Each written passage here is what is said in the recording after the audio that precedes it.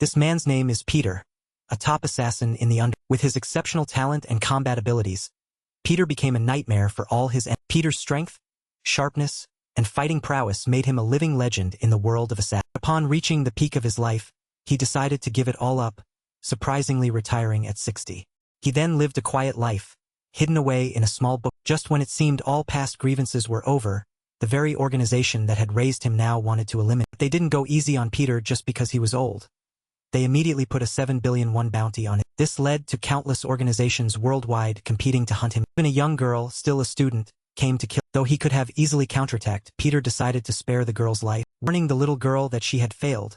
She would definitely be eliminated by the organization's men as a loose. Even so, he would still protect her because he himself was once a child like that, raised with brutal beatings, surviving in the cold and fighting like a soulless man. When others learned to love, he learned to kill.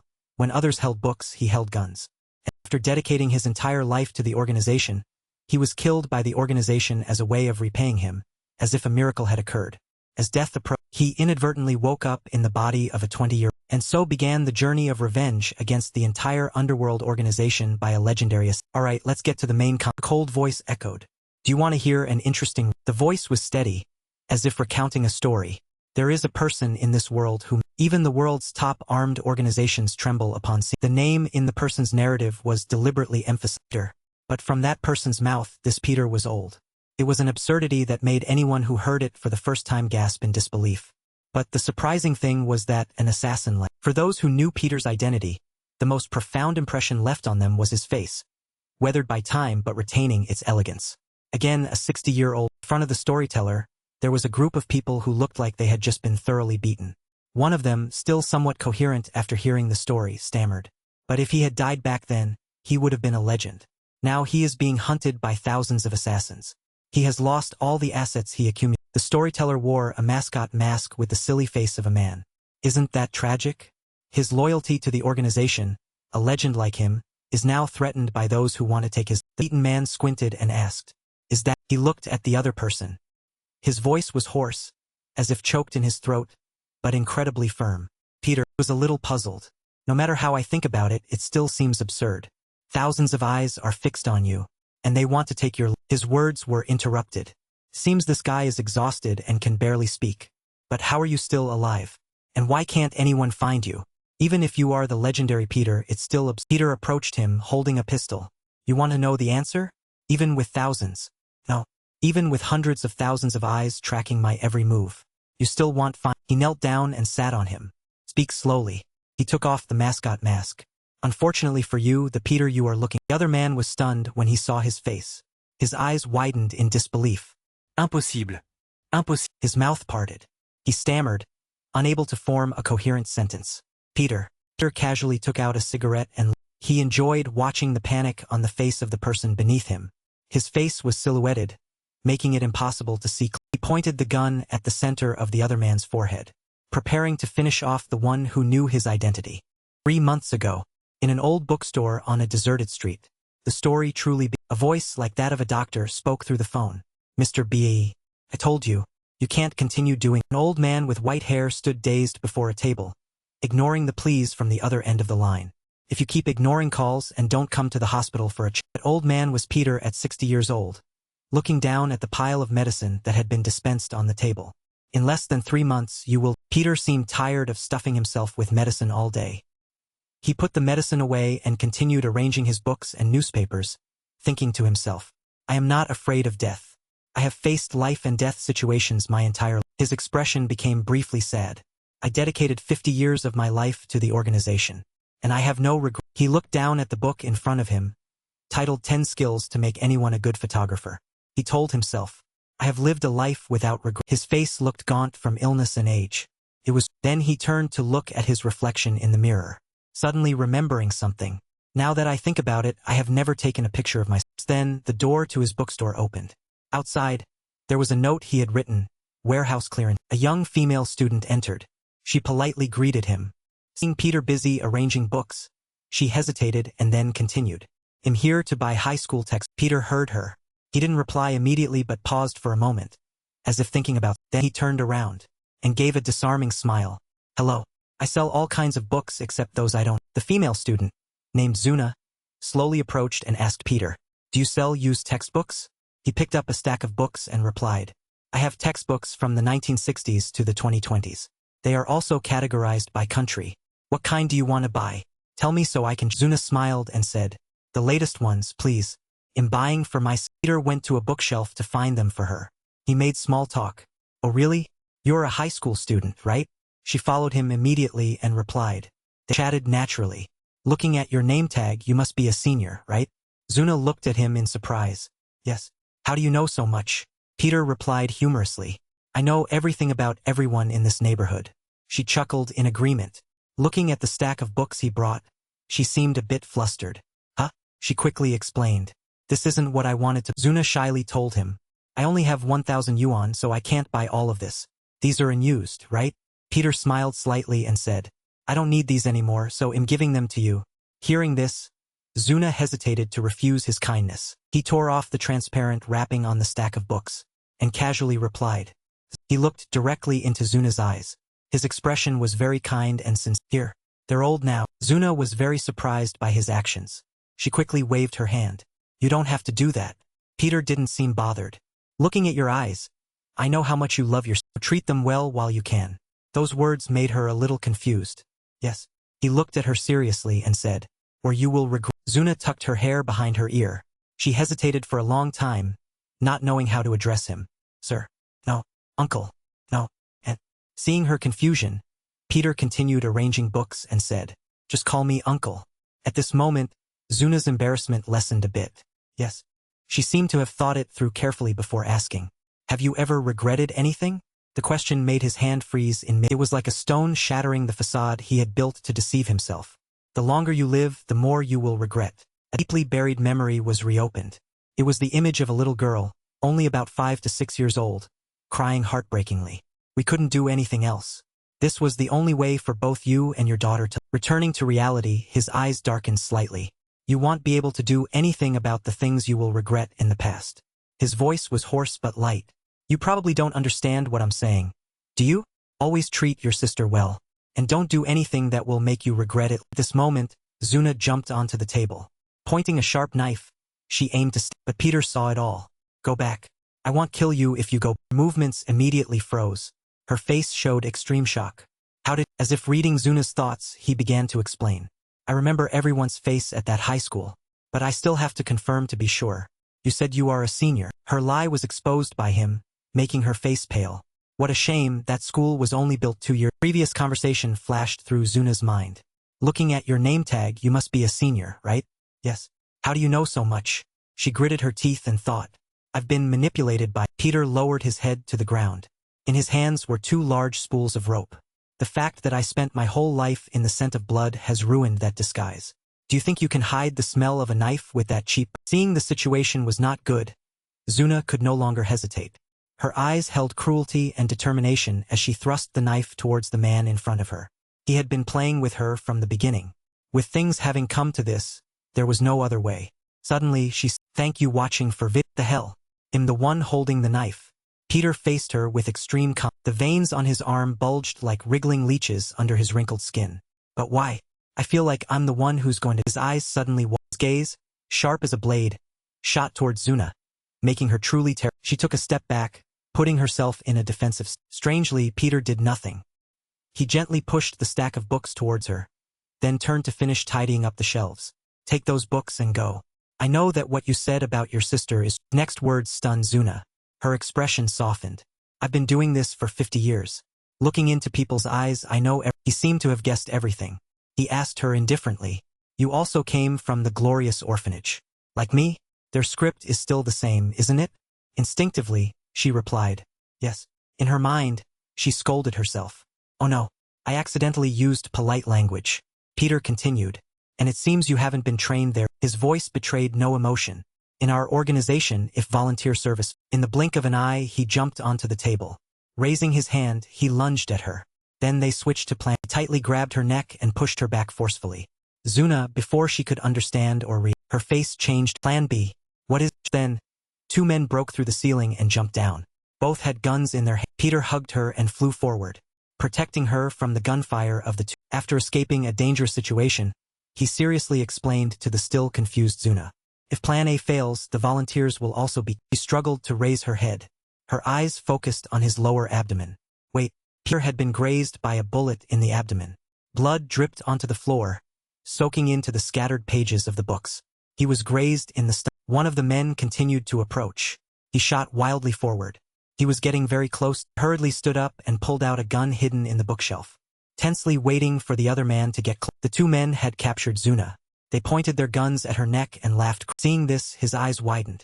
He cursed inwardly. Immediately, the remaining man rushed, warned her that she had failed, and that the organization would surely send people to eliminate her next, to tie up loose. Even so, Peter would protect her, because he, too, was once a child like her, growing up with bloody beatings, surviving in the cold, and fighting like a soulless man. When others learned to love, he learned to kill. When others held books, he held guns. After dedicating his entire life to the organization, he was to be killed by them as a form of gratitude.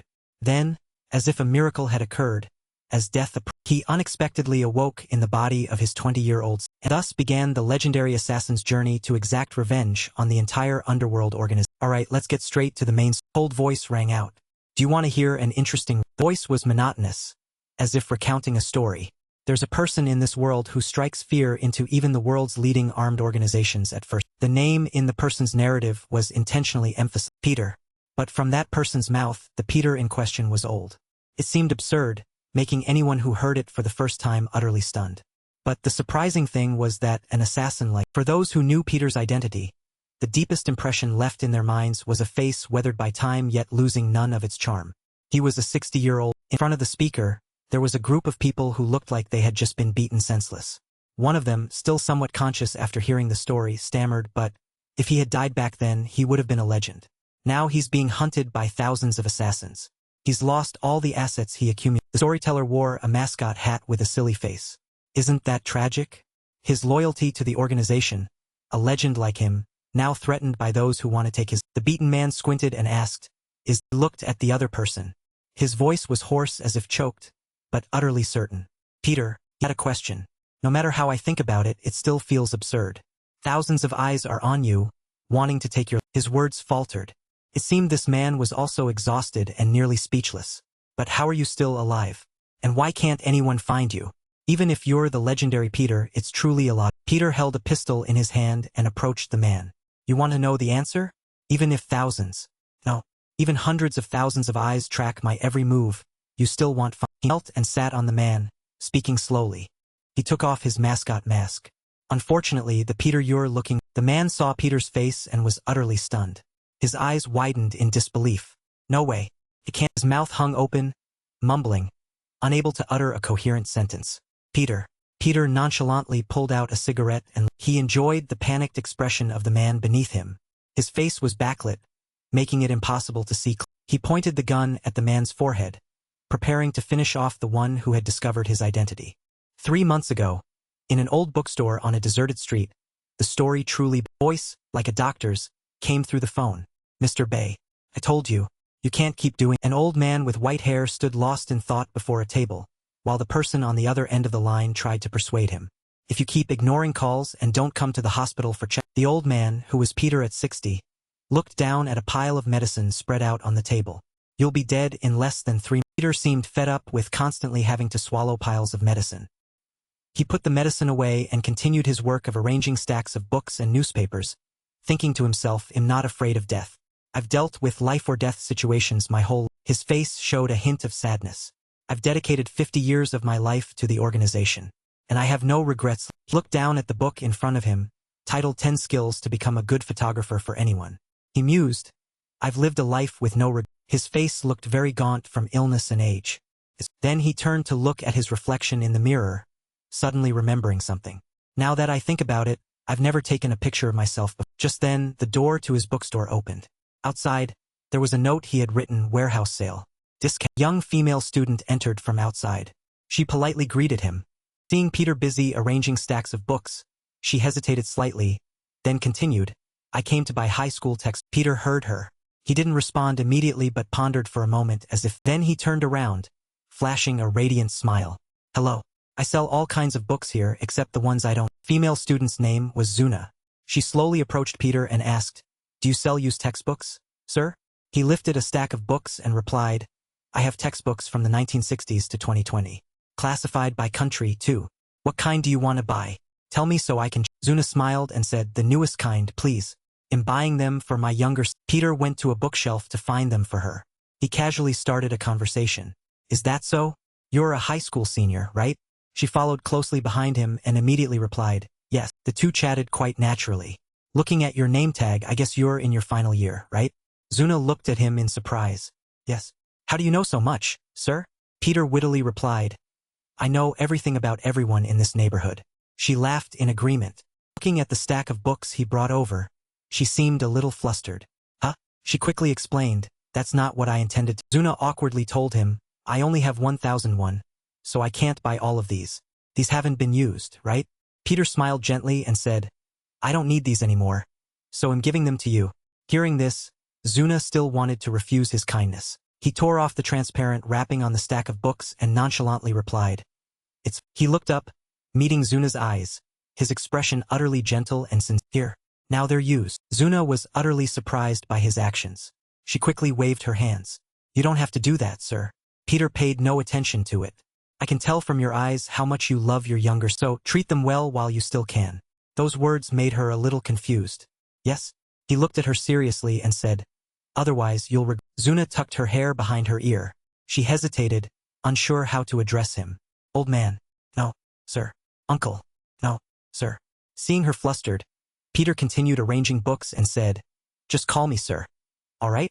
At this, Zuna's awkwardness lessened slightly. Yes, she seemed to have thought it through carefully before asking, have you ever regretted anything, sir? The question made his hand freeze in mid. It was like a stone shattering the false facade he had built to deceive himself. The longer you live, the more you'll regret. Deeply buried memory resurfaced. It was the image of a little girl, only 5 or 6 years old, crying heartbreakingly. We can't do anything else. This is the only way for both you and your daughter to back to reality. His eyes darkened somewhat.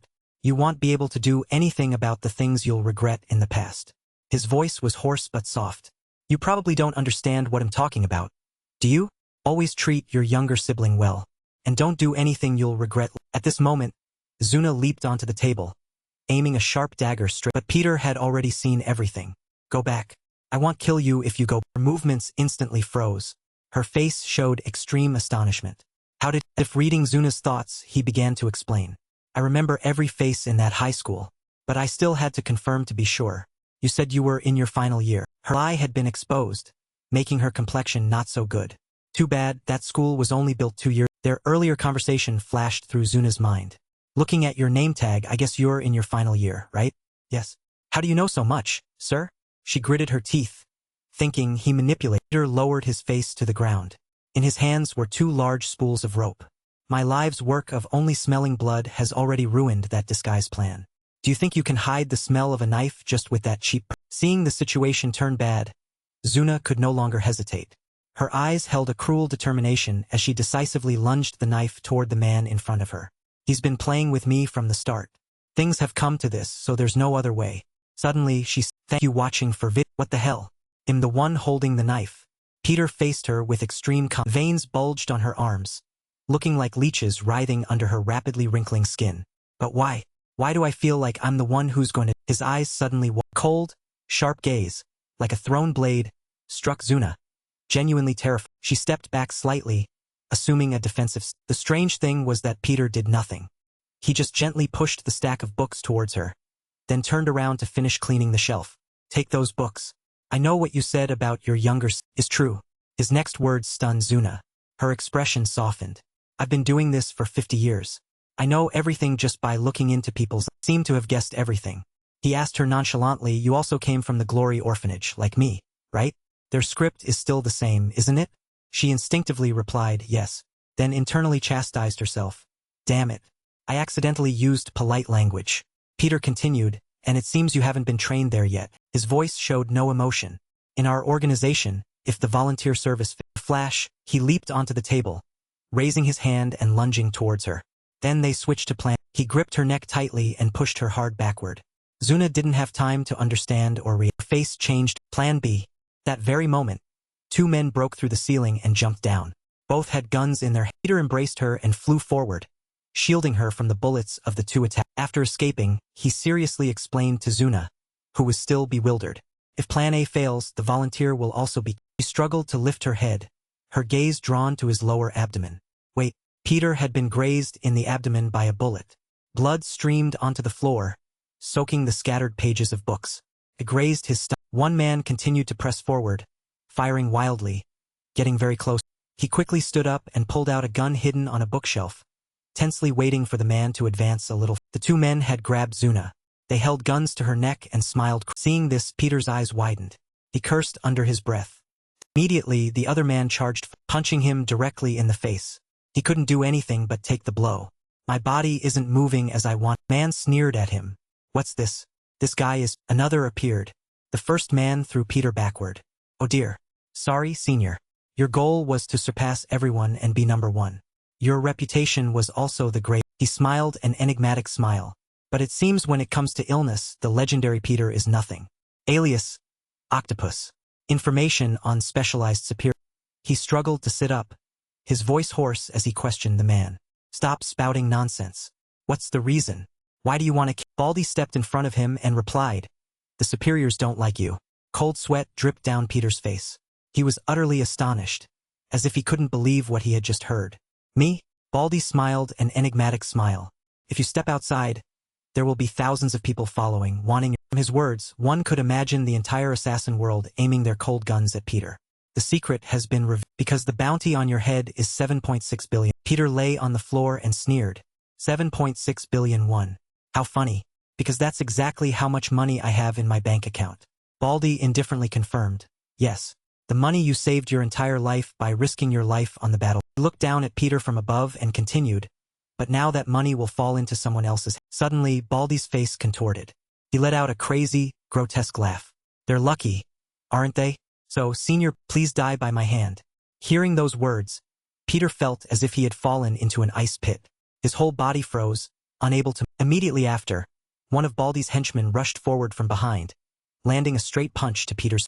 He punched Peter repeatedly in vital spots, then grabbed his neck, baring his teeth as he spoke. You should have quietly bought a coffin and lain in it. Shouldn't you? Why do you have to make things difficult? He violently threw Peter backward, causing the neatly stacked books on the shelf to tumble. Peter slumped beside his simple bed. Seeing no reaction from him, the henchman hesitated. I guess he's knocked out, right? Baldy sounded a bit bored. I was so excited on the way here, but dealing with him was too easy. Clean up. The two men immediately replied. Saying that, Baldy stepped forward and pushed aside the old bamboo curtain, preparing to. Just then, Peter suddenly smirked, throwing a little gift. Baldy was caught off guard. His face scrunched up. A loud explosion rang out. Blinding light spilled out from inside into the night. Seizing the opportunity, Peter escaped. The henchman rushed over to check. He's gone. It was then that Baldy realized Peter's intention. Damn it. He tricked us into throwing him out the back. He angrily yelled orders at the two men. He's bleeding heavily, so he can't have gone far. Go find him quickly. They grabbed their guns and ran outside in pursuit. Una sat dazed on the ground. Her face was somewhat. Outside it was pouring rain. The entire sky was gray, much like Peter's. He had used all his might to escape to a nearby place. Blood from the wound in his side dripped onto the ground. He laboriously dragged his ailing body, gasping for breath. He couldn't even fight back properly. He crawled on the ground, his whole body trembling, devoid of any strength. His eyes gradually dimmed. His heavy eyelids were almost impossible to open. Looking back, my life was the organization. Before dying, people often recall memories from childhood to the present, like a fast-forwarded film in their minds. When others were still holding pen, I shed blood for 365 days to learn how to wield a knife. He, as a teenager, had to risk his life training to be useful to the organization. When others learned how to use social media, I had to learn how to eavesdrop until my ears had endured countless hardships. His hands had been stained with the blood of. When others dated and learned about love, I became a Russian spy, living in the Frost 24. Sole purpose in life seemed to be to serve the organization wholeheartedly. When others started families and lived normal lives, I fought among a terrorist group to survive. It seemed as though such a life would continue forever, but it had taken a different. I've worked my life on the battlefield for years, but when the new boss took over, everything changed. That new boss was Raphael. It was he who had reduced Peter to this state. A new era began. I had high hopes because Peter's reputation had spread far and other assassins in the organization gossiped behind Peter's back. But he's old and not living up to expectations. Pretext from those rumors? Raphael kicked him out of the organization. You need to be eliminated for a new generation to be. All of this made him resentful. I gave up everything for the organization. I didn't seek wealth or respect. His eyes rolled back, filled with hatred. He gritted his teeth, thinking, is my life always going to be this pathetic? One of his hands was broken. He had to put all his strength into the other hand to drag his body forward, little by little. They shouldn't have done that. At least not. His whole body was bruised. His trembling body crawled in the cold rain.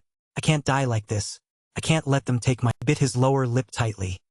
The image of his little daughter crying heartbrokenly as she had to leave him reappeared in his... Tears of resentment welled up. He was truly unwilling to die like... Peter collapsed in a pool of blood.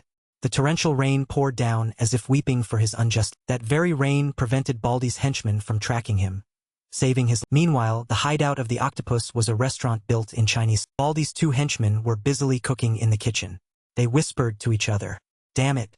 We almost caught him, but he got away. If I had killed him, I'd have 7.6 million won already. Seriously. Why are they spending so much money just to kill an old man who's about to... The man in the hoodie carried a large pot of soup, grinning. It's the least we can do to show respect for the legend. The other man in the blue jacket scoffed. Nonsense. Money comes first. He stared intently at the photo of Peter in his hand, his voice full of confidence and smugness.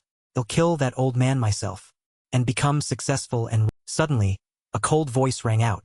You know what? That's the first photo of me. The two men startled and turned to look. Both showed extreme astonishment. Who? What? Peter appeared with the strong physique and jet-black hair of a young man. He clasped his hands together and bowed his head, saying, should I say that's the first photo taken of me? The two henchmen paid no attention to his words but held up the photo for comparison. It's not him. I thought it was Peter Kerr. Because they're wearing the same clothes. He touched the wound on his side. He looked down at his muscular arm, no longer wrinkled as before, and muttered, I don't know either. When I woke up, I was like this.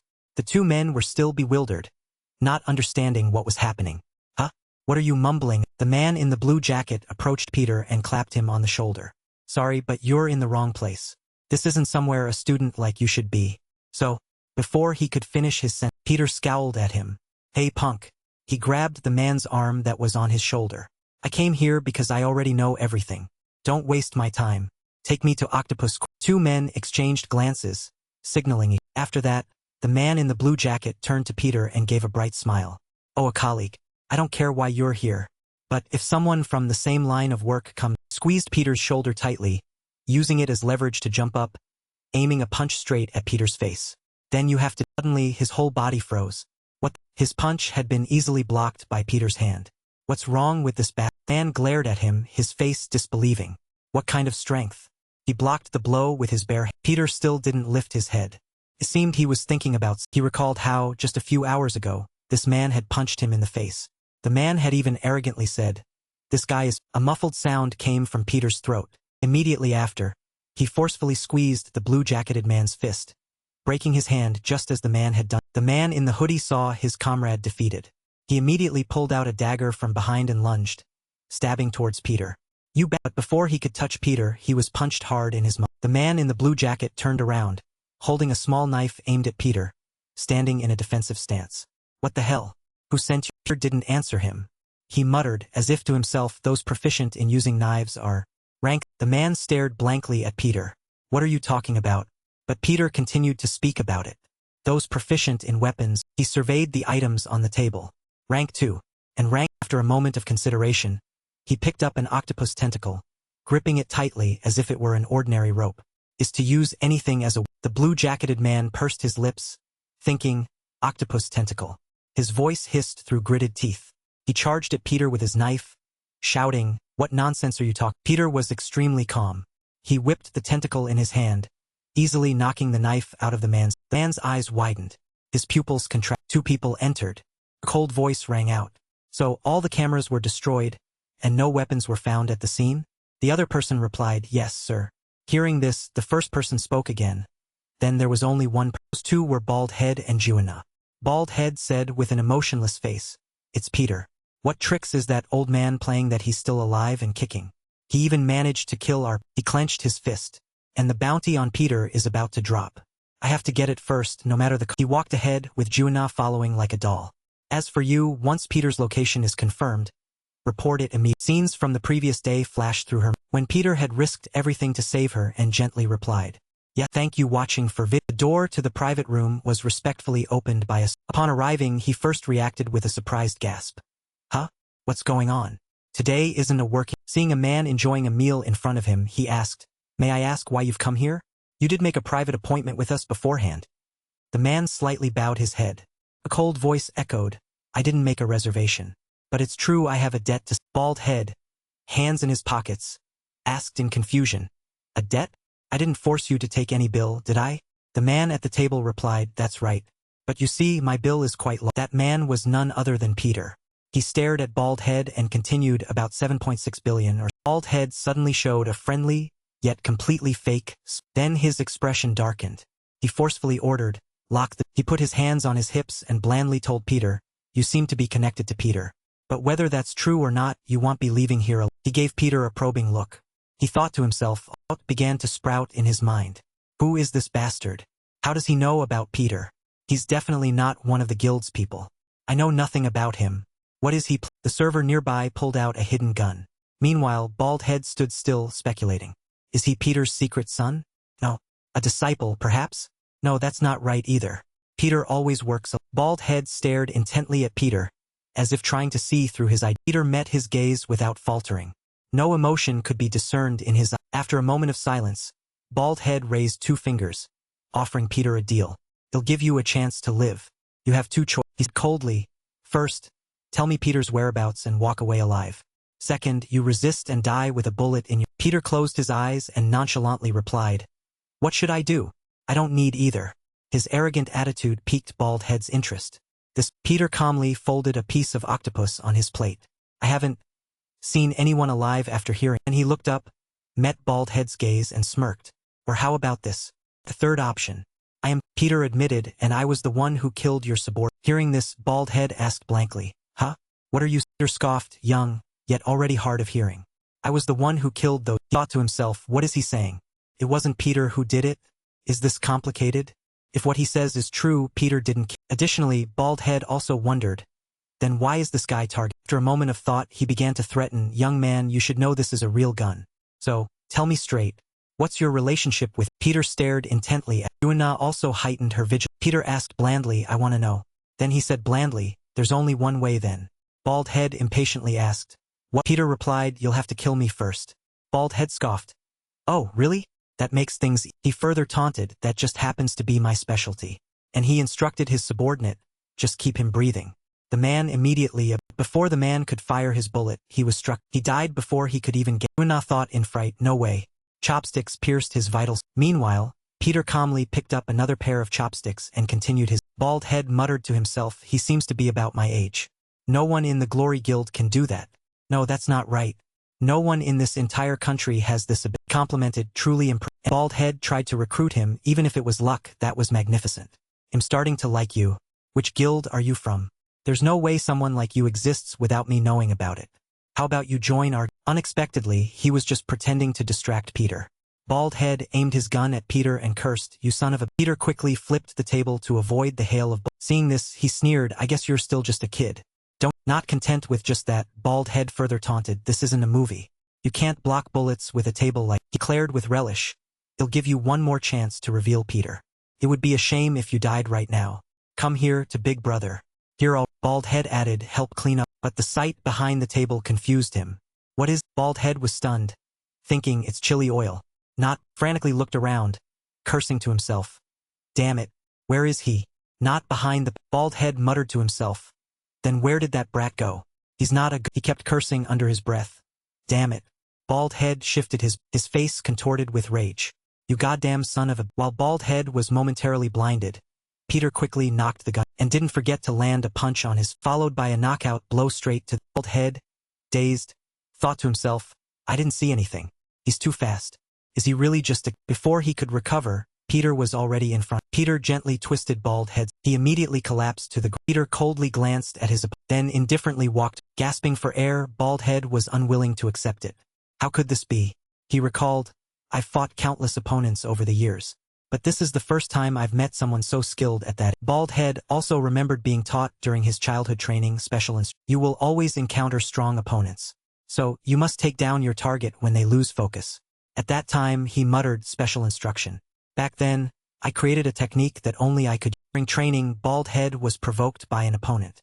That's all you've got? That won't kill anyone. Squeeze harder. In the end, that guy had to beg. At the same time, the trainer reminded him, but be careful. The most dangerous thing is turning your back when you think you've won. Don't be overconfident. Afterwards, he boasted, and finally, I completed it.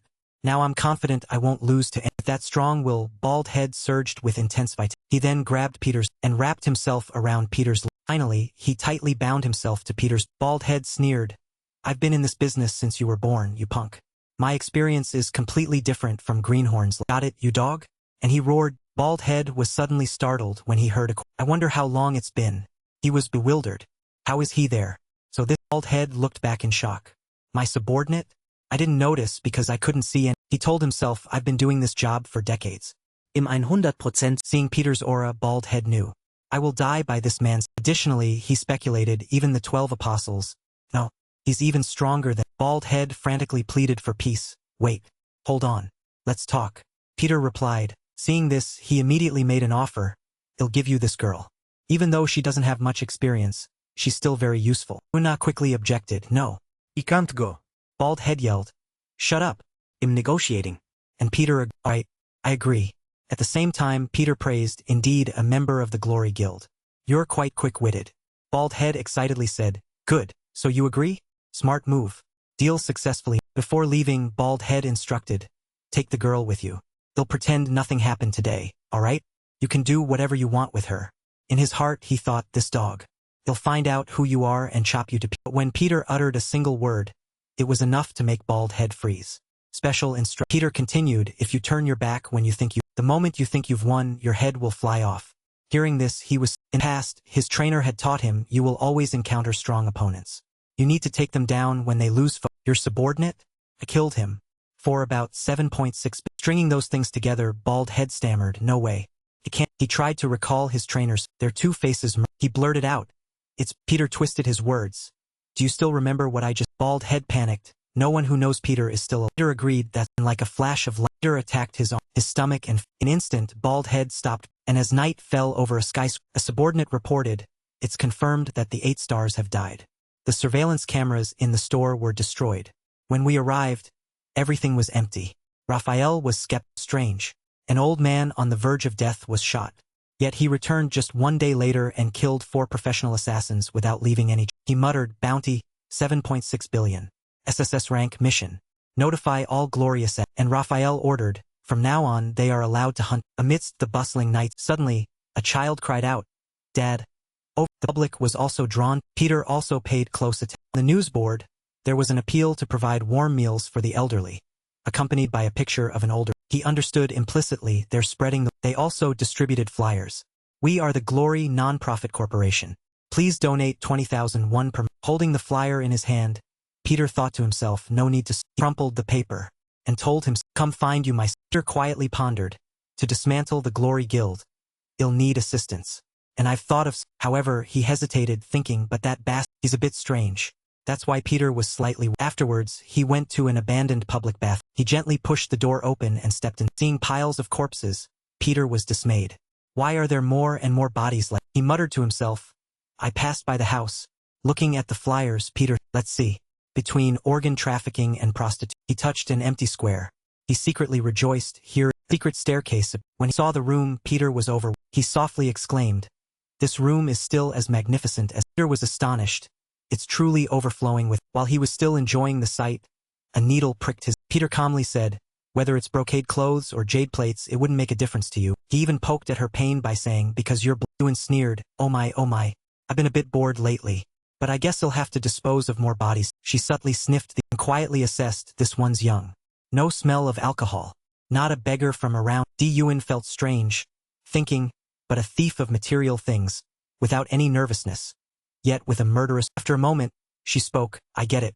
The Glory Guild sent you. Thinking he was an enemy, Yun attacked relentlessly. She teased, you're fast. Then Di-Yuan lunged again with a warning. She attacked, she reminded him that wallpaper is very expensive. Di-Yuan softly asked, "Why?" Meanwhile, Peter thought to himself, "I'm starting to get curious." Meanwhile, she scoffed. "Have you never seen a blind person before?" Peter doubted in his heart. Can she really not? While she was feeling smug, Di-Yuan exclaimed in surprise.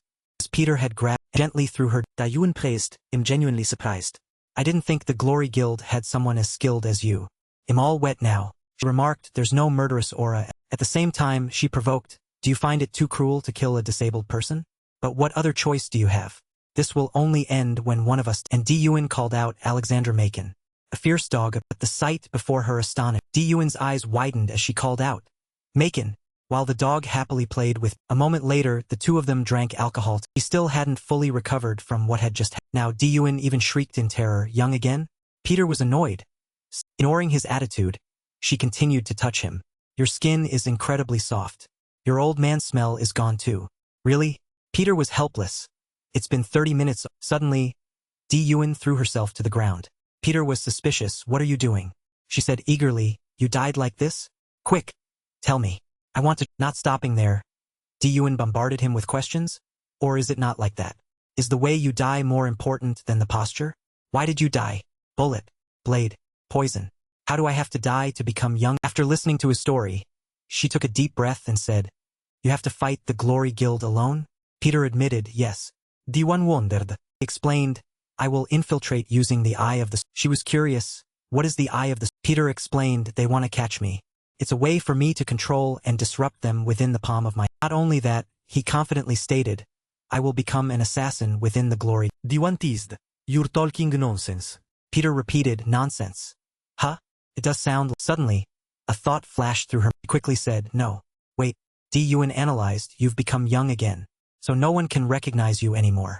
If you become a glory assassin, the situation will... They will plan to catch Peter, while Peter is actually pulling their..." Stammered, You're truly terrifying."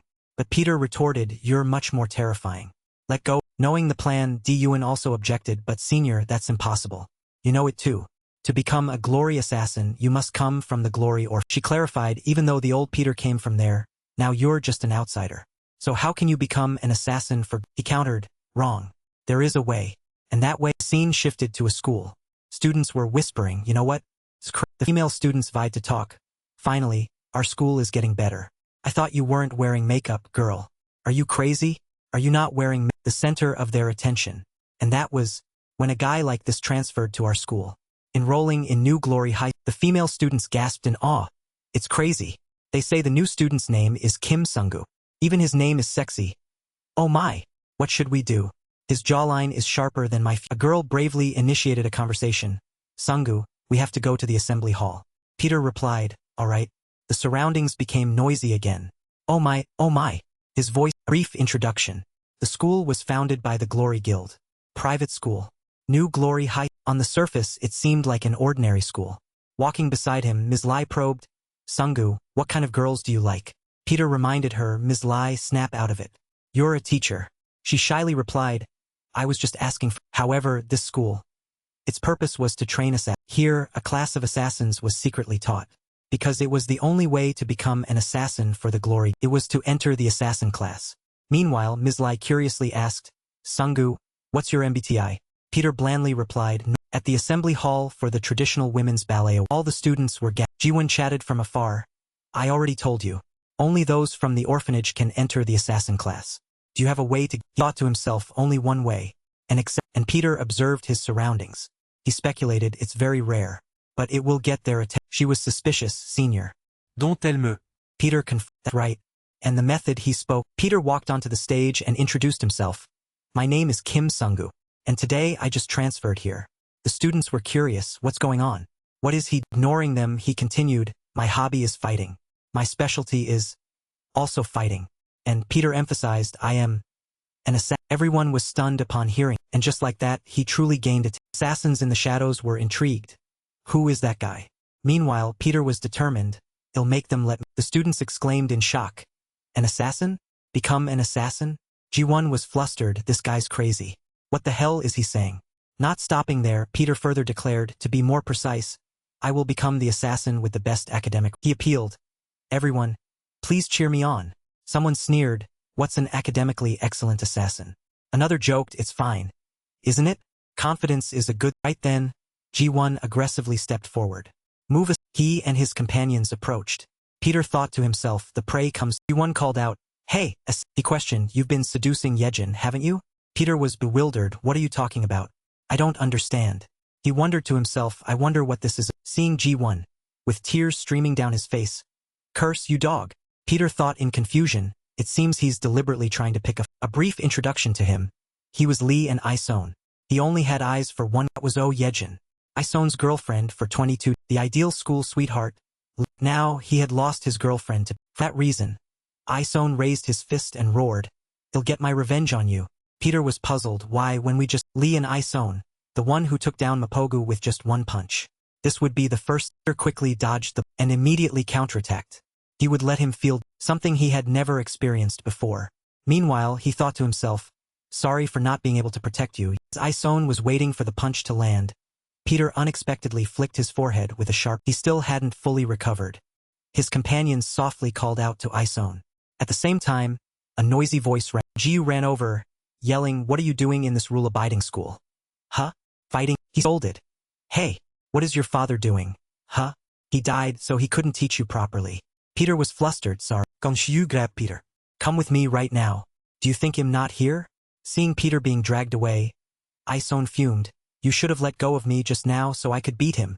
His companion argued back. Who stopped you? He grumbled. Just listen to what I'm saying. In another room, a masked man asked. What's the plan? Man asked. Should we go find out a bit more? The other agreed, sounds. Looking at Peter, he was excited. Should I try killing someone for? Meanwhile, he urged. Hurry up and go. Peter obediently replied. I'm going, sir. The female students were abuzz. I'm going crazy. He's so Seeing Peter, Juana was terrified. Why is he here? Is he planning to flatten this quiet afternoon at? In a corner of the yard, a voice called out. Unbijuan. May I sit? Startled, why are you sitting here? Peter indifferently replied. Everyone was bothering me. So I wanted to find a quiet spot. And you, why are you? Juana grumbled. I didn't find the food very appetizing, so I came out. Peter wondered. Isn't it a bit much for you to take so much? She snapped. Meanwhile, Juana recalled that he had asked, do you want to live? Peter demanded. Claim that the person who killed Baldhead is the old man in this. She worried, I kept my promise. Why are you still coming to find me? Peter replied. I didn't say I came to find you for that. Juana was skeptical. Now you're going to silence me? Because of you, the company is now monitoring only me. Do you know how much trouble I've been through? He explained, I came here because I have a reason I can't conveniently disclose. Additionally, Peter was suspicious, you sound quite miserable. Isn't it thanks to me that you're sitting here eating now? She objected, save? What save? I found a way to live well on my own. Peter conceded. All right. Juana explained. This place is terrifying. And you don't even know who I really am. What can an outsider like you do here? Peter pondered. Thank you watching for vid. Then he tried to say, I did help you. She said coldly, why? Peter explained, because we're in the same. He also added, he'll be counting on you later, unbul. No, that's not. It's Lee Juana. She was frightened. How does he know my real? When she looked back, Peter had vanished. On New Glory High School's sports festival day, everyone was. Among them was an athlete. My name is Jonathan. My nickname is Yuzenban from Shinyang School. I hold the 400-meter high school track record. But it seems my retirement has been decided today. Because of the appearance of that new transfer, his teammates comforted him, don't be sad. As far as the eye chart went, Peter read it clearly. In order, 2, 4, 8. The students marveled. That's extraordinary. He's reading the 6.0 line. Is he Mongolian? Can he really read all of it? Peter smugly asked, there's no 8.0. It was cooking class time. The teacher announced, everyone, today we'll be learning fruit carving. This is a high difficulty. The teacher instructed, you've probably never carved fruit before. Have you? Be careful not to cut your hand. Peter obediently replied, I'll try my best, ma'am. The teacher was pleased. If you can't do it, following his assassin's habits, Peter picked up a knife and tested its sharp. After carving for a moment, Peter humbly said, I just thought I'd try a little. The teacher praised. Can you believe it? He carved the apple into a. Meanwhile, in a corner of the school, Kenjiu was flustered. What do you? Group of delinquent students threatened. I don't like cleaning up. You can do it, right? The kids further taunted, besides getting angry and deducting points, you can't do anything else. Huh, sir? He was annoyed. How dare you be so disrespectful? The kid sneered. I forgot you're a teacher, sir. Sorry, sir. Accompanied by their obnoxious Jiu stammered. Father. Who are your parents? Who? Is that right? The students filmed him and jeered. He's stuttering now, babbling like a child. Do you want to be suspended? He then lectured. Hey, you guys. You violated school rules. The kids, unafraid, hurled. The kid grabbed Kanjiu, threw him to the ground, and threatened. And these are the students' rules. What are students' further threatened? Do you know what's scarier than penalty points, sir? As if I cough once, you'll lose your job. You'd better stay put and be a scarecrow. Let me take a picture and post it on. The other kid in the group was delighted. ITLL probably get a lot of likes. Suddenly, he exclaimed. Student scoffed. Isn't that the new student who said he wanted to be an assassin the other day? Someone laughed in agreement. What? An assassin? Peter was suspicious. You guys want to hit the teacher too? He was annoyed. This guy is clueless. Do you want a beating? If you're smart, get. Peter also provoked. If I don't go, what will you do to me? He retorted. If you don't get lost. The kid challenged. Then you'll get my spit. And taunted. This guy is used. Threatened. Assassin. If you want to live, get lost now. The kid lunged forward. Stand still, and Peter agilely dodged the students standing outside laughed. That looks hilarious. Good thing he didn't land a single hit. He was annoyed. Shut up, you bat. The kid was furious. Damn it. How could I? Meanwhile, Peter gently kicked him down with just a flick of his wrist. The kid thought to himself, this guy isn't. Another kid in the group picked up a brick and tried a sneak attack. Eat this. Unexpectedly, Peter was as fast as the blink of an eye. He swung his hand, shattered the brick, and landed a painful kick. The whole group of students bowed their heads in fear. Sir. We're sorry, sir. We're really sorry. Even chanted. Before evil, justice always triumphs. Peter said, all right. At the same time, he asked Kanjiu, are you all right, sir? The man, though scared, was still stubborn. Hey, even so, how dare you fight in front? Peter ignored him, saying, those guys ran off and dropped their phones. Kanjiu grumbled. Hey, how dare you disregard what He criticized, student Sungu. What's wrong with you? Peter was distracted. Kanjiu attacked from behind. He was excited. My judgment of people isn't wrong. Seeing Peter easily block his kick, Peter asked blandly, what do you mean, sir? Kanjiu stated, you're not normal. Peter retorted, demonstrated, here it is. You dodged the attack without spilling a single. And curiously, tell me, Sungu, where did you learn that? No. Kanjiu emphasized. B. What is your purpose in coming? Peter calmly replied, because I want revenge. In his heart, Peter harbored bitter resentment. The Glory Guild stole my life. He expressed his feelings, my home, my money, my reputation. They took everything from. Sir, consider my life as good as dead. Upon hearing this, he offered, so, would you like to join our service? Peter smirked, thinking, I've been recalling his efforts over the past few days today to finally meet those. He secretly called out in his heart, my teacher, sir. Peter told himself it should be the Glory Assassin Kanjiu introduced. Shinyang School has an assassin training facility. Oh, my mistake. There's a department called the Service Department. Only those with the chosen qualities can enter. You're a new student. This is an exception. It's not easy, he officially announced. Peter's inner self anticipated. This is it. Kanjiu welcomed him. Welcome to the Service Department. Peter prepared himself before opening the door. He thought to himself, this place. Peter wondered, the Service Department. Huh? Looking at the scene inside, he thought in astonishment. Is this really a place that trains assassins? Kanjiu gestured. Attention. He announced, starting today, this person will begin serving with us. Seeing Peter, Juana was startled in her heart. Why is he? He glanced at her. Why are you looking at me? Don't let them know you know me. Then Peter winked at Juana as a. She thought in fright, what kind of gesture is that? Why is he winking? Did something get into his eye? Or does he want to eliminate me? Meanwhile, he clearly introduced himself. I am Kim Sungu. Thank you for welcoming me. At the same time, Peter secretly doubted. This ordinary-looking place produces assassins. As he finished speaking, Go Young provoked, welcome? What welcome? Kim Sungu or whatever your name is? I couldn't care less. Looking at him, Peter secretly guessed, it seems there are still some rough elements. Go Young challenged. This is a place where only those from the Glory Orphanage can enter. Who are you to get in? Continued, unbelievable. Peter thought to himself, I also came from the Glory Orphanage. To break the tense atmosphere, Kanjiu suggested, everyone, let's have a welcome party for the new. The students called out to each other. Let's go eat cake. Peter thought to himself. He replied with murderous intent, it's human meat buns. Peter secretly praised, indeed, future assassin. Go Young and Goes demanded, move aside. Let us welcome him. Juana advised them, stop it, guys. She's secretly worried if he gets angry, they'll be angrily shouted. If you don't want to get beaten like him, then get out of the way. Lee Juana. She also thought in annoyance, in trying to save you. Gung called out, "Hey, new kid, let's go outside and fight a bit. You look decent." He also agreed a little welcoming spar. Peter indifferently replied, "Fighting. Huh? Alright." At the same time he thought to himself, "It's been a while since I experienced this. As for fighting, I've done." Two men attacked in tandem. Be careful, because this welcome battle could also be your last. Peter reacted flexibly, blocking one person with each. He warned, "This isn't a place for someone like you to sneak into. I absolutely hate guys like you. Do you know why we study?" He said his comrade's words were, to become stronger and become a super assassin like that person, understand? To become the strongest in this underground assassin. Hearing this, Peter thought to himself, that person?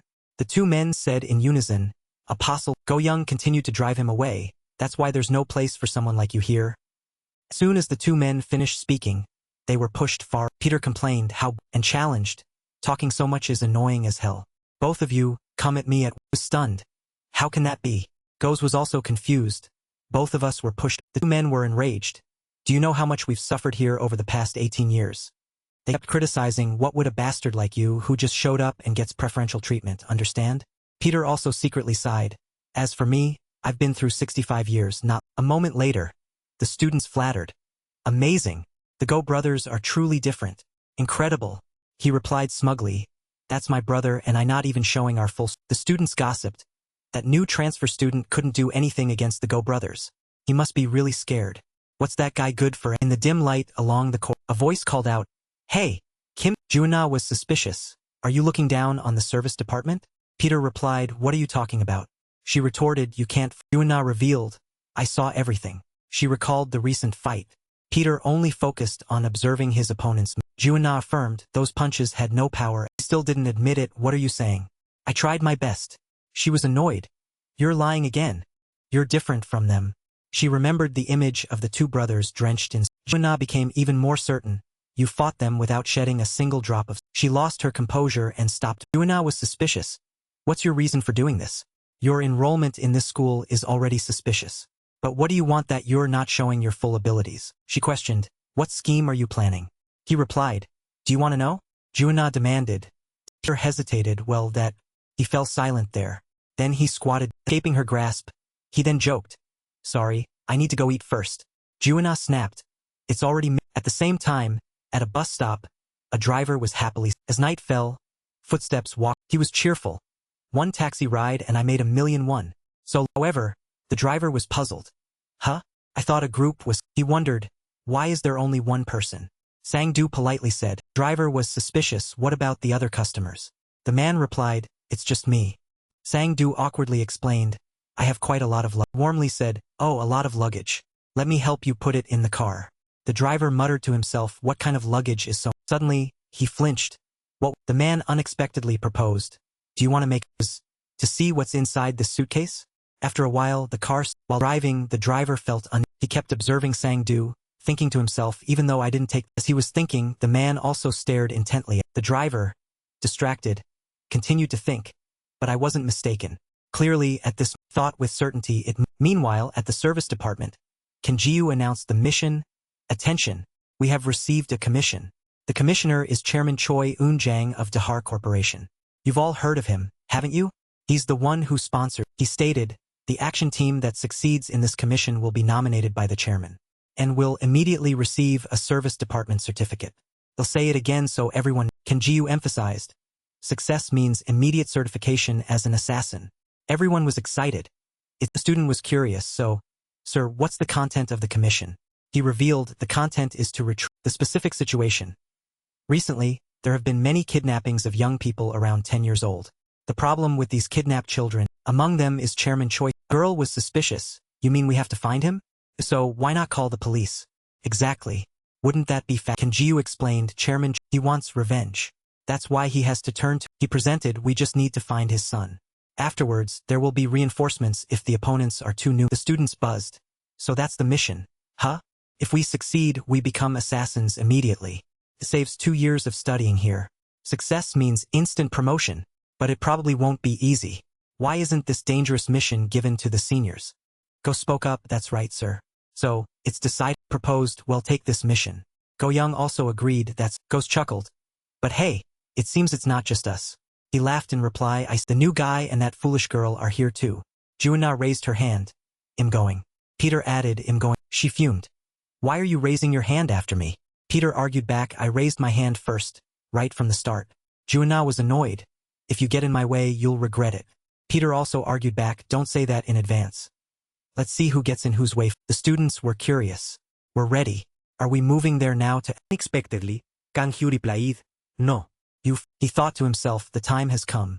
I can do at an amusement. The students all had the same question. Is this what the recovery mission is like? Peter, still carefree, said, just go have fun. Inside the amusement park, the entertainers called out. Samba. Peter teased. Hey miss, take me with you. Juana snapped. You're 50 years old. What? This moment, Go Hyung was bewildered. I don't understand. Why are people wearing bikinis at an amusement park? Goes also wondered, is that really? The two said in unison, we really can't understand. Juana teased, turn your heads around first. Then Juana secretly analyzed, even if he said that, it's still too vague. This must be what the instructor meant. At the same time, girls surrounded Peter. Can I have your number? Do you have Earlier, Kanjo had instructed. This is where Chairman Choi Un-chang's son was killed. He had ordered, you must find the hostage and subdue the kidnapper. Juana thought to herself, I also see the green world. I don't know if the boy is alive or where he is now. In a place this vast, where can I find any? Juana secretly thought, but him. Even in this situation he has a plan. It's like he knows Peter pointed the way. First, let's go at the ticket booth. An employee reported, we deeply apologize. But this ride can only be used after making a reservation. If you understand, please. Hyung scoffed, what? A ride you have to reserve to play? The employee explained, if you have any complaints, please send a DM. Go Hyung became even more annoyed. Why send a DM for dissatisfaction? Around them, there were jeers, hey, it looks like those people are visiting an amusement park for the first. Peter paid attention when someone said, downloading the app is more convenient. After checking the app, Juana sighed, Atlantic and the haunted house are fully booked. Peter reminded her, you came here to play, Juana. Aren't you going to do the mission? You really have no app yet. Upon entering the play area, Go Hyung and Go screamed, run, They were excited. Supercar coming through. Clear the way. Run, Santos. Juana scoffed. Look how ridiculous. At the shooting range, the owner invited them. Folks, this is so easy. I'm running this business at a loss for you, you know? Juana wondered, what do we get if we win? Food? Peter was intrigued. He'll try. Seeing that his prey had fallen into the trap, the owner chuckled. I'm letting you play for free because you're cute. Understand? He secretly laughed to himself, these fools. You absolutely can't knock them down because I've put heavy weights inside the owner thought to himself, whether it's 10,001 or 100,001. Just play to your heart's content. Thank you. They'll surely have a big haul today. Meanwhile, Juana struggled, this is hard. This is my first time trying a fake gun like. A moment later, the owner regretted it. Juana hugged a pile of bears. Thank you, sir. Peter also politely said, you've worked. Peter enthusiastically said, hey, let's go on that next. Go Hyung yelled, Juana, stop. Go cheerfully called, Kim Sunggu, you come over here too. Peter thought to himself, everyone seems very Peter recalled, that's right, because it's everyone's first time at an amusement park. Because they also experience childhoods like understanding that pain, so go ahead and enjoy it. Because don't know when we'll be able to laugh like this again. Cherish this. A little later, Juana complained, it's hard to get away from them. We didn't come here to play, so what are we? Phone suddenly notified her. What is? She was surprised. Isn't Choi Un-gyeon Chairman Choi Un-chang's kidnapped son? Why am I picking up a signal from his AirPods? Could it? Juana considered a possibility. Nearby, following the signal, she was suspicious. But why is the location? Juana suddenly wondered. In the women's she silently analyzed. Did someone pick up his earphones? No. Could also be someone else with the same name. Should I ask the others for help? Should I go in? Finally, she decided. First, I'll go in and Juna's heart was full of doubt. What is it? There's nothing special. The signal is coming from that. She thought to herself, even so, I shouldn't misunderstand. I should ask carefully, right? She smiled. So Juana spoke up, where did you get those AirPods? The girl, seeing Juna's furious smile, screamed and her boyfriend rushed in. My love, what's wrong? She replied. That crazy woman suddenly appeared from behind, wanting to hit me. Juana was flustered internally. That's not it. The girl added fuel to the fire. She keeps trying to steal my things. The man cursed. This girl has a beautiful face. No, this bitch looks pretty but she's a thief? Juna quickly explained. It's a misunderstanding. Without listening to the end, the man started to get physical. Who are you to dare lay a hand on my love? The girl feigned innocence. My love, you don't need to hit her. I just want her to apologize. The man said, of course she has to apologize, and aggressively charged forward. First, he'll give her a little. Meanwhile, Go's began to worry. Hey, have you seen Juna? Go Hyung nonchalantly said. She's probably off eating something. Then he turned and asked, hey, about the parachute jump. Did you see it? Nothing's happened, has it? Peter indifferently replied. I didn't see it. Nevertheless, Peter confidently said. But nothing dangerous will. Returning to the scene in the women's restroom. Juna began to fight. Peter, even more confident, told the two brothers we don't need to. Juna gripped her opponent. Like lightning, she used a candy stick near the man. Suddenly, she stopped when she After dealing with him, Juna turned to the man and asked, now, pressed, where did you get this? The girl stammered, After that, Juna ran to find her teammates. Everyone, she informed them this is Choi Eun-gyeon's AirPods. I found their last known location. Peter asked skeptically. Peter speculated, anyway, it seems we're looking at the same place, aren't we? Go Hyung wondered, what are you talking? Peter analyzed, no matter where you go or how many eyes are watching, it's always the place that attracts the least attention, right? A place where it's not unusual for someone to scream or be attacked by. He also noted, look at the reservation window for this game. It's fully booked all day. A place where no one goes in or based on the above, the haunted, and they decided to enter the haunted. Go said seriously, enough playing around. He also added, everyone focus. Go Hyung also reminded them, we don't know what might happen. So follow us. Juna was annoyed. Let go of my shirt and talk. Go Hyung retorted. It'll cover the rear. Juna snapped. Hey, you just said you'd go argued. Come with us, Juna. Seriously, don't stick to me. Peter, meanwhile, pondered silently. How strange. He was confused. There's absolutely no sense of anyone being. So Peter warned, get ready slowly. Go Hyung wondered, what are you? Stated, our mission has just been. Go Hyung impatiently asked, is this okay? Peter replied, even so, we're halfway to success. And he thought. Peter analyzed to find the hostage and subdue the kidnappers. To do that, Peter realized our mission from the very beginning was to get kidnapped. And they tried to open his. Dazed, Go Hyung saw a figure. At that moment, at the operations center, Kanjo screamed. The employee startled. Instructor. He urgently asked, where are the kids now? The employee was bewildered. They're on a mission, aren't they? Kanjo urged. Contact them immediately. The employee was flustered. What's wrong? After making a call, he reported no answer. What's going on, instructor? Kanjo stated, that's no simple. He then called out a name. Park Sang-do. The employee panicked. What? You don't mean Park Sang-do, do you?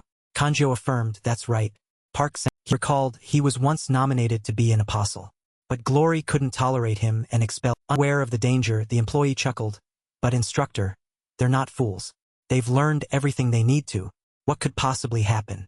Kanjo worriedly said. Kanji's face was filled with pain. Seeing his instructor so scared, the employee also panicked. Instructor. Meanwhile, in a warehouse filled with suitcases, Juna and Peter were tied to a. Park Sang-do muttered, do you guys know? The sleeping drug you inhaled is chloroform. You know, that anesthetic often seen in movies. But normal people, when they pass, he analyzed, usually sleep with their mouths. At the school, the employee stammered, Instructor. Kanjo firmly said, we must stop him. He stated, he is a very cruel. Then, he quickly pulled out his phone and shouted, this is no time for this. We have to save the At this moment, in the warehouse, Juna thought to herself, it seems we've been found out. What should Kanjo feared? If he catches them, they'll have their legs chopped. Just then, Juna's phone ringing in her pocket caught Park Sang-do. Picked up the phone and spoke. Kanjo growled, hello, Park Sang threatened. If you touch even a single hair on those kids, I'll risk my life to. Park Sang-do replied in a calm tone, long time no see, Senior Kanjo. But why are you saying such scary? He subtly hinted at a past event. Well then, are you afraid it'll cripple their legs like your own, Senior? Kanji's brows furrowed tightly. His teeth ground together in anger upon hearing those. He roared, you bastard, I absolutely will. Before Kanjo could finish, Park Sang-do offered, by the way, let's make. Placed a hand on Juna's thigh, his voice provocative. By the time Senior arrives, let's see how many legs these kids still. Park Sang-do said over the phone, if you guess correctly, it'll spare Chairman Choi Eun-chang's son. If you guess wrong, then, what do you want to bet, Senior? The young man in front of Kanjo mumbled words. Instructor, why are you trembling like that? Upon hearing the two words betting, Kanji's whole body trembled. making him unsteady on his feet. He had to grip the table tightly, his face showing an expression of horror. Somewhere, a shout rang out, "Hey! Get out here! Where is that criminal dog hiding, Juna?" Go Hyung ordered. "You go check that room. They're very weak, so they'll be the first target."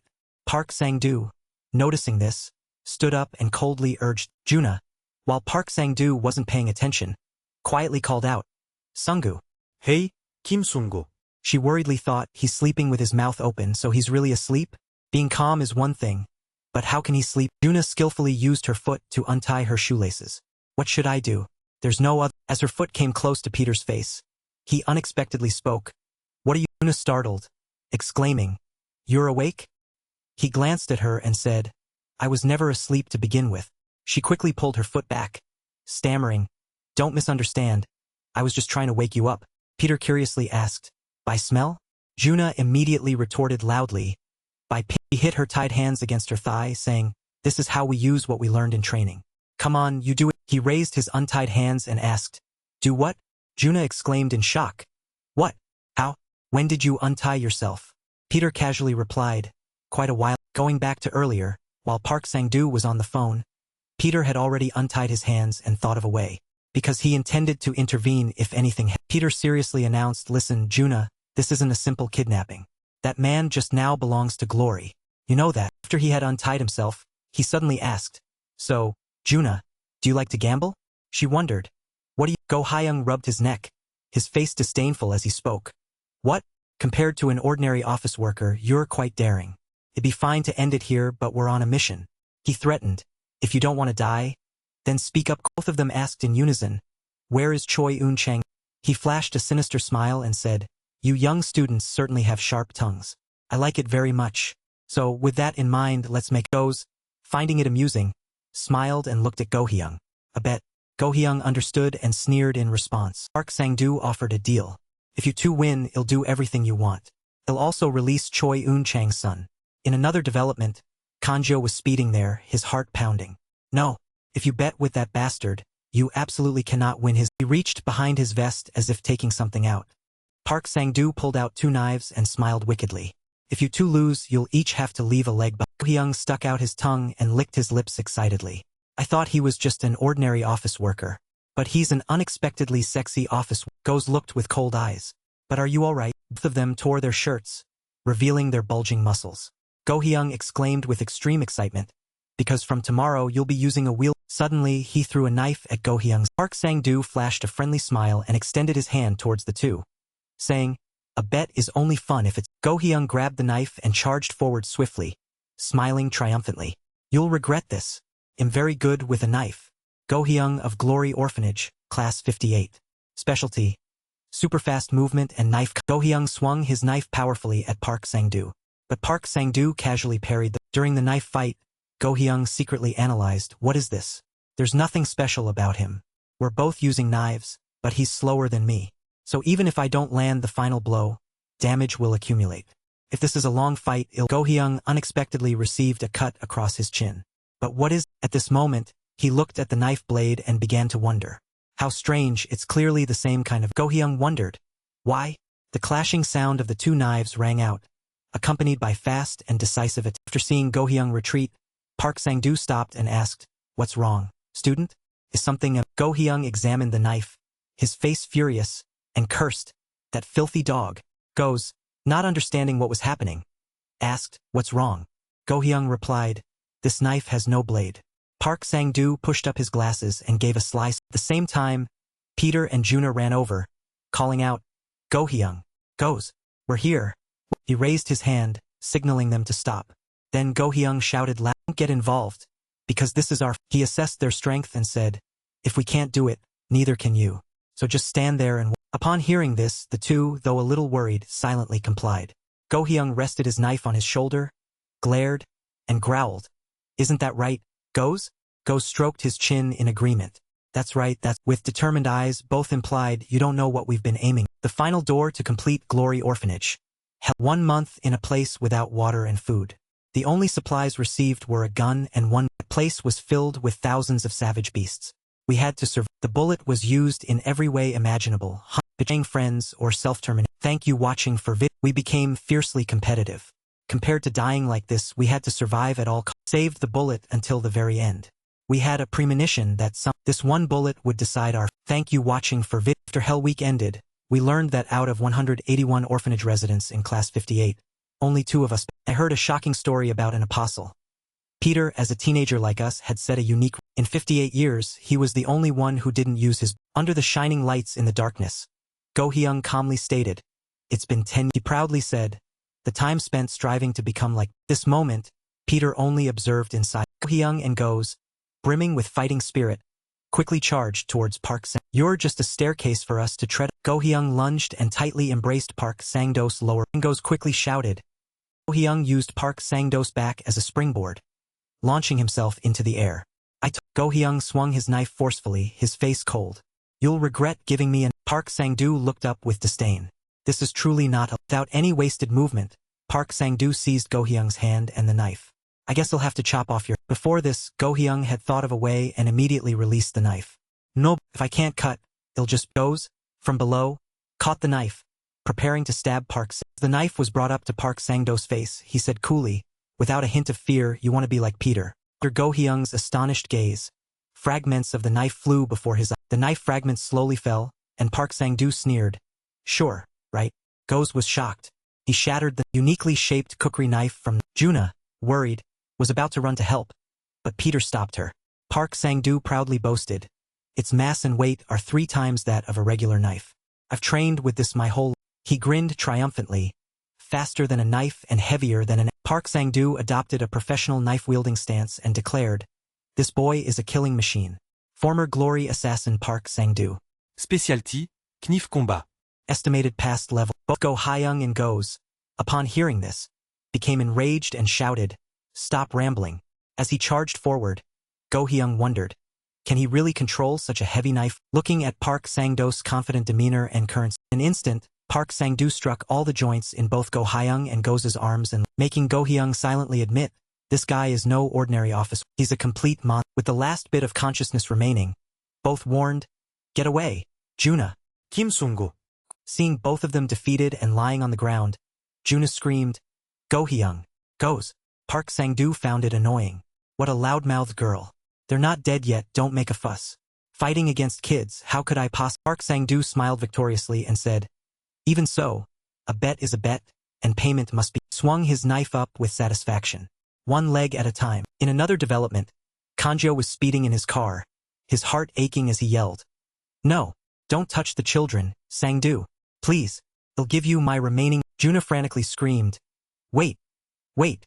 She worriedly thought, if this continues, hell chop off their. This moment, Peter spoke up, "Want to bet?" Park Sang-do glanced over with cold. Peter stepped forward and made an enticing offer, "Double the stakes if you want, 2 arms and 2 legs." Park Sang-do wondered. Park Sang-do immediately changed his attitude, responding amiably, "You truly are an interesting kid. Glory indeed." He repeated his old trick, throwing the knife towards. Park Sang-do extended his hand and smiled, saying, "A bet is only fun if it's fair. Do you need a?" Juna immediately warned, "No, not that." But Peter raised his hand to stop her and replied softly. Peter pulled out a tray with colorful floral patterns. He confidently presented it. "This is all I." Park Sang-do wondered, "That's a tray." He tried to suppress his laugh, but in the end, Park Sang-do couldn't hide it and burst out laughing, clutching his stomach. "Very interesting, very interesting. It's been a long time since I cried from laughter." But, immediately after, he regained his cold expression, gripped his knife tightly, and charged forward, issuing a threat. "I don't go easy on." Park Sang-do's knife swing was so fast it created a streak of light, but Peter was no slouch, quickly leaning to dodge the. Seeing Peter constantly using the tray to block attacks, Park Sang-do realized, so he's using it as a shield? That's a good idea. Park Sang-do swung his knife, sneering, "How many times do you think you can block my knife with that tray? 10 times? No, do you think it can even withstand one?" Another development, Kanji's terrified eyes. He drove in a state of extreme anxiety. What on earth is happening? The events of that day cannot happen. Kanjo recalled Park Sang-do's terrifying face, muttering, "But on that day, I lost everything to Park Sang." The dealer in front of him was sweating profusely from fear. Park Sang-do calmly reassured, "No need to be so tense, dealer. This always happens. Or perhaps, while we're at it, would you like to make?" He held a half-eaten chicken drumstick in his hand, gave a sly smile, and calmly said, "Will I survive this, or will I die? You're a smart dealer, so you can probably see which way to go, right? But if it were me, I'd go." Behind Park Sang-doo at this moment were 5 assassins holding chainsaws, ready to eliminate. Hanjo issued a death sentence. "Park Sang-doo, you've caused too many incidents lately, and the company is struggling. You must be sacrificed to quell the external anger. As of today, you are." As soon as he finished speaking, all 5 assassins, holding chainsaws, quickly rushed towards where Park Sang-doo was sitting. At our level, that was a team of veteran assassins, rank B, and no matter how strong Park Sang-doo was, facing 5 B-rank individuals was overwhelming. But at that moment, the glint of his knife reflected in my eye. It felt like it had surpassed human capability. On that day, I, as an assassin, also died. Kanjo recalled Park Sang-doo's words, "It doesn't matter if the chainsaw is stronger or the knife is stronger. What matters is how you wield." The fact that he was an assassin also meant he was finished. The old man recalled the gangster's words. "It doesn't matter if a chainsaw is stronger or a knife is stronger. What matters is how you wield." Kanjo angrily cursed, "That dangerous, deadly bastard." Back to the ongoing. At this moment, Park Sang-doo swung his knife, cutting Peter's tray, and he stopped and sneered. "You're lucky. But what about?" Peter paused, looking at his weapon cut in half, and Park Sang-doo mocked him. "Your only shield is split in 2. Seeing the situation worsen, Juna pulled a knife from behind her back and muttered, "No, I have to help." Peter curiously asked, "Is that a?" He held the tray in his hand, examining the cut the knife had made, and analyzed in surprise. "A kukri isn't usually a sharp weapon, so I'm quite surprised. It's sharper than I thought." Suddenly, Peter used so much force that he bent the. Juna now realized in shock. What? That tray wasn't meant to be a shield, but gripped the 2 pieces of the tray, appreciating Park Sang-doo. "Thanks to you, I've got excellent weapons." Park Sang-doo ruffled his hair and replied with a smile, all right, you don't seem like an ordinary student." Huh? He was perplexed. What? Was that bastard just lucky? No, compared to luck, I clearly thought I had cut them early. Clearly I thought I had cut. For a brief moment, Peter stepped. While taking off his vest, Park Sang-doo wondered, he's alive, but his tray is split in 2. Can I believe it? Is he really a student? He threw his vest at Peter and declared, "Hey kid, I don't know where you learned your tricks, but they won't work." Park Sang-doo moved even faster than the falling vest, muttering, "Whether it's by chance or on purpose, they'll find out by test." "We'll know if we." Swung his knife, making a hash mark pattern, just as the vest covered Peter's vision, making it impossible for him to. Park Sang-doo then laughed mockingly. "Kids are still kids, indeed. This time, I definitely." Suddenly, his eyes became bewildered. Instantly, what Park Sang-doo had cut earlier became a cushion. The real Peter had moved like a flash behind him, swinging half of the tray from behind Park Sang-doo. He froze in astonishment, muttering, "I clearly felt like I cut something." A streak of red light cut across Park Sang-doo's neck. He quickly reacted and dodged away from. A small, bleeding cut appeared on Park Sang-doo's hand. Damn it. He seized the moment from behind and cut my neck without hesitation. If I hadn't blocked it with my hand, it would have ripped my arm. Feeling suspicious after that blow, he asked, "Are you really a?" Suddenly, Park Sang-doo realized, "I know now. I can't cut thick clothes with a tray knife, nor can it block my." Peter was now charging like a hunting eagle. Meanwhile, Park Sang-doo secretly realized, that's why he aimed for my exposed. Parried the blow in astonishment, and at a speed I can't keep up with. Park Sang-doo continuously retreated under the overwhelming attack, muttering, "This bastard isn't just a." With every move, Peter's eyes glowed red, his movements as fast as lightning, making Park Sang-doo doubt, is he even? Juna stood silently on the side, observing. The weight of the kukri makes everything explode around him with every swing. If he hits them, they'll surely. She saw the speed difference between the 2 and muttered, "But that man is even slower than Kim." Looking at the current situation, Juna realized, the reason must be the weight of the knife. If this fight continues, Kim Sung-gu will. Suddenly, an invisible line sliced across Peter's face, creating. This startled Juna. Kim Sung-gu was a. Park Sang-doo pulled out another knife from inside the first knife. Catching a cow, you use a cow knife. But for a mouse, you use a mouse knife. Juna exclaimed in shock. There was another knife inside the. Peter, his eyes cold and face calm, analyzed. Kukri is 3 times heavier than a regular. As knife tip was right before his eyes, Peter implicitly understood. The reason he sacrificed weight was for. It's not just his weapon, and Park Sang-doo's knife attacks were faster and stronger, making it seem like an explosion in the air every time Peter. Juna stood stunned and bewildered. That man is completely different from before. Much faster. She observed, a little confused. But it's strange, that knife is clearly a stabbing. Looking at Park Sang-doo's fast yet strange knife movements, Juna wondered, Why is he just flailing it around? Park Sang-doo planted his feet firmly on the ground as a pivot. Then, his arm's strength for a blow, shouting loudly, "Die!" Peter's face remained calm even as the knife tip approached his. Park Sang-doo was astonished to find his arm uncontrollably releasing the. Park Sang-doo stared in shock as the knife fell. "No, it can't." Peter spoke somewhat mockingly. Why don't you have any strength in your hand?" Park Sang-doo's face darkened as he muttered, "Now I know.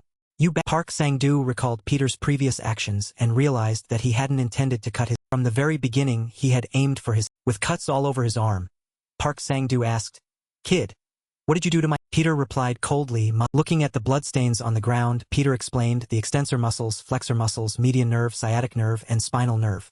All the muscles and nerves necessary to grip with your. Peter held out the tray, stained with Park Sang-doo's blood, and said, "I've cut." Only then did he reveal his intention.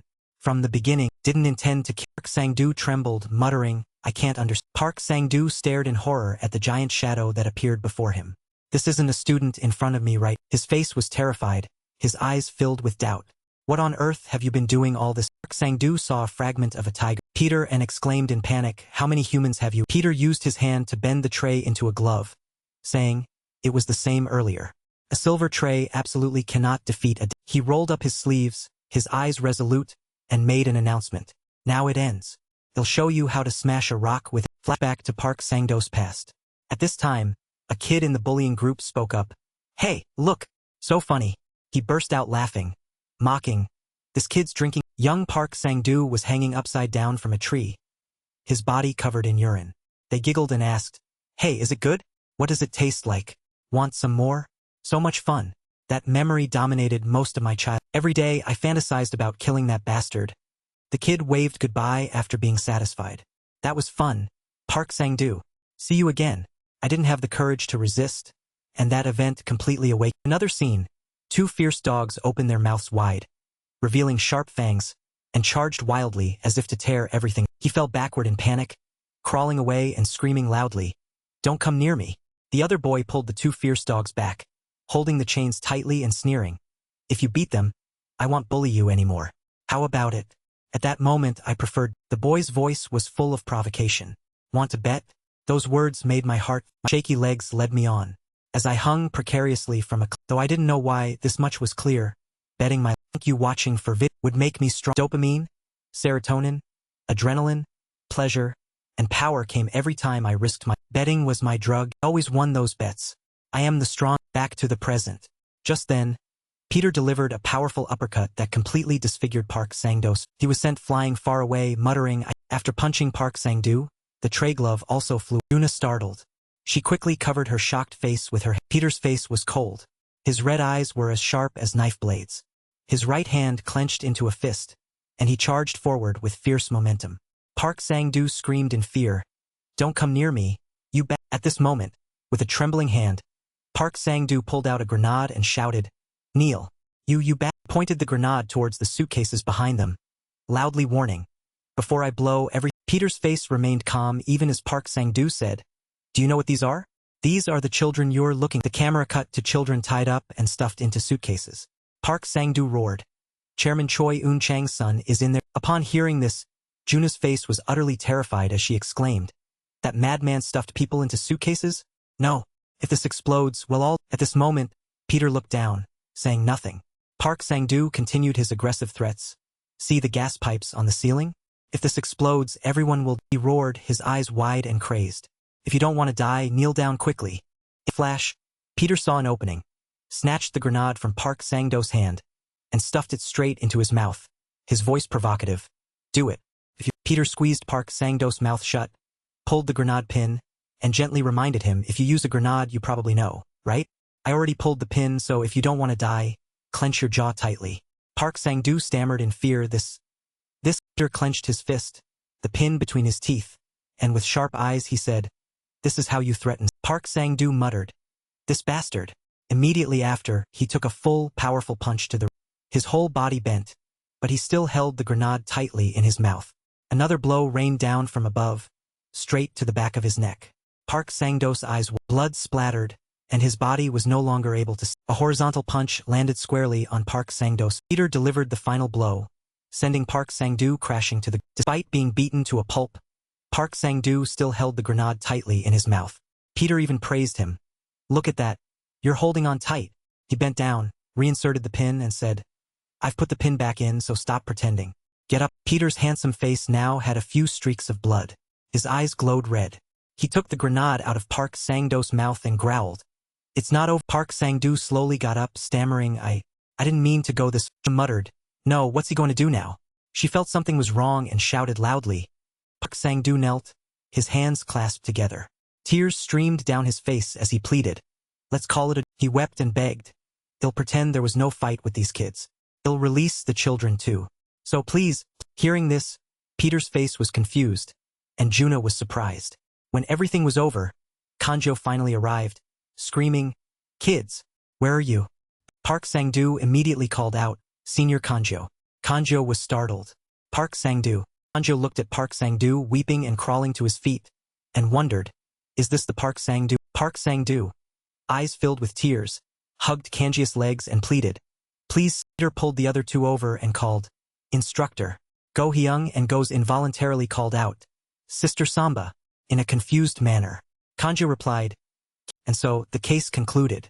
Along with the kidnapped children, Chairman Choi Eun-chang's son was also safely rescued. A Glory headquarters employee spoke up upon seeing Park Sang-doo's pathetic state. "Is that really Park Sang-doo?" Park Sang-doo, stuffed into a bag with only his panicked face visible, yelled, "Call it a draw. Please call it a draw." They said disdainfully, "I heard he fled the company and avoided HR tracking for 13 years. Perhaps that notorious rumor wasn't such a big deal after." And Park Sang-doo was taken to Glory headquarters. Despite his cries of "Please, call it a draw," the assassin zipped up. Kanji's emotions at this moment were indescribable as he watched Park Sang-doo being taken away, muttering, "The nightmare that ended my life as an assassin died today. But I still can't believe." Go Hyung woke up, wrapping a towel around himself and chattering excitedly. "Earlier, I clearly felt it.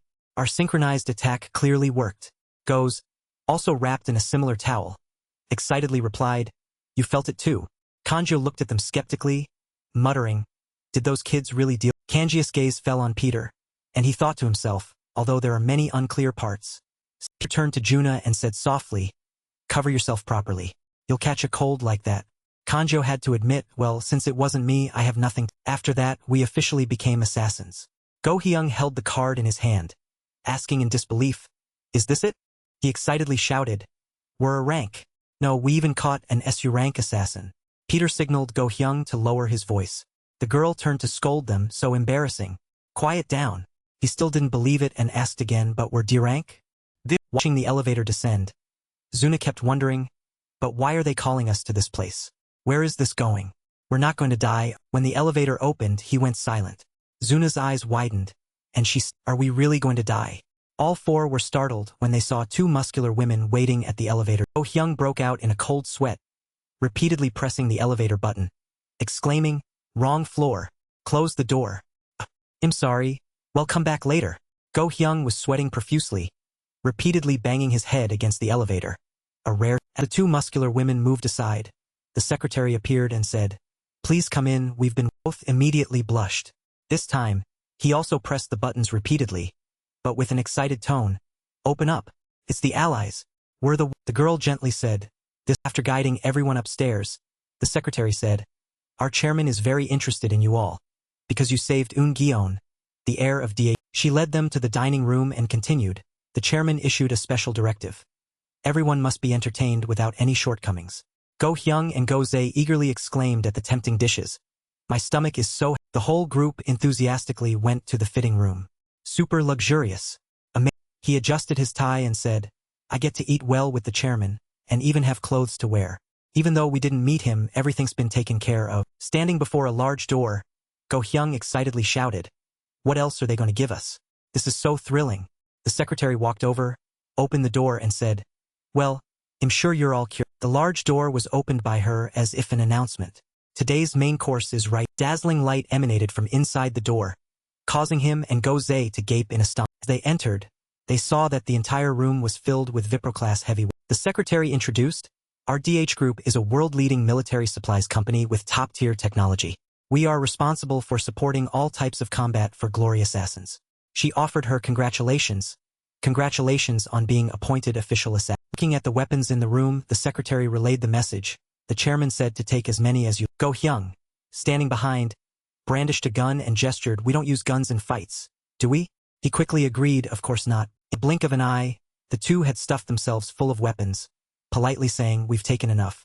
The girl saw this and stammered, let me transmit the details. Zuna turned to look at the knife display case and exclaimed, this is a Damascus knife with S3OV material.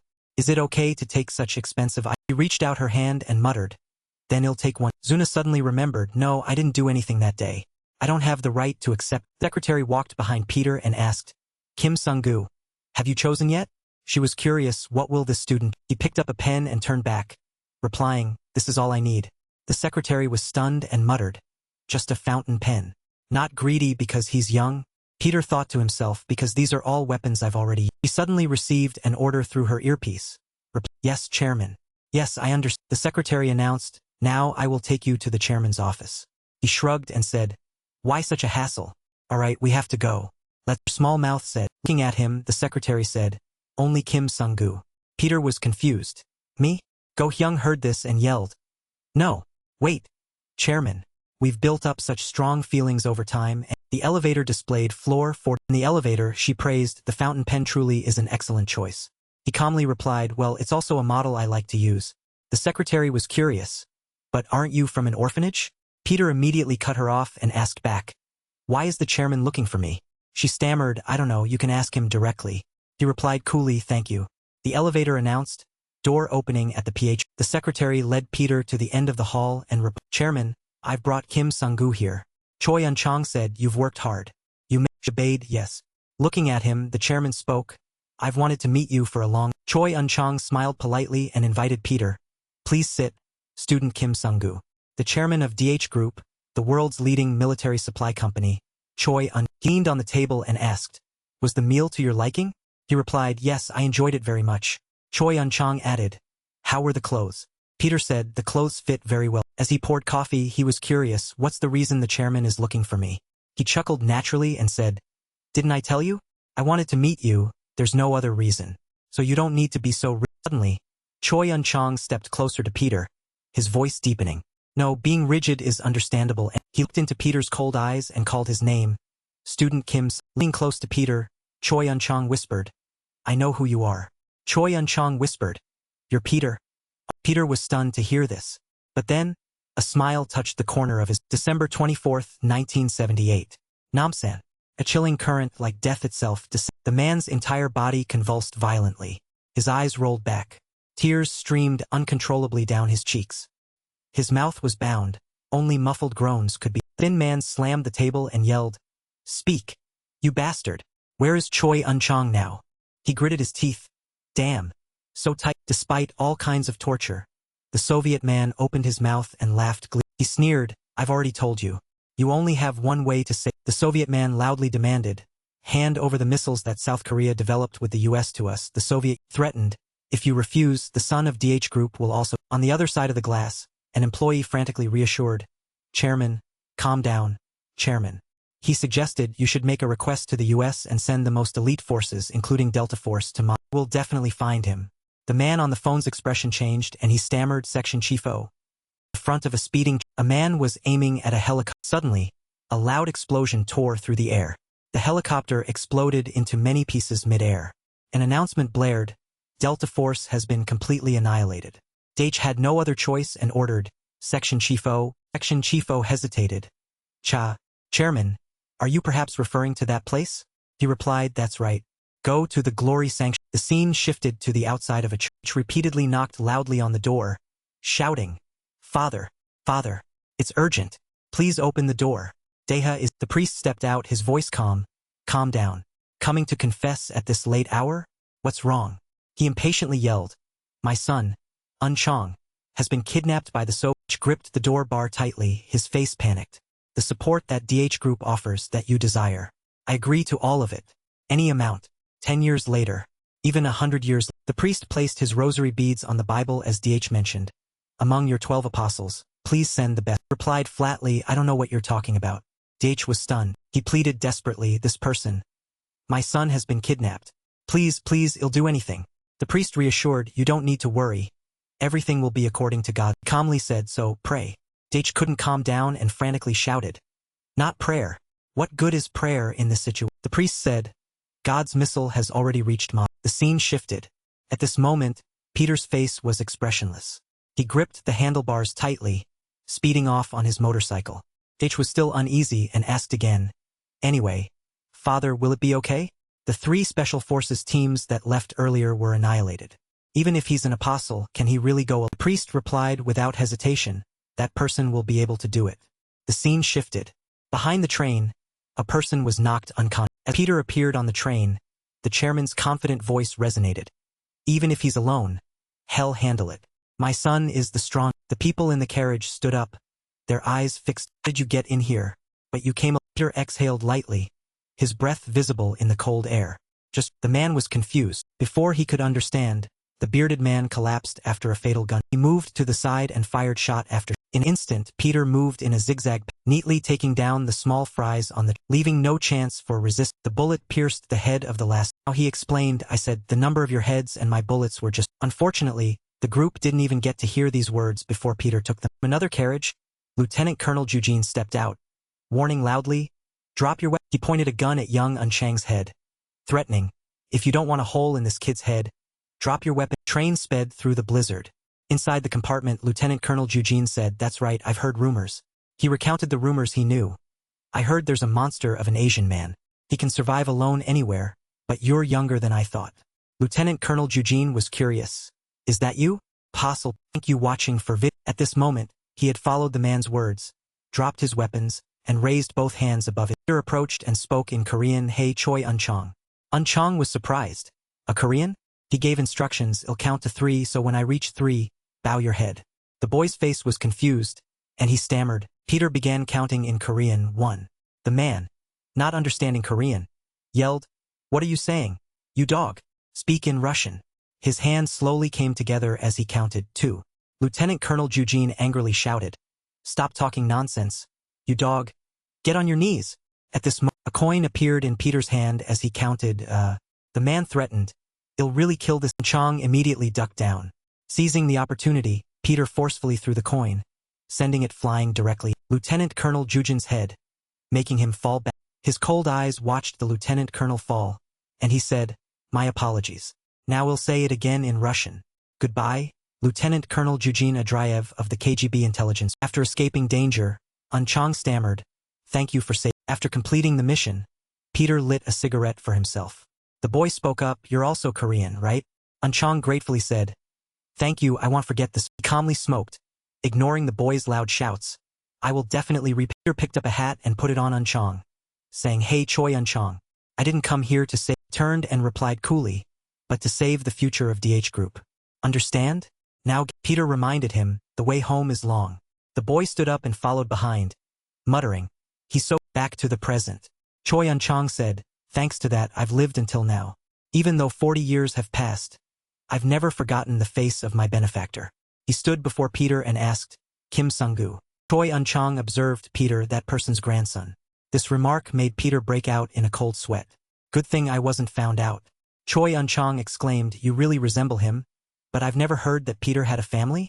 He muttered, it's been a long time since I felt this. Peter looked at the person in front of him, the boy he had saved earlier, and so that weak boy has grown up with Choi Unchong was curious. I heard you only chose 1 pen from the armory. Why didn't you choose more? He said, accepting your kindness is enough. The chairman felt that wasn't enough and said, no matter what, I can't let that person's grandson leave like this. Peter seemed to notice something and was a little surprised. Choi Unchong humbly said, though it's a small gift, please accept. As the steel door slowly lifted, he recounted, a long time ago, the pinnacle of DH Group's future technology. A motorcycle appeared inside with the secretary. Choi Unchong introduced, and your grandfather saved the Petrus V4. Looking at each part of the motorcycle, he analyzed it. With a powerful engine developed by DH, the maximum speed is 527.21 kilometers per. Furthermore, it's equipped with stealth functionality that can disrupt all devices, ensuring missions can be carried out freely, escaping GPS and CC. Zuna walked up and touched the motorcycle, exclaiming, so cool. Peter casually said, you really didn't need to go to this extent. Go Hyung was a little envious but tried to act calm. Don't get all emotional. Jose chimed in like a child. Both brought the weapons they had taken earlier to the secretary and asked, "Sister, can I exchange?" The secretary smiled awkwardly and replied, "No." He tossed a helmet to the girl and said, "What are you?" Peter got on the motorcycle, put on his helmet and called out to her, "Get on." Zuna was a little he also wanted to go, saying, "Hey brother, take us too." The boy wondered, "Hey, is this how our relationship?" Phone rang, it was Teacher Kanjo. Peter answered, "Teacher." Kanjo, who was organizing documents, replied, "It's me. Enjoying your— The seniors of glory must be very eager to meet you all too." After hearing this, he muttered, "Is it an assembly of assassins?" The old man hesitated. "Well, it's been 4 years since someone was specially recruited, so everyone's very curious. Come and show everyone the vigor of— Go Hyung mumbled, "Youth." Goze asked, "Will it be?" Scene shifted. He and the scarred man rode scooters, but still said confidently, "It's going to be hot." The girl sitting behind called out, "Kim Sung-gu, step on it." Peter looked at them and said, "Then these friends will be left behind." Zuna replied, "That's why I said we should separate." Kanjo said on the phone, "Also, when you get there, announce that the monster rookie has arrived." All 4 were dressed in black suits, standing in front of the Glory Club's Gangseo branch. Goze smoothed his hair and boasted, "Being too famous is tiring too." Go Hyung adjusted his tie and agreed, "Yeah, I know. Everyone will be curious about us after we defeated an estimated S rank." He turned and asked, "Zuna, are you ready?" Peter muttered, "Are they okay? Those two look very They walked to the large— He pushed the door open with his hand and said, "Well, let's." Zuna was astonished by the scene behind the— Is this where the revelation descends? Inside, everyone was praying to the Lord. The glory assassins would receive missions appropriate to their rank. That is, they would receive a revelation. The priest spoke, "The body of the Lord." The man replied, handed over his B rank card and said, "Good." After observing, the girl realized with astonishment, so this is how real assassins receive missions. Peter, however, looked bored, so low-rank assassins receive missions like— He excitedly asked, brother, what mission did you get?" He excitedly flipped his card over and said, "Surely it's not participating in a promotion ceremony." Go Hyung was dumbfounded. Go Hyung's card also flipped over the same way, and he wondered, "Fight? What does that?" The priest walked over and asked, "Is this your first time here?" The old man smiled kindly and explained, "I never give missions to newcomers." He arrogantly asked, "Uncle, do you know who we are?" The boy chimed in, "If you knew, you wouldn't be able to say." The priest took out a glass of red liquid and presented it to the two. Instead, "It'll give you some especially delicious holy blood." Go Hyung immediately praised, "Brother, this smells so good." Without any caution, Go Hyung burst out laughing. "This uncle must like." Immediately after, the so-called holy blood was poured onto it. The old man's face was gleeful. "How is it?" The priest gave a sinister smile. "I've been waiting for you, dear Ank." Go Hyung bit his card, provoking, "I don't know if it's poop or fermented bean paste. Painful or not. Some people only learn when they're—" His face, covered in bulging veins, looked up and asked, "You too?" People in the church began to gather around. Goze activated his leg muscles, challenging, "So it's a fight regardless of rank?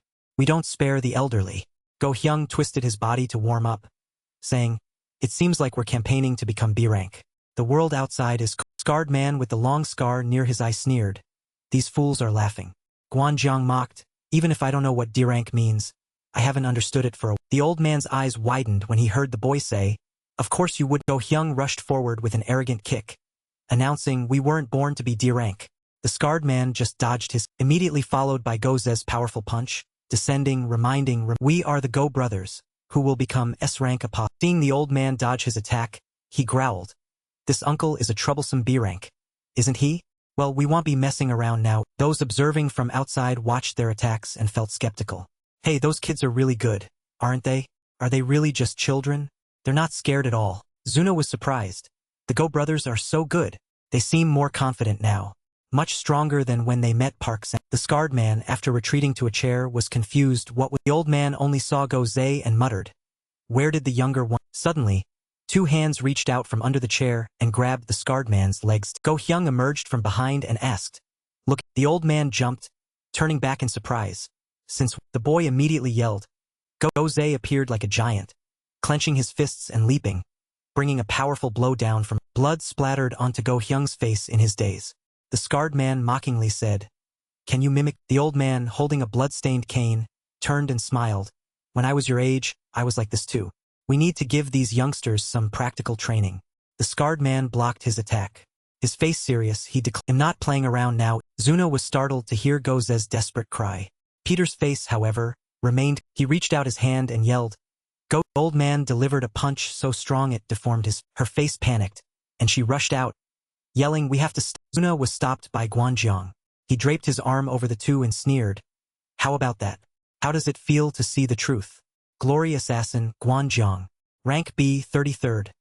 Specialty, Guanjiang looked at the scarred man who was lecturing the other person and said, "That old man had to work his whole life to get B rank. Even a normal assassin at that level is already D rank." Glory Assassins are assigned missions targeting ordinary people. Total D rank, 336. C rank, 200 people. C rank faces targets who use force like street. B rank, 100 people. B rank missions can involve conflicts between assassins. A rank, 36 people. A rank assassins undertake national-level assassination. After becoming an assassin, you only knew how to wield a knife until you have to cough up blood to reach the pinnacle of the glory organism. He hesitated slightly. Well, you have to throw away your life to reach a rank. But S rank is absolutely unattainable, no matter how much you. The 12 apostles at the pinnacle of assassins. Those are the apostles. The scarred man grabbed Go Hyung's neck and sneered, "Kid, let me teach you how to become an apostle." The boy stammered, What is. The old man gave a sinister smile. His hand clenched into a fist, and he growled, "Just be real." Then he delivered a thunderous punch to Go Hyung's face, knocking him unconscious. The scarred man jeered, "Do you know how arrogant you were? Apostles? Go drink more mother's milk." The surrounding crowd burst into mocking laughter. This old man. Where would those orphans from glory find him? Girl took pity on him and spoke up. Even so, was it necessary to go this far? Guanjiang called out, "Hey!" He flicked Zuna's head, reminding her, "I hear you're Choin's bitch. Huh? Be grateful you're D rank. No ability, no qualifications. What kind of assassin is that? Even a passing dog would." Later grabbed Guanjiang's hand and squeezed it tightly. While he was rambling, "But you know what? Even Choin wouldn't."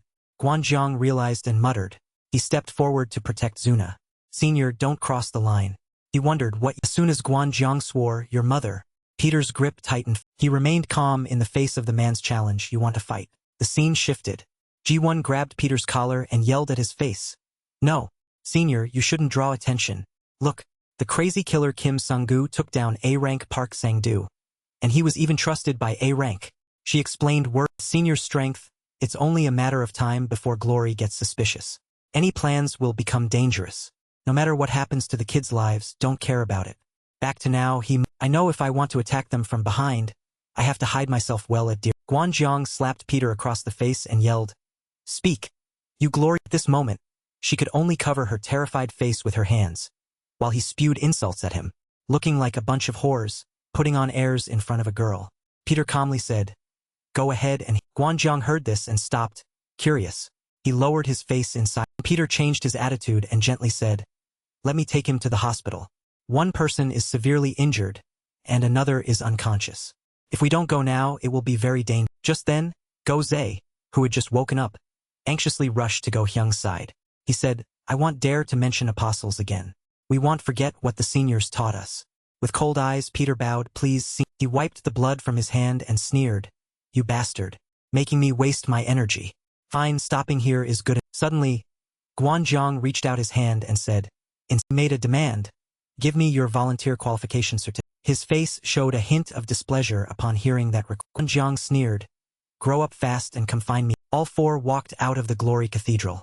Unlike their initial excitement, everyone looked disheveled and unusually. Go Hyung, supported by Go Zae, sighed. "What was that? What should I tell teacher?" Zuna looked sad when she heard him say, "If I say I lost my qualification certificate, I'll probably lose all my—" Go Hyung stood in front, covering his face with his hands. His voice choked. "I'm sorry, Lee Zuna, Kim Sung-gu, for not being able to protect it." Peter's eyes softened. Despite the boy's loud shouts, "Even so, it's good that you didn't step forward. Can't we just get a new certificate? The more arrogant you are, the more dangerous it becomes." Go Hyung forced a smile, his voice filled with self-reproach. "Truly, I intended to become the leader and show everyone how cool I." He picked up a helmet, put it on the boy's head, and called Go. Peter used the helmet to shield Go Hyung, whose face was stained with tears, and said, "It's time." Boy replied awkwardly. The motorcycle wheels glided quickly on the. This moment, only he and the girl were on the. Yuna suddenly spoke up. "Hey, Kim Sung-gu." Peter was curious. "What?" she asked.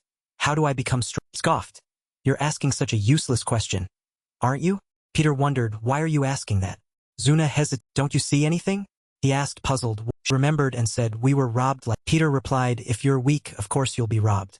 Peter felt annoyed and said, you really Una visperet, I'm weak anyway. he know. Thank you watching for vid. Her hands were clutching her shirt. Peter felt annoyed at this. Inside the church, the voices of the scarred man and Guanzhong echoed. Thinking back, it still feels refreshing. This world is already crowded. The thought of fighting with those guys for a living just drives me crazy. If they were sensible, they'd choose a different job.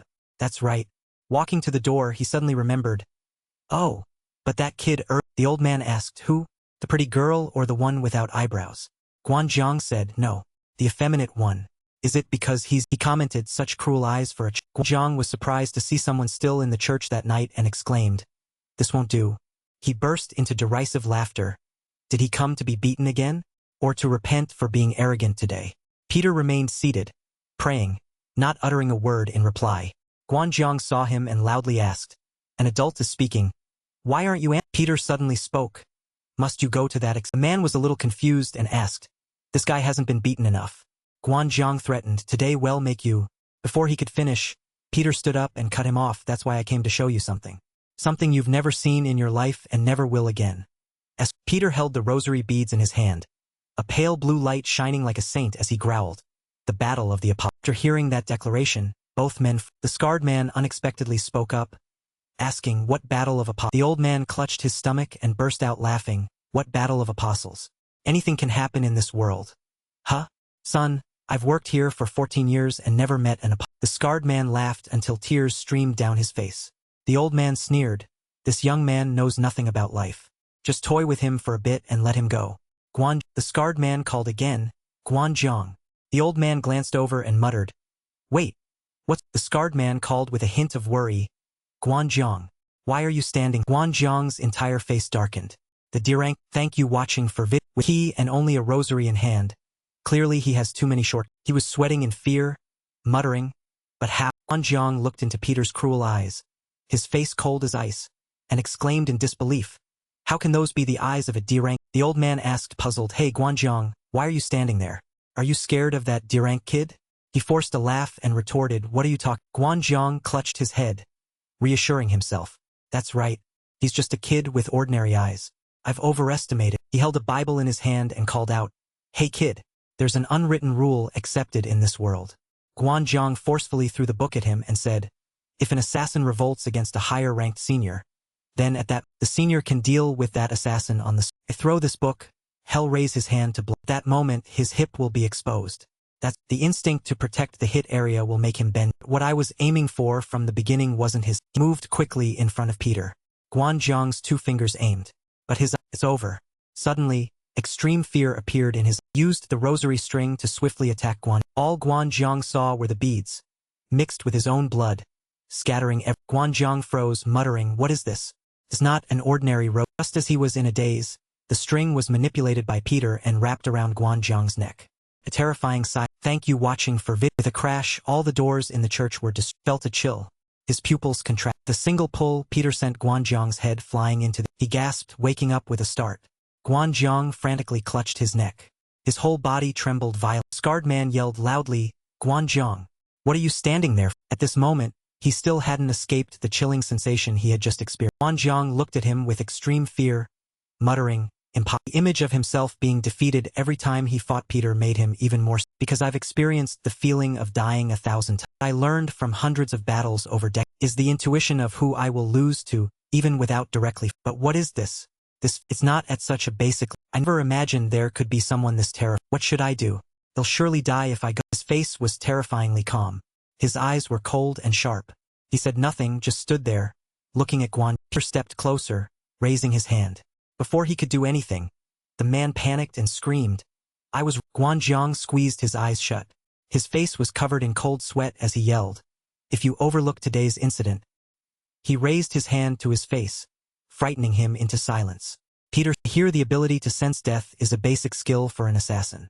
In that sense, Senior possesses truly extraordinary qualities. Guanzhong was so scared that his legs gave out, and he collapsed to the ground. Peter left, leaving a reminder, be careful next. As he walked outside, he heard shouting from inside. The old man wondered, what are you doing? The man, his voice still trembling, yelled, shut up if you don't want to die. Ji-won drove up, puzzled, what is this person? What's going on? Peter looked up in surprise, and she yelled at him, are you crazy? Senior, why are you? Ji-won got out of the car with her guide dog and scolded. Fighting again? If things get discovered, what will I? He put his hands in his pockets and casually said, that won't happen. She yelled irritably, what? What are you saying, Senior? Peter replied, you should think of. Inside the church, Guanjiang still couldn't stand up after the fear he had just experienced. Peter calmly said, that friend is a B-rank assassin but lost to a D-rank assassin. Not to mention the shame or its spreading. If it did, it means they couldn't set foot in this area. And he got on the motorcycle, preparing to leave, with a hint of sarcasm in his voice. Losing to an 18-year-old kid who didn't even throw a single punch. Ji-won, can you imagine? Hearing the motorcycle, Ji-won asked, Senior, aren't you coming with me? She pouted angrily and muttered, I was so worried and chased after him. And he can't say a single sensible. Peter revved the engine and sped. The scene shifted. At this moment, Go Hyung and Go Zae were imagining Kanjo erupting in fury. Hey, you idiots! An assassin's card is like your life. How could you lose? Both trembled and muttered.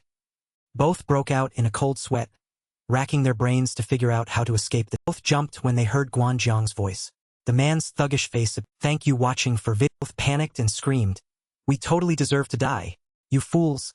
Get out of my sight. Guanjiang calmly asked. What's? Took a defensive stance, his voice stammering. What? Why are you here again? The boy trembled and asked. Are we gonna fight again? Who wouldn't be scared seeing? He held out 4 cards and gently said, I came to return these. Both exclaimed in surprise. Are those assassin cards? Goza joyfully yelled, brother. We're alive. Big brother Guanjiang. I thought you were a bastard. But you're actually a good. Guanjiang didn't pay much attention. He glanced at Peter and replied, really? He observed Peter, his lips pressed together. His wary eyes muttered, he's truly formed. After finishing, Guanjiang said, I'm leaving now. Both bowed 90 degrees and shouted, goodbye.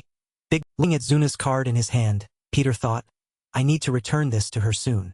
But where is? After getting their cards back, Go Hyung immediately went to show them off to the girls. Hey, do you two want to see this card? Like student assassins. The brown-haired girl admired, you guys are real assassins now? He sneered, his eyes playful. Do you even need to? The scene shifted. In a closed room, intense training sounds. Zuna lunged at the dummy in front of her. Each knife stab was swift and sharp as every stab was precisely aimed at critical. Sweat dripped down her forehead, but her gaze never. She remembered all the times in battle when she couldn't help and she muttered to herself so then too and that time. Zuna stabbed the knife fiercely into the dummy, shouting in frustration, I'm so thank you watching for vid. I can't do it. This continues, my younger brother Jujin will be in danger. Peter suddenly spoke. What's so pathetic? She jumped, turning to him with tear-filled eyes. Peter held out the card and said, take it. I came to return. Zuna turned around and packed her things. Her voice was quiet but firm. I don't have the right to accept. Looking at the phone case with a picture of 2 siblings, he was curious. Is it because of your sister? Peter provocatively lowered his voice. Because you felt guilty, you tried to become an assassin. All for your younger brother. She angrily punched her phone and yelled. Zuna furiously grabbed his collar and snapped. What do you know to talk like that? If you don't know anything, don't talk nonsense. Peter calmly replied, you're right. I don't know anything about. He took her hand and gently said, but it's not like I know nothing. For example, what if he's not your biological brother? She was shocked. Peter was curious. Can you tell me what happened to your younger? Her eyes seemed to see memories from the past flash before. When she heard his words, in the past, Zuna's younger brother ran to her feet, excitedly calling, sister, I want to run away with you. Will you take me with you? Are we? Zuna looked at the boy and coldly replied, family? What nonsense? She felt annoyed and scolded. Get lost. Lai Eugene. You're not even my biological. My family abandoned me in a subway locker when I was born. How could I have a I should have died there. Unfortunately, I was rescued and taken to an orphanage. Food and clothing were always scarce. But I wasn't family or friends, it's all the. I don't want to think about any of because I don't want to be abandoned. I prefer to be alone like this. It's better. It makes me stronger. I wish I could die as soon as possible. Scene change. Zuna lay on a stretcher, her body covered in wounds. The bald old man called out, Lee Zuna. Stay conscious, Lee Zuna. Too much blood loss. She slowly opened her eyes. The doctor asked what happened. The old man explained the situation. The girl was shot while on a mission. I can't stop the bleeding here. He asked for input. There are no more blood bags. Should we send the patient to Yanwang Hospital? The doctor suddenly exclaimed. What did you? Zuna froze when she heard the bald old man say, just leave her at the... Someone's voice echoed. But Zuna has been here for a very long time. The old man said indifferently, forget it. It's not like she's the only one. You two here. They've cut our subsidies. But it turns out this is... Words struck her like a cold knife. Zuna lay still, her heart growing numb. That's it, the bald old man said before leaving. Hey, it's too dangerous to stay here. Let's go. The young boy quickly followed, calling out, let's go together, master. It would have been better if we were nothing to each other from the... I already knew the nature of this place. This should have happened sooner. At least everything is still... Feel relieved now. It worked perfect. In the dark night, the doctor's warm voice resounded. She looked at him and stammered. How am I still alive? The doctor said there had been a miracle. And since that miracle after waking up, Zuna rushed to the playground and asked the children, where is Li Zujin? Li Zujin had disappeared. Zuna's younger brother questioned, how stubborn can she? He seemed to realize something and hastily returned to the hospital. The boy mumbled. Even though the doctors tried to stop him, they couldn't do anything more. Zuna was in. Thank you watching for vid. Zuna's younger brother's voice was resolute. I have to save my sister. Even if I die. Ignoring her unrecovered body, she ran frantically looking for the boy. Li Zujin, where are you? Zuna's younger brother instructed the doctor. After this, tell her that a miracle. The pale boy lay on the bed, ignoring his own condition, and asked, my sister will get better. I had thought that I didn't have a family. Every day in the same place he always cared about. Zuna ran to find the boy, crying out, why did you do that? Li Zujin? I didn't even know I had a bald old man pointed and asked, doctor, do you know how much a package of coagulant costs? One bottle alone is 1.7 million won. He complained, I've been taking that expensive medicine for days now, every 5 hours. It's truly a waste of... The bald old man rambled on, medicine wasn't this expensive, but then Zuna ran into the doctor. Seeing her fall to the ground, he wondered, Li Zuna? Zuna lay on the ground, weakly pleading, doctor, please don't abandon. Zuna's whole body trembled as she got up, stammering, I've fully recovered. It doesn't hurt anymore. I can go earn money now. How much is the hospital bill? They'll pay. Her eyes resolute, Zuna said, no. Money isn't important, because I'm his sister. For the first time in my life, I have a reason to live. Turning to the present. She bowed her head, tears silently rolling down her cheeks as she mused. So what if he's not my biological brother? So what if he's a little unusual? Zuna declared resolutely, I will save my brother, no matter the cost. Peter gripped her hand and replied, all right, it seems my words were... He turned and left. He'll go ahead. Training's... She stammered, you're the strongest person I've ever... Zuna tugged at Peter's sleeve, calling. He turned back, slightly surprised, seeing her pathetic expression. Zuna pleaded, please help me become strong. Zuna, embarrassed, her face flushed crimson, lowered her head and mumbled to herself, Li Zuna, what did you just say? You're going crazy. Then she imagined herself biting a pillow and kicking her blanket in anger. Why ask for... Be calm. You've already said it. Just say it seriously again. She delicately covered her mouth with her hand, coughed, her cheeks blushing with embarrassment. What I mean is... She pointed at Peter's face and yelled, be my master. Then, a moment of silence. Darkness surrounded them. Only a single light down on Zuna and Peter. A moment later, he wondered, do you often ask others for help like this? She still pointed at his face, stammering, how much more serious do you want me to be? Hearing this, Peter replied, all right, I understand. She turned her back to Peter, waved her hand, and declared, all right, what? Who are you? I've been doing perfectly fine on my own all this time without a master like you. He continued, I was considering your offer. Suddenly, Zuna spun around, her face close to Peter's, grabbing his shoulder, excitedly proclaiming, from now on, he'll call you master. He looked down at her and replied, just imagining having a disciple like you already terrifies me. She seemed to ignore him, shouting over his voice, your disciple understands. Teach your disciple quickly. Then he still replied indifferently, let me think. Your strength is quite weak. And your physical condition, your natural state, is not good. You fear many things, but your temper is like fire. You lack focus too much. That is the worst condition for becoming an assassin. His every word was like an arrow piercing. She still wouldn't give up, angrily retorting, do you want to die? What's wrong with my personality? Peter interrupted indifferently, but Zuna, very good eyes. They're quite sharp, very suitable for an assassin. Hearing this, She widened her eyes in astonishment, wondering, He continued, from the poncho in restaurant until today, Zuna, you.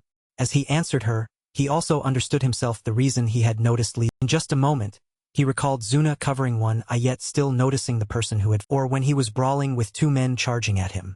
Fist. Thank you watching for scene of two men in suits ganging up on. She also stood nearby, just like when Sang-do wildly attacked him with a. He also noticed her eyes fixed in that direction. Peter understood that it was because she had never taken her eyes off the battle, always staring intently at the fight, observing everything, as if wanting to memorize every skill of. After that series of thoughts, he continued, they say baseball players can often hit home runs. They can even see the ball's trajectory as it flies towards them. He put his hands in his pockets, tilted his head, and acknowledged her. I'm sure your eyesight is even better than theirs. Interspersed with this, he also thought, I was very surprised when Zuna noticed Park Sang-do's finger. Her cheeks flushed red. She crossed her arms and loudly asked, Are you complimenting me? Peter replied with an indifferent expression, I'm just stating that. He reached into his inner jacket pocket and continued, a weapon will help Zuna turn her disadvantages into advantages. This is a weapon that will help Zuna defeat, and if you know how to use it correctly, you can do everything well on your own without any master. Then he threw it to Zuna. She quickly continued to remind her, that weapon will help you become a true assassin. Hearing that, she opened her hand to look, utterly astonished, and wondered, thank you watching for scene change. A man held a banknote, inhaled deeply, and exclaimed, It smells so young, wearing a red shirt, held money and sat on the sofa, grinning happily at Goes, who wore a blue shirt next to him. A certified assassin gets paid 1,000,000 won a week. Goes also replied cheerfully, How much do you get if you become an apostle? 10 times that much? Peter overheard this and thought, No. For apostles, money means because they can enjoy anything they need with just a. The two men still excitedly fanned their money, asking each other, What should we buy with this money? Then one suddenly thought aloud that he wanted an iPad Max. Peter silently wondered, 1,000,000 won. That must be the pay for a D rank assassin. He turned and wondered, But I don't see student Zuna. Do I? Goes replied, Zuna? She's definitely at her part-time job. Peter asked again, Part-time job? Goes continued, It's been a long time this time, probably 2 weeks. Seems like she's been cleaning lately. Peter wondered. Cleaning? Goes explained, It's been a while. It's the job of cleaning up the traces left by assassins at crime scenes. I found it too repulsive to do, because there's feces and internal organs. But she can do it, it's truly terrifying. Then he chuckled to himself. At the same time, Zuna, wearing blue protective gear, was strenuously wiping syrup off the floor of a ruined, stained crime scene. Her forehead was drenched in sweat. She carefully took off her mask to breathe. Meanwhile, next to Peter, Goes was still discussing, That's disgusting. Becoming a certified assassin means you can just sit around and still earn 1,000,000 won. What exactly is she working so hard? Just then, Zuna smiled. On the back of her phone was a picture of a boy happily wrapping his arms around her neck. Go speculated, could it be for food money? Peter wondered, food money? Goes immediately laughed and replied, She eats a lot. He exclaimed, Don't you know anything? When you eat group meals, you can save a lot of money. Group meals are free after all. At that moment, Zuna had stuffed her mouth so full of food that her cheeks were extremely. Go-young chuckled, No, that's not right. If you want to grow, you have to spend lavishly. Kim Sun-gu, if you want to become rich like a tycoon, remember my. Go's turned to Go-young. Brother, Sun-gu is ignoring your words. Go-young replied, Even if he ignores my words, he still looks cool. Peter, uninterested, thought to himself, She couldn't possibly spend such a large amount of money just on herself. Zuna must have some secret she can't. Suddenly, someone exclaimed, and then both of them said in unison, A message from Zuna. Go-young hesitated, What do you need a scarf for in spring? On the phone screen, Zuna, nicknamed Baby, had sent a message. Bring me a. At the ice factory, the temperature displayed was -20 degrees Celsius. Goes wiped his runny nose and asked, Brother, Zuna, why exactly would he call people with precious, delicate bodies like ours to this place? The two men, shivering, wrapped their red scarves around themselves. Their noses still ran, and they clasped their hands together. Go-young bitterly yelled, Damn it. Hey, Lee Zuna, do you know our daily wage is 1,000,000 won? Pay up. Zuna, wearing gloves and a slightly tight, full-coverage suit, wiped her chin lightly, mocking how surprising. A few days ago, you couldn't even earn enough for food. Goes, shivering in anger, yelled, That's enough. Take this. What exactly are you doing here? She replied, "What? Of course, I'm training." Rectangular ice blocks were stacked all around. Go-young wondered, "Oh, did you find a new part-time job?" Goes, still wrapped in his scarf, exclaimed, "You must be earning a lot of money." Zuna, annoyed, retorted, "Hey, in training you eat." The two men took turns wondering, "What on earth are you doing? What kind of training is this? Breaking ice with your bare hands?" She continued, "What? Bare hands? What are you talking? I have gloves. See here." The two men leaned in to look. Sungu, still confused, wondered. Scene changed to when Zuna received the weapon Peter gave. He also explained to her it's a rope dart. A dart attached to a coiled rope in your... Zuna asked again, "A rope dart? Can it really help me become an assassin?" Zuna held the rope dart with both hands, staring intently. Peter, agreeing with her question, replied, "The rope dart is Yusa's signature weapon. With this method, you wrap a rope around yourself and throw the dart at the enemy. The magnitude of its power is directly proportional to its speed. When thrown, the dart spins, and its destructive power is far greater than..." He continued to explain, "Another big advantage is that the enemy cannot know when or where the dart will fly in. Instead of this, I'd rather use..." Returning to the present, the two men scoffed at her in unison. What kind of secret weapon is this? Even if it is powerful, breaking through that thick layer of ice with a single... Young held the rope dart and shattered the ice block in front of him. "At most, it's just a toy for diversion. Why don't you use a gun?" Goes, standing next to him, exclaimed, "One shot, one kill is better. Guns are powerful and more comfortable to hold. One shot, one kill is exactly what you..." Zuna agreed, "You're right." Hearing this, Go-young asked. She recalled Peter explaining to her. "One shot, one kill." He raised his hand, mimicking a gun. "Like, if you want to kill 5 people, you need to use 5 bullets. But this weapon is... It's a rope dart, then." Zuna immediately swung her. White flash swept past the astonished faces of the two. Zuna's eyes were full of determination and focus as she wielded it powerfully forward. Rope dart. Following that, a series of aligned ice blocks shattered. Go-young and Goes dodged in astonishment. She exclaimed to herself in her mind, "Then it will be one shot, one..." Go-young and Goes simultaneously yelled, trembling, their mouths shaped like an O in exclamation. "Ah!" All the ice blocks destroyed in one. Goes frantically raised a hand to his chin.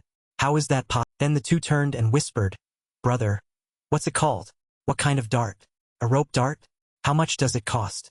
Quick, let's check." Zuna, standing far away, still wrapped in her scarf, reminded them, "Don't be so ob..." As dusk fell, the faint evening sun was about to be obscured by clouds. Young-soo, D-rank 113, the ice factory manager, walked over with his hands in his puffer jacket pockets and asked Zuna, "How is it? Good?" She cheerfully slung her bag over her shoulder and replied, "Yes, senior. They'll clean up." He looked at her and replied, "Clean up what?" Zuna, astonished, asked again. Young-soo replied suspiciously, "You're Lee Zuna. I've seen many people come here to practice ice breaking. Then they'd trap themselves here for days on end, and I thought you wouldn't be able to..." "No, I think you're the first person to do something like this. You've shattered all the ice blocks here." A scene of ruin and disarray appeared before them. Zuna mumbled, "I'm sorry." He stood next to her and casually added, "What do you have to be sorry?" Then she rummaged in her bag and called Byung-soo back. "I forgot to pay you for the ice." He waved his hand and replied, "No need. 3 hours. Your friend already came and paid. He paid me 1,000,000 won." In the distance, Peter's retreating figure faded after handing over. Hearing that, Zuna awkwardly asked. Then he continued, "He also gave this to you." He then tossed it to Zuna, reminding her, "Hey!" In her red, scratched, bony hand was a small bottle of medicine. She wondered, "This is..." Byung-soo stood nearby and reminded her, "You'll probably need that. Apply it before it leaves us." Zuna turned and walked outside, putting the medicine bottle into her waist. The evening sun shone on the ice factory. She slowly walked out. She was full of questions. What should I say to him? Grateful? Thank you? Her phone screen now displayed a chat window with young master. "Ms. Zuna, I've put your contact book in the desk drawer," and the message she was drafting. "Ah, thank you." Suddenly she had a thought. No. She immediately deleted the drafted message. She was full of doubt, pondering, what should I say to Kim Sun-gu? A moment later, Peter picked up the phone and asked her, "Hello? Is something..." Zuna, sitting somewhere, replied, "It's just that, I'm curious what's on the menu at the cafeteria today." He exclaimed, "You really are something." She interrupted, "Boring, you mean?" Peter replied, "They have your favorite meat and strawberries. Is that all right?" She shyly responded, "That's good." Then, they'll hang up. Suddenly, Peter's voice continued to resonate. "Hey Zuna, congratulations on getting your own weapon. I hope you do well with it. Zuna, and he hung up, saying goodbye to her. See you later. He sat leaning against a pillar in his workout clothes, reading a book. In the distance, Go sat next to Go Young, who was practicing with a rope dart. Go's was annoyed. Lee Zuna did it, but why? Is it talent? Go Young advised, just give up, brother. If you don't have the talent, it won't matter even if you train for 10. Peter put down the book and turned to walk away. Zuna, do you know? The strength and your own weapon that you've been searching for all this been in your hands for a very long time. The book was Zuna's profile, along with a scene of her gracefully performing ribbon dance. Scene changed to a wall painted like the sky with white scream echoed. Hey, you guys! A man in office clothes, covered in syrup and slime, lay on the Sang-do, naked, raised his blade high and chopped off the man's neck, declaring, come on, all of you. I am Park Sang. Around him, 4 or 5 men aimed their weapons at him. He still challenged them mockingly. A truck full of B-rank and C-rank trash. Come on in. Do you really think you can Suddenly, a voice echoed from afar. That's going to be Voice continued, B-rank won't do. And C-rank is even less of a match. If you want to defeat A-rank Park Sangzoma.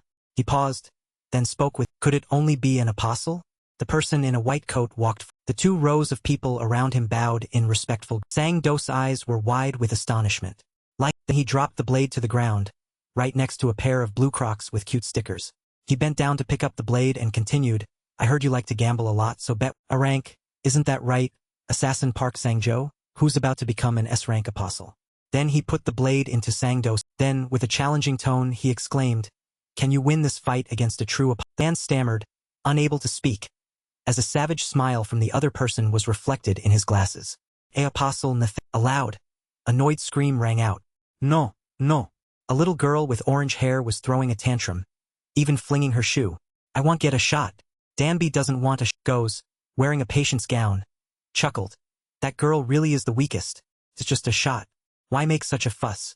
Go Young next to him agreed, at this rate, the kid will never grow. The little girl was carried away by her family.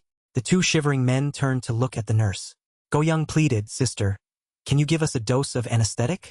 Peter was speechless, while Zuna exclaimed, Then the 2 men whined, why do they have to take so much blood? Anyone seeing this would think I'm donating blood. Peter secretly understood. Everyone had to undergo a health check to become an assassin. At St. Tone Hospital, operated by the Glory organization, you had to undergo several tests. The receptionist asked him, what year were you born? He stammered and replied, 2005. Zuna, standing next to him, looked. Peter thought, but no matter what, the most annoying thing, blood collection. The nurse stepped out and called, Kim Sun-gu. Next, proceed with blood collection. The reason for taking blood was when Peter was with Zuna, he had already explained it. It's to chain them. Biological information like DNA and fingerprints won't change. No matter how you disguise once you betray the organization and flee, it will be a chain that tightens around your neck and chokes you to. The nurse next to him gently tied Peter's upper arm, while he remained pensive.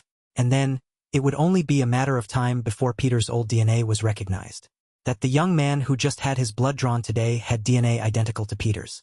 In other words, thank you watching for his identity would be exposed. Then he subtly change.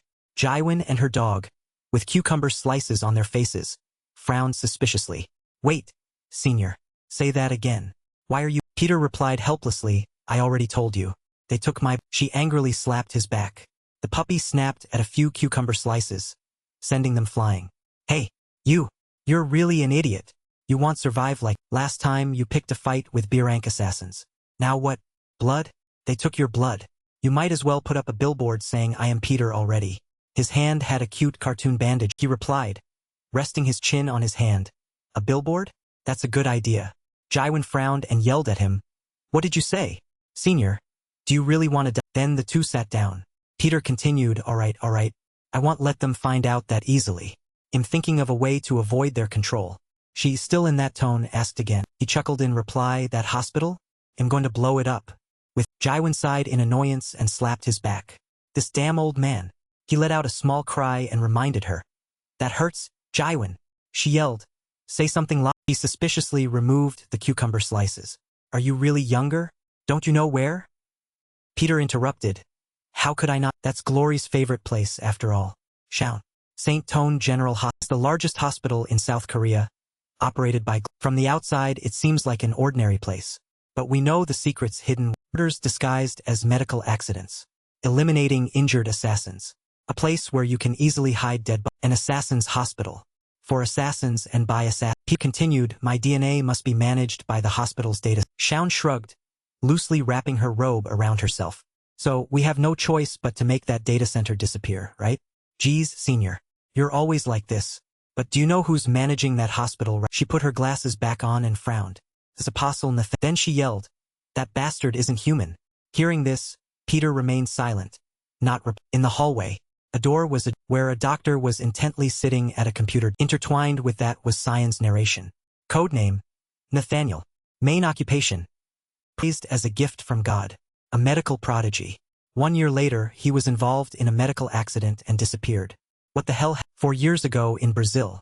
A police officer was calmly Suddenly, he leaned out of the car door. Astonished.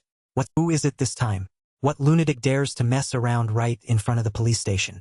2 rows of trees on either side had silhouettes of varying heights hanging. Suddenly, he screamed and immediately after. The car slammed into a pole in front of the On that rope, various dismembered bodies hung. Interspersed with the sound of a walkie-talkie. Report. Commander. All victims in this incident have been identified as Rio de Janeiro gangsters. Other gangs suspect a third party is at play. Commander. Call in the entire scene change. Soldiers gathered in front of a door, discussing. If they resist, shoot to kill. Even a slight movement will earn a punch. Operation name, War on Crime. Get all. Someone gently pushed the door open and muttered, I smell gunpowder. There was a shootout here, but suddenly someone unexpectedly gave an order. Wait, hold your positions. He thought, astonished. What is this? There's no one here. And why are these guns bent like, no? More accurately, is this really the work of a human? A bloody scene with countless guns impaled on the A soldier turned, slightly worried. I have a bad feeling about this. First, I'll report to headquarters. Suddenly, he widened his eyes in recognition and yelled, Sir Sergeant Fern. The person next to him asked, what's wrong? Commander? At that moment, a hand reached towards headquarters. He screamed in pain and was immediately dragged away. Everyone then panicked. Damn it! An ambush! There's something inside. Requesting reinforcements from headquarters. Following the person being dragged away, a voice echoed, help me. Then he frowned, wondering, what the hell is this? A door opened, revealing a pitch-dark interior, surrounded by the commander softly called, Sergeant Fernandez, full of confusion, wondering, over there? What's over? In that room, a distorted voice echoed. Immediately after, something flashed past his. Startled, he confirmed, it's a uniform. Suddenly, strange sounds. He looked up, filled with person in a doctor's outfit held a bleeding head. Around him, bodies were impaled headfirst into the. His voice echoed, give me more, give me stronger. The commander screamed in terror, firing continuously. After that, 6 gangs in Rio de Janeiro, who had evaded the law for 30 years, and the world's highest-ranking military police force were completely annihilated. In a single day, Peter sat in front of a computer screen, reading information. There was a knock on the door out. Iwan walked in and asked, well, that information was hard to get, you know. The puppy excitedly jumped onto him. He crossed his arms over his chest and replied, I'm a little curious. Is a human really capable of bending? He raised an eyebrow and chuckled. Senior, that information was even a secret of the Rio de Janeiro government. It's unprecedented. The 2 people and a dog walked out of the computer room. Jaiwan continued, that monster is at St. Tone General Hospital. It's better to find a loophole than to attack directly. Peter stood next to her, gently petting the puppy, and replied with a light smile, thanks to you, I've learned a few good things. She said, full of pride, right? It's good that you know that. He replied, thanks to you I've thought of a way to sneak in. Jaiwan tilted her head and sighed. This old man is still the same as all. She lightly scratched her head and continued, ha, really? As soon as you step in, you'll be dead. Hearing this, Peter reminded her, don't worry. I'm not that weak. I have an idea. Can I borrow it? The puppy slightly raised its head to look. Jaiwan asked in alarm, what do you want to do? He turned and replied, it's nothing. On a busy bullet, a little girl with 2 pigtails pointed to the sky and exclaimed, Daddy. A few people on the street asked in astonishment. Peter, standing nearby, looked up and thought, it's nothing. The paper he held mentioned serving hot meals to the elderly for Glory Club and a sponsorship phone number. He continued to tell himself it's simple greeting. The screen in the plaza displayed the words, St. Tone General Hospital, 30th anniversary, August 24th. Peter visits Dr. Nathaniel with his picture on the. An old man wondered, infiltrating the Glory server following instructions, then putting up a billboard. Is that really all? If Glory finds out, you'll be in danger. Risking your life for a 19-year-old kid's prank is too reckless. Vivian gently adjusted her glasses, reassuring him, it's fine. He asked again, young miss, why? She interrupted, before this, in 50 years, I've never seen that reckless, never fail a carefully planned. In the Glory hospital, whispers echoed. Have you? Seems Peter is really alive. He dared to hack Glory's headquarters' electronic billboard and upload an advertisement. So, are we about to meet the real Peter? Assassin sent to capture Peter. Caractéristique, des rangs assassins. Note, combat power. Man in a hospital uniform, full of questions, asked the other two. But, why did they call us? How can we possibly capture Apostle Peter? The man in the patient gown next to him rested his hand on his hip and replied, hey, buddy, we're just security guards. Those people are the ones who will capture Peter. They're all famous assassins from Brazil. Just looking at them gives me chills. The two men in hospital gowns, one black, one white. Codename, funeral service agents from Rio de Janeiro. Characteristics, Nathaniel's Special Forces. General information, estimated mostly A to B. The man in the patient gown continued, A-rank assassins are very rare. Yet they chose to side with Apostle Nathaniel. It's truly surprising. Finally, the day has come for us to witness a battle between apostles. The man in uniform asked again, who do you think will win? The man in the doctor's coat, still holding his gun, didn't care. The man in the patient gown replied, of course, Nathaniel. That old man must be 70 years old already. I hear he even has terminal cancer. This will be an absolute victory. Suddenly, a voice shouted from above, Peter will go young and Go said in unison. Us. One man wondered, why are you cheering for someone who's about to be captured? Another man scoffed, let them be. All rookies are like, actually deep down I hope he doesn't come. One man exclaimed in astonishment, you too? The other man replied, don't you think so? His face is so distinctive. He can't possibly leave here alone. In fact, he won't even be able to get in. Peter crossed his arms over his chest coldly. Codename, Peter aka Kim Sun-gu. Rank, D336.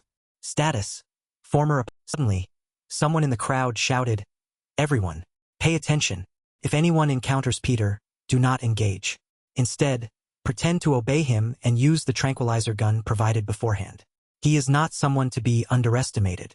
Therefore, we will use darts that can tranquilize an elephant in just 3 seconds. Furthermore, as soon as you encounter him, try to press the emergency alert button to report your current location. An A-rank assassin will be dispatched to assist. Is that clear? Peter, standing nearby, nodded and thought, extremely clear. He narrowed his eyes, mocking himself. How I. Then he smirked slightly. To capture, the commander's voice echoed. To your positions. Everyone responded in unison. Following that was the command, Kim Sun-gu. To your position. Then he dashed away because Peter was. A red pond bubbled and gurgled. Whispers echoed. I heard Peter declared. A group of men was relaxing in the pool. Everyone was anxious, wanting to know if Glory was all right. I hear everyone out there is doubting the leadership of Glory's new boss. This person. No. Why is that? A white-haired man sitting near the demon-tattooed Raphael spoke up. Just hearing that Peter was involved made me uneasy. The brown-haired man replied, I heard they still haven't found him yet. The two continued to discuss. Peter could be here any time now. He might even show up and turn everything upside. Troy Jang, you know that too, don't you? That Peter. What an outstanding talent he is. The man next to him heard this but remained silent. The white-haired man opposite, leaning on the edge of the pool, chuckled in reply, that's what I mean. Don't make the problem worse. Solve it now. If you can't even catch an old tiger, I suggest you give up quickly. I mean, don't make us get involved. Raphael bowed his head and spoke, my apologies. For my shallow, from now on I will live up to my identity. He made both Jang and the brown-haired man freeze. He continued, I admit I've been too kind to you old men. I almost forgot my place. Then he stood up, revealing all his tattoos, and pushed the white-haired man's head under. You've already reached the position of Army Chief of Staff. You should have been smart enough to. He continued to hold the man's head down, threatening, do I look like an idiot? This damned premonition. Along with an arrogant thought. I'm really looking forward to this, Peter. He chuckled softly to him. The masterpiece I created will fight the masterpiece created by my father's own hands. If the two clash, who will? At a hospital. Someone's voice echoed. Peter, dressed as a doctor, grabbed a man's head, making him yell. Then he used force to twist the man's. The man could only groan before falling with a thud to the floor. Suddenly he sprang up, looking around excitedly. Oh my God! That was awesome! When did you learn such an amazing technique? Peter stood by, arms crossed, and replied, It's nothing too amazing. It's just my— By the way, may I ask, do you know any doctor named Nyan in working at this hospital? The other person rubbed his nape and continued, Nyan in? This is the first time I've heard that. Peter then put on his glasses and walked out into the hall. He gently pushed his glasses up, telling himself, I need to find Nathaniel. But the person named Nyan in doesn't exist. His name and even his face. Could that kid have abandoned everything to hide his identity? He placed his hand on the railing and looked down. But clearly, everyone says Apostle Nathaniel is somewhere in this hospital. Turns out this is a race, to see who finds the opponent first. Below, people moved about in a bustling. Suddenly, someone asked him, What are you doing? Goes, with a bandaged leg, stood next to Go Young, who had a bandaged arm and was in a wheelchair. Smiling as he continued, Can't I move fast? Peter interrupted, Someone with an injured leg isn't in a wheelchair? He replied, It's a minor thing. Don't worry about. He continued to ask, Where's Zuna? Go Young shrugged and chuckled. She probably can't come here. Not high enough rank. She's only rank 335. Peter reminded him, I'm only rank 336. Goes leaned in slightly and explained, You're our capable right-hand man, so you get special. He leaned against the railing and continued, While you were out having fun, we searched every hallway. He, with a slight grimace, put his hand in his jacket pocket and replied, You guys worked hard. Go Young instructed, If you find anyone suspicious, call us immediately. We're very lucky, so let us handle it. He replied, I will engrave that in my... Suddenly, he spread his arms to shield Peter and goes, frantically yelling, Wait, I'm going crazy. I think I saw Peter. Goes asked, bewildered, What? Where? Oh my God. Really? Go Young pulled out a picture of a silver-haired Peter to confirm. Look, it's exactly him. What more do you want? A slightly overweight, beer-bellied man in a red-striped shirt walked past. He was speechless, wondering, Where exactly is the resemblance? Called the two men back. You two old farts. Please no. That old man isn't Peter. They both yelled, Sir. Then whispered, You're that hero, aren't you? The old man was slightly startled and replied, A hero? Oh right. Standing right before me is the hero who protects the... He called the two of them over. You two elders. Please. That person isn't Peter. They shouted in unison. Yes, sir. Then they whispered, You are the hero, aren't you? He replied in surprise. Hero? Yes. In front of me is the hero who protected our... Goj and Goyun continued to whisper, holding the old man's hand. You can't stay here. We'll take you somewhere quiet. The old man panicked, adding, Let go of me. You too. It's time for my treatment. They both spoke loudly. Forget about treatment for now. Come with us to our... Scene change. Someone gently asked, Doctor, do you need a syringe? Peter turned to look at the nurse who had just asked. What do you mean? She covered her mouth and chuckled. Well, I saw you trying to grab that old man. Did I misunderstand? He realized I already took it earlier. At the same time, he understood. The Peter, it's already begun, hasn't it? Everyone around them was conversing with the elderly people in front of them. Sir, I need to take your blood. What?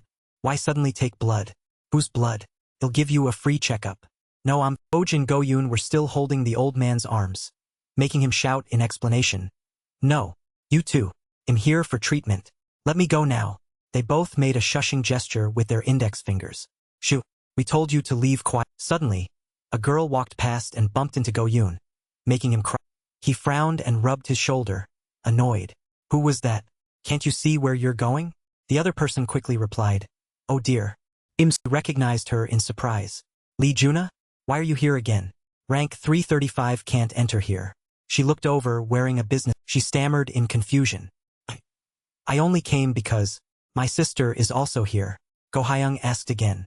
What? This is the first time I've heard of. Yuna hastily waved and ran off. Well, in short, I'm leaving now. Go Zi asked in bewilderment. What's wrong with this kid? Go Hyung replied with a laugh. Who knows? It's probably the aura of the 333rd. Peter stood still. Yune. What is she doing? Suddenly, a voice came from his glasses. Are you worried about your juniors now? He exclaimed to himself. Yihun. She's as sharp as a... She led the puppy and continued. Do you have a way to find Nathaniel yet? I found it. You didn't gather any special information from the HR department, did you? He replied. I'm still thinking of... He crossed his arms and thought. Nathaniel and I are both looking for a way to make Nathaniel reveal himself. Without revealing his identity under the name Kim, he looked at a dark-skinned man wearing a cap, carrying a baseball. Rodrigo from the funeral organization of Rio. Predicted B-class assassin. Note: his only hobby is killing. He turned and said, Glory D-class. Sooner or later, you'll be finished by my... Peter grinned obsequiously. Hello, sir. I'm Kim Sungu, D-class from Glory. He'll be leaving quietly. He whispered. G1, who didn't hear clearly, asked again. What did you say, senior? Peter continued.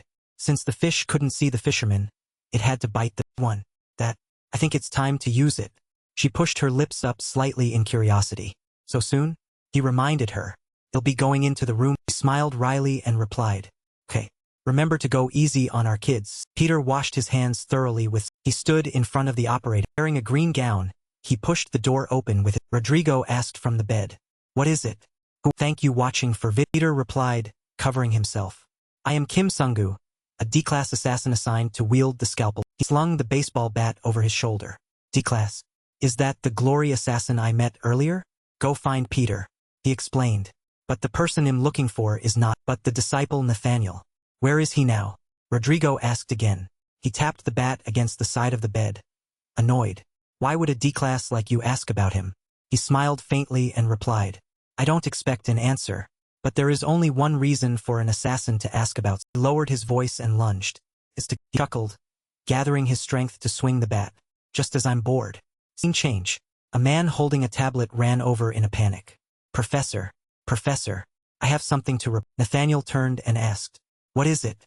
The person lowered their head and held up the tablet, stammering. Please take a... Picked it up to look. Isn't this CCTV footage? The other person continued. Yes. It was recorded in the surgery room on the 3rd floor of the surgery department. It shows Peter talking to Rodrigo. He fell silent. Then he counted the seconds in his head. 1. Rodrigo swung, but Peter dodged. 3. Peter kicked him directly in the 5. He planted his foot and struck him in the 7. He kicked him in the back, sending Rodrigo. He punched him in the stomach. Rodrigo flew far out of the camera. Nathaniel exclaimed to himself. Incredible. 10 seconds. The surroundings were in ruins. Rodrigo lay slumped in a corner. Peter walked closer to the camera. He wondered. In just 10 seconds, he took down a B-class assassin. Peter continued to... Nathaniel zoomed in on the screen with his hand. He gently removed his mask. He chuckled appreciatively. You've revealed yourself. The camera analyzed his face and confirmed it was... She stammered in confusion. I just came because... My sister is also here. Goyun asked again. What? Hey, this is the first I'm hearing of... Juna hurriedly waved and ran off. Anyway, I'm leaving now. Goj asked in surprise. What's wrong with her? Goyun chuckled. Who knows? Maybe it's the prestige of rank 330. Peter went silent. Juna, what is she doing? Suddenly, a voice from his glasses asked, Are you worrying about the juniors? Senior? He mused to himself. Jaiwin. She's as cunning as a goat. She continued, leading her small dog. Have you found a way to locate Nathaniel yet? I saw. You didn't gather any special information in the HR room. Did you? He replied. Well, I'm still trying to figure out. He crossed his arms in thought. Both Nathaniel and I are looking for a way to make Nathaniel reveal himself without exposing my identity as Kim's. He looked at a dark-skinned man with a beard, wearing a hat and carrying a baseball bat under his. Rodrigo from the Rio funeral organization. Estimated to be a rank B assassin. Note. His only hobby is killing people. Rodrigo turned and spoke. Glory, rank D. Sooner or later, you'll die by my... Peter smiled, eyes crinkling, flattering him. Hello, sir. I am Kim Sungu, rank D of Glory. They'll just quietly make my exit. He whispered softly. Jaiwin, who hadn't heard clearly, asked again. What? What did you say, senior? Peter continued because the fisherman's face couldn't be seen. The fish had no choice but to bite Jaiwin. I think it's time to use it. She pouted slightly in question. Already? He reminded her. I'm about to enter the room. She smiled, her lips curling up. Okay. Remember to go easy on our kids. Peter washed his hands thoroughly with... He stood before the operator. Dressed in green scrubs, he pushed the door open with his foot, his hand reaching across his... Rodrigo, sitting on the bed, asked, What is it? Thank you watching for Peter, fully covered, replied, I am Kim Sungu, the rank D assassin assigned to wield the scalpel. He shouldered his baseball bat. Rank D? The Glory assassin I met earlier? Get out of here and find Peter. He explained. But the person I'm looking for is Apostle Nathaniel. Where is that person now? Rodrigo asked again. He impatiently tapped his bat against the bedside rail. Why would a rank D like you ask about that person? Peter smiled lightly and replied, I don't expect an answer. But there's only one reason an assassin asks about. Lowered his voice, then lunged forward. He laughed, gathered his strength and swung his bat. Just in time, old man me was getting bored. Scene change. Someone holding a tablet ran in panicked. Professor, I have something to Nathaniel turned and asked, what is it? The other person bowed his head, held up the tablet, and stammered, please take a look. He took it and looked. Isn't this CCTV footage? The man continued, yes. It was recorded in the third-floor surgical department's operating room. The footage showed Peter talking to Rodrigo. He was silent, then smirked. He counted each second in his head. 1. Rodrigo swung the bat, but Peter dodged every 3. Peter kicked him directly in the 5. He braced his leg and swept it towards the man's lower 7. He swung his leg, kicking Rodrigo. Then he punched him in the stomach. Rodrigo flew far out of the camera. Nathaniel mused to himself, truly. 10 seconds. Surrounding area was in ruins. Rodrigo lay crumpled in a corner. Peter approached the camera. He wondered, in just 10 seconds, he dealt with a rank B assassin. Peter continued to approach. Nathaniel used his hand to zoom in on the screen. He gently removed his mask. He laughed and exclaimed, decided to show yourself. The camera analyzed his face and confirmed it was. He asked his subordinate again after the fight. Where did he go? The subordinate bowed and stammered, that. The security department is still checking, according to the report. Except for the footage you just watched, Professor. All CCTV files in the hospital. They've all been deleted. He trembled, sweating. We have no way to prevent it with technology. Then he shrieked, please, Professor, spare my life. Just once. He paused, then agreed. Looking at the other man's expression, he must be looking forward to it too. Huh? The man grinned triumphantly, beaming. Nathaniel seemed to. It's right. I feel the same way. That Peter has now offered himself up to. I'm so happy I could go crazy. Nathaniel stood outside, gently touching the test tube containing the naked. He spoke. Grayson, Carter, Peter, Soil and Robert. Everyone is waiting for him to arrive. The eyes of the people in the test tubes were vacant and lifeless. Nathaniel continued, I've already set aside a VIP chair for you, but I don't know if you'll like it. Around him were rows of test tubes containing people, and Sangdo was in a test tube in the center. He excitedly said, I want to put you in there. On the other side, Jaiwin cheerfully exclaimed, surprise, this is a good catch. If I did it, it'd be perfect. Jaiwin continued, Driver Kim also said everything, from the wrinkles, the age spots, the facial lines are exactly identical. Peter replied, once I take the bait and kill that kid, Nathaniel will reveal himself soon enough.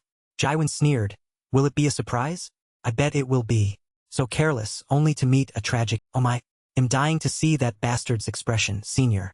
Oh, by the way, what are you planning to do next?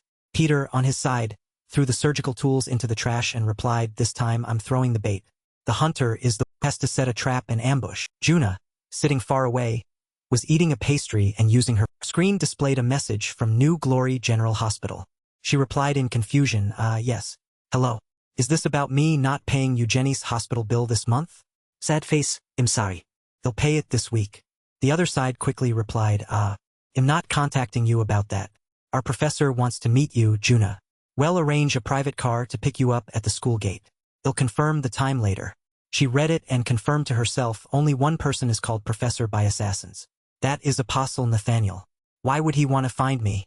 Could it be? I've been thank you watching for because of what happened that she remembered Peter showing her a card. Juna frowned slightly in regret. Should I not have run into everyone? If this continues, it's not just me. Everyone will be in danger.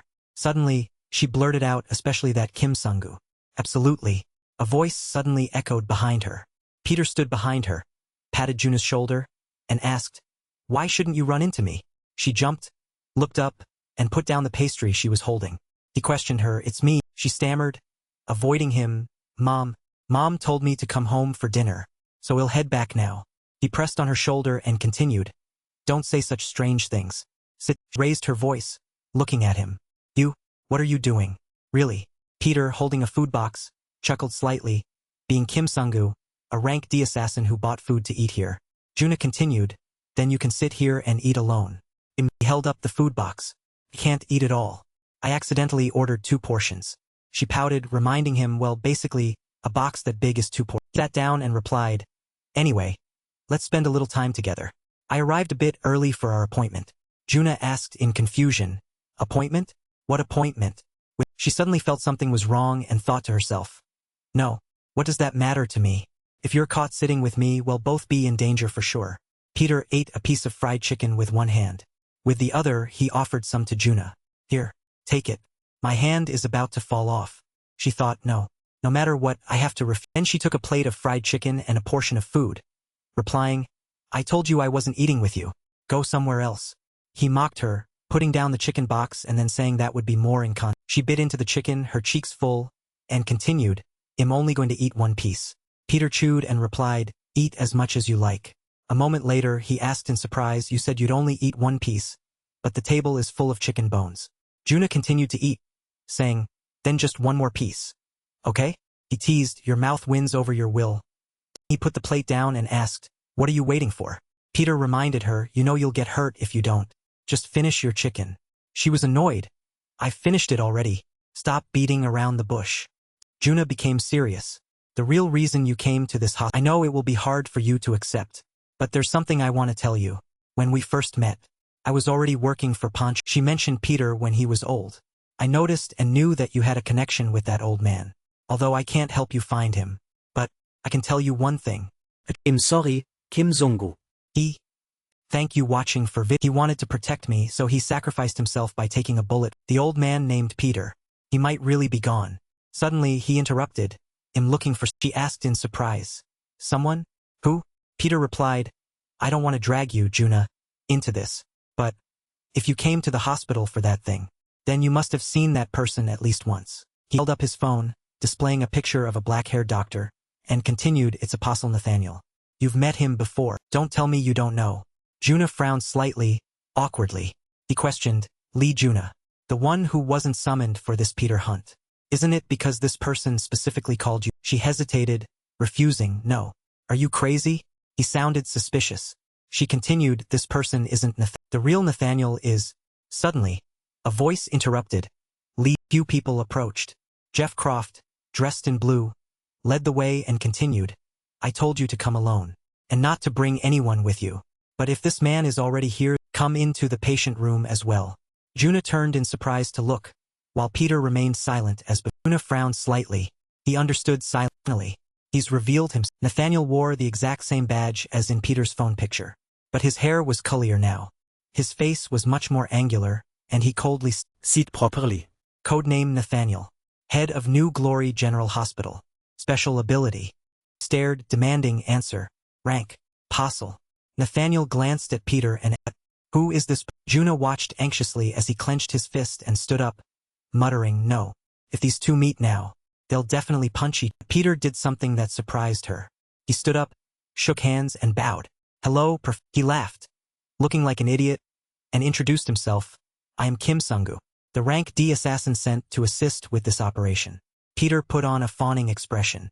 I can't believe this humble self has had the opportunity to behold the countenance of an apostle such as yourself. This is truly an honor for my entire... He just smiled blankly, then confidently declared, I, Kim Jong-gu, will definitely capture Peter. Leave him. His eyes were cold, unwavering. He stared intently at... Nathaniel turned to her and said, Juna, come to my room. Juna started, confused. Yes, sir? Me? He said slowly, I will have someone go. Nathaniel and the other two left. See you later. Apostle thank you watching for He truly is not Dr. O called out, Professor. He asked in confusion, well? Dr. O reported those kids caught. According to a teacher at Sacred Sage High School, they just got lucky. Even their supervising teacher doesn't care. Nathaniel said, Dr. O, I'll decide that myself. Where's the file I asked for? Dr. O took out a stack of documents and replied, here it is. He held out his hand. Give it. He accidentally dropped the stack of documents. Dr. O stammered in fear. I'm sorry, He looked at Nathaniel's cold face, his voice trembling. My hand slipped. Nathaniel didn't pay attention. He was remembering Peter's expression at the time. I am Kim Jong-gu, the rank D assassin sent to assist with this operation. Nathaniel looked at the scratch and his trembling hand, muttering, rank D. He spoke up, asking what was that boy's name.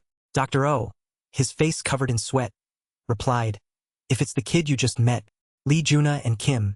Ah yes. As Kim's Nathaniel smiled sinisterly. I think we should keep an eye on him. He'll be a good test sub. On the chessboard, Jaiwon's voice on the phone was full of surprise.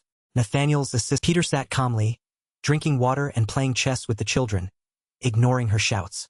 Now Nathaniel is staring with wide eyes, trying to hunt down Peter. What the hell? You just received his offer to be an assistant? When you should be escaping as fast as possible. He calmly replied, what's wrong? It's fun. He knows Peter has snuck in, but the more he searches, the less he finds him. Jaiwon, hearing this, angrily squeezed the soda can in her hand and yelled, is this old man crazy? There's nothing fun about. She shouted loudly into the phone. He knew this would happen. Couldn't you have left a little earlier? If you get caught, we'll both die. Peter deliberated for a moment. Assistant. But he just had an idea. Who knows, I might discover something. Peter said, I'm going now. Then he stood up, gently stroking the little girl's hair, praising her. What did you eat to be so good at chess? The girl cheered happily. So fun. The boy on the chair next to them scoffed. Idiot. The doctor just let you in a dark basement. Dr. O handed Peter a card and said, take this. This is a card that allows you to enter anywhere in this hospital. He praised, for a rank D like you to achieve this, it's impressive. The professor has never personally appointed anyone else as an assistant before. Dr. O reminded him, well, there's nothing else. Just remember 3 things when you meet. Light cast shadows of the 2 figures on the wall, where a blue sky was painted. He instructed, first, don't speak until you're asked. Second, don't question anything the professor is. Finally, third, never reject the professor's grace. Hearing the words grace, he was curious. Peter looked at Dr. O's sweating face, muttering, why is this guy so scared? Dr. O said, let's go. The professor doesn't like to. When the room door, Dr. O and Peter entered, saying, Professor, I've brought Kim Sungu. He spoke in a low, it's a pleasure to see you here. Peter smirked, muttering. Behind Nathaniel was a group of assassins waiting for him. He spoke, let's get down to business. Codename, Rio de Janeiro Funeral Service. Nathaniel's deployed forces, primarily rank A and B, estimated. He muttered, this isn't. After observing them, Peter silently noted, these foreigners are accustomed to the smell of blood. These guys don't belong to glory, nor are they loyal to. Peter concluded they only follow their king and exist because of their king. This is Nathaniel's army. How's Peter? Dr. O bowed and replied, I've done as you instructed. All hospital entrances have been blocked. All patients and their families cannot enter the hospital when the announcement is made. We regret to inform you. Some virus samples in the laboratory have been released. Please wait a moment until the isolation and disinfection process is complete. He reported, we've narrowed down his scope of. Nathaniel asked, what about the cross-referencing process? The blood tubes were on the table. Dr. O replied, we've taken blood from everyone the same age as Peter. It will take about 48 hours to analyze. Too bad Peter isn't actually an old man as he thinks. Dr. O confidently stated, he definitely hasn't left here. He resolutely assured, no matter how good Peter is at disguising himself, he can't pass this DNA test. He won't escape the hospital. The rat will eventually reveal its. Dr. O affirmed, it's only a matter of time before we catch him. Peter smirked, muttering, so this is his. However, Nathaniel, and 4 drip was infusing. Then a child's voice caused a commotion. I hate it so. Nathaniel now played the role of a kind doctor. He leaned close to the child and gently said, if you don't listen, you won't be able to play soccer anymore. The boy hugged his teddy bear and asked, if I do this, I can play soccer? Nathaniel smiled and replied, just soccer? You can even go to school. He went to the nurse and discussed, the surgery is very complex. So why don't we repair the radial nerve? If possible, I'd like to collaborate with Professor Ion. The nurse replied, I understand. Peter looked at his watch, muttering, this guy must be planning something by making me his assistant.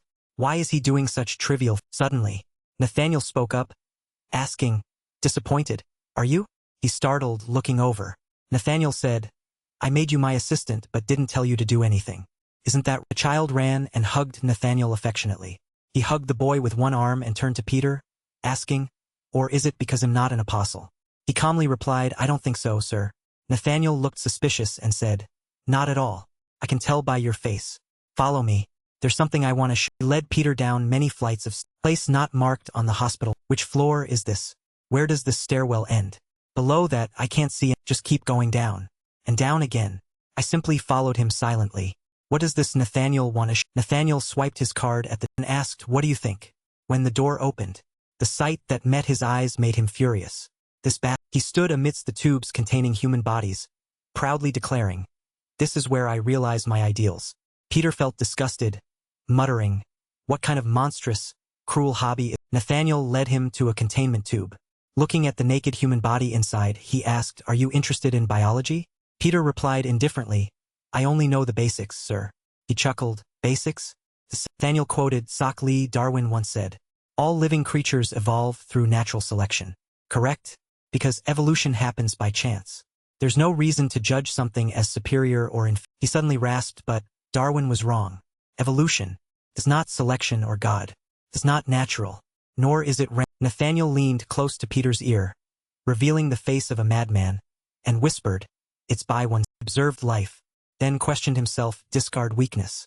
Retain strength and continue to Isn't that better than clinging frantically to something weak and useless? Isn't this true medical practice?" He smiled eerily. "So, Kim Sungu, the reason I'm watching you—" Suddenly, an alarm sounded in the room, interrupting Nathaniel. Both turned to look behind them. His face seemed all too familiar with this type of announcement. Peter, however, looked confused. The announcement machine blared. Code red. Code experiment subject in the basement has escaped. Researchers, please close the doors. Stay in place until the security team successfully suppresses him. Tension. Repeating. A naked man, with drawings on his body and several needles pinned to him, rushed out, yelling, "Get out of the way." Announcement. Experiment subject in the basement has escaped. Alert. Alert. Alert A1 activated at level. Cannot control the experiment subject. 2 security guards ran up. They shot tranquilizer darts at him, shouting, "Everyone to Sector 51. Don't let him get to the Naked man ran towards the barrel of a gun. The security guard yelled. Drops of blood flew through the air. In the blink of an eye, he had dealt with the 2 security. The system announced, "Alert! Alert! Cannot control the experiment subject. All ground-level doors are currently temporarily closed." The naked man finally saw the exit door. He panted, muttering, "The exit. Almost hurry. I need to run faster. Before they close the doors. I need to get to the surface." When he was almost at his... Suddenly, the adjacent wall was smashed. The terrifying force turned the wall into tiny fragments. Nathaniel's arm from the other side grabbed the naked man's head. The force was so strong that it sent him stumbling back. Peter looked on with a hint of disbelief at this scene. Nathaniel rasped, "I'm talking about a serious..." Nathaniel tightened his grip on the naked man's face and yelled, "An experiment subject like you shouldn't disturb..." Peter only heard the man's agonizing scream from the other side of the wall. Then no other sound. Nathaniel turned, smiling awkwardly, and said, "Excuse me, shall we return to our main topic?" Nathaniel withdrew his hand. His glove was covered in blood, and he began to speak softly. I like healthy..." Nathaniel looked at the tubes filled with passionate dedication, listing their muscles, tendons, and even cells. "I tear them apart and strip them bare with these very hands. Recently, I discovered someone with extraordinary physical ability." He looked at Peter, sensing his abilities, and suggested, "Sungu, I see potential with..." Nathaniel offered an idea. "This kind of strength is not common at your age. I want to see the fruits of my ideals. How strong will you become after that evolution? Isn't it exciting just to imagine?" He held out his bloody hand towards Peter and declared, "Accept my..." Nathaniel offered tempting conditions in a coaxing tone. "You'll be able to reach rank A. No, you could even possess power equivalent to an..." Scene change. Peter walked down the hospital corridor, calling Jaiwan. As expected, he truly is a cunning one. She gasped in astonishment. "Good heavens, I never thought he could even punch through a wall like that. Thinking about it still sends shivers down my spine." He said, "No, what's more surprising, he could even sense my presence behind the wall." Peter recounted to Jaiwan. He not only caught him but simultaneously crushed the opponents. He hesitated, asking, "Senior, can you just ignore him now?" He replied, "It's not that. I'm also very curious about the origin of that." Jaiwan sighed helplessly and exasperatedly. "Who can stop this stubborn gentleman? So what do we do now?" "Well, be testing the blood of elderly patients and yours at the same time," she complained, her voice full of worry. "Then we'll both get caught just because of that ridiculous blood test." While Jaiwan rambled, Peter came up with a plan and said, "There's a way." She was curious. He looked at the file of results in his hand and said, "I'm thinking of altering the test results. It's been over 48 hours, so the results must be in his room." The Glory Relocation Institute's DNA cross-check results. Jaiwan asked in confusion, "Senior, are you planning to sneak into that bastard's room?" Peter took out the card he received from Dr. O and said, "How?" Just like, she screamed in worry. "This old man is really crazy. What if you get caught, Senior?" From the consultation room, he confidently replied, "That will never." Peter calmly swiped the card on the door, saying, "Plenty of current time, 2:53. While walking around with I've learned exactly how long that time. Within 4 minutes and 30 seconds, can swap the results." He began to open the cabinet, preparing to switch them. Nathaniel returned to visit the boy hugging the teddy bear, then went to talk to them. He waved at the called out Dr. O. Dr. O replied, "Yes, Nathaniel asked, "Are the elderly patient's DNA cross-reference results ready?" Dr. O reported, "Yes, sir. I left them in your room, Professor," he said, although everyone, not a single person had results matching Peter. He smirked. How interesting. Nathaniel wondered, among all the patients of the same age in this hospital, not a single one has DNA that matches. Dr. O asked for his opinion, or is he hiding somewhere else? He replied, "I don't think." Nathaniel spoke slowly. "That's just our imagination. Who knows, the Peter we're looking." He stood behind Peter, his face cold as he, "What if he's not what we?" Nathaniel stared, his voice low. "An empty room without its owner. And it's even an apostle's private." He asked, "So what is a rank D assassin like you do?" Peter's eyes were filled with surprise as he muttered, "For the past 2 days, Nathaniel has only performed the exact same rounds at the same time, even though he still had 2 minutes and 30 seconds left to complete." Nathaniel's eyes reddened, his voice dropping. "I need a reasonable explanation." Peter wondered, why is he back already? Did he deliberately show all that? Talking about bestowing grace upon, proudly boasting about the secrets hidden under. It was all just bait to make me believe he was messing. From the very first moment, he suspected me every second, He was almost impatient, his terrifying eyes on Peter as he uttered, "Your answer." Peter stammered. Peter immediately took out a file and handed it to Nathaniel. He scratched his head, smiling, and said, "I came to give this to you." He asked in confusion, "This is..." Peter quickly explained, "I don't know what it is, sir. Dr. Hong told me to bring this to you." Peter immediately tried to sneak away. "Well then, if you'll excuse me." Nathaniel didn't let him off easily. He grabbed Peter's shoulder and said, held the document in his hand, his voice low. "Even if you don't know anything, you've heard a lot about this." Nathaniel asked, "Why are you curious about the blood samples of elderly patients?" This question made Peter freeze.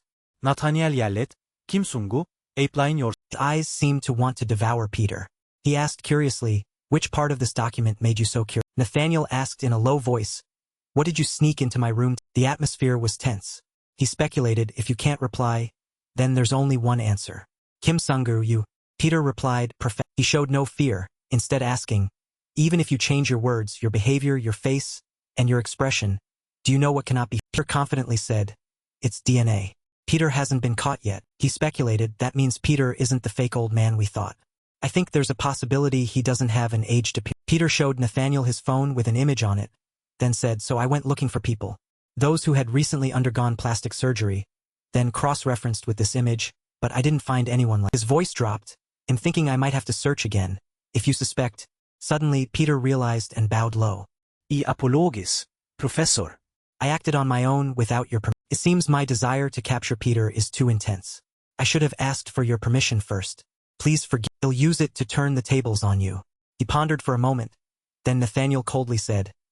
He was surprised to receive a flick on the forehead. Nathaniel said softly. Nathaniel leaned close to Peter, questioning, "What are you doing? It's good to work hard, but you must maintain the dignity of a glory member." Obediently, he expressed gratitude. "Thank you, sir. I'm leaving." Nathaniel felt a slight doubt when he touched. "What? That's real skin." The nurse asked him, "Dr. Sungu, I heard you haven't eaten lunch yet. It's not good for a young person to starve. You'll get osteoporosis." "Dr. Sungu, shall we get something to eat?" Nathaniel looked at the aged photo of Peter. He reconnected the dots and affirmed, "It's not a prosthetic aged face, nor is it makeup. It's 100% genuine youthful skin." "He's not..." Zuna stammered, "You suspect me." "It doesn't matter," Nathaniel affirmed. "I know Zuna has no other choice." He looked at the photo with her brother on her. He threatened, "I assume you can't just die and leave your younger brother all." Nathaniel, grasping the information, said, "I heard Eugene has been suffering from hemophilia for a very long." He diagnosed Zuna's brother's condition. "The next 3 years will be very difficult for the boy, as he will face many complications. It's truly a pity for such a young child." Nathaniel gently placed his hand on hers, beginning his "However, I can say, in the research lab, doctors were formulating treatments," he said, "with an extremely valuable serum, a single dose that money can hardly buy, developed by our Holy Reverence General Hospital. With just one injection, the patient will feel as healthy as if the disease had completely vanished." At this point, A sharp person like you, Zuna, understands. Nathaniel left his final words, indicating which side she should take. Zuna stammered, if I do, he shouted on the 24th, said he would visit me. A silver-haired man was entering the hospital. Whatever he tells Zuna, please provide that information. That mysterious man. However, that is merely a very simple task to serve as bait. At 2 p.m. on the 24th, go to the clock tower in the hospital. The scene shifted. Nathaniel was still coaxing her. There's no way you can earn that huge sum of money in 3 years. Zuna will save her little brother, and it'll capture Peter. A win-win, he said. First, it'll give you a place to rest in the hospital. The reason is for treatment. Zuna wondered. Her eyes grew straight. Her fractured mouth grimaced in. Nathaniel had broken 2 fingers on Zuna's arm. She fell to the ground in pain, screaming miserably. He said, in my hospital. And Nathaniel walked over and kicked the fracture again. Zuna cried out in pain. He snarled, ordinary people can't get admitted to the hospital. At the same time, Nathaniel stood before her and threatened. Oh, by the way, if you refuse my pressed on Zuna's wound, warning, he'll know who the next patient to be treated. Nathaniel left coldly. Well then, he'll see you later, room 604 patients. Thank you watching for vid. With her arm in a she sat on the bed muttering. Peter was the one who helped me until now. If Nathaniel finds out, Zujin and Peter will both. Zuna looked at the picture, thinking if I do this right, Zujin will live. What should I do? Peter walked in and called patient 604. She turned her head and replied. Zuna's eyes clearly showed surprise. The person who arrived was none other than the one she had just been thinking about. He smiled and said, it's time for your injection. She yelled, you lunatic. Why are you here? Peter, holding the TV remote, calmly switched on a show and said, because it's time for this great program. Zuna wondered, why are you doing this? What are you doing in my room? He calmly replied, just consider it repayment for me saving your. She held her head in annoyance. Peter said, meanwhile, he'll also watch the wrestling match on Channel 2. Zuna walked over to snatch the remote back. Give me the remote and leave. He was curious. Why are you always chasing me away? Is it because of Nathaniel? She snapped back. Annoyed. Do you really want to die? I told you not to carelessly say his. Peter looked at Zuna's broken arm and asked worriedly. Anyway, what happened here? Your man. He hit the cast with the remote, questioning, I don't recall ever breaking my student. Peter wondered. Tell me, who did? Her face showed clear worry. Zuna lowered her face and softly called. He was curious, what will you do on the 24th? He's confused, the 24th? What for? Zuna said, I have something to. Peter joked, then say it now, kiddo. She stammered, not now. Zuna instructed, precisely at 2 p.m. on the 24th. Meet me in front of the clock tower. He asked, the clock tower in the hospital. She turned her face away. No more, just go quickly. Zuna muttered, yes, this is the only way, the best way I can. Peter seemed to realize something. She repeated her instruction. You must go there, okay? He replied, understood. It was raining incessantly. Zuna looked at the photo on her phone, tears falling and wetting the. She asked herself, Zuna, are you doing the right? Zuna blamed herself, this is all I can. Congratulations on the 30th anniversary of Holy Reverence General Hospital. Nathaniel stood high above, smiling. The 24th. You don't know how much I've been looking forward to this. Looking at the banner hanging on the building, he muttered, this is the day you were supposed to visit me, right? Holy Reverence General Hospital, Seoul. Peter will visit Professor Nathaniel let out an eerie laugh, his voice excited. I really want to meet you. Through his earpiece, he asked, Zuna, where is Peter? She stood in the hallway, observing everyone. Zuna stammered, thank you watching for vid. On his way here. Just then, Peter approached. When the tower strikes exactly 2 p.m., hurry here. Thank you watching for vid. The scene shifted. Gentle moonlight shone through the window, weaving between the thin curtains that swayed with the early breeze. Zuna's younger brother's voice rang out, clear and full of curiosity. Sis, do you have a boy? Zuna didn't hear clearly and asked, friend? What friend? The boy, curious, pointed to his cute bear-patterned yellow socks. I saw 3 boyfriends on your avatar picture. She quickly said, what? Those are just my friends. Zujin was surprised. You have. The boy, truly perceptive, asked, but the guy in the middle really looks handsome. Sis, do you like him? Zuna replied, oh, he's just a friend. Zujin exclaimed admiringly, he's so tall. I'd love to play soccer. Scene shifted to a soccer ball on a table. The boy wished, I also want to go watch the World Cup with him, and then dedicate ourselves to our country. Suppressing her pain, she said, that sounds wonderful. He'll buy you plane tickets. Zujin cheered. Awesome. It'll be my first time going abroad. Suddenly, the boy stopped, stammering, lying on a hospital bed. Riddled with tubes, his body emaciated, Zujin whispered, actually, I don't really want to go on a plane that Through the phone, Zuna snapped, Lee Zujin, I told you not to say things like. The boy said, because plane tickets are expensive, right? She reassured him that's nothing to worry about. Don't fret anymore. Get ready to watch the World Cup. They'll find. Zuna lay on the floor, her voice excited.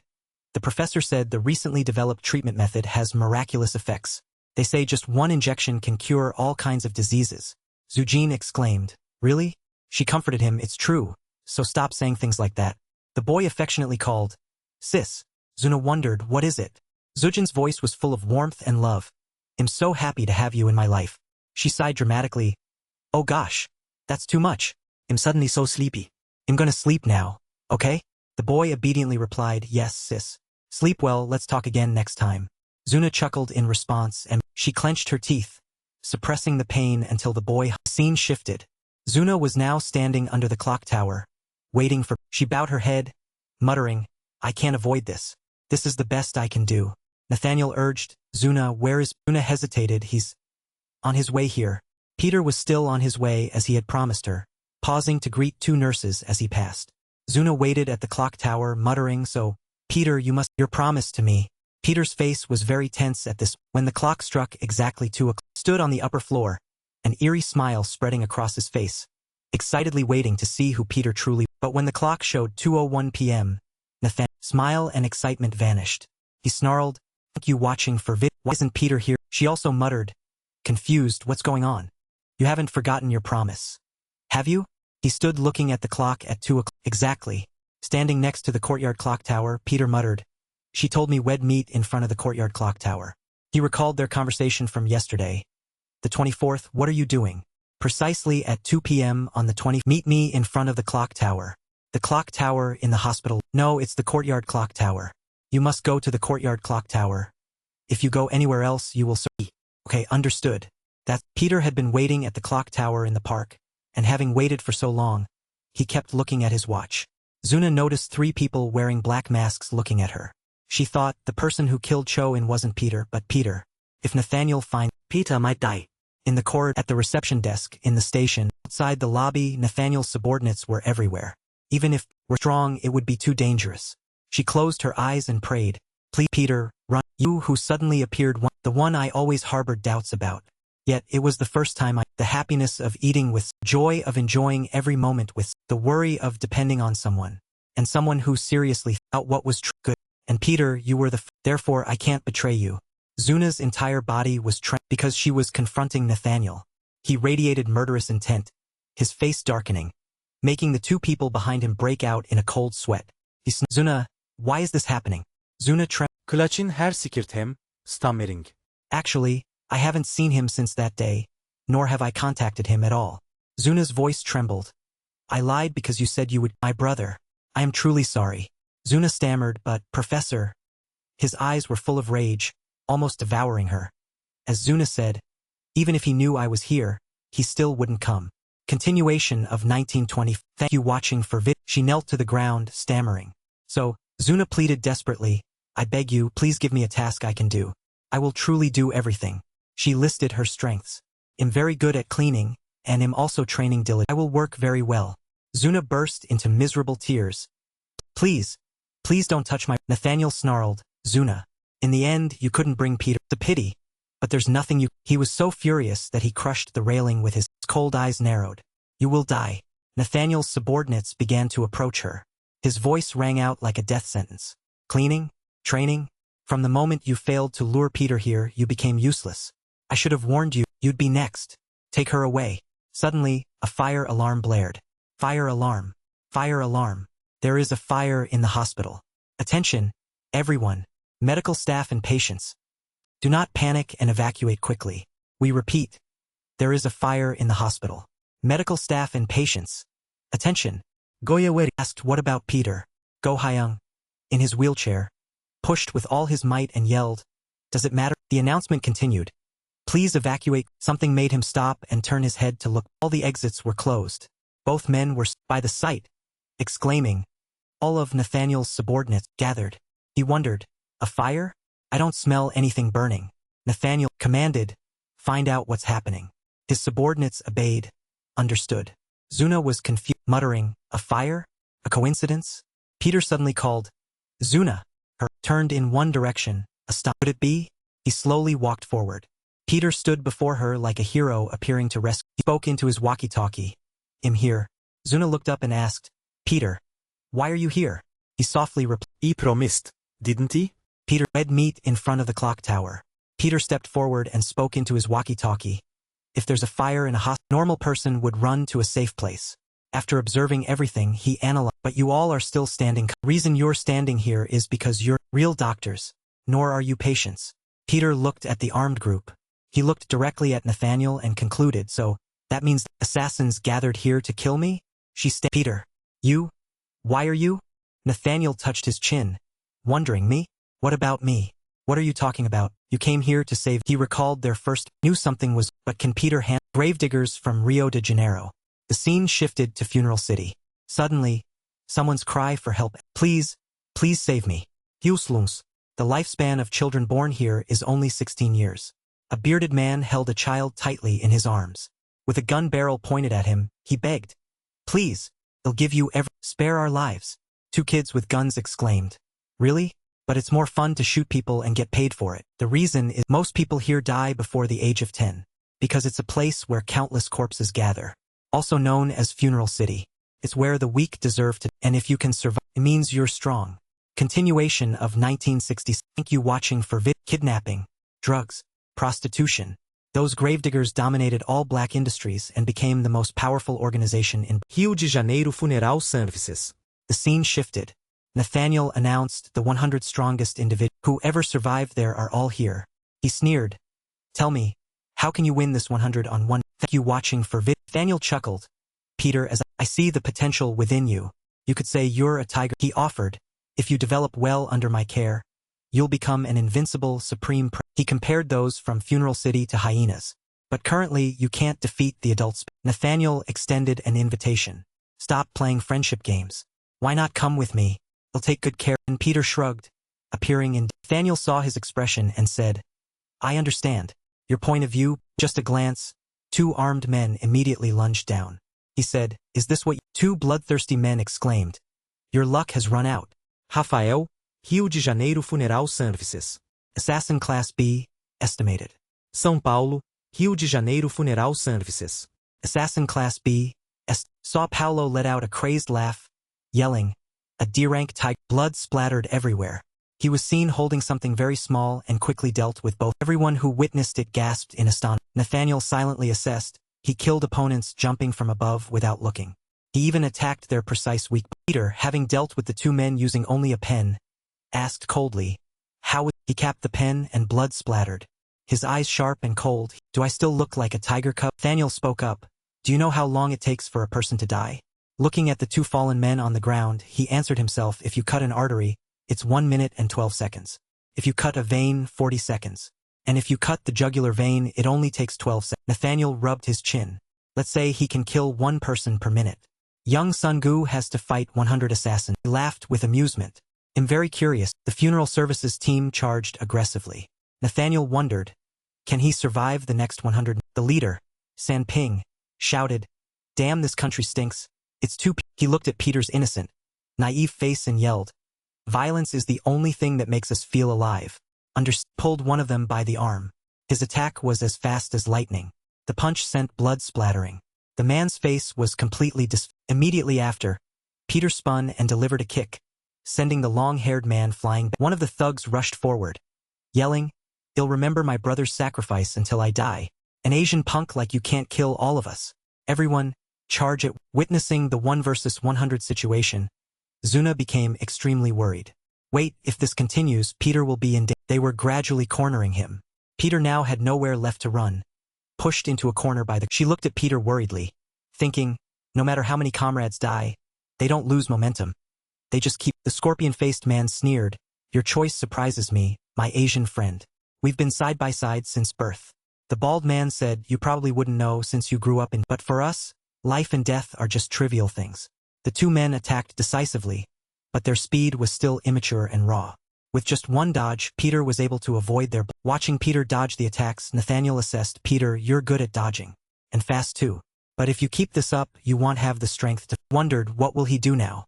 When Peter was cornered with no space left, Nathaniel smirked. You have nowhere left. Put on a worried expression and asked, "What will you do now, Peter?"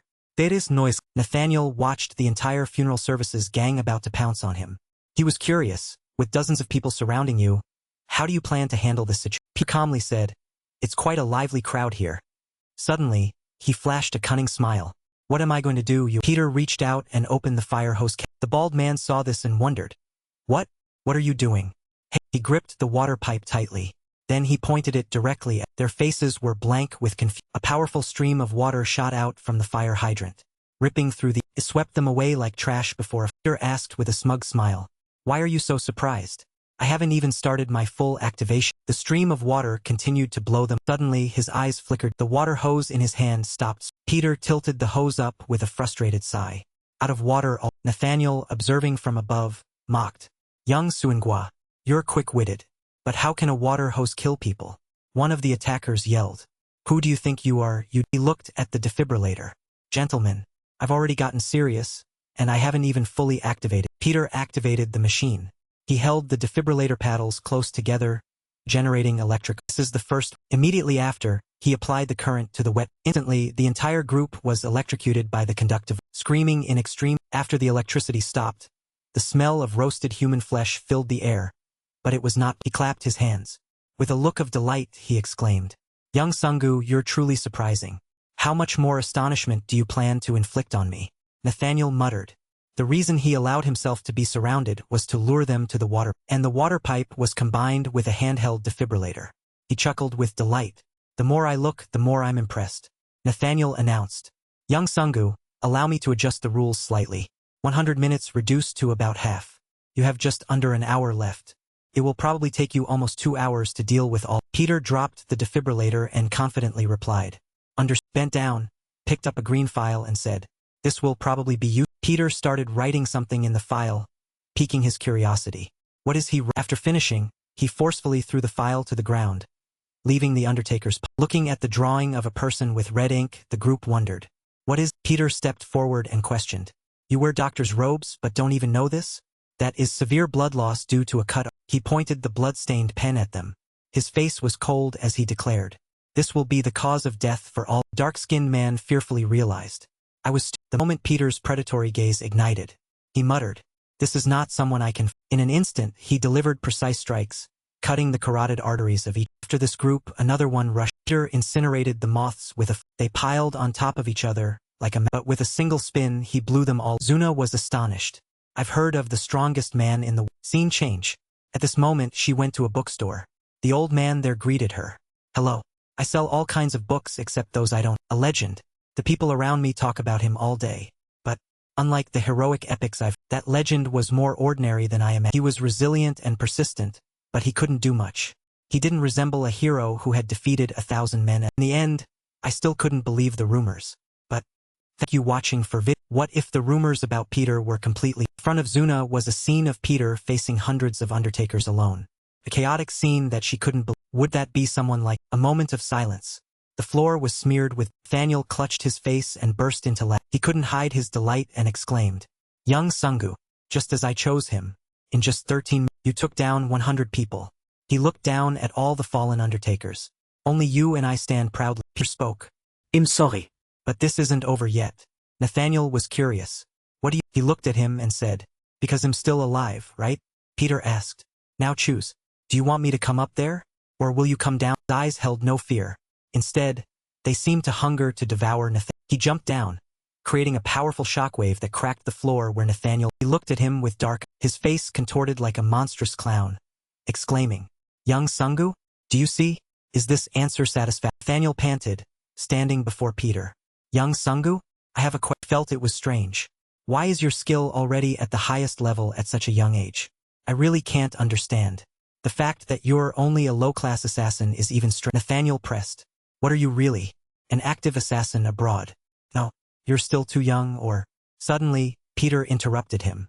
"Professor Nathaniel." He rubbed his hair with a hint of emotion. "I'm also curious about this. Do you know what it..." Peter looked at Nathaniel with icy eyes and scoffed. "If someone is anxious, they tend to talk." Nathaniel smiled strangely upon hearing this. "Young Sungu, you need to know." He lunged at Sungu madly and said, Bravery is different from arrogance. Peter used his hand to block the attack. Nathaniel charged, but Peter quickly jumped up, dodging his. Peter looked at Nathaniel in shock. What kind of power is... Zuna watched, utterly stunned. Even though he blocked it, Peter was still sent flying. How strong is Nathaniel? Peter was knocked. He was a bit hesitant. A surge of murderous aura emanated from Nathaniel, astonishing Peter. What is that power? Is that truly the same? Zuna worried. No, this is too dangerous. Nathaniel continuously lunged at Peter. Zuna realized the situation was not looking good. It's clear he used all his strength in that 100-man battle. Peter was pushed back, despite trying to resist. Zuna grew even more anxious. If this keeps up, Peter will... She screamed in fear. Peter, it's dangerous. Nathaniel picked up 2 assassins and threw them forward with a provocative smile. Peter, are you tired? Now comes the fun. His movements were so fast that Peter had no time to react. His eyes... 2 assassins were thrown by Nathaniel at... Nathaniel mocked, though it's a bit difficult, you know there's nothing you can do. He gloated as he struck. Whatever excuse you make, it's use. Peter was still overwhelmed by Nathaniel's power. He grabbed Peter with one hand and threw him. Peter was slammed into the elevator door. I've never felt such power from a human before. What's the source of his strength? Not stopping, Nathaniel had launched Peter into the elevator. Zuna witnessed everything and could only scream in despair. No, Peter, she wondered. Nathaniel is so strong he made Peter help. Zuna ran to the elevator. The elevator was going down. Where will it? Nathaniel pressed the elevator buttons haphazardly. He said, Peter, you were very agile before. So Nathaniel gloated, if you fight in a confined space you won't be able to escape. Peter did not answer. He leaned against the elevator. Even as Nathaniel continuously Nathaniel wondered as he hit him, is Peter just going to... He attacked Peter relentlessly, his mouth constantly provoking. Where did your fighting spirit go? I thought Peter was supposed to be Nathaniel looked disappointed. Turns out he's no different from the elevator was indirectly hit so hard that its metal exterior was... Inside, the elevator became increasingly Even the elevator cables were snapped by Nathaniel's... He gripped the hose tightly, then aimed it directly. Their faces were blank with confusion. A powerful stream of water sprayed straight out from the fire hose, tearing through... Swept away the entire group like trash before Peter smirked triumphantly. Why so surprised? I haven't even warmed up. The water continued to blast them. Suddenly, his eyes flickered down. The hose in his hand stopped. Peter turned the nozzle up to look at it, disappointed. Already out of water to play. Nathaniel, observing from above, sneered, Peter, you're quite clever. But how can a water hose like that kill anyone? One of the thugs yelled. Who do you think you are? You bet. He looked over at a defibrillator and said, Gentlemen, I'm fired up, but I still haven't finished warm. Peter started the machine. He picked up the defibrillator paddles and pressed them together, creating sparks. This is just the first. Immediately after, he applied the current to the wet. Instantly, the entire group was thrown by the electrically charged. They screamed in extreme. After the electricity stopped, the smell of grilled human flesh filled the air, but it was far from... He clapped his hands, his face full of delight. Peter, you truly are surprising. How much more do you plan to astound me? Nathaniel muttered. The reason he allowed himself to be surrounded was to lure them to the water. A water hose was combined with a manual defibrillator. He let out a delighted laugh. Indeed, the more I see, the more fascinated I become. Nathaniel announced, Peter, allow me to modify the rules a bit. 100 minutes reduced by about half. You have roughly an hour left. It would probably take you almost 2 hours to deal with all. Peter put down the defibrillator in his hand and confidently replied. He bent down to pick up a green folder and said, This might be you. Peter opened a pen and wrote something on the folder, making Nathaniel curious. What? He's suddenly writing. After writing, he slammed the document folder onto the ground, leaving the funeral gang somewhat confused. He angrily lunged. Peter was resolute.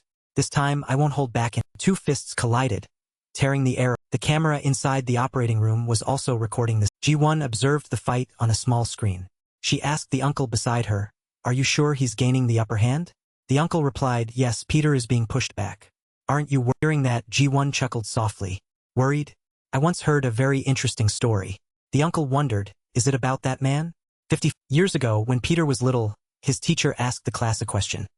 What do you children think is the source of your strength?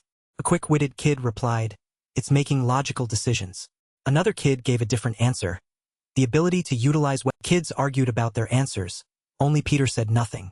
It's the technique of controlling everything. No, I think it has to be a strong... The teacher stopped the argument. All right, then the teacher gave a request that puzzled all the children. Now break this. Looking at the figure marked with red ink, the whole group wondered. What is... Peter stepped forward and questioned. You're all wearing doctor's coats. Yet you don't recognize this? It's severe blood loss due to a wound cutting the carotid artery. He pointed the blood-stained pen at them, his face cold as he declared, "It will be the cause of all your—" Black-bearded man realized in fear. The moment Peter's predatory gaze lit up, Nathaniel muttered, "This guy isn't someone I can fight." In a flash, he struck with millimeter precision, severing each of their carotid arteries. As soon as one group was dealt with, another rushed. Peter was aflame, incinerating them, moths drawn to a destructive. They tried to overwhelm him with sheer numbers, rushing in droves, piling onto each other like a... But with a single spin, he sent them all. Zuna was astonished. I once heard about the strongest man in the world. The scene shifted. She was now in a bookstore. The old man there spoke up. "Hello. I sell all kinds of books here except for the ones I don't." A legend. People around me talked about that man all day. However, unlike the heroic sagas I used to, that legend was an ordinary old man, more so than I am. He was tenacious and resilient, but he couldn't do much. He was nothing like a hero who had once triumphed over 1,000. Ultimately, I still couldn't believe the rumors. But thank you watching for vid. What if the rumors about Peter were completely Before Zuna's eyes was the scene of Peter alone facing 100 funeral services thugs. A chaotic sight she couldn't believe. Couldn't he be someone like... Silence. The floor was covered in streaks of... Nathaniel covered his face and burst out, able to hide his delight. He exclaimed, "Peter, you truly are the one I personally chose. In just 13 minutes, you've defeated 100 people." He looked down. All the funeral services thugs were incapacitated. Only Peter and Zuna stood defiantly. Peter spoke up, "I apologize, but this isn't over yet." Nathaniel was curious. He looked at Nathaniel and said, "Because you're still alive, aren't you?" Peter asked, "Now choose. Do you want me to come up there, or will you come down?" His eyes held no fear, but rather a fierce desire to devour. Nathaniel leaped down, creating a powerful shockwave that shattered the floor where he looked at Peter with dark eyes. His face, like a demonic clown, exclaimed, "Peter, do you think this answer is reasonable?" Nathaniel stood panting in front of Peter. "Peter, I have a..." He felt strange. "Why are your skills already at their peak when you're so young? I truly don't understand. The fact that you're only a D-rank assassin is even strange." Nathaniel pressed, "What are you really? An assassin operating abroad? No, you're still too young, or..." Suddenly, Peter interrupted him, "Professor Nathaniel." He ran his hand through his hair with a hint of tears in his eyes. "I'm also curious about this. Do you know what it..." Peter looked at Nathaniel with chilling eyes and sneered. "If someone is in a state of unease, they usually talk." Hearing that, Nathaniel flashed an eerie smile.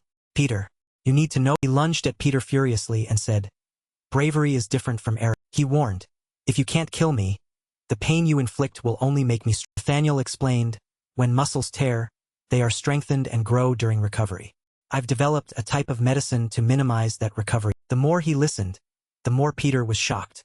"The more I'm attacked, the stronger my body becomes. Do you know what that..." Nathaniel immediately charged. He confidently declared, "Your chances of winning..." Peter worried, "If he catches me, he'll..." Nathaniel affirmed, "A perfectly round..." In an instant, Peter was slammed hard to the ground. Dust flew everywhere in the laboratory. Nathaniel was filled with anger mixed with a touch of surprise. "Throughout this time, no one I've caught has ever survived. But what is..." Peter had luckily escaped his grasp. Nathaniel glanced at him. "I guess I should at least congratulate." He found it incomprehensible. Nathaniel recalled the situation just now. "I had its neck. Not even a..." He mused, yet in that brief... In just an instant, it wedged its hand in and created space to... Nathaniel was taken aback by Peter's agility. After making calculations in less than a second, it tilted its head back to dodge. Is that truly a human's reflex? Peter, having escaped, was also... He reassured himself. He thought he wouldn't make it out. But even though he was caught for just an instant, Peter recalled the feeling when Nathaniel's hand touched his. It felt like a nail driven straight through the back of his hand. One thing was certain.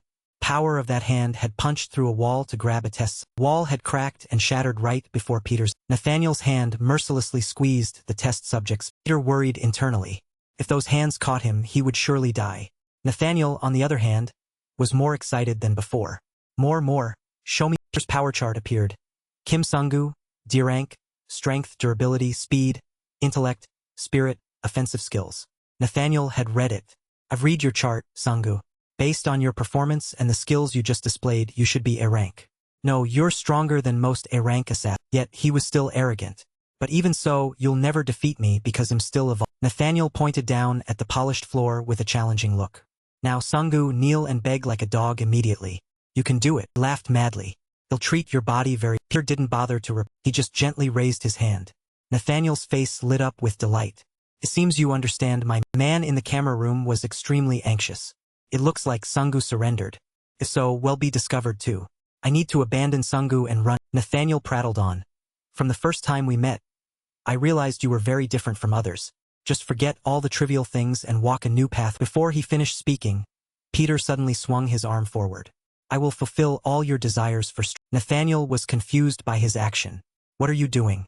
Peter simply asked him. How does it gently taught for a stupid? Peter thought of a way. A good beating will make him understand the problem immediately. Nathaniel grew even more furious. You're truly driving me insane. He charged aggressively, shouting loudly. All right, this is how it. Peter didn't hesitate to rush forward. His footsteps were so fast they were difficult to see with the naked. In an instant, Peter lunged, punching Nathaniel before he could even raise his head. Combined his punches with. Nathaniel still didn't realize the trouble heading his way and continued to. Ji-won watched the screen in astonishment. What's happening? The man beside her was equally bewildered. I'm not sure either. I only know one. He spoke a sentence that perfectly matched the current situation. This doesn't look like a human. Nathaniel let Peter furiously beat him, thinking, Sungu, strong. Honestly, you're completely different from anyone I've ever. But the truth remains unchanged. Even in this moment, my body is still of. This is the first time I found fighting this. Nathaniel continued to happily enjoy the moment. How much stronger can I become? How much? Peter persistently attacked him like he used to break. Nathaniel still had an unresolved question. Until now, you've shown yourself to be very strong. But behind that power chart, there's still a. Looking at Peter's extremely normal power chart, Kim Sungu, D rank, strength, durability, speed, intellect, spirit, offensive skills, Nathaniel couldn't help but be curious. An unanswered question, something I still haven't been able to He wondered, what on earth do you believe in that allows you to keep? Nathaniel grew increasingly annoyed by Peter's demeanor. Why do his eyes show no way? He glared in anger. Then there's only one. Nathaniel blocked Peter's kick with one hand and shouted loudly. Kim, he charged furiously. Sungu, I've decided. Now, even if you beg like a dog, it won't do any. Nathaniel no longer held back and pushed Peter away. From now on, I will destroy. He cruelly uttered after kicking Peter into a wall, down to every bone, every tiny. Nathaniel's entire body exuded murderous intent. I will annihilate everything. Sorry, but the last thing you'll. Nathaniel swung a punch directly at Peter's face. He continued. Is my man in the camera room panicked? Sungu will die. Ji-won cried out in shock. What? No, fearfully called out to Peter. Senior. Suddenly, Peter's voice rang out.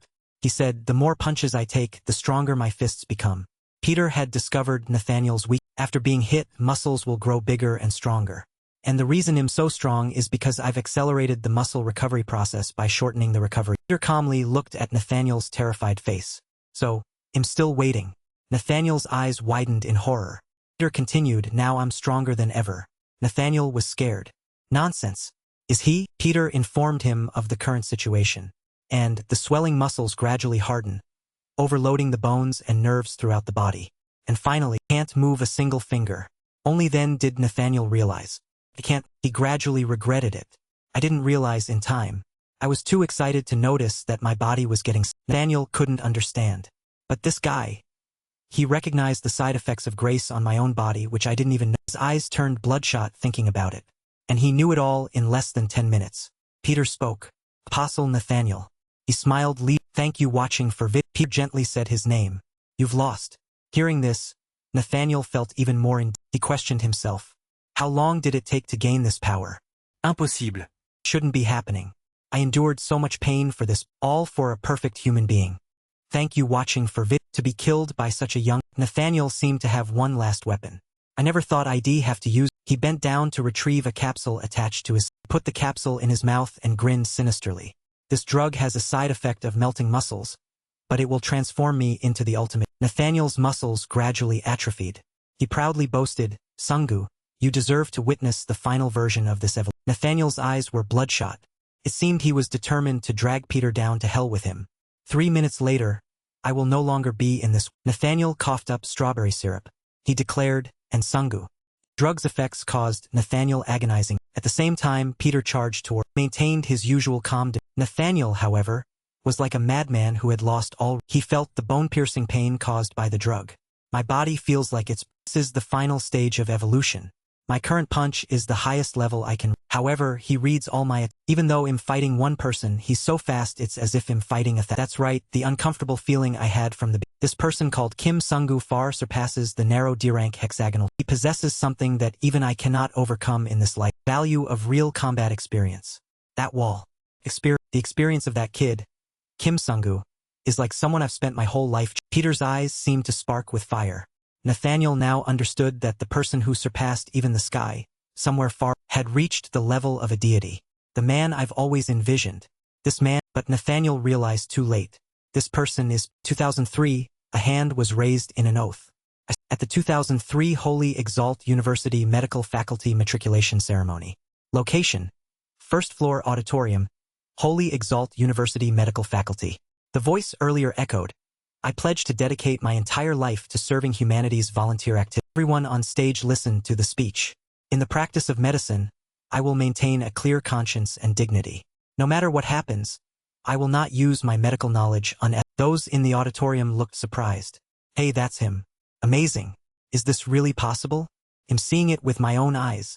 But I can't believe. The speaker was a prodigy. A student who entered the medical faculty at just 13 years old. He was the young Nathaniel. He continued his speech. First-year student representative of Holy Exalt University Medical Faculty, Hyen In. Despite this, Hyen In was never truly happy or joyful. In August 1994, pediatrics department, Nathaniel had to be hospitalized. Other children eagerly awaited gifts. Santa Claus, give me a gift. Me too. But Nathaniel was uninterested. Hyen In also gets a gift from Santa Claus, right? On the wall hung a painting with the words, I love all my children. Nathaniel thought, I was born this way. I am the child chosen by. He wondered to himself, chosen a weakling like me? If I was chosen and born weak, there must be a reason. But what is that? Commercial played on TV. Crayfish shed their old shells and regenerate new ones. This way they can make their bodies bigger, stronger, and much. I myself, did someone assign me a mission? Perhaps that mission is to achieve feats that humans cannot. Humans can become as strong as animals. Good. Then I will be the one to achieve. In 2012, a person was brought to the hospital in critical condition. The patient was shot. The wound is bleeding. We don't have time. Prepare for surgery. A doctor nearby whispered, did you hear? They say he's a real assassin. The nurse next to him wondered, why is someone like him brought to our hospital? The callous doctor replied, who wants to treat him? Unbelievable. The nurse objected, why no one? Our hospital has Professora Yeonin. He's an expert in this. Nathaniel was annoyed by the attention. Why make such a fuss? I'm only doing this for my profession. Why meddle in other people's affairs so? This is the first time. I have surgeries like this every day. So why? Nathaniel looked at the large body before him with extreme curiosity. Why is my heart beating so? Curiosity urged Nathaniel to contemplate something sinister. I've never seen such a robust and strong body. How can I get a physique like him? What are the key differences between him? I'm so curious. I want to dissect this body for research. Nathaniel struggled mentally. What are you thinking? You're a doctor. You can't do that. But Nathaniel's hand seemed to be controlled by an invisible force. Because I'm a doctor, I have a duty to preserve and advance humanity. That's right, isn't it? It serves the development of humanity. But I can't do that. An internal struggle raged within him. The number of geniuses is decreasing.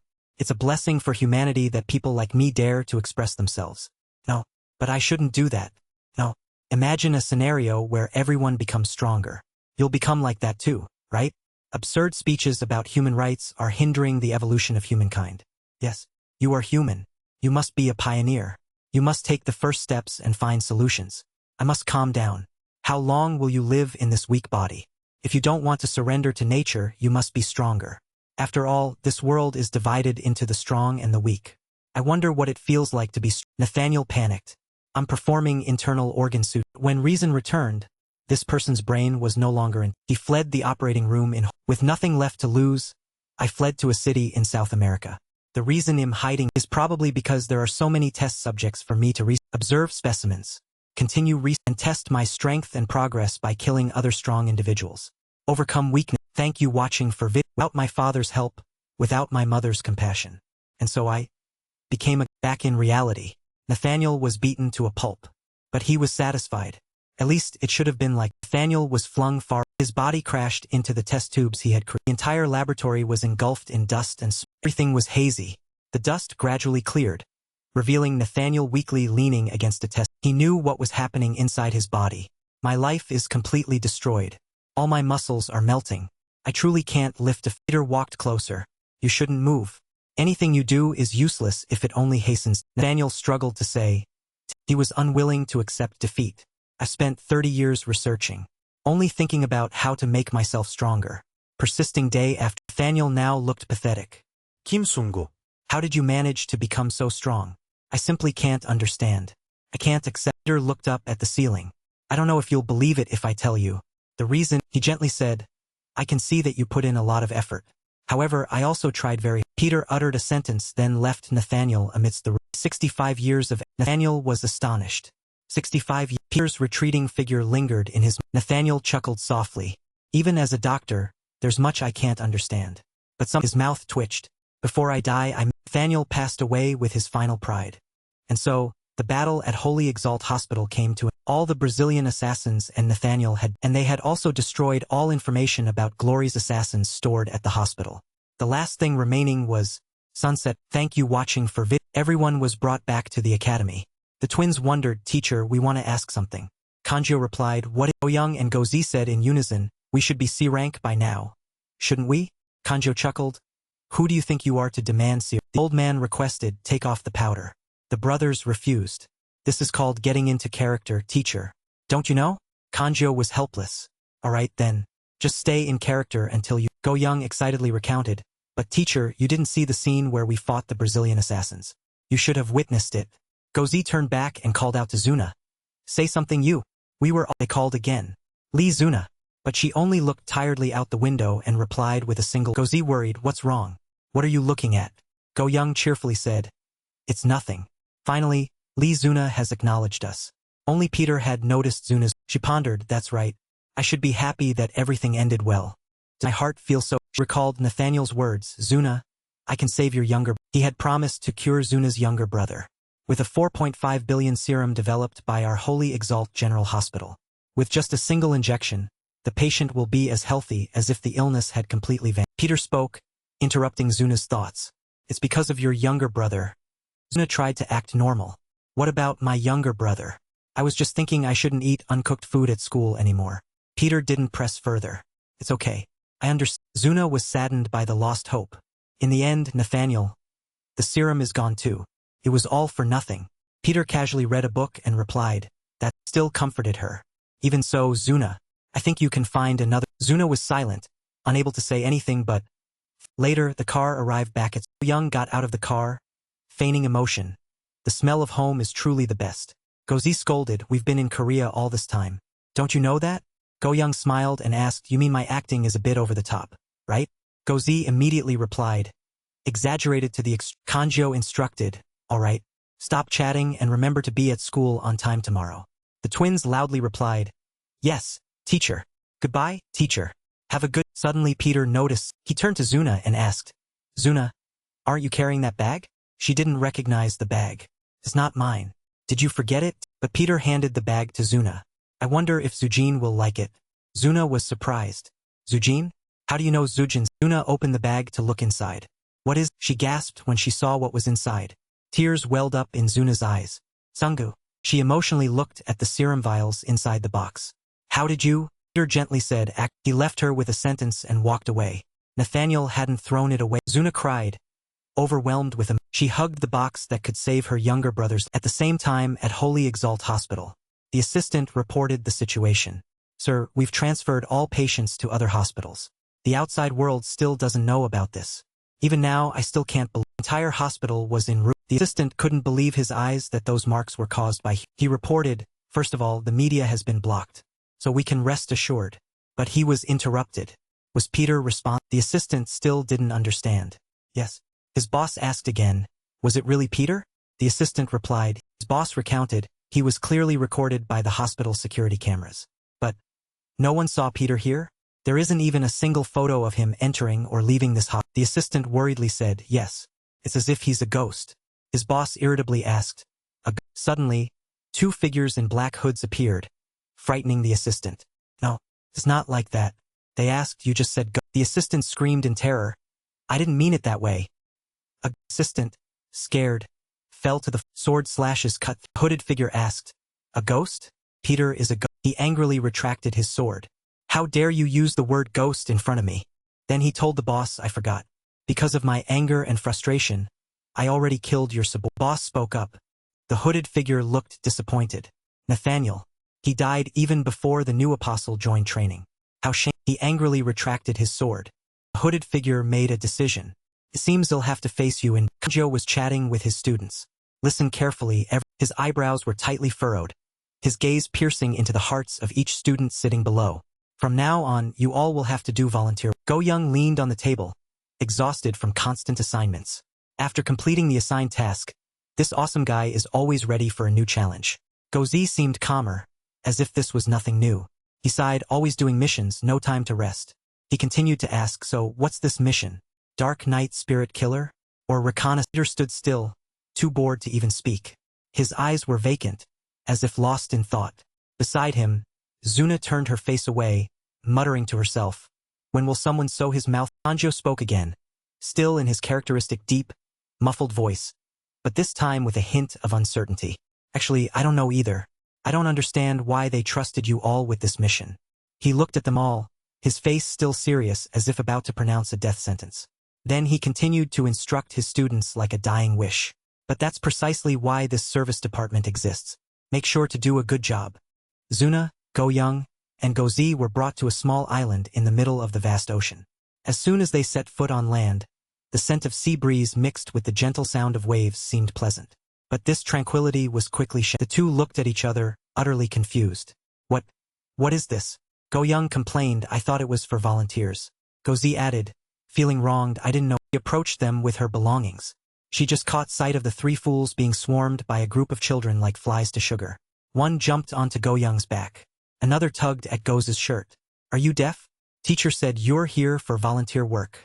The words struck like lightning on a clear day. Go Young suddenly snapped his head up, his face brightening as if waking from a painful dream. No, wait, so it's not volunteering to go, but going to volunteer. A child spoke up, wondering, big sister, this man is weird. Zuna bluntly admitted, I know. They have a congenital condition, kids. Peter, who had been silent since arriving on the island, chuckled at her answer. Don't be so insulting. To be recognized at school, we have to participate in volunteer activity. The two lay down in the middle of the road, squirming like children demanding candy from their mothers. Gozi retorted, who comes to glory to do volunteer work? I don't want to. I refuse. Go Young was no less dramatic, crying miserably. No, I don't like it. This awesome guy can't rest in this godforsaken place. No. While they were busy whining, someone approached them. Joyejin, a teacher from Joyejin High School. Excuse me, are you all here for charity? The two immediately fell silent as the teacher approached. Their eyes stared intently at her, as if plotting some dirty. Go Young and Gozi changed their clothes, wearing the signature floral pants of village aunties. They eagerly pulled weeds at Joyejin High School, replying in unison. This school has so many weeds. You see, teacher, we've done nothing but volunteer work our entire lives. Please, let us. Turned out they were trying to gain the teacher's favor, but they helped little and caused a lot of damage, making her struggle to stop them. No, those are flowers. Meanwhile, he and she stood outside like an old couple, watching their giant children play in the mud. Zuna was utterly exasperated. This disease can't be cured. Can it? No. Now even Peter isn't on their side. She was still curious about the volunteer trip. She turned to him and asked, but I still don't understand. Why did teacher send us to a place like this? It's not even close to where we. Peter remained silent, lost in thought. She continued to voice her concerns. It's 500 kilometers from. He recalled Kanji's instructions before they came to the island. I don't know. The orders from above were like that. But remember, this is just volunteer work. Don't cause trouble or get. Peter turned his back and walked away, leaving Zuna. Then he stepped towards the school building, leaving a sentence behind. There must be a reason we were sent. His demeanor and actions struck her as strange. What? Why is he so calm? After finishing the weeding, they sat down to chat. Gozi started first. I just want to ask one question. Go Young continued. Are you a student? The teacher smiled, covering her mouth. Are you two complimenting me that I look very. They exclaimed in surprise, signaling for silence with their hands. Then both pulled their hats to cover their faces, trying to look mysterious. Cool. Don't look at me with such passionate eyes anymore. Because I'm still a student and you're just a Zuna beside them was also tired. Calm down. Suddenly someone spoke. Here are the students.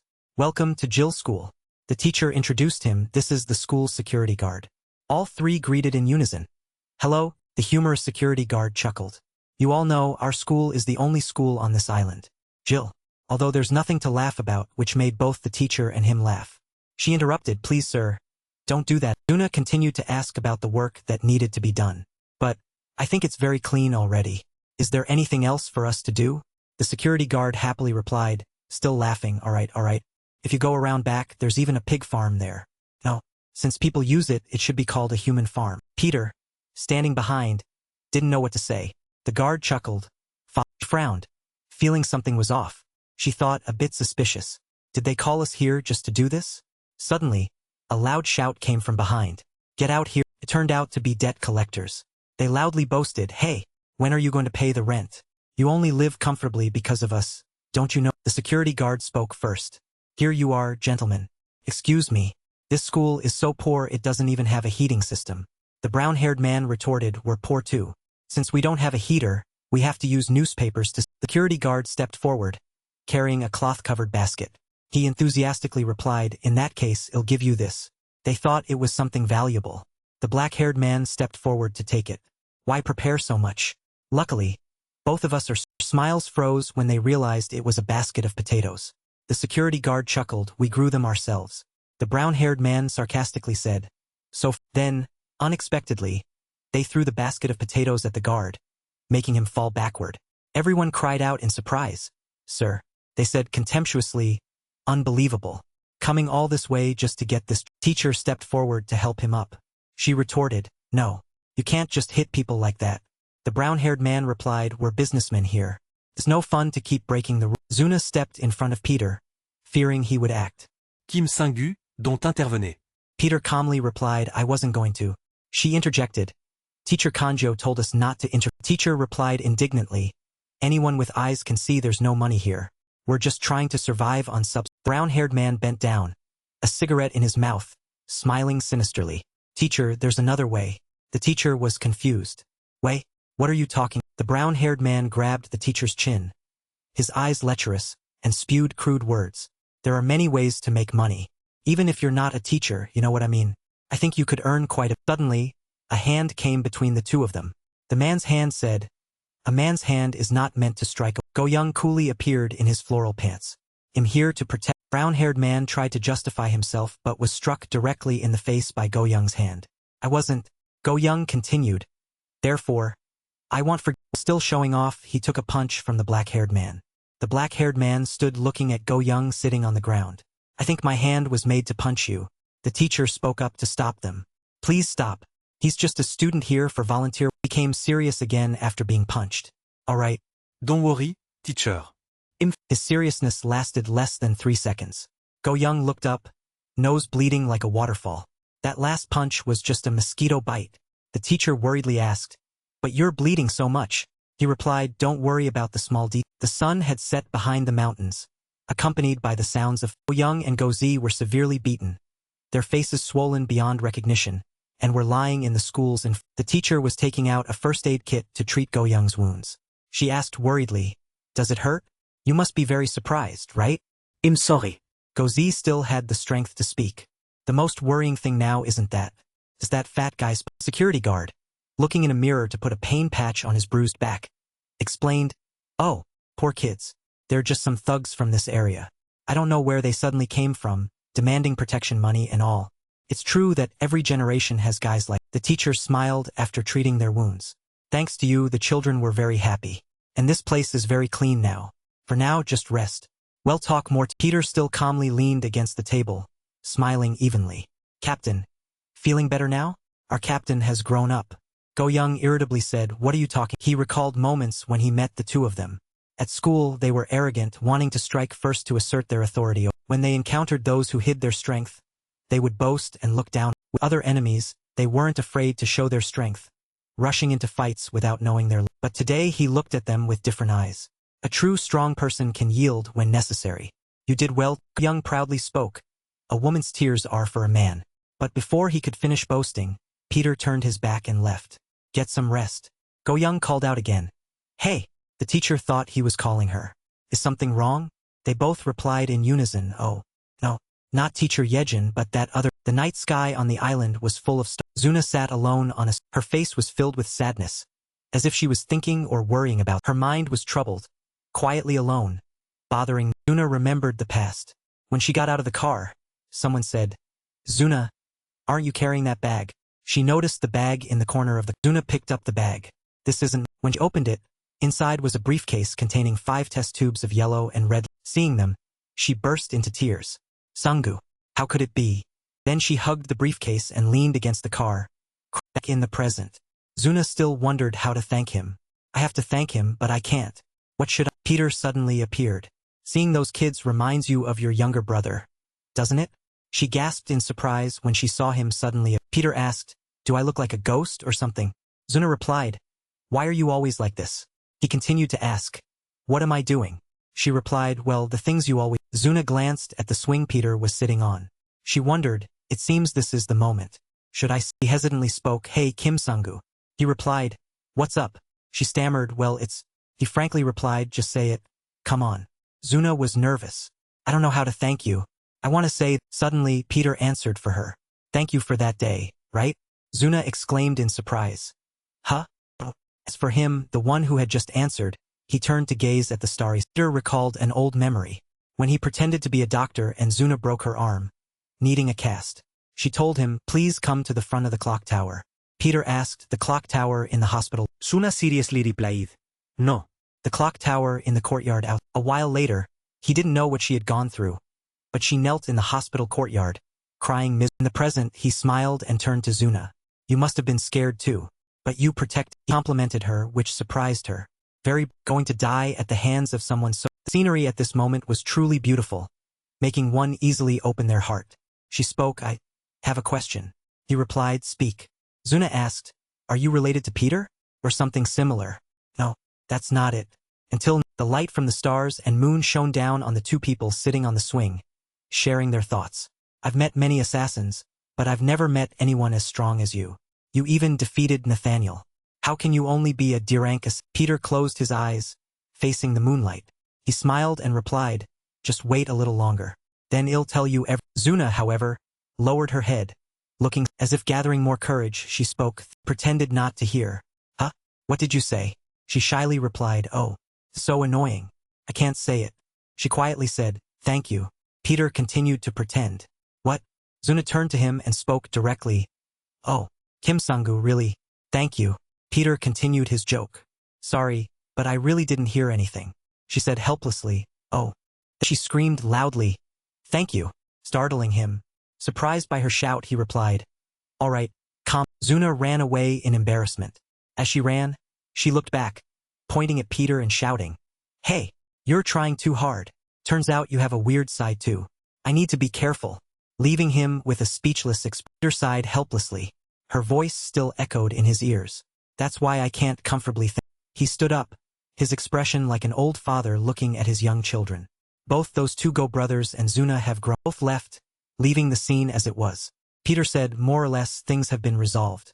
Time to act. The scene inside the school building. The glass window illuminated by moon walked calmly towards the classroom at the end of the hall. Peter looked up at the lit class. Inside, the security guard was monitoring the school situation with cameras when Peter asked, can I help you? The guard, holding a hot cup of cocoa, turned his chair towards Peter. Oh young man, not asleep yet? Working too much will age you. Your bones will weaken too. You need to rest well. I wish I could lose some belly. Then he burst into laughter as if watching a comedy. Belly fat. Huh? Peter stood beside him, seeing that he wasn't laughing. The guard's smile. Noticing this, Peter turned to leave, politely saying, well, I'm going now.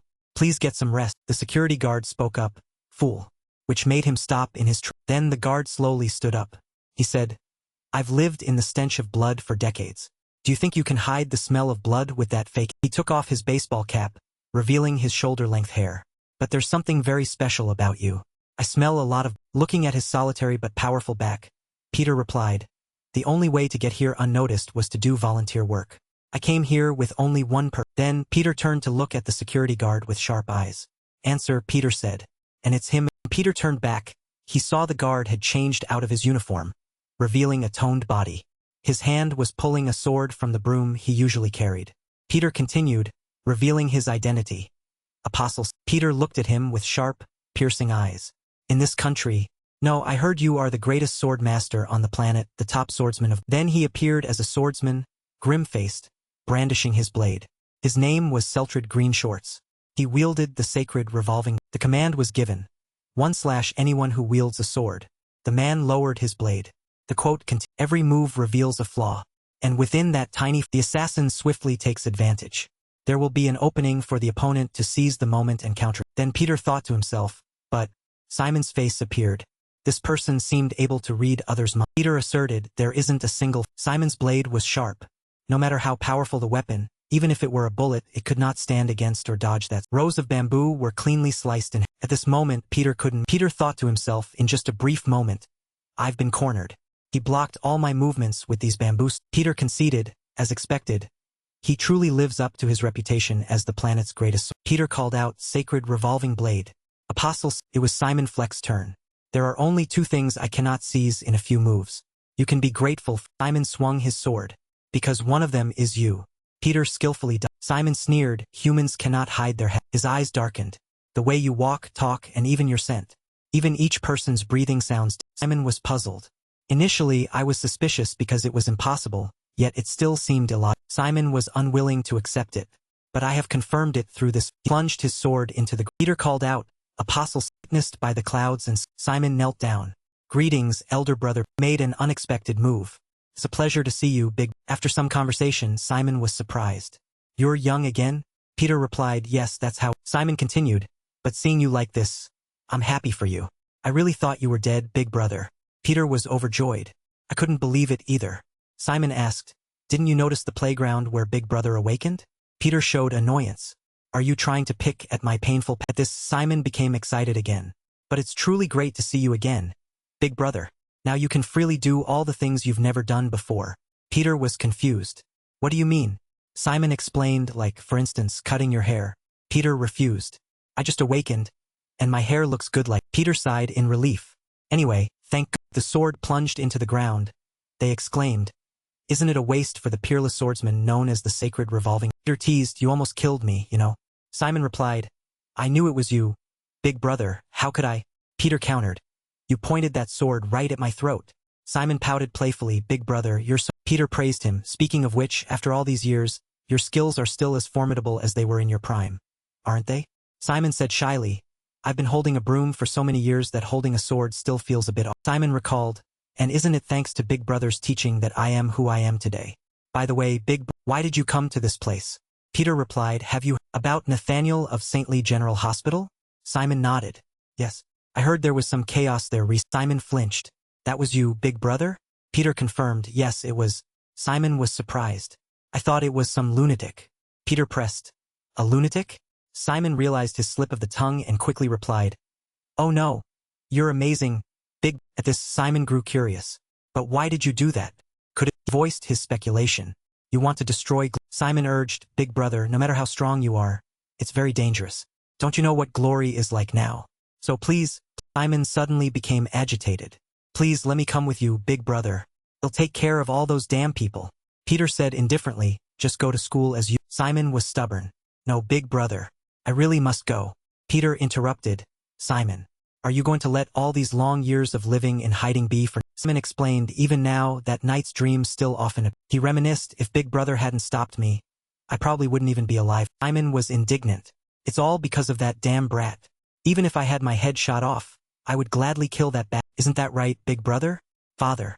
These words stirred Peter's memory. The story goes, 60 years ago, the Glory Orphanage was founded by Father Gay. Peter recounted, among the children who grew up there, 12 people including Muir. Peter remembered. Suddenly, one day, it turned into a battle for survival. There, I was treated like a low-ranking nobody, forced to endure harsh. He was forced to slaughter. The 12 survivors were raised as the country's secret agents. The 12 apostles. Peter grew up like a puppet.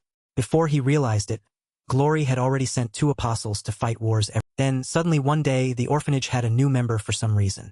father adopted the child. Time slowly passed. The child began to covet the crown. Eventually, he placed the crown on his own. He had betrayed the... Seeing this scene was why Simon became so agitated. "I'll kill..." At that time, Peter stopped him. "Calm down, Simon." Simon screamed, "Big brother, let Peter soothe, for your sake, and for all of us. Now is not the..." Glory had been seized by that man's dirty hands. It quickly declined, becoming a despicable assassin organization tainted by corruption. Back in reality, Peter admitted, "At that time I was a bit weak. Now I have the strongest weapon." Peter stood up. "You just need to watch me.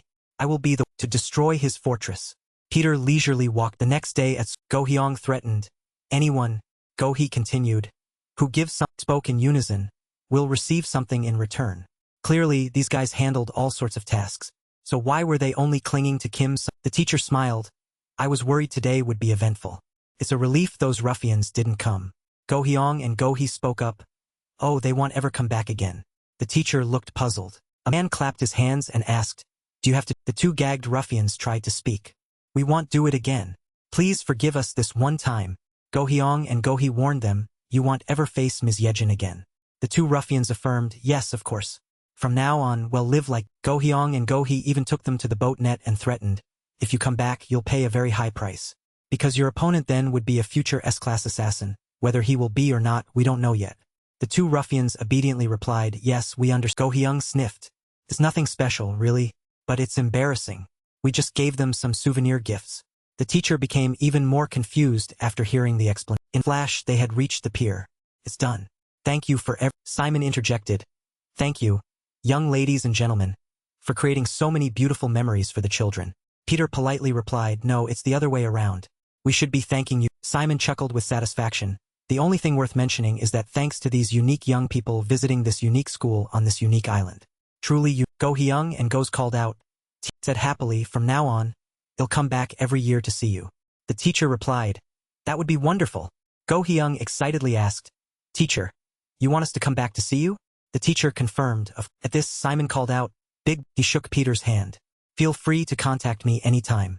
Apostle Simon is always ready to assist you. If anything happens, he'll fly to you right away." Big Peter replied, "Thank you." They had begun to set. At this moment, a storm surged. The weather today was truly... Lightning and thunder enveloped the... Simon was still working as a security guard as usual. Simon exclaimed, "Thank you watching for vid..." He smiled. "Many people have been visiting." Simon detected it. "But it seems we have uninvited..." Simon took his opponent's hand. "At first glance, it doesn't look like you're searching for something. Do you want to meet someone in this remote..." The mysterious woman replied, "So, you're hiding in this..." She drew her sword. One of Father Gabriel's 12 disciples. Apostle Simon. Also known as the Sacred Revolving Blade, the greatest swordsman of... Simon quickly guessed. A woman holding a sword, accompanied by a tall man. "So, you are the counterfeit Simon of the New Glory." He concluded, "You are the greatest swordsman of Japan." At the same time, the woman drew her demons. The woman sneered. "You know me?" Simon, without concealing his identity, directly questioned her. "What's the reason? You came here to steal my title?" The woman replied disdainfully, "I have no interest in..." She said sharply, "I need to demand more payment." Simon teased, "Oh dear. Coming all this way to such a remote place probably won't be worth..." Hesitated. "And something about this isn't quite..." As Simon spoke, he drew his sword. "Who dares call me the greatest sword of Koreo?" Simon drew his sacred revolving... The woman chuckled faintly. "Coming all this way, but it seems quite worth..." Simon replied scornfully, "Don't worry." "I welcome guests very warm..." He finished speaking, he lunged forward. "Enjoy your..." The woman also glided across the water like a wave. Until one of us outside. Rain poured down. Suddenly, a blinding light erupted from a room in the... It turned out the light was sparks created by the fierce clash of two... The sword strikes burst forth ferocious. A second later, both retreated, maintaining their Demon Blade spoke softly. "I had such high expectations because of the overly famous Sacred Revolving Blade title. Is it possible, old man, that you're not as good as I..." Simon curled his lips into a faint smile and calmly replied, "I know. As you said, my swordsmanship has atrophied. But if it were before, you would have died long..." Demon Blade scoffed. "Old man." She took a running start and lunged forward, shouting, "Don't..." Simon frowned, calculating to himself, although her technique is a bit unusual, I'm more worried about that big guy. To deal with both of them, I need to get to a more open... After thinking, he also charged towards Demon. Both swords clashed once. Simon slowly spoke, "Hey, this school is public property. You'll have to compensate us for the damage." Demon Blade continued, "Why worry? No one will ever know. In a flash, she swung her sword swiftly towards him. The old man will soon disappear. The room's window was immediately Demon Blade cursed furiously. Damn it, that sly fox got. From behind, the big guy approached and spoke. It's raining heavily outside. Can you handle it? She smiled confidently and replied. Scene shift to outside the forest. Simon sped along the while escaping, he swung his sword, slashing through the obstructing bamboo stalks. Iron hone it. That is the essence of that weapon isn't a sword. It's a saw blade that carves human. Even if she doesn't move much, the saw blade can easily cut deep into bone and flesh. And above all, these guys look very suspicious because they are clearly hiding. The sky continued to pour. Simon was finally he stood silently under the relentless down. Demon Blade raised a hand to her face, a sinister smile playing on her lips. What's wrong? You look messy yet more romantic than I thought. What a picturesque. If you're gonna die, you might as well choose a beautiful spot to die. Simon turned to look at them and asked, Hey, do you know why they call me the sacred revolving? She spoke, perplexed. Huh? Is that important now? This old man is truly stubborn. I need to finish this quickly. I'm busy.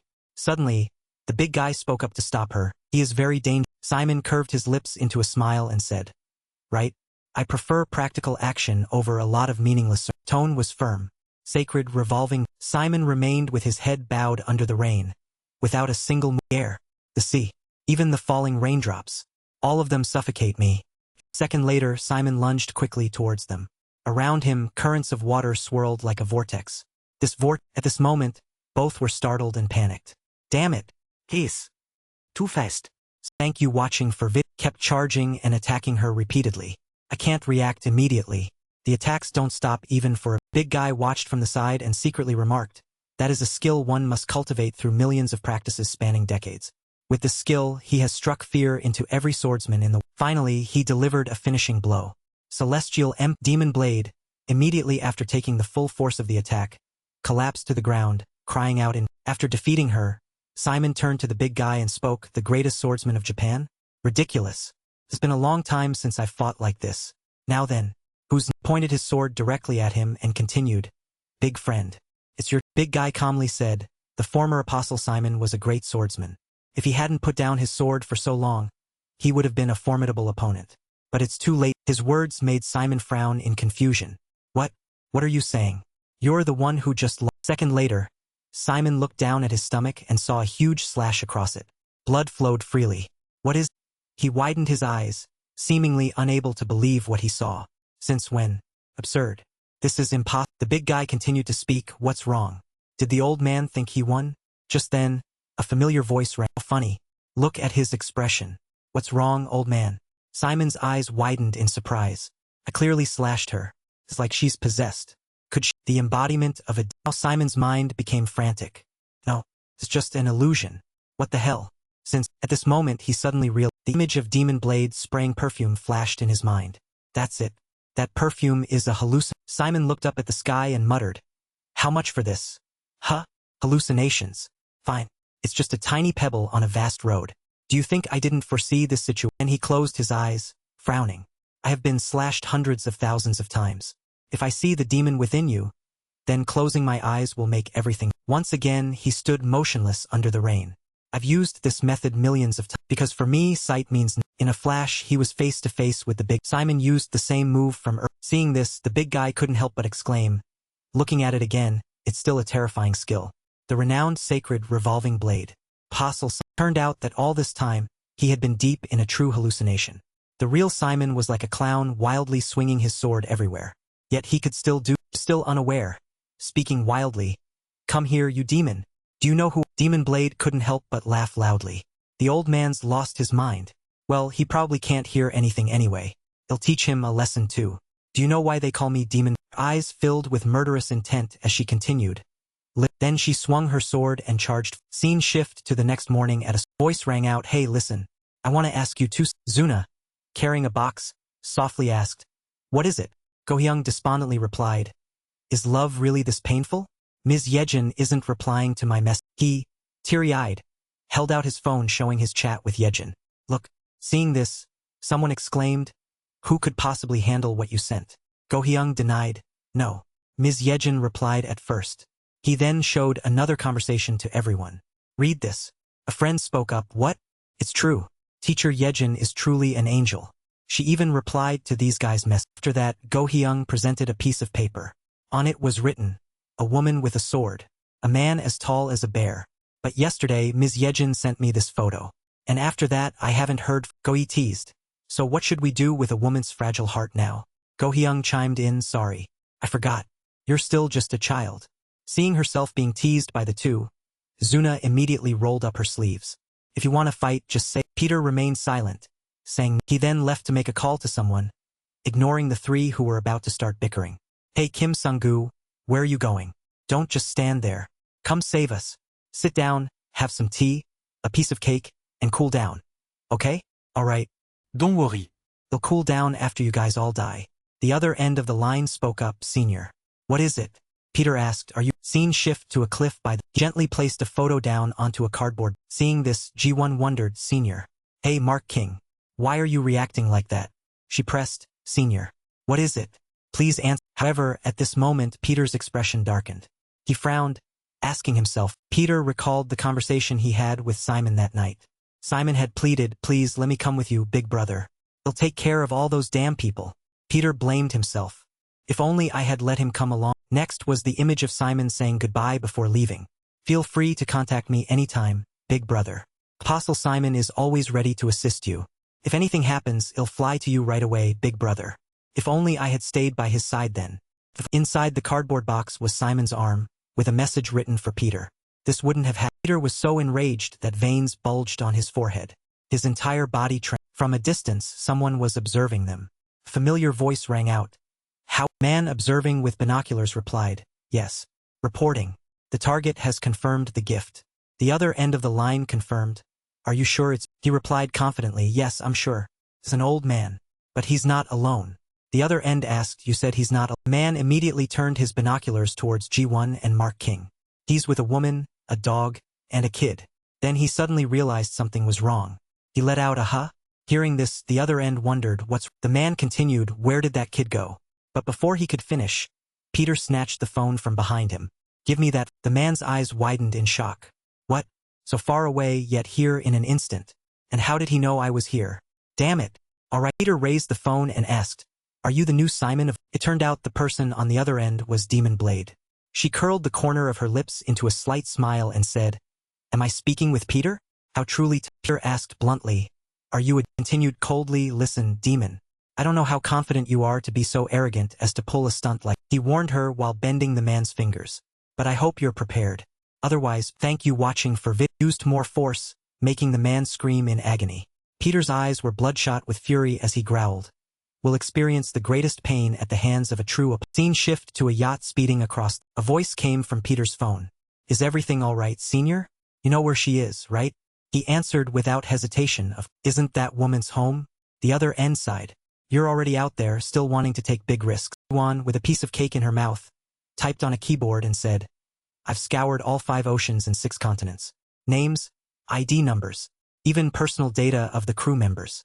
There's only one ship that hasn't released detailed. She continued softly, the ship's codename, the one who kidnapped Senior Simon is on that. The other end added, how is she the owner of the ship?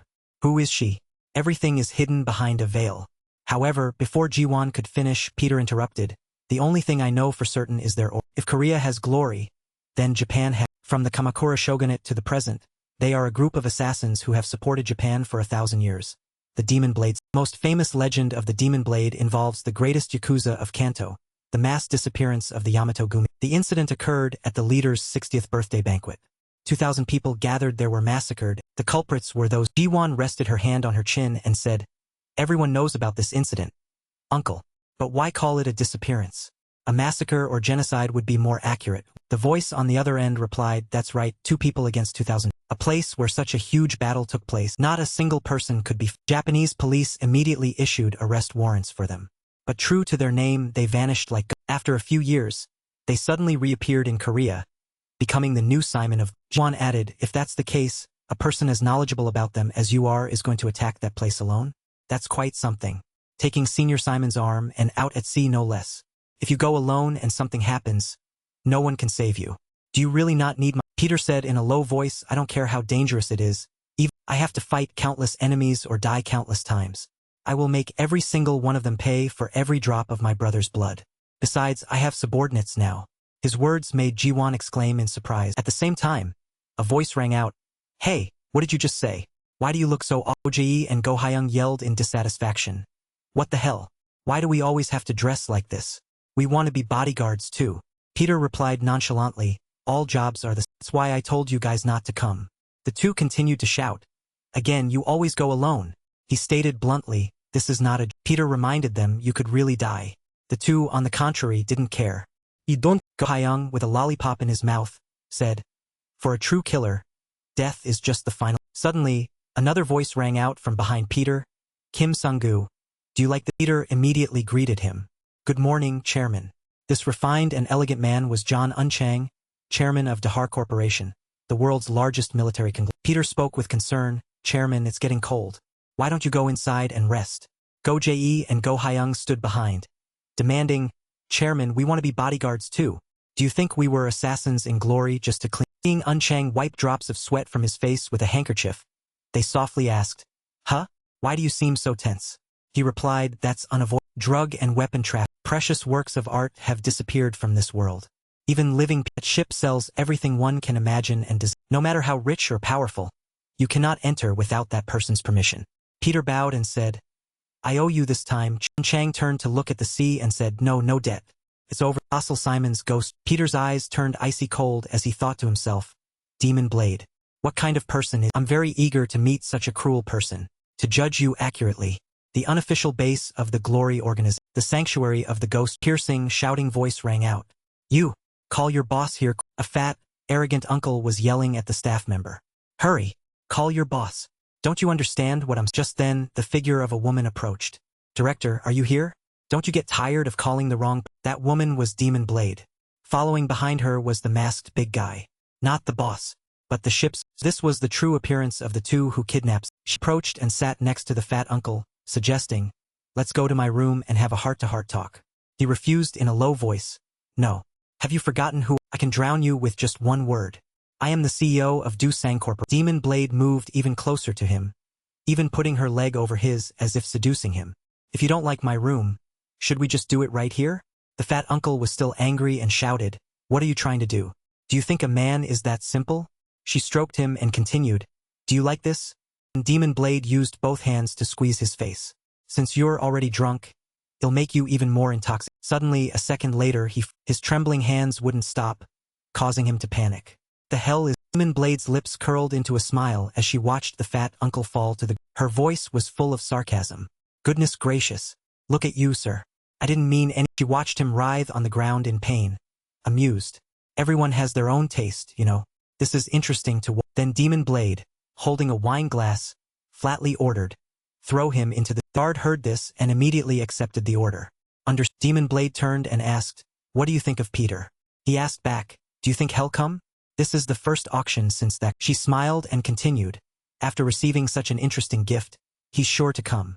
The guard wondered, if Peter really comes here, what do you plan? A second later, she showed an infuriated smile, saying maniacally, then he'll have to meet him and kill him for the bounty, of course. Come meet me. Scene shift to Go Jae and Go Hyung. The two of them were stunned, profusely sweating. Damn. What is... Before their eyes was a scene full of dazzling lights and thumping music. There was even a swimming... This was clearly a super luxurious hotel. The world's elite were all gathered in this place. These people just wiped their butts with money. The two exchanged secretive glances. Goye, are you ready? Of course, thank you watching for vid. The two young men excitedly cleaned. Cannot let a single speck of dust hinder a VIP. The Western guests seemed pleased by this. Oh cutie little... The two were still diligently cleaning when the Western guest called out. Hey, come here. Hearing this, both replied in unison, yes, my VIP. His face was smiling. One hand pressed a like button. The other held a wad of dollar bills. Take me money. Do service. Go Hyung took the wad of money and started counting. Oh my. Approximately. How much is this? $100 is 100,000 won. A second later, both of them gaped in astonishment and shouted, 1 million. They fantasized about themselves luxuriously lying on a pile of money, indulging in pleasure. Washing the floor once earned 1 million won. We could clean floors our whole lives like this. Are we two brothers about to get... They were so excited they sprawled out on the floor. We're rich. No need to fight. And just then, a loud announcement boomed. Attention, everyone. Welcome to the ghost ship. We extend our warmest greetings to Demon Blade spoke, holding a wine glass. Before we begin the auction, I'd like to introduce the impression Simon left on the woman with a sword. A man as tall as a Peter's face was icy cold, certain in his heart. That's the fakes. The MC immediately removed the red cloth. The main item for today's auction is Badr. To all of you, what do you think is the worst weapon in the world? Is it knives, tanks, fighter jets, or nuclear missiles? Demblade affirmed. No. This tiny thing can kill hundreds of thousands of people in just 2 minutes. This is the bioweapon Badr. Peter frowned, thinking to himself, did she defeat Simon with this? It doesn't seem so. Then, distinguished guests below began to murmur. What? Is that really Badarok? Badarok was developed by the Soviet Union, but it was discarded because it was too dangerous. How did she? Demon Blade continued, smoother than a bullet's trajectory. An old man with a cane cursed aloud. Damn it! I've always wondered who shouted. How dare you steal my Badarok? This old man was Victor Igroa Vivip, Russia's key weapons distributor. Igroa furiously pointed and ordered, bring that wretched woman here immediately. His big, burly subordinates immediately took the order. Under Igroa's 2 subordinates were immediately stopped by a guard. You cannot go any further. The guests below began to stir. What's happened? The 2 subordinates aggressively pushed the guard aside. If you don't want to die, get out of the way. Hey, ship. The 2 men approached Demon Blade, threatening, if you don't want to regret it, then quietly come with us. However, she instead began to sing softly. My hair is fragrant and smooth. Hearing this, one of them let out a puzzled. Demon Blade's eyes flicked over. So smooth that I can't feel her? The man, still confused, asked again. In a flash, those 2 large subordinates suddenly fell to the ground, clutching their faces and screaming in great. Witnessing the scene, Peter couldn't help but be astonished. What is it? What's wrong? Guests below also noticed and began to murmur. What's wrong? They were perfectly fine just now.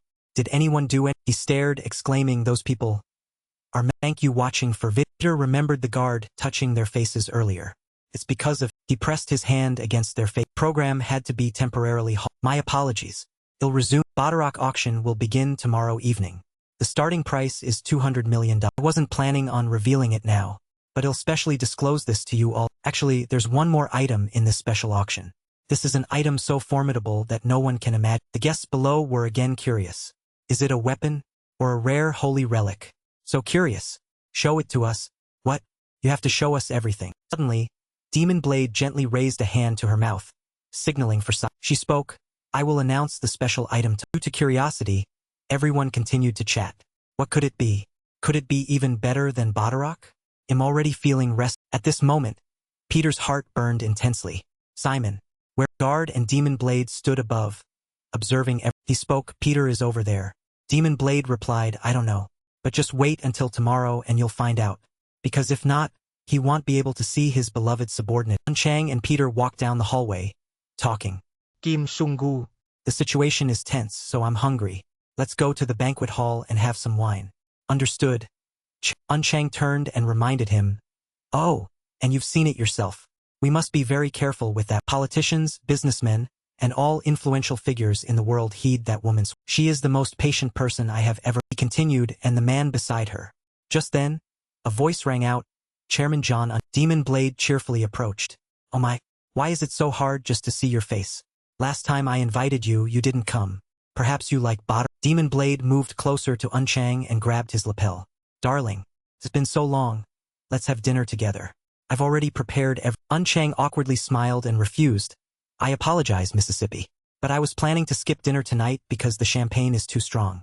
Suddenly, she called out in a low voice, Chairman John, be careful what you. Seeing her like that, he became uneasy and worried.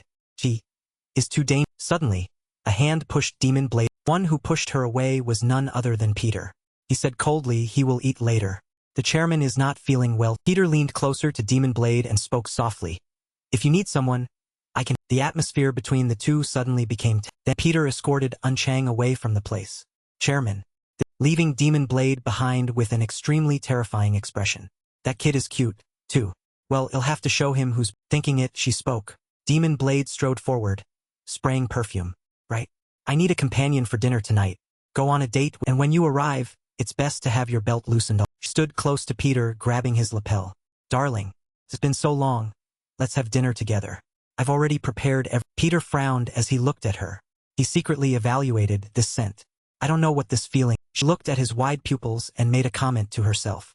All men are exactly the same. Demon Blade stroked Peter's chest with her hand. Strangely, whenever they meet my eyes, they seem to lose their. He couldn't turn his head away either. She stroked his lower lip as if she wanted to devour Peter right then, and Demon Blade asked him in a seductive, flirtatious voice. Isn't that right? She was still very confident. Suddenly, a voice interrupted the enchantress' next move. Master, are you? 2 floor cleaners with brooms ran out in front of Demon Blade. They looked incredibly excited and happy. They blocked Peter, who was still confused. Without being asked, these 2 ministers were as loud as a marketplace. They introduced themselves while seemingly no one paid us any attention. The new cleaning staff has arrived. Big Bro Doggo and Doggo G. We'll kill everything. We'll kill every stain. Please. The 2 of them argued over who took the credit. Let me do it, Doggo said. Stupid Master likes this more. Because they were busy arguing over every little thing, they didn't realize how shocked Peter was behind them. He stood dazed for a long time before coming to his senses. Seeing people coming to disturb her, Demon Blade sighed and she looked at him. Her voice no longer had its seductive quality, but a hint clearly remained. Honey, you're very lucky. You know that? Demon Blade gently stroked his face as light as a dragonfly skimming the water and then left with. She ordered her guards. Watching her leave, Peter sank back into a mess of confused thoughts. Just now, what happened? It was as if he had lost consciousness. How could she do that in such a short amount of... Meanwhile, the 2 Doggo brothers were still diligently cleaning every corner of... One of them called out, Master, Master, I won't let a single speck of dust get in your way. The 2 brothers stood there, giving their guarantee. Demon Blade had long since left, but Peter was still standing there observing. He silently commented, just as the Doggo brothers were still cleaning tirelessly. Big Bro Doggo and Doggo G were very diligent in their scrubbing. They talked while they worked. Did you hear? Master just gave us $1,000. Well, take care of her meticulously, down to every armpit. Clean her toenails? One asked himself, then enthusiastically answered, if you want, we'll serve you immediately. He'll gently clean your noble toe gaps. Clean. Peter stood there looking at them as if they were fools. He surely couldn't understand what was so fascinating about this cleaning job that made the 2 of them so obsessed. The scene shifted to a luxurious bathroom. Demon Blade lay leisurely in the tub. The guard, meanwhile, had stripped naked and stood watch behind him. In the warm water, Demon Blade suddenly called out, Aren't you curious? He must be very passionate. Her hand toyed with the long rose petals on the water's surface. What are you talking about? The guard didn't understand. He remained firm in his position, not turning his face back. She said again, think about fighting against 100 assassins, Brazilians, and then vaporizing that apostle, Nathaniel. Only someone full of passion for power could do that. Could a 70-year-old man about to go into the grave really do all that? The opponent was an apostle at full 100% strength. Was that really Peter? The guard spoke his thoughts after hearing her list those details. What do you mean? She asked. He added, this time is different from Shenzhen Hospital. Even when checking the POTA system outside the ship and considering the possibility of a Demon Blade said affirmatively, but that old man isn't on this ship at all. The guard mentioned another case. Or perhaps someone is impersonating. Demon Blade just laughed after hearing that. Then I have to ask back. Who is it? And why would he take on Peter's identity? To do so many things against the organization. How could we know? The guard Demon Blade played with the water, splashing it. She reminded him. Did you forget? We have that. He fell silent, lost in thought for a moment, then asked Demon Blade, did he bother you? As if afraid she wouldn't understand, he added that. Demon Blade stroked her soaking wet hair. She was half smiling. You're funny. How do you know if it's a girl or a boy? I just want to see the She asked him, why? Why so serious all of a sudden? As if thinking of something, she said suspiciously, are you afraid I might find someone? Guard remained silent, not answering her, letting her interpret his emotions in her own. After a few seconds of silence, he said abruptly, it's a large, extremely luxurious yacht sat on the sea at Peter, disguised as a waiter, was pushing a food cart down the hall. His eyes looked straight ahead, but he was remembering the days spent with Simon was excited. Even so, I'm very happy. Peter asked back, confused. What? He was a bit sentimental, right? Do you think I have another family? Even though we aren't blood related, you, big brother, are my only family. Even if we have to go into coffins, it'll be the one to go first. Even if we have to take funeral photos, it'll be the first one. Perhaps Simon really valued Peter. He valued him so much he wanted to sacrifice himself as a stepping stone for him. He was willing to use himself to protect. That day, the two were sitting on a rock in the forest. Peter commented, "You dare to do it." Simon really went along with it. "That's why I have nothing to regret." Hearing this, he finally knew this person's true feelings. And then he comforted him, "I want, promise to you, I can't die until it's fulfilled. So, you have to cut down on drinking and take care of your health." Could Simon really believe these words? Then he feigned surprise. "Look at this big brother. You're talking about that promise? It was so long ago, yet you still remember?" Peter replied immediately, "My memory is quite excellent. 23 years ago you swore to quit smoking. But I still see you as a chimney. I really can't win against you, Simon." Returning to the present, Peter told himself, "Simon, my brother, my family is also your family. Therefore I am ready to kill hundreds, thousands of to be able to bring you back." Remembering Simon's radiant smile that day, Peter was truly determined to achieve it. Currently, he was listening to the play unfolding before. Demon Blade acted as the MC. She was very professional. In Peter's mind, a plan took shape. Right now, the first auction was in full swing in the banquet hall. While all eyes on the ship were focused, somehow I will find. Peter walked and thought until he finally pushed the cart to a corner. Two black men standing outside a room saw him pass by and asked, "What's going on?" Peter replied cheerfully, "In room service." The guys were also relaxed. "Ah." Just like that, Peter continued pushing the. Suddenly, a voice appeared next to his ear. "But it seems you don't. On this ship, there are no Asian male waiters." Two black African men approached, even checked the contents of the cart, even though it was. The two busybodies asked, "Is this guy related to the one the ship owner is looking for?" "Maybe. Let's just take him away." Peter got annoyed at being blocked and said, "Incredible." The two Africans didn't understand and asked, "What?" He only asked back, "Is it because you're pi-" Then, very gently, he pushed the service cart along after stuffing one man into it. "They're better prepared than I thought."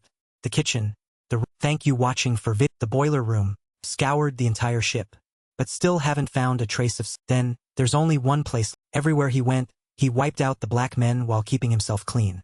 Peter adjusted his tie and turned, making a deduction. "It must be. Now let's begin." A pure white picture frame with only a single black dot in the center was placed on. MC Demon Blade raised her voice through the mic. Her guard was always by her side. A painting from 1780. This is a masterpiece by the renowned artist Monet MRT, a wedding gift for Princess Georgia. The whole world knows it had disappeared since the fire at the royal palace. As she spoke, everyone in the room was amazed. "My goodness, truly a treasure of humanity." "The starting price is $1 million, Demon Blade said clearly. 100. Immediately, a Western lady placed a bid. 130. A black man also competed. Demon Blade asked again, "Anyone else?" "Miss Passari has raised it to 135. If no one else offers a higher price, I will stop." She shouted, "Glory to Italy. Monet amerteho. Your masterpiece for $135 million goes to the Passari." Now for today's supreme item. The final auction item of it is right here. We have done our best to bring this baby to you. Two men pulled off a red cloth covering a giant. The participants were very curious. Finally, the main event of this auction. With that size and security, isn't it Marilyn Monroe's jewelry collection? I heard the ship owner has it. Even Potterock and Monet MRTHE would lose. Demon Blade on stage looked mysterious. Potterock? Or gemstones? This cannot be compared to such mundane items. Prettier than gems. More expensive than Potterock. Once. More beloved by God than anything else on this. How on earth could such a thing exist in this world? Everyone was skeptical. A murmur started. Demon Blade laughed. "Well, you'll know soon." The one recognized by everyone. She turned the wheel on the safe like gift meant for only one person. As the box gradually opened, and also the highlight of today. One of a kind. The final sword of the Glory Council. The former the box opened completely. Let me introduce Simon. Simon was shirtless, kneeling inside the box.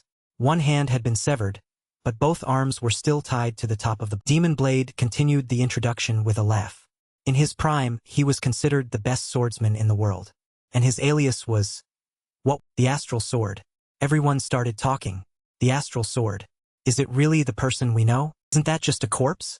Behind the long hair covering his face, Simon was indeed still opening his eyes. Soulless eyes.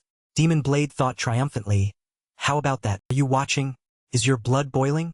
Her face cannot hide the urge to laugh at the entire. "I'm also burning with madness here. Quickly, show me." She was so excited she had to hold her own. Extremely cunning. "Fine. Even if you want show your face, I can easily. There were only two types of expressions for those who saw this. The entire audience was still in panic. Boss. How the hell can they bring a corpse into an auction like this? Is that really the Apostle Simon? Demon Blade didn't care about them. She was only thinking about Peter's reaction when he saw this. Surprised, her eyes widened as she spoke. The guard also calmly because, looking down at the dense crowd of spectators below, she thank you watching for Demon Blade smiled so wide it looked like her mouth must be furious. There's only one bottomless angry face in the crowd. The stage where Demon Blade stood was very high, and the audience below was too. The guard leaned down and asked her, "Did you find him?" Demon Blade answered, "Yes." "How? I don't see him." "Huh?" The guard truly didn't understand her words. "He's definitely over." "I'm sure." Her eyes were wide, right in the middle of the. I can feel the bloodlust from a gaze. Was I wrong? No. Impossible. Then, what is it? Which bastard? Doesn't matter, Then she smiled confidently again. "Let's see if he can hold." Demon Blade shouted again. The Simon auction starts. Everyone, the starting price is $10 million. If you don't bid now, the astral sword will die right here. But, can you really stand there calmly and bid quickly before he dies? Everyone, Peter, you're going to die. She spoke to many people but only thought of Simon was the bait she prepared specifically for herself. Peter thought, I don't even have $10 million to bid. But if I bid right here, it would be no different from exposing myself. However, I can't use force here. Too many eyes are watching. Peter had to tightly clench his fists behind his Simon. He bit his, looking at the near-death state being treated as a commodity. How the hell could he take him out of here? Peter was really humiliating. Demon Blade maliciously pressed down the head of the kneeling Simon. A glory apostle who was once worth more than thousands of nuclear weapons. And now no one gives a damn. Fine. Being abandoned by that person must be 100 million times more painful. She grabbed his hair and pulled it, then turned back to the audience. Let's see. Does no one want to? Are you all being so harsh because this is a defective product with a missing hand? Witnessing this, Peter's fists were almost impossible to hold back in. Demon Blade's hand was still gripping Simon's hair. Since this is a living creature, it spoils easily when kept at room temperature. If no one bids, it will be discarded. So he'll count to 5 and kill this item. The spectators were terrified. She leaned her face close to Simon as if she wanted to bite him to death right there to lure Peter. Veins on Peter's forehead and neck had all bulged out. The force in Demon Blade's hand pulling Simon's hair back became even stronger. Peter was about to step out. 20 million. A voice rang out from somewhere just after her one. Demon Blade looked down Peter was also very surprised and turned to look for the source of the voice. $1,000,000. The guest bidding raised his arm. The Daehan group. He was standing right next to. All in cash, Unchang said. Demon Blade didn't expect it. Choi Chang. You bastard. Why? Because he hates me? He's the boss? Closest. Thank you watching for vid. I don't know what else to say. She forced a smile. We have 20 million. Anyone? If not, we will end the auction here. For some reason, Unchang's hand was trembling. Peter noticed. Choi Unchang, Demon Blade said, "Congratulations on winning this auction, Mr. Chairman." Everyone clapped for him. But while Unchang smiled on the outside, he was breaking out in a cold sweat on the inside. What was he hiding? Demon Blade seemed to have noticed something suspicious. Simon, after being bought, was treated and was lying on a bed. Is that the person Sungu is looking for? Unchang asked Peter. He followed him out the door and responded, yes. But I'm worried that because of this, the chairman will be in danger. Unchang said, don't be so hard on yourself. My family has cooperated with Glory for generations. So even if they investigate, me doing this won't be a problem. Even if we tried another way, we couldn't escape the trap Simon is in. Peter also knew. We are in a difficult situation. If you didn't bid, he might have died. He looked back at Simon on the bed one more time. But because the chairman bought him, it won't be possible to avoid suspicion. That's what she. The two left that room. Unchang sat down. He took a handkerchief to wipe the sweat from his face. Just being on this ship is dangerous now. Well, even knowing that, there's no way to leave this. Peter said beside him. Sungu. Thank you watching for vid. He looked up at him in question. Peter continued, I've prepared for situations like. Peter stood alone outside the room, guarding. Then he saw acquaintances approaching. Oh, you guys are here? It was the Doggo brothers. They were dressed very They were trying to look luxurious to match the clothes. You commoner, how dare you call me? Peter was helpless. What's wrong with you two? The two of them walked over and put their arms around Peter's shoulders. Hey commoner, how much longer are you going to do these trivial things? You have to know how to make money like us. Is being an assassin enough to support you? Believe in us. Peter ignored them. Didn't you guys try this hard to become an excellent assassin like Peter? He said something to bring them back to reality. Wait. Why did we end up like— Two of them looked at the fur clothes on their bodies and were also shocked. Surely we've lost our minds since earning 15 million won in 3. Then they went crazy again. You can get rich as a janitor, but you can't become a great assassin. So what can we do? Peter was serious. Something very dangerous is on this ship. And the only ones who can solve this problem are you. Those who have just cleaned every centimeter of this. How much have you two cleaned so far? Doggo G proudly answered. We've finished cleaning all the shoes of the VIP. Peter accepted it. That's enough. It's time for your efforts to bear. From now on, you will be assigned a task equivalent to an A rank evening. The lights in the hallway were out. Peter was still on duty inside Simon, looking at him in a difficult delirium. Peter was truly very— When he thought of old times. Big brother. Have you ever thought about it? Back then, Peter was still wearing a school uniform. Simon sat holding a wooden sword, very happy. I hope this uniform is a real school uniform.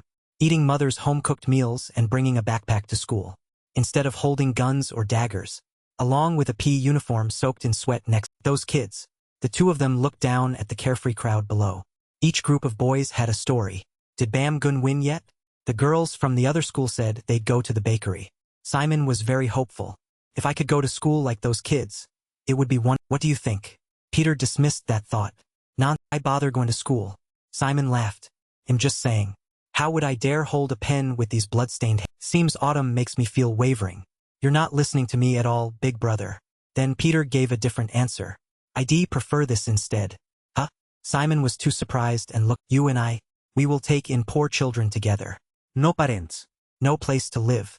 Nothing but thin, weak. We will build a school unique in a place where you can happily go to school. I will give you all the books you want. Like it? Peter smiled under the— I promise. Big brother. Simon didn't expect it. Don't like it. What? Peter didn't expect Simon to reject it outright. Even with a school like that, it's not enough? Then he said, buy them myself. Then he laughed very proudly. Peter remembers. Thank you watching for vid. He wanted to reach out and touch Simon's arm, the one that no longer had the hand that held the wooden sword. Wait, we still have to go to school. You promised me, remember? Simon. He leaned down and whispered, time to wake up. Unchong stood outside and heard Damn it.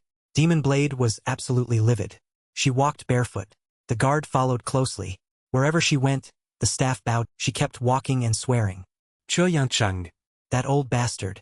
I never liked him from the vases and precious statues were smashed to pieces. Demon Blade wouldn't stop shouting. How dare he? What connection does he have with that astral sword to dare ruin my— You're injured. Put your shoes on first. The guard was very concerned. Holding her shoes, he knelt down, wanting to put them on her, fearing she would step on the shards she had broken. They'll kill him. Demon Blade was still immersed in this thought. Huh? The guard couldn't even put the shoes on. I'll slit that bastard Choi Unchang's throat. Then hang him where everyone on this ship can. The guard stood up and reminded her. That is the chairman of the Daehan group. Unless the boss permits it, it's impossible. He is one of the important links in the empire that Glory is trying to— Demon Blade slapped the servant nearby and said to him, honey, he is the leader or the owner of this ship. That won't be mistaken. On this ship, I am the queen. She ordered the black gangsters. Release the children and send them to Choi Unchong.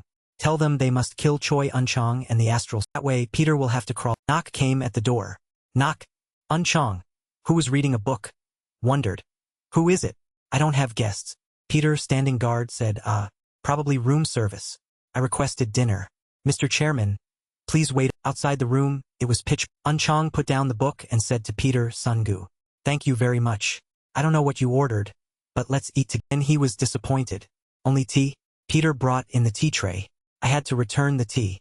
The steak was a disaster. Unchong had to accept it. I see. Seems I've made that woman angry. Unbelievable that she would mess with the— Skipping 1 or 2 meals is fine. But we have a patient here, and you have to eat to stay healthy too. Peter poured tea and replied, I'm fine. I don't really have an appetite right now. First, please have some tea and wait. Peter bowed.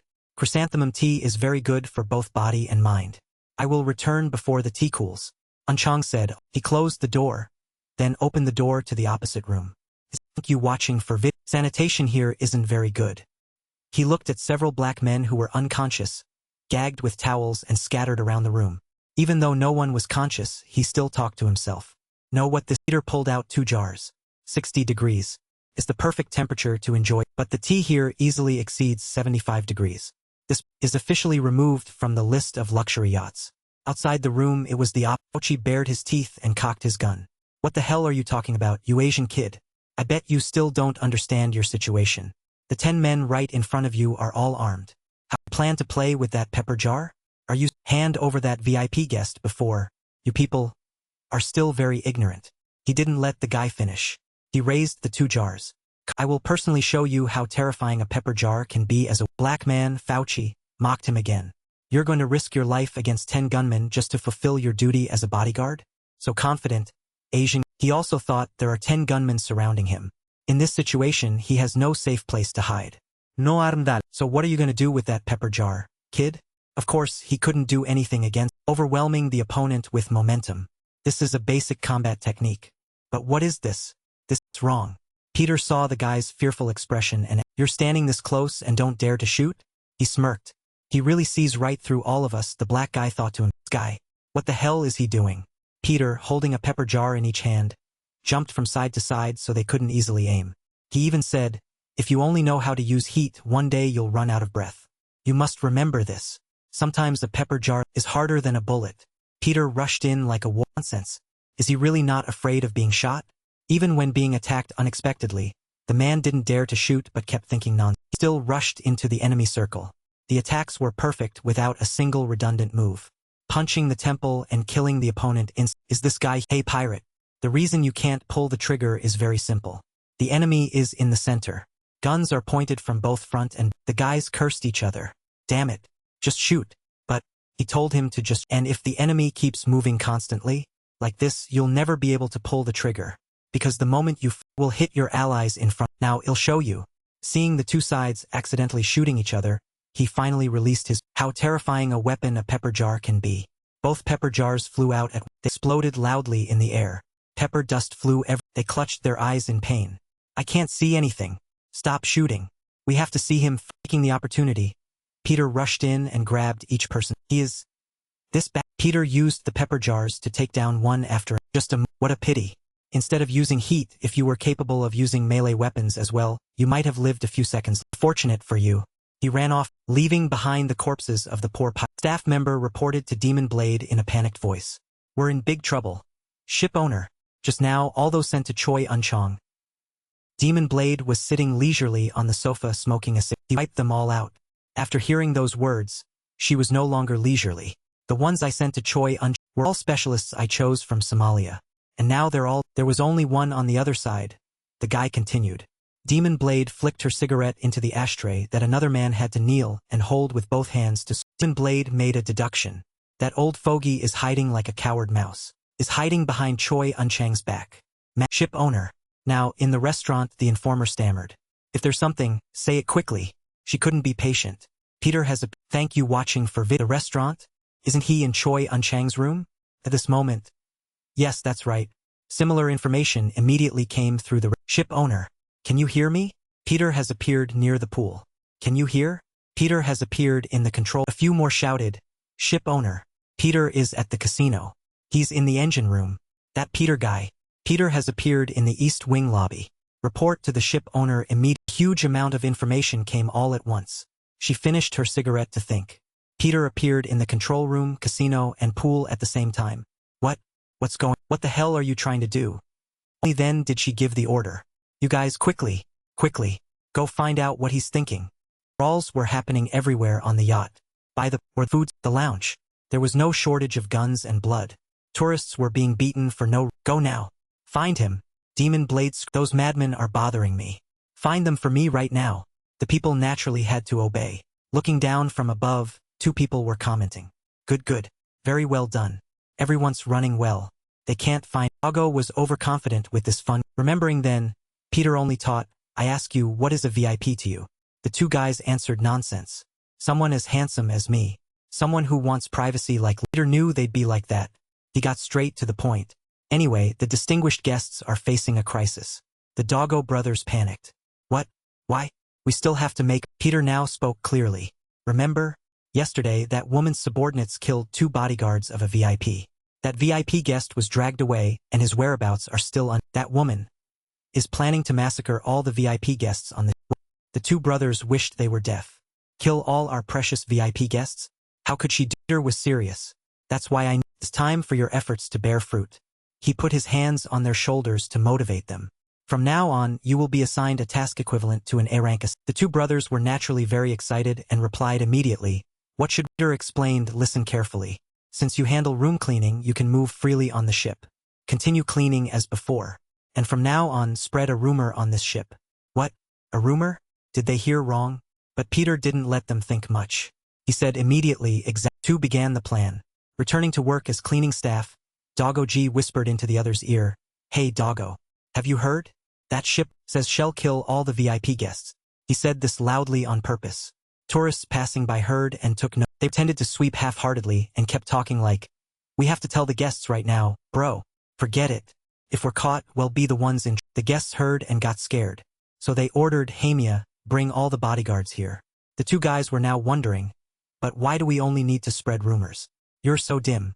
Kim Sun-gu said to Peter looked at his gun was already cocked. "Until I give the..." He raised his gun high and fired into the... Several passengers heard this and began to fear. What was that? Hey, was that a gun? It's a gun. The rumors are true. They fled in panic. We're all going to... There's the signal. Doggo Peter said then, "Do you understand? As soon as you hear the gunshot, your most important mission, those who have received my signal, is to let everyone know that Peter has arrived." The two of them immediately shouted loud. An old Asian man was fighting with the crewman. After causing the gunshot, Peter didn't know what he intended to do. A servant reported again, "Ship owner, the situation outside isn't very good. Some are saying Peter has appeared. And someone is saying the ship owner is planning to kill the VIP. I've tried to control the situation, but the VIPs don't believe. We must do something before the situation gets worse." As those words fell, she took the ashtray and smashed it into his face. She went mad and pinned him to the beating him senselessly. Every blow came down with Peter. "Peter. He's just a walking corpse. That coward mouse. Blood from the guy kept splattering. Dare he? On my ship, how dare he?" She was about to smash his... "I will kill you." The heavy ashtray broke.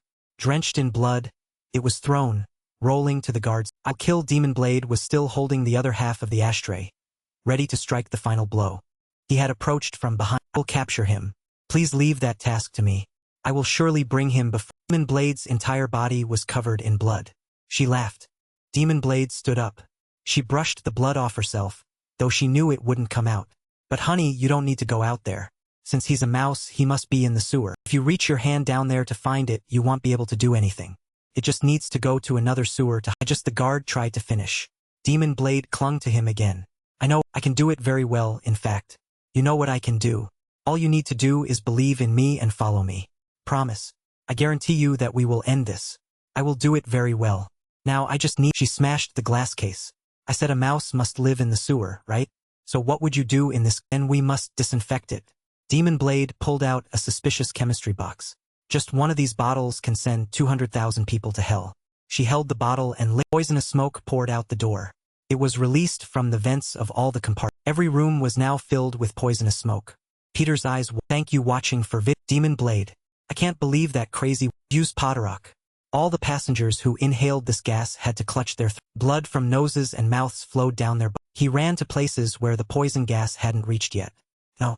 If you inhale that smoke without knowing, death will come in just a few hours. Time to get to the control room. Everyone on this ship, from the bottom of the hull to the deck, will... I don't have time. If this continues, it will reach the comp. This female owner is planning to kill all the VIP guests. Even those who trusted me and boarded this. Everyone will die. Peter was too familiar with this. Demon Blade. You may not, but I've been through this situation countless times. At the same time at the auction, Potarock.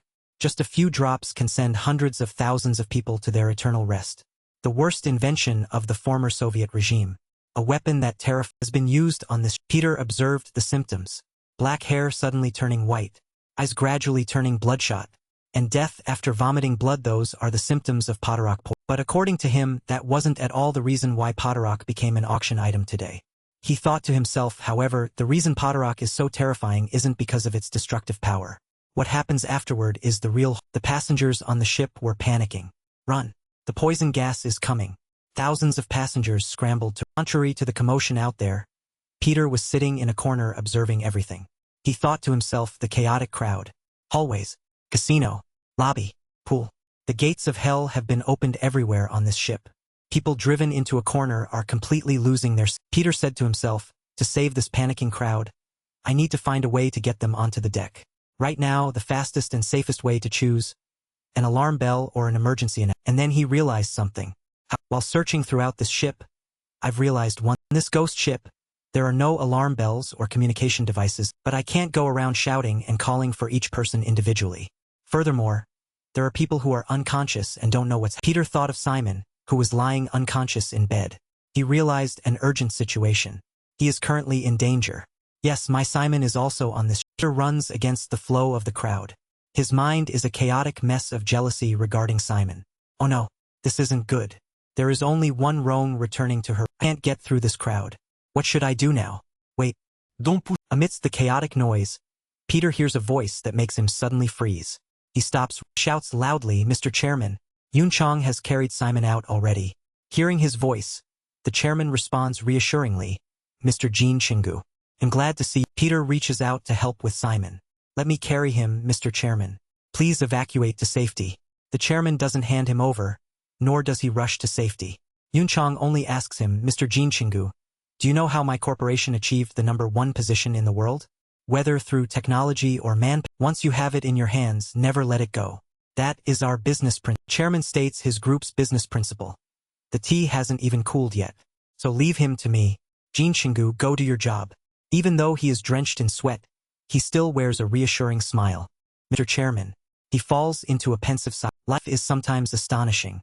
Much time has passed, but seeing that child now grown up happened in the blink of. Peter remembers patting Yun Chang's head in the past, but now that child can protect him in return. He'll leave everything to you. He'll be back soon. Peter trusts Yun Chong. He will remember this kind. Jin Chingu, wait, over there, over there. Yun Chong didn't expect. Toxic gas is emanating from over there. Come back. Why do you keep trying to run back? What on earth is he trying to do? Yun Chong watches Peter, unable to understand. He uses a handkerchief to cover his nose and mouth. He immediately jumps down the stairs instead of taking them one by one. Yun Chong observes this man, not hesitating for even a single second. Above all, what can one young man do there alone? He knows he should stop him, but even without knowing he hopes he can achieve the seemingly impossible. He will reach his goal. Just like that person back. When Yun Chong was little, he always followed Peter. Peter, it felt as though he was someone to lean. The record is still spinning. The guys in the bar are almost out of breath. Now then, let's start the party. Someone is still leisurely pouring wine into a glass. Because we won, the guard replies pensively. Yeah, everyone knows who someone. Peter, along with our beloved VIP guests and the stellar Will Holy Sword. He's probably scurrying all over the place. They might have been dead for ages. Phantom Sword boastfully shakes the wine. Our boss. I wonder if hell even be able to identify that old man's chandelier hanging silently from the ceiling suddenly jerks as if being. Both Phantom Sword and the guard lose their objects start to fall over. Breaking. Think you watching for Ship suddenly tilts. What the hell? Phantom Sword doesn't understand. Screams, what's happening to my ship? Outside, large waves shake. 5 minutes ago. A swift hand taps on a computer key. The computer system beeps continuously. Admin privileges activated. Disabling autopilot. Accessing ballast water tank area 1. The real captain had indeed been punched into a blue. You want to open the water tank? Large ships have what's called a ballast water tank. Ballast water tanks are used to adjust the ship's load and stability by changing the weight of the water inside. Water is pumped in or out to change the weight and draft of the ship during operation. The reason the ship can float so stably is thanks to massive water tanks kept full to maintain balance. Therefore, if you drain the water from the tank on one side, the ship will suddenly lose balance and be forced to sway and tilt to one side. Peter is the one behind this. He calculated that the ghost ship has no warning bells or communication device. When the frightened crowd flees, whether it's alarm bells, announcements or screams, they can't hear anything. Warning they will definitely hear is, run upstairs or you'll die. Manual command confirmed. Ballast water tank area 1. From there, the ship tilts and shakes violently. They immediately reveal their survival instinct. The passengers scream. The ship is tilting. Help! Get upstairs. They try to run. The falling and breaking objects don't stop. What? The guards discover a strange object trying to ram through the glass. What the hell? Stop it. They reach out to hold the door is instantly smashed. Black men are also thrown. A footsteps in silently. Even though you were crushed by my everyone runs upstairs. That terrifying toxic gas, being heavier than air, will spill down. They'll use that to buy some time until the ship regains its balance. I will defeat Phantom Sword. Peter opens a door leading back on the upper deck. Yun Chong has carried Simon up, and someone is guiding them. Here, everyone, gather. A Western man stands before a door and shouts, "This way! If we pass through this door, we'll reach the deck. This way, everyone, we can go together." Then he turns to run. But immediately, a round-headed object pierces through the door, stabbing right under him. The door opens to reveal two black men holding. The Western man collapses after being shot right in front of everyone. The crew member killed. But at this moment, no one's life matters more than their own. They trample over his body, pounding on the door repeatedly. Damn it! They closed the door. Is there no other way out? Stupid, if there were, I would have escaped first. The toxic gas blocked the other. The toxic gas is spreading here. They'll give you everything I have. Please, open the door. Please, open the door quickly. No matter how much the passengers scream, the two sailors continue to block the door, laughing. I never liked those rich snobs from the start. Now they know. Facing death, everyone is. But there is a formidable opponent. The door. Glory Assassins Guild. Dujgu de rang de no. 334. Special ability. Super Strength has arrived to the rescue. He punches the door down with a single. The tourists witnessing this gasp in amazement, cry out in. The Doggo brothers are very pleased with the cheers. We're saved. The janitor brothers saved us. You guys are great. Phantom Sword, standing on the highest floor, sees her eyes widen with bit. Another sailor pushes the door open to report. Master, I think you should go to the auction room right now. It seems Peter is. Phantom Sword is silent for a moment. Then she asks him. That old man is in the auction. If he wants to die that badly, I must go meet him. I will go there and kill him with my own hands. She speaks as she walks, even taking off her clothes. Phantom Sword has changed her dress for a more comfortable outfit. She goes to the perfume stand, choosing from many varieties. Which scent fits this atmosphere? I want a special scent. One that makes you mesmerized the moment you inhale it. This one won't work. This one is too sweet. Or maybe this one. The Stellar Will Holy Sword will be ecstatic once he breathes it in. The moment you inhale it, you'll see your worst nightmare.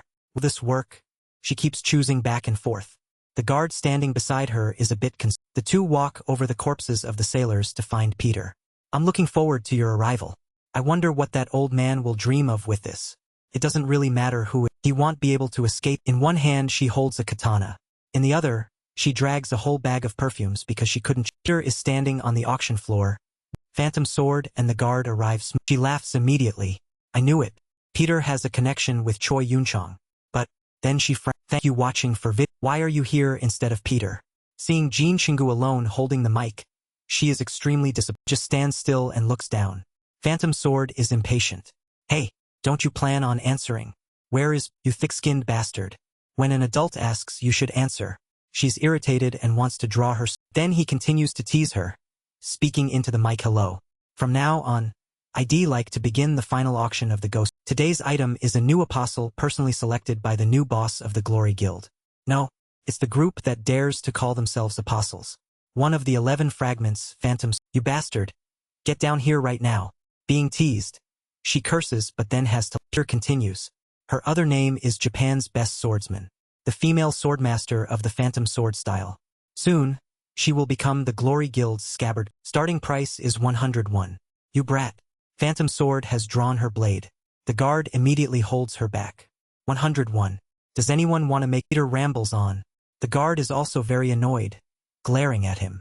Then 51. 31. Can't get any cheaper. 20. 10. No one is bidding. But don't be too frustrated, Phantom Sword. How much is your life worth? They'll answer for you. Don't be 01. Her vicious nature flares and she goes crazy. That brain-dead bat. But hearing his voice stop its mockery, she stops. First of all, I want to ask you a question. The day Simon was slashed deeply across the. Peter doesn't let it go, challenging her. Do you really think you defeated the Stellar Will Holy Sword? He draws his sword. You're still far from being able to do. Today I'll show you. Seeing his movements, Phantom Sword and the guard are. This is what the ultimate stellar wheel that changed the world is truly. He sneers. Ridiculous. Who could someone like you possibly He widens his eyes, deep in thought. That's right. No matter how you look at it, this guy is just a teenager. Of course, someone like him couldn't possibly imitate the stellar will forms. The guard is panicked, as if he just saw Simon's reflection. Why am I seeing that vortex? He frowns slightly. His expression changes visibly. This is bad. A sense of unease spreads through the guard's body like a cold electric current through his spine. This is truly dangerous. He steps forward, lowering his voice respectfully. Young mistress, I will go up first. You've worked hard these past few days. Please rest a bit. Phantom Sword replies coldly. Guard is dazed, momentarily confused. Strange. She speaks in a deep voice. At that moment, Phantom Sword's killing intent erupts violently. Kill her. Though he is stunned. A shocked look. I have to stop her. No, y canto nada. Because of those, her eyes darken, cold. She grips the sword in her hand tightly. I will show you exactly how your head leaves your neck. Those were the same eyes the mistress had when she annihilated 2,000 people back. The terrifying memories of that night return. No one knew. The Phantom Sword sect, the strongest assassin guild that had existed for 1,000 years, was betrayed by the Yakuza. I never thought it would completely vanish. That Phantom Sword grits her teeth. Eyes full of hatred. The young mistress swore revenge. From that day on, she endured and threw herself into training. Then nonchalantly pours wine into a crystal glass. Evil eyes sweep over everyone in the room, heavy with killing intent.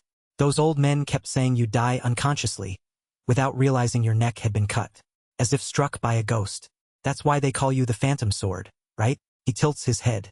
Eyes narrowing, he scans the Phantom Sword group. How long do you plan on carrying that outdated swordsmanship? Based on today's society, shouldn't you His hand squeezes the trigger. I don't know how fast that sword is. His eyes glint with madness. He points the gun. Is it faster than this? A sarcastic laugh rings out. Young lady, are you the only daughter of the Phantom Sword sect? Isn't that right? I recognized you immediately. You and your mother look exactly alike. Anyway, why don't you come over here and sit? Voice lowers, murky like mud. His eyes are wide. Let's see if you're like that whore in other ways. Her face darkens with rage. You trashy old. He speaks in a low, squinting voice, full of contempt. You gained the name Phantom Sword just from one slash? Phantom Sword speaks calmly. Who told you that? It wasn't just a simple slash. His teeth grind. What does that mean? Who are you trying to threaten? If you want it that bad, he growls, raising the gun, pointing it straight at the girl named Phantom Sword. He'll send you to heaven to be with your mother. The sound of a gunshot rings out, but she has vanished. He is confused. He staggers back, face pale, mouth stammering. No, that doesn't matter. How on body drenched in blood. And I am looking at myself like, while still confused, a cold voice rings out. Phantom Sword suddenly appears behind. The sword brushes past his neck. You will die unconsciously without realizing your neck has been. Her eyes carry hatred and rage. That day, with those eyes, 2,000 Yakuza of the Yamato, 2,000 corpses lay scattered. Everything was destroyed by that outdated swordsman. Back to reality. Phantom Sword calmly plants her sword down. She takes off her shoes. Should I slash you to death or skin you? How do you want to die? Go ahead and say it. They'll consider. Muses. Why is she taking off her shoes? To reduce. Peter frowns. The power of the Phantom Sword lies in speed. Did she really get the position of apostle with just. He smiles arrogantly. Cold eyes. Brat. You don't need to think that much. You're going to die anyway. Phantom Sword. A title only received by the most outstanding who will lead the next generation of the. Phantom Sword licks her lips. Her gaze is like a wild beast preparing to pounce on prey. You should start being afraid. I will demonstrate the true weapon of the Phantom Sword, which I couldn't before. Her entire body begins to be covered in a thick layer of black aura. Let the stellar will holy sword see. At that moment, Phantom Sword disappears. Even if you see it, it's too late now. She vanishes right before his. He's momentarily confused. Bare feet will create friction, so it's easy to slip. But is this possible? The speed is terrifying, impossible to track with the naked eye. Her body seems to disintegrate into long gliding around the battlefield. She forces Peter to kneel and brace himself to block the blade. The speed is so fast it's hard to keep up with the naked eye. And all thinks she's very strong. Phantom Sword laughs wickedly. How is it? You're thinking that, right? Men often have this delusion, that anything fast must be. She disappears again. Seriously. A good boy shouldn't think like. Images of Phantom Swords surround Peter like a tide. Shadows attack from multiple sides. Sharp sword aura sweeps through the air like wind blades. You're no. He is suddenly startled. Now I understand. Peter swings his sword, slashing through space, but she says arrogantly, I'm not there. He thinks this woman didn't take off her shoes to reduce. Phantom Sword charges straight at him like a bloodstain. On her bare feet, each toe glints with sharp metal pieces. She is using the demon god's foot. Peter is still trying to fend off the rapid attacks. Like that, speed can skyrocket due to a propulsion force dozens of times her body. Two powerful sources of spiritual energy are. Guard observes from the side. Pensive. I was worrying too much. This guy isn't reacting immediately. Head. Phantom sword moves flexibly, attacking relentlessly. The mistress moves nimbly and disappears right after launching a move. It's very difficult to find an opening to counter. His face is grim. But what is the guard sees him retreat before her power.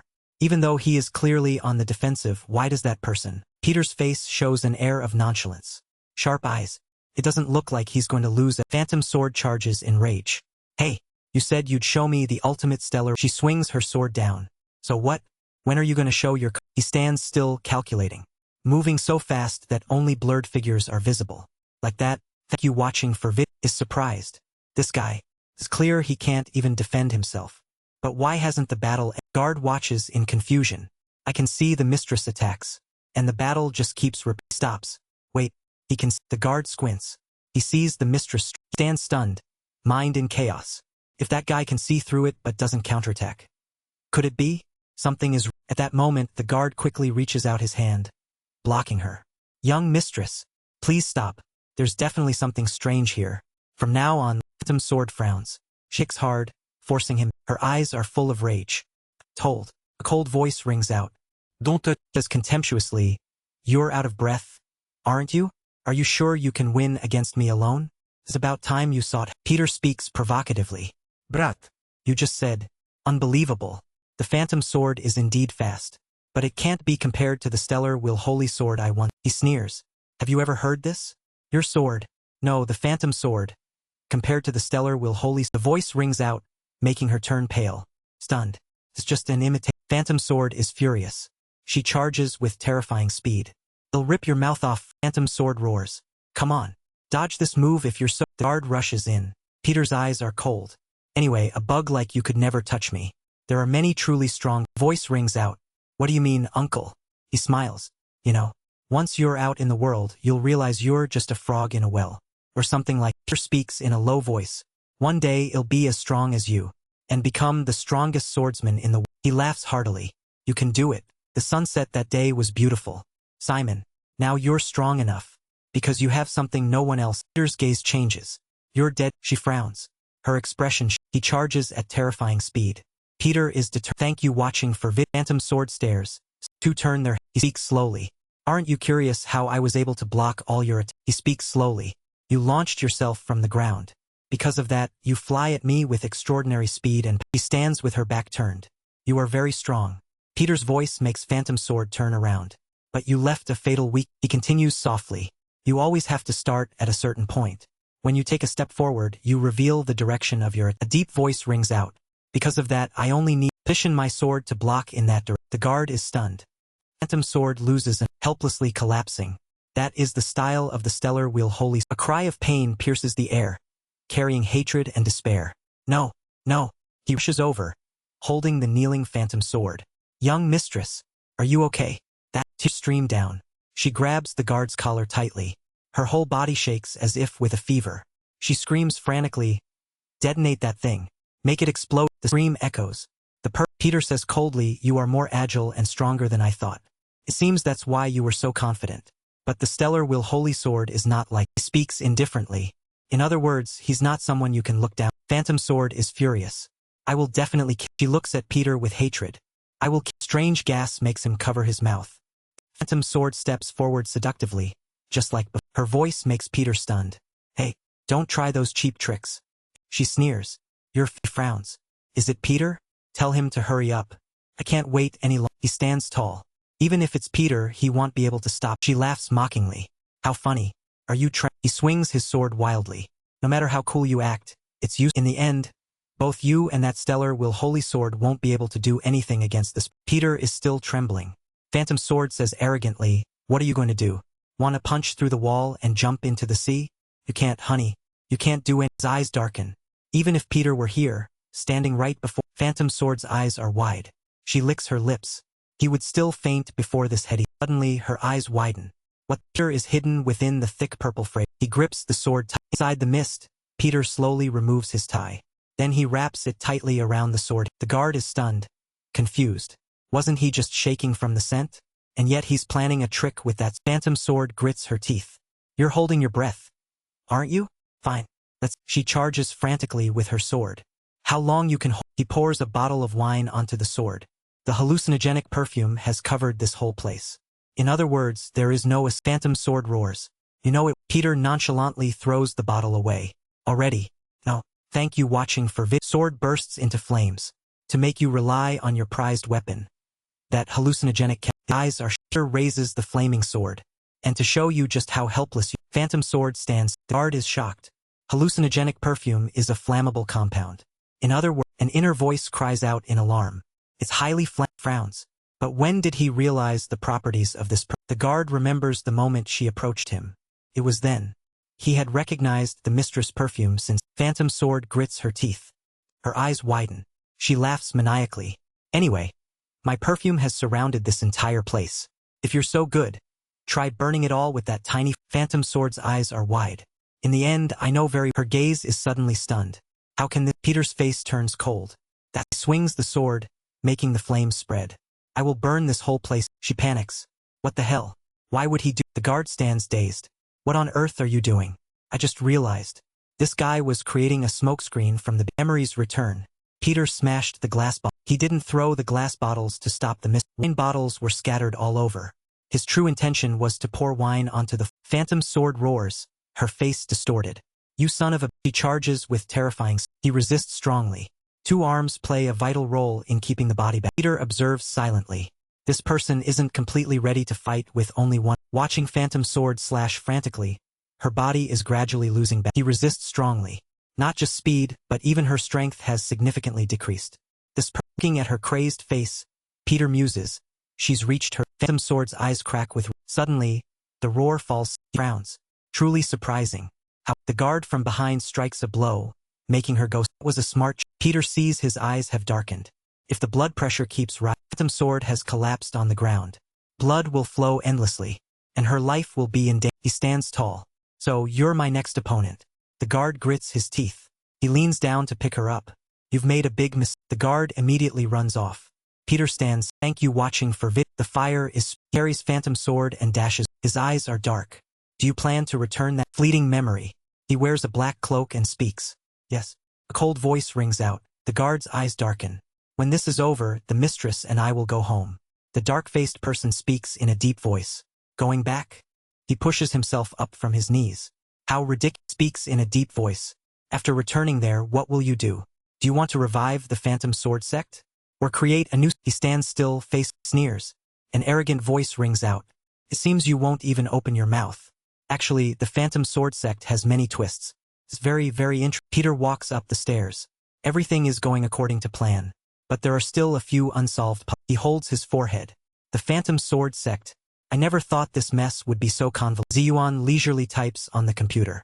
It is indeed quite surprising. To become the phantom sword at such a young age. Alone, she has killed hundreds, thousands. She looks at the screen. She frowns. How did she become a Simon Apostle? Peter is confused. What do you? Ziyuan rests her chin on her hand. You should know better than anyone.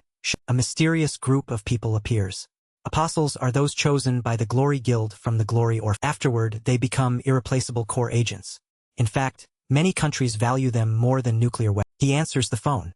Then isn't it very strange? Of course, she's a talented sword. She looks at the image of phantom sword. But she, with that strength, is an apostle. Ziyuan speaks in a deep voice. Even when rechecking the relevant statistics, the phantom sword's abilities are much lower than her predecessors. She frowns. It's clear that Bastard wants to recruit new apostles.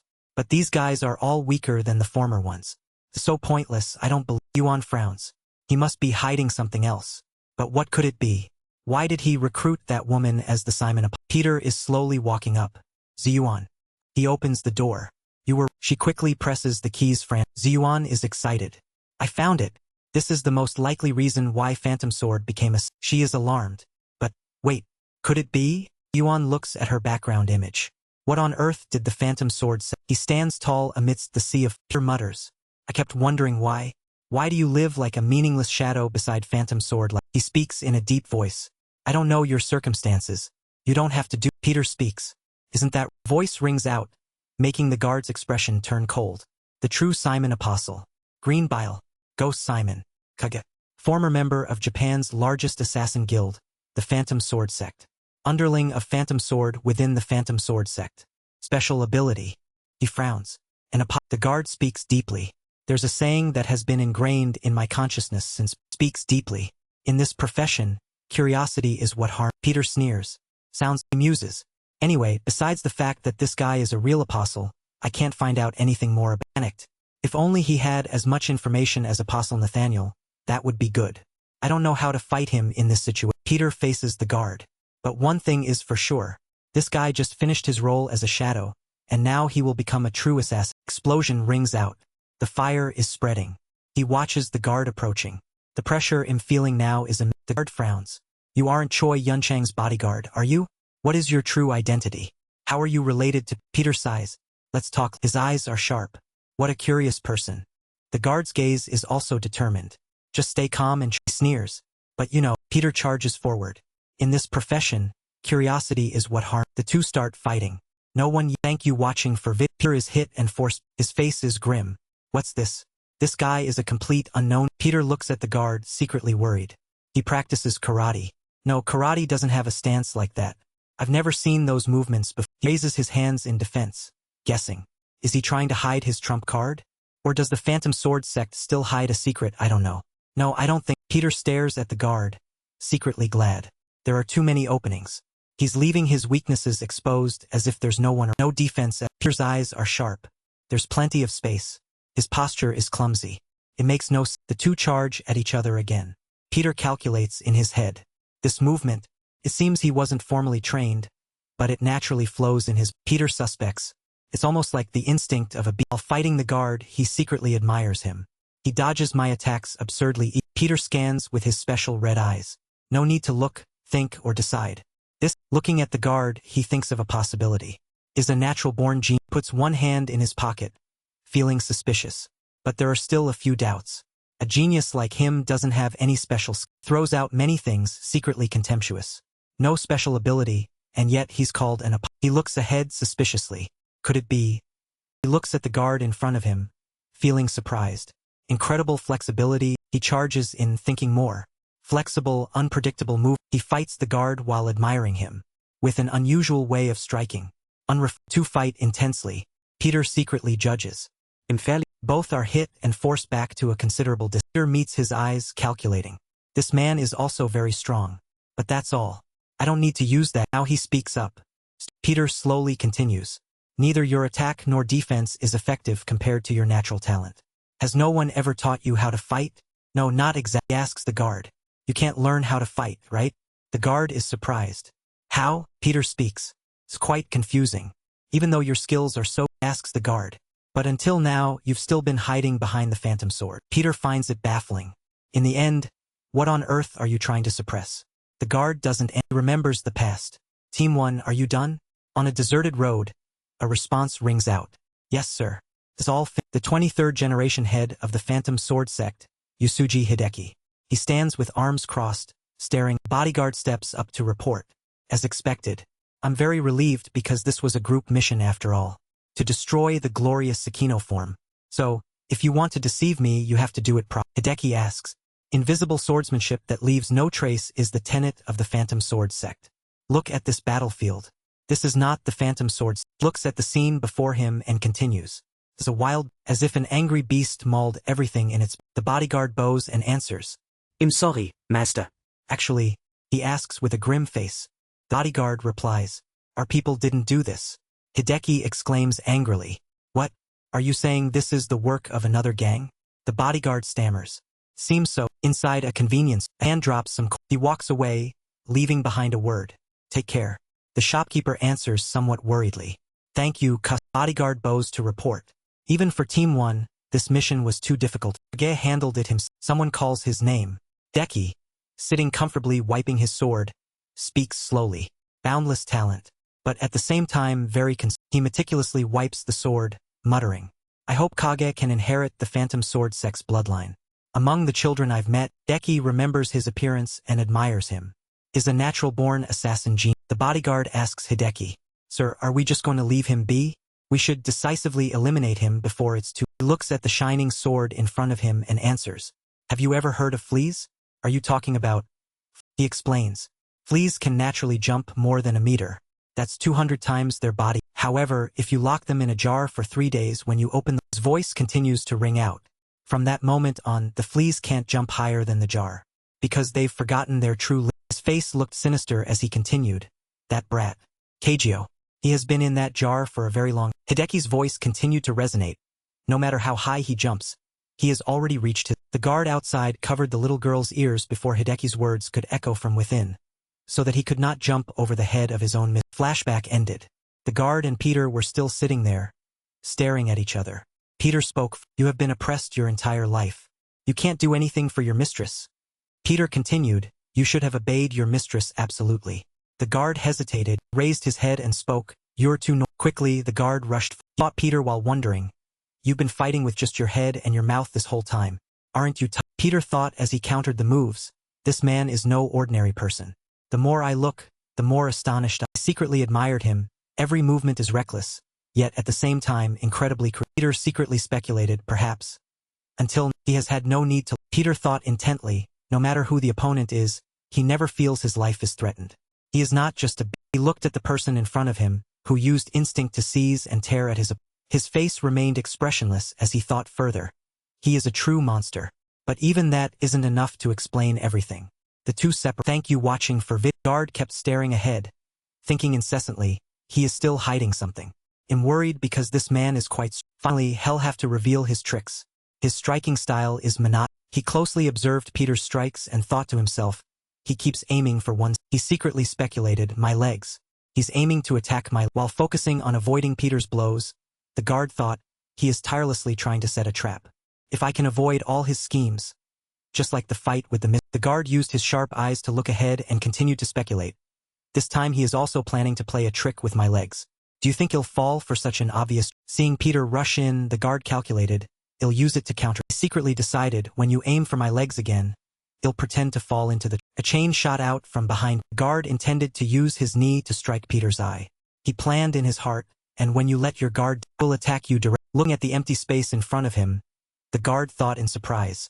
The chain wrapped around his. Finally, it formed a large knot around the guard's neck, making him cry out in. He gripped the chain around his neck tightly and thought in pain. The guard's eyes widened. What is? Seeing Peter appear before him holding the chain, he secretly admired him. Furthermore, when did he prepare? Peter spoke. You truly have a formidable set of senses. Up until now, you've been fighting on instinct. That's probably why you haven't met a worthy opponent yet. But you saw my fight with the demon sword, and you couldn't ignore my power. Therefore, I've made you more cautious. I forced you to use your brain, because you've never had to use your brain while fighting. But Peter tightened the chain as he continued. You were thinking without knowing that I was leading you straight into a trap. And now you're. Pulled the chain, lifting the guard until he was suspended in the air. His voice rang out, don't try too hard. Even a chainsaw would have trouble cutting through. The guard struggled to utter each word. It's not over. Sharp claws appeared on the guard's head. Peter froze when he saw. Then Peter tightened the chain even more, crushing the guard's hope. It's clear you were hiding your claws. But give up. That chain isn't broken so easily. Suddenly, Peter's eyes widened and he thought, no way. That's right. That. He watched the guard's skillful movements and secretly speculated. That's exactly what this man has been hiding all. Looking at the severed chain, he was certain. The reason he obtained the voter. He thought, that's exactly what I saw at the. This man used the voterock on those people. Calculated and understood everything. If he coats his blades with that, it will liquefy everything it touches. I can't get close to him and. Peter felt nervous. This is getting complicated. The guard suddenly spoke up. It's too late to realize it now. Once I have used. The guard glared straight. He rushed forward and shouted. You will completely vanish into thin. The guard squeezed Peter's face with his. With a cold gaze, the guard thought to himself. If this hand even touches him a little, the opponent will die instantly. But what's. He was stunned when Peter blocked his hand strike. He blocked my hand right in front of his eyes. Logically, this kid could have dodged it. Why did he dare to be so Seemingly understanding something, the guard thought, he wanted me to attack directly so he could look at my. The guard pulled his hand back, thinking, but it's used. The guard intended to use his fist, thinking triumphantly, even if you saw it, nothing will change. Peter nimbly avoided the. Peter jumped back, calculating this man attacks with a set of claws, and even cuts his own. Peter focused his thoughts, but the core is those claws on the right hand. They are not a new type of weapon. He remembered seeing the guard's hand earlier. He's only using his own. Peter asked curiously, hey, what is that blood? Can melt flesh instantly. How can a human have blood like... The guard moved into an attacking stance and replied, if you're that curious, then you have to defeat me first. He rushed forward and continued, you'll never find... Two rushed at each other. Claws seemed about to scratch Peter's. He quickly dodged, feeling slightly worried. He's much faster and stronger than before. As expected, his special ability is attacking with his claws. This is complicated. Peter thought, because of this man's blood, I can't even get near. The two once again rushed to... Peter grabbed the guard's wrist and asked, as far as I know, there is only one bloodline like this in the... Peter restrained the guard and continued, I thought it had been lost for a long time. But what a surprise. It's this. Peter's next words left the guard stunned. The venomous shadow leopard's guard was surprised. How? Peter spoke, I know this sect has gone extinct. He questioned, are the only survivor? Scene changed. Two people stood before a large fire. Someone spoke, sir, all targets have been eliminated. The venomous shadow leopards have been completely wiped off the face of this. The man stared ahead and said, let's return. The other hesitated, but the masked man asked, what should I do with that thing? A voice replied, what do you mean by that? The masked man asked further, there is still one infant left from those leopards. Should we kill it? The man looked at the child and thought mockingly, the only surviving child after the tragedy. Very interesting. He spoke up, leaving only one descendant doesn't sound bad. And that was the beginning of the heavy karmic relationship between the demon sword sect and him. Inside a large house, loud shouting echoed, get up, you must continue to fight. There were also voices of complaint, I can't do it. Inside the room, a young man stood there focused. All around him, people were lying down. They groaned, Kagyo is too... Suddenly, a piercing scream rang out. Children ran over. They called, Senior brother, Senior brother. A young boy sat on the ground, clutching his leg in pain. My leg is on... The children clamored. His leg is completely necrotic. Call a doctor quickly. Kagyo, we were just practicing, how dare you do that? The boy stammered in explanation, Man witnessed everything. He thought, the venomous shadow leopard sect has existed for a long time. That family recruited children with poison-resistant abilities and created toxic bloodlines by submerging them in highly toxic substances. Looking at the frightened boy, he thought further, that way, the venomous shadow leopard sect is passed down to future generations. The boy stammered an apology, Senior brother, I'm sorry. I didn't know what happened either. He thought, they will evolve until they transform into a real... Crossed his arms and flashed a sinister smile, with such breakthrough combat senses coupled with a toxin-filled bloodline. If left alone, he'll develop even further and jump very... He calculated in his head, slowly now. I need to prepare a lid to restrain him, not letting him develop as he pleased. It was raining. Inside the house, a strict teacher was instructing his students, if you don't kill your opponent in one move, you will die. With just one slash, you must kill them without them even... The guard thought, growing up, I realized my blood was different from others. Much stronger. I discovered this by accident. Because of that blood, no one wanted to be near. The boy was shouted at, Kagyo, what are you looking at? Go mop the floor. Faster. The boy could only endure. I'm sorry. Late at, thank you watching for the forest. The guard angrily took his anger out on it. He punched the tree trunk, wondering to himself, what did I do wrong? Why am I so abnormal? Why does everyone hate me? It's not like I wanted to be born this. He screamed and punched. He stopped, panting for... The tree fell down. He looked, thank you watching for Suddenly he saw a small... The guard looked at it and whispered, you're lonely too. Just like... He climbed onto the trunk and continued, wait a moment. He'll return you to your family right now. I hope that at the very least you'll receive a warm hug when you... Holding the small bird in his hand, the guard spoke in shock. Wait, looking down at his hand. The bird was now just a mess of blood and... His body trembled in waves. Everything my hand touches simply vanishes completely. I will never be able to... He stammered out a few words tremulously. I'm sorry. I can't even hug someone. He remembered the past, drowning in a heap of negative thoughts. It'll be you watching for He'll driven away. If all of you hate me and avoid me, I'd give you a taste of absolute... Peter's voice interrupted his train of thought. The venomous shadow leopard sect.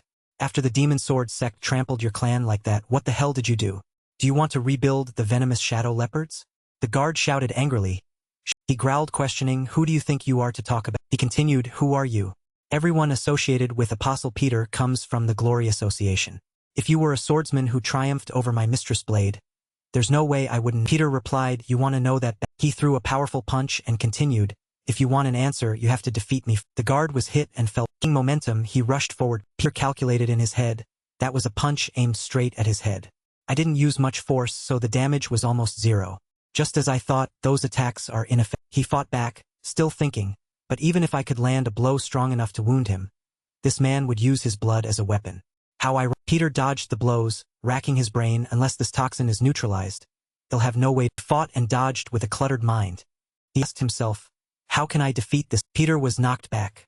He calmed. Thank you watching for vid. Thought seriously, it's really hard.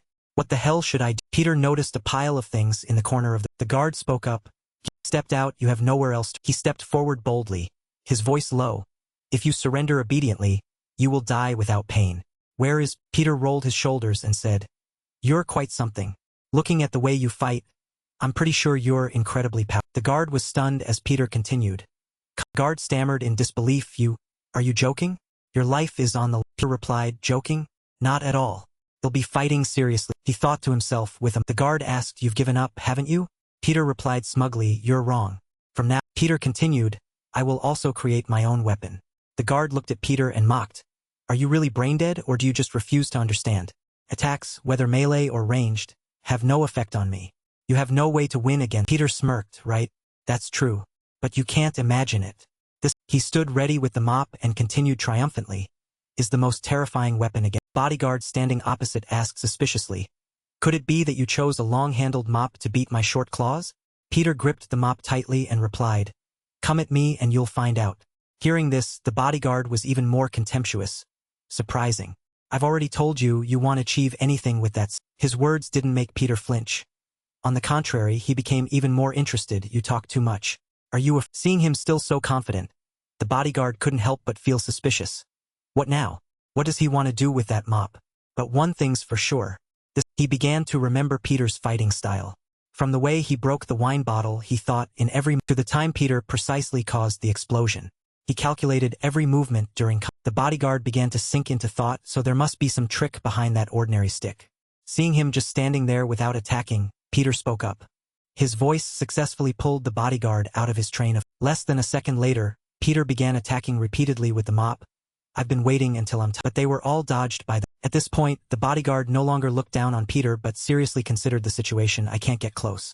As expected, he wants to take advantage of the difference in reach. I don't even have time for a quick. Preoccupied with his thoughts, he took a direct hit from Peter. At the same time, the bodyguard also thought of a way. If so, I must give up my defense and close the distance.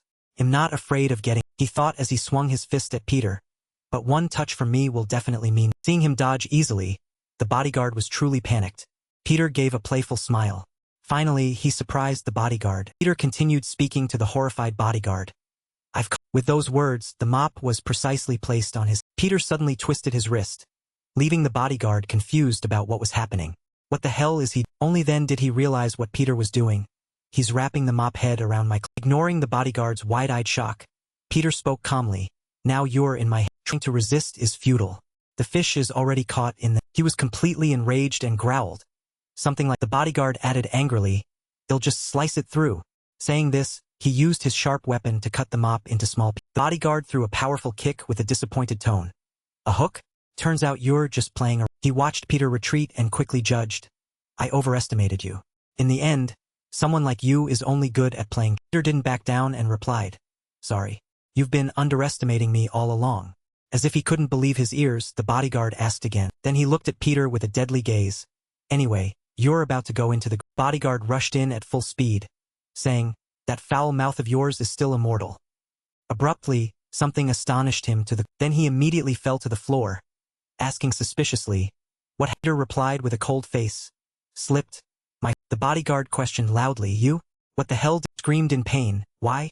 Why is my hand? Peter replied indifferently, your skills are formidable. So much so that I couldn't get near you. But that blood has a fatal weak. Then he slowly educated the bodyguard. The blood of the venomous shadow leopard sect members is an extremely strong acid. So what happens if I mix a strongly alkaline detergent? Peter's voice grew colder. It produces a chemical reaction that makes the acid lose its inherent properties. In other words, your strongest. Then he coldly finished the sentence. Has been completely neutral. The bodyguard bitterly thought back. At that moment, unwillingly, he thought back to Peter's recent series of maneuvers. With the strike of the. He wanted me to get hit by the detergent. His hand balled into a fist. Even if my blood is no longer used, kicked back hard and exclaimed, it's still not Suddenly, a voice called out I, attracting the attention of both. That weak voice spoke up again. It was the demon sword. She dragged her battered body and struggled to utter each word. I will kill you. Seeing his mistress, the bodyguard immediately called out. Without taking his eyes off Peter, he replied in a cold voice. If you want to live, retreat immediately. The demon sword, now with only one arm, was incredibly bold. Shut up. I'm the one who will kill you. Watch this. They'll cut off your... Right after she finished her sentence, she couldn't stand firm and collapsed. The sword also... The bodyguard screamed in panic. He held the demon sword in his arms and spoke anxiously. I told you to wait on the ship. She gave a cold smile and ordered. Shut up. But the bodyguard continued. Why did you come here? Your condition will get... Demon sword replied with great difficulty. I must kill him. I must. We promised each other. When it's over, we'll leave this place. The bodyguard looked at the frail woman in his arms and stammered. Mistress, I can do it. I will do it. I can even capture... And the demon sword replied with all her strength. I must. I can do it. A subordinate must believe in their master. Listen, after speaking, she fainted, causing the bodyguard to call out in fear. Mistress, wake up. Mistress. Seeing that she didn't wake up, he became even more panicked and called out incessantly. Open your eyes. Mistress. He began to recall his own past. Looking back on the old days, I always longed to see the world out there. Just stepping out of the main gate, there would be no heavy pressure on my shoulder. Scenes of being trampled and bullied also appeared. No more senior brothers torturing me every day. However, the only reason I couldn't step through those... A childish voice rang out. Big brother. Small flower petals were brought before his eyes. Look, this flower is so beautiful. A little girl happily ran to his side. It smells so good too. Yuka-chan. The innocent little girl said to him. Yuka-chan wants to grow up and be as fragrant as this. The bodyguard replied gently. You're fine, mistress. The little girl's voice rang out again. What did you say? He wanted to say something but then stopped. It's nothing. Never. Good memories kept flooding back. The fragrance of the flowers then was very... He suddenly remembered the flower when his mistress was a little girl. The scent of that flower made him forget all resentment, sadness, and loneliness. In that memory, there was also the girl he wanted to protect. And, whether a noble lady or a person of low status. The bodyguard spoke gently. But mistress, I don't think you should call me brother. A small voice rang out. I want to... You are older than Yuikama, so you are my big brother. He gently refused. No, I really can't. The girl's innocent voice immediately replied. I don't like that. Big brother. Kageo big brother. His thoughts vanished before he could even realize. He spoke in shock. Mistress. Wait a minute. A terrifying voice rang out. Young lady. Didn't I tell you it's very dangerous to go there without... Large figure with a cold voice appeared. Young lady Yuikama. Let's return immediately. Yuikama immediately refused. No. I want to keep playing with brother K. That man smiled kindly, but his face was strangely terrible. In a place where Yuikama couldn't see, Kageo was punished extremely brutally. You? How dare you? Are you crazy? The family head's daughter calls you brother. How dare you touch the young lady with those dirty hands? He was beaten and shunned. Die. Die already. You monster. From that moment on, Kageo realized the distance between... We can't find each other or touch each other like other people. It's probably because of this damn blood of mine. Or because of that noble blood of you. The voice kept ringing, but the clearest thing is, I will never be able to cross the boundaries separated by our... On a pouring rainy day, urging voices kept calling out, faster. Even family head praised him. You truly have a natural talent. If you keep this up, it will be enough. You have qualified to inherit the next generation of the demon sword. Kageo finally understood where his position was. All I need is to become the shadow of the family head. That is The scene changed to Yuika's birthday. Servants gathered around to congratulate her. Happy birthday. Young Lady Yuka. You have received so many expensive gifts. We will never get to see an outfit like this. Yuka looked at the expensive gift in her hand and was happy. It smells so good. A nearby servant immediately added, as expected of an expensive item. Right, Miss? Yuka innocently asked, is this very expensive? She immediately received an answer. Let's see. This is a gift from the Fujiwara family head, after all. Right, everyone? Kageo held a gift in his hand, feeling as if his heart was being remembered it with great sorrow. Yuka, every time your birthday comes, I try to make this feeling disappear. Then he threw away the gift from that year. From inside, Yuika's voice continued to ring out. It's so beautiful. Kageo saw her happy and felt incredibly self-conscious, because this 800 yen perfume bottle doesn't suit you. The thing that changed Yuka, a bright and radiant girl, was that once the Iamoto Yakuza gang, a gang with close ties to the demon sword sect, attacked. They rushed inside, firing bullets continuously. Don't let any of them survive. Turn them all into good. Fortunately, at that time he managed to save her. No, mistress. If you go out there now, you'll be in danger. They didn't want to spare anyone. Kill them all. Yuka was carried away by Keijio as she wailed. Mother, let me go. Keijio, let me go. From that day on, the mistress became a completely different. Yuka became obsessed and threw herself into. Keijio hurriedly stopped her. Mistress, if you keep training like this, you'll be exhausted. But Yuka kept struggling to escape. Let me go. Leave me alone. I will kill all those. In a feverish delirium, she still didn't forget her goal. I must have revenge. I will kill. Keijio understood everything she did. His mistress had put all her strength into preparing for her revenge, torturing herself every day. He had no choice but to watch her. He was always by her side on her journey of revenge. For many years living in a cave, completely separated from the outside, his mistress had dedicated her entire life. Every moment was a price paid to hone her skills. Then that day finally came. Many years passed until her revenge was successful. A scene of bloody carnage took place. With his mistress' sword and his own 1,000 Yakuza members disappeared without a trace. And the price to pay was that both were wanted fugitives. With goal achieved, they became aimless. After the successful revenge, we lost our place to return. Yuka, with a haggard face, asked, Keijio, where do we go now? He replied with all his loyalty, wherever the mistress goes, I will follow. But perhaps to her, those were just joking words. How human. Then suddenly Yuka spoke up, go, Keijio. He calmly replied, I'm not going. As soon as he finished, there was a response. Yuka spoke again, so, how about? She looked into the void and slowly offered a hypothetical. One day, we will go to a place where there is. She looked at a poster and continued, a place where no one knows us. We will gather and eat fruit, and soak in the sun. Then she negated it. No, if so, it will be as hot as hell. It's just. Keijio suddenly interrupted. You want feel? Yuka asked curiously, what did you say? Only then did Keijio add more. Under the magnificent city lights at night, Keijio's figure appeared clearly in the cold. Looked at Yuka and spoke firmly. I am your. Hearing that, she didn't know what else. Back to reality, Keijio held Yuka and kept calling, Mistress. She weakly called Keijio's name. Without hesitation, he replied immediately, yes. Unexpectedly, Yuka took out the perfume bottle from that. Keijio held it in his hand. Feeling a bit thoughtful, the scene from that day reappeared in his. He was stunned and asked, how? Why do you still have? Yuka gave a forced smile and replied, do you think I didn't know? I've carried it with me for 10 years. And you didn't even know. Her voice grew weaker. How regrettable. Keijio held her in his arms and replied, I couldn't let the mistress use this cheap. Then he used that very perfume bottle to spray him. Yuka smelled the fragrance and praised it. It smells so. Yuka struggled with each broken word. Do you know, Keijio? All this memories of when she was a child reappeared. When you became my shadow, protecting me, I liked it very much. Leave this place. Our promise, forget it. Be careful. Thank you watching for vid. Again hearing her call him big brother.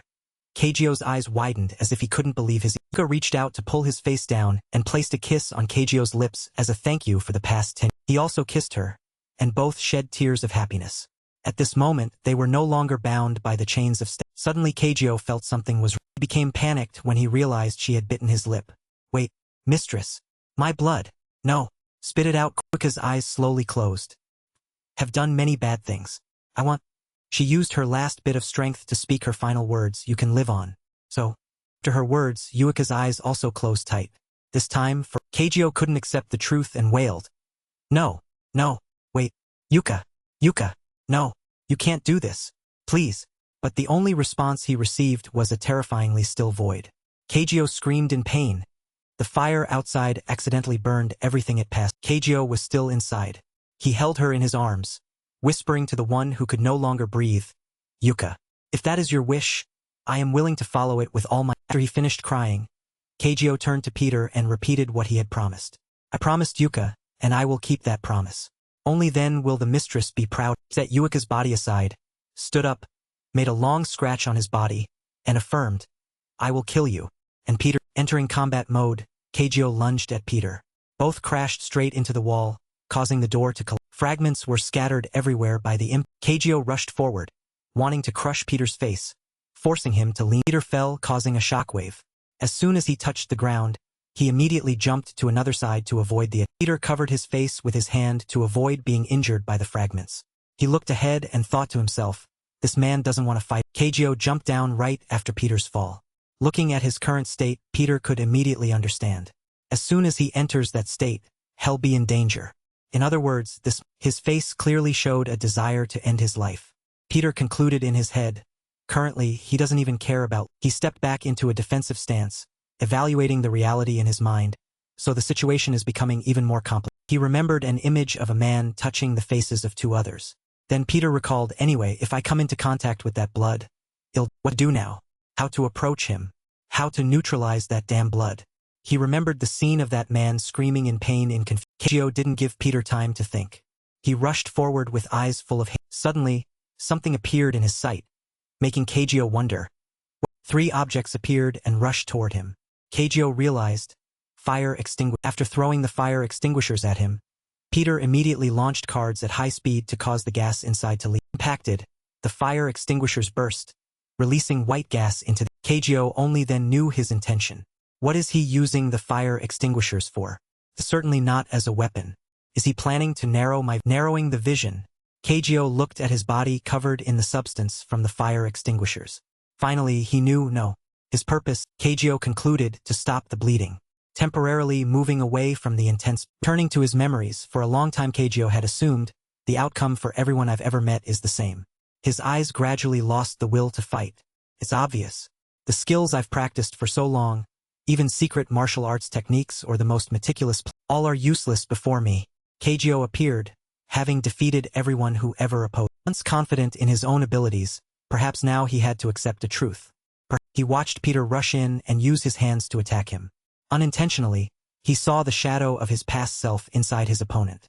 In his eyes, the reflection of myself is. His limbs were bent by Peter.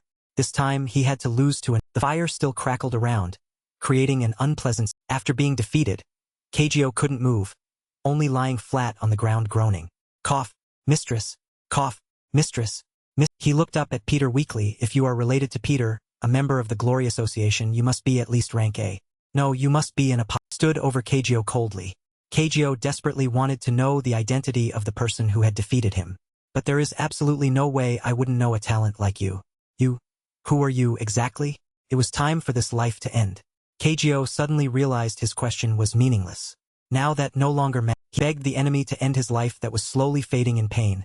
If I continue to live, this life will no longer have any meaning. Kill me. Peter approached where he was lying. He stopped and spoke.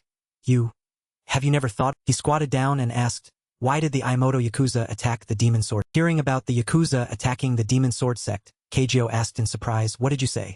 Hearing that, Peter replied, don't you? He stated his long-held speculation. That was the plan of the Glory Association. Kagyo's eyes widened in surprise. What does that mean?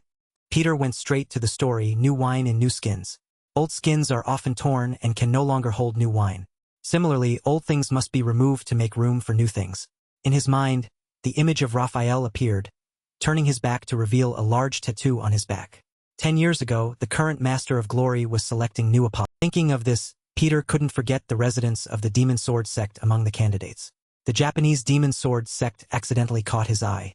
The title of the strongest assassin clan in Japan sounded very attractive. 2 men in a house faced each other without saying a word. He surely coveted that title more than anyone.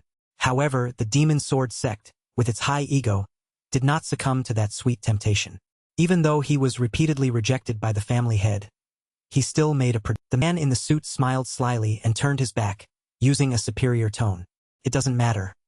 One day, before you even realize it, you will have to surrender. After a while, that person returned just as he had said. He began implementing a plan. If he attacked their underlings, the weakness of the Demon Sword sect would be forced to show itself. And the first one to step out of that door that day was the ally of the Demon Sword sect, Ikora. One night, at the residence of the Demon Sword sect family, he used the Imoto Yakuza gang to wipe out the Demon Sword. Finally, the Demon Sword sect disappeared in just one night. Gunshots rang out continuously, taking one life after. The news of the Demon Sword sect being wiped out became shocking news. It was a tragic story. In that brutal war, fortunately, a man managed to take a baby in the house and run. A man in a cloak glanced up. What have you been doing since that? Peter recounted that all the words he said, that the current Master of Glory prophesied to the head of the Ghost Sword sect, have come true. One day, before you even realize it, you will also have to A crucifix entwined by a snake bearing its venomous fangs swayed gently. After seeking vengeance, those who had lost their purpose in life were granted the title of Apostles of Wei Gu was now as devoted to the organization as a loyal lamb. Finally, everything was ordered. Kale looked at the people before him with a bewildered gaze. Someone's words still echoed in his head. I've caught you. Those words ended with the phrase Kegel, the shadow of the ghost sword. Peter concluded everything with a cold, cruel tone. But that was the truth. Kegel grit his teeth in denial. Lies. He's just talking nonsense. How could I be deceived by that serpent? He resisted with questions. Why should I believe you? Peter answered without a second thought. If you don't believe me, ask your boss directly. He looked straight into Kegel's eyes and suggested another way. What if we ask Raphael? Kegel wondered in surprise. How does he know the boss code? Turning to the past. At this moment, he placed the crucifix on the table and refused. I cannot accept. Kegel turned to leave and explained. One mountain cannot hold two tigers. And I have only one master. The man sitting in the chair immediately spoke up. Then, how about... He deviously proposed something that Kegel was sure he couldn't refuse. I will grant the title of Simon to your mistress. He crossed his legs. Puffing on a cigarette, he stated his intention. Will support your mistress. Kegel bowed his head close to the ground. He questioned himself. Was all of that calculated by him? Unbelievable. I don't want to believe it. But if he's... Finally, Kegel realized. All this time, not me. What have both Wei Gu and I been living? Thinking about how both Wei Gu and he were being used, Kegel grit his teeth. I didn't ask for much. I just wanted Wei Gu to be happy while I protected her from the shadows. That was an... Kegel forced himself to stand. If only there were no glory. If only I had refused the apostle title. If only I hadn't yearned to be by your side. No. If only I wasn't there from the... He softly called out, Wei Gu. Perhaps now you've... To ruin a person's life like that. A vibrant image of Wei Gu appeared in his mind. Kegel now screamed in fury. How? How on earth can such a despicable person exist? How? Peter remained as heartless as ever. He gave a piece of advice. Don't overexert yourself. That will only make you die fast. Then, after those words, the atmosphere fell into silence, leaving space for Kegel. He spoke with difficulty. Right now, your friends are in danger. Peter felt a bit surprised. He asked back, what did you say? Kegel revealed what he knew. I sent pirates to their location. Then he finished with an assertion. This ship will soon meet its... Using his last bit of life, Kegel advised, if you want to save them, you'd better go right. Elsewhere, people were in a frenzy because of a fire. Someone shouted, over here. The fire is about to reach us. Let's go. From somewhere inside the ship, a formidable voice echoed. Where do you think you're hiding without our permission? A black man leading a gang shouted an order. Everyone, come out now. Whoever is on the lifeboats, he'll shoot them. Threatened, those people fled in terror. While running, they cried out, go. Don't push. If you want to fall, fall by yourself. The unarmed staff member could only raise his hands in surrender. One person spoke up, sir, what should we do now? The other replied calmly, wait. The dagger genius is calculating. He turned to look at the enemies and assessed them. There are too many of them. He thought to himself, this is a big problem. He tried to analyze the situation. On our side, only 2 people are capable of fighting. The staff member didn't forget to encourage his teammate. Hey, don't be afraid. The other's eyes darted around mockingly. Are you really the one saying that? Despite the encouragement, he didn't forget his calculations. Each of us has to handle 10 of them. And they have weapons. He tried to find a solution. What should I do? If I make one clumsy move, the VIPs are dead. The black man pointed his gun at the janitor. He reminded his subordinates, careful. They aren't just ordinary janitors. If they move even a centimeter, blow a hole. The manager finally spoke up, wanting to make peace through a trade. Wait, let's negotiate instead. The black man wouldn't listen. Shut up. Don't make me angry. The manager tried to bargain to reduce casualties. If you shoot me, you'll regret it. I can give you something you'll never have in your entire life. The black man stubbornly refused. It's a waste of time. Asian guy, I won't be fooled twice. The manager shouted his identity, still wanting a truce. I am Choi Unchong of the DH Group. I will give you anything you pleaded. So please, let's negotiate. Seeing he had the upper hand, the man agreed. Fine, Mr. Choi. I only want one. Then he turned treacherous. The 2 staff members couldn't take it anymore and finally charged. One laughed, that's funny. The other added, see you in heaven. Meanwhile, at Peter's side, Kegel asked him curiously, why haven't you left? If you don't go now, your people will all... Peter flashed a dangerous smile. Everything was under control. It's fine. Even without me, there's still a glory assassin. Kegel still couldn't believe it. Even for a glory assassin, He can't do anything against such overwhelming firepower. He'll just have to accept death. Peter replied calmly, of course, but only if he were an ordinary assassin. Kegel's eyes widened upon hearing this. Could it be? As if reading Kegel's thoughts, Peter smiled and said, that's right. On this he spoke each word clearly and distinctly. There is an extraordinary assassin. Back to the others. The gang's weapons were quickly destroyed by someone passing by. Peter's words echoed. Two staff members looked at the scene in surprise. The manager there was also shocked. The three of them thought together. He cut the guns in an instant. After performing his ultimate move, Simon stood still as the black man screamed. What? He's not dead yet. Hurry. Get all the weapons. All of them. Don't let him get Black man soon fell into a panic. He's just a swordsman after all. As long as we don't get too close, we will definitely. In Simon's mind, a certain moment suddenly surfaced. When Peter had asked him, Simon, when do you think the moment of life and death is for a swordsman? Simon, sitting under the shade of a tree, replied, why should I worry about something that will never happen? You're quite the storyteller, boss. So when is it? Peter, sitting beside him, wondered. You just said it wouldn't happen. He explained, just in case. Peter mocked him, and yet you dare call me a story. Suddenly, he gestured with a sharp object, breaking Simon's hand, and asked, one of them is when you lose your arm and can no longer hold a. Peter leaned in close and continued, if that happened, what would you do? Simon replied without thinking, commit suicide. Peter suddenly cried out. Simon happily explained in his heart, opening his hand. What I mean is, boss, if I lose my arm, I'll open a noodle shop. Once I'm the boss, I can eat all I. Peter sighed and lamented. I really can't have a serious conversation with you. Simon joked, what else? I'm done talking. That vision ended, moving to another day. The sun was setting behind the mountains when someone's voice rang out. The people standing outside were discussing. It's truly crazy. No normal person would do that. The other wondered, what on earth is he? Standing nearby, Peter suddenly noticed the conversation. The other person continued, no, that guy. I didn't mean it like that. But, what kind of Inside the warehouse, Simon was diligently practicing with one intact arm and one broken arm. The person outside marveled, to actually break his own arm to practice. Peter ran inside with a strange expression and asked, what are you doing? Simon replied nonchalantly, what? You're back already? He cried out in worry, you brat. You're terrifyingly carefree. Did you really break your own arm? Simon looked down at his broken arm. He explained, I've been thinking about it for a while. This is still easier than making noodles. Peter shouted, is this a joke? Simon replied happily, I'm the most serious person in the world right. He asserted one thing to him. You'll see. One day when I am no longer the Star Wheel, fire of confidence shone in his eyes. On that day, I will create another Star Wheel sword. Back to the present. The manager looked at him in surprise after he showed his talent. Simon knew that it was only now. With his arm bandaged, he tightly held his sword, pointing it forward to fight. Simon said to himself, to cut something, one must use both hands to steady the sword. To use a gun, one must put a finger on the. Simon confidently charged at the gang and took them down. He was now bandaged on one arm and could only use one arm to. The manager's eyes were still full of surprise. Simon thought to himself, and I will cut through that common sense with this. He charged like a flash of lightning to take them all. In his heart, he thought of 4 words. Evil Star Wheels. Simon spoke to Peter in the air with the gaze of an assassin. I told you, all of us were successfully rescued. So that was the second base of the glory. Image on the sea was the ghost ship sinking to the deep ocean. The small boat sped across. On the boat, the sailors were kneeling. Senior apostles. Both sailors showed excited admiration.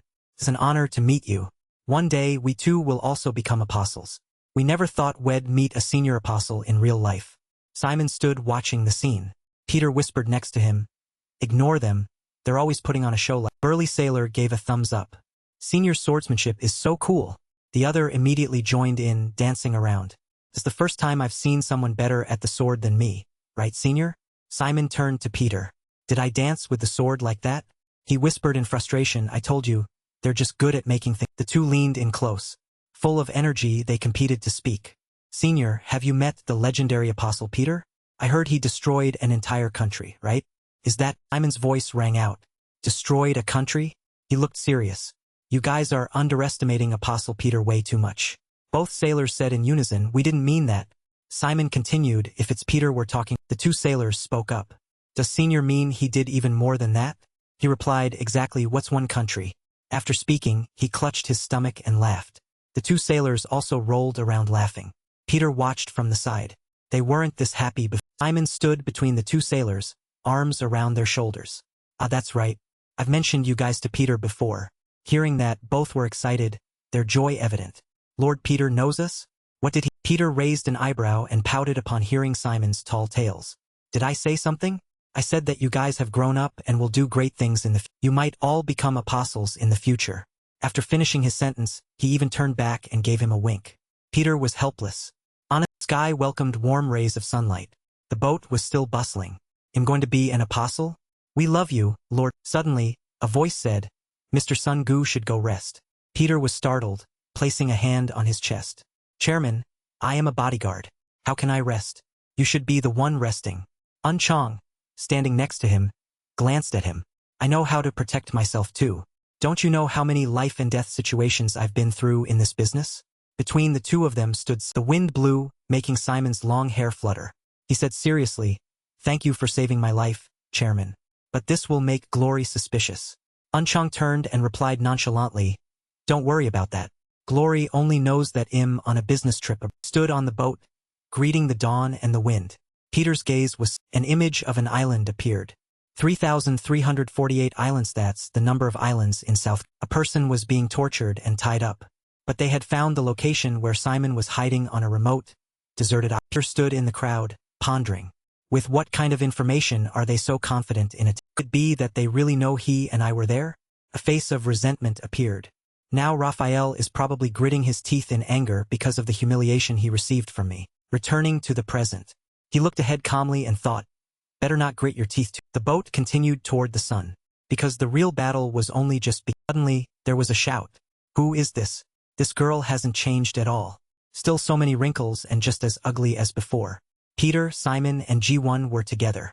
He sat quietly playing with the dog, while the other two, G1 was turning Simon's face around. Simon had a disdainful look. Has G1, who previously didn't want to support us, changed already? Why do people change so easily? The voice continued, When you were 20, your eyes were still bright. Simon rested his chin on his hand, putting on a pitiful look. You said this brother Simon was more handsome than a celebrity. Didn't you follow me every day begging to marry me? Now you say I'm old and ugly, what's that? G1 scolded. When did I say that? Say it again. After finishing, she immediately struck. She gave Simon several affectionate slaps on his back. He was in pain. Why are you hitting an innocent person? My arm hurts. Hearing that, G1 shouted, I'm hitting your back. Not your arm, why does it hurt? The dog nearby couldn't even bear to. Simon clutched his back. His whole body hunched over as he looked up at G1. Ultimately, what is Raphael trying to do? From Glory Hospital to the ghost ship. Not just one, but two places. Hearing this, both G1 and Peter remained silent. Simon sat down in a chair, confused, scratching his head. Why is no one saying anything? Two people and a dog. Are you trying to ignore me? Suddenly, a name was spoken. Raphael. He wants to. G1 lowered her head, pensive. Peters existe. In 2013, the predecessor of the Glory Society was a sacred land, the Grand Glory Cathedral. After the church bell rang, the priest stood before everyone and spoke loudly. Oh, he stood at the center. The terrible, chaotic, and haunting era after liberation has passed. The Korean peninsula once again enjoys peace. We are the children of the Lord. We have carried out the Lord's commands with all our strength. No one knew that those children lay beneath a monument of. An old, wrinkled hand was placed on the rosary beads. The father's voice had not yet stopped. Oh Lord, I believe you know. My daughters and. The father curled his lip. From now on, I order the dissolution of the 12 apostles. Before everyone, the father declared, Wipe away the blood, sweat, and tears you have shed so much over the past years. It is time for you to step out into the outside. But the only one who opposed Father Gabriel's words was Raphael. He stood behind the door. He was Father Gabriel's adopted son and the current owner of the Glory Society. Raphael screamed angrily at the father's back. Father, you can't do that. I can't understand. He placed a hand over his heart, his mouth not stopping its shouting. Remove them? If there are no longer the 12 apostles, what will happen to Glory? The company is only just beginning to develop. The father replied nonchalantly. Under the moonlight, the father's back looked so lonely. The father advised, Raphael, your brothers and sisters are not tools. They gave up their lives to save tens, hundreds, millions of people. They are children of God. And this world doesn't need us anymore. This is my decision and that of the apostles. Hands clenched tight. Raphael, if there is nothing else, go. Hearing, the statue of Jesus vibrated with every word Raphael spoke. It can't be like the feet of the statue. He continuously threw punches with terrifying power, his mouth rambling incessantly. Unacceptable. Now that it's time for us to enjoy the fruits of our labor, Father just gives up everything? What about me? What should I? Harder he fought, the more Raphael screamed. You are my father. Not like them. You wouldn't do this. Clearly, you've been seduced by Satan. Right now, you are no longer The statue of Christ finally collapsed before Raphael's. Perhaps having vented his anger, he just stood there and spoke. To reclaim glory. That is the path that benefits the people of this country. That is God's. And finally, a scene of Raphael sitting on a throne stained with blood. In his lap was the slumped priest. Raphael only uttered one sentence. It is also my. Having never been passed down by anyone, he created his own glory. Raphael began to act insanely while sitting on the building a halo for the Glory Orphanage as it is today. He established the largest assassin organization in Asia called the Glory Society. Searched all over the world to find perfect new apostles to replace the old, aging. Raphael wanted to expand business worldwide. To do that, he had to eliminate the former disciples and most especially one of the powerful glory apostles of old, the symbol of all apostles. Turning to the present, a voice was heard. Raphael. Just thinking of that name makes me get goosebumps. Ji-won hugged herself, trembling. Even the dog beside her did the. She moved closer to Peter, grabbing the strap of his shirt. That's right. That new glory apostle. Why is he in my house? After those words, the two people and the dog turned to look at the sleeping youth named Kegel. Occupation. Both Simon and Peter agreed to carry her away. She was gagged but still threatened them. Are you guys sane? They'll tear him apart. Peter said leisurely. Be quiet. He needs to rest. She struggled until her slippers flew off. Is this a hotel? Someone spoke up. If he wakes up, hell, just do those stupid things. All three walked down the hallway with the dog. Peter spoke up. Don't worry. He won't be able to touch our toenails. Simon, beside him, clutched his stomach and joked. So what if he touches our fingernails? Ji-won, walking beside them with her cane, asked. Let me kill him. Suddenly, a sound rang out, making both her and Peter turn their heads. She wondered, is he awake already? With that much blood loss, it's hard to wake up so. Ji-won's face glowed with anger, her words accompanied by murderous intent. No way. Senior, don't say anything. Let me kill. She actually hid behind Peter's back. He asked, what are you doing? She commanded, go on. Senior, kill him. I can't see, so how can I deal with that? The three returned to that room. Simon, beside them, teased. Why don't you hide behind me? It makes me sad. I'm also a very strong apostle. Ji-won replied bluntly. Senior only has one arm left. He could only reply, you make me so. With a shush, Peter opened the door to the. Looking inside, he was a bit surprised, his eyes. The three entered the now empty room. She spoke up. Where did he go? I clearly injected him with a lot of sedatives to stop the bleeding. His body shouldn't be able to move right. Peter was calm. Where else could he go? Knowing for sure he's definitely there. Suddenly, a voice spoke. I didn't expect the ghost ship to sink. A stage, lit only by the moonlight, someone asked, you saw Peter? Raphael was there and spoke. There's something that makes me wonder. It has come true. Both Glory Hospital and the ghost ship were caused by him. But his face was never seen. How can that? My apostles. A whole row of youths in white robes sat on each step. They spoke up in a flurry. The sword demon of the Ghost Blade sect. Kegel was thank you watching for vid. A dying old man being able to do those things is quite extraordinary. Suddenly, one asked, are you scared? Don't just build your body with protein. Improve your combat abilities. The one who was just mocked replied, your mouth has been quite famous for being talkative. The other didn't give in. Don't just talk. Youth holding a gun couldn't help but interject. What the hell are you guys doing? If you're smart, shut up, or it'll blow a hole in you. The one wearing a hat remained silent. Raphael spoke up, interrupting the tense atmosphere. That's enough for a greeting. Now that we're gathered, let's talk for. He sat in the center like a boss, rambling. We apostles are the strongest in the world. Yet no one caught a dying old man? Among the white-robed ones, one suddenly spoke up. That's naturally because I wasn't involved. Another spoke because I didn't show my face. Otherwise, the old man would be dead. The two kept going back and forth. Hey, masked uncle. Someone your size only needs 2 of my fingers. Didn't you get shot twice in the stomach last time? If you're smart. Before he could finish, the door was smashed to pieces. The one holding the gun remarked, that's a noisy way to. Simon. As soon as this name was called, Kegel was seen standing there alone, with a large wound on his. Seeing that, the man had to ask, are you still alive? How fortunate. Raphael sat there calmly. I heard the news from Wegu. I'm really sorry about that. But Simon, the white-robed people turned as one to look at that Peter guy. As soon as that name was mentioned, Kegel, seeing this, he urged, tell me quickly. Did you meet? Kegel grit his teeth. Is that true? Raphael wondered. What? He asked. The man also leisurely rested his chin on his hand. I don't understand what you're saying. Explain it clearly so I can understand. Kegel frowned. Ghost Blood sect. Did you order the destruction of the Ghost Blade sect? Veillez. She was so grateful to you. She thought she had a place to stay, a place to rely on. But it turns out it was all a... But that person said this, the motivation that drove Ayamadakumi to destroy the Ghost Blade sect. You robbed her of her peaceful life. You trampled on it, and all of this was done by you. Every word uttered made Raphael fall silent. An image of a radiant girl in the sun, cradling flowers in her hands.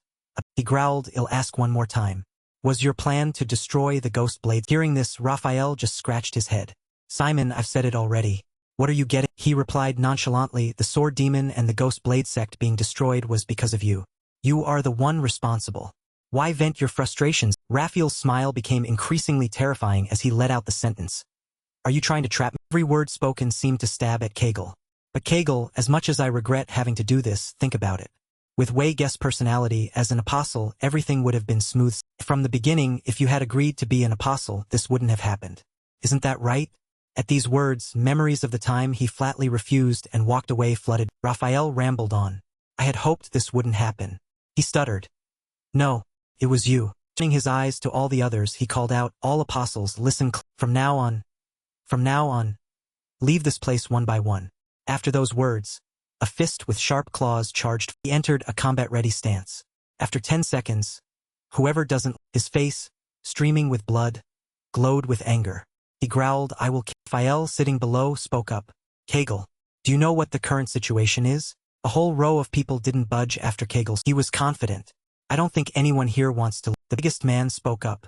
Kegel, what are you here complaining about? Just because someone was just even the one holding a gun teased. I mean, why are you so grumpy, honey? It's not sexy. The one with black glasses waved his hand. Why are you so annoyed? Fighting must have been hard. Huh? Everyone, come over and have a cup of tea to talk. The youth wearing a hat, who had been silent until now, also spoke up. So noisy.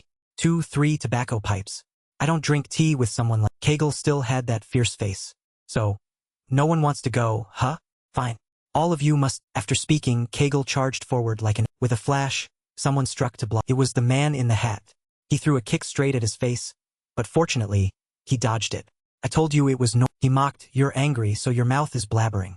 Planning to fight with your... Kegel frowned. Laugh while you still can, Johann. Just as long as you get touched by a single drop of my blood, you'll die instantly. Just as he finished, he was hit by his... Intended to give him an uppercut, but he dodged. I know your blood is dangerous. However, he'll never let it touch me. Are you an artist or something? You're good at making things... With lightning speed, in a flash, Kegel moved behind him. Just watch and you'll... Two played cat and mouse with each other. He calculated, while he's focused on my blood, he'll find a blind spot and attack. First, I have to take him. The thought just finished and he struck, but he could still dodge. Kegel was surprised. He dodged it. That angle definitely wasn't in his line of sight. How the hell did this bastard? Suddenly, a shield flew. Kegel grabbed it, a bit bewildered. A shield? The big man had charged, carrying murderous intent. His fist lunged forward. Only the victors are except death. As soon as those words were finished, both Kegel and the shield flew far. He was smashed against the... He had to struggle to get up amidst the ruins, silently marveling. Damn it. What kind of monstrous strength is... That fist lunged again along with the words. Dying now is Suddenly, a very playful voice rang out. What's wrong, family? Stop fighting.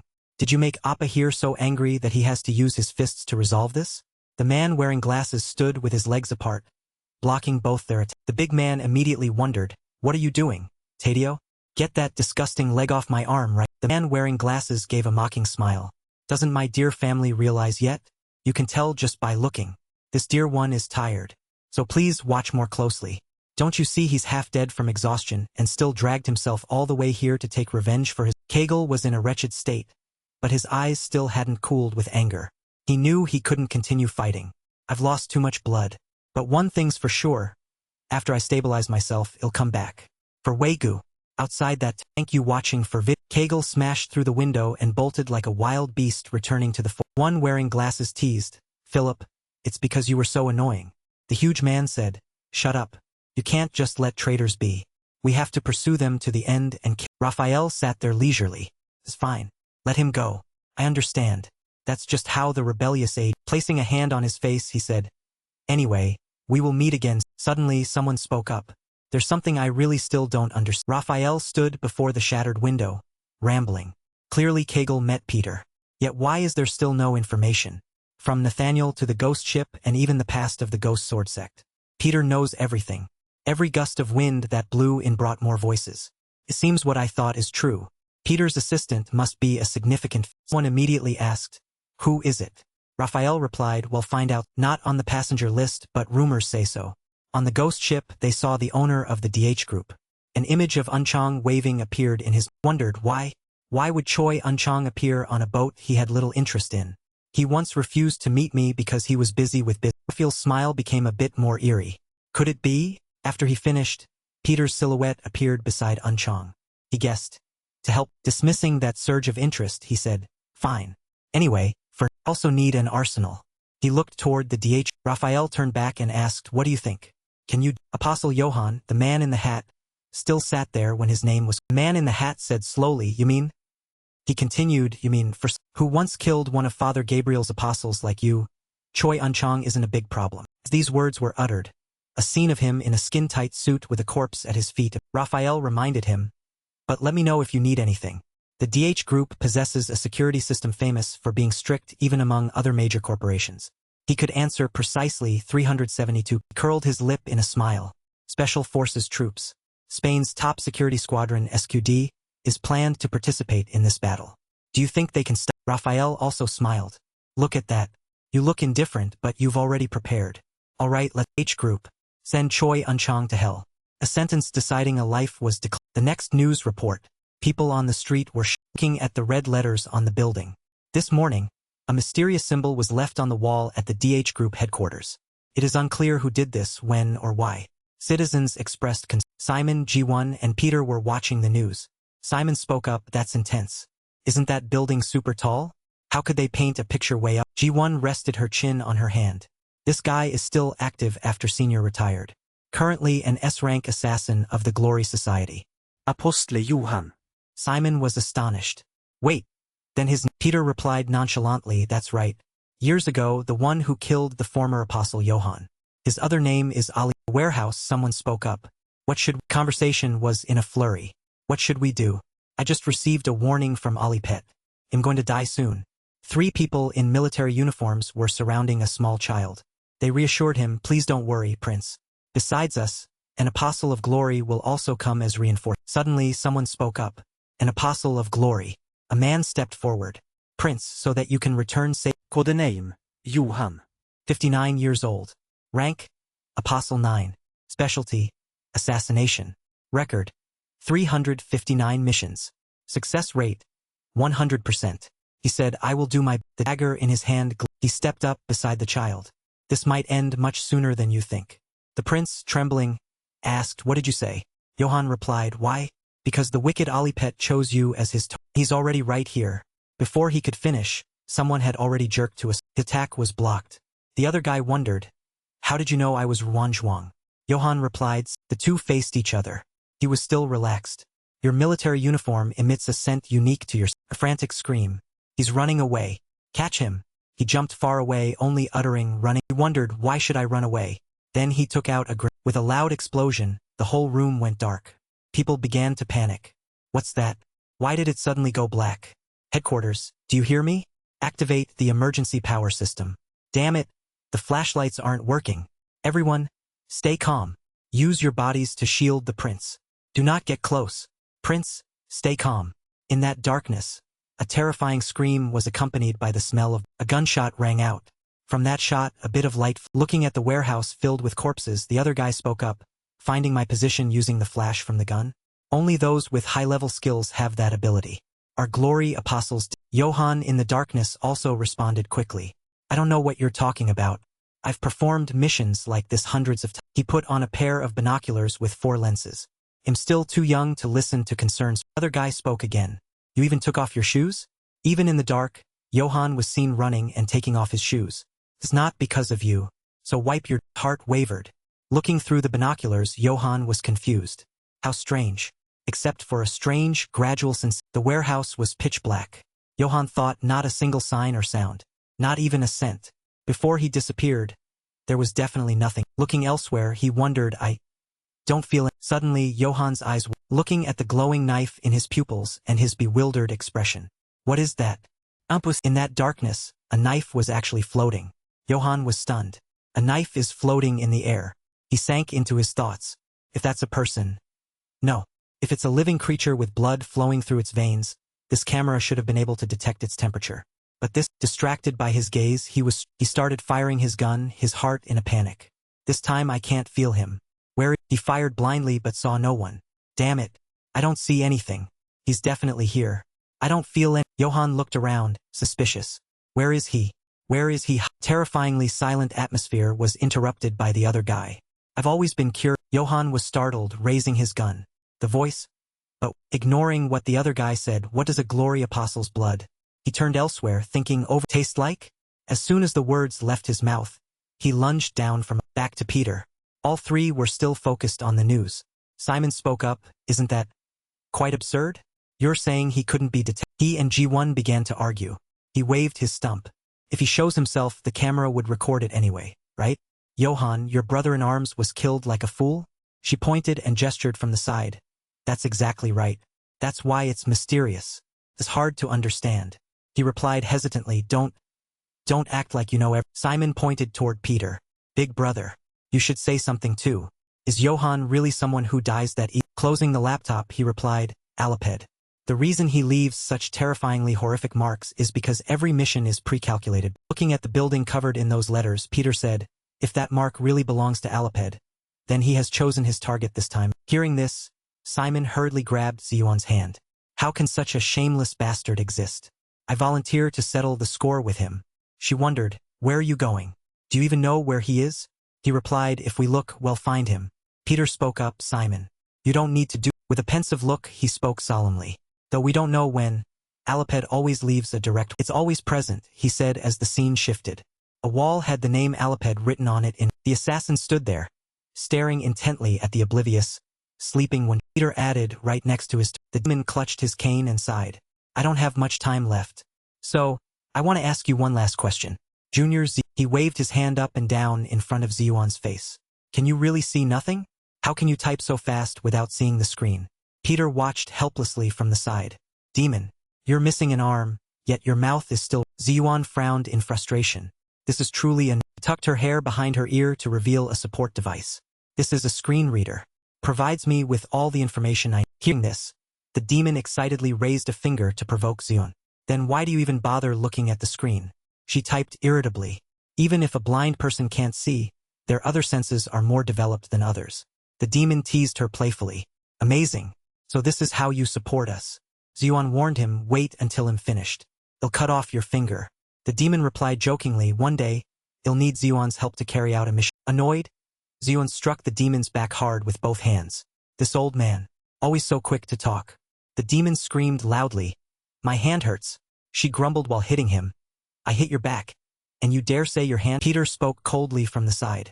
Both of you, I have something to. He crossed his arms and looked at the demon. At this rate, Raphael might intentionally escalate this incident further. Therefore, I'm quite worried.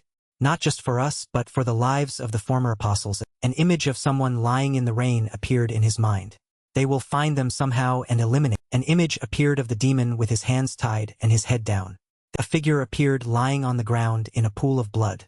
Before our brothers suffer any more. The demon looked at Peter with determined eyes. Actually, I'm not worried because they've been living fine on their own for so long. But fine. Leave it to me. Big car sped down. Stepping out of the car, the demon asked in surprise. But are you sure you don't need me here yet? Peter looked at him and smiled. Your appearance is way too conspicuous for walking around this place. As I said, help me search for our brother. Two shook hands as the demon said, call me anytime you need, big brother. Apostle Simon is always ready to support. Demon carried his gear and walked away, but didn't forget to wave goodbye to Peter. He'll definitely bring our brothers back safely. Thank you watching for vid. Peter rushed into the tea room and asked breathlessly, Are you alright, Chairman? When Chuan sat in his chair and sighed. Ah, Singu. Thanks for... Peter pointed to the side and introduced her. This is the friend I mentioned, Ziyuan. She's also currently helping No, more accurately. She put her arm around Peter's shoulder and excitedly interrupted him. Yes, I am in Ziyuan. Genius hacker. This brat's master and guard. He looked at him curiously and asked, But Chairman, I have a question. Why did you summon Sungu, a member of Glory? As the chairman of Dia Group, you already have plenty of talented persons. He placed a towel on his head and replied, I was convinced after the ghost ship in Wan Chuan spoke about when he met Peter, who was polite to a lady. Even though Sungu belongs to Glory, he's the complete opposite. He also mentioned the time Peter rushed away, and above, returning to the present, Wan Chuan looked at Peter's face. I knew this day would bowed his head under the warm towel and continued.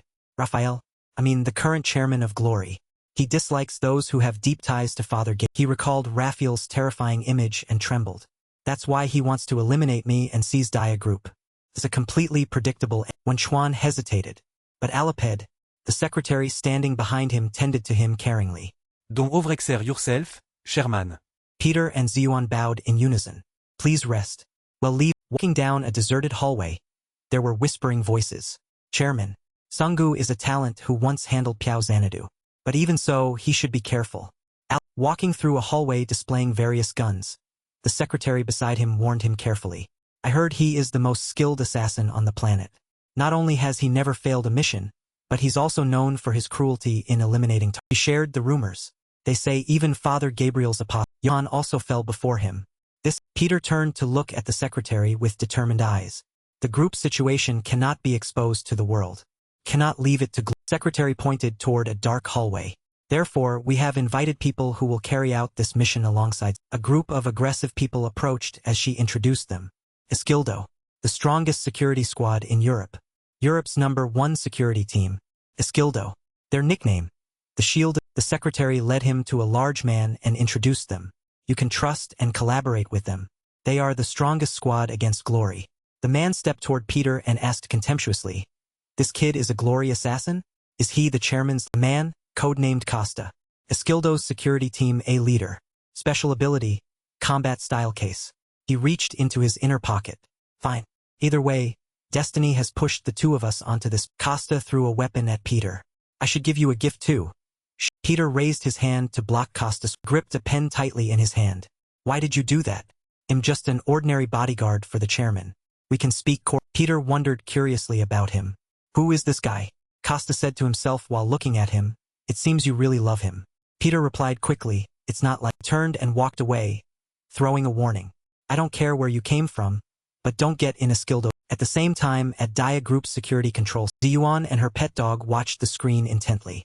Aliped could never infiltrate this building. She looked at the building where everyone was whispering to themselves. There are over 100 personnel on the roof, as well as on every floor, watching every second and every minute. Seeing the observers on the building, Ziyuan marveled. Not even an ant could slip. Every corner of the building was equipped with many cameras. Over 100 CCTV units with no blind spots. However, Esquildo was the strongest security squad in. Seeing the staff in the server room trembling, Ziyuan wondered, why are they so? A blonde employee spoke while dripping with sweat.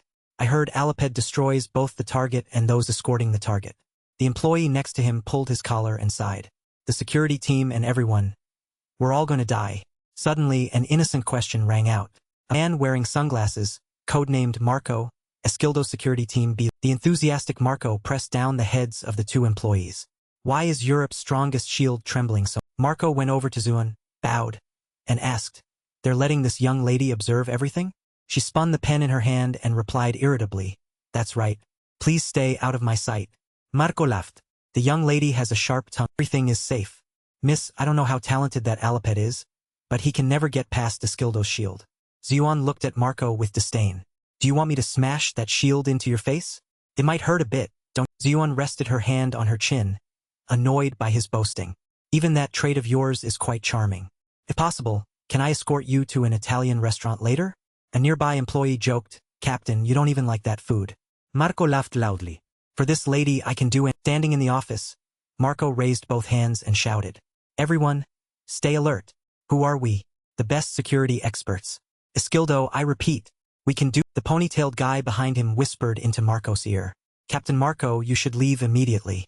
Hearing this, he glanced over and replied, Sanche, is it already time? Then Marco stretched and walked away excitedly. Now, shall we go catch Aliped? He covered his mouth and turned back with a smile.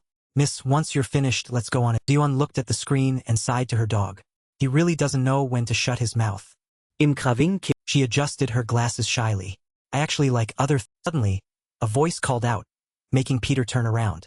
Hey, young Costa, holding a soda can, touched the wall and asked him, Kid, do you know what the essence of security? He patted Peter's shoulder and mocked him. It's experience. Only men like me who have been through all kinds of hardships can reach this level. My level is so high that I can't even see a brat like you in front. Peter looked at Costa with annoyance. Experience? He's not wrong. The whole team, including that man, pays attention to even the smallest detail. Glanced around. Further, Peter silently observed the camera layout and each guard, wondering to himself. Currently, we are covering the entire interior of the building every second. There are no signs of Aliped's interference. If he had infiltrated, he would have definitely left it. Peter thought deeply. If I were Aliped, how would I get in here? There is no way to bypass such a tight surveillance net. He frowned as if he had realized something. The only way I can think of course, there's only... Suddenly, a loud noise rang out from outside. All the members of the security team shouted in panic. Gunshots! Captain Costa! It's on the west side of the 36th floor. Peter turned to observe. Costa stood watching his watch, ignoring the crowd running in chaos. Let's go. Before Aliped gets away. Thank you watching for vid. All the security members heard the screams and immediately ran in that direction. What happened? What about Aliped? The man with the blonde beard went to check and reported. One person is dead. People asked curiously, what? Who is it? He stammered. His face turned ice cold. I don't know. Hearing this, everyone shouted, what are you saying? He hesitated. Looking at the corpse in the corner, he announced, the head is... Pete walked through the noisy crowd. Damn it. It was clearly a gunshot. Why was the body beheaded? Investigate the victim's identity right now. Check the ID. A member of the security team shouted, startling the others. What? Who is it? The other stammered. Looking at the card hanging on the victim's chest, he faltered. It's Captain Costa went to check and then ordered the crowd to calm down. I didn't even see an ant enter this place. How the hell did he infiltrate? Get to the chairman immediately. A member of Costa's team stamped his foot in anger. Damn it. Peter thought to himself, no. He glanced around. If I were Aliped, the only way to sneak in here would be to break this strict security. Peter briefly offered his opinion. I think Aliped used this method to get in. Hearing this, Costa turned his face and asked him irritably. What? Is he planning to sneak? Peter crossed one arm and used the other to cover half his face as he looked at Costa. Exactly. Infiltrating from the outside right now is completely feasible. He asked suspiciously, what did you... Costa seemed to have discovered something and stammered, You can't... Still covering his face, he stated his suspicion. There have been no signs of outsiders entering or leaving in the past 2 days. So it's completely feasible. There's only one... Looking at the people present, Peter made a bold declaration that stunned everyone. Aliped is already here. Perhaps he saw the inside. There, he spoke sternly. One person here might be Aliped himself. Suddenly, everyone's phones rang with a notification. What? He looked at the phone with a surprised expression. Looking at the video on the phone, Peter was confused. CCTV footage. The power was cut right in this hallway. But who is this person? The realization hit Peter, making him even more confused. Captain Marco. A hand suddenly grabbed Marco's leg. He clung helplessly to the floor. Peter deduced as he saw Marco being dragged away. Someone dragged him into a dark area. That person must be Aliped. A trail of blood stretched across the floor to the dark area behind. A shadow appeared in the hallway. The shadow held something in its hand and moved toward the large, blue-eyed man looked at the phone and asked hesitantly, what is this? The fat man next to him tapped his phone repeatedly. Peter watched the video with a look of astonishment. Unlike previous apostles, he is more meticulous and confident. Aliped revealed him, seeing the shadow holding a mysterious plastic bag. He thought to himself, but he has no intention of hiding. On Marco's face, words were written in blood. No one will get out of here alive. On his chin it also said, let's see who wins. A shout rang out. Say that again. Costa pinned Peter against the wall and shouted in his face. Anyone here could be out. He gnashed his teeth and looked at Peter. Peter looked at the warning Costa without expression. If we have to find the traitor, then the first person to spark this. Costa tightened his grip on Peter's neck. There's a 78% chance that you are the traitor. Peter stood still, watching him tremble. You say this as if you had already predicted everything. No, as if you have been waiting for this to happen for a long... Glared at him challengingly. Now prove it. Because you are the most suspicious. Peter looked up and thought to himself. But look at him. I know he's not an ordinary person like the... He clenched his fist and aimed it at his stomach. But even in this pressured situation, is he still ready to take a dominant stance against his... A voice rang out. Exactly. A woman walked out, separating the two and advising them. If internal conflict occurs, that's exactly what Aliped... Secretary put her hand on her chest and looked at Peter. If Aliped really is among us, where's the clue? We don't even know how he got in. So how can we find him? He reassured her, don't worry. It's almost over. Hearing him say that, she was bewildered. The secretary asked Peter repeatedly, over? What do you mean? He just looked up and didn't answer. Suddenly, another scream rang out. It's all... The man sitting in the surveillance room held his head in fear. We're all going to die. We can't survive. That officer panicked, trying to find a solution. What about the surveillance cameras? The officers busy making everything strict were helpless. I just finished analyzing the footage from the last 72 hours. Not just the 36th floor, but the entire building had no outsiders entering or... The officer turned to ask his comrade worriedly. Could it be Sanche? Is he the culprit? He was very close to Captain Marco, almost his right-hand man. Furthermore, he hasn't been with us long. Sanche also had some doubts after hearing the analysis. His eyes do seem very strong. Meanwhile, Ziyuan sat nearby, deducing the situation. This Aliped is really good at psychological manipulation. He's making everyone internally suspicious of each other. This is likely how he created an escape route for himself when in danger. Those two were still discussing someone else. Speaking of which, Paolo is also quite suspicious. He's always... She continued her deduction but encountered a hurdle. Someone who enjoys manipulating others like this will definitely leave some message around here. What is it? What exactly does he want? Just as Ziyuan was trying to find the hidden meaning within, a scream suddenly rang out in the room, interrupting her. She immediately turned to find out what was happening. What's the matter? The officer watching the monitor pointed at the screen, trembling as he informed everyone. Aliped. Aliped has appeared. Upon receiving such an urgent signal, the officer acted without hesitation. Operations Command. Do you hear me? Target appeared in Sector C, 14th floor, East Building. Start sending soldiers there immediately. Deployed officers also took action, holding their guns and firing continuously into the dark. But only a few minutes later, the remaining officers were shocked by the... What? Dead? Keep moving to control that. Command. This is Sector C, 14th floor, East Building. The target has been suppressed. The other side continuously reported into the radio urgently. Continue confirmation. But unexpectedly, another scream rang out in the middle of the battle. A man trembled and stammered, unable to finish his sentence. Before he could finish, something happened to him as he breathed heavily as if running from... Immediately after, no more sounds were heard, but instead, there was a thud of something approaching. Aliped appeared, warning the officer, keep hunting me like this if you're confident. The officers were in chaos when they received a report. The support team has arrived, but the target has vanished. The terrified officer scolded everyone. I told you. I said we're all going to die. Seeing everyone arguing, another person stopped them. Is now the time to say such useless... Ziyuan sat in a corner with a headache, knowing everything but hesitating. As I suspected for a while, surveillance cameras usually have the audio recording turn. She also thought about the surveillance cameras, acted immediately, and finally discovered. But after I arrived, I turned on the audio recording function for the surveillance cameras. Only then could I hear and visualize that guy's act. After Ziyuan watched the camera, she discovered something mysterious and but the footage recording Marco being attacked clearly had no audio. At this moment, she realized the mystery behind that footage. That means this footage wasn't filmed. Ziyuan stood up angrily to find something. Aliped, are you playing? Peter, on the other side, received her signal. What's wrong, Ziyuan? Ziyuan spoke urgently while walking. Senior, can you hear me? Seeing her so hurried, he was curious. Loud and clear. She didn't beat around the bush and told him what she had just deduced to solve the problem. Of course it's something important. This Aliped is very... Damn kid. For some reason, keeps sending me signals. Seems like... No, I have to meet you in person to tell you. As Ziyuan was walking, a shadow flitted by quickly, looking very mysterious. He had just flitted past her, and she stopped her hurried foot. Seeing him flit by, Ziyuan's expression changed, and she spoke in a low voice. Humph, look at that. He dares to look down on an... Peter also sensed something was about to happen and asked her in a panic. Ziyuan, what happened? Where are you? But Ziyuan was strangely calm as she gave the address and instructed him. West Building, Basement B1, Sector F. Senior, you can take your time getting here, because he's still under my control. And hearing this, Peter shouted back to her in a panic.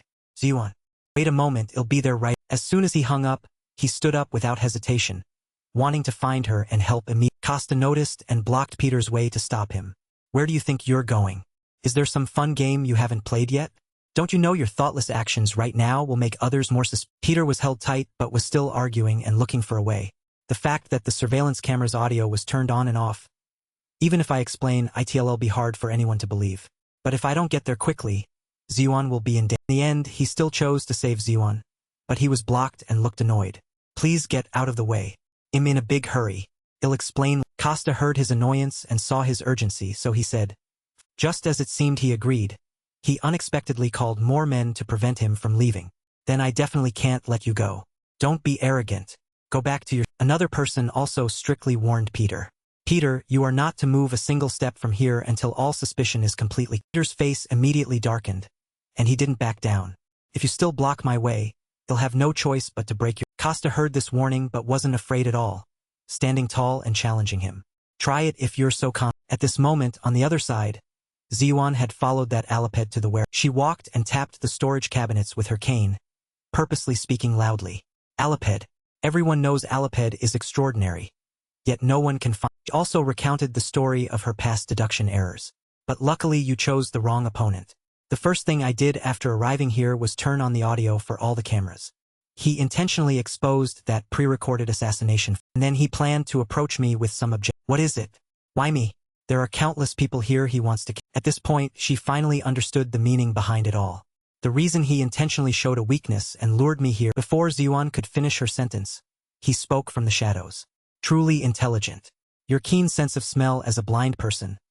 To be able to discover this, your deduction is almost exactly. Hearing this guy speak with such contempt, Ziyuan confronted him without fear. Almost, it seems you want to provoke me again. Fine. The fated meeting has occurred. Tell me your reason for coming. At this point, she exposed Aliped's true face. Aliped, or should I call you Captain? He stood up there and mocked her. Well, Ziyuan spoke up, revealing the evidence and scolding him. Shut up. From the first time we met, it felt strange. That scent of yours, I've smelled it somewhere before. Now I remember.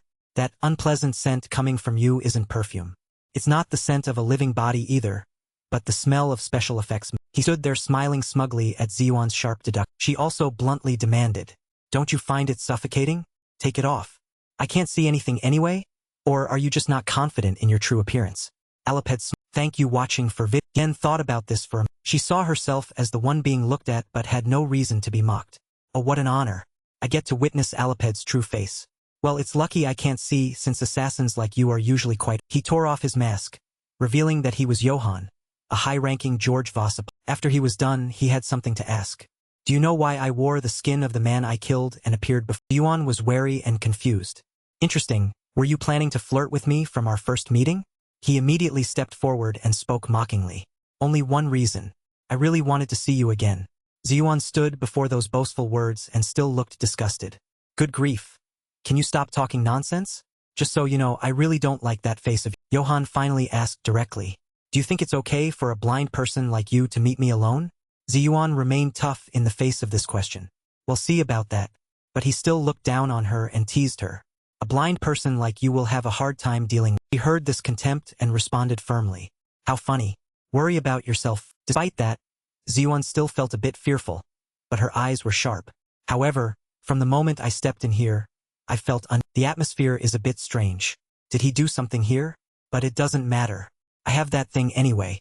Darkness is my special. Just as she thought that, she turned and smashed the light, exactly as Johann had turning off the lights, as expected. At this moment, Ziyuan had blended into the darkness, with only mysterious water ripples in front. Though Johann looked around warily, his voice remained firm. Smart. You cut the power to put me on equal footing with you? You want to fight on equal terms? At that moment, she appeared and explained to him. Equal terms? Humans have the ability to adapt to any environmental or physical condition.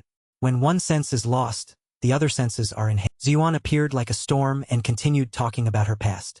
After losing my sight, I trained and gained a new sense that ordinary people don't. At this moment, She no longer hid and appeared, slamming her cane on the ground as she introduced it to him. It's echolocation. She further explained her technique. It's detecting the position of objects through sound. And yet you say we are equal? How ridiculous. He stood on the other side, completely shocked. Without hesitation, Ziyuan rushed as fast as the wind, wanting to this darkness, you are just my. Johan didn't know Ziyuan was attacking from behind and only managed to jump back to block. It was ineffective against the surprise attack and he was sent. A veteran assassin indeed. You've clearly undergone special training. Everything is very perfect. Being praised made her even more excited, and she swung her cane to attack again. Being praised, I really don't know what to do, but it's too late.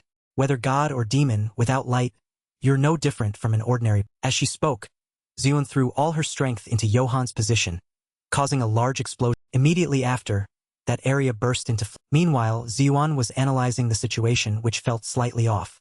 That's right. Human vision accounts for over 80% of sensory reactions. Therefore, he couldn't have blocked or dodged this. But what shocked and confused her was seeing the situation. But how could he do that? He caught the cane, as if he could see everything in this darkness. How on earth shocked her so much her eyes widened. He can actually do that. Johan then revealed a shocking truth to Ziyuan. Humans have the ability to adapt to any environmental or physical condition. He repeated the same words she had just said and challenged her directly. When one sense is lost, the other senses are enhanced. Therefore, you could never defeat me from this. At this moment, he also said something that Ziyuan could not have predicted. That is because I was born blind. After he revealed the truth, Ziyuan broke into a cold sweat and deduced while trembling. I understand now. I understand the unease I felt from the start. The reason this space is so strangely cold. It's all because of. She looked at Johan in front of her and understood why she couldn't use her power. His perceptions are so keen that even my sonar couldn't detect. Johan chillingly analyzed all of her actions. Echolocation, sound waves. Is that what you call it? Truly wonderful. I understand that it's your trump. Looking at Ziyuan's accurate perception, he also gave some advice. But in my opinion, there are things that no matter how hard you try, you cannot overcome. Because the power he was emitting was much stronger, he said smugly. People call that After all, Ziyuan finally understood his actions during the past time. Now I understand the reason you kept sending signals to me. It's because I am also blind. Following Ziyuan's deduction, Johan coldly gave her an answer. After holding back until now, he finally rushed forward quickly, using his hand to prepare a blow to finish his opponent while uttering insults. Blind people are so troubled. Costa was surprised. You're gonna break my leg? He challenged. If you. Costa's face was filled with murderous intent. They'll slit your throat before that happens. Peter looked stern. I've already warned. Costa froze in place. So fast. He's going to punch. It was an uppercut. Peter lunged forward with a lightning-fast. Costa's heart skipped a beat. Peter jumped over Costa quickly and neatly. Costa snapped out of it. That wasn't an attack. Costarielaus. When did he already run over? Wondered. What kind of monster is this? The bodyguards were agitated. Let's chase him. But Costa stopped them. It's fine, I let him go. Costa reflected. It wasn't a coincidence, that kid just showed. He subtly realized. If he pressed the jugular vein, a vital point on the neck, he really could have killed me if he. Costa reached up to touch the back of his neck. I'm worried now. Let's go back. The bodyguard replied. The scene shifted as Johan spoke. My first target as soon as I arrived here was you. And Ziyuan. A blind person. Ziyuan replied extremely sarcastically. Since we're in the same boat now, shouldn't we help each other? Don't be like that, let's talk. Johan didn't say much and immediately she was knocked back a massive distance. Ziyuan cursed internally. Damn it. Why didn't I know? I felt it the moment I stepped in here, the nature of this unease, frequencies higher than 20,000 hertz. We are locating each other using sound waves. She had sensed it early. Ziyuan collapsed before the reality. An ordinary person definitely couldn't hear this sound. And of course, even a veteran like me can barely sense. Questioned. This is an ability found only in animals like bats. How can this bastard exceed human? Ziyuan's eyes widened. Then Kiss praised her. Amazing. Unbelievable. Miss Ziyuan. You're almost the best I've ever met. You can already perceive space just by sound. Truly remarkable. Ziyuan felt bored. This stuff is so tedious. From tomorrow, let's practice close-quarters combat. But Teacher Kiss, there's something that's making me quite annoyed. Kiss asked, what's the matter? Ziyuan replied, I know him the best, but what do you mean by almost? Teacher Kiss expressed, that's not what I meant. Miss Ziyuan is the best I've ever met. Ziyuan guessed quickly, you just gave me the middle finger, didn't you? I know everything. Kiss denied it hurriedly. No, it was a. Kiss explained, of course, Ziyuan is an exception. But there's another thing that can surpass all effort. Ziyuan was curious. Not a human? Kiss stammered, no, not exactly, just a baby was. Kiss exclaimed, born. Kiss recounted, I once witnessed it. Thanks to the brain's sensitivity, all senses except sight exceeded human limits. Now, with the other senses like hearing, smell. Thank you watching for to be able to see. Flying Ziyuan cried out she was in despair. Damn it. Isn't this cheating? This is the true ability of someone born blind. My sonars, Ziyuan remembered. They are the result of over 25 years of practice. But this guy told herself it would take 100 years. No, this is a level that even 1,000 years of practice couldn't reach. First, Ziyuan deduced. It's not just that he can see. Even though Ziyuan had collapsed, she still held on to hope. But even so, it doesn't mean there's no way to win. This guy's senses are much more developed than mine. That means... On the other hand, suddenly Johan called out. He acknowledged her. You are clearly different from the blind guys I've met before. But the difference between you and me is undeniable. Because you can't see like I... Suddenly Johan covered his ears and screamed. Ziyuan thought. Exactly. I know how excellent you are. But in other words, you must be 10 times, no, 100 times more sensitive than a normal. She had relied on his strength to find his weakness. Because your hearing is so sharp. The noise made Johan want to go crazy. What are you? Yuan was smug. After all, your weakness is plain as day. Johan screamed in pain. My ears. My ears. It hurts. It hurts so. But reality was not like a dream. Johan smiled weirdly and asked, did you expect that? Johan's two scythes lunged. Ziyuan realized Johan wasn't strong because he was blind. He just happened to be blind. Damn it. He was playing with me from the start. I was wrong. This guy isn't strong because he was born blind. Meanwhile, Johan was still attacking aggressively. Ziyuan exclaimed in fear. He's just a strong man. This knee strike deserved recognition. Johan was calm. Even if you are one of Gabriel's assassins. Unless you're an apostle, this is an obvious conclusion. Truly a pity. But it doesn't. He prepared to finish her. You weren't. Yuan replied while trembling. Shut up. What do you know? No, what do you know? Just get lost. The words made Johan resentful.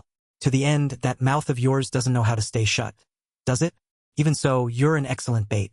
I had to stimulate you to this. Prepared the final blow to make Peter reveal himself. Just as he mentioned it, he arrived. Peter was there to Yuan was surprised. Who is it? Could it be? Peter interrupted. Are you all right? Senior Z. Thank you watching for vid. Iwan suddenly remembered. That's right.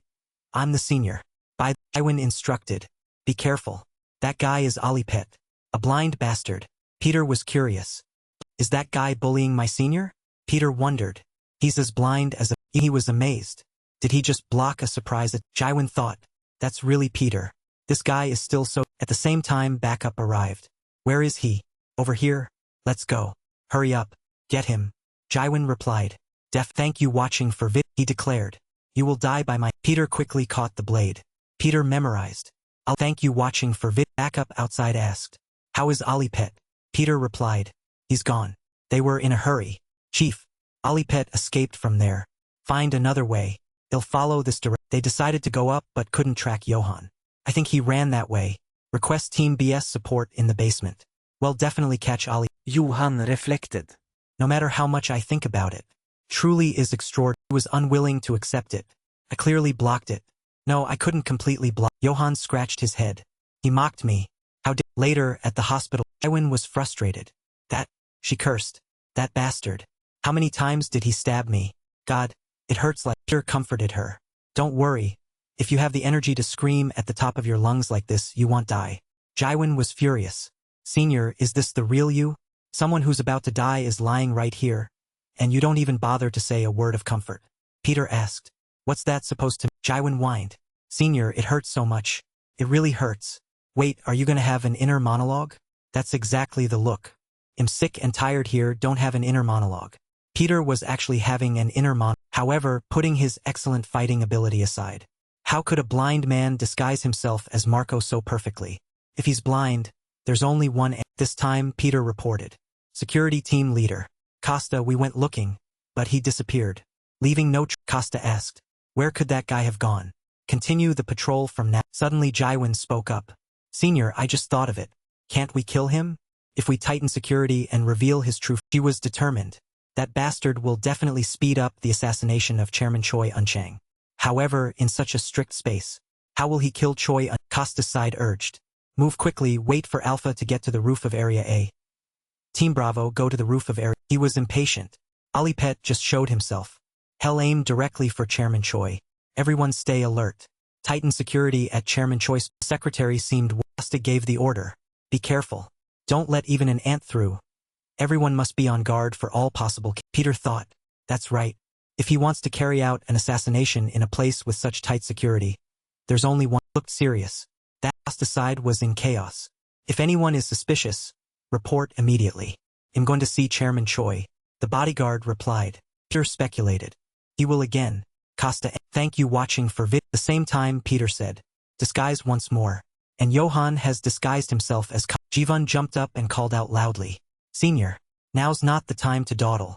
We have to go to Chairman Choi's place immediately. Peter nodded calmly. She shouted.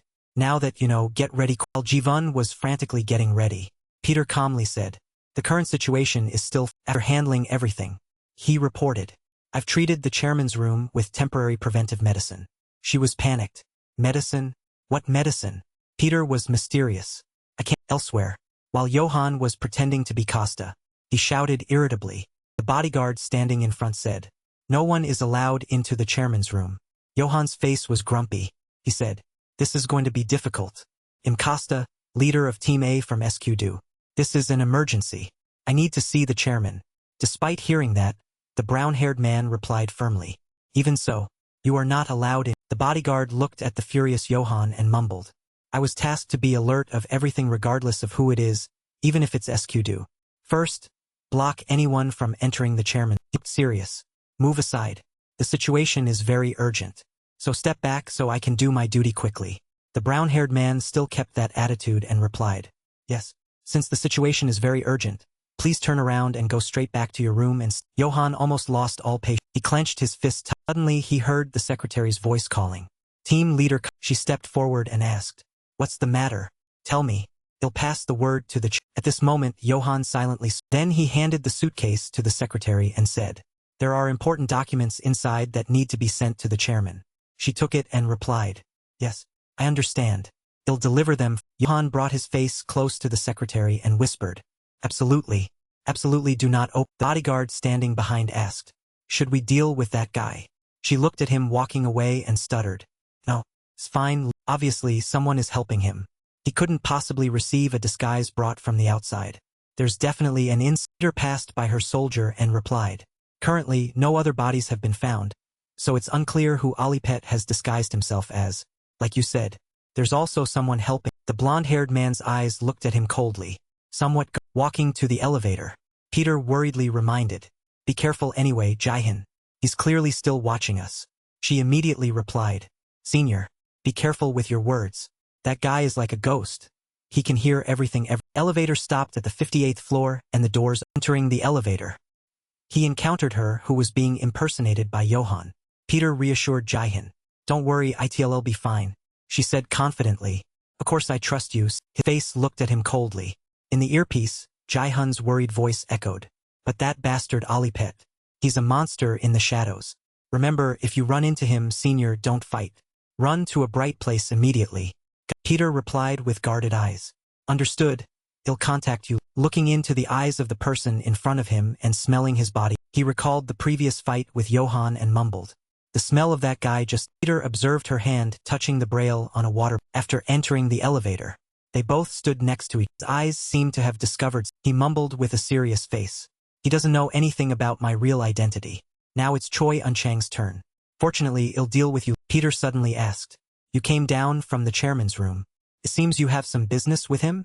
Johan replied courteously. I have important documents to deliver to the chairman. Why are you curious? Mumbled. I heard. He's a D-rank assassin from Glory.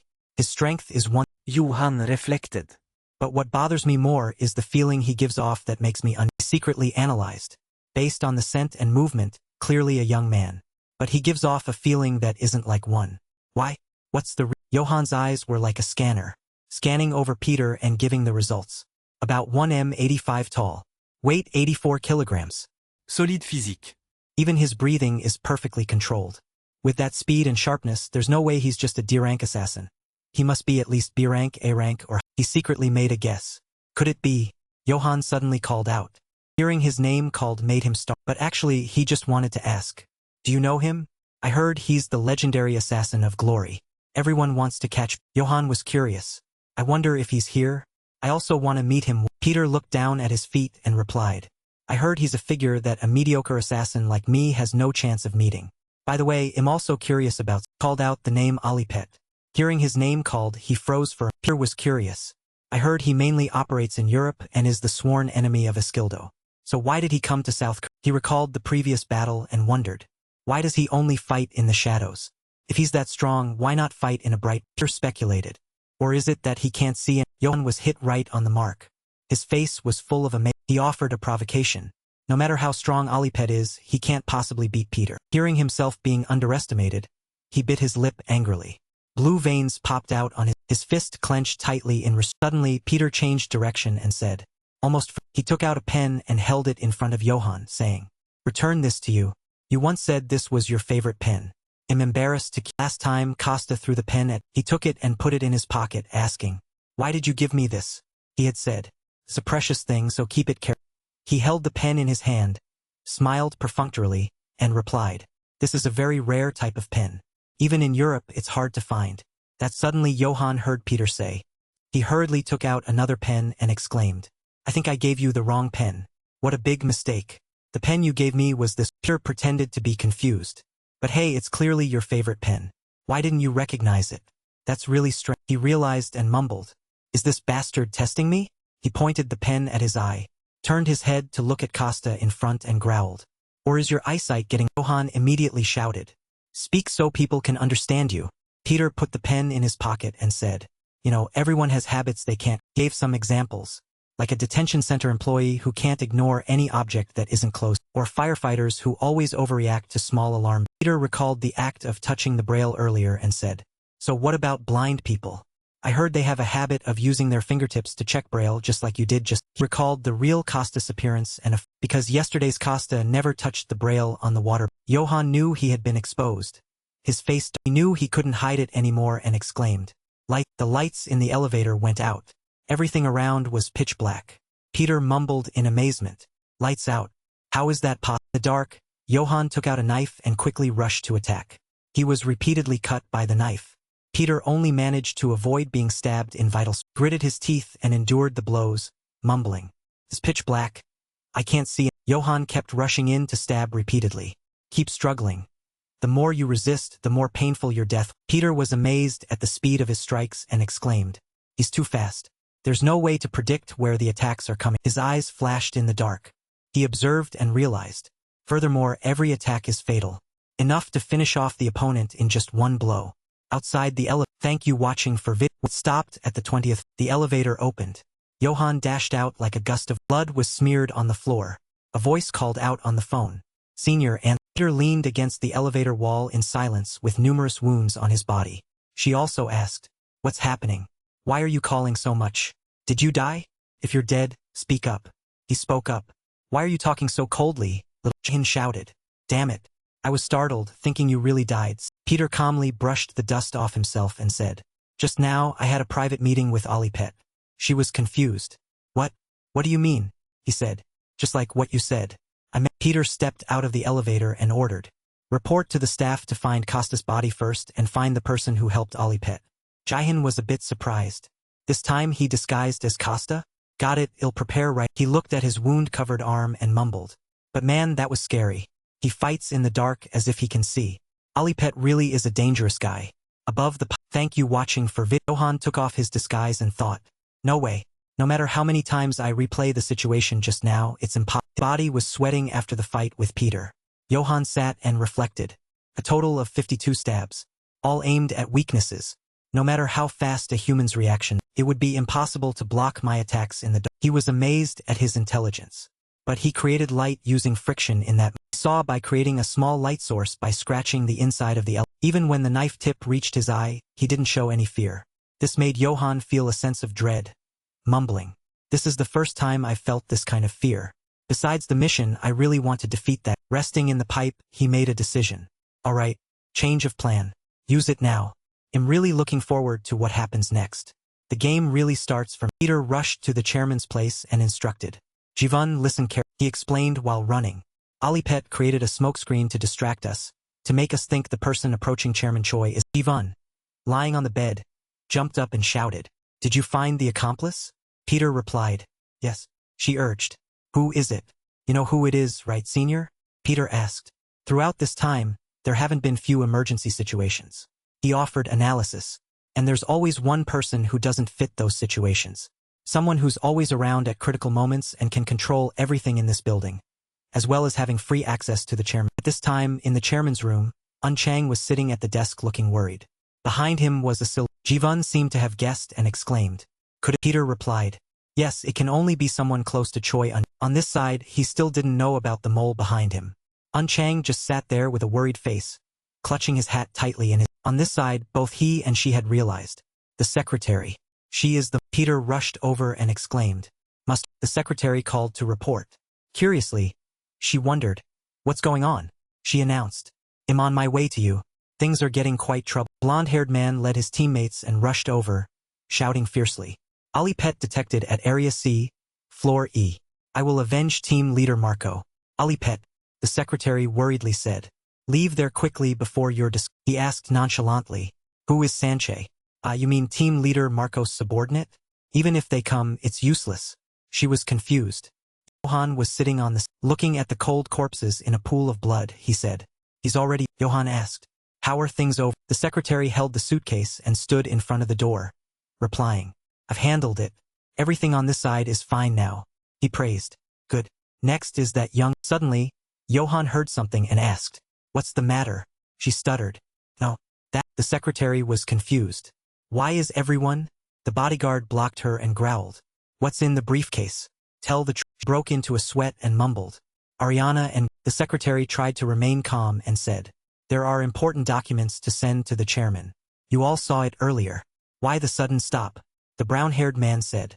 "Sorry, the current situation is quite sensitive. Therefore, everything must be." She asked cautiously, "You two suspect a secretary like me?" The blonde-haired man spoke up. "I already said the situation is a bit different now. Therefore, we need to be careful, but you can." The secretary ordered, "Move aside." The bodyguard replied, "Fine." She was secretly triumphant. The brown-haired man grabbed the suitcase from her hand and said, "Still, we need to check the briefcase." The secretary panicked. "Wait, what are you?" The two men's eyes were full of threats. The blonde-haired man growled, "The important documents you meant." The brown-haired man opened the suitcase and questioned, "What is this? Tell me. I understand the syringes, but what the hell is this round hole next?" The blonde-haired man threatened, "If you don't tell me what this is, then you'll regret it. If you don't want your back broken, tell me." He pulled out a knife. "Ready to fight?" she challenged. "You two just." The secretary broke into a cold sweat. Her worried face mumbled, "Even though I said that, how can I defeat thee?" She looked at the terrifying appearance of the two and secretly assessed. If they are Glory's assassins, they must be at least B rank or higher. Codenames: Granner and Ariana, bodyguards under Choi Eun-chang, former Israeli mercenaries. 13 years of military service, 271 special missions. The secretary's eyes were determined. She calmed herself down. "But it's come to this. There's nothing left to." She rushed forward and shouted. The blonde-haired man used only one hand to lock the secretary's. Right after that, the brown-haired man struck out as fast as. In the blink of an eye, the knife in her hand. Knife fragments flew before her eyes. She was horrified. The blonde-haired man gripped the secretary's hand threateningly. "Whether you stay to fight or run away, there's only one outcome for you. That is." She sat helplessly on the ground and asked, "What are you going?" The secretary's face was pale. She mumbled in fear, "Fighting means death. Running means death. If that's the case, then there's only this." She sobbed, put her hands together and pleaded earnestly, "I only followed Glory's orders. I'm just an ordinary person. I have no power at all." The bodyguard asked, "When did you start spying?" She immediately replied, "Right from the beginning. Please spare my." The blonde-haired man gave a condition. "All right, if you answer my questions, it'll give you a chance to survive." The brown-haired man spoke up. "Where is your?" A hand moved at high speed across the neck while the secretary stuttered. Actually, an instant, Johan had cut her carotid artery without her even. He brought his face close, used his hand to squeeze the wound on her neck and whispered, "Actually, you don't need to repeat what Johan." The secretary coughed up blood, gasping for a few final sounds before dying. The blonde-haired man asked, "Could you be Johan?" The brown-haired man was curious. "Could you let us see your face?" Johan said nonchalantly, "It's fine. Anyway, After seeing my face, you too will just become mounds of... The blonde-haired man looked at him with contempt, quite confident. But hey, I heard you're blind. Is that... The bodyguard asked curiously. Fighting in a bright place like this and facing assassins directly. Will you be able to beat... The moonlight illuminated his pale face. He replied. You are mistaken. Cold eyes, Johan rushed forward and exclaimed. The problem isn't whether it's bright or... He ran over and called. Jaiwin. Over. Jaiwin followed behind and asked. Senior. You're here? Where is Alipet? Hey, why aren't you saying anything? So she covered her nose and shouted. What the heck? He looked at the scene before him and mumbled. Alipet, was it necessary to do? Peter ordered. Jaiwin, go see how the chairman is. Jaiwin replied. She rushed into the room to check while he went to the blonde-haired man and asked worriedly. Ariana, are you okay? The bodyguard gave Peter a phone and stuttered. Take it. He's looking. He growled and asked. Alipet, are you regretting our conversation and encounter in the elevator earlier? He replied calmly. Not at all. It's just that our conversation hasn't finished. Johan resaled Peters mockeru. He decided to declare war. Young man, let's finish this then. Come to the armory in basement B10 yourself. He threatened over the phone. Otherwise, you'll never be able to protect Choi. He furrowed his brows in annoyance. You mean the chairman is threatened? What do you want after all? Johan was mysterious. Just come there and everything will be... Jaiwin in Unchang's room screamed. Senior. Come here. Peter rushed in and asked. What's the matter? She exclaimed in panic. He knocked him out with drugs and planted a time bomb. With an angry face, he mumbled. Peter looked at the bomb on his neck and guessed. The detonator must be with him. Now what needs to be done is to go to the meeting, said. This bomb is quite troublesome, Jaiwin.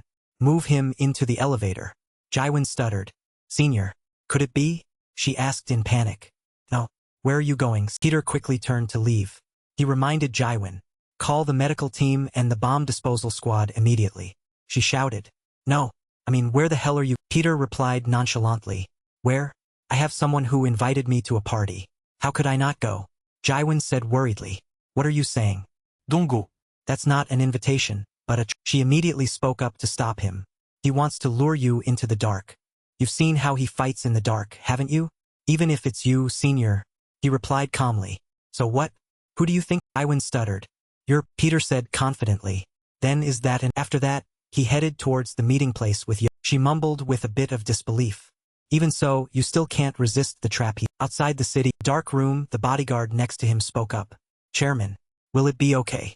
Who knows, Peter might be by Choi Unchang's side, and there's only Johan here. Or should we send one more apostle? Raphael spoke mockingly. Another apostle? If you don't know what you're talking about, just shut up and listen. Wouldn't Johan just kill that apostle too? He was confused. Huh? What do you mean? He replied. Don't I know what kind of person Johan is? Unless you face him directly, you'll never understand what kind of guy Johan. In 2017, in a village in Johan opened the door and entered the rabbit. He picked up a white rabbit, confused. Strange, I only raised rabbit. Johan wondered. Why is there an octopus stepping out from the shadows? Raphael exclaimed. What a surprise. Even though hiding one's presence is our assassin spec, he was surprised by his sharpness. Yet you could still recognize it.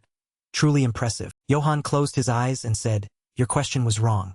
If you didn't realize that basic thing, you wouldn't have come looking for me in the first. Raphael put his hand to his chin and mumbled. Your unpleasant personality is still the same. Isn't it? He threatened. 10 seconds. State your purpose for coming here to find me. Otherwise, you'll die. The bald guy got angry, took out a gun and shouted. This bastard. Can I give him 3 massage shots first before we talk?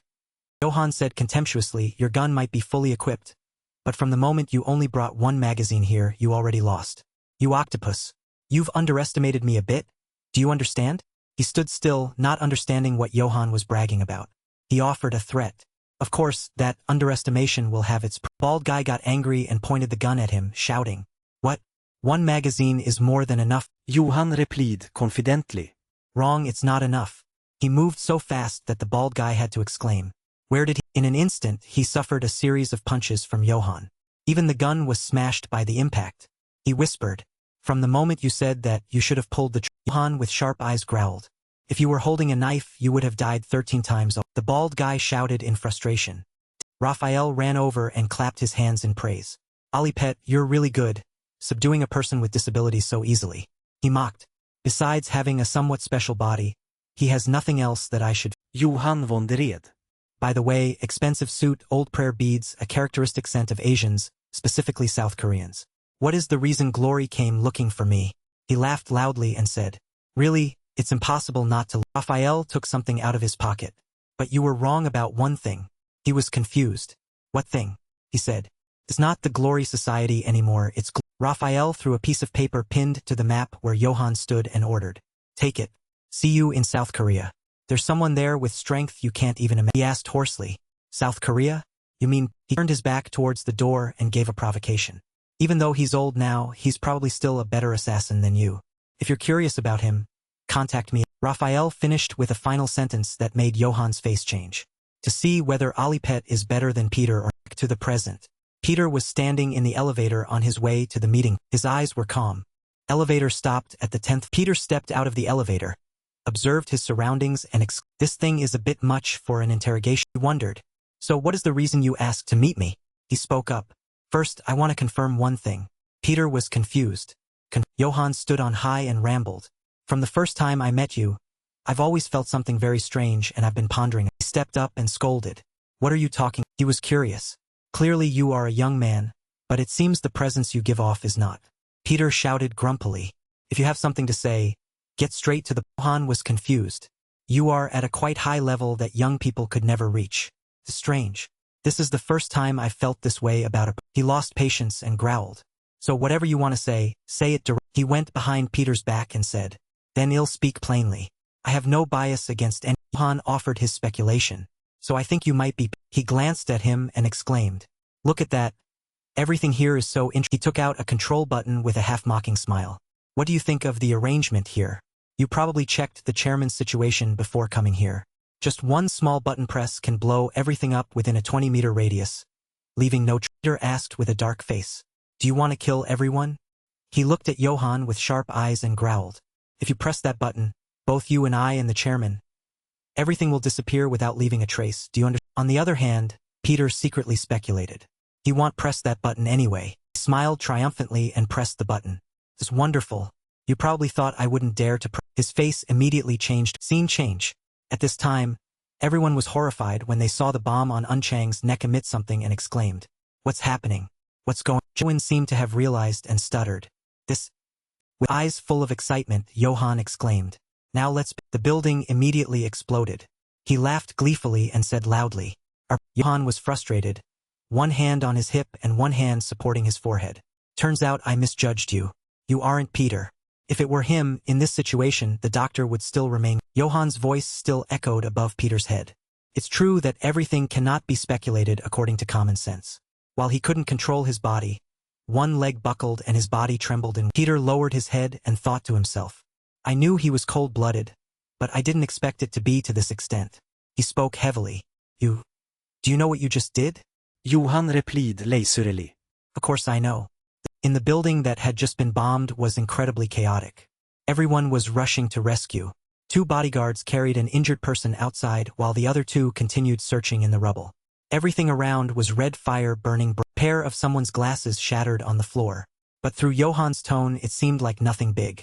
Choi Unchang must have died because his head exploded. And that girl named Jaiwon. Whether she's still identifiable, no one knows. Just thinking about it is pain. Johan still held the detonator in his hand. A pale smile on his lips while looking at the man slumped on the floor. For an arrogant person like you, there's something I really want to show you. A series of sounds rang out as the row of light bulbs on the ceiling simultaneously shattered, fragments flying from all directions. Around Peter and Johan it suddenly became pitch black, only the sound. Johan's voice echoing. That is He narrowed his eyes like a venomous snake, and in his appeared a sharp, cold crescent blade. His tone was extremely insulting, making it so you can never get back up again. From now on, you'll have to go through the most terrible pain, many times more than. Peter furrowed his brows tightly, his sharp eyes in the dark recalling Alipet's previous situation. Peter carefully remembered. He had met a man in a suit with clothes cropped. Back then, Alipet used a special device that couldn't be detected by heat. Darkness. A solid black silhouette was clutching the detonator in his. Peter's eyes became sharper and sharper, his mind turning constantly. Then I must use a different method. With his careful preparation, he definitely has a way to deal with light. His lips were pressed tight with tension. This is trouble. Johan suddenly spoke up and rushed to attack Peter. What are you doing? Dozing off? He threw a series. Thank you watching for sharp knife tips, each one flying through the wind along with Johan's voice. The game hasn't even started. Peter had already taken a stance, facing the knife tips flying towards him. He had a way to avoid those sharp weapons and struggled to use his hands to block in front. The cold blades cut through his flesh. Wherever they glided on his body, he couldn't possibly where he was attacking from. And from the beginning, it was impossible to know where he was positioned. Peter's pupils constricted and his brows never relaxed. He heard Johan's voice in the dark. You're just the same. After all, just a week. Peter was horrified to feel something in the dark. Johan with a sharp blade who behind him at some point. He moved as fast as a flash, not letting Peter turn around in time. Not able to do anything in the dark. Johan attacked cruelly and continuously, forcing Peter to only retreat while his hands were covered in many more wounds. He still hadn't found a way to solve the life-threatening situation before him. This is troublesome. The attack speed is one. Peter struggled to try to look forward, assessing in his heart. But it's also dangerous and precise. If I want to catch him, I have to break my strongest weapon. Echolocate. The blades kept whistling in the dark along with the thoughts turning in Peter's head. At the moment, don't even talk about capturing him. Even touching. Johan's attacks kept coming non-stop. No, even seeing him is impossible. Peter began to hallucinate as countless hands from nowhere gripped him tightly. No way to escape, he couldn't stop thinking. It feels as if a dark shadow of death is swallowing me, pulling me down into the abyss. Whizzing sound rang in his ear, catching Peter's attention. He quickly turned his face towards the sound while his mind started calculating. If so, there's only one way to defeat an invisible enemy. He seized the opportunity and attacked towards the figure as fast as the wind. That is to wait for the moment he comes close and Johan looked coldly, seeing through everything Peter did. His voice still cold in the dark. It's useless. Pity that I can everything including where you are and what you're doing. He acted extremely hard towards Peter, finish a sentence. And what you intend. Peter was hit and flew back a long distance. He gritted his teeth. Thank you watching for was standing in front of Peter with cruel eyes and a mocking tone. Much quieter than in the elevator. Isn't it? Or are you only good at talking? Thank you watching for let out a breath and replied in a deep voice. Finally, it's here. Johan also showed a bit of suspicion and asked back. Peter stood up, reached into his pocket and commented with a few words of praise for Johan. I must admit, you are truly dangerous. Fighting in the dark like this is something I've never. Suddenly, a loud click sounded, and along with that, a bright red light shot out sparks, lighting up the area around. The light source appeared in his hand along with Peter's calm voice. But your powerful weapon ends here. Johan shouted in his heart. Peter returned to his usual calm appearance and exclaimed, now then, let's. Johan couldn't quite believe what had just happened. This guy. A blade flew by, cutting across the flare in Peter's. Johan triumphantly watched the unexpected item go out and fall to the ground. He smiled mockingly with those same cruel eyes. I thought you'd be a bit different, but I didn't expect you'd use a flare to me. Do you think that thing can do anything? Peter curled his lip and replied calmly. Hey buddy, you really won't learn until you're staring death in the face. Johan's face darkened slightly. Peter held up the half-flare in his hand. I never said I would use light to deal with you. Johan cried out inwardly. What Peter's target was never the light. He had been aiming for the fire sprinkler on the ceiling for a long time. He slowly exposed Johan's trick, the ability of echolocation. While it is an amazing ability, allowing the user to perceive the surrounding environment through sound waves even in the dark, it also has a fatal weakness. That the sprinkler suddenly sprayed water. Dark space was covered under a curtain of water like drenching the amazed Johan and Peter standing to one side. He asked again. So, then what will the fire sprinkler kept spraying water continued. Johan gritted his teeth at the turn of events. Impossible. Can't be like. The sound waves around him became chaotic with all sorts of frequencies like an inescapable net surrounding him. My echolocation has been completely neutralized. He remembered Peter's appearance at first and the position of the fire sprinkler and realized. It turns out his constant looking around at the entrance was to determine the position of the fire alarms. Johan angrily gritted. Thank you watching for Vid's teeth. In the end, everything he did was to deceive me. Soaking wet hair hung down, covering half his face, only revealing a suggestive smile. You seem to understand echolocation very well. He'll admit that, but he raised his eyebrows. Then what can you do? Johan remained calm under the spray of water, patiently responding to Peter. Close combat, flares. All of those were fakes just to distract me for this moment, right? But what about the sprinklers? Do you think they can run forever? Is this all you can? He sat up and swung his arms to attack Peter. This is nothing more than a cheap psychological. Peter furrowed his brows slightly. What a cold-blooded man. He didn't show even a hint of wavering despite the unfavorable situation. Peter stepped back to dodge Johann's ferocious onslaught. He didn't forget to reply, a psychological game? A fizzed past. Only the voices of the two adversaries echoed.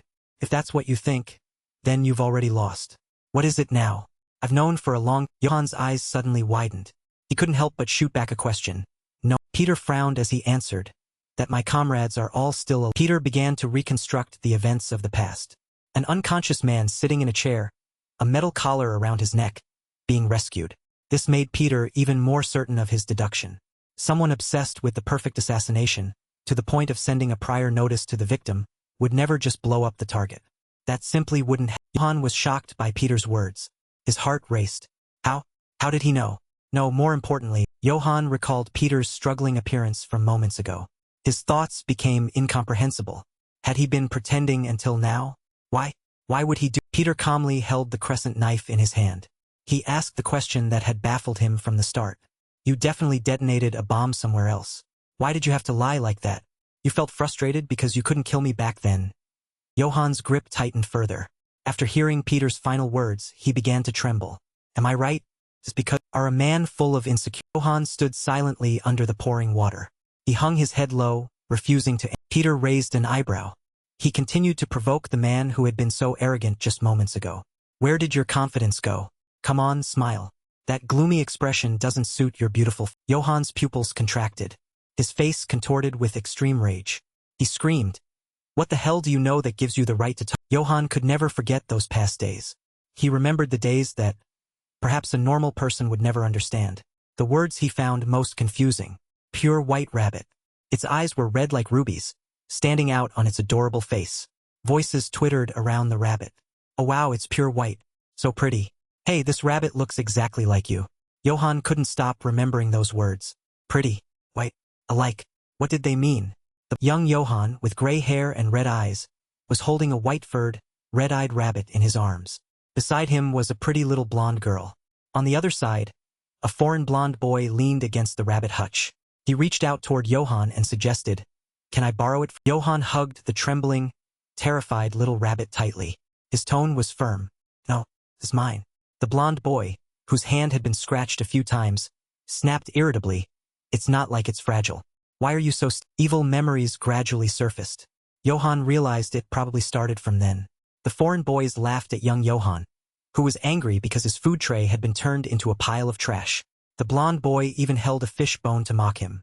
Is it good? I'm eating this. Do you want to try? Johann lamented that their bullying had only just begun. The teenage Johann had no uninjured spot on his face. Bruised, scratched, covered in bandages and wounds, he remained silent. He bowed his head and ignored the boys throwing a utility knife at his head. They even sneered, he can't see it anyway. Johann, carrying his wounds, bowed his head in silence. He bit his lip to swallow his anger. My helplessness gradually turned into an inferiority complex. But I couldn't resist, because I was a weak, blind person. And then it happened. Stormy night. Thunder and lightning were incessant in the... Johann frantically searched through the rabbit hutch. It wasn't there. Where is it? What happened? Where is my... Inside the equipment room, the four boys bullying Johann surrounded the poor white rabbit that was no longer struggling. Its dull red eyes were wide open, devoid of life. They squeezed its paws, pinched its nose, and pulled at the limbs of the poor creature that couldn't resist. Their voices were filled with delight as they toyed with the small life. Hey, why does this rabbit have red eyes too? It must be blind just like you. Oh look, it's dead. Why so weak? Johann rushed into the equipment room from the rain. He screamed in panic. You bastards. You dared to take my... Johann threw himself at the heartless crowd. He desperately bit one of their legs, willing to risk his life against them. They took turns punching and kicking Johann's thin body. Their mouths never stopped hurling insults at him. He bit me. Stomp him to death. Stomp him. How dare you? You damn dogs. Weakly, Johann hugged the lifeless white rabbit, as if he were hugging his own broken body. Around him was the hateful laughter of those boys. Just buy another one. You brat, don't you get cocky. No matter how hard you try, you'll always be inferior. Johann could only wail in helplessness. Looking back, my sadness at that time wasn't because my beloved rabbit had died. but because my final shred of self-respect had been trampled upon. Hateful kids said to each other, whatever, let's go to sleep. So all the lights in the equipment room went out. The boys immediately panicked. Hey, why is it so dark? Is the power out? I can't see anything. Where are the phones? Get them out for light. Where's the emergency? The boys scrambled in the darkness, not noticing Johan descending into madness with his own thoughts.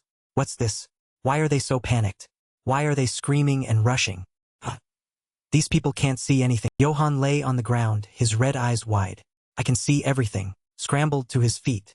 He looked toward the boys who were in a chaotic frenzy trying to find a way out. Where are you? What are you doing? What kind of expressions do you have? I can perceive all of it. Attacked the blonde boy, punching him in the face without. Johan stood behind the blonde boy like a ghost. The darkness seemed to shroud and protect him. He became manic as he watched the blonde boy crawl miserably on the floor, pleading incessantly. I'm sorry. It was my fault. Don't hit me anymore. Let me go. Johan thought to himself, what? I've been bullied by these people all this time? Man ran frantically through the rain. His flashlight pointed toward the pitch-black equipment room, shouted loudly and quickly opened the door to the equipment room. The door swung wide. The horrific scene inside struck the man's eyes. 3 or 4 boys lay scattered across the floor, mostly unconscious. Red blood was splattered everywhere. Johan stood in the middle of the chaos, his head bowed calmly, showing no sign of fear. Thought excitedly, from that day on, I realized I could become superior. Teenager's face was stained with blood. His red eyes glowed under the flashlight's beam. The corners of his mouth pulled into a satisfied smile. He spoke to greet the man who had just arrived. Teacher, I'm better than you now. The faded away. Johan, driven to madness, raised his hand to attack Peter. He screamed, insecurity? Beautiful?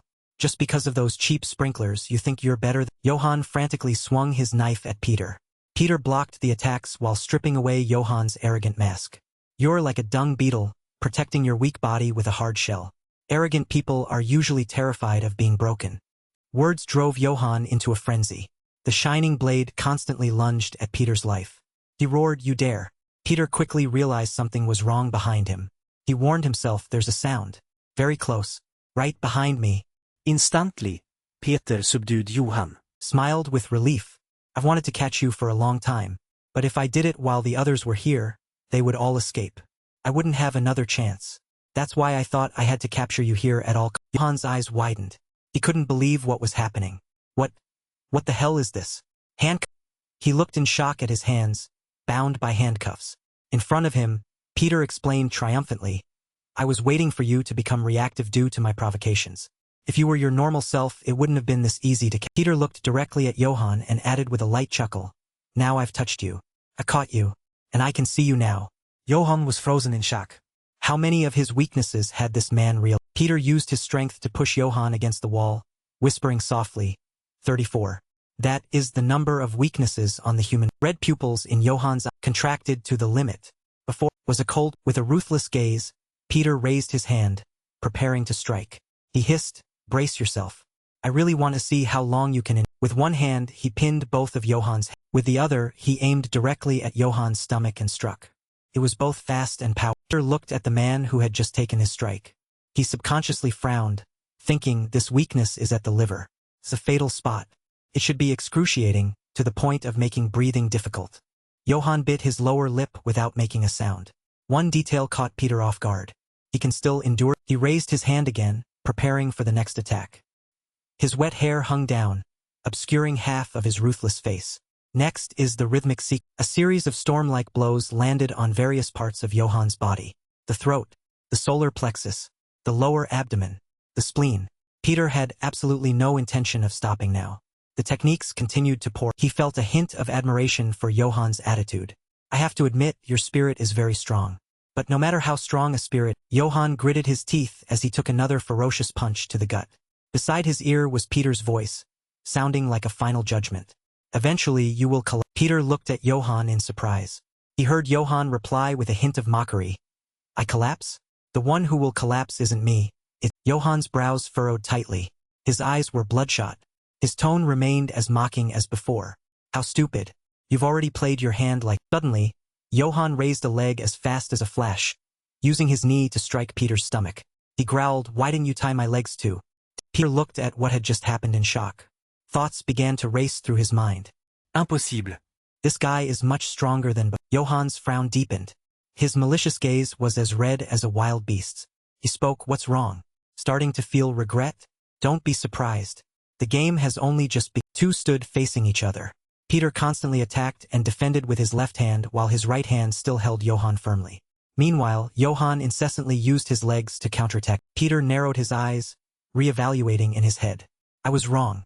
He isn't enduring through sheer. Johan swung his leg, driving his knee straight into Peter's stomach, catching him off guard. Peter tensed his body, trying to reorganize his deduction. His pride. Pride is controlling his entire consciousness. Just like Peter saw Johan begin to grit his teeth maniacally. His eyes were bloodshot, and his brows were tightly knit, making Peter think, he's willing to sacrifice himself thousands of times just to kill his. Peter grabbed the middle chain of the handcuffs. If that's the case, then I have no. With an unstoppable force, Peter threw Johan a great distance. This caused Johan to slam directly into the emergency exit on the opposite. Peter frowned, cursing inwardly. What a troublesome. He watched Johan getting up in the distance. His thoughts began to shift. He should have been knocked out by that. How can he stand up as if nothing happened? Johan ignored the water soaking his entire body. It was unclear if it was water or sweat running down his handsome face. He looked coldly at Peter.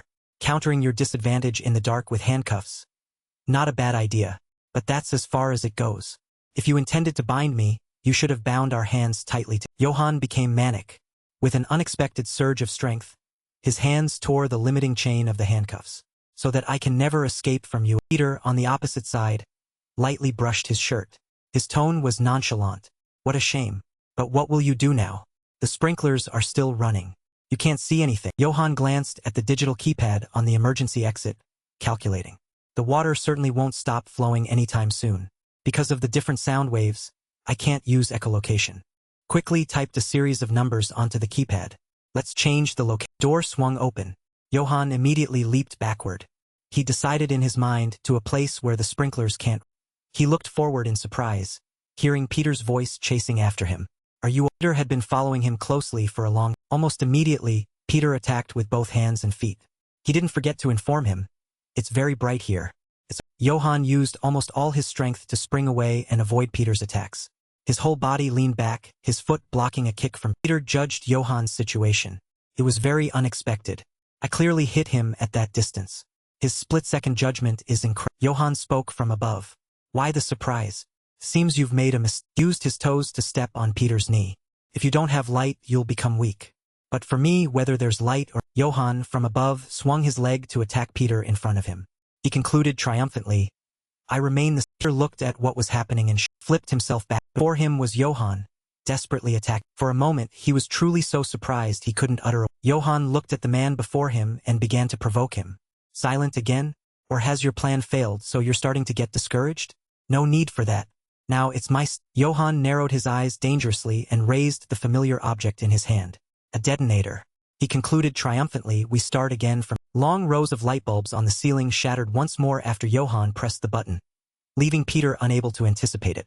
Johan's triumphant thank you watching for vid code in his This stage has no sprinklers, and there's no way to create light. Twisted the corners of his mouth into a cruel smile. He didn't hesitate to give Peter a bit of praise. But, I'll give you a compliment. Among the opponents I've ever... The image of the man from before reappeared in Peter's mind. He had praised him highly. You're the one who has excited me the most since Johan. Apostle gave... Peter didn't look up. His wet hair obscured half of his expressionless face. Only his voice rang out steadily. He's old and retired now. You shouldn't mention his name so disrespectful. Johan stood in the darkness. The surrounding sound fields once again enveloped him and the man before him. No, you're wrong. Gabriel's disciple Johan didn't lose because of old age. He lost because he depended on his sight. Just like he curled his lips triumphantly. You can't see me. Which Johan's face turned serious. As he exerted force to attack, he finished his sentence. You can neither block nor evade my He was now able to use his advantage in the darkness. Every sound wave around him was clear. Even the pitch-black Peter in front was clearly visible. Thoughts of victory swirled in his head. There won't be any luck like last time. There's no longer a way to create. He saw Peter's figure struggling in the darkness. Unable to grasp anything, Peter had now lost all sense of direction. The distance between Johan and Peter grew smaller. Peter still appeared to be struggling, looking back and forth. It's only natural. Now that your weapons are gone, there's only one emotion left for you to. In the darkness, Peter had completely lost his way. In Johan's eyes, he saw only dead ends and endless confusion. His panic. Being imprisoned in absolute darkness. You must be terrified. Johan rushed forward with a cruel smile. His eyes flashed with the look of victory. His heart cheered. But in the end, that was only what Johan thought. Because just as he believed he had achieved final victory, something unexpected happened. His face took a direct hit as powerful as a god strike. It was completely outside his calculation. Peter stood as firm as a stone pillar in the pitch darkness. Yet, he was able to accurately land a blow on Johan. Johan, unable to believe it, collapsed to his knees. Thoughts continued to dance in his head. What? What was that? How could he hit me? Could it be that my senses haven't recovered? Johan bit his lower lip, negating his previous thought. No, my senses have completely recovered. He continued to observe in the darkness, sensing the sound waves. He told himself this time it'll move faster, and more he rushed forward frantically again. A mediocre human could never perceive my movements. His eyes, the black shadow that was Peter, still stood there like prey for a hunter. This time everything will surely aimed directly at Peter's. Johan still believed in his own abilities. Rushing forward, he felt that everything would truly end. Suddenly, before Johan could realize what was happening, he was attacked. He coughed up fresh. He was truly sent flying very. Cracks appeared in the load-bearing wall from the immense force, along with Johan's disbelieving voice. Impossible. Johan ignored the blood on his mouth and struggled to stand up. He still couldn't understand the current situation. But how did you know where my attack was coming? He followed the source of the sound and heard Peter answer him. You were. Peter simply replied to his question. I shouldn't have been able to see you. If we had continued fighting like that, I certainly would have. Johan immediately asked back. Then Peter nonchalantly pointed his left hand at his right, regardless of whether Johan was looking at him. He threw a question back at him. I handcuffed you, remember? Johan snapped back. I broke those a long time. Peter continued his explanation. No, I put a pair of handcuffs on you that can never be unlocked. Johan was suspicious. His heart screamed. What the hell is he talking? He looked down. In his head, he repeated what Peter had just revealed. Can never unlock them. Handcuffs. A greenish-yellow light shone upon Johan's cold face. He suddenly realized something was different. This scent. I was so focused on the battle that I didn't know. He looked in shock at his two glowing wrists. More accurately, the strange greenish-yellow light was coming from the two remaining fragments of the handcuffs on his wrists. Phosphorescence. From the beginning, you put handcuffs on me that were coated in phosphorescent. He recalled the moment he decided to open the emergency exit. The fact that I was thrown toward the. He remembered jumping out of the area with chaotic sound waves, not realizing that behind the door was a place with light, luring me into the bright hallway. It was all a strategy to let the phosphorescent paint absorb light from the. He narrowed his eyes. A dangerous glint appeared in his red eyes. Johan's thoughts focused on Peter, who stood there as if he hadn't just been struggling to evade attacks. How many steps ahead did you calculate? Half of Johan's face still reflected the phosphorescent light from the handcuffs. He asked Peter, when did you prepare all? Peter stood in the darkness. His powerful body showed no sign of being attacked to the point of losing direction. He quite leisurely raised his hand and recounted his prior planning. Before him, Johan was still glowing with the two phosphorescent fragments. I thought normal light wouldn't work on you. Echolocation is too powerful. A few days ago, Peter had made an unexpected request that made Jaiwin's jaw drop. Jaiwin, smear that stuff in the The greenish-yellow light on his wrists was truly blinding. It became even harder to look at as Peter's voice continued in the pitch-black night. I had to prepare a comparable weapon. Johan lowered his eyes.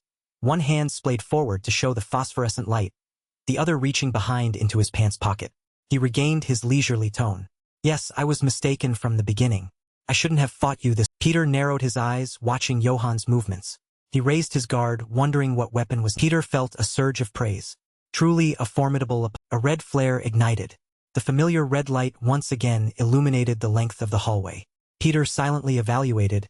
He lit the flare himself. Johan asked with interest how. He held the flare in one hand and the crescent knife in the other.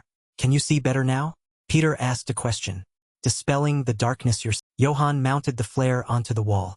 Now light had completely replaced the darkness. Wielding two sharp crescent knives, he stepped toward. Peter stood firm, watching the scene. He only asked, so now you plan to use both hands for duel. But contrary to Peter's deduction, Johan threw one of the blades in front. Johan stood bathed in light and demanded, pick it up. Fair. Peter glanced at the crescent knife at his. He picked up the sharp object. He heard Johann explain his reason for wanting a duel. This way, whoever loses will have nothing to excuse themselves. Johann took his stance. His cold gaze directed the blade toward Peter. He called out, young Peter only slightly smirked. This guy. He's interesting until the very... Peter immediately launched an attack. His right hand gripped the crescent knife tightly. Sparks flew from his... Johann also held his knife, rushing toward... Suddenly, as he approached his opponent, his eyes, which could see even in the dark, revealed a look of confusion. While he was rushing like a rocket, Peter's form within the sound waves suddenly became distorted and warped, as if he were disappearing. In his heart, Johann quickly evaluated, he's clearly standing right in front of me. But his speed is so fast that I can't see him. A black shadow appeared just centimeters from his eyes. While he was still in shock, he could see nothing. Peter delivered a powerful slash toward Johann. Johann also quickly raised his arm to block. Peter spun the knife in his hand to slash at Johann's arm. His other hand punched Johann's side. Meanwhile, Johann had already positioned his knife behind. Peter's arms were covered in scratches.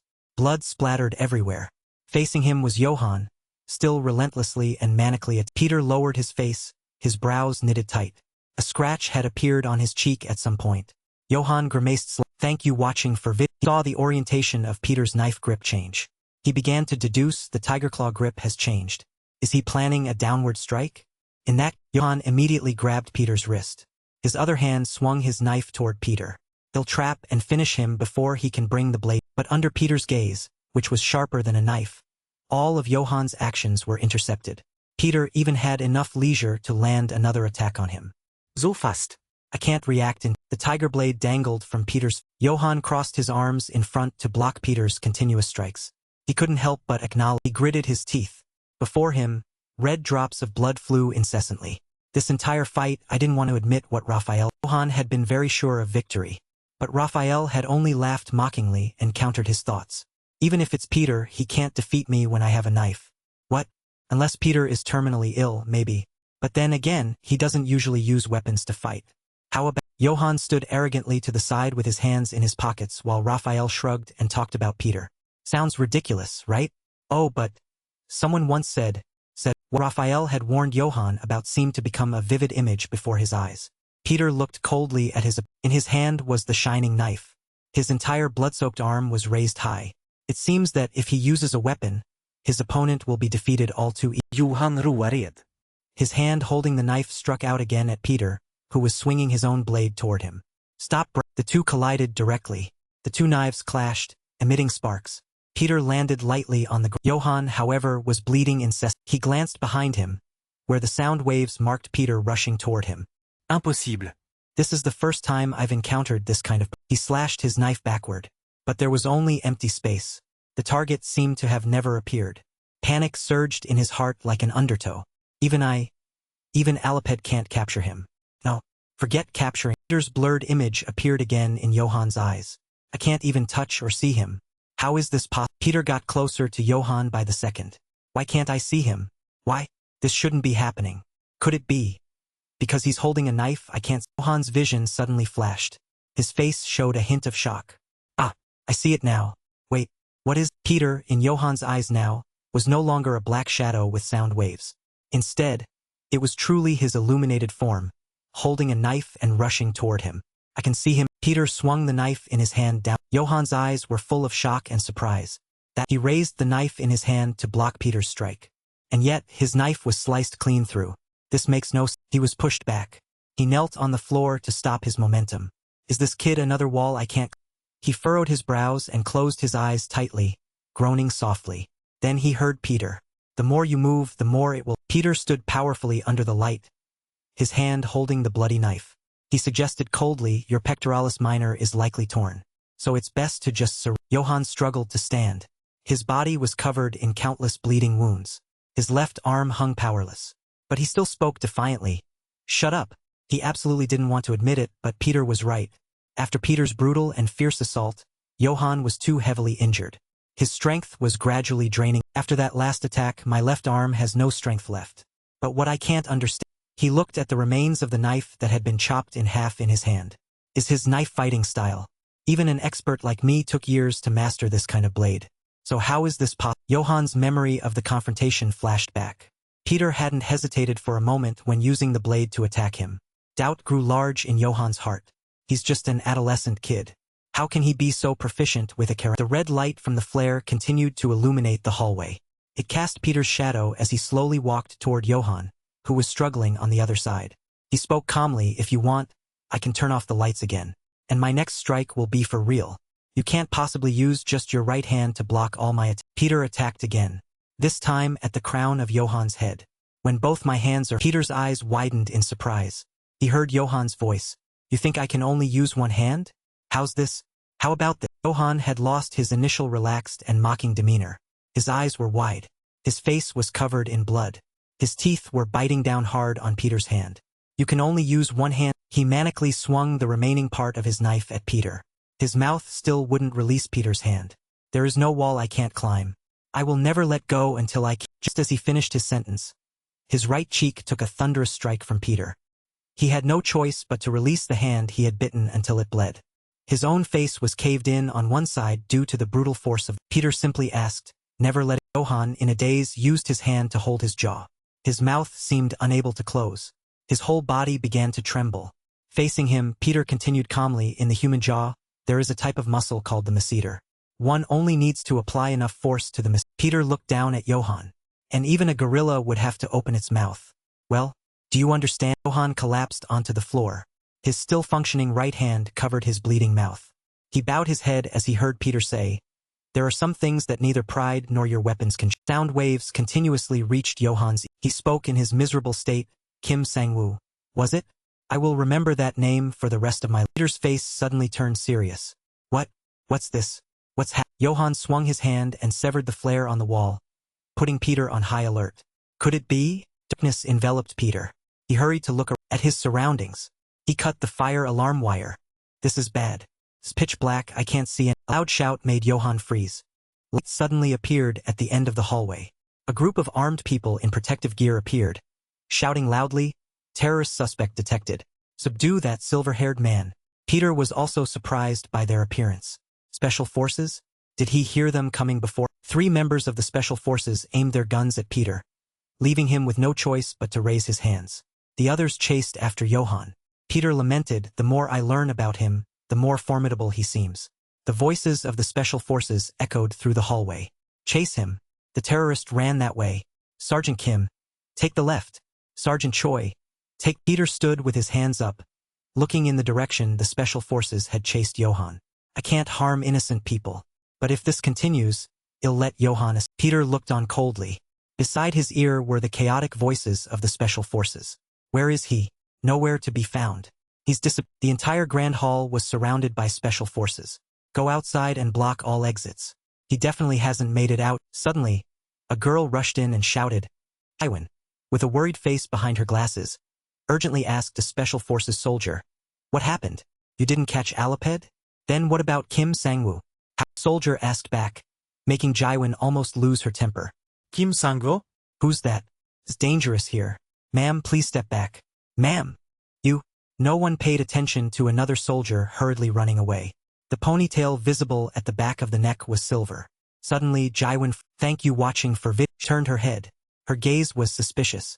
"Wait, descent." In the distance, only a few Special Forces soldiers were busily performing their... Jaiwan's gaze suddenly dropped down.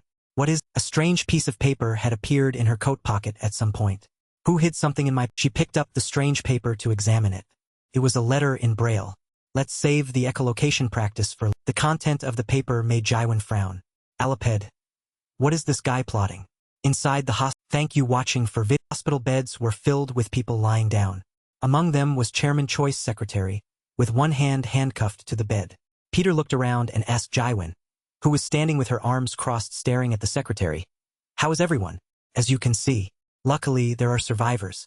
Chairman Choi's collar bomb didn't detonate either.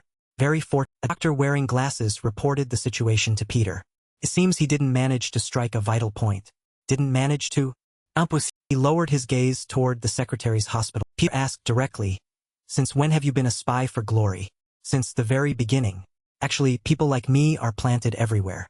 If the boss gives the word, my entire family will be..." Peter bowed his head slightly. His gaze was cold. "Raphael. That bastard. He spread his net everywhere." Hospital. "Thank you watching for vid..." Peter and Jaiwan talked as they walked. Senior, I really don't understand. Why did you let Alipet escape? What do you mean?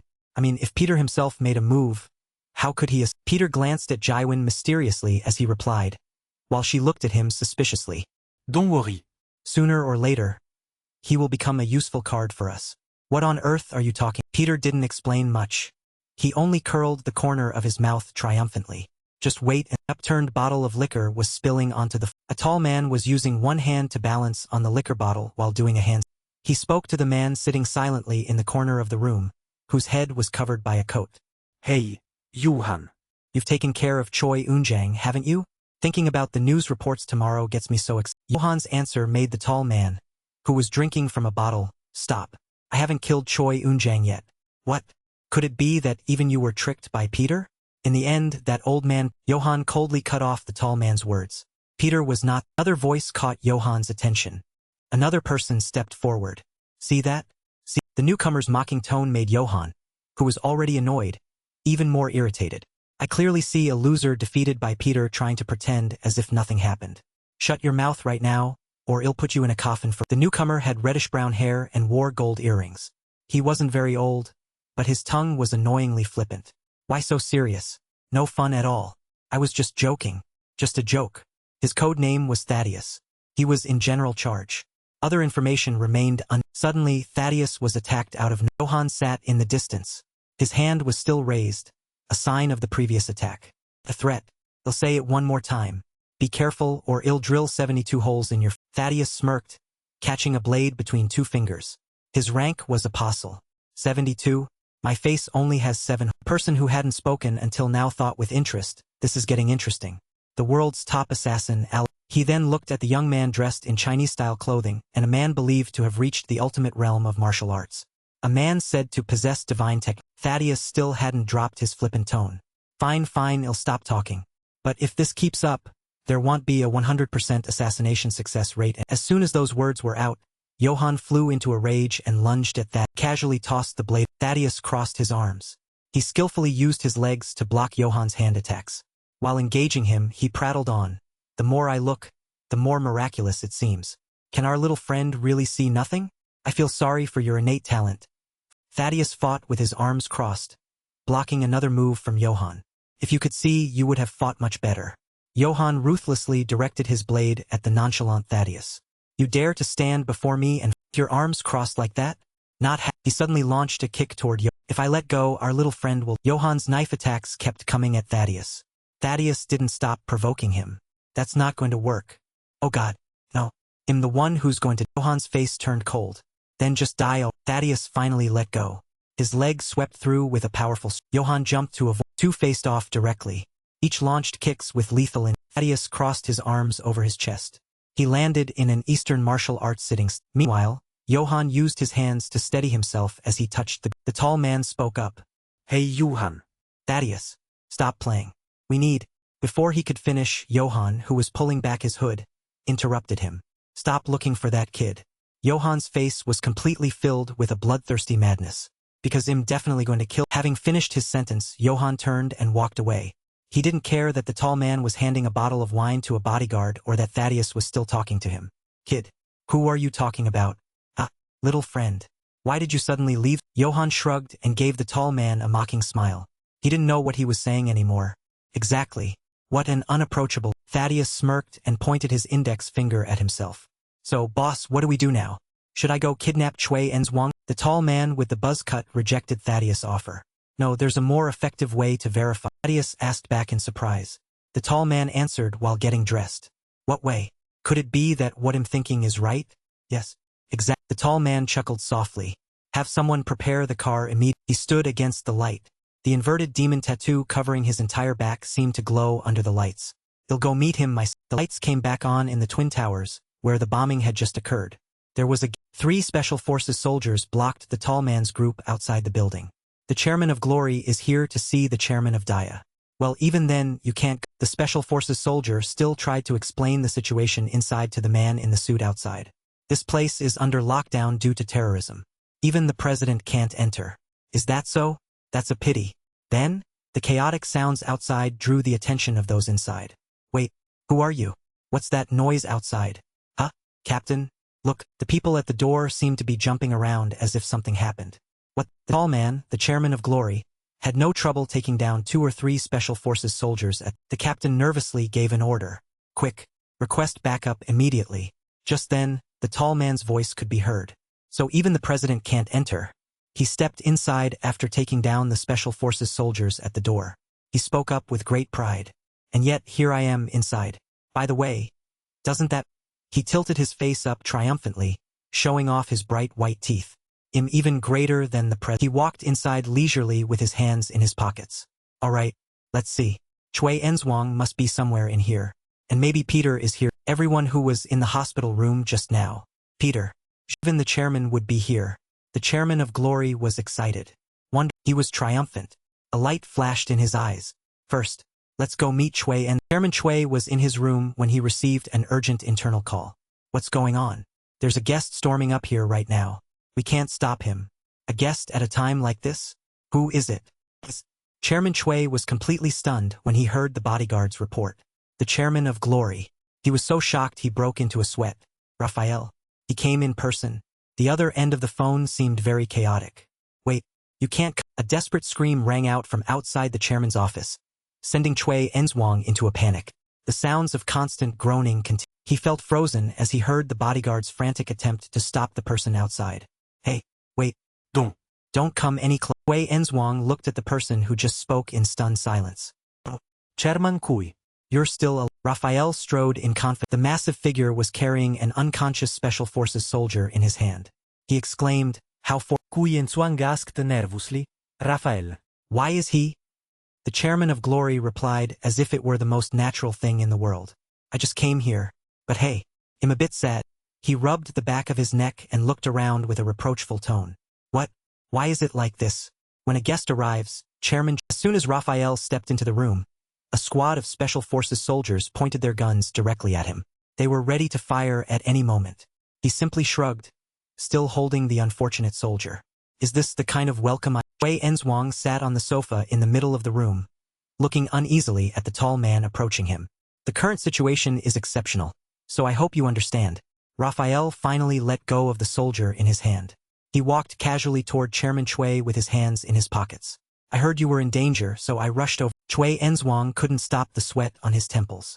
He replied politely, thank you for your concern, Chairman Raphael. But fortunately, nothing. The bodyguard next to Chui Enzhuang watched Raphael tensely.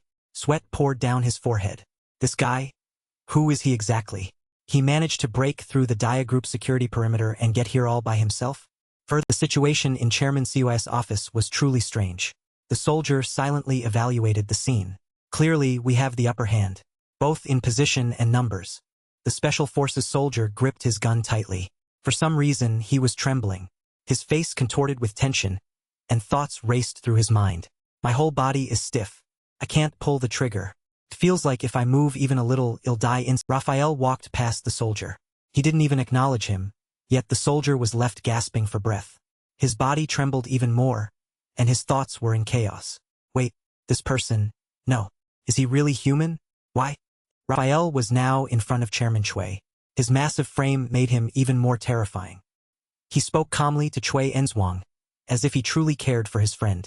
It seems you've been through something terrible. Did someone help you? Chairman Chui sat on the sofa as if he were on a bed of nails. He stammered his reply. Help? For example, the chairman of Glory leaned in close to Chui Enzhuang. He lowered his voice. Apostle Peter, Chairman Chui was truly tense. He didn't dare blink as he looked at the man in front of him. He thought fearfully, I've met many. Seeing Raphael's face up close, Chui Enzhuang couldn't suppress the fear in his heart. But this is the first time I've seen eyes so terrifying that I don't dare look directly at them. Because a person with eyes like that shouldn't exist in this. Raphael's eyes truly didn't look human.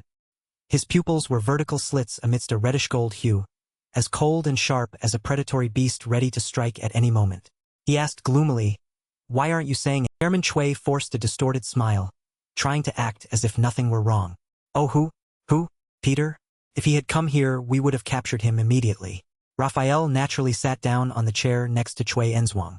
He chatted enthusiastically, looking like two friends catching up. Right? I thought so. There's no way Chairman Chui would collude with Peter. Right? By the way, Chairman suddenly changed the subject. He grabbed the tie hanging loosely around Chairman Siwa's neck, causing the older man to freeze. Only his eyes moved down to look at Raphael's hands. Raphael acted as if he didn't notice. What's with your tie? Why is it tied so slightly? Raphael ignored the fact that Cui Enzhuang was frozen and sweating profusely. He tightened the tie.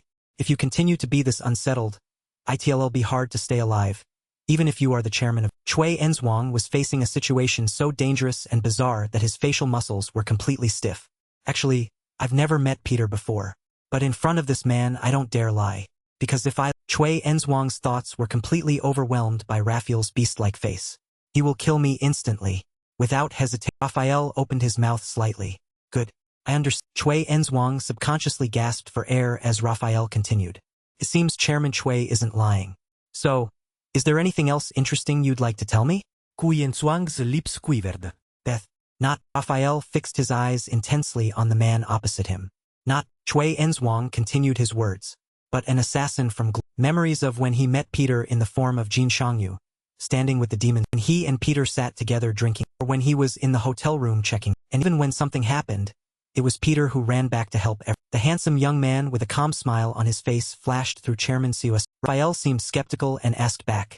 An assassin from. Chairman Cui trembled. He was drenched in sweat, yet he forced another fake smile. Has many talented assassins. They will surely capture. Raphael's animal-like pupils stared intently at the man before him. Cui could only try his best to pretend he was telling the truth. He finally stood up. He waved his hand.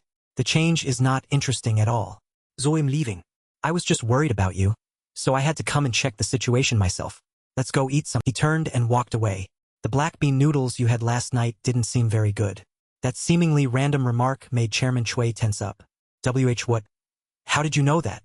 He replied matter-of-factly. Oh, it's nothing. I'm just very concerned about Chairman. He paused and put his hands in his back pockets. Finally, if you have something to say it's. Raphael's expression turned a bit dark.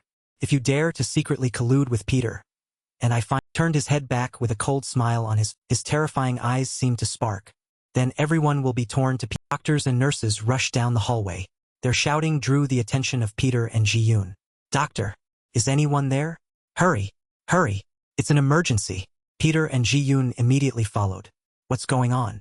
We should follow. A desperate scream echoed from inside the chairman's room.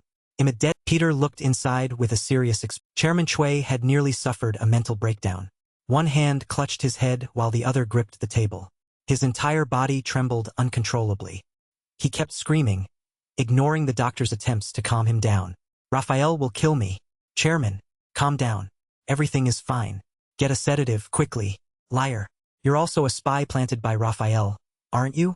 That's not true. Cui Enzhuang continued to clutch his head and shout. Stay away. I don't trust anyone. Peter and Ji-yoon approached him. She couldn't understand what was happening. Raphael was just here. I don't know what happened, but it seems the chairman is in severe shock. I heard Raphael has been putting pressure on him for a long. Peter didn't speak for the moment, just looked at the situation with a grave. Chairman Cui still couldn't regain his composure despite the doctor's advice. Ji-yoon could only ask for an opinion. So what should we do to calm him down? Not even the most famous psychiatrist or sedatives are. Peter suddenly noticed something. Ji-yoon. What? Ji-yoon picked up the object. The chairman was clutching this. It looks like an old. Peter's face darkened.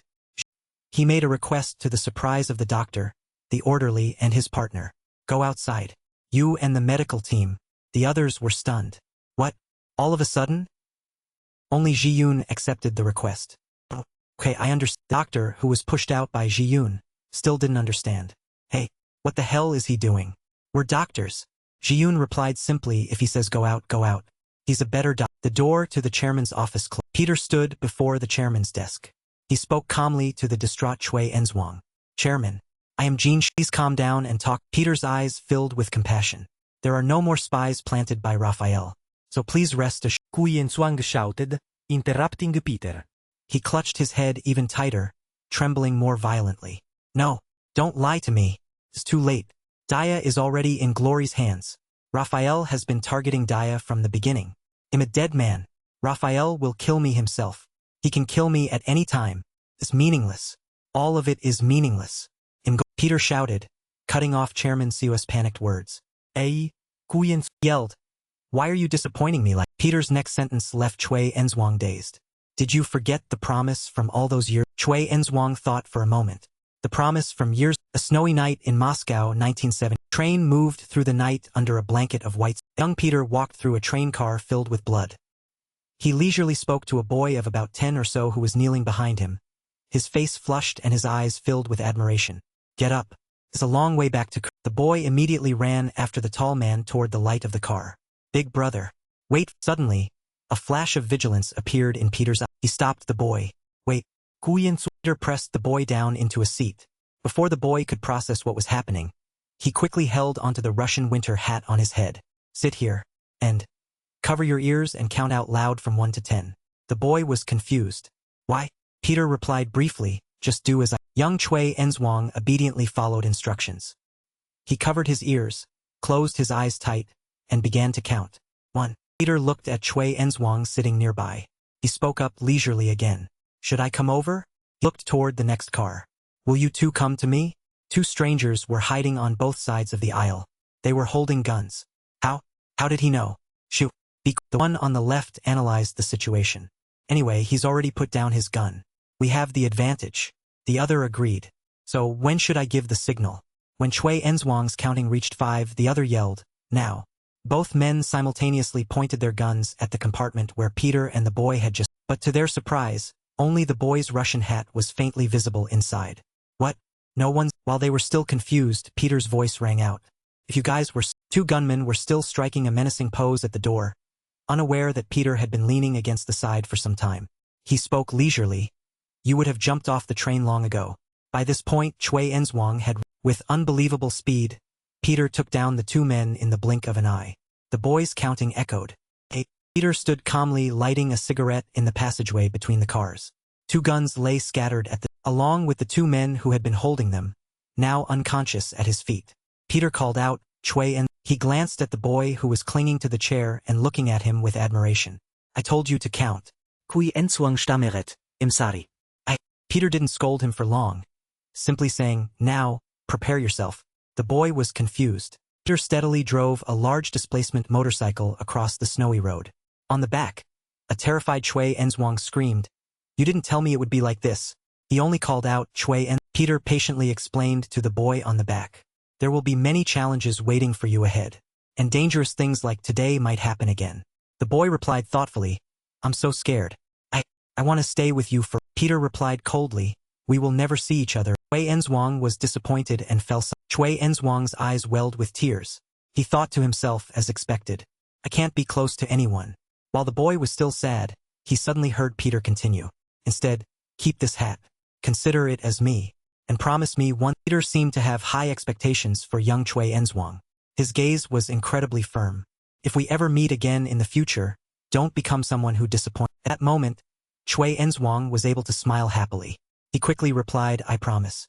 If I can meet you again, I will definitely live well. Very strongly. All right, kid, it's a promise. Don't let me down in the future. The present-day Peter took the old Russian-style hat and placed it on Chairman Siu's head. Boy Cui Enzhuang. Where is the person who made that promise? Peter stood in the light, a resolute smile on his face. Get up. There are many people waiting. Chairman Chui was so moved he trembled. Absolutely. It shouldn't be possible, but I've always hoped it was you. Ever since the first time, the image of the young Jin Shangyu before Chairman Chui, or his appearance when he checked the room. I always felt your shadow, and that day. Chairman Chui raised his head, his eyes overflowing with a multitude of emotions. I've never forgotten you. I truly wanted to meet you again. Chui Enzhuang smiled with two streaks of tears carrying an unspeakable happiness. He looked up at the steady young man before him. It's been so. Peter was truly happy. A smile filled his eyes. Thank you for growing up, Chui. And the door to the chairman's room. Those waiting outside looked at the office in surprise. They heard his voice. Sorry. Chairman Chui seemed to have overcome his breakdown. He stepped out looking full of life again. It seems I've caused everyone concern. Everyone shouted in unison. Chairman, are you? Jiyun stood next to Chui Enzhuang and whispered, Senior, what did you do? He replied nonchalantly, nothing. The chairman has always been a strong. Flashy pink van sped down the road. Inside, Jiyun was incessantly questioning him. Hey, but after all that, is it just it's all thanks to her? Peter replied indifferently, what else? Or what do you want? Jiyun replied dejectedly, who? Who's asking for any? Ji-yoon leaned her arms on the table and kept shouting. Beside her, her pet dog looked at her with concern. What kind of person do you think I am? Do I look like someone who's greedy for money? Peter acted as if he understood perfectly. I'm not the one who said it. He handed an envelope to Ji-yoon. He gave me this. Ji-yoon grumbled. What's this? I don't need a thank you. She opened it, then shrieked with joy. Well, wait, this is a black card. Peter held a book. I don't need it. You keep it. Ji-yoon happily held up the black card. Thank you. Thank you, Chairman. The dog beside her also wagged its tongue in joy. Peter found it hard to understand. What's so great about a black card? Ji-yoon cried out, of course it's great. With this, you have The pink car drove away. Ji-yoon asked, so where do you plan to go now? Peter replied, it's been a long time. I want to stop by my home for a bit. Ji-yoon was puzzled. Home? What do you... The company headquarters. Peter heard someone calling him. Hey, Jin Shangyu. He replied briefly. What? Dugu brothers stood opposite Peter. Where have you been these past few days? You just disappeared. You probably met some VIP and got a black card, didn't you? Peter thought to himself, you two just need to be a little observant, and you won't have to worry about outside. Ji-yoon ran in frantically. Hey, this is bad. We're in big trouble. The Dugu brothers joked. It's only been a few days since we saw you, but it feels like it's been ages. Anyway, tell us quickly what's going on. Ji-yoon blurted out. We're in danger. We're about to be... The shorter Dugu brother had a carefree look. Hey Liuna. You're ranked 335th, so you're definitely being fired. Good luck. You'll soon be reunited with us.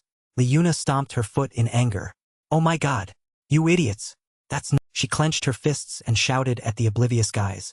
All of us are about to be fired. You morons. The short Dugu brother exclaimed. What? Yuna continued to report what she knew. I'm not entirely sure, but this is an announcement from the company. Only D-rank assassins have to participate in this test. And among the 336 D-rank assassins, if you don't make it into the top 100, everyone will be fired. Peter thought thoughtfully what will come will... The short Dugu brother began to panic. No, how can we possibly make it? We haven't even reached the top 300, let alone the top 100. The tall Dugu brother pointed at Peter. By the way, hey you, Jean, she asked, why is he so calm when he's in the lowest position? Peter crossed his arms and replied calmly, I knew about it beforehand, so I found a way for us to survive this ordeal. Someone asked impatiently, what's... The door to the room was pulled open. A voice came from outside. Look, the tall Dugu brother turned pale as he saw the newcomer. No, how is he here? Liuna didn't understand. Who is it? Why are you so scared? The short Dugu brother was also frightened. Liuna. Don't look into his... A large hand gripped the doorway. Is it you? Tall man with yellowish blonde hair and a large, contemptuous appearance. He wore glasses backward on the back of his neck and had a disagreeable tone. You D-rank punks. Peter thought to himself, in the end what will happen? The tall Dugu brother broke into a sweat. Oh, no, he's the bear guy we met on the cruise ship. The short Dugu brother added, why is he here? Liuna turned to the two of them. Hey, you guys know him? The Dugu brothers replied, of course. He's a very strong... Peter looked indifferently at the person who just appeared. He heard the Dugu brothers wondering. But why did this respectable bear man come to this miserable... On a certain night previously, Keigo, with a cold face covered in blood, sat in... Beside him, Ji-yoon was constantly yelling. You, what did you come here for? Another piece of trash coming to defile this place. Oh my god. How can there be such a weird person? Suddenly leaving and then coming back. Seems this place is your home now. Huh? Peter spoke up to stop her. Ji-yoon. I'm sorry, but could you step away for a bit? Although Ji-yoon was hiding behind Peter, she didn't stop shouting. Hey, you should be grateful to me. You're too lucky. If I hadn't gone elsewhere, you wouldn't have kept your... Ji-yoon still tried to scold him a few more times before being pushed out by Peter. I'm going because I'm kind-hearted. Not because I'm afraid, okay? If only I could see, I would have... Peter closed the door, shutting out Ji-yoon's curses. All right, now it's just the two of... Peter looked at the man with the bloody face who had been sitting still until now. Why did you come back? Keigo lowered his head and spoke. This is the first time I've met someone as strong as you. Who are you? Peter replied. If I told you, would you believe? Keigo tilted his head to look at Peter. It's come to this, there's nothing I wouldn't believe. Even if you said you were Peter, I'd believe. Peter had his hands in his pockets. He replied casually, that's right. I am Peter. Keigo stroked his chin. I thought so. Then, as if realizing what Peter had just said, Keigo jumped up. Stunned. What? No way. Peter is an old man. Peter waved his hand. Hey, didn't you just say you'd believe me? Keigo hadn't expected his random guess to be the truth. That's different. Peter asked back. How is it? He suddenly faltered. Oh no, wait, thinking about Keigo recalled the times he had clashed with Peter. The abilities he displayed. They were all things I've never seen before. Those extraordinary abilities were. Keigo pondered. Wait, whether he's Peter or not. It doesn't. Peter spoke up, cutting off Keigo's thoughts. If there's nothing else then. Keigo immediately spoke up. I'm leaving. I just went to see Raphael. The distance from Keigo to Raphael was truly a long road. Many formidable characters had to be overcome. With my current strength, it's impossible to defeat him. You're right. I've never studied martial arts from Keigo's past involved being driven away by his family. He continued to express himself. Currently, there are many unbelievable things. But one thing is, Keigo looked down at the floor. That is, you are stronger than me. Therefore, please help me become strong. He finally stood up and waved his hand. This is no longer interesting. Well, I'm off then. I was just worried about you. So I had to come see the situation for myself. We should go out for a meal when you're... Suddenly, Keigo dropped to his... He lowered his voice.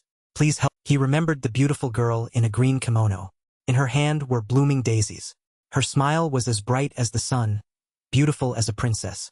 I want to avenge Brother Wei. They frowned deeply and knelt formally before Peter. Please turn me into a strong person. Please help me. Master looked him straight in. He put both hands in his pockets. He stood there casually looking at Keigo. What master? Stop saying those cheesy words. Stand up. He was determined. I won't stand up until you accept me as your disciple. Peter was Thank you watching for vid. He answered quietly. I won't force my disciple to kneel. Those words shook. Peter continued. I just happen to have an important mission I want to give you. Keigo stood up abruptly and shouted powerfully. Whatever it is, I will do my back to the present. Keigo looked at the three people in front of him. So, that important mission is to train these D-rank. He stroked his chin. Top 100 des ranks. Liuna crossed her arms and asked, What is it? Keigo replied bluntly as it is will be eliminated right from the start. Liuna seemed to have been triggered by something. She lunged toward Keigo. Hey old man, do you know who I am? What rank are you, old man? Tell me. Hey, you too. Say something. The Dugu brothers broke into a sweat and pulled back the fierce girl. They spoke softly, please be quiet. Liuna, we're dead. Peter stood behind them with his arms crossed, watching their commotion. Liuna was still talking incessantly. Hey, looking at your faces, you two look even more fierce than me. Why are you so scared? Old man, tell us your rank. Peter walked past Keigo and whispered so only the two of them could hear. I can't train these kids, so you help them survive. Keigo affirmed with a serious face. I will do my best. Even if I have to sacrifice my life. The three people in front of him were immediately excited. Liuna asked right away, so how do we have to train? I wonder what kind of training it is? I'm really looking forward to it. Anyway, we've already been through hell. Keigo replied lightly, the training I went through wasn't anything. The shouts of the three D-rankers echoed through the forest and mountains. Help me. They had to carry boulders and climb steep mountains without safety. Each person was screaming. This isn't true. If you fall, you'll... Keigo stood on the mountain peak and kept shouting down at them. There was no sign of leniency in his demeanor. The only way is to climb up or fall down. A person can only become stronger when facing death. Perhaps so. The three people receiving the training screamed desperately. This isn't facing. It's actually dying. We'd rather go through Hell Week. Glory's main headquarters. On the rooftop, Raphael stood leaning against the security wall, talking. From the Nathaniel Hospital to Johan's incident this time, there is a common point. The person next to him, only whose legs were visible against the wall, asked, What is it? Raphael replied, Wherever an assassin from Glory appears, there are traces of... He thought back to the rubble after the battle and stated his thoughts. The movements of Glory assassins are top-secret information. Only a mole or a supporter would... Even for Peter, it would be impossible to know this information. So why don't you consider this possibility? Peter has infiltrated Glory and is active among the assassins. The other person retorted, That's impossible. Peter has always stood at the pinnacle. There's no way I wouldn't recognize. Raphael suddenly thought of something. Wait, why didn't I think? He looked down at the city and continued his train of thought. Peter cannot operate openly. The person hanging upside down spoke up. What do you mean? Raphael continued, if Peter is currently not at the pin. He moved his hand to express his thoughts. Then what? For example, infiltrating the largest group of assassins, the other person spoke up again. But as boss said, there's no way we wouldn't recognize an apostle like Peter. Raphael enjoyed the thought. resting his hand on his face. Peter is someone who always does extraordinary things. We must suspect everyone, and Johann is very good at disguise. Raphael asked a question. But how do we recognize him? The person hanging upside down shouted. Thaddeus hung himself from the building's rooftop. His hair was slicked back, fully revealing his clever features. I just thought of a very interesting. Peter sat on a chair, his arms crossed, with Keigo standing behind him with his hands clasped. Listening to Ji-yoon lose her temper. Senior, this is a trap. Only keeping 100 D-rank assassins while the rest are demoted. Glory has never done this before. They've surely caught your scent. She sat down next to him and continued to speak. We don't know what they're plotting. Don't go. Over my dead body. I won't let you go. Ji-yoon glanced at Peter and kept talking. But no matter what I say, you're going to go anyway. Aren't you? Peter crossed his arms and replied calmly. That's right. If I don't go, it will only make them more suspicious. Therefore, I must. Keigo bowed and proposed. Then let me go with you. Peter looked down and pointed out the problem. How can you go when your face has already been revealed? Keigo offered a solution. If I wear a hood, it should be fine. Peter replied immediately. You're an apostle of. Ji-yoon rubbed her temples in frustration. One is stubborn, the other is foolish. What a mess. Keigo frowned. Master is foolish? Ji-yoon was too tired to talk anymore. Fine. Ji-yoon narrowed her eyes at the two of them. Senior, we don't have any information about that place. We don't know what kind of trap Raphael has set there. Peter cut in. It's not that there's no way. Ji-yoon asked right away what way. Peter replied happily, we'll know once we get there. Ji-yoon sighed. Oh, the location was the new base of the Glory Club. The sacred ground of Dead. Peter focused on observing his surroundings. I didn't expect the gathering point to be a deserted island like this. And the people gathering. Leuna exclaimed. This is amazing. All the D-rank assassins are. Leuna asked inquisitively, Peter. It's strange to see so many assassins. Because of the nature of the work, we don't have many chances to meet in such a large group. Why gather so many assassins? Could it be for collective? Several D-rank assassins lay on the ground, shouting, we just went through Hell Week. Now we have to go through another Hell Week? I'm not doing it. No. Leuna asked uneasily. Peter was constantly glancing this way and that. Will I be able to fit in with this? An announcement echoed from a large screen. A man with tan skin and curly hair was holding a microphone and talking incessantly. Hello, des rangs assassins. I am Call, the management and operations staff. Welcome to Dead Island. To enhance the company's image, Glory has organized a surprise. Potential D-rank assassins of Glory survive on this island and continue to bring glory to. The crowd below was buzzing. Hey, so what do we have to do? You should teach us something before telling us to bring glory, shouldn't you? Call spoke into the microphone again. Why are you so impatient? That's why you'll always be D-rank. The test is very. Survive on this island for 48 hours. It's as simple as. Several D-rankers thought this would be an easy win. What? That's called a test? It's too easy. We came here for a vacation. Call continued with the microphone in his hand. If you think so, you're mistaken. From now on, you will fight each other. Real assassins. The winner will receive the loser's assassin certificate. After the test ends, the 100 people with the most assassin certificates will pass the. Are free to fight, hide, or. Thank you watching for vid. The method of obtaining someone else's assassin certificate is completely. See you all in 48 hours. Who will be the final survivor? Please hand in all your personal belongings. The test will begin in 30 minutes. Yuna had changed into her uniform and cheered excitedly. So cool, there's even a sequence number. It's just like playing a game. Exactly, we look like real assassins. Another person spoke up, we were real assassins to begin. Peter, in his uniform, remarked, Glory has prepared very thoroughly. And that has caused a very serious. He glanced at the numbers on his chest and everyone else's. He thought, the number printed on this shirt. That is our. Making our ranks public like this will definitely cause. Inside the gathering room, it was incredibly noisy. Hey, look at the others. That short old man is wearing a mask. And there's even a clown. Their style is really unique.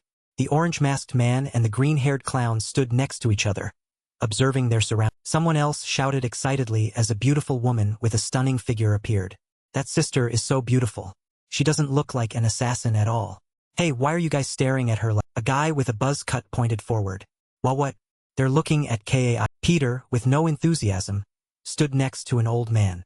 Hey, that old man is still D-rank. Peter was already an apostle at that age. I have to quickly escape from D-rank. He glanced around. Looking at it, this island has many surveillance cameras. He saw many cameras installed in every corner. He thought that means they are monitoring us very closely. If I act carelessly, it'll be in big. Peter stood in the crowd, observing his surroundings with extreme vigilance. They're still not sure I'm hidden among the D-ranks, so they're probing to see if I'm here. He narrowed his eyes and assessed the situation. That means I have to hide my strength and continue to play the role of the 336th rank. Doesn't sound easy. Hopefully, there won't be any more variables. Suddenly, several voices rang out. Hey, what do you want? You crazy Someone raised both hands. Now, everyone. Please allow me to check. Several men behind Peter spoke up. What is this guy planning to do? We can easily take him down, right? Peter thought that guy. The person showed off the rank on his chest. Oh, it's not. He grinned with the glasses open on his face. As you can see, I am Butterfly. Rank 300. Have something I need to verify urgently. The others were gossiping. What? Is being rank 330 something to be proud of? His kind is usually the first to be eliminated. But what does he want to verify? Thaddeus, in his role as Butterfly, shouted, "Old man." Then he rushed toward the old man from before, grabbing his cheek and pulling it. Where is Peter?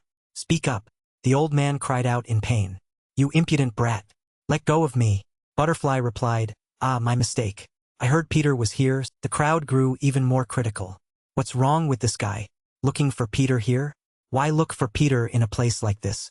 Don't you know who Peter? Thaddeus cried out excitedly. I can't check every single one of the 335 people.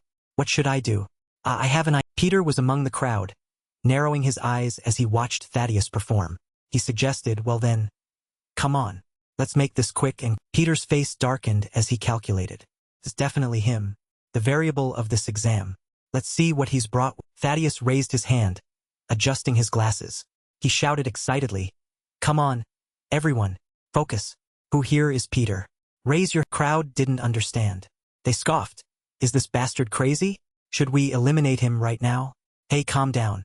If he keeps looking for Peter like that, when will he ever find? Suddenly, Thaddeus' eyes lit up as he looked in one direction. He exclaimed, a single arm was raised. Peter stood indifferently with one hand in his pocket. The other was the hand he had just raised. He looked bored out of his mind. Thaddeus exclaimed, "Thank you watching for vid." Peter tilted his chin and spoke, starting to find this interesting. Thaddeus played along with a mocking tone. So our little friend is Peter? Shiching, standing below, didn't understand what was being said and made a wild guess. What does that mean? If you're brothers, just say so. Why use English? Zuna, standing right next to him, couldn't stand it and cursed. It means brothers. That's Chinese. Standing there, Peter thought of a way to stop this. I don't know what his goal is right now, but I have to shut his mouth. After finishing his thought, Peter didn't hesitate and called out to Thaddeus. Butterfly, look around. Thaddeus didn't understand but did as he was told. Look around. The surrounding people looked on in disbelief and began to whisper. As far as I know, Peter is an old man. That guy can't be Peter. Is the Apostle Peter actually here? Where Peter knew that explaining his identity now wouldn't work, so he tried another approach. Right? Suppose Peter is here. If you search so loudly, will Peter even show himself? He'll only hide better. If you think that method is effective, then keep. Thaddeus smirked after hearing that. Before he could finish, he spun around and, with incredible force, kicked directly toward Peter's. Seeing that Peter didn't react at all, Thaddeus praised him. Oh, look, truly interesting. You really are strong. Zhao Shiqing stood nearby, confused and in disbelief. What the hell is that guy doing? That kick was so annoying. Does he think he's cool? Anyone could do. Peter faced the sudden kick without blinking, calculating in his mind.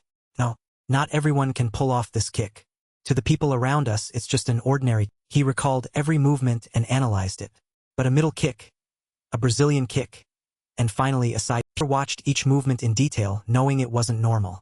In that brief moment, he changed the trajectory of his kick 3 times. This made him realize the truth. This kid is hiding his power, but he's definitely a man. After finishing the kick and successfully testing him, Thaddeus gave a silly smile. All right, I have to make our little friend even happy. Zhao Shiqing stepped forward to ask Thaddeus about the incident. Hey, what are you doing? He's rank 336. You scared Jin Shangyu to death.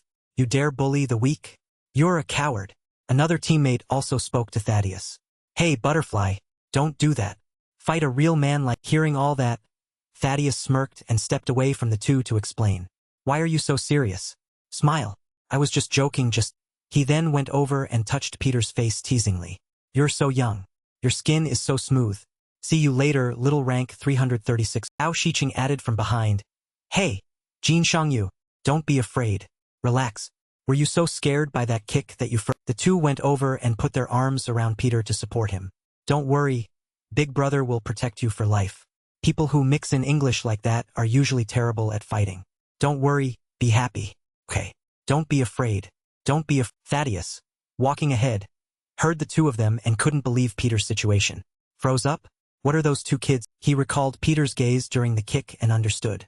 Even though I changed the trajectory 3 times, his eyes still followed every strike. He saw all of my because he understood how Peter was different from others. He recognized that look. He wasn't afraid. He was confident he could dodge them all. And they call him a D-rank assassin. Thinking this, Thaddeus felt even more interested and wanted to find out more. How suspicious. On the other side, the two were excited for the upcoming match. This is great. If Butterfly is rank 330, we can easily make the top 200, right? The other friend happily agreed. We just have to defeat them all and take their certificates. Zuna, being the calmest, reminded them just don't get robbed. Peter, silent until now, finally spoke his mind. Hey, now is not the time to celebrate. Don't you realize how dangerous the current situation is? Gao Shiqing didn't understand and asked back. What do you mean? Peter looked directly at them and explained. Think about it. If you were in the top ranks, who would you target first? They both immediately pointed at Peter. The weakest. Peter saw this and simply gave the answer. Exactly. Peter then calmly looked at the rank on his shirt. Our low ranks. In other words, we are targets for the other 332. The two, who were just confident, began to tremble with fear. Ugh, then what should we? Zuna looked at the trembling pair and firmly stated the solution. The only way for us to survive is to cooperate with each other. On the day of the fight, the host announced on the big screen, alright, the game begins. From now on, try your best to survive. Peter coldly considered the actions of the surrounding contestants. Surely every assassin here has the same. He will scatter, find a safe hiding spot, and make up. Suddenly, Peter realized something. But the problem, so many surveillance cameras. I can't use my strength carelessly. He quickly found a way. Then I must blend in with them, and the way to do that, looking at his teammates, Peter realized the method and spoke to everyone. Everyone, follow me. I know how we can survive. After reaching their destination, the two looked at the scene before them and complained to Peter. I had high hopes when you said you knew how to survive. But what the hell is this? Why lead us to this? Zuna turned back angrily. Can you people just shut up and follow me? Both pointed at the island map in frustration. Think about it. The east has plenty of food and rest areas. There's even a supermarket in the south. So why? Gao Shiqing stepped forward, pointing at the abandoned factory with many questions. Why choose this pile of trash? You should have chosen a better. Peter faced the question calmly. The answer is places with food will definitely be fought over. If we go there, who will be the first targets? They finally understood and praised him. Us, of course. Good. Very good. Jean, feeling relieved, the two chatted. I knew it all along. I knew too, I just wanted to test him. Meanwhile, Peter was troubled by something else. What worries me, right? What worried him most was Thaddeus following them. That Peter knew his following wasn't simple. Someone like that appearing among the D-ranks must be related to Ruff. Seeing him smirking made Peter more suspicious. I must be careful with this butterfly. So, thank you watching for vid. The two had a question for him. Hey, Shangyu. Who are these? Standing before them were other D-ranks at the bottom of the rankings. Looking, Peter, having his own plan, answered frankly, I called them. He then explained to everyone. Those at the top will definitely attack those at the bottom first. Therefore, we at the bottom. Peter stood before the group with the aura of a leader. Must form an alliance. The two were still confused. Alliance? What's an alliance? Zuna turned and explained to them. Can you just be quiet? An act of temporary cooperation. After explaining, she still had some internal conflict. Even though they are enemies, if it's beneficial, do it first.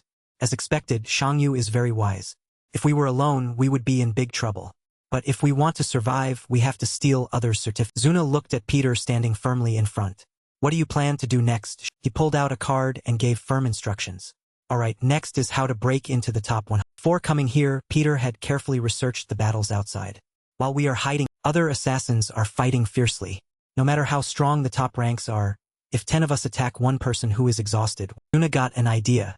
Oh, so we don't need to collect certificates, we just need to pick. Peter supported her and instructed everyone. Exactly, Zuna. We will attack together, steal the certificates, and share them. In other words, the 10 of us will become. Another person understood and agreed to split up. Excellent, let's cooperate. Let's divide the tasks. Hearing this, he immediately assigned duties. First, you two patrol the forest with me. The rest, stay here on guard. Thaddeus, listening to the discussion, found it increasingly interesting. Quick situational judgment, and leadership qualities too. The more I look, the more interesting it gets. But how will you handle what's about to happen? While split up, the teammate at rank 331 walking with Peter confessed the truth. Actually, I used to be a promising boxer. I even won a medal at the National Sports Festival. But because life was hard, I became an assassin. Everything seemed fine for Peter's teammate, but after joining, he understood. I thought things would be better as a glory assassin, but then I realized this place is full of monsters. He shed helpless tears. In this situation, forget about C rank, even staying in D rank is difficult. Peter saw and turned to encourage his teammate. I was once like you. Hang in there, friend. Effort never betrays us. The man at rank 331 was moved. Thank you. Hearing encouragement from rank 336 is truly heart. After the encouragement, he turned to observe the surroundings. This area seems quiet for now, but I hope the guard team is also doing their. Meanwhile, at the base, someone was crying out for help outside the door. Save me. Please open the door. Someone inside looked out. Who is it? The injured person pleaded. Open up. I'm only rank 307. After they opened the door, they asked about his condition. What heavily injured person trembled as he recounted the event. There's a B-rank assassin outside. Everyone was confused. B-rank? Why is a B-rank assassin suddenly here? This is a place for D. They were shocked. Wait, more importantly, did you fight a B-rank? Why do we have to fight B-ranks in a D-rank? Suddenly, the person remembered something important. We must join forces right now. Quickly block the. At that moment, a mysterious figure appeared, holding a knife to a D-rank assassin's back. He stepped forward, understanding their plans, and taunted them. En alliance? Temporary cooperation, right? But do you know the most interesting thing about an alliance? Say Myung appeared with a murderous aura. It's that you never know when you'll be betrayed. In B rank, Du followed and appeared, ready for a fun fight. You kids should always be wary of outsiders. Thaddeus, lying there asleep, heard the commotion and woke up to watch. What the hell? This is more interesting than I thought. Zuna was terrified. B rank. There are even two of them. If they really are B rank. She thought of the scene she had witnessed at the church and then there's no way we can. Rank 331 rushed to inform Peter. Someone broke into the factory. Another rank 321 heard this and fled in fear. Damn it. Whatever. Everyone, look out for yourselves. Rank 331 cursed. Hey, coward. Why are you running away alone? Peter remained surprisingly calm. Rank 331 asked anxiously, this is bad. Rank 336. We should run too. He thought calmly to himself. Say Myung spoke arrogantly to the D ranks. But what if we kill people during the exam? Didn't you hear clearly but realized something and stammered? He didn't waste time and stepped forward to pressure them. There are no rules against killing on this island. Du Zixin showed off the certificates he had stolen. Hand over your certificates and Thaddeus had no intention of helping, sitting in a corner with a satisfied smile. This is interesting. Should I step in? Nah, that'll spoil the fun. Watching these kids fight is quite. Zuna, standing in a corner, tried to think of a way to save the situation. If only Shangyu were here, everything would be solved. No, Shangyu can't use his power. It would only make things. Two brothers, seeing the danger, decided to protect everyone. Get ready, we must risk our lives. It's dangerous, little brother. See you in heaven, big. After thinking, Zuna decided to fight. Fine. I practiced a lot. Let's risk it. All or nothing. Was excitedly charging forward. 1, 2, 3, 4, 5. There are 5 certificates here. Why aren't you attacking? If you jumped, intending to take them instantly. Everyone was panicked. Wait. So fast. No, I can't read. But at that moment, someone's punch whipped past his face and defeat. After that powerful punch from the mysterious person, he was sent flying hundreds of meters and couldn't. The crowd was shocked. What was that? Another strong B rank? No. Why would B ranks attack? Zuna thought of the person in her mind. Only Shangyu could rush in like this. I have to stop him. He can't come here and die with us. She shouted. Don't come in. Go. Suddenly, when she saw him, she froze. Huh? What is? Man wearing an orange pumpkin mask stepped in. Zuna was shocked. Pumpkin Knight? She had confusing thoughts. How can that rank 331 uncle stand up to a beer? Behind the mask was Peter. With such strict surveillance, my actions are. It turned out he had made a deal with rank 331. The only way I can act without being noticed is to borrow this man's identity. I gathered the D ranks and went into the forest where there are no camps. Someone asked, wait, where's Jin Shangyu? Why didn't he return with you? Peter in disguise answered coldly. He went back first. Another was suspicious. Hey, something seems different. He seems to. Another confirmed. Yeah, Pumpkin Uncle is bigger than before. He didn't back down. That's right, I'm in my growing. Two were in awe. Whoa, so cool. Teach me how to do that. Zuna pouted. Look closely. How can you not recognize? Meanwhile, Samyang woke up after being punched 100 meters away, questioning Peter's identity. Truly ridiculous. Who are you? Peter faced him without fear. I am the Pumpkin Knight. Des rangs assassins. Rank 331. And your beer. He heard the rank and was still contemptuous. Just rank 331 and you dare challenge? Stood ready. Dont un des estimates rank 331. I, the Pumpkin Knight, was once a national sports festival boxing. Du Zaixian stepped forward, his eyes cold as knives, a confident smirk on his face. Do you know the situation? Do you know who you're? Peter frowned slightly, a contemptuous smile on his lips. Of course. Im rank 331. And you're a B-rank assassin disguised as a D-rank. That made Du Zaixian burst out laughing as if he'd heard the most ridiculous story. He shook his head. It seems you still don't understand. That's why you're only D-rank. He spun his knife. Fine, let me explain it. The mockery turned serious. It means you're about to die by my. Peter took a defensive stance. Dont un des estimates rank 331. I, the Pumpkin Knight, was once a national sports festival boxing. The battle was so captivating that people began whispering. Will it be okay? Even for a national sports festival champion, how can he fight a B-rank? Someone stop him. Pumpkin is going to. Thaddeus observed. This is illogical. Before it was 330 and now it's Pumpkin Knight, rank 330. This isn't the level of a D-rank assassin boxing champ. His background is nothing special, yet he can land a fatal blow on a B-rank, even if it was a surprise attack. He grew more excited. What if they fight head-on? The crowd kept talking. But was Pumpkin that strong when we first met? I didn't think he was that powerful. Another added, right? It's like he became a different. Peter looked at those watching. Too many people are watching. In this situation, there's only one. Du Zaixian smirked, provoking him. A boxing champion? Fine. Using the boxing you love so much. He then threw a punch and yelled, "I'm a pro." Zuna smiled to herself. Right. Since he's wearing a mask, he can hide his identity. If it's Shangyu, he can easily defeat these bears. The joy turned to shock as people realized. Something's wrong. But the issue is a D-rank fighting a B-rank. Her face. Before she knew what happened, Peter took a direct hit to the face, distorting his feet. While she was in shock, Peter took another crushing blow on the stage. Thank you watching for vid. The other side, Du Zaixian rushed in, eyes like steel. He smirked. How disappointing. A national sports festival boxing champion is nothing special. Without letting him recover, he landed consecutive lefts and rights on Peter's face, giving him no time to Zai and his teammate were stunned. What is he doing? We told him not to be wrecked. Zuna stood frozen. No way. Shangyu shouldn't be like this. Those two B-ranks are stronger than we. Even Thaddeus thought he misjudged. This is beyond my expectations. I misjudged him. This pumpkin friend is no. Du Zaixian's punches landed like thunder, drawing blood. But what happened next made him reconsider. Taking those hits and still standing. That's not D-rank. It wasn't because of a joke, but because he felt something waiting to emerge. He's A-rank. Or even. Du Zaixian punched again and again. But the more he struck, the stranger it felt. I'm clearly hitting him, but it feels like him. He grew more confused. What on earth is happening? But he tried to land every punch on. What is he doing? Gao Zai sweated, unable to. Zuna was worried. He's taken those hits and still hasn't. Thaddeus added, because he's blocking too well. Our little pumpkin friend. Zuna asked in surprise, blocking well?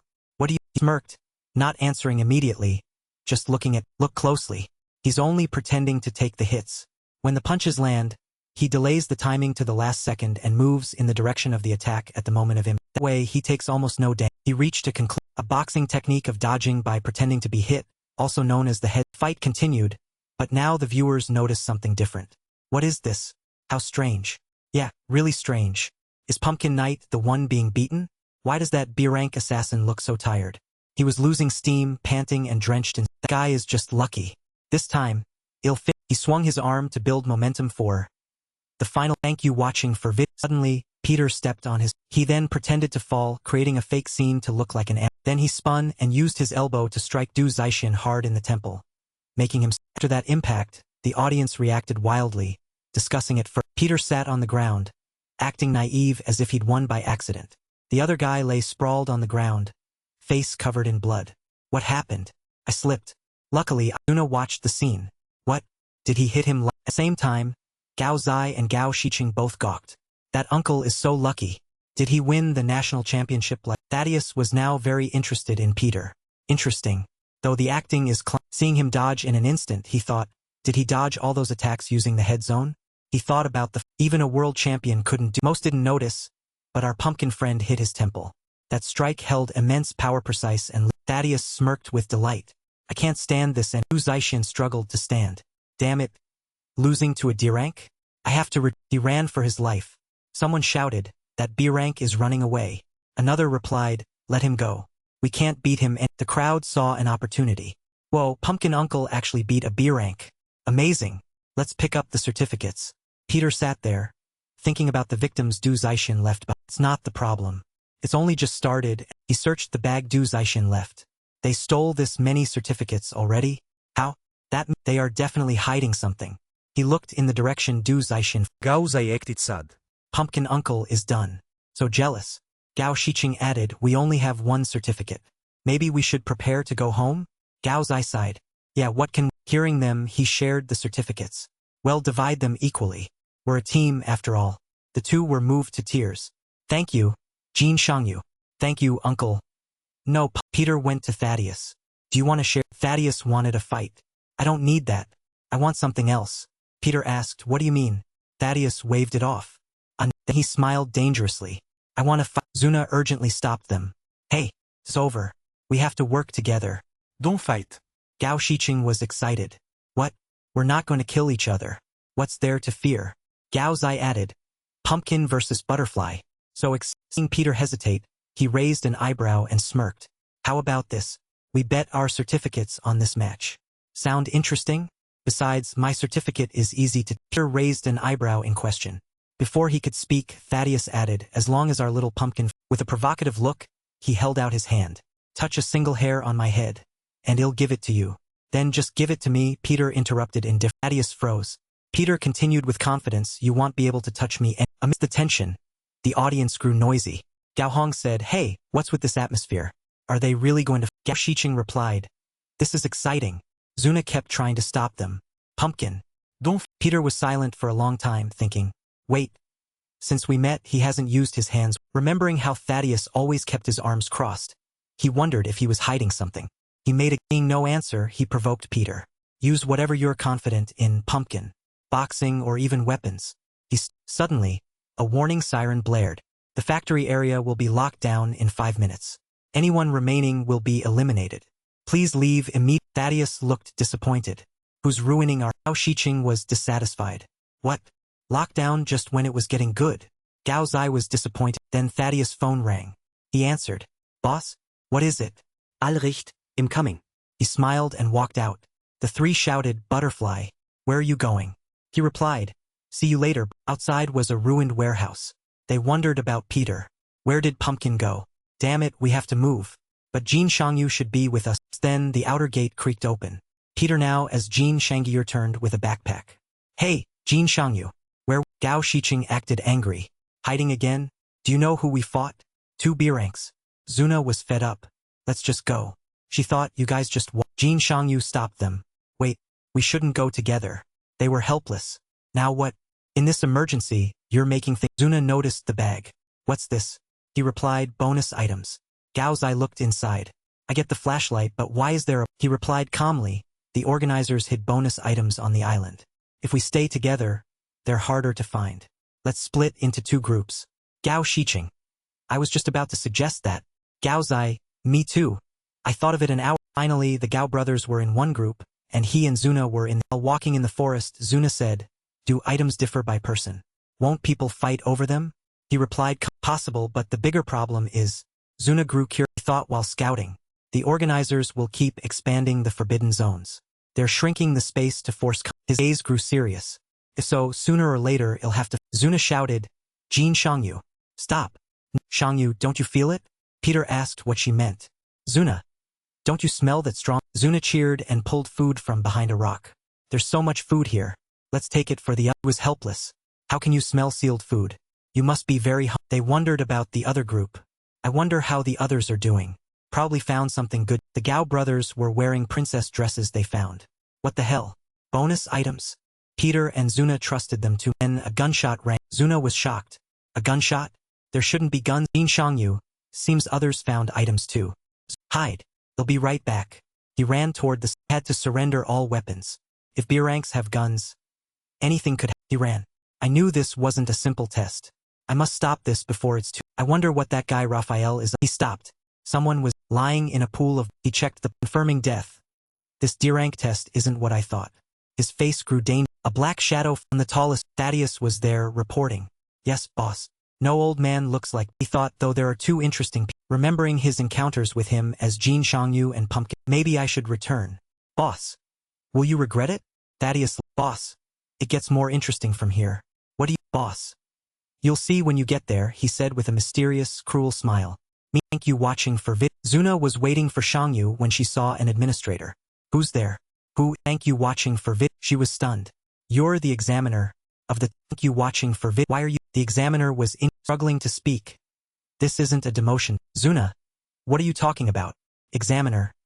Everyone here is going to be wiped out. Zuna was frozen. What? Everyone will. Thaddeus also heard the news. Are they all dead? Big brother, make it clear. Keep talking. It's exactly as I said. They'll send these bottom feeders to the after, and if anyone survives, it's Peter. His face twisted into a cruel, ugly expression as he was about to find the rail. Exam administrator screamed. We're all going to die. Drenched in sweat, he struggled to speak. Run. Get out of here. This isn't a demotion avoidance. Zuna asked in shock. He collapsed to the ground, looking exhausted. I don't know what Glory is plotting, but it seems some bastards they sent are slaughtering the D-rank assassin. Blood flowed from his mouth. Be careful. There aren't just one or two B-ranks. Even if all the D-ranks joined forces, they couldn't defeat them. He coughed. Zuna tried to grasp the main point. Many B-ranks? Where our administrator tried to speak. But a knife plunged into his neck, making Zuna scream. A voice rang out. I didn't even want to come here yesterday. But now I see I made the right decision. A gray-skinned man appeared. I didn't expect to find such a beautiful girl here. He was He Xingxing. Rank. Disguised as D rank. Actual B rank, rank 4. Notable features. Zuna asked seriously, did you kill everyone? There's a D rank exam happening here. Why are you here? The man interrupted her. He rested his thin hand on his chin, pretending to think. None of my business. Collecting certificates. I don't care. They'll kill all the D ranks. No, I just changed my... He Xingxing licked his lips with a malicious look. I won't kill you. They'll take you with... The more Zuna looked, the more she frowned, thinking, this disgusting pervert. At a glance, he doesn't look special. But he's a beer... She thought warily as he approached. Can I defeat him alone? Seeing this, He Xingxing smirked mockingly. Why are you staring at me like that? Do you like what you see? What a coincidence. It just so happened. He lunged toward her. Zuna, thank you watching for vid. I was thinking about you. Suddenly, a voice rang out. What a coincidence. Gao Xiong, wearing an off-the-shoulder dress, appeared and raised an eyebrow teasingly. We were just thinking about him, too. Zuna cheered at the sight of the two. The Doggo brothers. Gao Xiong continued as he squeezed He Xingxing's hand. They say Apostle Badro always appears at critical moments. Gao Zhe also appeared in a cute dress, clutching a plush toy. Sorry, but your opponents are... As the man jumped back onto a tree, Zuna shouted a warning. Be careful with him. He's a B-rank killer, that pervert. The Doggo brothers spoke up. Wait, why say it like... Gao Zhe threw the off-the-shoulder dress aside and asked with undisguised irony. So this guy is a B-rank? He looks like a tiny, weak monkey. Gao Xiong did the same with the cute dress and plush toy, adding, I've had enough experience with the old men at the... Recalling the images from the church, both said, he'll never be as careless as I was then. That's right. This time is... Zuna rubbed her chin, thinking we have to do this ourselves. Shanjiu isn't... She turned to Gao Xiong and shouted, Doggo brother, let's fight together. 3 of us. But he interrupted her. Li Zuna. Save your strength for... Gao Zhe also said, you know it too. Li. He stepped forward, rotating his shoulders to warm up. If we want to become an apostle like Badro, a B rank is just a small step we have to over... Ready? Brother. Gao Xiong smiled and replied, of course. Little... Seeing the Doggo brothers leap, Xingxing rubbed his chin and thought, what are these D-rankers planning? Are they going to... Gao Xiong's lunging figure appeared, forcing him to change his mind. No, their attack... Gao Xiong's attack, making him think, what's with this? He thought as he turned to look at the man from the... Having already landed on the ground. How did he get there so? Gao Xiong spoke without hesitation. Is speed this cute friend's strength? But did you? The two figures clashed, lunging at each other again. Gao Xiong shouted, Doggo is also very fast. But realizing something wasn't right, his eyes widened. What? Wait, something's. Gao Xiong thought this guy isn't just about speed. Xingxing spoke more casually, even teasingly. What? Surprised? Because I'm an unpredictable. But Gao's voice rang out from behind the man, using both hands to restrain him. Once I've caught you, you can't do anything. Xingxing could only glare and think. Arg. This kid. Why is he so? Gao said to the man, Uncle. Once I've caught you, your life is over. No one can escape this. Gao Xiong panicked and shouted. No, little brother. Let go quickly. Gao didn't understand. What? All of us. Xingxing's lips curled into a laugh. Badro. Even if you're reincarnated, you'll never become Badro. He suddenly roared and swung his arms, grabbing the Doggo brothers by their necks as he broke free from Gao's grip. Badro was already a legend at your. He slammed both of them onto the ground, roaring in mockery. D-rank. Gao gritted his teeth, trying to resist the man's strength. What kind of power is? Gao Xiong coughed repeatedly. Throat is blocked. Can't. Xingxing seemed to hear both their thoughts and grinned excitedly. Right, you can't speak, can you? The grip strength of a normal adult male is 45 kilograms. But an orangutan's, he frowned, his mouth wide open like a monkey's, is 130 kilograms. A system window appeared with new content. Xingxing. Rank. Disguised as D rank, actual B rank, rank 4. Notable features. 130 kilograms grips. Van became increasingly frantic. If you can't even escape my hands, how can you become Badro? Have you ever even met an apo? Suddenly his eyes widened. Wait, what is? Doggo brothers on either side wrapped themselves around his arms and this is the result of the training we learned from the apo. Xingxing clenched his jaw, watching their movements. A simultaneous flying armbar? They didn't even talk to each other. How is that possible? The Doggo brothers continued. No matter how strong you are, don't look down on other people's. Gao gritted his teeth, tightening his grip on the man's arm. No matter what anyone says, we will definitely become like Badro. Calling the past, Kegel once asked curiously, Why?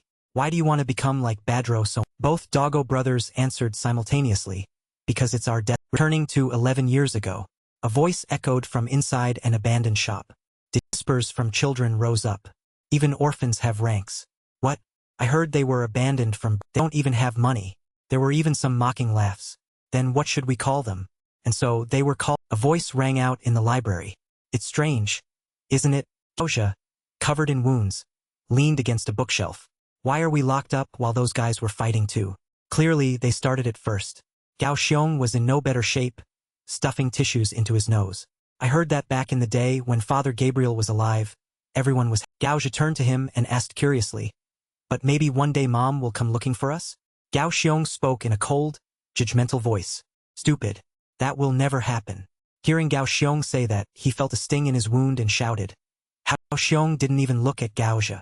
Mom didn't even bother to give us names before abandoning us. That means she has no intention of finding. He lay flat on the ground with Gaoja. No one will ever look for two nameless children like us. That was when even the faint glimmers of hope vanished. A book suddenly fell on Gao Xiong's head, making him cry out. Gao Xiong complained, looking up at the shelf. Damn it. Even this old notebook is hitting me. Gaoja looked down at the notebook. Oh wait, brother. What? He pointed at the notebook. This notebook, I don't have a name. I heard everyone who knew my name died in the war. People call me Doggo. Even if they call me by a mocking nickname, fine. They'll show them. They'll show them what kind of great person this Doggo will become. I have a name now. It sounds silly, but whenever I'm alone, I want to say it. Maybe you'll never be called by this name outside, but I still tell myself before I go to. Xiong tried to open his swollen eyes to see. Hey, could it be? Gaoja also tried to speak with his swollen mouth. Don't become someone who disappoints. He glanced at Gaoja. Badro. Is this Apostle Badro's diary? Gaoja looked at him. It turns out Badro was also lonely when he was a child. Gaoja pointed at the notebook and shared his thoughts. Brother, why don't we name ourselves? Badro's nickname Doggo sounds cool. Gao Xiong commented, Oh, that's the first sensible thing you've ever said. Hearing him say that, Gaoja got excited. Really? Gao Xiong pointed a thumb at himself and put his other hand on Gaoja's shoulder. Since we're brothers, it'll be Doggo.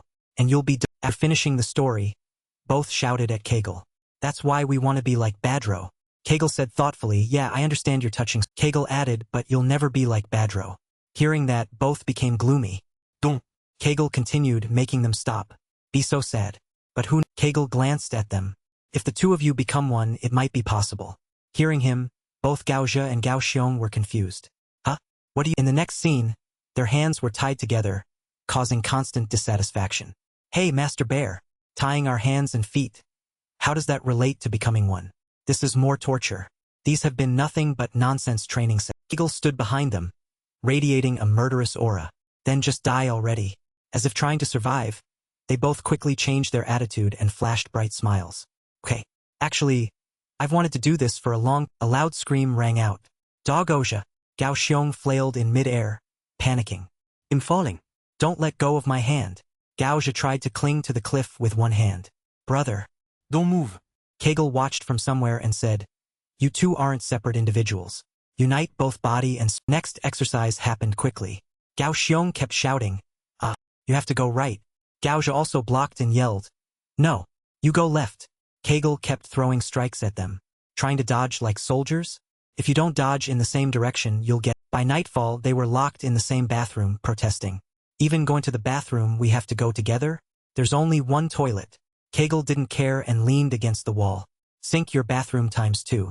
So you two become... Back to the present. He Xingxing coughed and spat, throwing them both away. How dare you be so insolent? He thought back to the situation and broke into a cold sweat. Damn it. Those two... A murderous figure appeared in his... A terrifying aura I've never felt before. He scratched his forearms until they were red. But, so what? They're just D-rank brats. They're definitely no match. Zuna hid nearby, observing the situation as thoughts raced through her head. That pervert. He was in an armbar and still threw the Doggo brothers like baseballs. Now it's just me. What should I do? I have nothing. He suddenly turned his head toward her, sticking out his long tongue to lick his lips shamelessly. Now it's just the two of us. Isn't it? Give up, pretty... Before he could finish, he took a slap to the face. A weakling like her?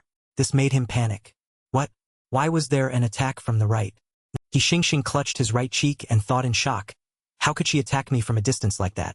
There are no weapons. Suddenly noticing something, he exhaled. Good improvisation. He looked at Zuna, who was holding a rope attached to a ball, and said mockingly, knowing how to make a weapon in such a short time. But pretty girl, where does your confidence come from? You think you can defeat me with that? Xingxing broke into a wretched, wide grin. I heard those brothers were trained by an apostle. What about you? Were you trained by... Zuna replied calmly, no, I've never been trained by... Xingxing laughed even louder. I was just joking. Just joking. Why answer so seriously? How could you meet Badro? Who is Badro to you? He sighed with regret. But then, Xingxing's pupils dilated in surprise. What is that? No way. How can this... In his eyes, Zuna now took on the image of Peter. She emitted an even more formidable aura than the two kids. Zuna swung her leg, the rope wrapped around her wrists and left foot, and said seriously, I'll show you what I've... A grotesque laugh escaped him. Okay. He put on a perverted face. Pretty girl. I have to admit, you don't just have a pretty face. But no matter how good your improvisation is or how powerful a weapon you've... He pointed at her mockingly. You're still D-rank. Rank 335. You can't defeat me. Haven't you heard that experience is... He narrowed his eyes and thought, right? I must have seen wrong earlier. I've eaten prison food for 17 years. There's no way I saw it wrong. Wait, that's not right. He suddenly widened his eyes. Because I've eaten prison food for 17 years. That thing is... Zuna appeared with a powerful aura and shouted. Hey, you pervert. Why aren't you come... He used both hands to pinch his cheeks, thinking chaotically, wake up. He Xingxing. When I get back, I need to go to the hospital for it. Continued, right? I was wondering how a weak girl like you would fight. Turns out you're using long-range attacks. One of his hands clutched his face. If you lose in strength, use distance tactics. That's a basic principle of martial arts. You're a smart girl. But what can you... Seem to transform into a beast. Eyes bulging, mouth twisted into a bizarre smile. Unfortunately, that weapon is useless here. He leaped, spreading his arms to lunge at... This is a four... She dodged nimbly, but he was slightly surprised. Oh, you dodged? Zuna thought that pervert was... Forest was too dense. If she threw in the wrong direction, the rope would get caught in the trees. He Xingxing moved around her at blinding speed. And it'll be counterattacked. I can't attack at all. He provoked her. What? Throw it. Afraid of getting caught and counterattacked? Come to me. Suddenly, he was right behind Zuna, She quickly spun around, thinking, this pervert is playing with me. I must finish him when he's off. The balls were thrown at He Xingxing simultaneously. He laughed. Ah, what's that? Your throwing skills are terrible. I thought you were something form. Turns out I saw. Zuna focused all her strength on the throw. Please, this time it must. He Xingxing burst into a contemptuous laugh. Baby, aim properly. Ah, missed. He put his hand to his chin, looking at her with disdain. If this keeps up, you won't hit me even in 100. Just as he finished, something slammed into his head, making him choke. Xingxing looked back dizzily. What? Who? He saw an empty space. No one? What was that just? He Xingxing felt uneasy, sweat pouring down his face. Could it? Zuna charged forward with a serious expression, clutching her weapon. Just a little voice rang out. She held the weapon. What do you think? If I have a shabby room, Zuna leaned against a billiards table. Would I be able to survive there? Peter held a cue stick pointed at a ball. No, she replied, at least pretend to think before answering. He said indifferently, I'm just answering your Originally, Zuna looked up, paying attention. Peter spoke coldly. The swing shot is a very good weapon. It can cause massive damage from a distance with little force. But there, the swing shot could become a weak. She asked. A weakness? He continued, you might not be able to use the swing shot there. Zuna replied, what kind of place is? Peter calmly said. Then, Zuna, try hitting this target. He used the stick in his hand to point forward. From here. Thank you watching for vid. A bottle was placed on a crate far from the billiards table. To that jaw dropped. Huh? How can I hit? Peter casually put the stick away. But there isn't just one path. So don't worry too much. Zuna stood behind, observing. What do you mean? He replied, it means the path is created by. Peter turned to walk out the door. Then him leaving. She clenched her fist and shouted. Wait, Peter, creating a path. What do you mean? You have to explain it. From the small house, a sigh echoed. Oh boy, this is killing. Is there anyone else like us in the world? Another voice replied, of course. Peter walked in and saw two men lying on a bed with their hands tied together. What are you two doing? The man in the blue shirt spoke. You wouldn't believe it. We're The two jumped up, crying and screaming. Have you ever tried to sleep at the same time? If you don't sleep together, you'll be woken up. Even as biological brothers, you can't go to the bathroom at the same time. Peter was expressionless. Okay, get away from me. The man in blue asked dizzily. Where's Zuna? We only get 3 hours of sleep a day. The one sitting next to him added. Where did she go to daydream? The man in the white shirt lay down. Whatever. Let's just sleep quickly. Sleep is the best solution. 1, 2, 3. The man in blue spoke. Hey brother. Weren't we supposed to sleep on the count of? Peter smiled faintly. Maybe she is daydreaming. Zuna probably was practicing vigor, dreaming of becoming. The cabinet in front of her was chipped by her effort. Zuna had a determined look in her eye. She threw the weapon gracefully. She slumped down, her hands trembling and injured. I can't. Too many obstacles. No matter how hard I try, I can't reach the Sweat poured down her face, but her determination remained. No, I have to try again. If I still have the breath to talk, it means I haven't tried hard. Zuna continued her practice. Ah, so close. She refused to give up, trying to launch the weapon at the target. Thank you watching for vid. And this time, thank you watching for vid. Zuna panted, exhausted. I've thrown it thousands of times, but it's always blocked. I can't hit it. How on earth do I hit it? Her eyes lit up as if she had realized something. Zuna turned to. On table, there were only 3 balls and a cue stick. Peter had always been guiding. He was showing her the way.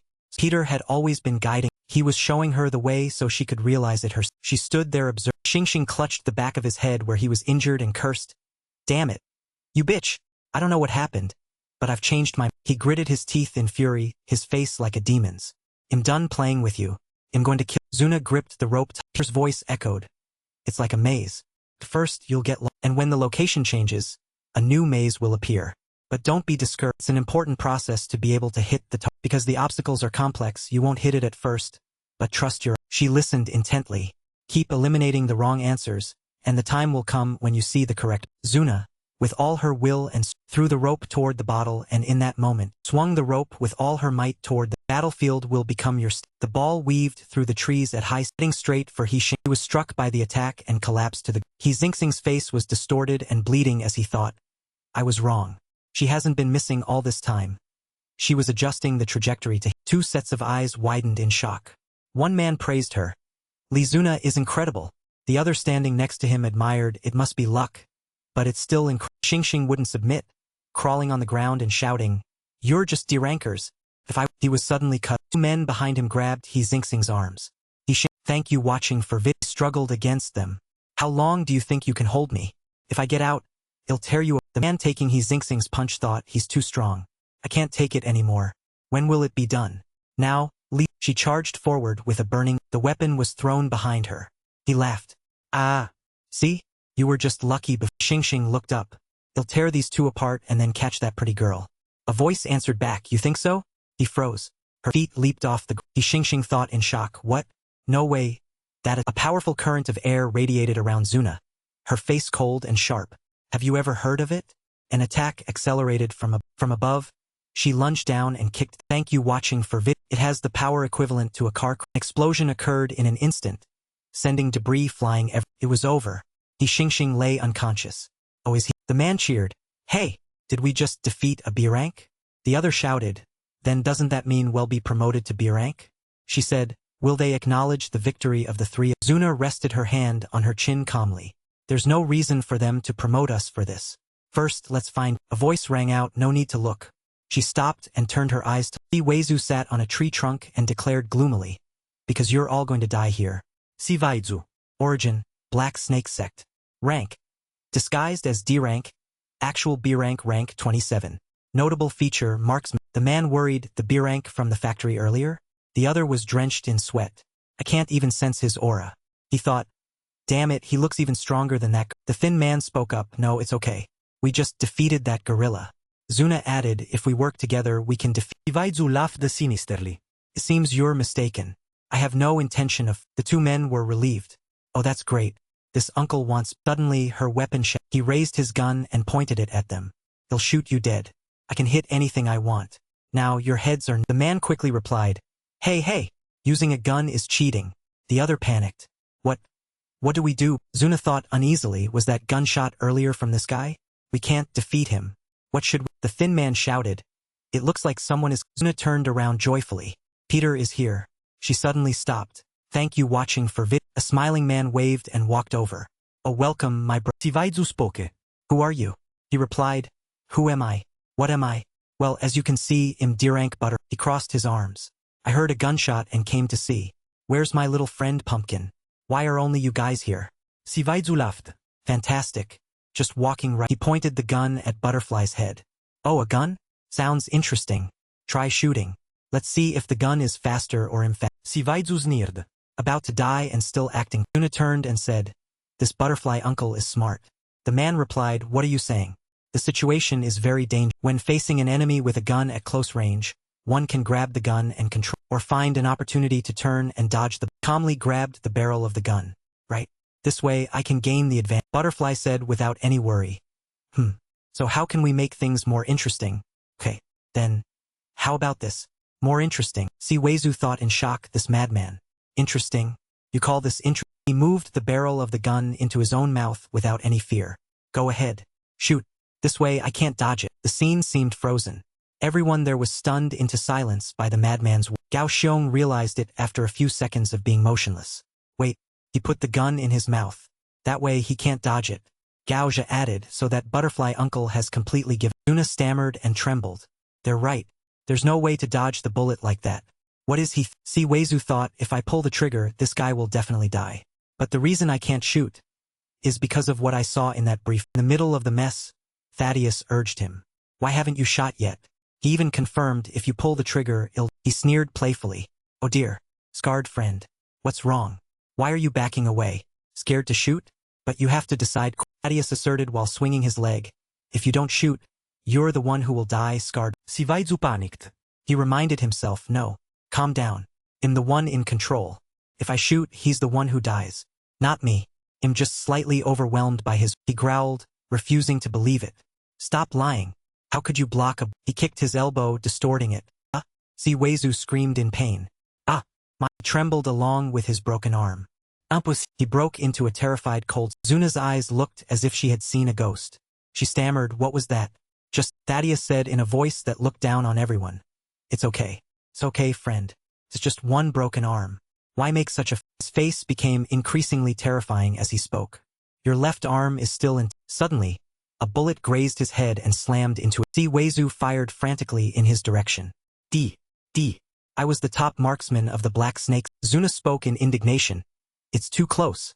Besides, that guy is very skilled with. She was immediately surprised. Despite the many bullets aimed at him, he stood firm without being hit by a single one and said, "What a shame. Scarred friend. Why did all 26 bullets?" This time, Si Weizu was truly terrified of this monster. "Who on earth are you? How can you be a dear?" Thaddeus replied slowly, "The answer is very little friend. If you fire a gun with one hand, the accuracy drops below 50%. He became even more provocative and arrogant. And if your opponent is, then the accuracy will be 0. After saying that, he charged at the man and swept past like a gust of. Before Si Weizu could process it, he wondered, what is. Gao Xiong gaped. What happened to that guy just now? Gao Zhe also wondered. He only gave a light kick. But then all three realized, no. Even though my eyes couldn't keep up, dozens of. Thank you watching for vid. He stood on one, looking incredibly cool. And on the ground, Si Weizu was. He acted foolishly and mocked him. "Oh my, scarred friend. Why did you collapse so easily?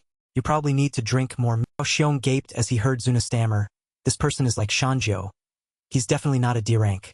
Who on earth?" Just as Thaddeus turned his back on Si Weizu, the man confessed, He whispered weakly, "Your aura has changed a lot. But I can't forget." Si Weizu struggled to speak. "Why are you here?" The man who once made the entire continent tremble in the god dragon of the nine lands of the god before the Black Snake sect was a massive old gate. It was said that anyone who entered would not come out alive. Not even a king of a nation was an exception. A completely autonomous, lawless, a man with an interested tone said, "Looks delicious." He was long failing, the third-generation leader of the Black Snake sect. "Hey, Si Weizu. If we capture this place, we can rule the shouts of the leader and all his soldiers. Now, enter. Yes. Kill them." Suddenly, an old man asked if they really wanted to barge into the 9 dragons. Si Weizu, the lieutenant directly under the third-generation leader, frowned and asked. The old man laughed wildly. "Everyone is the same. Just capture this place and everything in my way will disappear. That's paradise. But I see it clearly. Moths to a flame even though they know they'll." He grabbed the old man's neck in a rage. "Hey, you crazy old man. Want to die first? Do you know who we are? Blacks." The 2 words secked on his lips suddenly stopped. Si Weizu was overwhelmed. "What? This?" Madman laughed like a demon. "Right. Black Snake. Pray that you'll be lucky enough to be chosen and survive like." Si Weizu was scared to death. "Why do you look so pathetic? Lucky to be chosen? Is this old man the last survivor? I should have run away." Long Failing said dismissively, "What the hell is this? Are you?" Inside, there were only the people from the Black Snake sect. Not a soul in sight. Is this the demon's lair? The rumors were so formidable. Why is it so Some subordinates chimed in. They probably heard the Black Snake sect was coming and ran away. "Boss." He still kept that attitude and said, "A guest is here, why hide?" Someone from above warned. "Let me tell you. I never warned." He threatened, "If you dare touch even a speck of dust here, you're dead for." Hearing that, Si Weizu became cautious. That guy is the god dragon of the 9 lands? Why is he standing alone in broad daylight when there are many armed guards? Long Failing didn't know his limits. What a coincidence. "Actually, my gun never warns twice," he ordered. He shouted the command. Immediately, all firepower was aimed. Thaddeus, who was the god dragon of the 9 lands, where he was standing was blasted until it was filled with smoke and, seeing it was enough, Long Failing gave the. He was triumphant. "Save some bullets. You idiots. This is where we'll use them. What if you blast everything to pieces?" Si Weizu asked doubtfully, "Is he dead?" He replied, "Why ask such a stupid question? The god dragon of the 9 lands? Weak. Go." Suddenly, a figure appeared behind the smoke that hadn't yet. Thumping sounds echoed continuously. A figure was snapped in half. A man shouted in horror. What is? Subordinates of the Black Snake sect were defeated one by one with "What the hell is going? Get out of the smoke. Hurry." But perhaps it was already too. Long Failing fired frantically. "You bastard. Where are you hiding? Come out. They'll blow your brain." But suddenly, a punch from nowhere smashed the gun. He was. Thank you watching for vid. His mouth was dry, his lips trembled. The Black Snake sect looked at the aura and trembled in. The god dragon of the 9 lands. Defeated with bare hands? No, he wasn't unarmed. Thank you watching for vid. Punch from Thaddeus smashed the gun, crushed Long Failing. Si Weizu was horrified. His entire body is a. After dealing with the leader, it was Si Wise's turn to taste. He knelt down to Thaddeus as if to an ancestor. "Please spare me. We were wrong. We'll do anything you want." He spoke. "You. Go out and tell everyone. No matter who it." His words were a threat of death. If you dare step foot into the Nine Dragons hell, you'll be torn. After the battle, Si Weizu dragged himself toward Long failing. Boss, wake up, run. But he was terrified. What the hell is... Clearly, that guy didn't use a weapon. He only attacked with his bare hand. But our leader... It's as if he has no bones. To the exam. Si Weizu was once again terrified by that. The two brothers stammered, "Hey, is this guy dead?" Hearing that, he used all his strength to whisper, "You can only pray that you'll be chosen." I don't know why, but since that man has come, he was implying Thaddeus. Sooner or later, this place will become a death. The scene shifts to the Glory VIP. Raphael is lying down and relaxed. A female employee pours massage oil onto his back and speaks. "Master, the life signs of the rank BS we sent are being cut off." Raphael speaks with satisfaction. Just as expected, the person who eliminated those rank BS is definitely not that. He curls his lips into a sinister smile and continues. "There's only one person. Possible." Raphael gives an order. "Bring it." The employee replies with wide eyes. His eyes light up as he adds, "The surveillance cameras of Death Island. I want to verify it with my own." Back in the forest, someone's voice shouts loudly, "Who is that bastard?" The other person replies hurriedly, "Stop asking and just run." The first person wonders again. Why are they doing this? Turns out Joker and Song-do are fleeing. "Run. Oh my god. Death is right behind us. He shouldn't be here." Suddenly, a fist appears from nowhere, blocking Song-do's. That man appears with a very amused face. "Is it that person? Are you talking about me?" Joker, "Why are you cutting trees, General?" Song-do is so terrified his whole body is trembling. "He was behind us. Even before we realized." "Kyle is here." Joker asks in confusion. "Mikhail? Who?" His voice still trembling, he replies, "In a maximum security prison for violent criminals in South America. There was once a riot where a large number of guards were. Immediately after, special forces arrived. They said all the rioting prisoners were done by a single guard. Code name, Mikhail. Former rank B Glory, top 14. Specialization. Mikhail became a guard for only one reason. To kill people." After hearing Song-do's words, Joker is now trembling with fear. What is that guy? That's a murderer, not an assassin. This is so different from the former glory of Father Game. Joker frowns and continues. "Anyway, if you want..." He immediately pulls out small daggers and throws them up. "I, Joker, will show you the romance of the former glory." Code name, Joker. Rank des Glories, top 321. Characteristic. Assassin of the former glory and murderer of the new. Seeing that, Mikhail exclaims in surprise. "Daggers? How do you have weapons?" "Weapons are clearly forbidden." Joker thinks to himself it's good he doesn't know the origin of these. Then he says aloud, "I have the upper hand now. Even if you're rank B, it will be hard to resist. Because my specialty..." The next second, he hurls the sharp daggers forward and shouts, "I've used knives all my life. Dagger thank you watching for vid." Mikhail grimaces and tilts his body to avoid the weapons. "Even if I'm rank B, I can't do anything against long-range attacks, right?" Nice. Joker's eyes sharpen as he asks, "But can you dodge forever?" Suddenly, he senses something and exclaims with wide eyes. "What is..." Joker looks down at his stomach, which has been stabbed by something, blood gushing out incessantly. "I threw the daggers." Joker turns to Mikhail and asks, "You weren't there. How is this possible?" The old man smiles, waving his weapon. Curious, Mikhail continues, "You have it too." Joker's face turns pale with fear. "Have what?" The old man responds, "Lots of it." Mikhail gives a chilling smile. "Missed what?" Joker blurted out. "I took it from a guy I killed." "You're Instantly, Mikhail strikes him once, making him inwardly so strong, so scary. "This is a level I can't." A predator, the old man speaks. "Nice try being cute. But you're still just a rank D. Now let's make another." At that moment, a sound suddenly comes from behind. Mikhail turns around with an excited face. "Oh, there are still people hiding? The ingredients are coming to me on their..." Throws his head back and laughs loudly.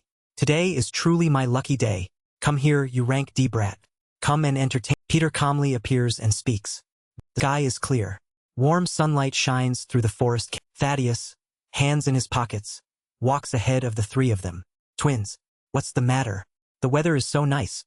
Why are you all so..." He smiles brightly and stretches. "Did you see a ghost?" "Doggo twins." The two brothers immediately jump and reply. Suddenly, Thaddeus appears from behind them and puts his arms around their shoulders. "Then why do you look so gloomy? Are you annoyed with me?" This action makes the brothers break into a cold sweat. Go Hyung trembles. "No." Thaddeus jokes. "Or are you sad?" Rank D. Go Hai raises his voice. "Doggo twins, If you give the order, well, leave immediately. Zuna frowns and thinks. The Doggo brothers are like that for a reason. Because we really did see a rank B with a strange gun could be taken down with one leg. My eyes couldn't even keep the strong people I've met. Nathaniel and son. Thank you watching for vid. Man is definitely someone as strong as Thaddeus lightly touches his chin and speaks.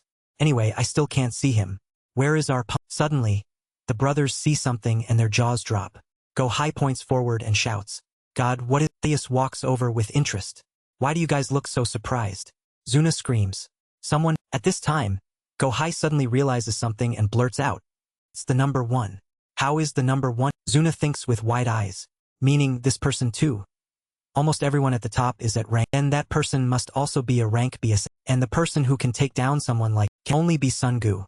If that swallowtail guy finds out Sungu was the one who, then I'm not sure what will happen. Zuna glances at Thaddeus behind her. That's why I can't let Sungu come this way. I must stop that situation. Suddenly, Go High shouts. Kim Sungu. Hearing that, she flusteredly waves her hands to deny it. What? No, it wasn't Kim Sungu. This definitely wasn't Kim Sungus. Zuna clenches her fists and shouts. Sungu, run. You shouldn't stay. As soon as she finishes, she herself is stunned by what she just said. Why? Why did I say that? What's going? The Doggo brothers rush over to support Peter. Wake up, buddy. Kim Sungu. Are you? Zuna is in disbelief. Sungu was beaten? Oh my god. She calls out loudly. Looking at Peter's bloody face, Zuna is still shocked. What happened? Did Sungu meet an opponent so strong that he ended up like Peter's whole body is trembling as he says. Someone hit him and then left. Go High turns and speaks. Bro, I can't believe it. Did Pumpkin do it? Go Hyong replies. So you finally thought of it? I've been thinking about it for a while. I even thought of it before you. Go Hyong points at Mikhail's deformed head and continues. Anyway, based on my guess, that's Pumpkin's skill. He crushed the head of the rank D top assassin with boxing. Why do so many people like to hide their true Zuna is worried. Stop it. You idiot. Let's take him away now. Go Hyong adds. Alright, I'm leaving this filthy. On this side, Thaddeus is still suspicious. Is this what Pumpkin did? Is the Pumpkin I know a boxer? And he's not strong enough to crush an opponent's. He curls his lips into a mysterious smile and calls out. My dear friends, can you stop for a... The Doggo brothers both raise their hands in obedience. Yes, we're stopping. Thaddeus crosses his arms and asks, you see these marks? The two ask back. What marks? He suggests. Pay attention and follow close. Thaddeus points out several spots. The leaves. The footprints around here. A broken... Thank you watching for footprints on the... Or the crushed skull of that... Doggo brothers shout in unison. We have no idea what you're talking about. He says dejectedly. Then aren't you just a bunch of idiots with no understanding? They jump and reply. We're sorry. Well, be more Thaddeus smiles and adjusts his glasses. Alright, he'll explain it to you. Now he begins his reasoning. Number 1 rushed in to kill someone. Observing his movements, he probably underestimated his... And when someone waited for number 1 to get closer, at the moment number 1 approached that, then someone kicked number 1's. The mark of the tilted leaf is partly because of that. And that was very strong. Perhaps the kick hit the ankle. And once the ankle was broken, movements became slow. Someone jumped onto the tree trunk right after, kicked off the trunk and attacked from after gaining a bit of momentum. Took a very powerful... This isn't a boxing technique. It's a skill for... They even used the opponent's momentum to break the ankle and crush the skull. Was it the Pumpkin we know who... Of course not. The one who killed number 1 was someone other than... Thaddeus looks back and continues. Number 336. Do you have anything to... Thinking. Number 330. He continues to question. Do you think you can hide behind the identity of 336? That so? Before he can finish, a piercing scream rings out. Help me. Hurry. The Doggo brothers and Zuna turn toward the chaotic sound. What? What's with this screaming? Seriously, that's not just one person. There are boats at the sea. We need to bail to them. They dash off like a passing. In an instant, the Doggo brothers arrive at the source of the... Go Hyong exclaims with wide eyes. Wait, no. What is this? What the hell is A man wearing a purple beanie speaks. Oh, I'm glad you guys are okay. The scene behind him is of assassins lying on the ground, bodies covered in blood. You also intend to escape from this island, right? Codename, Raphael's man rank. Estimate. Thank you watching for characteristic. Disguised as rank. Zuna observes from a distance. I've never seen that person before. They emit a significant aura. Maybe they're all rank BS. From what I see, there are about 20. She immediately turns and says, We can't leave this island. Sungu, you run first. Seeing Thaddeus standing behind her, she blurts out. Zuna looks around wondering. Sungu, where? Moment later, the Doggo brothers are surrounded by them. Wait, brothers. Don't do that. Let's talk a bit. Food. Girls. We're only here to check things. Purple Beanie speaks. Yeah. We're not doing anything either. The bald guy behind him looks innocent as he reaches out. We just came here following the boss. Suddenly, Purple Beanie holds a knife near Go Hyung's neck and orders in a low voice. Kill all the rank DS. Zuna's side. She is blocked by two burly men. They're really thinking of killing us here. What should we do? Where did Kim Sungu go? At the same time, a familiar voice rings out. A teacher wearing the mask to pose as Pumpkin steps out. You people have no emotion at all. Seeing him, Zuna calls out happily. Mr. P adjusts his mask and thinks. 20 rank BS without Raphael getting suspicious? The only way to fight is as Pumpkin. But even if I win as Pumpkin, in the end, there's no way but to fall into Raphael's sight. What should I? Purple Beanie speaks suspiciously. Is he the one who was lucky enough to defeat one of the rank BS? The bald guy standing next to him with arms crossed replies. Yes. Purple Beanie adds. He, Masked Man. I don't know why you're so confident. If 20 rank BS join even a rank A couldn't. Peter stands there admitting the man's words. Perhaps that's true. What should I do without becoming Pumpkin? Can I win without them being suspicious? How? What should I? Without him knowing when Thaddeus is already standing back to back with him. Then how about this? Well, take down that crowd. Peter glances over in surprise. Why? What is he? Thaddeus holds up two fingers, sticking out his tongue playfully. It's Monday again and he'll sing the Pumpkin song. Are you curious? If 2 rank DS and 20 rank BS clash, which side? Peter and Thaddeus stand tall in the middle of the encirclement without shred of fear on their face. He tilts his face to look at him, constantly asking questions in his mind. What is he plotting? He's clearly Raphael's man. So why does he want to help? As if reading Peter's mind, Thaddeus gives a mysterious smile. You look confused, don't you? Just ask directly. Simple. The reason I'm helping you, he smiles and stretches, is very simple. Because it's more interesting this. Go Hyung, face sweating, says. What the hell? We're about to die. Go Hai, standing nearby, is equally tense and adds with a grimace. How can we defeat 20 rank? Zuna with a worried face. Doggo is right.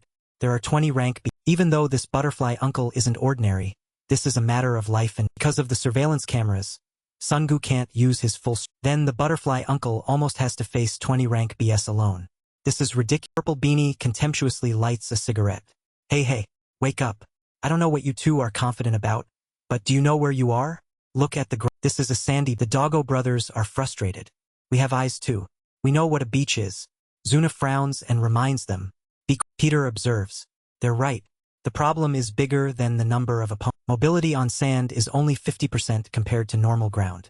Stepping hard on soft sand, the force is absorbed by the. Thaddeus crosses his arms and speaks nonchalantly. That's right. Movement is restricted by sand. Moreover, the rank BS have guns. The situation is quite disadvantageous for me. His face is full of excitement as he lightly adjusts his glasses. But disadvantageous. That's what makes it. Purple Beanie, with a cigarette in his mouth, looks dismissive. Fun? Is this guy crazy? Smiling in this situation. Alright. Anyway, the fun ends here. I'm curious. Will you run to me fast? The next second, the whole group points their guns directly at Thaddeus. Or will this bullet be fast? Zuna watches intently without taking her eyes off. She focuses on analyzing. Unlike fighting in the forest, there's no place to hide here. Moreover, the distance is very far. A human can't be faster than. Peter and Thaddeus get into a ready stance. He speaks softly. Sand will restrict movement. Daggers. Well, nothing can be done. Suddenly Thaddeus' gaze becomes as sharp as a knife. Then Thaddeus bends his legs and leaps high, shouting. Little friend, thank you watching for vid. Purple Beanie laughs heartily seeing that. What is that guy? On this side, Zuna is panicked. Finally betrayed? No, that guy. Why is he attacking Sungu? What is he? Thaddeus dives down, shouting.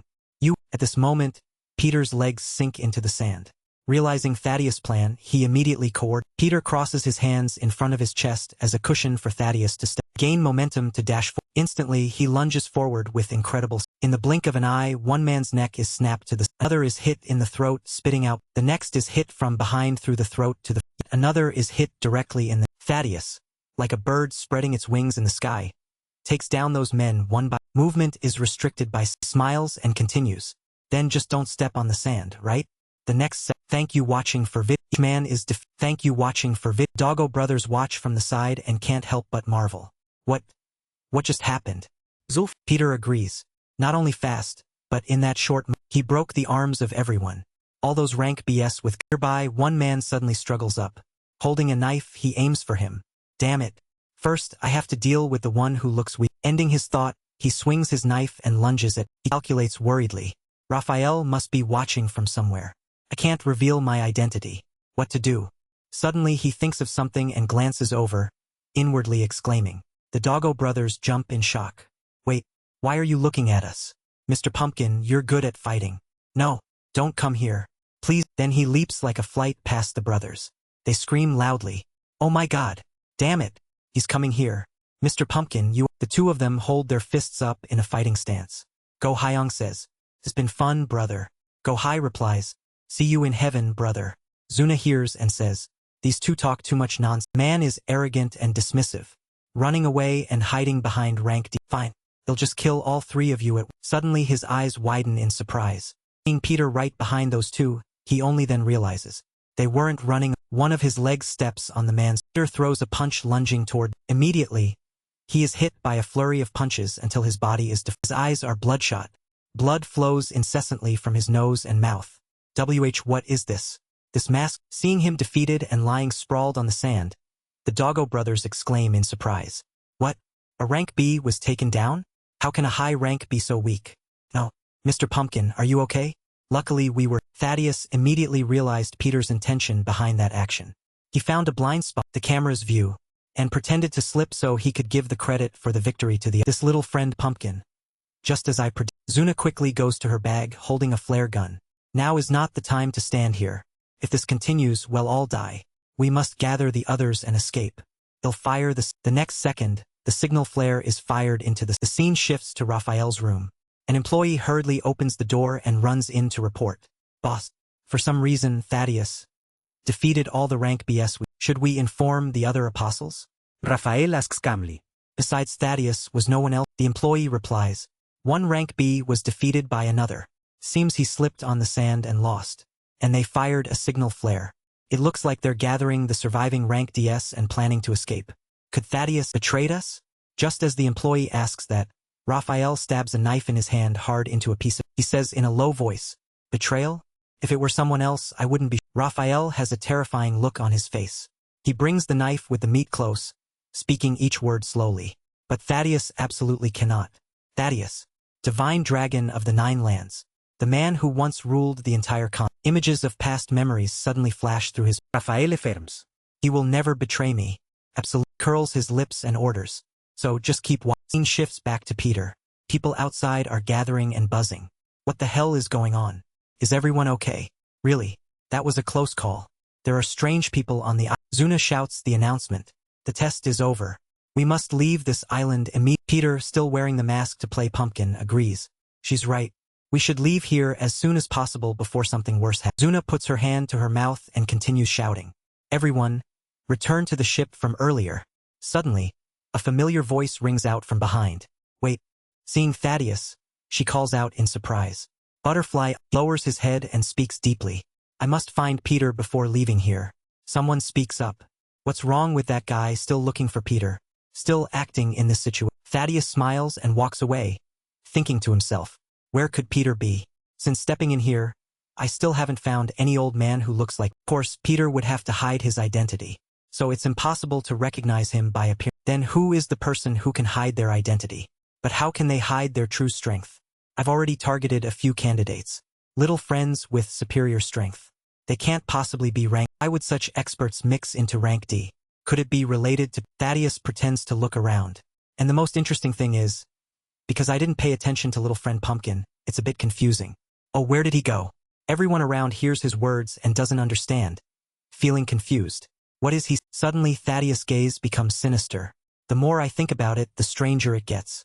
Pumpkin and the rank B little friend have never appeared at the same. He walks over and puts his arm around Peter's shoulder, continuing. Little friend Pumpkin. Or rather, I should call you rank B little friend, right? It's very likely you are Peter or related to. He speaks softly. Those words are groundless.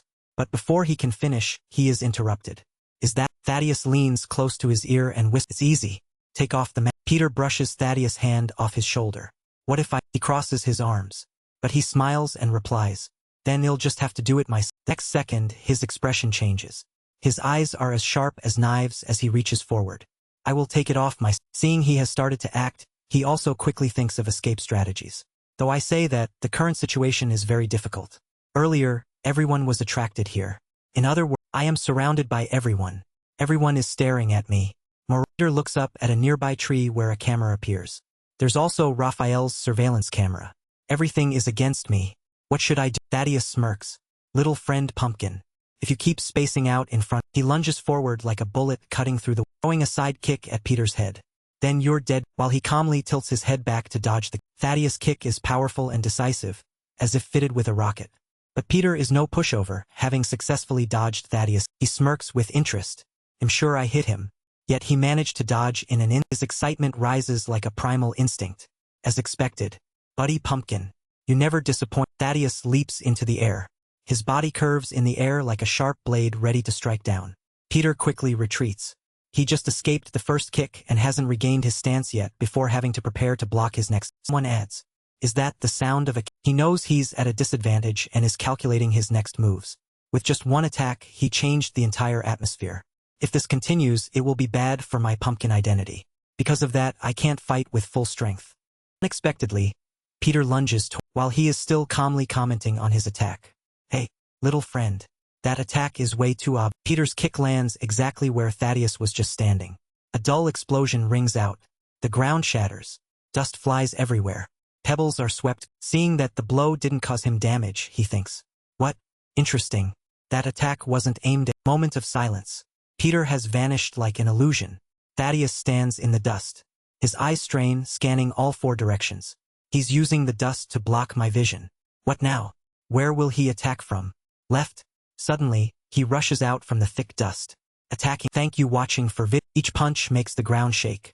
Soil and rocks also turn into dust. The battle alarmed everyone. Someone speaks. "Are those two really rank DS?" Another adds, "That's right. That level should be rank A." One person says with a terrified face, "I've seen this before." The woman shudders as old memories suddenly rush back like a cold wind down her spine. The assassination of Song Du at the casino. A fight between rank A assassins. That time, I was so scared that sweat soaked my shirt. My heart beat as if it would explode. Just being in the same space with them made me feel suffocated. That battle made the surrounding air suffocating. Song Du alone defeated 5 of those assassins. I thought I could never reach that. Back to the fight between Peter and Thaddeus. The brown-haired guy next to her asks, "Are those two that strong?" She stammers in reply, "No, not exactly. Feels like an unrealistic." The battle is still very intense. It seems he's gaining the upper hand, while Peter is delivering continuous, powerful attacks that shake the ground and send dust. In the audience, Zuna's eyes don't leave the battle between Peter and Thaddeus. But her eyes occasionally glance toward a nearby branch where a camera is watching. There are too many people watching. Surveillance cameras too. Sungu can't use his The dust hasn't cleared yet. 2 figures are rushing at each other at dizzying speeds. She thinks, "What is he?" Then, like a light bulb going off in her head, she thinks further. But it's remembering his terrifying image, she can't help but shudder. Earlier when I saw Butterfly Uncle in the forest, I felt very scared and endangered. Meanwhile, the battle between him and him is very intense. Punches and kicks are continuously thrown. Peter is throwing a side kick at Thaddeus' revenge for his earlier kick. She thinks. Sungu is still strong. Although that kick made him dodge hurriedly, he still smiles with excitement. Buddy Pumpkin is top-notch. "Are you imitating my?" But he is stunned to find it's not imitation. No, it's not imitation. He modified the tech that made Thaddeus unable to predict it, sending him flying tens of meters. By rotating backward at that variation surprised everyone. What is? Someone asks in surprise. Pumpkin Knight defeated Butterfly. I don't know what I just witnessed. Another adds. Me too. So surprising. Thaddeus, who was kicked to the ground, creating a crater, suddenly speaks in agreement. I think so too. Little friend Pumpkin. You're really just as it seemed Thaddeus was defeated. He still sits nonchalantly on a rock in that crater. He speaks leisurely. Have you and I met somewhere? But Butterfly remains calm like a main character, even seeing Thaddeus unharmed. He's just passing through. in this situation, yet he still hasn't revealed his true name. He looks down at him from above. What are you hiding? If this continues, you'll lose to me. So stop being so arrogant. Where is your real pen? Looking at his rank as if implying something, Peter adds. Show your true name. After a long silence, Thaddeus gives a smile as if he's about to lay his cards on the table. Right? To make an expert like you expend so much energy would be quite impolite. And he throws down the glasses he's been wearing all this. Thaddeus' next actions surprise Peter. What? That movement, the hands he's been hiding all this time are moving softly and gracefully in strange motions even he doesn't know. I've never seen that before. His hands are moving flexibly as if warming up for a surge of. He, a man who always wore a smile on his face, has now become serious. From now on, even if you beg for your. Thaddeus used his hands to fight. A wave of power surrounds him. It will be useless because this is what you want. The camera still films slowly, capturing every attack and every decisive movement of the battle.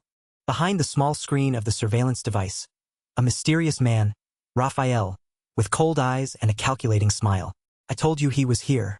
Someone with a rank D title but not a rank. He looks at the image of a determined Peter. By any means, I will strip off his mask and expose the truth to the assistant standing behind is worried. But boss, if he is Peter, then Thaddeus will be in danger, right? The assistant continues. Quickly send more reinforcements. While speaking, he is interrupted by Raphael putting an arm around his shoulder. Lu Shang, do you like athletic? He stammers in surprise. Yes. You mean running, sir? He continues. Assume there is a track at. Raphael gives an example of someone preparing for a race. Hearing the starting gun and dashing out of the blocks in 0.1 seconds. How is the assistant replies nervously. That's wonderful. A reaction time of only 0.1 seconds. He bluntly replies. He smiles and speaks. That person would be disqualified. The assistant breaks into a sweat. Yes, he continues, because that person didn't hear the gun and then start. They predicted the runner used as an example received a red card, because theoretically, the fastest human reaction time doesn't exceed 0.1 seconds. The assistant seems to have found the answer. Why you mean? Rafael affirms. Thaddeus is emitting a surge of power as if about to explode. Is not. Thank you watching for to where the battle is taking place. Peter is extremely on guard. Until I know the secret of his hands, I must be first. Before he can finish thinking, he starts attacking. Like lightning, Thaddeus grabs the back of Peter's head with one hand while preparing to punch him with the other. Sorry, but Buddy Pumpkin has to fall. At this moment, he thinks. So fast. Completely different from before. But I can cope with a counter. As if he can read Peter's mind, he answers his strategy right away so he doesn't have to bother trying. The number of people who can cope with Thaddeus' reactions. Before he finishes his sentence, he lunges in, throwing a series of lightning-fast. Each punch and kick rains down on Peter like a heavy, leaving no opening for a counterattack. Thaddeus adds more knowledge for Peter. It means visual information doesn't need time to travel from the brain to the muscle. While he is being beaten severely, unable to react. What was that just now? As soon as I perceived his attack, another attack had already arrived. Since taking off his glasses, Thaddeus seems liberated, becoming more frenzied as he fights. Buddy Pumpkin, wake up. The game has just begun. Punches Peter throws are all easily neutralized by Thaddeus. He says, superior physical strength, and being hit back. Raphael continues. That is, the divine dragon of the nine lands. Thaddeus is extremely excited. Buddy Pumpkin, prepare yourself. To experience all 888 of my techniques, 365 days a year wouldn't be. The Nine Dragons technique cannot be defended against, nor can it be dodged. Then a series of strikes are thrown, all aimed at. Series of attacks are before his. He can only endure and cannot counter. He hits every weak point of Peter with every strike. The technique Thaddeus is using is called instantaneous hundreds. After enduring for a while, he is now very battered and cannot stay. Battle is almost over. Zuna is trembling outside. Worry and fear are both crashing in. She trembles. Meanwhile, the two teammates don't show it too clearly. Go Hyung, Pumpkin. Go Hyads. Could it be? While he stands with arms crossed looking at him, wearing a winner's smile. Look, his body is still intact. Yet he managed to block it? As expected. This little friend is still hiding. Peter is now exhausted. His body trembles repeatedly. He can no longer move his body freely. He's stronger than I thought. I can't continue to fight with the pumpkin idea. Even though his body is depleted and his life might be in danger, he still weighs the options. But I can't let Raphael discover my true identity in this situation. What should I? Stands in front of Peter, his face full of excited anticipation. Now let's take off the mask. He becomes more and more worried. This is bad. How can I stop? In a moment of danger, someone speaks up. Zuna. She's standing in front of Peter, trying to negotiate with Thaddeus. Let's talk this through properly. I'm sure Mr. Pumpkin has his whispers. Zuna. She bites her lip, her eyes full of determination. I must protect him. If I don't stop him, Sungust's true identity will be revealed. He scratches his head in confusion and smiles. Sorry, but if you don't step aside, then I'll have to. He approaches Zuna and warns her. Or perhaps even more. I might kill. She pulls out her weapon and replies calmly. That's fine. If you don't, then she gets ready in a combat stance with her weapon a rope with a sharp stone tied to one end. Then I'll have to act. The fight ended before it even began. As soon as she finished speaking, Thaddeus passed through her as fast as the wind. You're a brave girl. See you. Just a light touch from him made Zuna collapse. She lies motionless on the ground, her body trembling uncontrollably. What? My body. I can't move. Thaddeus once again stands before Peter. He smiled with amusement, as if he had been waiting for this for a long time. No one can stop us anymore. Isn't that? Behind the screen, Raphael was extremely excited. He rushed forward to embrace the screen. Finally, he had caught Peter. Take it off. Take off that mask. He looked at Peter with utter contempt. In this situation, whether it was the apostles or anyone else, no one could help him. No matter how talented Peter was, he was still just one. He screamed maniacally at the screen. Thaddeus. Though he was weak, his gaze was filled with determination.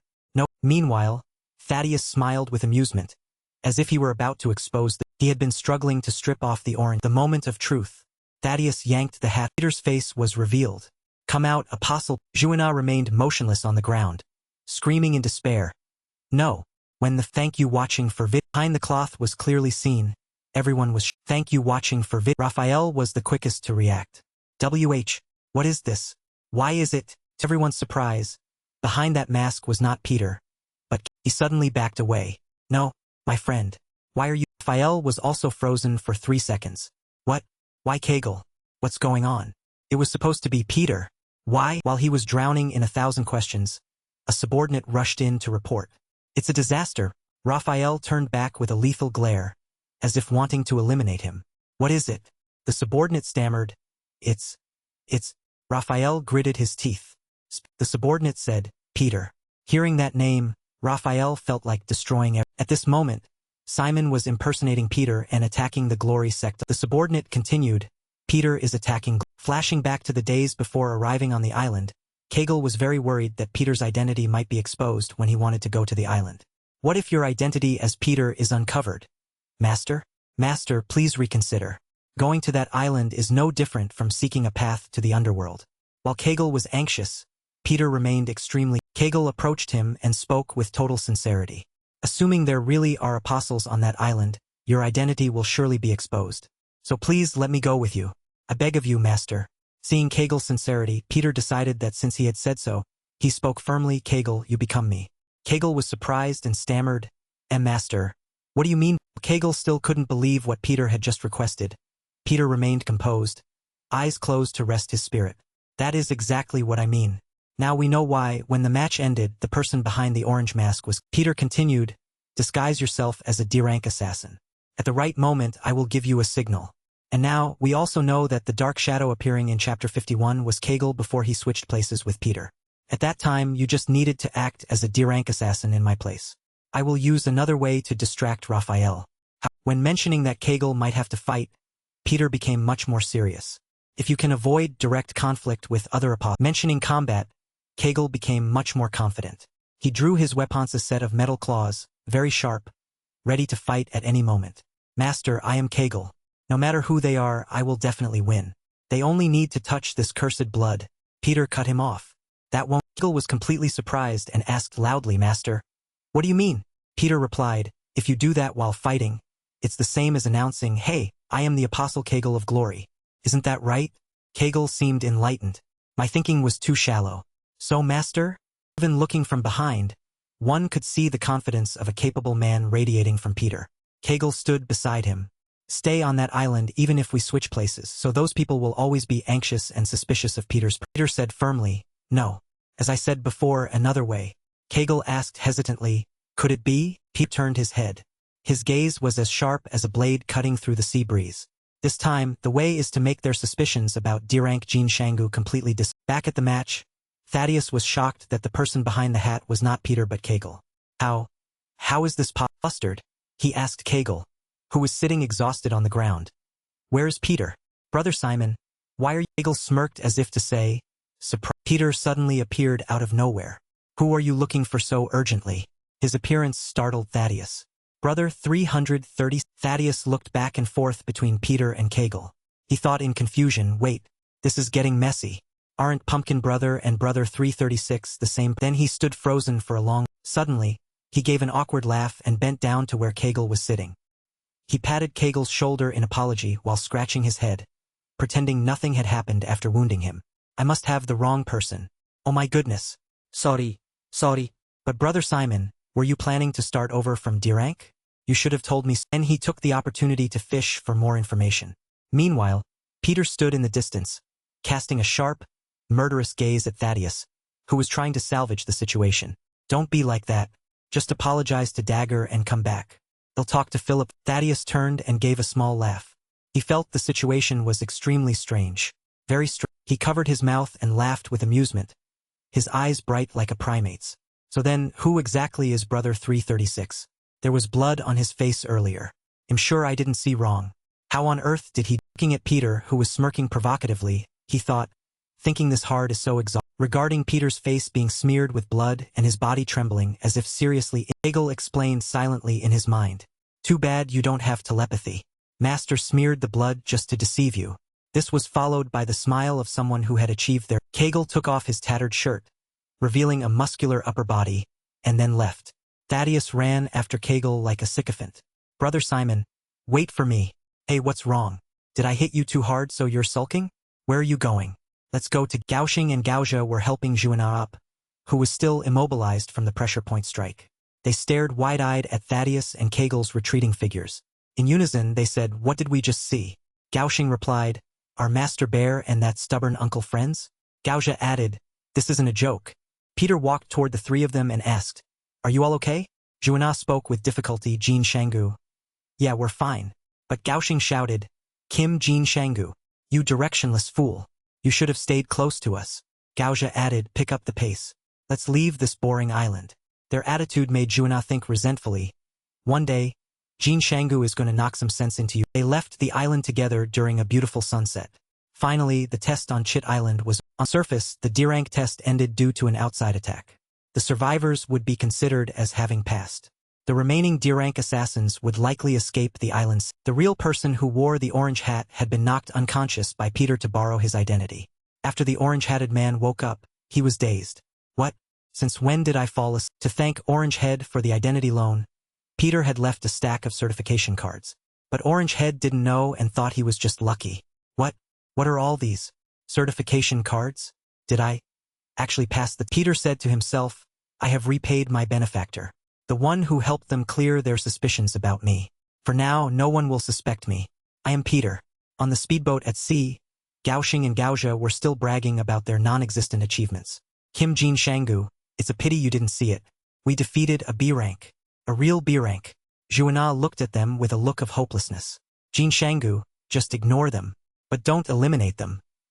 He looked back at the island, his gaze a challenge to the leader of Glory, Raphael. He thought to himself, I'm infiltrating Glory's inner circle as a D-rank assassin. How is it, Raphael? Kid, had your fun? Now it's my turn. Over on Raphael's side, things were not as peaceful as for Peter. A subordinate rushed in to report, boss. Peter is attacking. Raphael gripped the screen tightly, his eyes cold and murderous. What? Peter is attacking? Are your eyes playing tricks on you? Or are you being manipulated? Go check again. Peter couldn't possibly come here, unless he's in. Subordinate insisted. It's true, Simon was attacking Nine Dragons Hell. The subordinate continued, Peter is at Nine Dragons Hell, our international. Turned back with a lethal look and shouted. He rushed toward the subordinate, grabbing his shoulders and screaming in disbelief. 9 Dragons Hell. You said 9 Dragons Hell. What just came out of your mouth was really 9 Dragons Hell? The subordinate stammered, why yes. Boss, just look at the screen over. When Raphael turned back to look at the screen, painful screams were coming. His eyes widened, and a surge of fear made him. At Nine Dragons Hell, Simon was being pursued by Raphael's subordinates. Peter, that alley is a dead end. Everyone gather this way.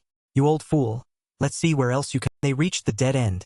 A bald man pointed a weapon at him, his tone full of disdain. What are you going to do? So what if you're Peter? You're just a sickly old man now. Surrender and come out.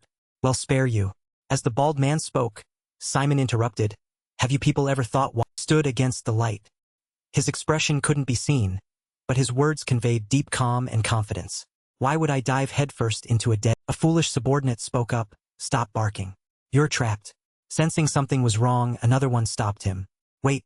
Don't go. He thought this. Could it be? Did he enter this dead-end alley on purpose? Simon slowly turned around and replied. Only like he suddenly jumped into the air. Could I gather all of you in one place? Subordinates below were still in a state of confusion. He jumped. From the darkness, a figure was sent flying in an instant. Wait.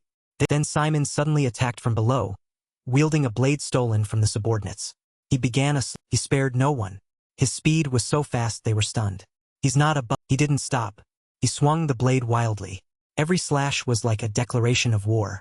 Blood splattered against the stone walls. The sound of metal clashing rang out with heavy. His slashes seemed to have a mind of their own, decisive and cold, leaving Raphael's soldiers broken before such terrifying. Simon's eyes were filled with bloodlust. He charged forward with a chilling. Every action was recorded and projected onto the large screen. Reports from the monitor kept coming in, marking Raphael's defeat. The pursuit team from the Enhunshi has been wiped out. The assassination team led by Ziyuan has also been wiped. Peter is devastating Nine Dragons. The constant reports of failure made him tremble with rage. Gritting his teeth, he said, Nine Dragons Hell. Absolutely. I cannot lose Nine Dragons Hell. Raphael staring straight at Simon through the screen. He shouted. At dead of night, Simon elegantly stepped onto a high balcony. Simon carried a large blade on his shoulder, reached down to his chin and removed the mask he was. The mask came off, revealing long hair and a sun-bronzed face. He said with disgust, Brother Peter, just as you said, this person smells disgust. Ah, how ridiculous. While I have to wear a prosthetic hand, disguise myself as you, and storm Nine Dragons Hell, they betrayed us.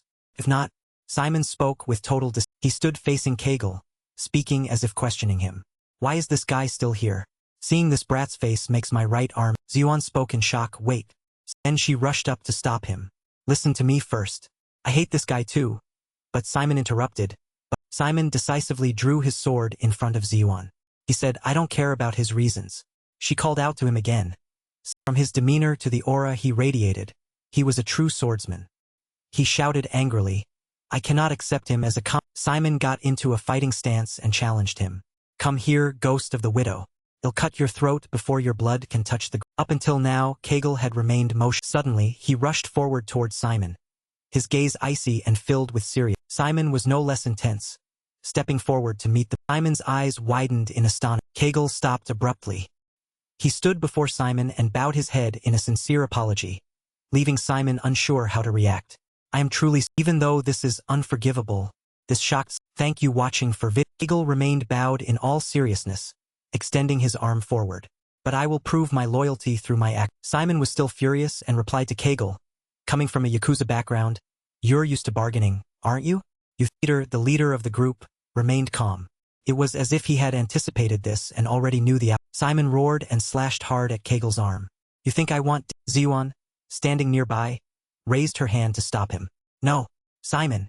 She thought that guy is really going to. Kegel stood still, eyes closed, waiting for Simon's. She stood frozen, her eyes wide with. The sword was swung with the blunt edge.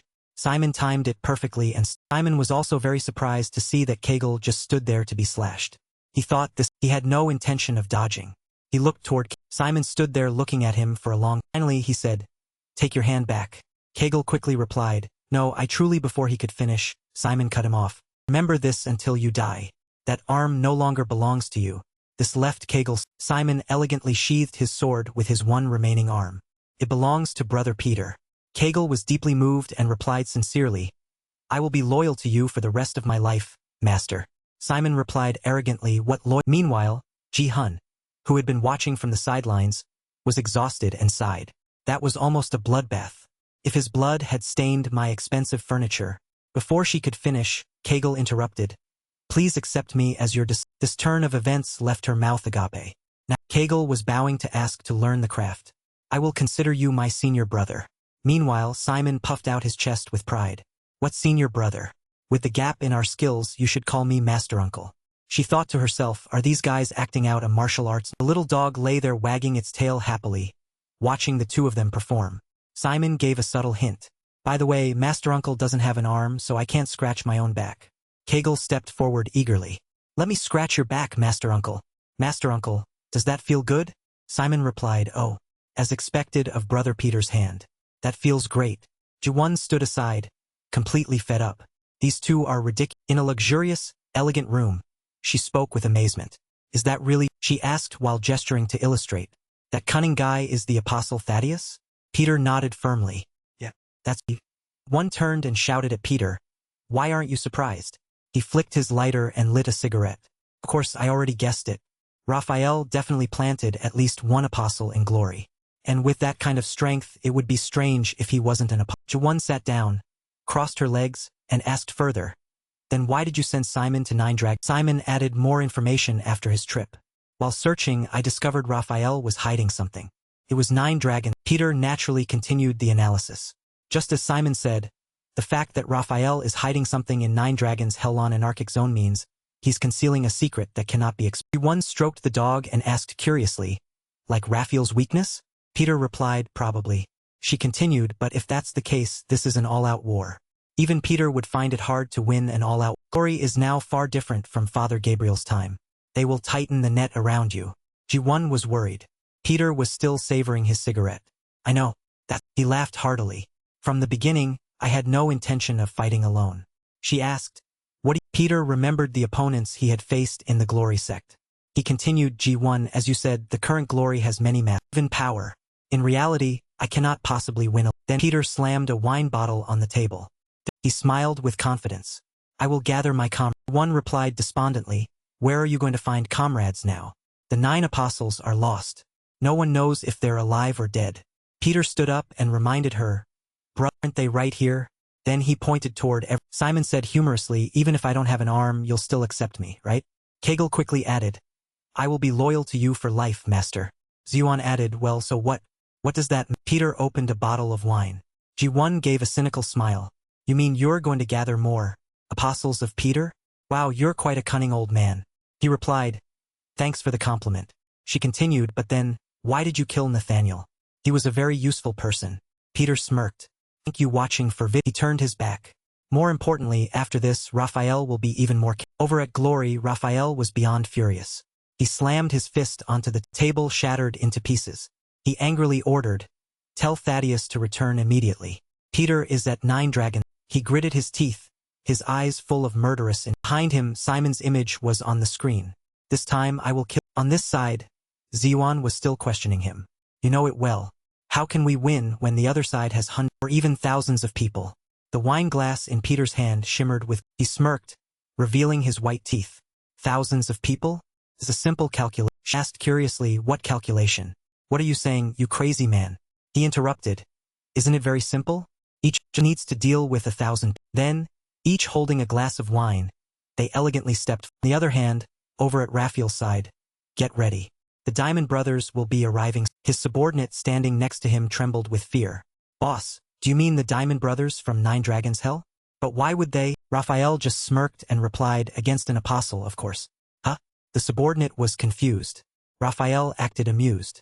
I just have a feeling they're going to break down the door and charge. Inside a dark room, they seemed to be negotiating. 2 large figures stood in the distance. Against an apostle? They just arrived and are already eager.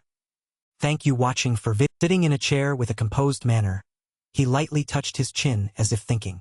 Meanwhile, the subordinate standing next to him had drawn a gun, ready for a fight.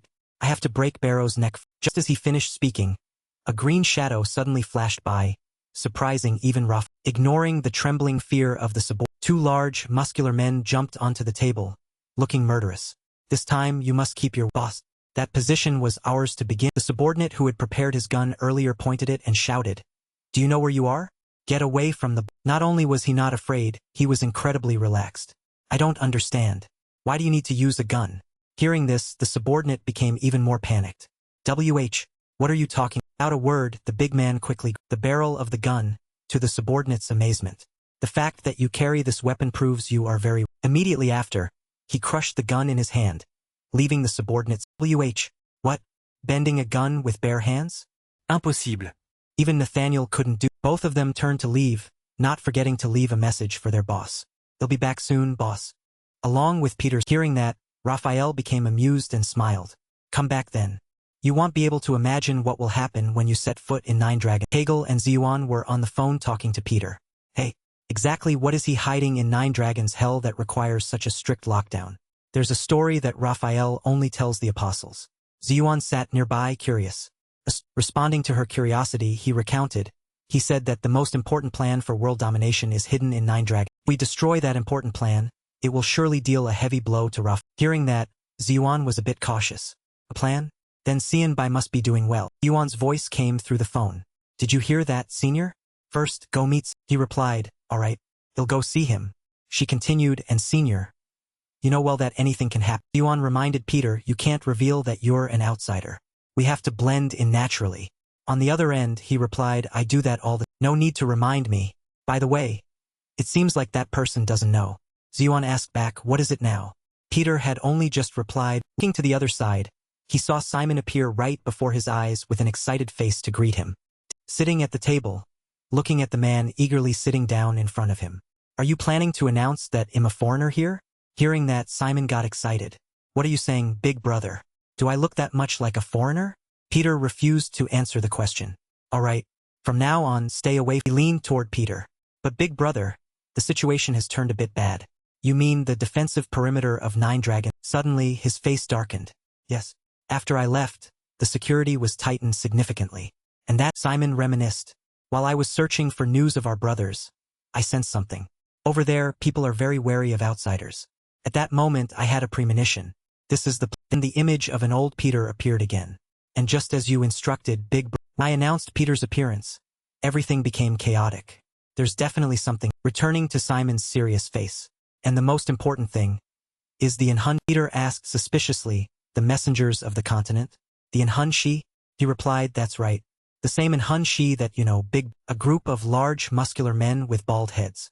Their eyes glowed red, making everyone feel apprehensive. They can't be compared to Nathaniel's army or Somali pirates. Currently, they are the organization managing Nine Dragons Hell. They are top-tier assassins of the continent hired by Glory. Further, there are those among the guardian gods. Jingang Miji and Jingang Naluoyan are those who were once candidates for the position of apostle. They are very difficult to deal. Peter had a pensive, thoughtful expression. Different and difficult to deal. After a moment of contemplation, he said, all right, then let's set out. Despite Simon's bewilderment, are you listening to me, big brother? We can't possibly enter Nine Dragons. He couldn't hide his confusion. The Inhunshi members are very familiar with each other. So we can't use a disguise. Who said anything about a disguise? Peter gave a confident smile. We will walk in openly and honorably. What's more, we're going through the main gate. Simon couldn't look more dazed. Huh? What are you saying? Nine Dragons. Thank you watching for vid. Simon was present at a different spot to observe. So, this is the all-out war big brother was talking. At the same time, in front of the gate of Nine Dragons Hell, many men were standing around beneath the spot where Peter was looking down. Peter was walking in bold. One of them recognized him. Seems like someone's... Seeing this, Simon drew his sword. If that's what you mean, Apostle Simon, will sacrifice this left arm to... Just as Simon was ready and said, prepare to cry. Death spiral. He suddenly heard a thunderous shout from below. Senior brother. You've arrived. Below, the entire crowd was bowing 90 degrees to Peter with great respect. Junior brother greets eldest senior. Simon was startled and in total shock witnessing this, even dropping his sword. What the hell is going... Responding to his doubt, Simon. Entering here was very easy for me. That's Right ahead, Thaddeus appeared, waving excitedly to welcome Peter. Friend Jin Shangyo. Thanks for coming. Yes, He put his arm around Peter's shoulder naturally and with great excitement. If you're here, just say you're here. Why be so formal? Great. Great. My friend Jin Shangyo. This is one. Peter also replied cheerfully, I understand. As they walked past the bowing crowd, the men couldn't help but look up curiously. Make yourself at home. It's very fun here. Where do you want to go first? This place is very lively. They'll take you on it. A few men outside began to show some dissatisfaction. Who is that guy? Why is he favored by the sect leader? And why do we have to call him senior? Another replied, he's a D rank from glory, right? Looks like a jig. He spoke with a jealous tone while looking at Peter and Thaddeus. Look at that smooth face. He's definitely never been in a battle. Est definitely à des ranks. Sooner or later, hell be dealt with by the Jingang Hall man. That man kept looking at Peter, wondering, but how did he get in here? In recent years, the sect leader hasn't taken on any more direct decide. Peter looked proud and satisfied. Everyone must be very curious about how I could get in here so Flashing back, the group was gathered at the beach. Come on, my friend. I wish everyone a long life. Someone's voice replied, why are you leaving so soon? Let's go to... He waved cheerfully to everyone. Although I still have many things to ask, unfortunately, I have urgent business. See you. Having said that, Thaddeus turned away. Ha, Peter is at 9 Dragon. His cheerful face quickly changed. Brows furrowed, eyes wide, teeth. Behind him, Peter was watching. He seems very concerned about Peter appearing at 9 Dragons Hell. That kid left in a... He frowned in thought. Can't let him go. Must catch him. Peter called out, Butterfly. He immediately turned around. Thaddeus looked at Peter and asked in bewilderment. Brother 336? I really don't respect Butterfly's martial arts, and I also realize my own many shortcomings. I Jin Shangyo want to learn. He looked extremely surprised, eyes wide and mouth agape. Learn. Unbeknownst to him, Peter had down just to hope he would accept. Please accept me as your thank you watching for vid. Two other men nearby witnessed the conversation. What? Jin Shangyo, I didn't expect you to. You're quite an opportunist. Even if I die, I'll only follow Master. Thaddeus thought with amusement. A disciple? I don't take disciples, but this sounds interesting. All right then. It would be boring otherwise. Let's do. His expression immediately changed, becoming more terrifying. If you can touch a single strand of my hair, I'll accept you as a facing each other. How about it? Do you dare to try? Peter heard that. If you say. The other two were still watching from a corner. Jin Shangyo, what are you doing? You could. Guarding Thaddeus. Both of them looked incredibly cute and comfortable, completely contrary to imagination. The other two were immediately shocked. You idiot. Do you think hell accept you as a disciple just for that? You. Thaddeus had a radiant face. Eyes squinted with laughter, laughing loudly. All right then. You're accepting me as a disciple? Brother 336. See you. Returning to the Peter looked on in amazement. This is 9 Dragons Hell. Thaddeus laughed and looked at him. Friend Jin Shangyo, this is your first time here, isn't it? I've only heard about. Peter was pensive. But it's quite a surprise. What surprise? Compared to the name 9 Dragons Hell, this place is more magnificent than I imagined. Before them was a street. The lights were dazzling, looking very opulent and busy. That's right. In the past, this place truly lived up to its, but it's much better now. Is there a reason why this place changed so quickly? It's all thanks to our friend Ruff. He brought life back to this place. I'm very grateful. Peter replied, but something is a bit strange. What's strange? He stopped. If that's the case, why are there only guards here and no residents of 9 Dragons? Hearing that, Thaddeus also stopped. Thank you watching for vid. Before finishing his sentence, he turned back with a joke. He went back to putting his arm around Peter. More importantly, friend Jean, you know anything about Peter? Contrary to Thaddeus' expression, Peter replied, I know of Apostle Peter of... Peter heard him talk about himself. Peter is an extraordinary person. Just by his existence, he has made all of glory true. Let me say this first. I have no personal grudge against, but I must meet him. Immediately after, his face darkened with a murderous aura. He'll deal with... Hearing those words, Peter was instinctively Thaddeus continued the conversation. So, my friend, be careful. Especially in 9 Dragons Hell. Peter has already infiltrated it. He gave a big smile. If you stay by my side, everything will be... Two glory subordinates watched the two of them. The hierarchy shouldn't be underestimated. Sooner or later, hell be dealt with by the Jingang Hall Master. The one next to him said, by the way, if the Jingang Hall Master fought an apostle who once heard that among the apostles of glory, one is the strong, continued to discuss it. If the rumors are true, then that person might be even stronger than the Jingang Hall Master, right? Hey, shut up.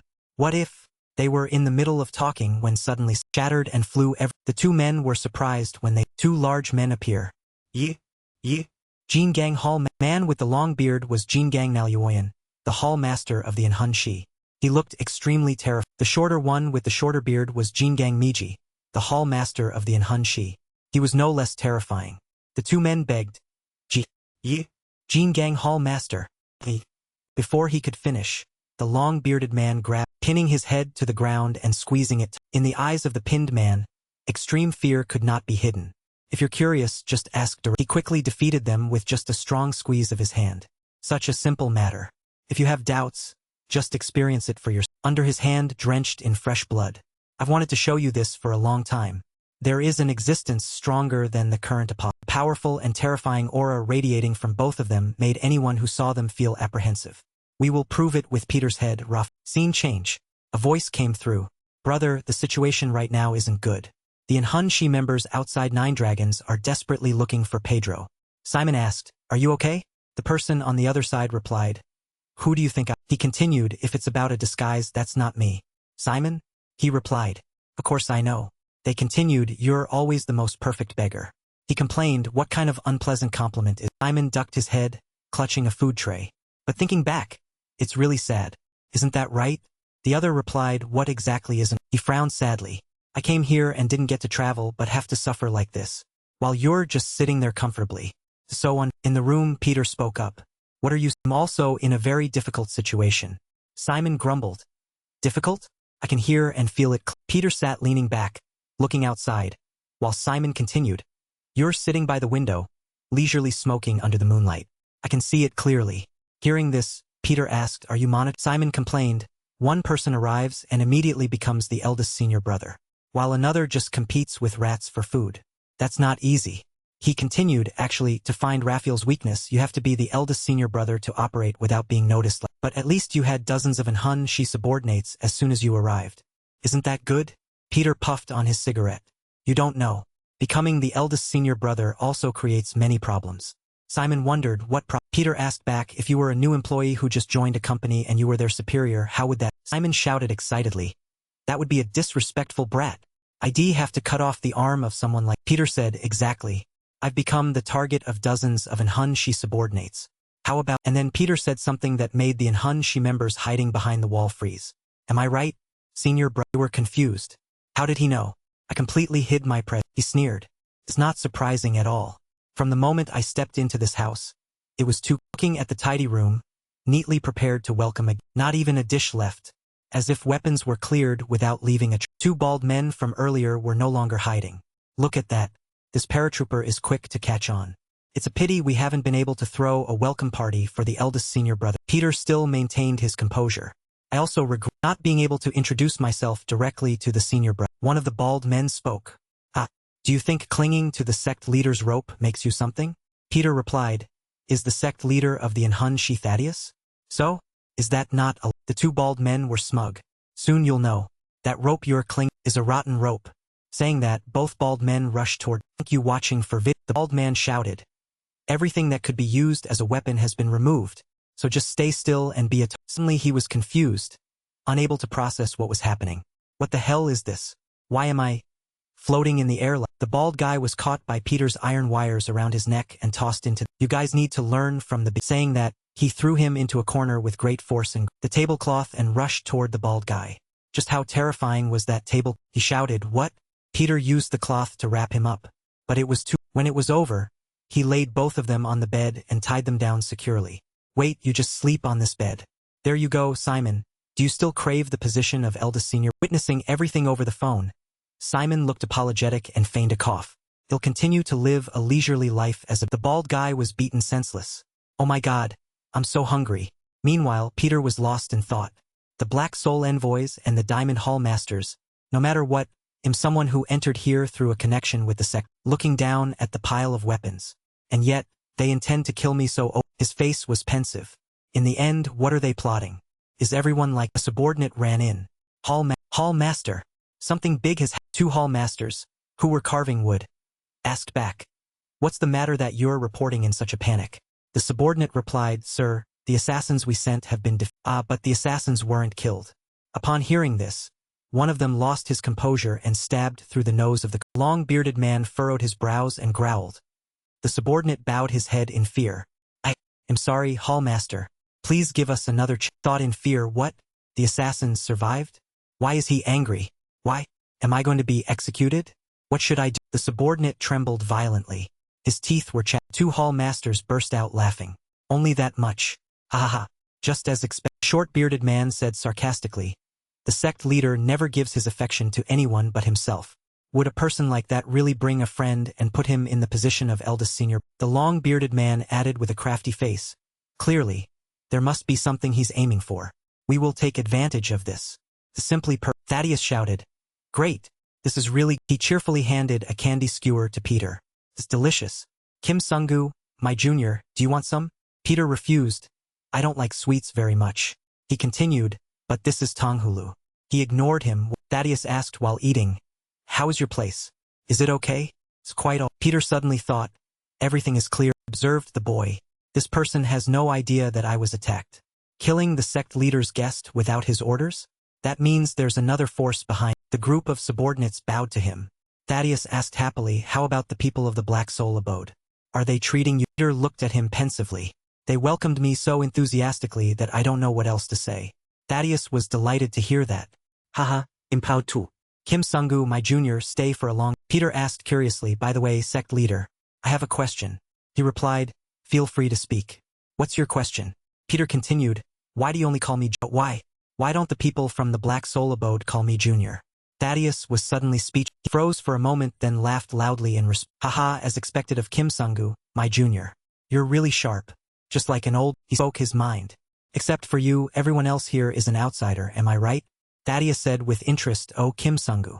How much have you? After saying that, he turned around. That's right. You're correct. He explained. Among the people here, only I have lived here from the beginning. The Black Soul Abode is an assassin organization of this country. In short, they are mercenaries hired to catch. Thaddeus cheerfully continued, but they don't like me. If the leaders of the Black Soul Abode, the Diamond Hall Masters, catch Pedro before they do, they will take my position and dispose. Peter wondered, how can you talk about that and still smile? Thaddeus replied with a laugh, because it's interesting. What? It's fine if they plan to dispose. Saying that, he turned to look at Peter. But Kim Sung-gu, my junior? What do you think? Will I really? He asked back calmly, so you also want to catch Pedro so you don't? He tilted his head and denied it. That's not it. He continued to ask. Then why do you want to catch? With that, Thaddeus stopped what he was. He looked up. It's time. It's because of. Then Peter also looked. It was a 3-story house. What is this? Is this why you want to catch? Thaddeus smiled brightly as he looked at the house. That's right. This very place. Is my mother's. He confided, and this is the reason I fight. His gaze was pensive. I have to kill Pedro to protect my. Peter silently watched Thaddeus after that. Suddenly, there was a loud shout from behind. Oh my God. What is that? Causing both of them to turn their. There was the sound of people running to see. He ran over and observed with a serious. Hurry. What's happening? Someone is. The whole crowd ran to where the loud scream came from. Looking up, they saw 2 bodies hanging. Someone in the crowd shouted. There. Those are people from the Black Soul. Peter frowned. Who are those? He suddenly remembered. Those are the assassins who came to my room. But this shouldn't be I'm sure I only knocked them unconscious. Peter thought carefully. Disposed of because they failed the assassination? Hanging the bodies publicly like this means accepting failure. That's impossible. So, Thaddeus asked from behind. Kim Sung-gu, my junior? What's wrong? Did you meet them? Did something happen between you and those? He speculated, could it? Somewhere else? A loud voice rang out. Everyone, stop. The day has come. All the subordinates bowed and pressed their hands towards the 2 figures in front. Diamond Hall Master, the long-bearded man spoke. I heard that an unfortunate incident occurred last night. 2 disciples of the Black Soul went to greet the new eldest senior brother. Didn't both of the large hall masters appeared, standing right next to Peter. Am I right? He didn't shy away and replied that the large, long-bearded man continued his questioning. Those 2 met the eldest senior brother and were later found dead. Is that correct? Peter seriously admitted, for now that's correct. The truth is that after they met me, they were found dead. But their deaths have nothing to do with. Thaddeus heard that and was immediately surprised. The short-bearded man raised his phone. Then we just need to prove that there's a connection. He thought saying that, he showed the phone screen to Peter. See it for yourself. The scene on the phone showed the 2 men who had raided him. In the hallway camera footage, there was a scene of the 2 disciples entering the eldest senior brother's room. But there was no scene of them leaving. The short-bearded man grinned widely. Do you have anything else to say? Eldest senior brother Kim was lost in thought. Am someone who entered here through a connection with the sect leader. Is your plan to dispose of me publicly like this? And the problem won't stop. The 2 large men continued. And the sect leader understands our rules well. Rules. Thank you watching for our rules. Regardless of the What happens if disciples dispose of each other? The sect leader knows. Suddenly, Thaddeus blurted out, immediate execution. Atmosphere was tensely. Peter remained silent. Our laws are very clear. And furthermore, they will be carried out in front of everyone. This situation cannot be reversed. One of those two large men, for subordinates surrounded him, pointing their spears. Then from now on, eldest senior brother Kim Sung-gu will be executed immediately. Suddenly, Thaddeus spoke up. Wait a minute. Thaddeus happily grabbed his shoulder. Senior brother Sung-gu, say something. It's not like that, senior. You don't have to do that, right? He just states. Thaddeus thought the Diamond Hall Masters. To them, senior brother Sung-gu is not the target. Then there's only one long-bearded man spoke again. Oh my, I almost forgot something important. He looked serious. Speaking of which, didn't the sect leader bring this criminal? Then you surely know better than ignoring the two men speaking again. When a problem occurs, even if that person is the sect leader, there's only one solution. Thaddeus thought, that's right. Their target, at this moment, the two hall masters showed their terrifying faces. An equivalent sect leader. Thaddeus immediately realized. Is my elsewhere? Three subordinates nearby were laughing. Ahaha, you're going to cry. The scarred one said, so the Diamond Hall Master will become the sect man. How fascinating. The two hall masters chuckled, looking satisfied with their cunning intent. Suddenly, there was a loud, it was Thaddeus. Ahaha, this is so much fun. He said loudly, Diamond Hall Master, that head on your neck isn't just for show. The short-bearded man, full of murderous aura, warned. For show? The sect leader should watch his tongue carefully. He curled his hand into a fist and brought it close to his face. You never know when it might be cut. Thaddeus burst out laughing until tears came. Haha. Sorry. No, it's just what I thought.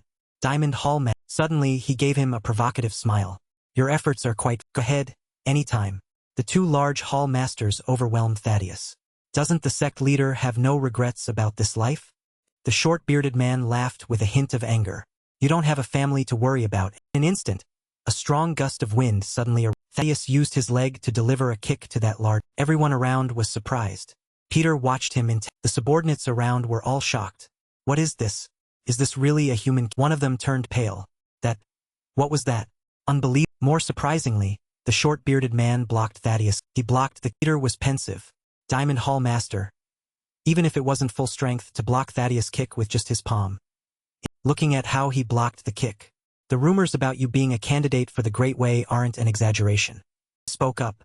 Thunder roars in the sky, but the rain doesn't soak the. His face darkened. Compared to your sharp mouth, your kicking skills seem quite. Suddenly, he was taken aback. Thaddeus grabbed his hand. The dog barks loudly, but the dog will tuck its. His face was terrifying as he looked at the man. Were you going to do something? Or are you just feeling? Subordinate trembled violently. Is this a battle between the sect leader and the hall masters? If we act now, we'll all die. There's no choice but to stand and watch this battle. Only one thing is, one of those two will definitely. Thaddeus and the hall master charged at each. Stop right now.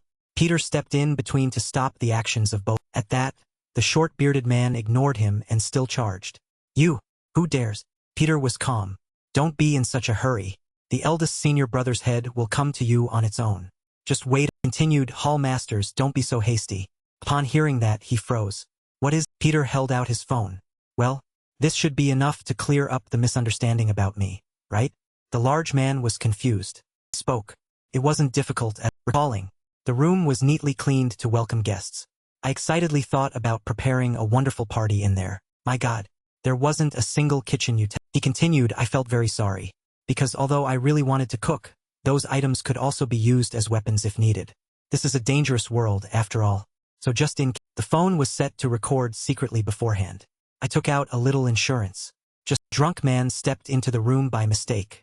But he was so drunk that he couldn't understand my words. So I just kindly helped him fall into a deep sleep. Peter Recap stopping there, looking at the screen. But the problem starts after I put those drunks to sleep and left the room. Not long after, the video continues to show the scene where two others made the intruders leave. Someone had cleaned up those drunks. I find them very Peter's face hardened. How about it? Do you want to follow through to? The short-bearded man gritted his teeth. Since when did you know? The hall master reluctantly showed a conciliatory attitude again. If there's a misunderstanding, it's a real pity. We almost caused an unnecessary rift. How fortunate. It seems the order was. Peter gestured toward Thad. Please apologize to our sect. Inside, the short-bearded man was truly furious. This guy to the very end. Kim Sung-gu. This brat who hasn't even cut his umbilical cord dares to play this game with me? Long-bearded man smoothed things over. It seems there was a misunderstanding on our side. I'm truly sorry about this. Thaddeus burst out laughing.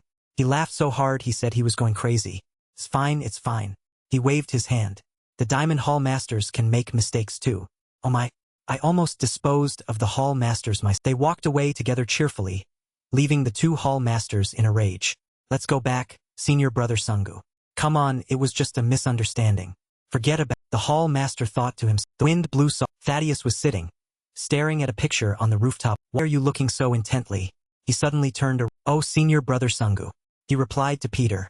It's nothing important. In the picture was a small, very happy-looking family. This is my family photo. It's the only one I have. What do you think?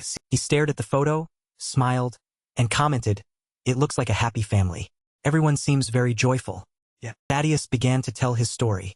My father died not long after I was born. And my mother. Now I don't even remember clearly, and he recalled that day. That day it rained all day long. When this rain stops, mother will return. Mother promised me. The image of little Thaddeus sitting under an umbrella in a corner in the rain came back. But that was the last time I saw her. From then, suddenly he burst out laughing. Haha, this is so embarrassing. Just pretend you didn't hear and Peter cut in, I'm so jealous. He looked at him blankly. Huh? He spoke up. At least you have a family to remember. At this moment, everything feels so Thaddeus wondered. Don't you have any family photos? Peter said blandly, family recalling memories from long. He continued, family? Let alone a family. I've never even had a picture. Thaddeus playfully teased him. Oh, senior, what era are you from? I heard that, in the ancient times of glory, they didn't even allow photos. Are high-level organizations still like? Peter said with a smile, that's right. When everything is over, I want to take a photo with my brother. He was excited and happy. All right, since we're both lonely, why don't we do this? Seeing that, Thaddeus put his arm around his shoulder. Let's become real brothers. Sworn brothers. Then we can take a photo together. It'll give you tanghulu to eat for the rest of your life. This feeling. I never said I like tanghulu. He teased. Senior brother Sungu. Why are you so? The two of them continued to talk. Just live comfortably. Isn't it better to go with the flow? Thaddeus asked innocently, is liking tanghulu like going with the flow? Peter replied, well, not exactly, but just try thinking about tanghulu. Really? Wow, that's... On the other hand, only the scratching sound of the wood-carving knife was heard from the hall. Thank you watching for vid. He recalled what happened with Thaddeus and he couldn't contain his... He thought hatefully, I will kill them all. Those dogs living on borrowed... A subordinate shouted, Hall Master. That man ran in. Overlord Pedro has appeared. The Hall Master growled. What is that about? Speak quickly. The subordinate trembled. Well, able to remain calm, he shouted. Hurry up and... Suddenly, a sound came from the speaker. Ahem. Brothers of the Dark Soul Cult. Can everyone hear clearly? It's Overlord Pedro's broadcast. Overlord Pedro, will hold a party at the Nine Dragon Hell Dungeon. Anyone who wants to meet me, please, make sure to attend. The items to prepare for the party are nothing complicated. Thaddeus and Peter also heard the announcement over the speaker. All you need is adult diapers, high intelligence, and a weapon to take your own head. And the most important thing is, the location of the party is... The man in the speaker laughed slyly. The long-bearded man was angry. That old man who's about to die. If you can find it, go ahead and... Not over yet, the speaker continued.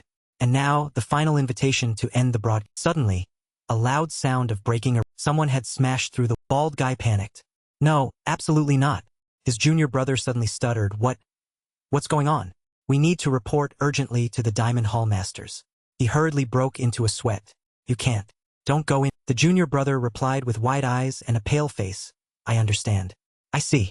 Despite the answer, he still wondered. Why is senior brother so... The bald guy explained the Hall Master's murderous aura is exactly like it was back then. You don't know anything, do you? I'm talking about decades ago when the continent was overflowing with assassins. Patiently continued, it wasn't just the demon wind of Nabupa. There were other famous sects like the Taihang sect, the Funyo sect, and the Chilan sect. For decades, the power struggle between the sects turned the world into a nightmare. Then, an event took place to unify all the sects on this continent. The atmosphere was silent. Everyone focused on the bald guy. That was the appearance of the overlord of the continent. With the appearance of the Diamond Brothers, all the sects with thousands of members were taken. And what surprised me even more, the Hall Master of the Dark Soul Society finished his weight dropped, making a thunderous. One by one, other weights tied to chains also. to the ground and into each other when the Diamond Brothers stopped their pull-ups. Let's go down. They unified all those sections. With just two, the Hall Master of the Dark Soul Society declared, "Finally, the time to achieve everything has." The long-bearded man said seriously, "Before the Apostle of Glory. That which we temporarily yielded to that blood." Then the short-bearded man added slowly, "It's time to take it." Furthermore, the two brothers were determined. "Pedro's neck is right before our. Certainly we will break." In a dark room with only flickering lights, Simon spoke up. "Hey brother. We're meeting secretly, but in this place. Is it okay to be at the Black Soul Warriors' house?" Simon checked under the table in the room while worrying. "Hey, isn't this like Pedro saying I'm here himself?" Peter calmly advised Simon, "Don't worry about that." But Simon was still very panicked. There must be a hidden camera or something similar here, right? He sat leisurely on the bed, looking at Simon. "There's a famous Peter explained, under the lamp is the darkest place. Actually, when you're too close, people often don't notice. Think about." In a flashback, Peter stood next to the Hall Master of the Dark Soul Society. He saw that the Diamond Hall Master, after having their pride wounded by the previous event, won't use the same method to monitor us. Returning to the present, he continued, "That's also true. But this feeling is really strange." "What's the strange feeling?" "You probably wouldn't understand this." Peter and Simon sat looking at each other. He said, "It feels like I'm sitting across from myself." Hearing that, Simon replied. Then he wondered, "Brother, why do you look at me like that? There's a saying, isn't there? If you meet someone who looks exactly like you, one of you must die. A doppelganger." Doppelganger. That's a term for someone or something that looks exactly like someone else. Peter sighed, "Help. Thank you watching for vid." He stood up abruptly. "If you're going to talk nonsense like that, just go home." Simon heard that and asked, "You just laughed, didn't you?" "Finally, you've acknowledged my joke," he said. "Nonsense." He was satisfied. "After 50 years, I've finally been acknowledged by you." Simon turned toward him. "Anyway, brother, I've always wondered about." While Peter was deep in thought, he asked, "Why did you tell me to declare war on the Black Soul War?" Someone who looked very much like Simon appeared on a poster on the wall. Along with that were Peter's thoughts. A person with a huge bounty on his head, showing up on his own to declare war. Isn't that strange? Simon suddenly realized. "Is that what I'm thinking?" He said, "Exactly as you think." Saying that, he leaned back against the table slowly. "It's a diversionary tactic." Then he explained the strategy. To disperse the enemy's vigilance. Use a fake attack to draw attention and lure them out. Peter continued, "That means you, Simon, will disguise yourself as my old and gather all the Black Soul Warriors in one." He imagined the city scene at night.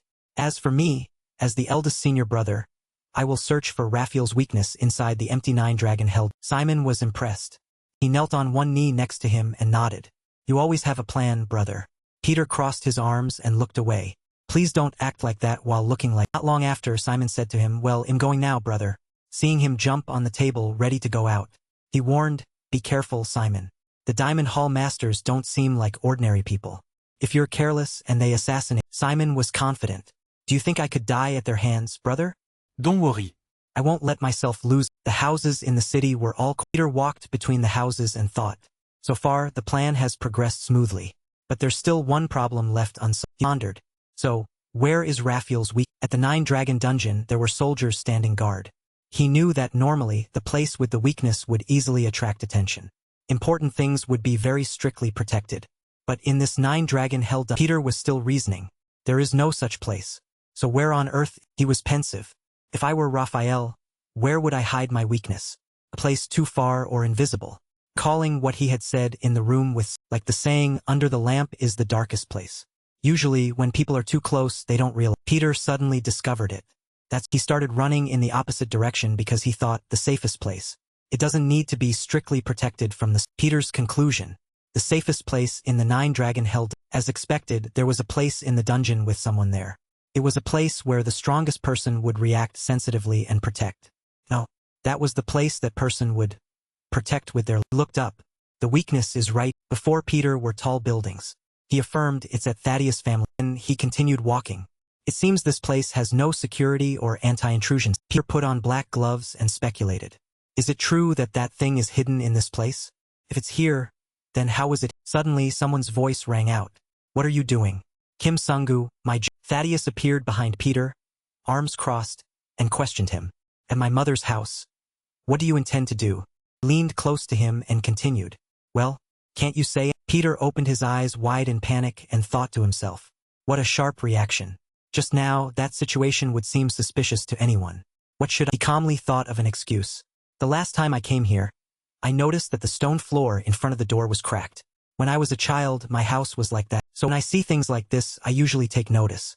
Peter said while arranging the stones into place. Later, when your mother returns, it would be very dangerous if her foot got caught in this. Hearing that, Thaddeus was stunned for him. Seeing that, he said goodbye to him. Then I'll go first. If I have the chance, I'll return. He called his name coldly, Kim Sungu, my. Thaddeus warmly put his arm around his shoulder. You're already here. Why not try visiting my mother's house? Peter gently refused, it's not really necessary, but he still insisted on inviting him.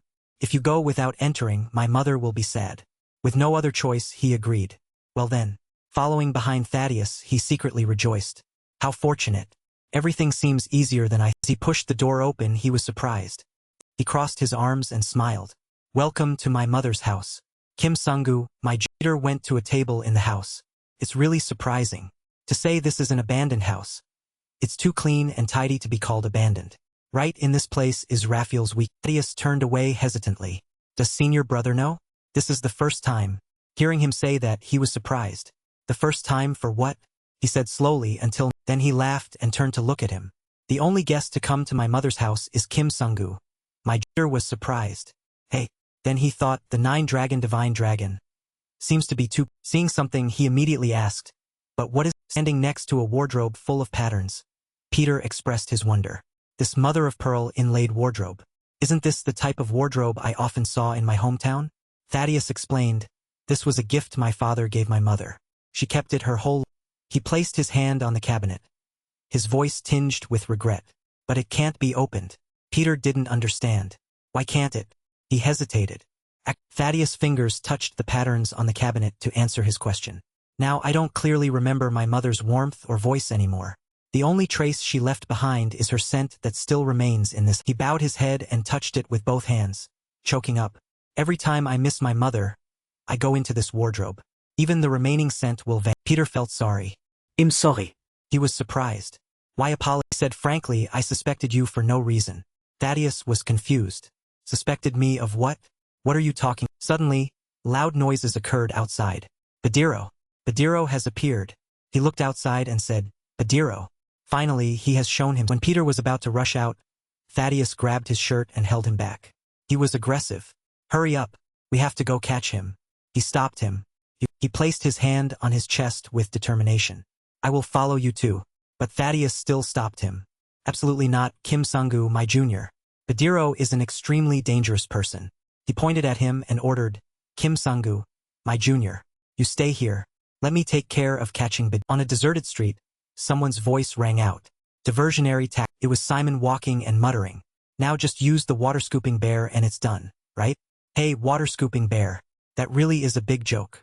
But come to think, his hand held the staff as he walked confidently. Didn't I expect too much? These Dark Soul people are nothing. I made such a scene and they're still silent. And that Hell King guy is nowhere to be. He was angry. Those rumors are truly just garbage. A pile of wood debris fell onto. A loud explosion rang out. Short-bearded and long-bearded men appeared aggressively. Truly, heaven is on our side. To think we could find you just like. Then he suddenly looked toward the. In the thick smoke and dust, there was someone's silhouette that made him hesitate. The short-bearded man said to the long-bearded one, in any case, even at his worst, he's still a shark, not a mere fish. The legend of glory isn't just empty words either. To be able to block a sudden attack without realizing. Simon sat up in the ruins and heard the sound. He immediately blocked it. Truly formidable. His eyes were sharp as he looked toward the hall master of the Dark Soul Society. Seeing the two men still whispering. Brother, it seems we need to be a little more cautious. Simon held his staff with fierce momentum. The two men still stood in a corner evaluating. They don't seem like the ordinary. Suddenly he complained, oh, my fake back. In this area, no one knows the meaning of respecting the elderly. To attack an old man like this. So, there's no other choice. From now, he sneered threateningly. You guys will be taught a lesson by this old. The short-bearded man reassured him. Don't worry too. We will slowly eat you guys alive. Simon charged and shouted. Apostle Peter looked out from the house. Weary. In the end, what on earth are you doing? Behind him, a dazzling light shone upon him. Both men exclaimed together, finally, we holy apostle of glory. The short-bearded man smiled challengingly. I only just found out that Peter is so good at using a sword. But so, Simon struggled to stand up with a grimacing face. The tiger's fangs have been began to think of a strategy. Now, instead of taking them down, finding Raphael's weakness is the top priority.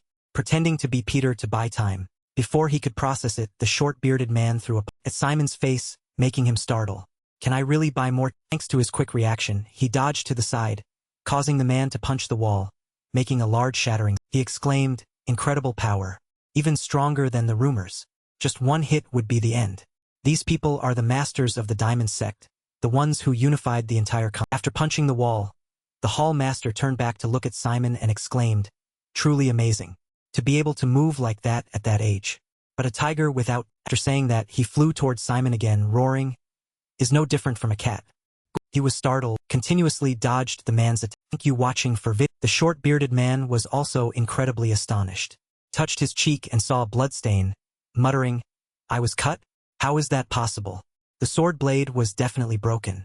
What on earth is going? The hall master quickly composed himself. This is not the time to be careful. Then he jumped forward again. The remaining teeth will also be pulled. Simon replied with contempt. Fangs? How ridiculous. Suddenly he realized something. Wait a minute. Could that be? Simon smiled disdain. Thank you watching for vid. After saying that, he rushed up to attack the long-bearded man. After taking him down, he finally replied to the hall man. If there are no teeth, said slowly, can't one just bite with the... That made him astounded. It's not a sword, but... Did he attack with a... The long-bearded man rushed to stand next to the short-beard. Simon slung the staff over his shoulder and questioned them. Where did that momentum from earlier go? Are you afraid already? Then this old man will be bored. You diamond... Short-bearded man bowed his head. We must admit that we underestimated you. The long-bearded man added. Even if the teeth are both men begrudgingly acknowledged. A tiger is still a... The short-bearded man brought his hand to his forehead. Since he has received, it is only proper to return the favor. And the long-bearded one said, see this as our hall masters, in their fighting stances, said in unison, we will also show you our full... At this moment Simon was surprised. Wait a... The two diamond brothers at... Thank you watching for vid... Same time, assessed the situation. Even faster than before. If I get hit by that you're maced. Just like the broken sword blade, my body will also shatter into pieces. Right after saying that, he dodged those powerful... Dodging very well, he kept evaluating. If I take... Simon realized something. I've read their movements. Now only one thing remains. He thought that is to make all my attacks. He unleashed a combo against the long-bearded and short-bearded, stabbing straight at them without hesitation. After finishing, Simon was confused. But, what is this? Why? I attacked accurately. And yet, two men charged, along with his train of... He didn't show any concern for the wounds at all. No. On the contrary, after blocking the next attacks, Simon realized, they're getting even stronger. The wounds from the scabbard aren't deep enough. They've realized it's nothing to worry. The short-bearded man confidently launched his next move. That's right. You can slash 100 or 1,000 times. Once you are caught by... He brought his hand to Simon's neck threat. Then your bones will turn to... Hearing that, he still continued his techniques, affirming truly a mad... But just being mad isn't enough to... The hall master bared his teeth provocatively. Is that so? It seems this thing will be enough to... Simon was surprised to see something. This... What is it? What is this? He charged with chain. Seeing that, he cursed inwardly. Before he could regain his composure, he threw the weight toward... Then the short-bearded man held the weight confidently. No matter how good you are, there's no way you can kill us with just a... This time, Simon fell back against the table behind him, which shattered. His body was trembling. Really? It turns out there was a reason they were charging like me. He held his hand and calculated. They made me focus on one spot and seized the opportunity when I was vulnerable to deliver a fatal... A bit dejected, Simon thought, maybe Peter and... The long-bearded and short-bearded men stood before him, lecturing. If you had just lived hidden like a rat, perhaps you could have enjoyed the rest of your life in peace. But you couldn't give up your old habits. You crawled out again just to ask for an early death. But the short-bearded man laughed provocatively. Thank you very much anyway, Peter. We will never forget your contribution in helping us become a pop. Suddenly, Simon's voice rang out. I'm the one who should be thanking you. That made the short-bearded man panic a bit. He slowly explained. Oh my, our sweet masters are so full of mercy for that poor toothless... Held a knife with sharp eyes. To the point that they even gave it The two men laughed contemptuously. I thought it was something serious. What can that tiny knife do? It's no different from that Simon stood up calmly. So, what if I had a real... This time, the two of them were truly surprised. Simon sighed. The air. Objects. Even wisps of dust and smoke rose from the roof. Everything fell silent. A strange vortex appeared right here. This thank you watching for The piece of wood fell on. Longbeard and Shortbeard finally realized. Damn it, we were too naive. This man, from the beginning. Simon was still making the wood fragments fly forward. The two of them realized too late. He wasn't aiming for our next. The incident made him furious. Heaven. Realm. Thank you watching for Are you still doing well? He quickly left with a train of thought. I managed to draw their attention and stall for time as discussed. But if I keep showing myself for too long, I'm worried they'll realize I'm not the real. Simon remained highly alert to his surroundings. But ignoring everything else, he made an assessment. They're not ordinary. Longbeard and Shortbeard were searching frantically for him. Thaddeus appeared and mocked them. Look who it is. Is that the sect? Longbeard replied. Peter? That old man's reputation is a thing of the past. We've turned him into a living corpse. He certainly couldn't have gone. Thaddeus rubbed his chin and thought to himself. I'm late. He asked back, what? The fish has already been caught. You want to have a hand in it? Shortbeard then smiled confidently. Wipe away your drool. You won't get a share. Longbeard noticed something and said, but it's strange. What's with that expression? Seeing Thaddeus lower his head, he became suspicious. Don't tell me you feel. Thaddeus laughed brightly and pointed at the sky. Oh my, I'm a bit late. I haven't had a chance to intervene yet.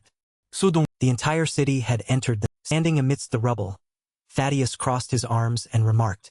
The building collapsed quite easily. There aren't many traces left to deduce. Suddenly his eyes lit up. Thaddeus gave his reasoning. He is an expert powerful enough to make me tremble. With this level of skill, perhaps this is the real. Realizing something, his eyes widened. Recalling the image of Longbeard and Shortbeard, Thaddeus found a clue. The injuries the Vajra brothers suffered. These aren't wounds caused by a sword. Seeing this, he wondered. It wasn't a sword. Was it something? Another thought occurred. Would an expert like that only leave such superficial? Seeing the piece of wood and the staff with a blade at the end, he reasoned. That means the goal wasn't to inflict lethal damage. Thaddeus held the staff in his hand, confused. Why?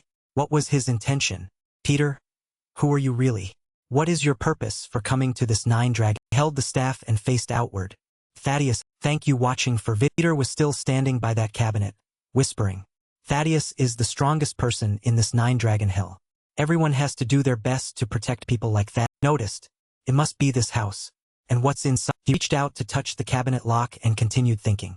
Inside this house, there must be Raphael's weak. Peter remembered what Thaddeus had once. When Thaddeus stood by the cabinet, he had said, every time I miss my mother, I open this wardrobe. Even the lingering scent will eventually disappear. Afterward, he hesitated. Raphael's weakness could be in this cabinet. But it's also possible there's nothing at. Peter let his hair down in frustration. The cabinet door isn't locked. But I can't open it based on mere speculation. Sound of a phone cut through his thoughts. He answered a call from Simon. Brother Peter, what took you so long? Simon. Thank you. Thanks to you, the investigation went smoothly. So, did you find it? Simon asked about his situation. Then, Peter showed him the next path. We'll talk about that when we meet. Have you left the scene safely? The path I showed you last time is currently very dangerous. Take the back. A familiar. Thaddeus walked back. He rubbed his chin and thought as he walked. Let me rethink. He reasoned. Why would Peter act so conspicuously, wanting to be caught? If he wanted something, he could have acted stealth. Continuing that train of logic. That means there must be a reason to act like that. What could it? Thaddeus put himself in Peter's shoes and thought. If I were Peter, what would I? Imagining the image of Simon holding this, he reasoned. Suppose. What if I set up someone to act in my place while I go looking for what I want? His eyes widened as if he realized something. If so, combining all the circumstances, I can only suspect. Thaddeus walked behind. Peter turned his head and said, Thaddeus joined the conversation happily. You've been waiting long, right? But who were you just talking? Peter pointed to his phone and answered, just an acquaintance. It's been a long time since I spoke to an old. Thaddeus smiled and said, is that so? Then feel free to talk. His eyes lit up as he made a suggestion. If they're your friend, then they're my friend. Peter turned around and agreed. Thaddeus reached out, intending to snatch his. He stepped forward and suggested, then let me say hello to that friend for a bit. Is that okay? This surprised Peter and he replied, if that's the case, let me introduce you to. Thaddeus took the phone but said nothing. Stay quiet. The person on the phone was also confused and asked, brother, why are you suddenly silent? Thaddeus looked at Peter inquisitively. Brother Sun Gu, what's? Peter was dazed. Thaddeus said, are you upset because I took your phone? Or is there some other? A sound came from the phone. Why are you so quiet? Thaddeus didn't answer the phone but questioned Peter instead. Big brother, brother Sun Gu, are you actually in contact with Peter? Just as I seeing Peter lower his head, Thaddeus urged him. Say something big. At this point, Simon on the phone also spoke up. No, he doesn't need to say anything more. I've been waiting for your appearance. The person standing right in front. Thaddeus was a bit surprised, his eyes wide. It will be hard to escape, big. Without leaving him surprised for long, the phone rang. What about the package? If you want to buy the pack, state it clearly. Will you buy it or not? At this moment, Thaddeus was stunned. What? Package? What does he mean? But Thaddeus still didn't quite understand. Peter looked at him slowly. Hurry up. Tell me if you're buying that stone brick or not. You want to buy a stone brick to replace the damaged one. Having said that, Peter pointed to the stone brick and said, I keep thinking about this broken floor at the entrance. He didn't forget to check on his friend, right? Have you caught Peter? After understanding the events, Thaddeus felt regret. No, unfortunately I didn't catch him. That can happen, Peter said. I heard he's a very strong. Peter raised his hand to guide him. Let's go. Thaddeus blurted out in surprise. Huh? Peter explained, don't we need to prepare? Thaddeus replied awkwardly. Right? Following behind. Thank you watching for vid. Peter. Thaddeus scratched his head and felt a bit confused. Thank you watching for vid. The hacker sat in a dimly lit room. Before him was a lavish meal. He was slightly dissatisfied. The Vidra leaders let Peter slip through their fingers right before their eyes. Are they having trouble catching an old man who looks like a living corpse? He poured wine into his glass. He continued to mutter. That person, whose life is nearing its end, is very resilient. The hacker angrily placed his hand on the hourglass and wondered, do you really want to hold my weakness that badly? Then he gave a cunning smirk. I can't let things go according to an old man's wishes. I will summon the devil once. The collision between his wine glass and the hourglass inside the rat made a loud noise. There's not much time left for the 9 dragons. The night sky sparkled with stars. Thaddeus sat on the rooftop with a pile of messy belongings. In the silent space, Thaddeus heard a voice calling him. Peter walked over to greet him. Are you? Thaddeus turned to look at him. You're here. Wait, what's? Thaddeus suddenly touched Peter's arm in confusion. Did you get hurt when I took your phone? Peter said gently, it's nothing serious. Hearing that, Thaddeus felt apologetic. No, I'm sorry, brother son. Peter reassured him. Then, tell me about a good clinic nearby. If I have any problems or get injured, it'll go. Thaddeus quickly sketched a map on a piece of paper and didn't forget to warn him. Wait, there's only one clinic near here. Get there before it's too. He handed the paper to Peter and reminded him, the deeper the wound, the more critical the. Peter put the paper in his pocket and said politely, thank you. By the way, I was wondering, were you just very. Peter calmly explained, I'm curious to know how angry you were. Thaddeus was surprised. How did. Afterward, Peter took a step forward nonchalantly. How could I not? Peter stood before a tall stone pillar, looking at it for a long time. Thaddeus' voice rang out. Evidence of my anger is scattered everywhere. I'm starting to suspect he's the same kind of person. Thaddeus scratched his head and chuckled.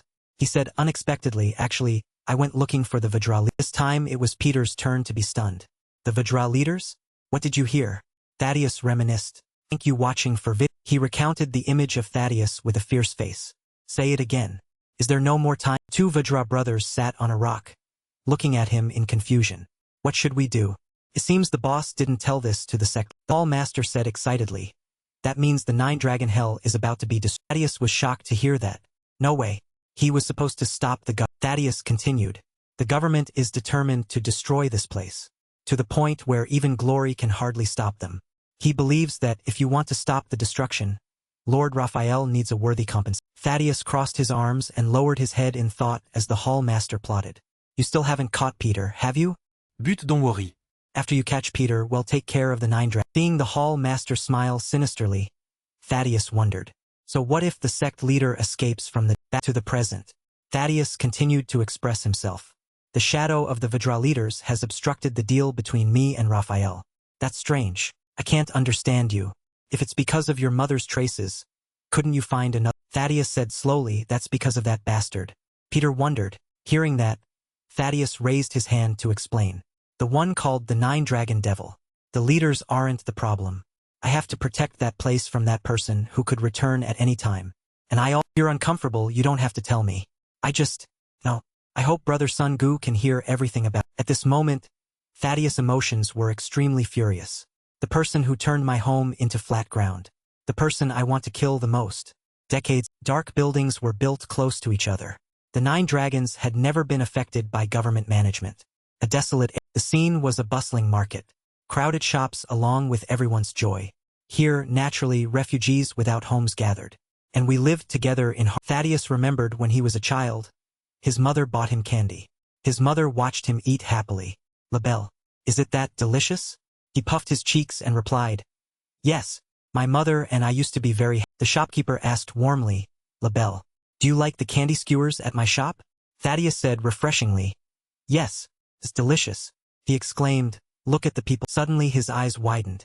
Remembering that day, he held his candy in front of the building and saw drying blankets. Then came the image of the ruined building, broken glass, shattered on walls covered in red blood. All of it was captured in his. Previously, his mother had held an umbrella in the rain. A separation from his mother for no. After his mother left, Thaddeus held an umbrella and sat on the road in the rain. He recounted, I waited for a long time, but mother still didn't return. During those times I could still. Thaddeus reasoned. Because there were uncles in the village who always looked after me. The bun seller treated him kindly. Labelle, help me move this. Today I'll give you a special steamed bun. Thaddeus enthusiastically carried the pot politely. You don't have to do. He continued. From then on, trouble began to appear. The steamed bun shop owner carrying a steamer pot looked out in surprise. Right? Where did you come? I just saw you. The man couldn't help but speak up. Don't you sell buns to new? Owner hastily replied. No, it's not like that. I heard, Thaddeus recalled. A man suddenly appeared in 9 dragons. We called him that. The devil bared his teeth and praised. The steamed buns here are delicious. That was the devil from the outside. Burst into the shop and cut off the owner's. The knife was still stained with red blood and swung it again, forcing the other person down into the steamer pot. Urgent sounds echoed in the room. Young Thaddeus was terrified seeing that. I will never be able to forget him. The image of this place becoming hell was etched clearly in my eyes. The silhouette of that devil was terrifying as the devil declared. Now, 9 dragons is. Thaddeus slowly recalled. Until then I was okay. Because all the adults in the village gathered to fight the devil. All the villagers chased the devil. They ran and shouted, get out of our village. Let's join forces. Get out. The obsession flashed through Thaddeus' mind. But that became a poison. A scene I couldn't believe even though I saw it with my own eyes. Watched them fight with admiration. I felt fear and respect. Before that martial art, the tragedy didn't stop. Thaddeus was horrified to see everyone's arms being severed and falling to the ground. He did something insane. He made everyone cry. Thaddeus grabbed his shirt, trembling. If this continues, I'll die.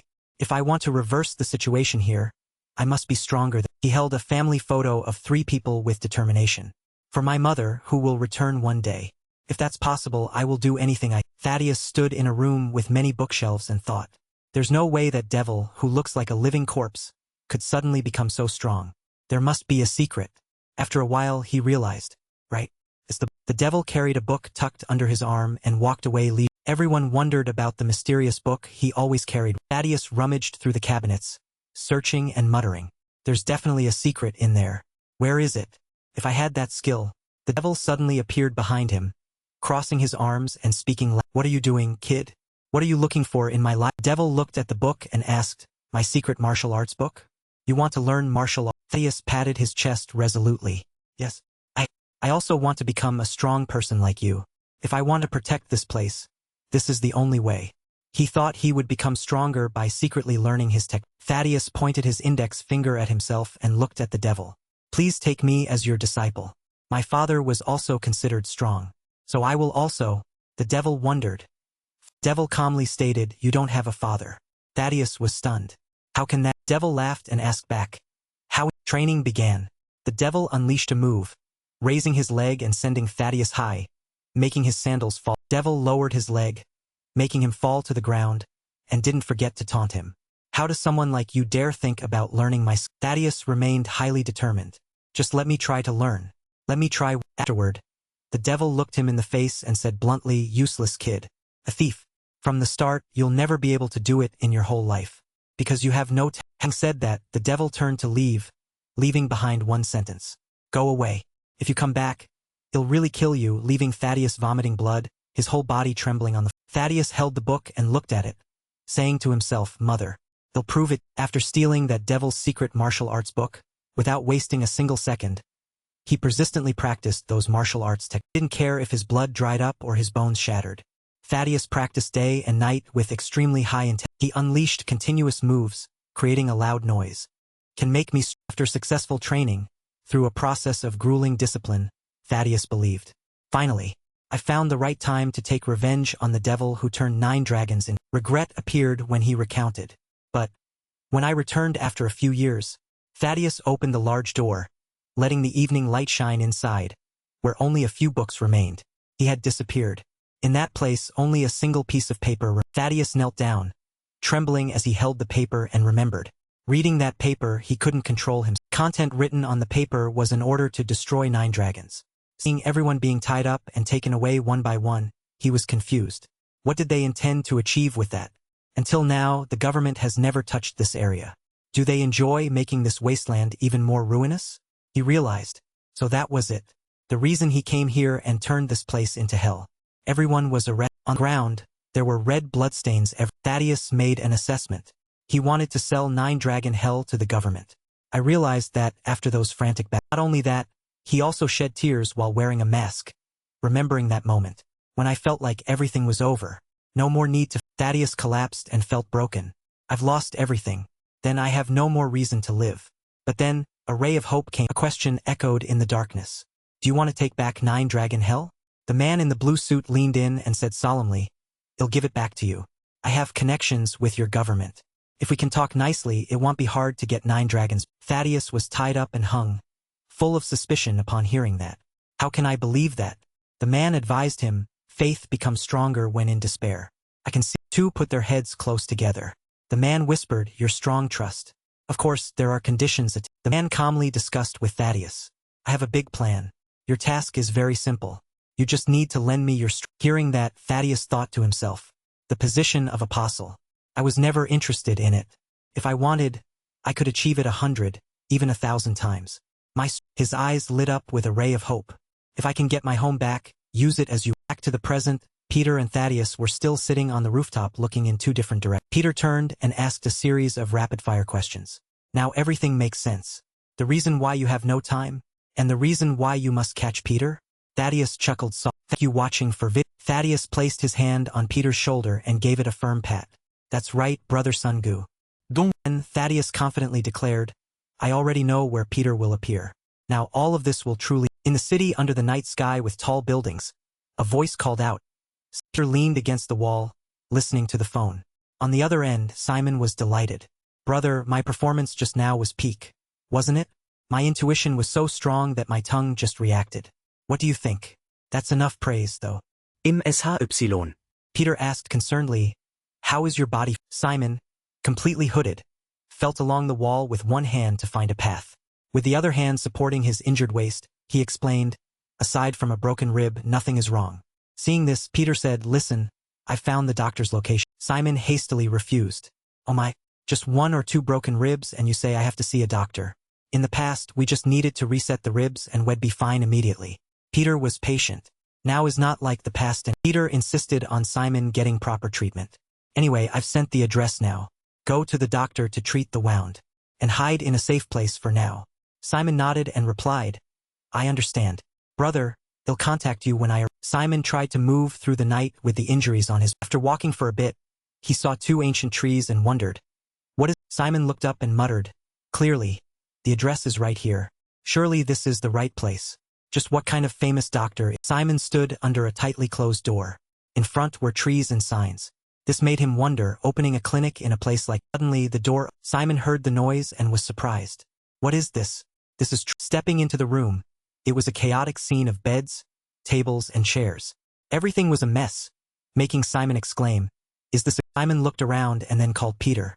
Brother, I've arrived. But is this place actually op? Peter listened to his account. There's nothing here.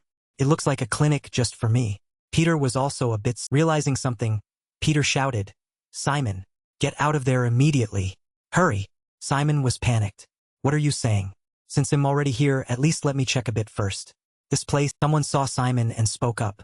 Finally, a dark shadow sat leisurely on the window, watching, hunching his back as he moved. Thaddeus asked calmly, are you? Seeing that, Simon immediately replied, oh my, I didn't know I had a fan waiting for me here. Like. Simon stood up, turned toward the window and spread his arms, quite happy that someone recognized me. On this side, Peter was still hurriedly advising Simon to leave.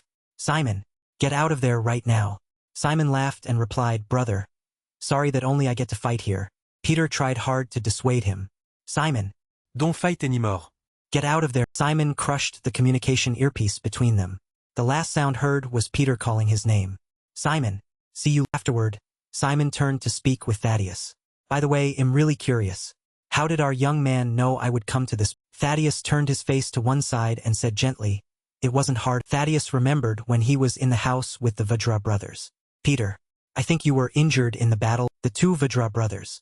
So you probably couldn't move around normally, and Thaddeus showed his reasoning. I thought you would come to a clinic to recover your... Simon laughed heartily. Do you understand my intentions this well? I'm truly touched. But this old man's body is indeed inconvenient. What should I... Having said that, Simon raised his knife provocatively. It'll give you a bit of an advantage in this. Thaddeus still didn't look directly at him and continued. As much as you want, but he'll tell you beforehand. I have no ill will toward... Thaddeus jumped down from the window and continued. However, every human has a thread of fate already determined. Thaddeus prepared to unleash a move and reminded Simon, if you think like that, you'll feel more comfortable. Our thoughts are truly in... Simon held his knife firmly and thought, I had similar... Simon also struck a ready stance. Then one battle, so that neither side has any regret. Thaddeus began his attack, making Simon's round with surprise. Successive moves were unleashed, creating a fierce... Simon broke into a nervous sweat. Damn it, I can't see anything at all. Even though I heard about the new apostles, he's much faster than I imagined. He definitely saw my... Thaddeus landed calmly after the attacks and couldn't stop admiring. At that moment, Simon avoided it and even aimed precisely at my tendons. Simon was a bit worried. If the blade had been 2 centimeters longer, my leg tendon would have been... Thaddeus continued his train of thought. This isn't an action based on thinking first and then moving. It's the body reacting on its... Finally, Thaddeus praised in admiration. Truly a seasoned expert. This is Peter. This opponent is indeed a rather difficult apostle to deal with. Truly deserving the title of a... Simon confidently advised Thaddeus. Young friend, this old man will seriously give you a word of advice. Being so hasty won't win the hearts of the girls. He said that the previous situation also made Simon think. Despite saying that the longer this battle drags on, the more disadvantageous it is for me. If so, in this situation, my remaining trump card is only... Simon lowered his head and said, I'm sorry, but this old man doesn't have much time left. Let's finish this in one... Thaddeus was surprised to hear that and asked, one move? With a body that's heavily injured, what do you plan? Powerful attacks were unleashed. Thank you watching for vid... And evenly matched. Thank you watching for vid... Thaddeus exclaimed. How surprised. Thank you watching for vid... While countering Simon's move, Thaddeus analyzed the skills. Just when I thought I dodged the attack, a new one arrived. Is this really an attack from an injured person? It's truly unthinkable. Simon narrowed his eyes and whispered, I predicted it would be hard to end in one. Simon also recalled the battle and began to reason. Because there's only a tiny difference in our levels. Earlier, if the blade had been 2 centimeters longer, it might have... Simon looked toward Thaddeus and reassured himself. But thinking that now is pointless. Because this guy... When Simon held his knife close to Thaddeus' neck, he noticed that Thaddeus of all attacks by Simon unleashed a special move. Thaddeus also quickly avoided. Thaddeus assessed the situation. Truly a close call. It's lucky that what you're holding isn't too... Simon also replied calmly. Then you can consider your lives' luck used up. Following his words, Simon narrowed his eyes and made an assessment. Even though I spoke boldly, the gap in power is growing. Simon looked at Thaddeus before him with suspicion. How to deal with that guy when he hasn't taken any damage? Beads of sweat fell on Simon's face. If so, I must definitely... Simon suddenly took action. After a lightning... Thank you watching for vid... Attack, Thaddeus expressed his admiration. Thank you watching for vid... It's quite wonderful. Thaddeus analyzed the situation just now. Every time he moves, he must feel pain like his organs are being pierced. Yet he still endures, and Thaddeus dodged the collisions and provoked him. But your attacks don't damage me at all. Thaddeus wondered. Something is still being held back. What is restraining his power? Simon rushed forward like a bird and said with a laugh, young friend, you're doing it again. Praise for an enemy is for after victory. That is true respect for an opponent. The two rushed into battle again. Simon didn't stop talking. Say, young man, do you know what the advantage of a dagger? As Simon surged forward, Thaddeus had to retreat. Simon said, while a long sword can only swing once a day. Simon transformed with divine speed. leaving only a vortex where he stood. Thaddeus was slightly stunned to see that. He can slash the opponent dozens of times. As he disappeared, Thaddeus stood watching as a series of beams of light concentrated in one. Thaddeus watched with wide eyes. From the start, this was it. The attacks weren't weakening. He was intentionally conserving strength. Simon appeared immediately after and continued to attack. Only now did Thaddeus realize. He led me into a blind spot with minor attacks only to then use attacks I couldn't. A large explosion echoed through the sky. Simon was determined. I'm about to reach him. It's over. Thaddeus gripped the knife blade so tightly that his hand bled profusely. The attack was even faster than Simon was surprised by what he saw. Seeing this, Thaddeus questioned, with this level of technical skill you thought no one could avoid it. Shouldn't be Simon looked at Thaddeus with slight concern. After stabbing dozens, no, hundreds of times without touching him. Were they all blocked? And he's still so arrogant with such a calm. Having said that, Simon smirked and glanced to the. Noticing what Thaddeus was about to do, Simon quickly made a plan. This strike of his is aimed at my ribs. I have to block. Thaddeus unleashed a move that made Simon fall back. At the end of the move, Thaddeus landed safely while Simon was thrown back through the air and Simon sat on the ground and heard Thaddeus confide. That's quite impressive. In that critical moment you still managed to protect your injury. Peter is indeed still. Thaddeus then suddenly opened his eyes wide and told Simon. This area must have some dragon energy or something. That's why so many terrifying people have a. Thaddeus looked at Simon, who was still on the ground and unable to get up, and exclaimed, I'm truly impressed. Who could have expected a heavily injured old man to endure my attacks to this extent? I have made a mistake toward a veteran warrior like you.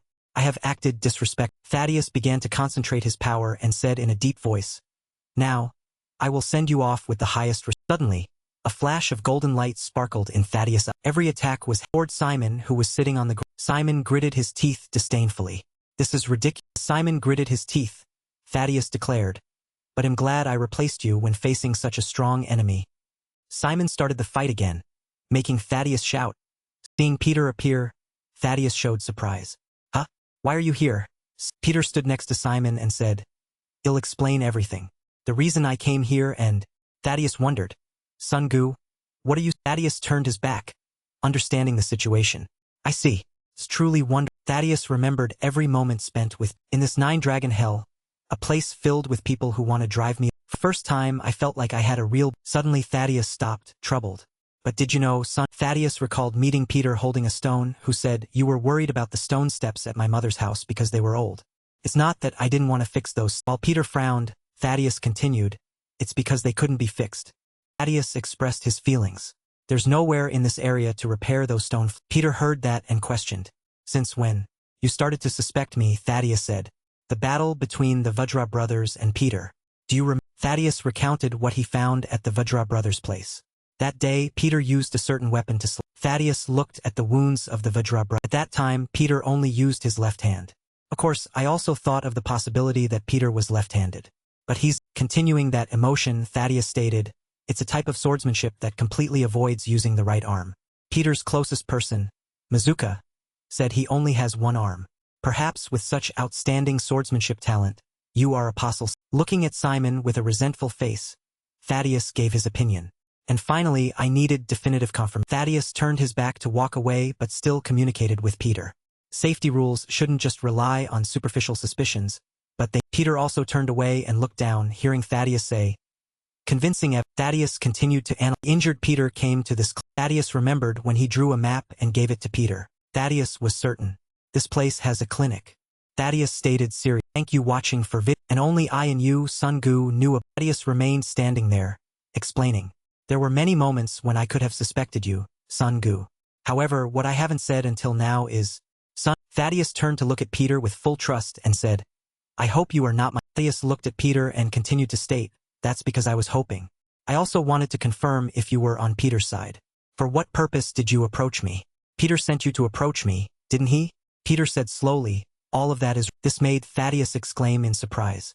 What did you? Peter looked at Thaddeus calmly. That was just a misunderstanding on your. Peter said, There's no way I could be on Peter's side. Thaddeus was extremely confused. What are you? Peter stated seriously, because I am. Thaddeus was beyond surprised. Brother Sun Gu, you say you are. And Thaddeus wondered, even though you know the reason why I'm looking for Peter, you still dare say that? And what do you mean? From the. Thaddeus believed. Peter lost patience and said, the explanation is long. In short, the Peter you're looking for is. Thaddeus adjusted his glasses and asked refreshingly, is that so? If you're that insisting. Peter silent, Thaddeus continued, fine. It seems I don't need to hear anything else. Whether Sungu is Peter or a tiger raised by Peter. Then Thaddeus' eyes turned cold as he his leg up to kick Peter, declaring, you must die by my. In that situation, Peter thought, I've simulated this in my head many times. How I can deal with Judas attack. And I've found the answer. Lightning fast attack. Thank you watching for vid. Were unleashed, making Thaddeus surprised. Unable to react. Peter blocked those moves while silently assessing. This speed is entirely different from the people I've faced before. Suddenly Peter was surprised and didn't understand. What is this? Simon's face was covered in sweat and agony. He asked, Simon, are you okay? What happened? He answered with difficulty, G1. Because of that last attack I can't see clearly. I must help the boss immediately. In a corner he called someone to report. Currently, Thaddeus and the boss have started fighting. Simon narrowed his eyes suspiciously. Can this even be considered a match? The fight grew increasingly intense with the constant sound of collisions. But he judged, a one-sided venting of anger. Usually, the one who decides is the one with the upper hand in a. Peter and Thaddeus faced off closely. Amidst that intense fight was Simon's voice. Strength. If that's true, the two of them continuously blocked each other's. Thank you watching for vid. He was still focused on he can't hit the opponent even once. Then, during the match, Peter made an assault. Thank you watching for vid. Easily blocked this. Peter was knocked back and he calmed down. He thought, this won't do. He doesn't leave any openings to attack. If so, first I must create distance and then counter. Thaddeus continued to launch moves. Thank you watching for vid. Loud crash rang out. Peter, in a corner, Simon also tensely reported to the person on the phone, facing a speed beyond imagination. Even a difference in power means. Peter jumped up to counter and told him, Thaddeus, I felt it from that last attack. But are such reflexes even? Suddenly there was a loud shout. But, boss, amidst the thick dust, Simon wondered. What? He suddenly closed one eye. The boss has taken so many hits. Peter caught his punch with a calm face. This made Simon exclaim, he looks. Then he firmly said to Thaddeus, what is this? Are you looking down? The two said in unison, your attacks have no result. Taking advantage of the momentum, Peter said, you aren't attacking to kill, but only to neutralize me. What are you thinking, Thad? He gently replied, anyway, I can't understand. His face was disappointed and surprised. It's not that I never thought Peter would plant a spy. Then he whispered as if about to cry, Sungu was. Thaddeus poured his heart out. The brother Sungu that I. Thank you watching for vid. The only person in the 9 drag who was my friend. A true. Hearing that, Peter lowered his head in. The two ended the fight. Peter said, it turns out you really can't judge people. Peter confided, when I asked to be your disciple. When I came here and clung to you. And when I entered your honorable mother's. He said softly all of those. Then he delivered a fatal line. Were just part of my plan to find Raphael's weak. Thaddeus lowered his head in disappointment and answered, I see. So from the beginning it was all a plan to get close to me. Then, I have one last question. But he still looked at him with intense hope. Was there even a single second when you were with me that you were actually sincere? Peter turned his head away and slowly said, 1 second. Thank you watching for vid. Asked back indifferently, did we have any special moment? This surprised him immensely. Then the two rushed into a fight. A loud shout rang out. No, Senior. Simon sat to one side, confused. Why is he intentionally provoking him with such words? Is he intense battle made him worry for his older brother. If this continued, he might die. Simon was still on the phone. He thought, wait, is it? Does the boss want to see that? What do you mean? Peter realized during the fight, an attack completely different from before. Now he truly intends to kill me. Every attack is sharp as a blade. It's really too difficult. Thaddeus repeatedly swung his legs to kick him. Peter understood. Stamina beyond human limits. Clearly he aimed for my legs. But by the time I realized, Peter's eyes widened as he saw Thaddeus' leg near his face. He shifted the target to my. During this fight, he suddenly thought, I've gone through thousands, tens of thousands of battles, and faced hundreds of thousands of people. Peter suddenly felt, it's completely unpredictable. This attack was too violent. Thank you watching for vid. Said, there's no other. Seeing him push a door open to leave, Simon shouted. No, boss, that place is a dead end. You have to run to a wider. He tried his best. The two entered a dark room. Thaddeus stepped up and said, Kim Sungu. No, Peter. Fine. I understand you have your own reasons. But you know as well. He recalled his family photo and expressed that I also have things to protect. Then he declared steelily, let's settle everything now. You can't defeat. Peter also spoke his thoughts. Your stamina is truly incredible. With those reflexes, you've surpassed human limits. He flashed a sinister smile. Do you know that you also have a fatal weak? Thaddeus was confused. A fatal weak? He pointed to his head dismissively. You think using those nonsense words will help you win against me? Forget it. It won't affect me at. Peter said slowly, whether it affects you or. He flipped the switch and said, we'll have to try to find. Blinding light appeared behind. This light made Thaddeus cover his eyes and exclaim, what the hell is this? Stu. Peter confidently declared, no matter how good reflexes are, they aren't faster than light. Once you lose that excellent vision for a. While Thaddeus was covering his eyes, Peter began to charge. Then all of your ability. He dealt a powerful attack that Thaddeus couldn't react to. Will become completely useless. Simon didn't forget to report the situation to the person on the phone. Yihun. Boss Peter used the surgical light in the dark operating room. A voice from the phone sounded, that's it. When a person encounters sudden strong light in a dark environment, the retina will be stimulated. Jihun explained the function of the surgical light. Surgical lights emit light from many directions. So strong it doesn't create shadows.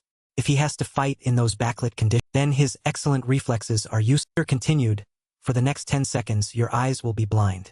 And those 10 seconds are more than enough for me to take you. Jean and Levin, watching the fight, cheered joyfully. Nice. As expected of Senior Peter.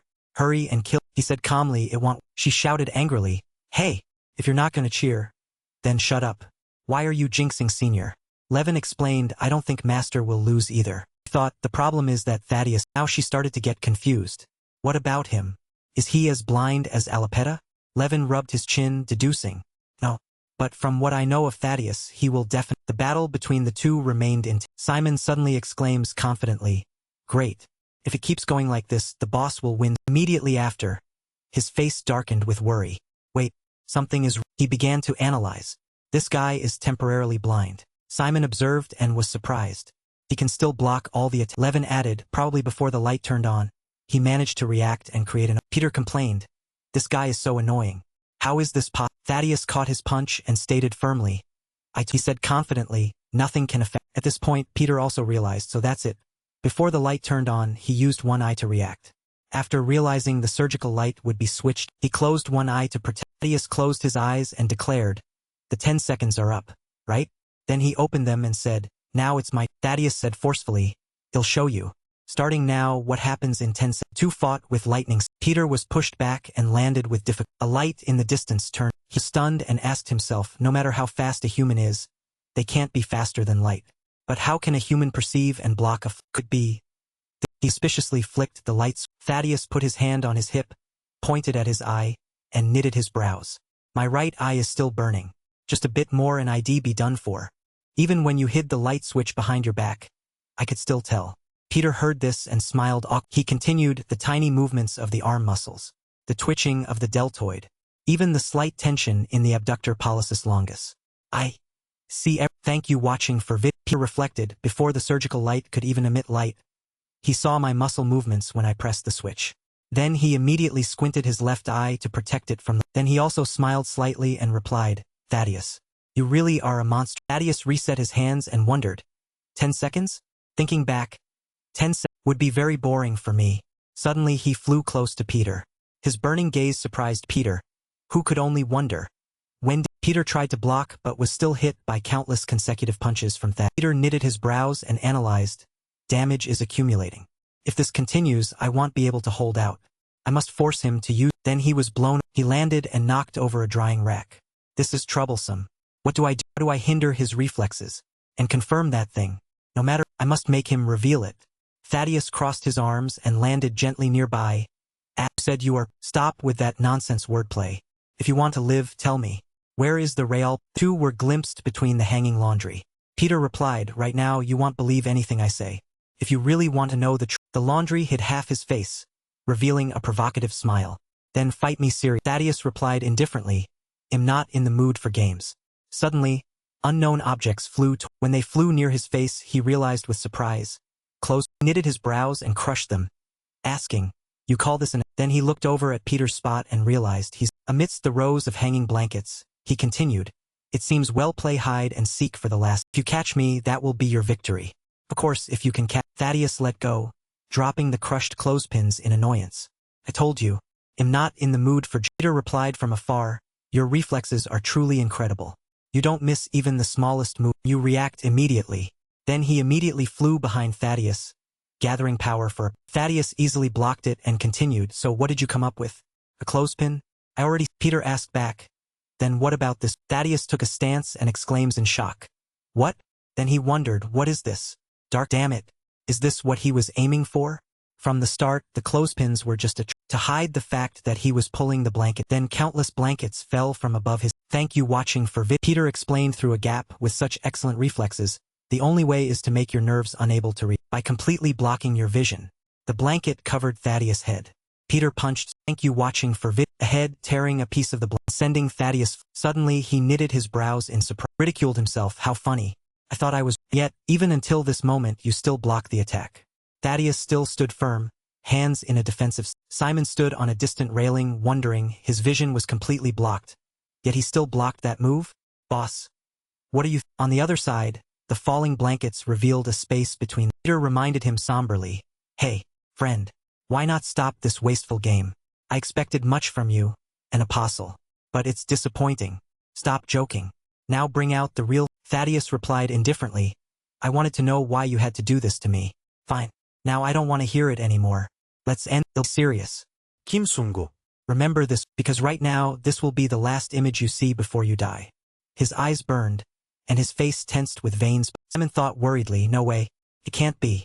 If the boss takes that move in this state, he definitely won't survive.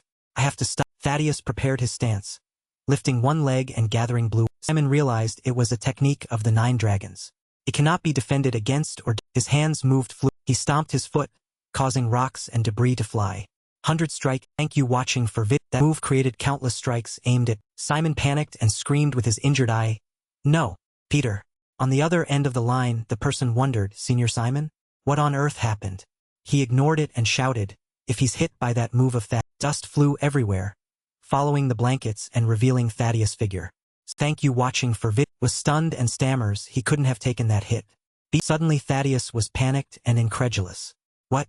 Impossible. He blocked the 100-strike kick.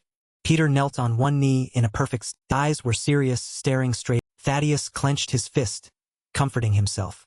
No, it must be luck. There must have been a mistake on my. He spoke up. But does that mean anything? Are you planning to stand there and take hits? Peter didn't answer. A trace of blood was at the corner of his. Thaddeus wondered. Have I still not completely cast aside these stray thoughts? Then he declared, I really don't know how long you can last. He'll end it with, because no one has ever survived after being hit by this. He gathered power, causing red aura to surround his. Simon looked at the scene below and exclaimed worriedly. This is bad. He survived that, but if this keeps up, the boss will be in danger. The other end of the phone line also hurriedly reminded him. What? No way? Senior. Quickly pull him out and Simon replied, but there's something. For a while now I've been suspicious. Could it be that the boss did that because the person on the phone asked back? Senior, what are you talking? Thaddeus spoke up. Let me ask one last time. If this continues, you really will die by my hand. Even now, if you beg a little, please. Suddenly he scowled, his eyes glowing red as he shouted. Please. Just Peter asked back. Beg for my life? He knitted his brows and sneered. Thaddeus. Is your desire to catch Peter only this? Thaddeus grit his teeth and replied. Fine. Let's see if you can block this move. Let's see if you can continue to survive. Sometimes. Thank you watching for Fingertips of a human are sharper than 100 precious. Even the smallest gap becomes useless before these fingertips. Void needles. Thank you watching for His fingertips bunched together as he sharpest needles in this, piercing through everything of the stabbing mercilessly deep into the. Suddenly Thaddeus' eyes were full of pain. Before that shock, Peter punched him straight in the stomach. Thank you watching for often pain, covered in blood and clutching his stomach, asking back. No, impossible. Just now you couldn't even react to my attacks. Yet now you not only overcame the void needle strike but also countered me. What method did you use? Completely blocking the void needle strike is impossible for a. Peter acknowledged, that's right. No one can block your. The reaction speed is almost zero. Not only does it make normal people unable to react, but even I couldn't fully defend against. Thaddeus looked up at him, wondering. Then how? Peter replied, the only way to deal with an attack that is almost zero, to become yin instead of yang. Meaning one must predict the opponent's attack to count. Thaddeus laughed helplessly and unwillingly. Predict my attack? Suddenly he shouted, this technique is not something that can be predicted and blocked. Peter continued that, if this were the first time I faced your technique, I certainly would have fallen. But this technique is no longer unfamiliar. Thaddeus was stunned. Peter explained, and I needed to see it clearly to tell you this truth. Because the techniques you just used are the same techniques my brother once. He clutched his stomach in pain and difficulty, asking back, what the hell are you talking about? This is the technique of the 9 Dragons Devil. Peter continued that the 9 Dragons Devil who devastated your hometown and tortured you to the end. The 9 Dragons, Thaddeus in his... He still had a gloomy face with blood at the corner of his... Seeing Thaddeus' surprise, Peter explained, and at the same time, he is your... Every word fell into Thaddeus' ears like daggers piercing the young man's mind. He almost froze for a... He didn't realize he was shaking in waves. His voice was almost broken. Facing Peter's calm yet somewhat pitying gaze, Thaddeus could no longer maintain his composure. His voice was high and full of anger. Don't talk nonsense. The demon who ruined everything in my life is my father? You want me to believe? Blood at the corner of Peter's mouth suddenly became glaring. He continued, of course it's hard to believe. A thick stack of papers, neatly packed into 3 or 4 bags, fell to the ground in front of Thaddeus. He stared awkwardly at the object that just appeared. With some shock, Thaddeus picked up the stack of papers.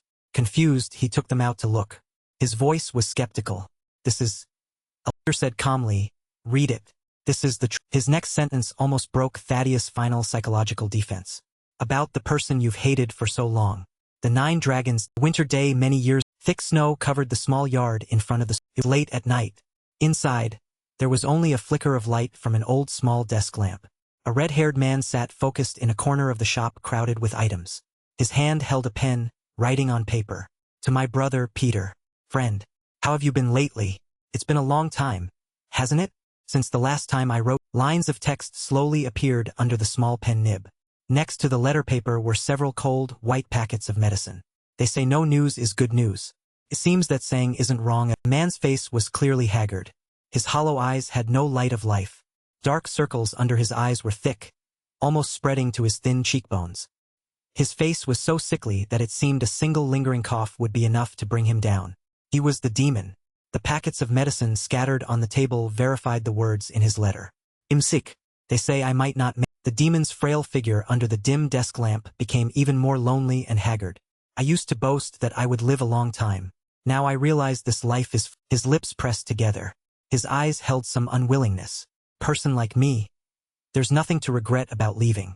Because naturally no one will remember me. But if I have one last wish before I... Sunken eyes flickered with some regret. As if a small plea sent to any deity that could hear him. I want to see the people I love more than life itself one last... Bookstore was also going through snowy winter. Peter of the past silently read his friends. He began a reply. I understand your feelings right now. But you also know. If you do that, your wife and child will be in danger. Next to Peter's desk, a kettle was boiling. Steam rose up, providing some warmth. Don't think too much anymore. Pay more attention to your health. Live as long as you... After a heavy sun finally shone on the demon's shop. A bit of dim light, but enough to warm his withered heart. Friend, I can't believe... The demon continued to write to his friend. It seemed something had made him more agitated. A letter she received. His face was drained of life but full of worries. But I'm so worried. Perhaps it would have been better if we received no news. There's no reply from her. And this feeling is strangely Peter's mood also seemed to worsen gradually. He quietly replied to the letter. I know what you're thinking, but if you try to stop it, it won't do any good. So I'll just say this. Hide yourself carefully. An old residential area nestled behind rows of trees. The truth before his eyes was so horrific that the demon's fingers couldn't stop trembling. I rushed there with a worried heart. But it seems a bad premonition is never... He stood frozen looking at the tragedy in the small, dilapidated house. He didn't want to believe what appeared before his eyes.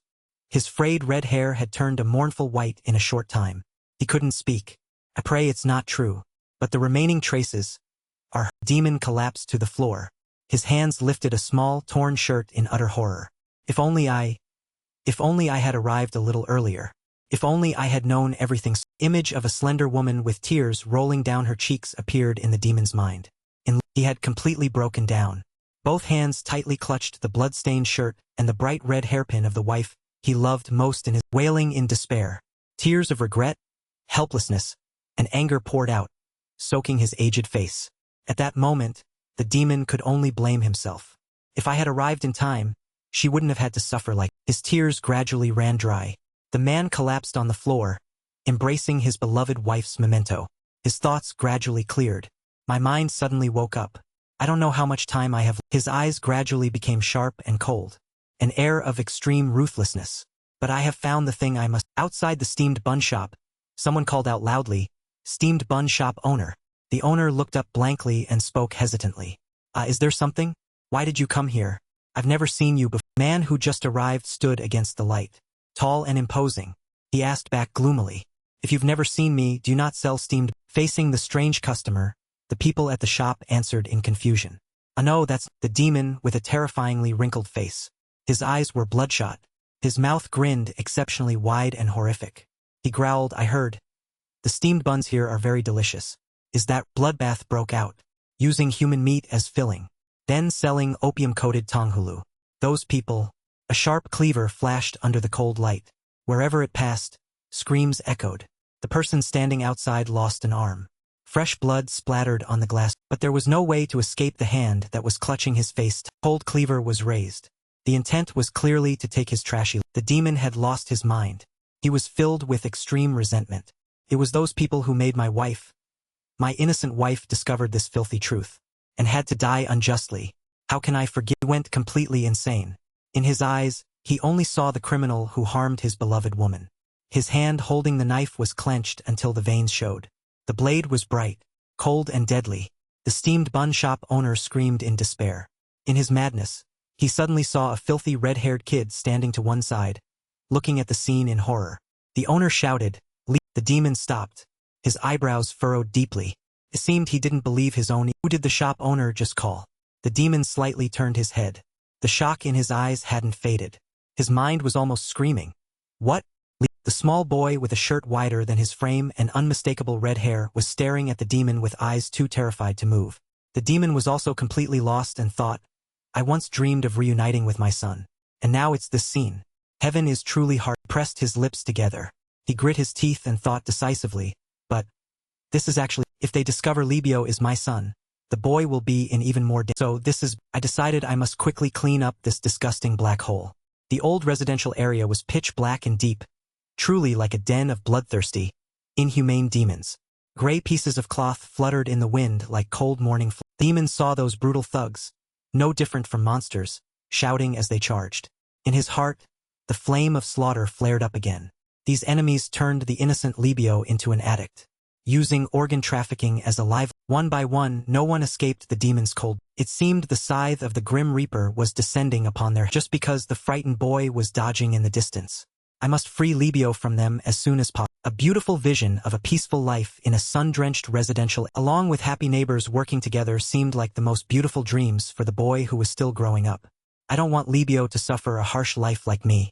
If he's like a beautiful flower that withers quickly, I'd rather let him be a silent weed that lives. Wishing is one thing, but reality was harsher than ever. What happened was the extreme fear of the demon's son, and a worry also rose within him. But if I am gone, how will the boy live? At least, he must be able to protect himself, right? I have no other. Another series of days began. Shelves filled with books standing side by side were where the demon had taken Libio. He had to take complete care of the boy, besides finding a way to help the small and weak Libio survive with. Days and months passed. The once sickly boy seemed to have grown a bit, but he still had a thin body inside a loose-fitting t-shirt with distinctive reddish-purple hair, fumbling through books on the Suddenly, the demon with a terrifying face stared at the boy from behind, speaking gloomily.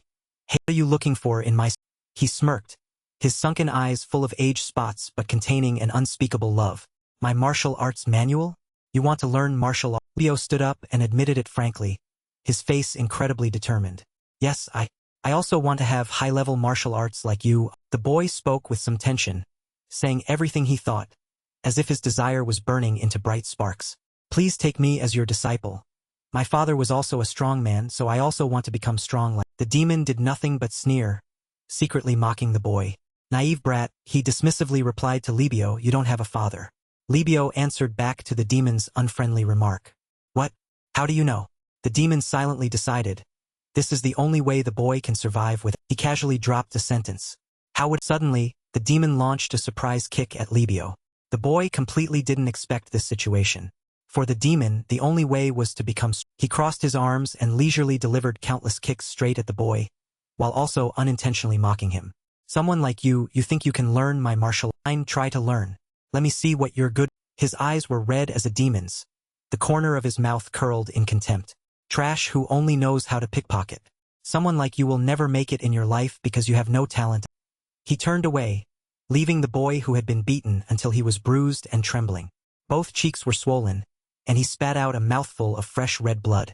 Trying to stand up, the demon didn't even turn around but threw back a sentence. Scram. If you ever come back, I'll kill. Those words contrary to his heart made him choke up. It seemed that if he stayed for even a bit longer, he would break into uncontrollable sobs. I want to take the boy's hand and then hold him in my arms. But I know that is just my selfishness. Libio limped up, clutching a scroll in his hand as he left the room. Everything was captured in the corner of the demon's eye. I hope that he stays far away from me, even if just by one. From that day on, Libio never stopped learning and training, doing everything to make himself stronger as he had said. The demon didn't miss a single change in the boy, seeing the kid get stronger every. He hid in the dark shadows of trees, hiding his cough that seemed to want to take half his life. Hurriedly wiping the blood from the corner of his mouth, he silently observed Libio working hard with the wooden post. I can't help but think, the image of the boy, despite his piled-up injuries and sweat pouring down like rain, still trying without stopping, seemed to shine under the moonlight, making the demon sigh with pride. From birth, he was already a flower, an incredibly brilliant, but life is unpredictable. The waves never stop as long as the wind blows. But that peace didn't last long, even when the Nine Dragons' hell was destroyed and there was left to worry. Rows of soldiers equipped with weapons and ammunition surrounded the old residential area. The government had issued an order to demolish the sweeps took place. People were lying everywhere in the ruins, showing traces of large-scale raids. Soldiers shouted reports everywhere. Something big happened. We can't go any deeper. A voice on the other side of the radio asked back. Thank you watching for vid. Demon grit his teeth, his eyes bulging with brutality as he warned. Get out of here. If you ever set foot on my territory again, I'll rip your gut. The panicked soldiers told each other to turn back.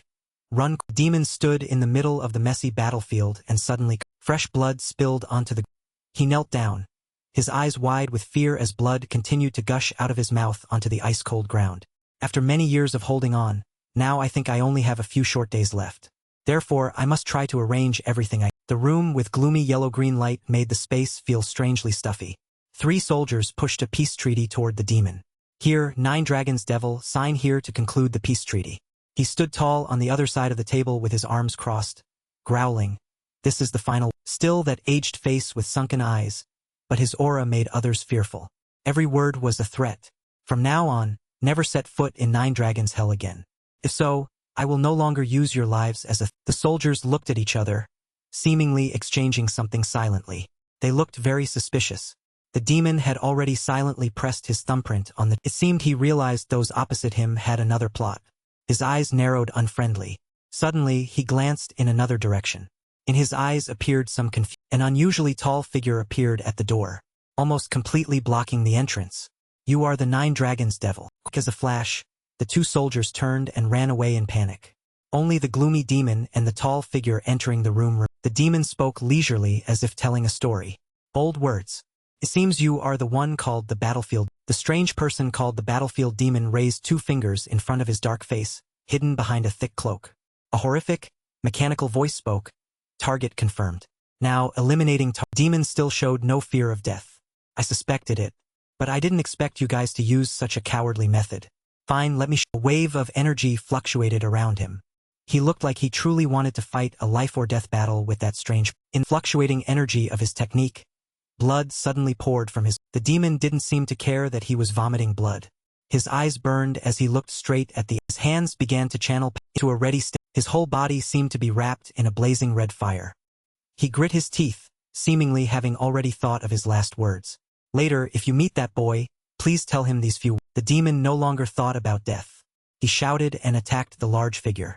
Don't be uneasy before the moving. He attacked, and he also took a hit, a very powerful one.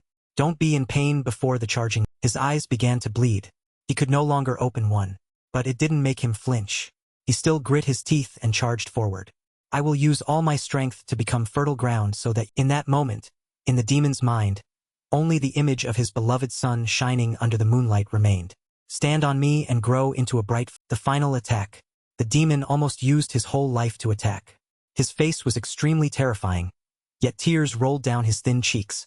Dad loves you. Time seemed to rewind to his most beautiful. A place with lush green bamboo groves bathed in sun. Small house hidden behind the forest, yet still drenched in the sun's glow. The vibrant, energetic voice of a red-haired young man. He was a devil in his 20s with bright eyes. His handsome face rushed into the small house.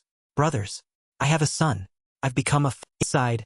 Peter was focused on a chessboard while Johann sat opposite him, grinning ear to ear. Young Simon jumped for joy, cheering along with the red-haired devil. You're amazing, Simon, now you've become an uncle. Our nephew, our very own. Only Peter sat with his chin in his hand, silent and thoughtful. His eyes were joyful, but he couldn't hide a hint of anxiety. Simon talked incessantly with joy. He rushed to Peter to boast on behalf of the red-haired devil. Big brother Peter, we have a nephew now. Shouldn't we celebrate? If he's my nephew, I'll train him well when he grows up. Big brother Johann, don't you dare corrupt my nephew. I want to. Outside the house, dappled sunlight filtered through the leaves onto the ground. The devil sat on a rock. He didn't look at Peter, who was smoking beside him. More accurately, he didn't dare. He glanced sideways at the man next to him. Don't scold me. I know what you're Peter looked sternly at the red-haired man. Does anyone else know about this? You should know better than anyone. People like us shouldn't have The devil leaned back slightly on his hands, answering his friend. I know, but that's why you know too. If I had to give up everything just to keep one single thing, then that. The devil's voice softened. His eyes seemed to hold all the tenderness of his life. Peter couldn't help but frown at his He took another drag of his cigarette. But you won't be able to see them. You know that. If your family's identity is revealed, your wife and child will be in danger. Devil replied, I know. I know it all too well. Lately, that's all I've been thinking. His hands clenched together, veins popping on his strong grip. Tomorrow. No, even if I die today, it's fine. I only hope to leave behind one photo. With my wife and my. Peter lowered his eyes, feeling somewhat at a loss. Before his comrade could finish, the devil interrupted. He waved his hand dismissively. I know. We aren't allowed to take photos. Peter stood up, wanting to pull out another cigarette. He reminded him, that's right. You must never take a photo with your wife and child. The devil replied casually, I know. You keep saying that. This time, Peter cut his comrade off. Peter turned to walk away, leaving a sentence that stunned the devil. As Apostle Thad, then it's a different sun-drenched Chinatown. A beautiful girl with long hair held back by a red clip was holding a tiny baby with bright red hair. She smiled radiantly at the man beside her. I'm sorry, enrollment. This is the only way I could do it. I understand everything. Even those actions of you. Her face glowed in the sunlight. Her eyes were filled with happiness and hope for the future. Because I love. The photographer held up his camera, kneeling to aim the lens at the family of three. He kept gesturing to get the perfect shot. Come on now. Why so stiff? Is this your first time taking a photo? Come on, get a little closer. Lens focused. It was blurry at first, then became clear. The image of a handsome baby boy. He couldn't have a complete family, nor could he leave any trace of himself in this world. The man's large hand supported the boy. The photographer's voice rang out. Good. A photo of a happy family of three. In this way, I still wanted to leave something behind. Perhaps this is the first and last time. Proof that we once existed. Thaddeus bowed his head, his whole body trembling. Peter stood there calmly, seemingly unshaken, watching Thaddeus, who was drowning in a sea of chaotic emotions. You held your father's letters in your hand. Do you expect me to believe all of this? Thaddeus' face couldn't hide his shock. His hands gripped the fragile papers tightly. The Kowloon devil is my. He stared intently at the time-worn photo of the three. Bulging veins appeared on his hands. If so, that means that devil didn't want to sell Kowloon but to protect it? Who did he want to protect this place from? No, from the start? Who? Peter answered Thaddeus calmly, his eyes tinged with sadness. Who? Can you really not feel it? Peter's words made the man kneeling on the floor tremble even more. The letter in his hand crumpled further. Everything that happened in Kowloon, images of innocent people, including women, the elderly, and children, tied up and led away one by one, appeared in Thaddeus' mind. Sieges, iron nets, tasers, batons, beatings, the desperate struggle of those being suppressed. all unfolding according to a script written by even Thaddeus had once been bound tightly with iron chains and leather straps. A glimpse of a dark man still couldn't accept the truth he had just received. He tried to look up at the young man standing silently with pursed lips. No, this is impossible. Thaddeus clutched his wound, leaning forward in protest. He said he would return Kowloon Hell to me. He said there was a way. He said the government of this country. Suddenly, Thaddeus seemed to realize something was wrong, and his eyes flashed with unavoidable. While he was still being controlled, his body bound in several places and hung by iron chains. Not a single part of his body was unharmed. A man in an elegant suit had come to meet him. I will return Kowloon Hell to you. This involves the government. Thaddeus instinctively recalled the past. He seemed to have the answer to his big question. Wait, you mean all of this was part of Raphael's plan? Impossible. No. Raphael. Thaddeus seemed to be on the brink of collapse. His face looked as if one more shock would make him burst into tears. He screamed. He couldn't do that. Why? What's the reason? Why did it have to be like? Peter placed a hand on Thaddeus' shoulder. How? He knelt down in front of Thaddeus and made a suggestion. Do you want to verify it for yourself with me? Raphael's truth. Suddenly, a loud noise rang out, causing Peter to look over in surprise. He followed the sound with his eyes. No, it turns out we don't need to find out for ourselves. A long series of sounds echoed through the street in the dark. Peter put his arm around Simon to support him, and together with Thaddeus, they ran quickly through the narrow alley. Squinted, listening for the direction of the sound. The closer they got to the source, the clearer it became that it was him. Suddenly, Thaddeus came to an abrupt. He looked at the scene before him in horror. Wait, no, don't go. Thaddeus' scream pierced the pitch-black night. Ahead was a small apartment building. No, don't touch my mother's. Peter also hadn't expected the sound to lead here. Thaddeus was frozen and ran into the house. An eye-catching plume of black smoke was billowing from a black wardrobe in. Thaddeus couldn't believe his eyes. His gaze was full of despair as he looked at the scene. Why from my mother's wardrobe? This can't be. Peter stood somberly behind him, silently watching Thaddeus' trembling shoulders. Please don't. Couldn't control his shaking hands as he tried to unlock the wardrobe door, which was incessantly spewing black smoke. No, it can't. But he seemed to realize something. The wardrobe door wouldn't. Thaddeus had locked it before. I was afraid that every time I missed my mother and opened this wardrobe, the remaining scent inside would collapse to his. This time, Thaddeus was truly in despair and began to sob. His trembling hands reached out. Only meaningless cries came from his mouth, because everything inside his mother's wardrobe, her relics, had been completely destroyed. The back wall of the wardrobe had been smashed through, revealing a path to a basement glowing with. Thaddeus screamed almost insanely, Mother, Mother. How is this This revelation surprised Peter just as much. There was a tunnel behind the wardrobe. Even though he knew how much Thaddeus cherished this wardrobe, how Thaddeus looked up. It was with a deathly pale face and 2 lines of tears streaming down his cheeks. He turned back to Peter for an answer. The reason Raphael came. Peter looked straight at Thaddeus. He was definitely searching for someone. Someone who would protect something with their very life. Peter clenched his fist, looking down at Thaddeus who was slumped on the floor. And it seems this place was perfect. At least Thaddeus went mad. He roared with a face of ultimate rage, despite his continuous tears. He turned his head. Fine.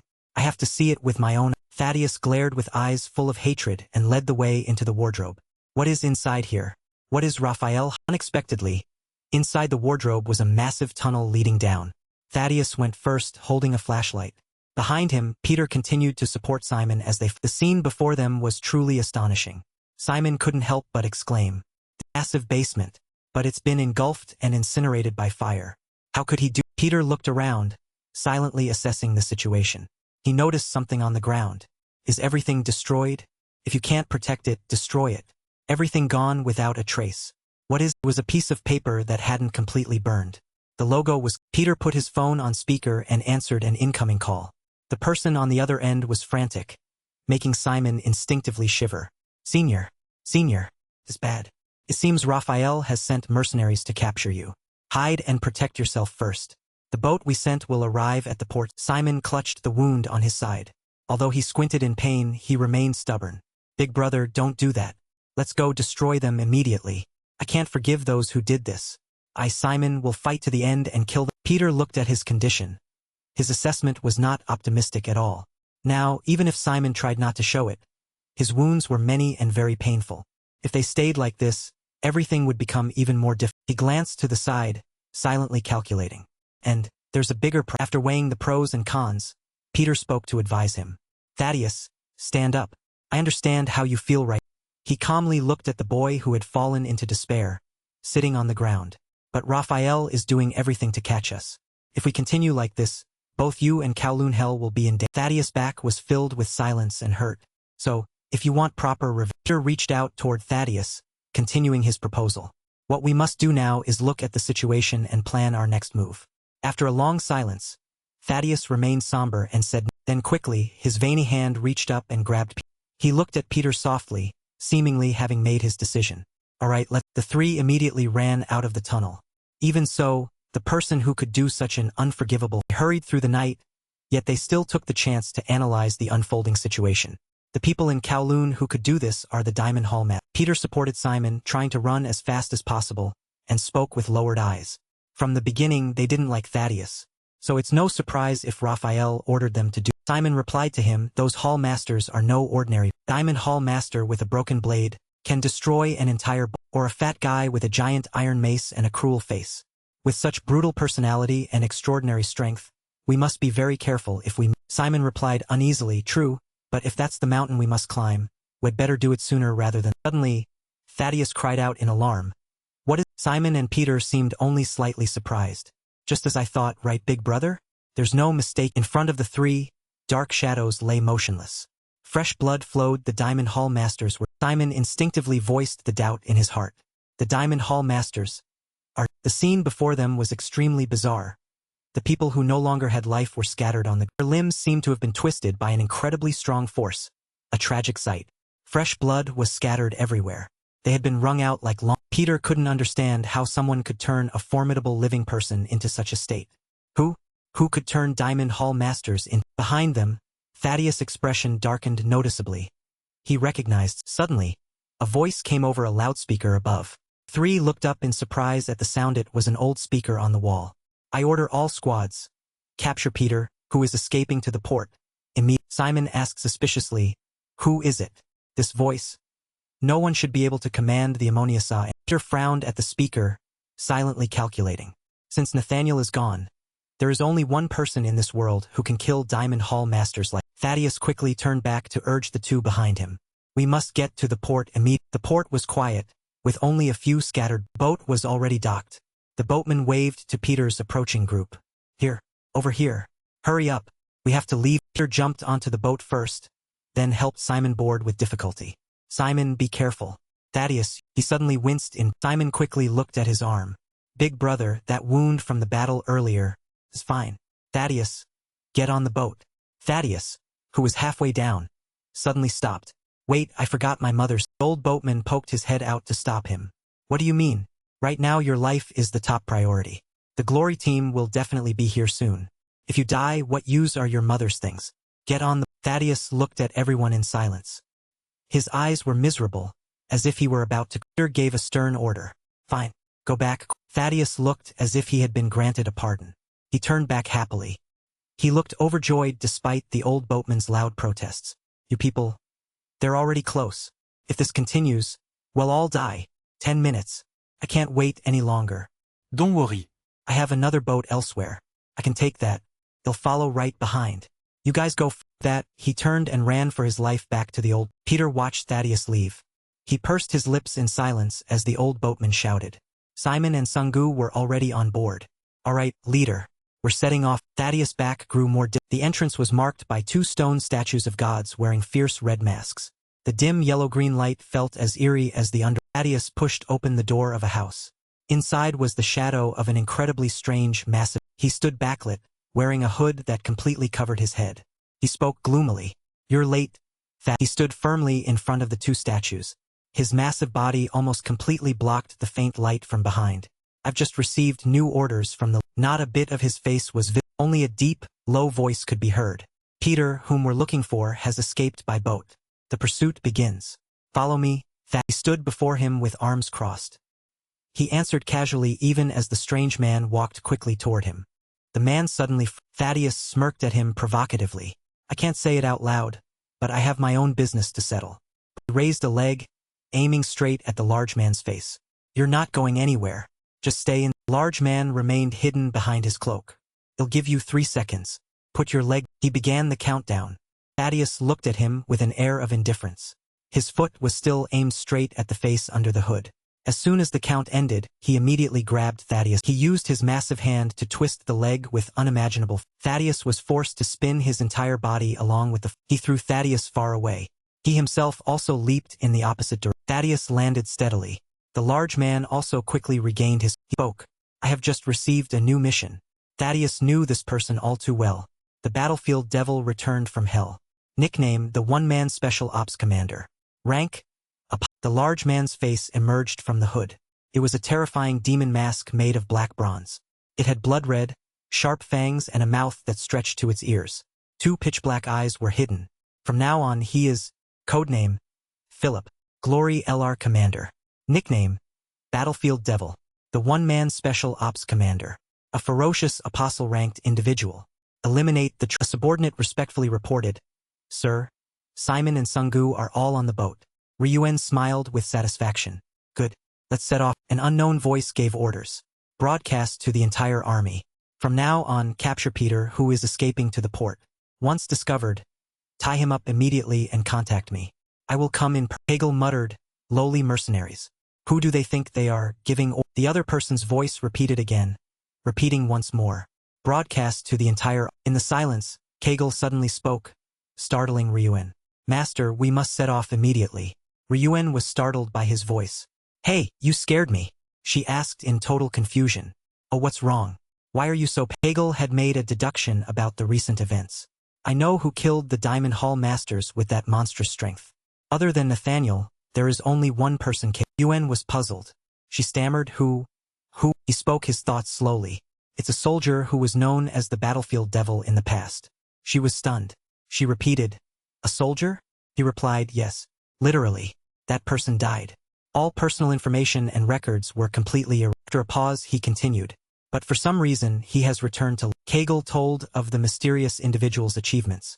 That person used to be a talented soldier in a secret special forces. He listed some of the person's typical missions, such as mountain operations, maritime infiltration operations. Thank you watching for and close quarters combat, glow waters. He was praised as the first person to master every military tactic in the. One day during a he was caught in an explosion of unknown and was confirmed dead. Kegel added, no, a better way to put it is that his death was officially because, as people gradually forgot, the scene shifted to a battlefield. A soldier spoke. Hold on he added, unidentified target detected heading south. Another replied, if they're not an ally, shoot them down. The soldier received the order.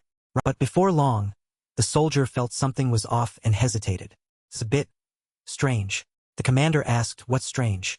The soldier explained, no, I mean, if they were an ally, I wouldn't say anything. But entering enemy territory? Isn't that too careful? But when he looked through the gun's sight, the soldier was suddenly startled by that. He cried out in terror and shock. Huh? That guy is.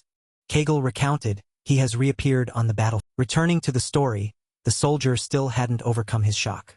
He couldn't believe what he was seeing. He asked again, isn't that the battlefield devil? I heard he was. Commander requested. Quick, request backup now. He comforted the soldier. Don't be afraid. Even if he really is a devil, he doesn't have a single weapon right. As soon as the commander confirmed the battlefield devil had no weapon, he immediately ordered the soldier. This is our chance. Fire. Where does he think he is? Coming here empty-handed. No weapon. The soldier immediately opened fire. He aimed at the devil and shot. The soldier shouted happily as he fired. Hiding is useless. Devil or not, it'll kill you. Battlefield was in ruin. Thick smoke and dust were everywhere. As soon as the thick dust cleared, the soldier couldn't believe his eyes. He cried out, what? Since when did? He had ripped a vehicle door off to block all the bullets? The tank had found a new use that even it couldn't have imagined. After that attack, the tank door was riddled with. Soldier was still amazed. Even so, how could just that door block all those? The devil slowly stated his conclusion. 4%. That's the probability of your bullets penetrating this door. 7.62 mm rounds are effective against unarmored targets. But against light armor like this, their effect is limited. Additionally, if the firing angle is below 45 degrees, the probability of these bullets ricocheting is even higher. And now that I haven't been hit, your survival probability, 0%. Kegel continued. From then on, rumors began to spread. He is the one who made a pact with the devil and was After a hail of bullets left the devil unharmed, the soldier suddenly screamed in panic as the man slowly walked, and that was probably the last time the soldier saw the, according to Kegel's story. And when he reappeared, no one thought he looked like a human anymore. Afterward, he left his unit and founded a special force called Leviathan Raven, abbreviated as the devil's mask lay on the ground. It was a hideous demon face. The long red fangs gave a sense of its owner. He also carried a very fierce aura, and it was true. He made everyone feel terrified just hearing his. He commanded this force, participating in conflicts between nations as mercenaries. Wherever he stepped, the enemy was completely annihilated. LR quickly became a notorious name. But amidst that dark fame, there was a strange. Back in the room, Kegel told a strange legend.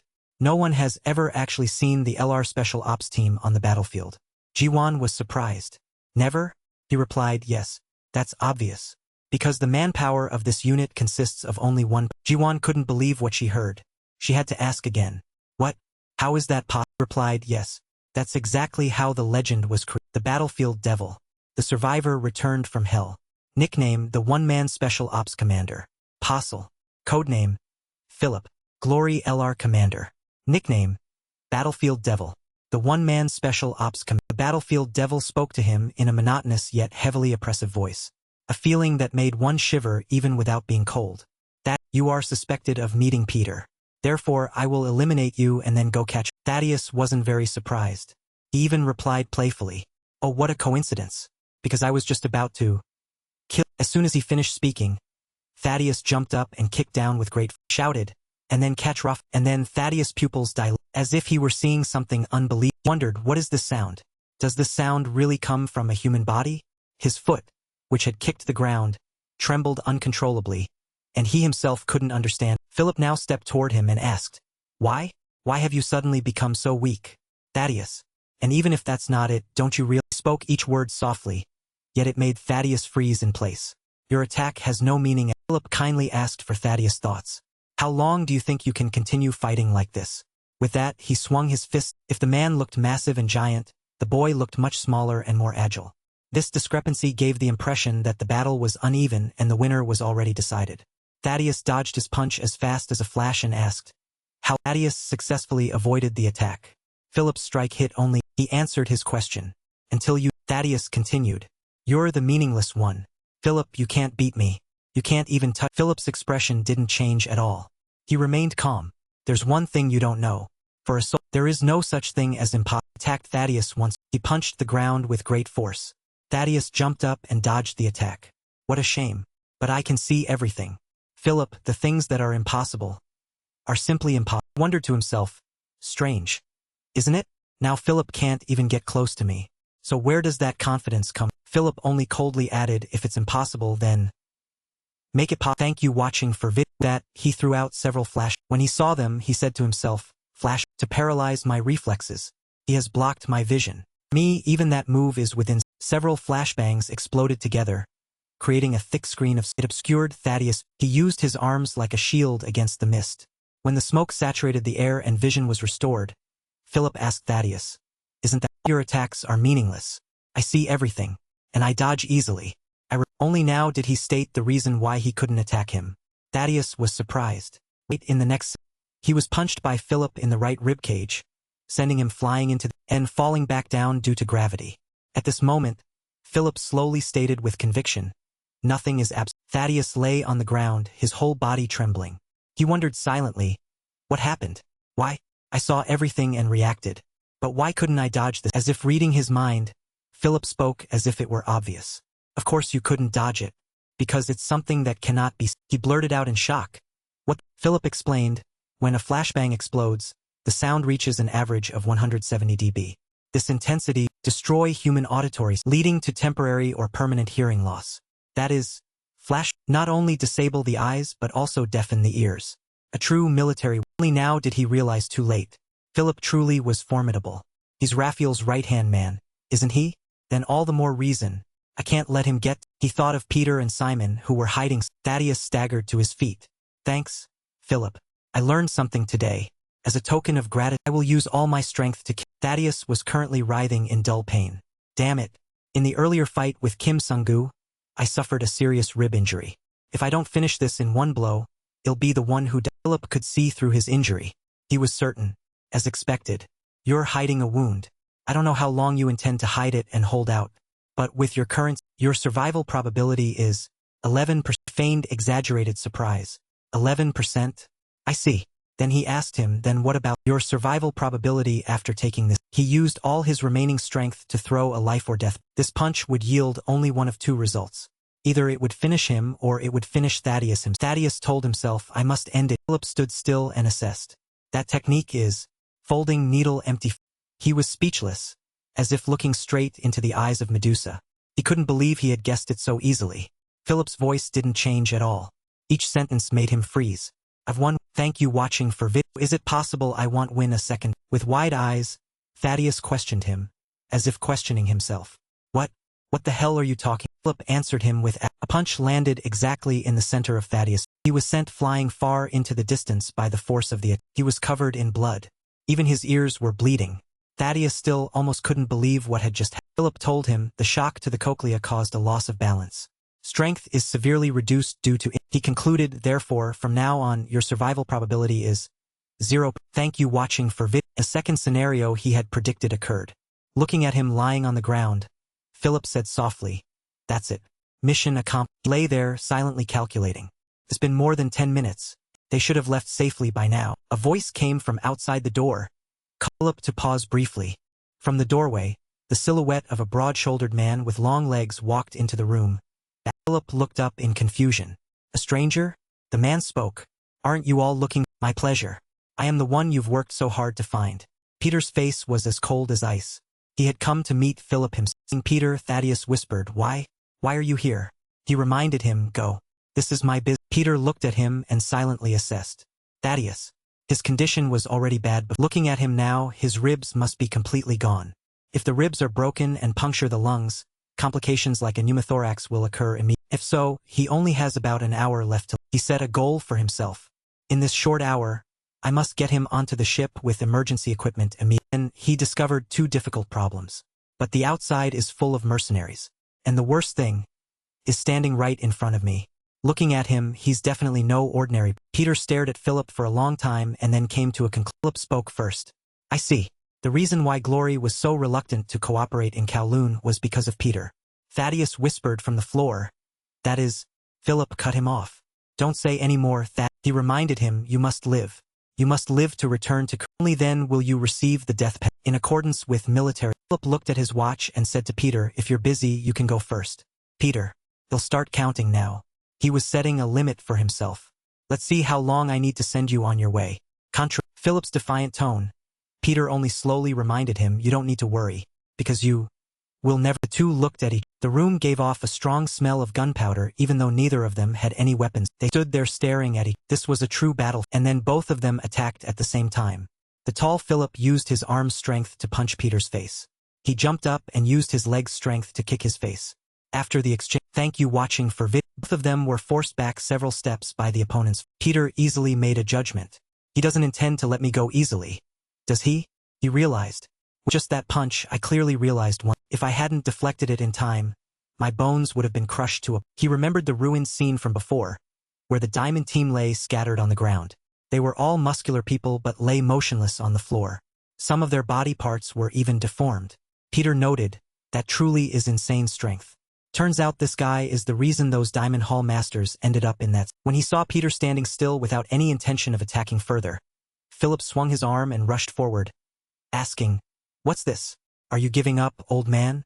Peter remained, but in his heart, he was silently calculating. In a situation where there's nothing left to hide, the only thing I can do now, the fatal weak. After making the decision, Peter rushed forward to block an attack to the back of the neck from. Taking advantage of Philip being slightly dead, he continued to strike all over his. After taking several of Peter's strikes, Philip finally realized. Peter, those attacks of his aren't the kind that are easy to, especially those hits from the side and below. He just keeps coming without any rules. He now understood. So this is the Peter that everyone talks about. Truly a skilled player. He knows every single one of my weak. And then he cursed himself.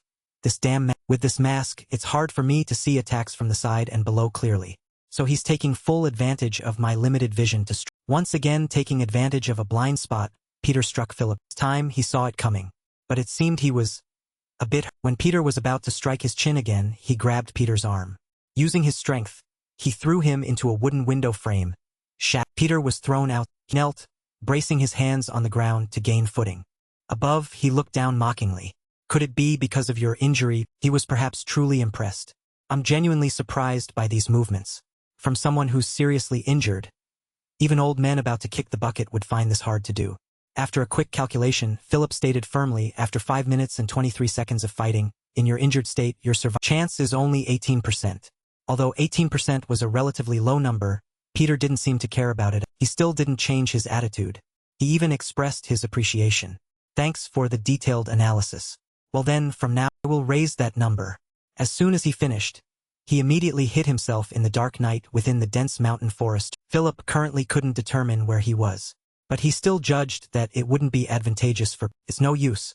You won't be able to win if you keep playing hide and seek like Philip emphasized. The longer the match goes on, the more your survival probability will talk too much.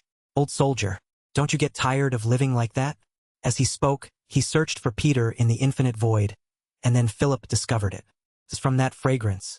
Immediately, Philip threw a dagger into the corner of the tree, exactly where he had determined Peter was. But from another angle, Peter finally spoke. How disappointing. You were just bluffing. If things continue like this, will I still be within that 18% of yours? Philip replied with a determined voice. 100% certain. No way. That probability is plummeting. Peter didn't understand and asked back, on what basis do you say that? Philip replied without a single wasted word. Because I found your hiding place. Peter affirmed to himself, this is the... Philip walked to a tree corner and looked down. Indeed, that was not Peter's hiding. While in a state of confusion, Peter's voice rose from behind.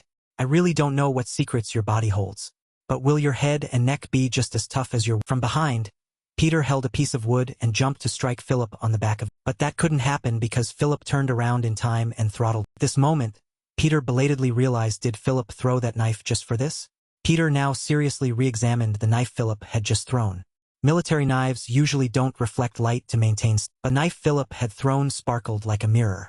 It was precisely to discover Peter's location. With one hand, Philip throttled Peter and lifted him into the... Only now did Philip show off his full... I mastered every fighting technique this world has to offer. Therefore, I can predict any attack. Plan to launch next. After that moment, thank you watching for vid... Philip slammed Peter hard onto the ground. Now he was truly certain. And with that, your survival chance is now 0%. Merged with LID. 76. Thank you watching for vid... Powerful punch landed on Peter's... Philip's punch didn't just affect Peter. It also deformed the ground around. Philip then reflected. Even so, the previous attack almost put him in danger. If he weren't injured, I would be the one paying the price. Thus, held a dagger, while his other hand gripped Peter's ankle. Looking down from above, he said, I must eliminate all vari... Peter knew he had to pull his leg out, but his body was exhausted of... A third voice appeared. Another very... Then came the technique. Solitary hidden needles. Hundreds of needles attacked Philip. Didn't even bother to look back, expressing regret toward that third... It was none other than Thaddeus. How unfortunate.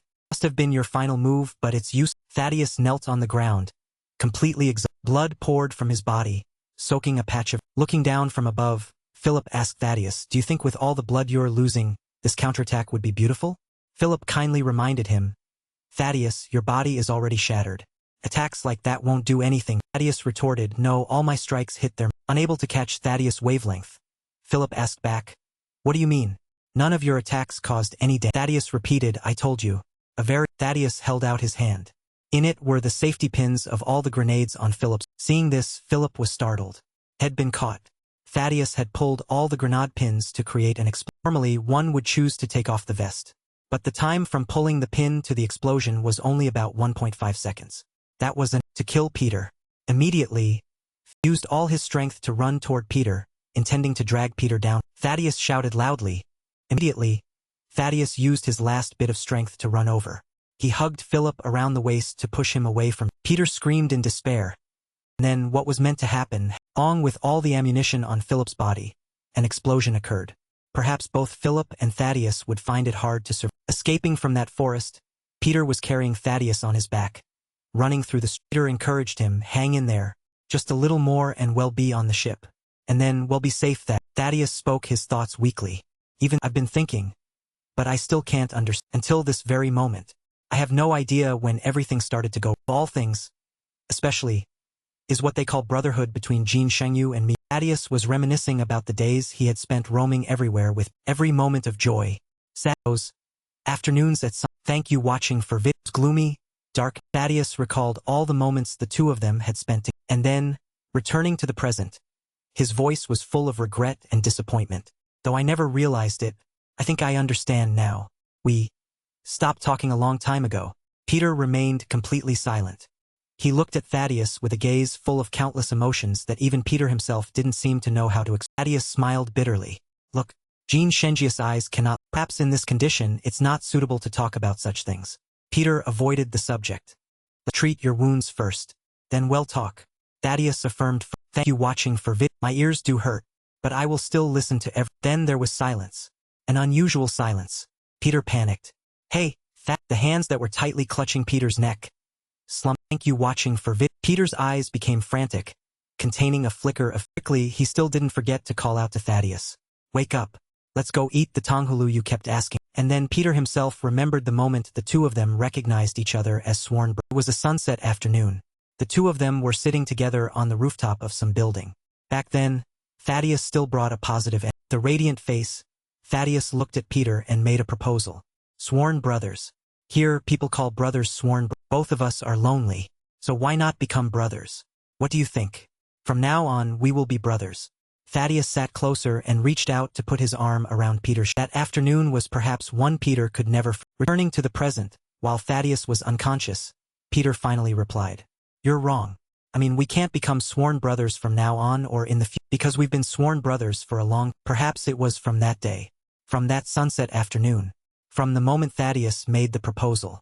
The two of them had truly become sworn brothers, soulmates, lifelong companions. Peter told himself, I must hurry. While taking Thaddeus to a place for treatment, he couldn't help but calculate. The smoke and flash grenades themselves are though the explosive force isn't strong, if the charges detonate simultaneously while close to the resonance of the blast shockwave causes severe damage. Stopping for a moment, Peter suddenly remembered. However, if it were Philip, even with a chance to kill, he walked away.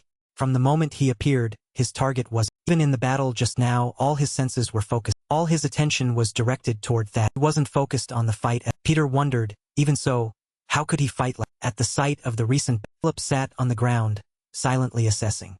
Peter, truly worthy of being a. Philip ordered his subordinates, broadcast to all Glory members. From now on, deploy plan. Peter spoke over the radio with Ziyuan. He announced, Ziyuan, I'm currently moving to another port. Meet me there. Kegel asked, Boss, are you still safe? Peter replied, luckily, yes. But the Glory soldiers have killed the remaining Shadow Soul members and taken over 9 dragons. Kegel reminded him, if those mercenaries think you're an enemy, they'll kill you on. Peter affirmed firmly, It'll be fine. I can handle it. Kegel didn't think so. No, if it were just you, I wouldn't worry. Think realistically. Are you planning to jump into your own? Peter observed Thaddeus lying unconscious on his shoulder. Looking at those pale blue lips and fingertips, he knew immediately. It seems the pneumothorax has become severe. If we don't act fast, his life will be in danger. Just as Ziyuan said, the surveillance network is too dense. If I were alone, it wouldn't be a problem. Passing through this surveillance network while carrying Thaddeus is impossible. Peter struggled. What should I do? How should I handle? And then, in his desperation, he came up with an idea. Even if it's risky, this is the only. Peter asked someone with a suspicious. Peter appeared and said something to that soul. Just a moment, one of those people shouted. Peter is currently fleeing with an injured person. If you spot a suspicious subject, report it immediately. If they don't comply with restraint orders, you are authorized to. One of the soldiers wondered, but isn't Peter just an old man about to die? Is it necessary to go this? Another soldier chimed in, this is the first time I've seen the captain in such a hurry. There must be a. Looking straight ahead, he was suddenly surprised. Huh? What on earth is that? In the hazy mist of the night, a dark shadow was slowly walking toward. That soldier immediately raised his gun. Ready. At the slightest unusual move, he would shoot. He interrogated. Hands up. Is that Peter? His comrade stopped him. Huh? Wait, isn't that one of. Peter had disguised himself as one of their comrades. It's unknown where he got it, but he was currently wearing their uniform and pushing a heavy supply cart. Walking. Kegel didn't hold back his praise. Boss, pretending to be a mercenary is good. Then Kegel reminded Peter, But you know, that alone won't be. Those mercenaries. Before he could, mercenary spoke up. Stop. Hands up. One move and he'll fire. Peter asked Ziyuan, that's right. If I want to reach the port, I have to pass that check. The glory mercenaries guarding that checkpoint. They'll probably ask me. They'll ask right now. That the soldier who had wondered about Peter earlier raised his gun and asked. Peter replied without hesitation. On the other end of the line, Ziyuan and Kegel exclaimed in unison. Oh my god. Boss, what are you doing? This is... Ziyuan urged him anxiously. Run. Password is how the military identifies friend or foe. These nonsense words. Here are examples of nonsense words these mercenaries set for each other. Bullet, octopus, watermelon. And the password must be consistent. It must match perfectly to be identified as an... Kegel pointed out the key issue. The problem is, even if you stole the uniform for a disguise. The master once spoke about that password. It means you don't know the man verified once. Port immediately. If you don't answer within 3 seconds, he'll put a bullet in your... And then he took over the duty of starting the countdown. Ziyuan was anxious. Damn it. This is really... Kegel was equally panicked. There's no way the boss knows those mercenaries' password. If this continues, Thaddeus in the cart will also be in... He counted down the second 2. And then the final second. Another man urged. Shoot him. Damn it. At that, Peter softly uttered 2 words. Stalking. Now, the 2 new mercenaries, one didn't even hold back his... Well done. The other asked, according to regulations, I need to verify your identity. State your unit, and Peter replied, I'm a supply officer for this operation. That's the crane. Kegel wondered. Could it be? Ziyuan was even more surprised. How did he know the answer? A password is something an outsider can't possibly... Peter finally answered the 2 of them. Password. Blade and stocking pants. I only had one way to find this. Flashing back to 30 minutes, a mercenary on guard suddenly heard a strange noise. What the hell was that? Peter, in a blue shirt soaked with blood, stepped forward to explain. I'm carrying out an emergency order from Captain Philip. The mercenary wondered. Captain? Emergency. Immediately, he fell to the ground and asked for the organization's secret password. Blade. Peter recounted to the 2 of them. First, as someone raising his hands in surrender, I would get our password. And after that, the next action I would... In an instant, Peter had taken out that mercenary to get his uniform. Once he had donned their uniform, Peter began to crack the path. Meeting a random soldier, he immediately raised his gun and asked just like the mercenary from before. Stop. Blade. Though he didn't understand, the soldier being questioned still raised his hands and answered the code. Stalking. Peter explained to the 2 of them. By pretending to be a glory mercenary and giving the response, I obtained the password. Taking advantage of the password's inherent weakness. Its fixed nature. Another mercenary respectfully received the order. Yes, Captain. Nothing unusual. Shadow Soul members were killed on sight. The mercenary questioned Philip like this. Why are you bringing so many supplies? Pushing this will be incredibly... Hearing that, Philip immediately ordered, you. Shoot him immediately. Confused mercenary asked back. Huh? Captain, what are you... Once again, Philip repeated with a determined voice, carrying a bit of urgency. Shoot him. The mercenary couldn't understand Philip's intent. He asked again. Philip gave a quick explanation for him to understand. Supplies going in should be fully loaded and heavy. No one coming out would be pulling such a heavy... Immediately, the mercenaries got into position. Fire. Philip didn't sit still, spoke into the radio to announce, reissue orders to all mercenaries. Everyone move to the port and block every area where a ship could... Repeat. Everyone move to the port. Hidden corner. Peter silently assessed. Philip. Truly an outstanding strategy. Remembered the scene then. The mercenary was reporting a clue that seemed very simple. Something almost no one would know. Like this. Why bring so many supplies? The cart is truly incredibly... In his thoughts, Philip had found him with just one small... Port forces would arrive at any moment. He had to go faster. Peter pushed the cart with Thaddeus inside, running quickly to the... When he reached the place, Peter discovered, this is bad. The mercenaries have already been positioned all the way here. Currently, this is the only place to board. In the end, there was no other way. Peter looked at the cart. A plan had formed in his mind. It was quite reckless, so he whispered to himself first, sorry, saying that, he pushed the cart toward where the mercenaries were standing. Hearing the noise, the soldiers scrambled. What's going on? Is it... Another spotted it. Huh? Wait, that's... What is that? It's not a person? Another soldier reported. The report just now said Peter was pulling it. Another immediately caught the main point. Then what about... A voice rang out from behind. Right here. It was none other than Peter's voice. Just as they were wondering where the voice came from, Peter began to. He stepped forward and kicked away the man closest. Seeing him start to act, a soldier reassured his comrades. Damn it. Don't panique. Everyone, don't face him directly at close range. Fall back, and just as he finished warning his comrades, a bullet from Peter pierced him right in the middle of his forehead, without him being able to. One shot, one person. Peter fought the mercenaries alone. Gun, eyes on the target to shoot. He used his legs to eliminate nearby opponents who wanted to attack. Alone, he used that method to deal with all the mercenaries present. In just a short, not a single mercenary could block Peter's path to the boat to leave this. After Peter finished everything, Kegel, who had been silent, spoke up to check the situation. What's up, boss? What happened to you? Are you dead? If you're dead, then Peter replied coldly, you seem to really want me dead. Don't you? Looking closely, Kegel interrupted. Of course, I'm just joking. Why so serious? When both Peter and Thaddeus were safe on the boat, and the boat began to speed through the water, Kegel showed concern for Peter. Boss, are you? Peter's concern wasn't for himself. He urged you should worry about Thaddeus. Hurry and give him emergency aid to save his. An old man with white hair and beard appeared. He was the rescuer on the ship. From his appearance, one could tell his years of experience were quite high. But when he saw Thaddeus, even he had to exclaim, no. What happened? And then he immediately took the job. All right, he'll perform first aid now. But the tension pneumothorax has caused severe lung damage. The old man looked at Thaddeus and reached a conclusion. This person won't live much longer. But it wasn't impossible. The old man proposed the only case that could save Thaddeus' life. Unless the world's most outstanding doctor performs the surgery. Simon dismissed that. That doesn't matter. We must depart right now. We must run at full speed to the hospital. The old man denied it. No. Even if you reach the hospital, Glory has already acted first. Even if you get there, there's no way to save him. Is there any doctor in the world who dares to oppose? At this point, Peter spoke up. No. There is one person. Only bewildered by these words. And as if fearing people wouldn't believe him, Peter repeated it once more to affirm. This person can be saved.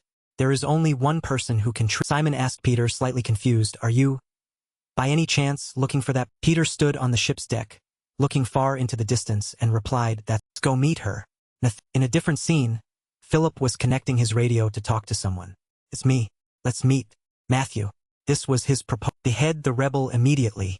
Just as the sound rang out, the fat-bellied man standing behind the long-bearded man quickly raised the machete in his hand and brought it down decisively. I only want to dismantle this disgusting country with my own hand. In another space, in a spacious but dimly lit room, sat a man with a healthy, sculpted physique. He lay comfortably on a chaise longue, enjoying an expensive bottle of wine. A cold sound came from his mouth. Philip.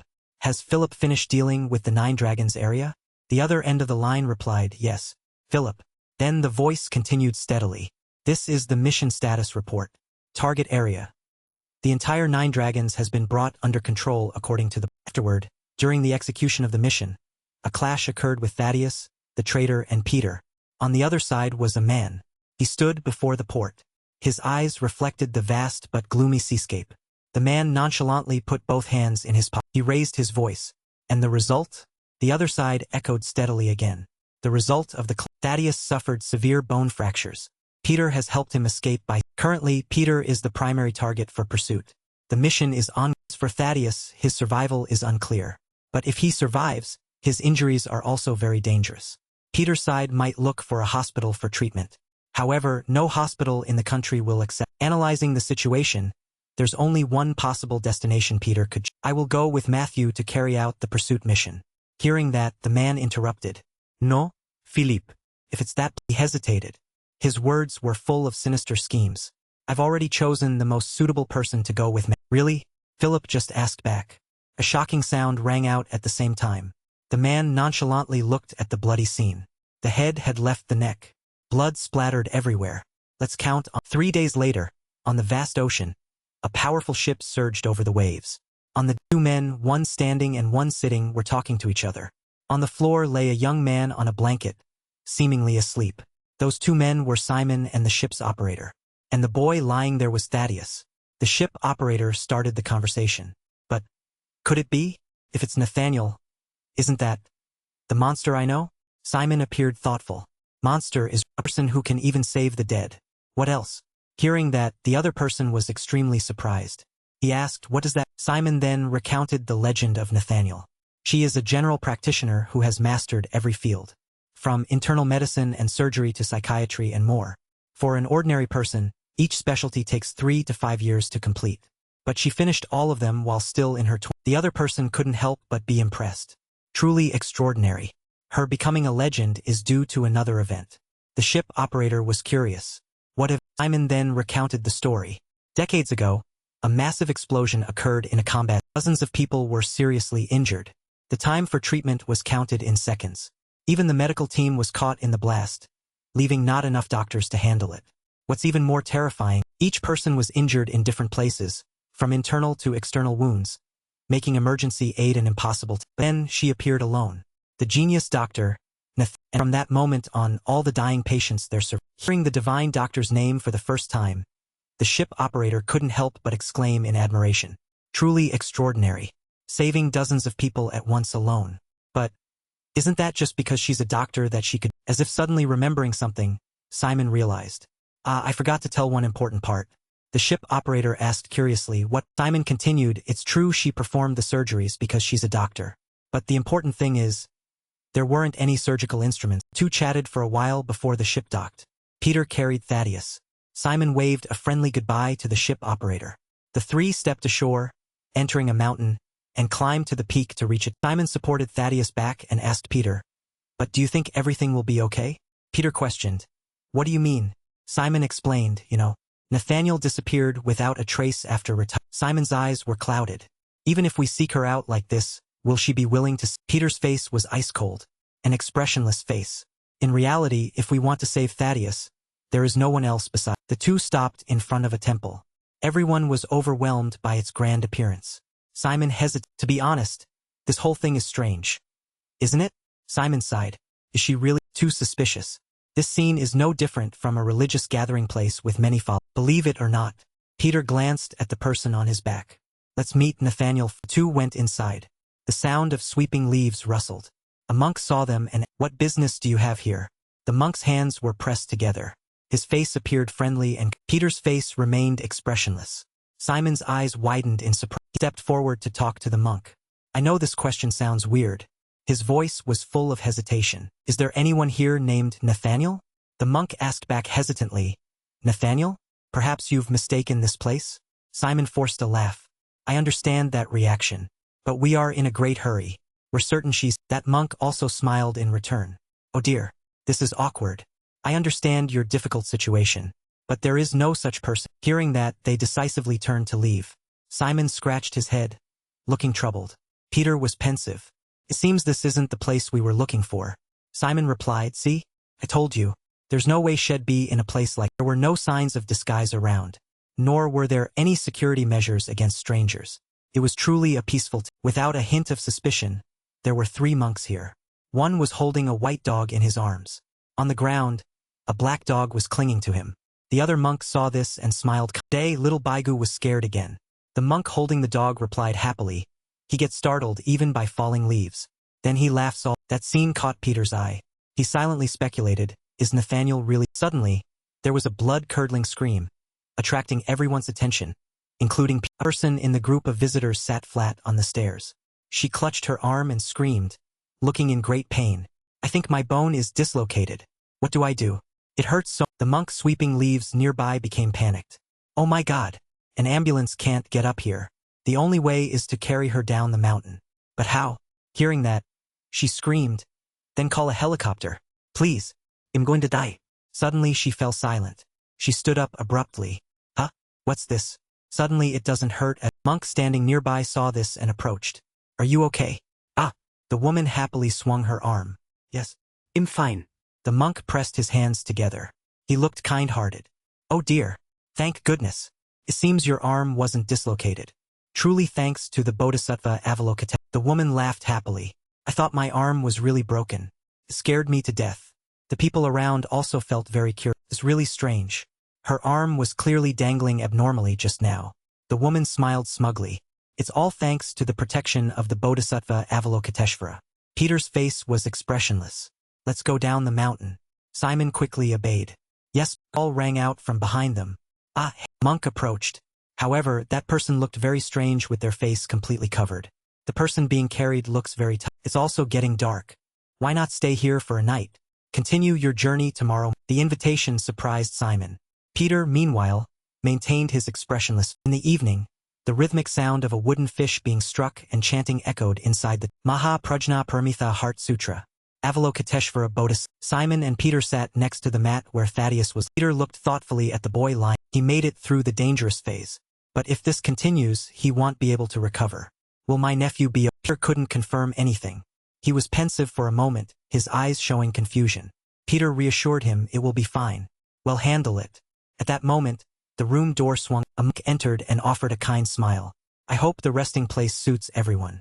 For us, the temple's floor is always a place for cultivation. At that time, Peter stood at the door and spoke up, expressing gratitude. Truly, I don't know how to. Venerable monk. The monk who was striking the wooden fish and chanting suddenly stopped for a moment. It's all thanks to the immeasurable merit of the. Then that person turned back. Of the two bowls, one suddenly puffed with. Then that monk turned back, offering a friendly smile. I hope the meal isn't too meager. Peter approached the monk. He put his hands in his pockets and replied politely, how could that be? It's just that everyone is still tired, so they don't have much of an appetite. Peter hesitated. I also have to keep an eye on a friend who needs observation. I'm afraid if I eat too much, I'll get sleepy. So I'll save the food for. Hearing that, the monk agreed. That's true. Even at this, not finished eating, not able to rest. It's a bit strange. The monk's voice suddenly became. Just as the words ended, the monk struck the wooden fish in his hand very. Peter still didn't show any flinching at the sudden action. His cold, deep red eyes observed the surroundings. But indeed, the people here showed no sign of surprise. Two monks stood up. One drew a long sword. One pulled out a sectioned whip. The two weapons looked slender but were full of killing, and Peter remained calm. I'm old, so I'm not easily surprised. One of the two questioned him. How did you know about? Hearing that, Peter explained coldly it wasn't difficult. When you pressed your hands together to pray, I saw the sign that time can never. Another monk pointed a sharp blade at Peter. A young man like you dares to treat an elder this way? Peter's voice lowered. I'll ask again. Can I see That person repeated, Nathaniel. Apostoles i junior special skill, Sheng Biao. Just as the sound ended, two people from both sides lunged toward Apostle Dan June's special skill. Siyun calculated while longing a Peter. Even though they are empty-handed and injured, clearly the dangerous element here is him. The long whip in Shijune's hand quickly wrapped tightly around Peter's body. I must deal with him. Shijune's voice lowered. Whether to kill you or not will be decided later. But if you're already in the business. At the same time, Dan June lunged forward. Dragging it out only adds trouble. He swung his knife quickly and decisively. Let's end it in a flash. The event happened so unexpectedly that Shijun and Dan June's eyes widened in surprise. The coils of rope wrapped around Peter's body had snapped into segments and fallen to the ground. And in his hand was Dan June's long. Dan June was shocked. How can this be? It was definitely tied tight.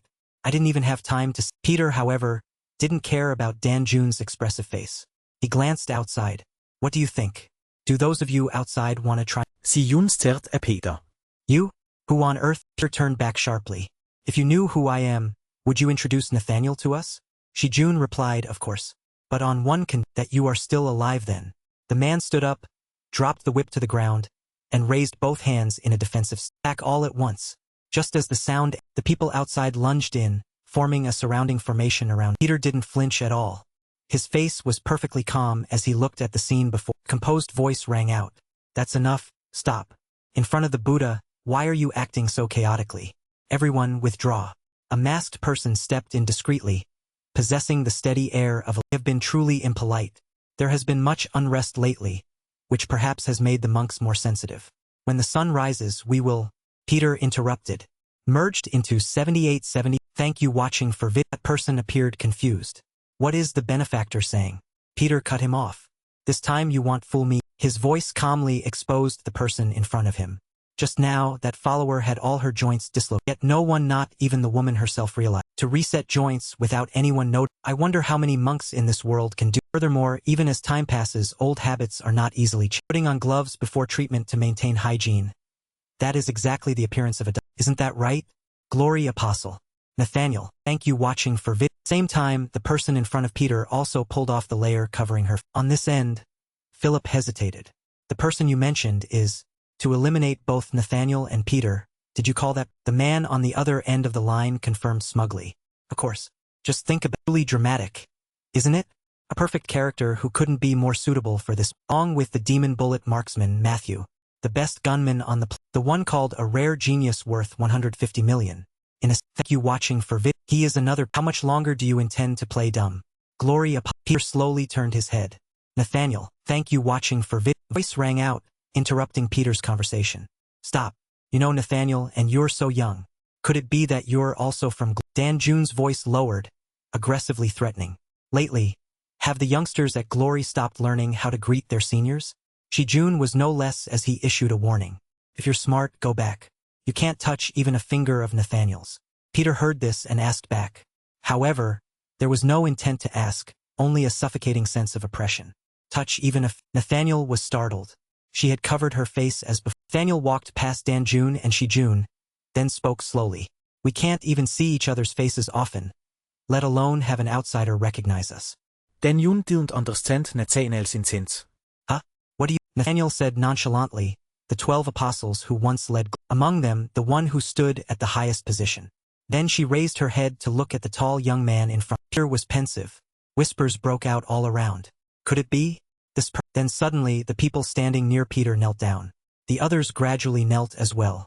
The sound of joints and knees hitting the floor echoed one after. All disciples of the Bichuan temple pay their respects to Apostle. Everyone bowed low to the ground, shouting in unison. While later, in the room where Thaddeus was lying, Nathaniel approached to examine him. Simon exclaimed, "Oh my, that beautiful older sister from back then." Before Simon could finish his sentence, Nathaniel shot him a glare. Still as beautiful as ever. He hurriedly corrected him. Beautiful? How can I compare to someone who has regained his youth? Indeed, no matter how much I look, I can't get used to it. Nathaniel looked toward. Simon pulled back Nathaniel's attention. By the way, sister, your sudden disappearance worried me so much. Did you know? But seeing you still living well like this, I'm somewhat but I have to ask now. I really can't understand. Why exactly did you disappear years? Simon's question made Nathaniel flinch. Although she didn't show her confusion clearly, their sharp eyes still know. Nathaniel remained silent and turned back to continue what she was. By the way, a random comment without subject or predicate from last time you only sent people. Now you're leading them yourself? I don't know what's going on. But from now on, if you bring anyone else from Glory, I won't help it. He heard this and understood Nathaniel was speaking to him.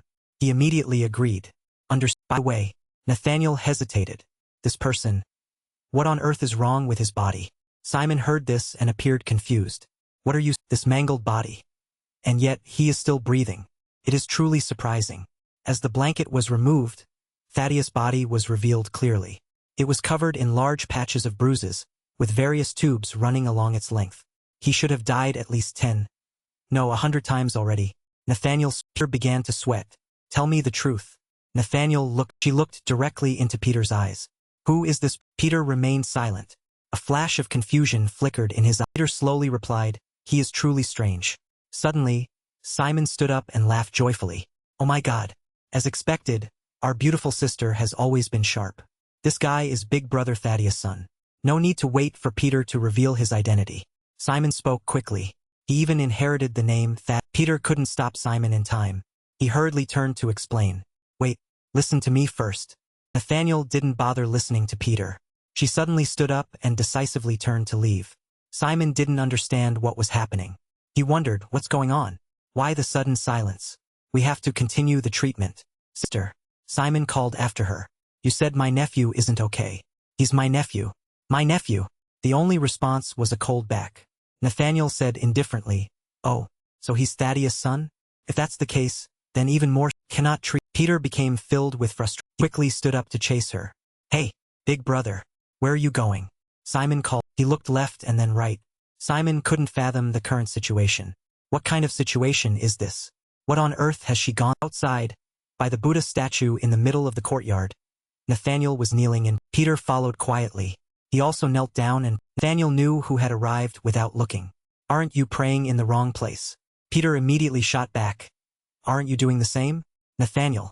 Nathaniel answered while still clasping her hands in prayer.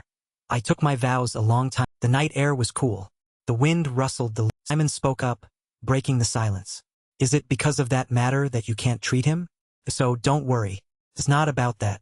Before Peter could finish his sentence, Nathaniel interrupted. She stood up abruptly. I laid down the scalpel long ago. And more important, Nathaniel looked at her hands. The doctor within me has completely collapsed. That is all. There are no other hidden meanings. Peter slowly stood up. But hearing, aren't your words and actions too contradictory? He stepped up behind Nathaniel, his tall stature completely overwhelming her. Nathaniel looked puzzled. What do you? Peter explained, his voice level as he made his argument. Earlier, you quickly identified the problem.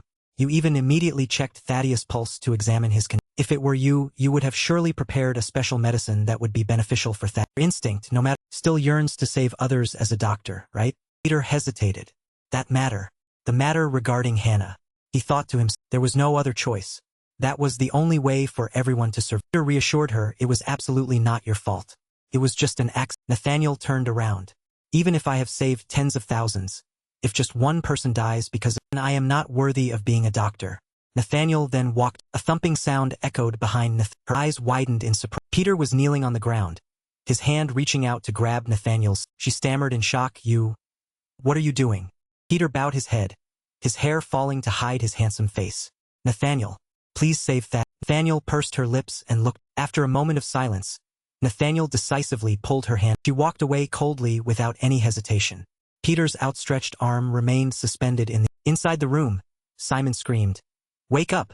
Thaddeus jolted, coughing up a mouthful of fresh blood as his whole body con... My God! What do we do now? Nephew, you have to wake up.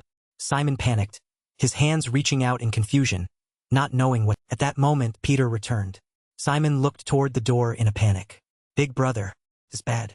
My nephew's condition is terrible. We have to take him out immediately. They'll carry him. Big brother, help me support him. In contrast to Simon's urgent demeanor, Peter watched the scene before him with an expressionless. Simon became even more frantic. No, big brother. Our nephew is in critical condition. Where else can you go? Big brother. That's a shout rang out, temporarily silencing the noisy atmosphere. Nathaniel had thank you watching for vid. She quickly moved to Thaddeus' side. Pneumothorax. I performed first aid, but the lung damage hasn't completely closed.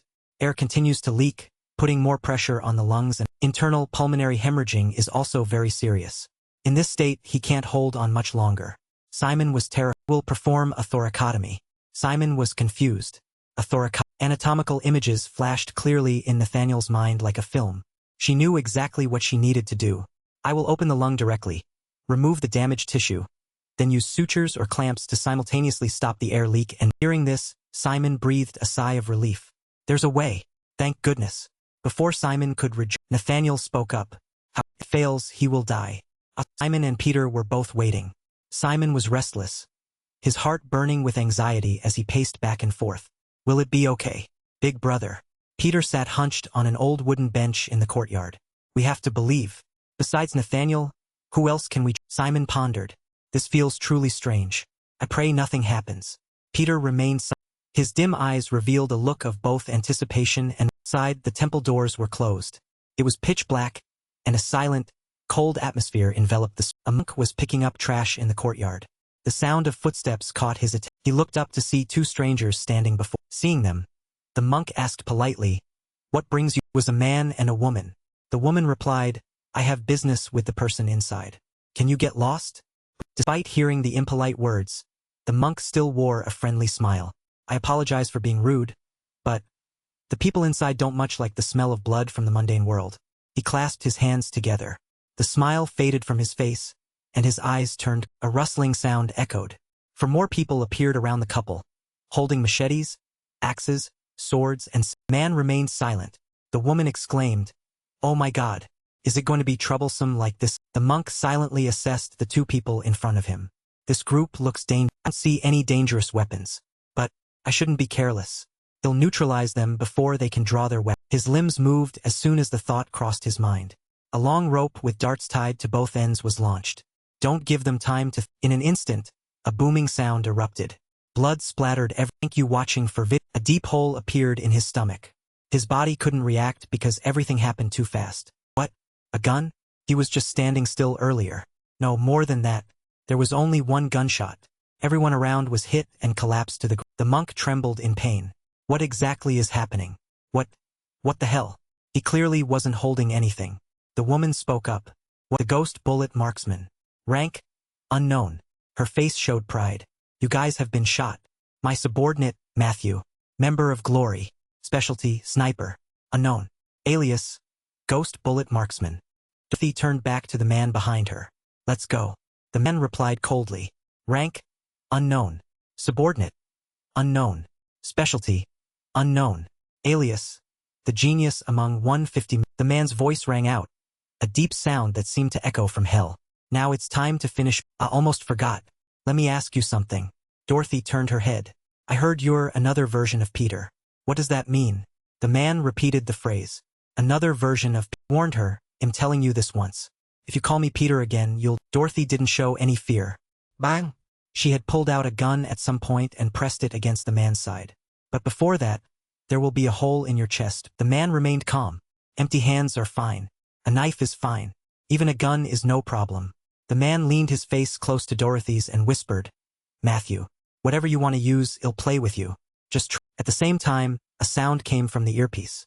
Matthew, support forces are arriving. Dorothy spun around, holding her hands out at shoulder height. She shrugged and walked away leisurely. Indeed, there's always someone to spoil the mood at the climb. She looked back. Let's continue after we finish the job, brother. The man said slowly, money and fame mean nothing. My only goal is, he growled, to kill. On Simon and Peter's side, Simon was demonstrating his sword techniques for Damgwan's enjoyment. He performed the sword dance while narrating. The footwork must be as flexible as flowing water. Damgwan couldn't stop admiring him. I never expected to witness this sword style. It's like a dream. Simon was proud. I've heard that later. Huyun approached the place where Peter was sitting from a distance. The call caught his attention. Huyun bowed politely. Truly sorry about earlier. We didn't recognize you.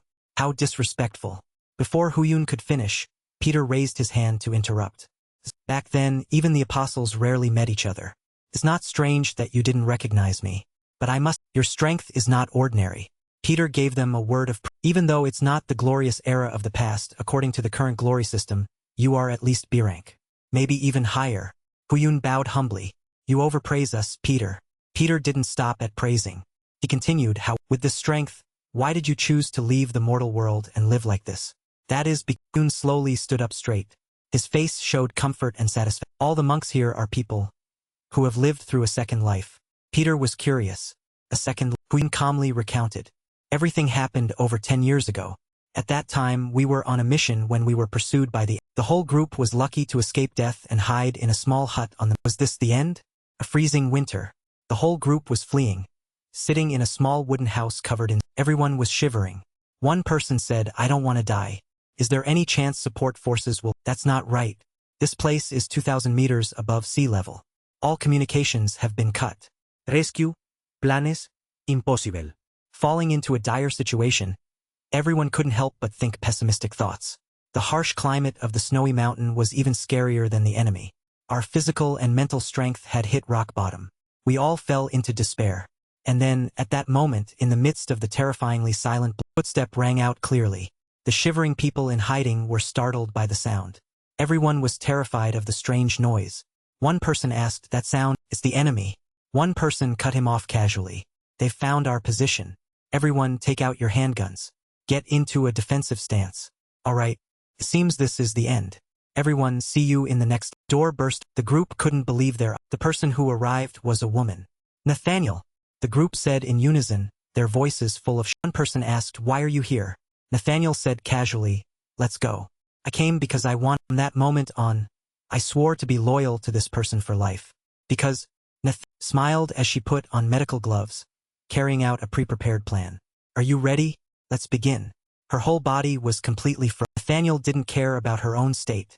Without rest, she focused solely on treating. But that fleeting hope was quickly replaced by despair. After treating the whole group, Nathaniel smiled. Good. Everyone wake up. One person interrupted Nathaniel. We still have no chance. This is a place where even helicopters cannot reach. He bowed his head gloomily. No food. No way to keep warm. We will all freeze to death. Another person loudly questioned. Why? Why did you risk your life to come to this place of death? Nathaniel, you could have survived. Nathaniel only said calmly, if this is a place of, that's not bad. Is it? Nathaniel's cryptic words left the group confused. I have said. Nathaniel didn't look back. The place where I will be buried has been decided. One person was moved, tears welling up. Nathaniel, But Nathaniel remained steadfast. Nothing has changed. The place where I am beside you all. Nathaniel turned back. She gave them a warm smile, giving them more motivation and vitality. Huyun finished his flashback.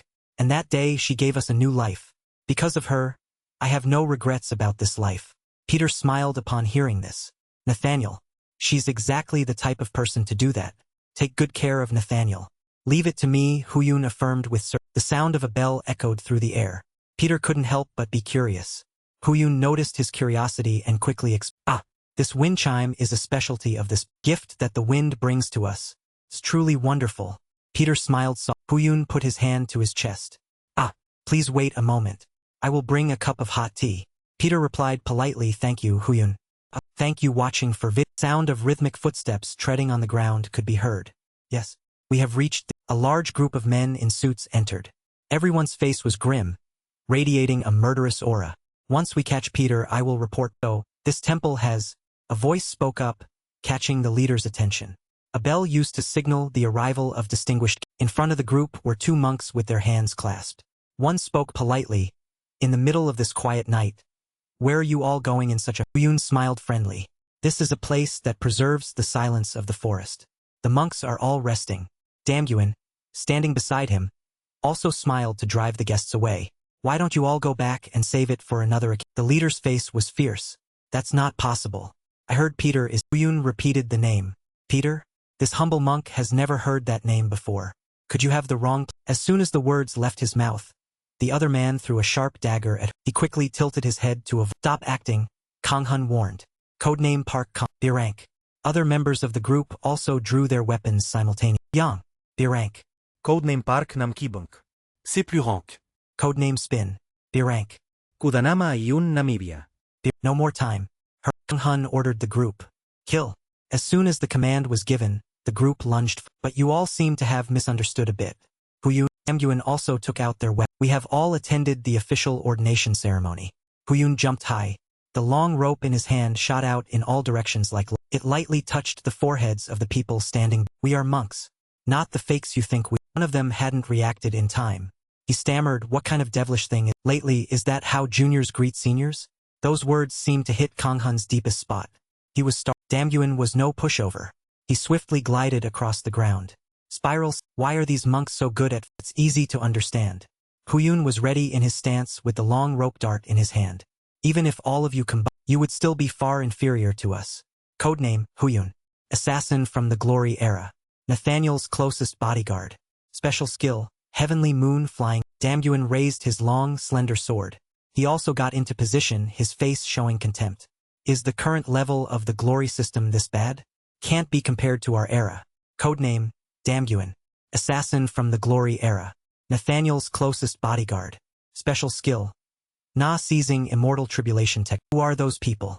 They aren't in the intelligence reports. Huyun was confused. Sweat pouring down his forehead. What should we do? Should we From behind, a voice rang out. Get out of the way. Huyun turned around, his face full of... So what about the Glory Era? A tall man stepped up from behind. Damguin stared. You're the leader, right? Huyun warned, it's not too late. Take your teammates and withdraw immediately. At the same time, they also silently observed the mysterious man in front of them. I don't see anything special about... No killing intent and he's not holding a weapon. Is that guy their leader? What on earth is he? Careful anyway. They didn't speak, but their eye contact showed they understood each other. Namo amitabha avalokiteswara. Rapid. Huyun threw the dart. The man simply tilted his head. It didn't affect him at all. Huyun was shocked. He avoided it. The real strike is from this side. A dart from behind rushed toward him at a terrifying... Huyun frowned deeply. No. Even a boulder would have been shattered. The man was able to catch Hyen's weapon very easily. Huyun was panicked. I've spent my whole life practicing the rope dart and couldn't do that. Yet he did it so easily? A master of the rope. Damguin realized they were overwhelmed. Huyun, let's strike to... Rope dart. Na season immortal sword. The two coordinated their attack at the same... Atteindre explosion. Smoke and dust filled the air. Both their bodies felt something strange. However, their limbs weren't sensitive enough to Impossible. How can this be? Huyun was tied up tightly by his own rope. Damguin was hit by a sword and fell to the ground, while the man remained unharmed. For a moment as he lay on the ground, Damguin thought, we absolutely cannot face this person. Who? Thank you watching for vid. Hun quickly bowed low before the man. Sorry. We couldn't be of more. Hun was shocked. Judas? Is this person Judas? Is it Judas I scared? Genius among 50 million. Also the one said to be closest to Peter. Rank? S rank. Judas' face was emotionless. It's over. Codename? Judas Iscariot. Rank? Glory Apostle. Special skill? Unknown. Alias? The genius among 50 million. The traitor of grace. He said coldly, my life's mission. To defeat. Rope dart, Judas muttered. In those classic moves. That's right. It has to be used like. Huyun was shocked to see Judas easily controlling his familiar weapon. The rope dart is a rare weapon. Very few people can use it proficiently. Even it took me 15 years to control it completely. And yet, this is clearly his first time and he's even more proficient than me? Judas then threw one end of the dart forward. The terrifying force made it fly at a speed that was hard to away. I can't react in time. Just like, thank you watching for vid. Huyun stared as the dart came closer. Unable to do anything. This time, I'm really dead. The dart was very close to Hyan's eye, only about 2 centimeters. A whoosh sound. Huyun was still a calloused hand caught the dart perfectly. Do you find this very interesting? It's not good for someone called an apostle to be so cruel to these kids. Simon stopped the dart in time. At the same time, he coldly questioned Judas. Huyun was shocked.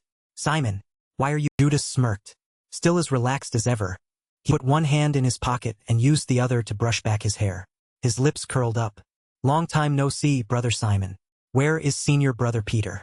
Why did you come? Simon glared at Judas, having no intention of being hospitable or friendly.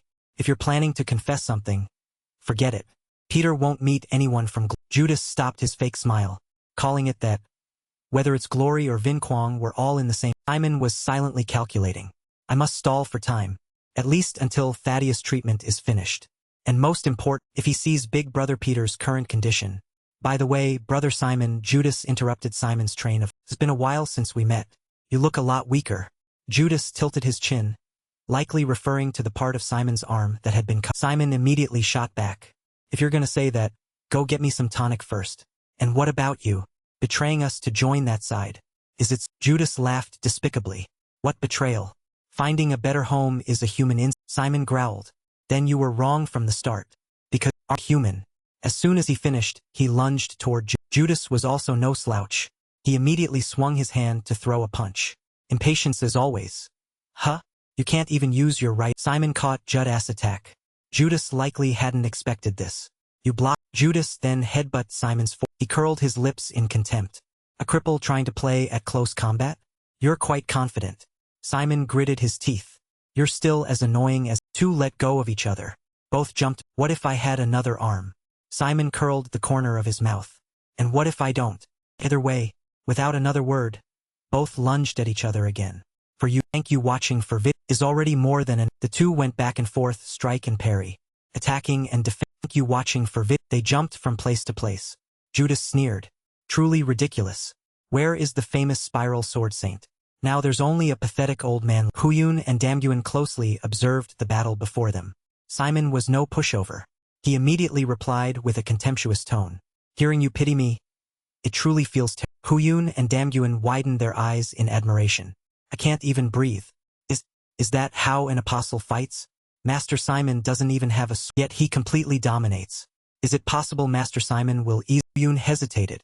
He seemed to have discovered something. But something isn't right. Damguin also noticed it.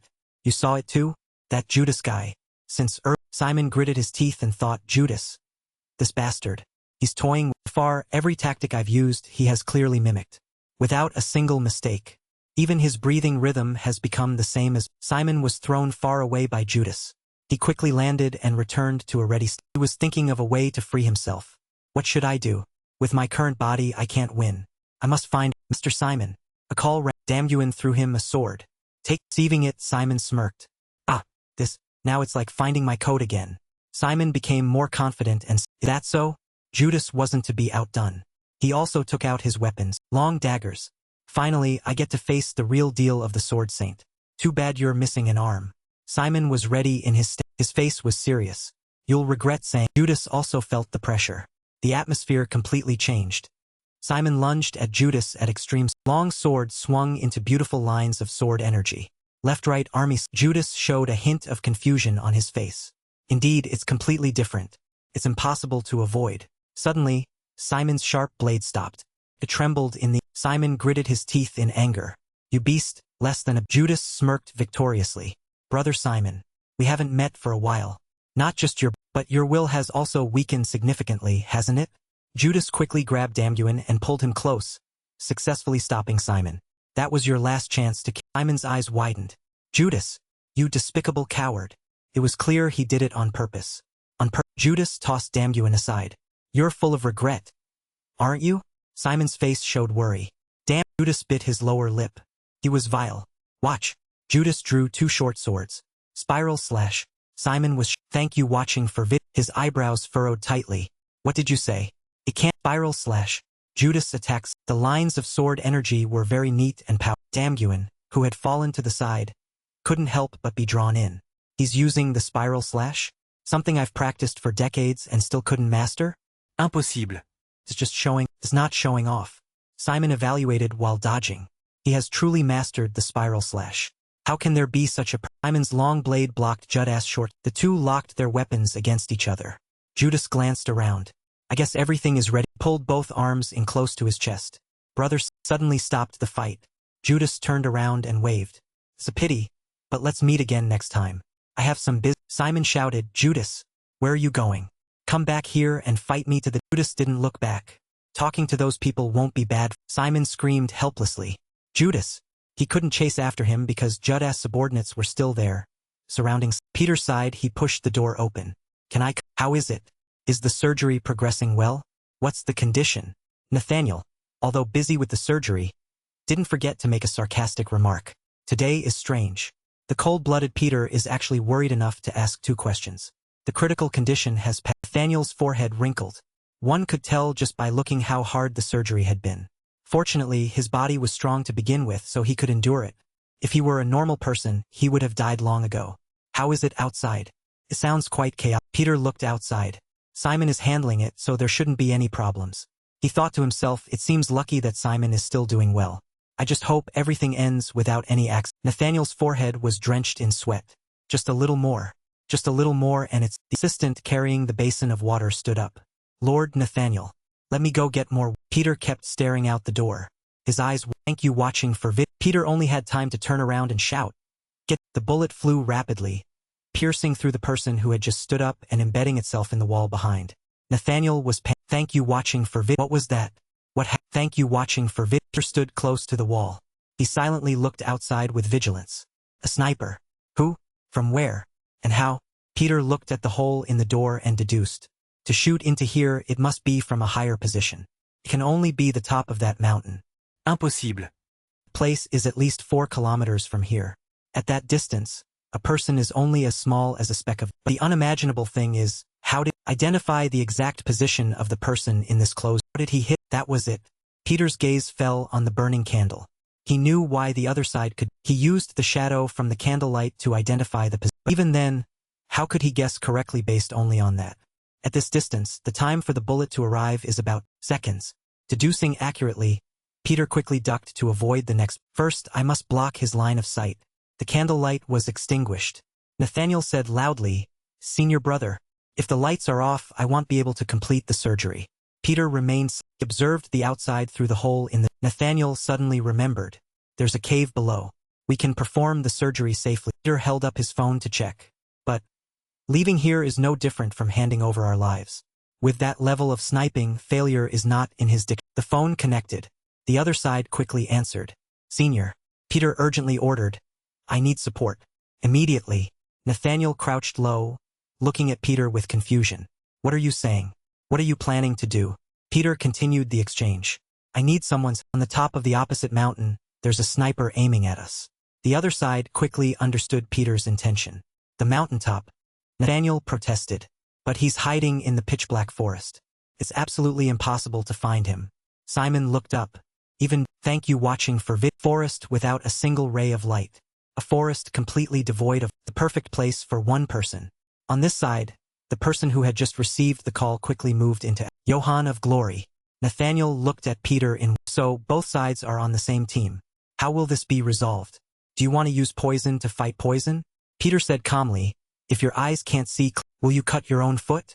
He turned to smile at Nathaniel. His cryptic words made Nathaniel feel confused. What does that? Turning to a few days ago when the group was still on the boat. The person on the other end of the line said, Senior, everything will be fine. Peter sat on the side of the boat, talking on the phone. Raphael, he knows we can't go to the hospital. So he will also guess that well fine Nathaniel. He'll know that I, Simon, and Thaddeus are all together. This time he won't just send one up. Furthermore, we aren't currently in a favorable situation for a fight. We need someone's. On the other side, a blonde youth quickly grabbed the microphone and spoke eagerly. Master, he'll go. Jaiwan couldn't stop him. This kid. However, Peter didn't agree either. He immediately refused. Protect the place in case something goes wrong. Glory's surveillance network is expanding rapidly. Could be dangerous. Hearing this, Jaiwan wondered. If so, who does Senior plan to ask? Peter suggested, don't we have one more person? The friend who listens to you even more than me. Jaiwan was curious. Listens to me? Surely you don't mean my darling Mark standing next. She seemed to suddenly realize who Peter was referring to. She turned to look at the spot beside. Senior, could it be? There was a corner of a table that was both cluttered and organized. On the table was a piece of. On it were dots and dashes. It was more. Jaiwan understood the situation. Ah, it's Alfred. I understand. Hell. On this side, Johann was climbing the mountain range opposite Peter. Johann talked as he walked. A voice from the other end came through. I will assign a mission to the best assassin in Europe.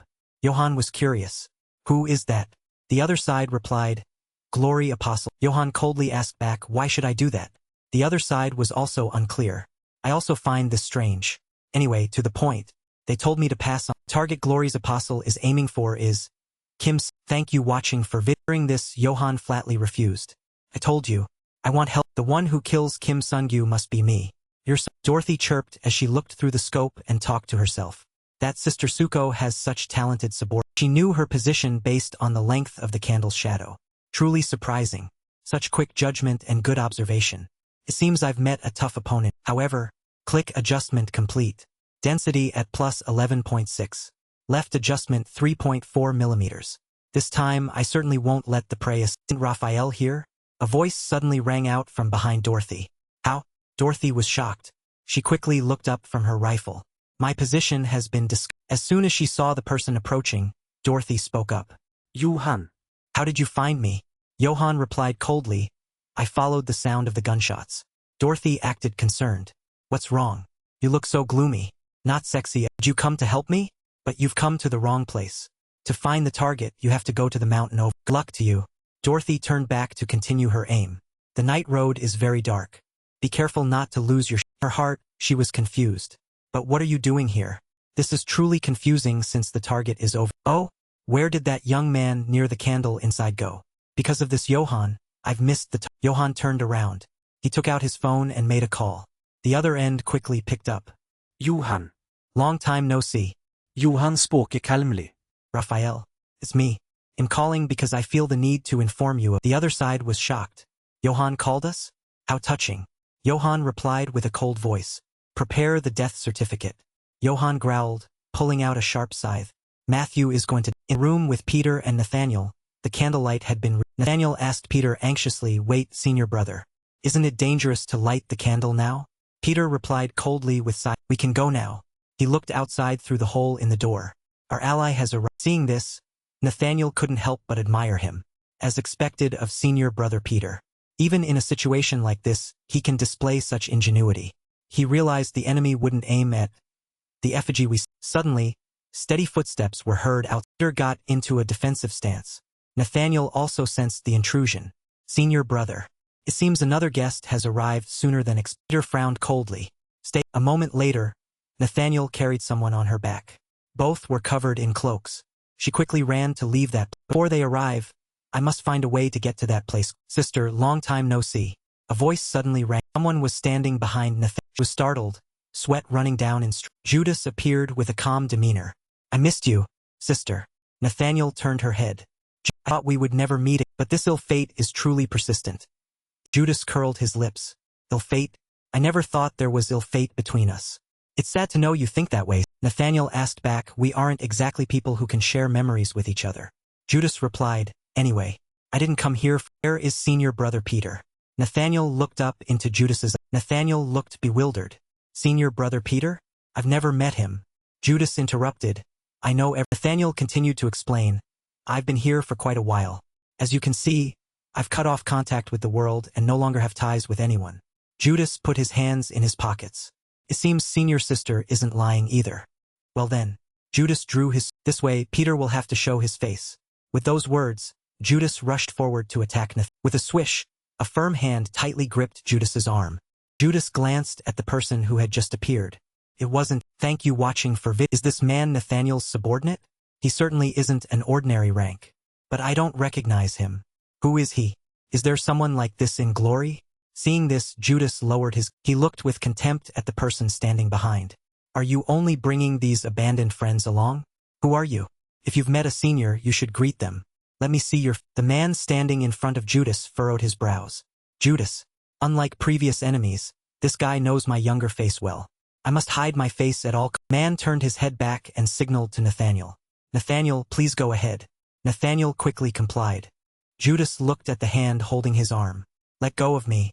The man coldly refused the request. Of course Nathaniel ignored the fighting between them.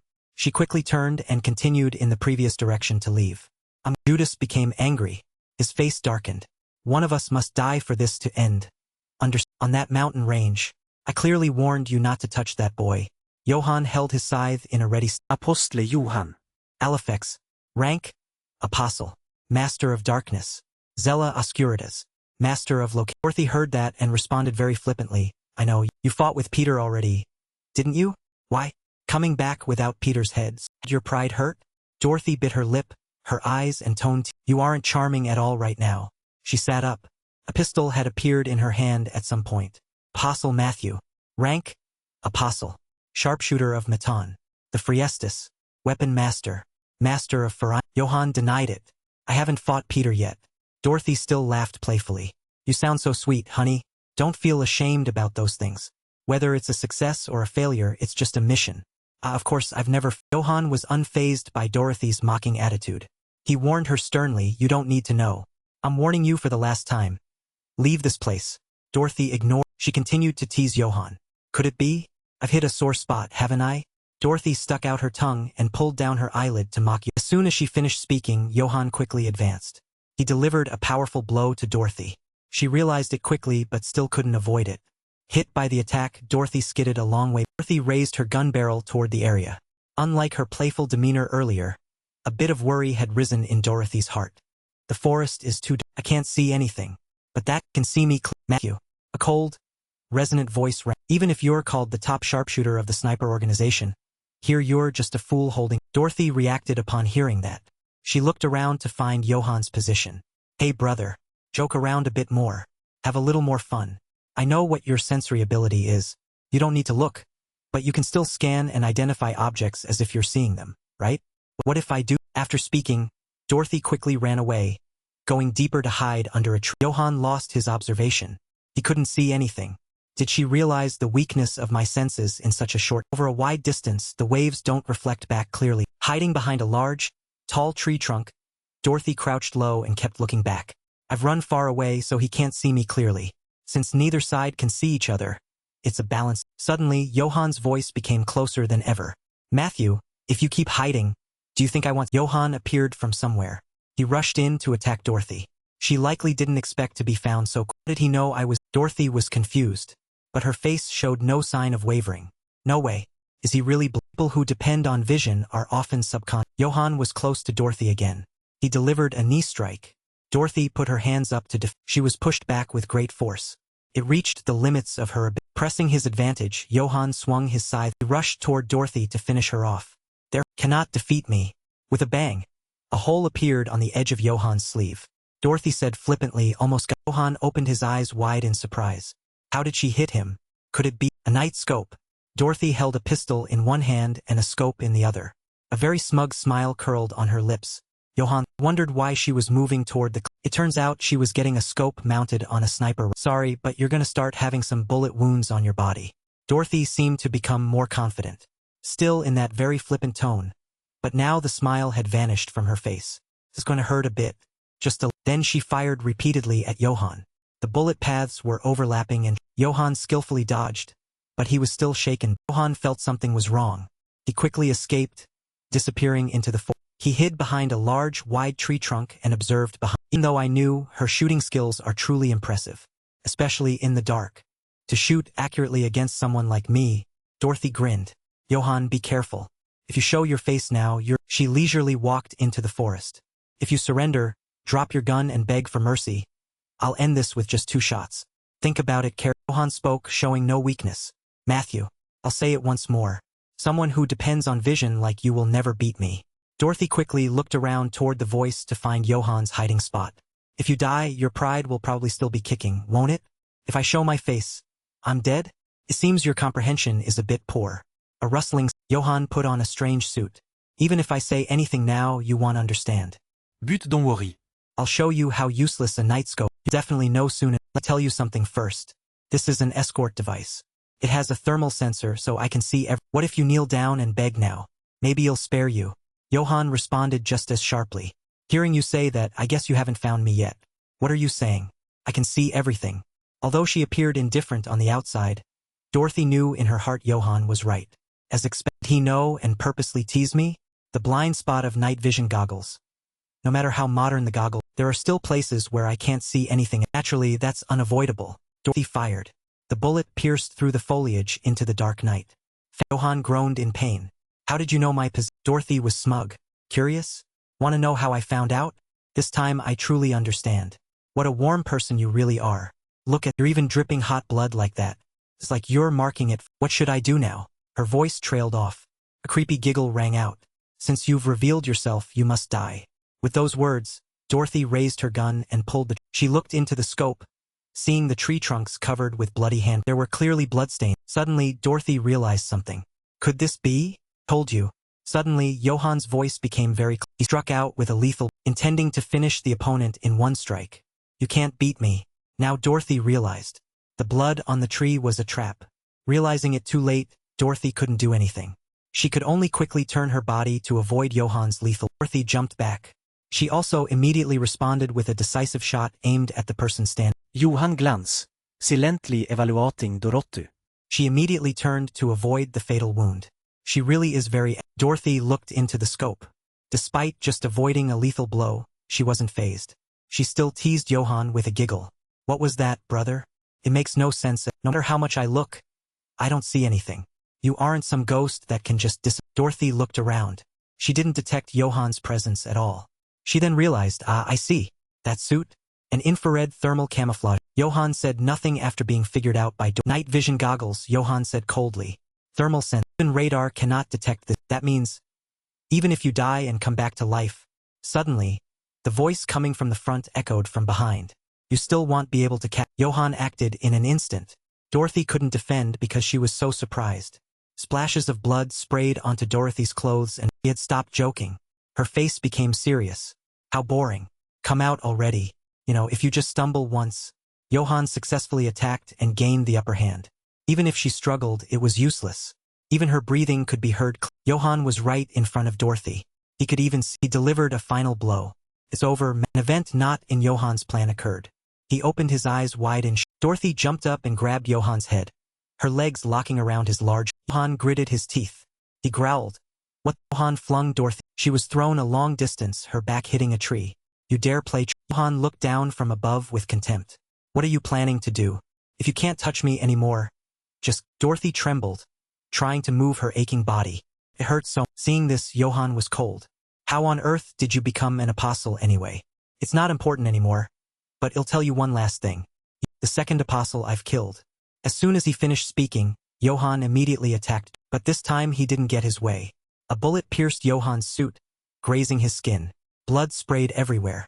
Johann certainly didn't expect. He looked in shock at the hole in his sleeve. No way. How could I be seen while wearing this suit? I was hit right when I couldn't be seen. Careless? I forgot. Johann looked at Dorothy. She was smug because she had just succeeded in making Johann bleed. What kind of person is Matthew? USA 2000. Thank you watching for vid. On the rooftop of a building. 2 snipers. One held binoculars to observe. One gripped the trigger ready for action. Report on the combat zone. The target is currently holding many hostages. However, the problem is, every 10 minutes he kills a hostage. So approach is impossible. The radio crackled. The negotiation team needs more time. Eliminate the target immediately. The sniper hesitated. His forehead was beaded with sweat from tension. That is impossible. The other side asked. Why? He reported the current. He anticipated sniping and used the hostages as a if a mistake occurs, all hostages will be in danger. A voice came over the radio. Then what about Dorothy? The man replied, what is she thinking? I don't know, she's just being an obstruction. The person on the radio quickly interrupted. You're a mercenary from abroad, so you don't know what kind of person Dorothy is. The sniper was surprised. He glanced to the woman who had been lying leisurely there was gone. Strange. She was just here. Where did she? The man with the binoculars continued to observe. He seemed to see something. Huh? She's doing it on her toward the front of the building. The man with the gun couldn't help but look out of curiosity. What the hell? His eyes widened in shock. The radio shouted, that's Dorothy. What is she doing there? What is she thinking? Get her back here immediately. On the other side, Dorothy was wearing a bathrobe and fluffy slippers as she entered in. Then suddenly the person on the other end calmed down. Wait a minute. The man with the gun was bewildered. The person on the other end chose to trust her. If it's Dorothy, she must have a reason. Questioning sounds continued. What on earth is she? Dorothy went in and picked up a flower vase on the poured it over her head. The water in the vase drenched her hair and body as if she had just in the room where the terrorists were. A knock sounded at the door. An urgent, hurried sound. One ordered, go see what's going on. The other guy quickly chambered around and got into a ready position. Yeah, he looked outside through the Dorothy was outside with her arms crossed. She kept shouting. I'm the girl from downstairs. Why is it so noisy? It's too loud. I can't take a side. One guy seemed interested.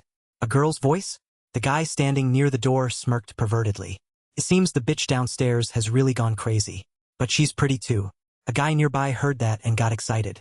What? Pretty? What are you doing? Open the... I haven't hugged a girl for 2 days. As he spoke, the door burst. 2 men stood blocking the door. One guy holding a gun laughed. Come in, beautiful sister. The guy standing next to him added. Is it okay? There are so many brothers. Dorothy didn't care. She scanned her eyes around the room. 1-2-3-4-5. 1-2-3-4- guys. For hostages. Okay. Not as many as I thought. A guy nearby exclaimed, mocking the woman in front of him. You seem very confident, sister. The guy in the room was puzzled. Dorothy yanked off her bathrobe. The whole group was stunned by the bold action. What are you doing? You crazy bitch. In an instant, foul-smelling drops of blood sprayed into the air, splattering all over the walls and floor. A hostage was holding his head, not yet over the shock. No way. There were so many terrorists. They all died with just one shot. Dorothy gave each one a hole in their... After taking them down, Dorothy held up 2 fingers like a gun. She made the sound of a bullet with her... The 2 people on the other side of the building were constantly amazed. Unbelievable. Dorothy succeeded in wiping out the enemy while only wearing a bat. She was just in for a second and it was done. A calm voice replied in the earpiece, I guess so. The man with the gun was stunned. The scope fell on Dorothy. She joined 2 fingers and brought them to her temple, then flicked them away. She winked and puckered her lips. Yeet id okay. Praise came through the ear as expected of an unpredictable person, Dorothy. If the ghost bullet sniper takes action, the probability of failure is... The 2 men here were stunned, extremely shocked to know who that woman was. Wait a minute. Did you just say the ghost bullets? I didn't recognize her. That person is the ghost bullet sniper. She's the legendary sniper who set unprecedented records in the history of the special forces. Predictable. The ghost bullets returning to the present. Johann looked at the bloodstains on his arm. Didn't notice her action, just used a method I didn't expect. Turns out, she smeared her own blood. Her blood still retained warmth, allowing her to see me through her night vision. What an unexpected miracle. Dorothy smirked smugly. Now what? It seems you're in a difficult situation again. And wearing that outfit now is no different from being naked. Is it? My eyes have adjusted to the darkness. How about you? Johann was silent for a minute. Then he reached out to pull the zipper. You crazy bitch. Whether you see me or... The final result will be the same. Johann took off his jacket and tied it around his waist. A muscular body sculpted like a statue. Dorothy mocked him upon seeing that. Taking it off doesn't mean you automatically become charming. Johann didn't say much. He quickly attacked Dorothy. She wasn't panicked, gently lowering her body to dodge. Oh my! Why are you like this? Not like you at all. Why so no? Dorothy's eyes stared intently at Johann. What is it? What is he planning? Dried leaves were kicked up in front of her. Dorothy stood still in surprise. I can't. Within the leaves, a scythe flew in at incredible. Dorothy lowered herself to raised her hand, pointing her gun into the void. Johann spoke, if you only pay attention to what can be seen, eventually. He was behind Dorothy before she. You won't be able to see my true nature. Dorothy was immediately forced onto the defensive. She couldn't react. Too fast. I missed my chance to. Johann's sharp blade was blocked. He was surprised, using a gun barrel to block a. Dorothy wasn't one to give in either. She quickly counterattacked. As expected, I can't win against him with just strength. Two were close to each other in an instant. Johann pressed his blade to Dorothy's neck. She pressed her gun to Johann's chin. She exclaimed, apostles aren't just for show. If it wasn't for the moonlight, I probably would have really died. Johann coldly replied, even with moonlight in close combat you will die. Dorothy suddenly called out to Johann. But wait a minute, why are we fighting? Johann replied calmly, I told you. Don't touch that young. Dorothy looked bewildered. Young man? Who's that? My task is only to block the way and cause trouble for the opponent. The rest is Judas's. Johann was also surprised upon hearing that. What did you? He let go, tilted his head back, and Dorothy exclaimed. She turned to leave. Well, then there was no need to fight from the start. I'm bored. Johann also turned away. Dorothy suddenly called. Brother. I can't walk. Johann replied coldly, all right, now what do you? Dorothy spread her arms. Carry me on your back. Johann curled his lip in contempt. What? Dorothy accused him, think about it. My shoes are ruined because of you. Why should I walk down? So you have to carry me down. Johann ignored her. He just kept walking. Dorothy called after him. Hey, what are you doing? Where are you going? You have to take responsibility. Johann coldly dismissed. Get lost. Over. Judas and the other person had been standing in the same position for a long time. Judas silently judged. If he were Nathaniel's henchman, he wouldn't dare look. He isn't even afraid. The person opposite him lowered his. He stared intently at Judas without wavering. Judas, it's time to end this long-standing ill fate. The man said, you have no right to meet Lord Peter. Go away. Judas sneered upon hearing that. Lord Peter? His face immediately became serious. Even if I lose my life today, I will definitely kill Peter before I. Definitely. His eyes bulged, filled with a deep spark of zest. At an old brick, the innocent voice and pure smile of a youth intended for the person opposite him. Senior brother Peter, you are the person I respect most in this world. My lifelong dream is to be just like you, senior brother. The man looked at Judas and silently evaluated. I don't know when our relationship became such a mess. Truly is a pity, but it's time to end it. This rotten. Thinking of this, the man's face hardened. This persistent. The two let go of each other, no longer struggling. Judas spoke casually. Anyway, it's useless for you to try and stop me. What are you saying?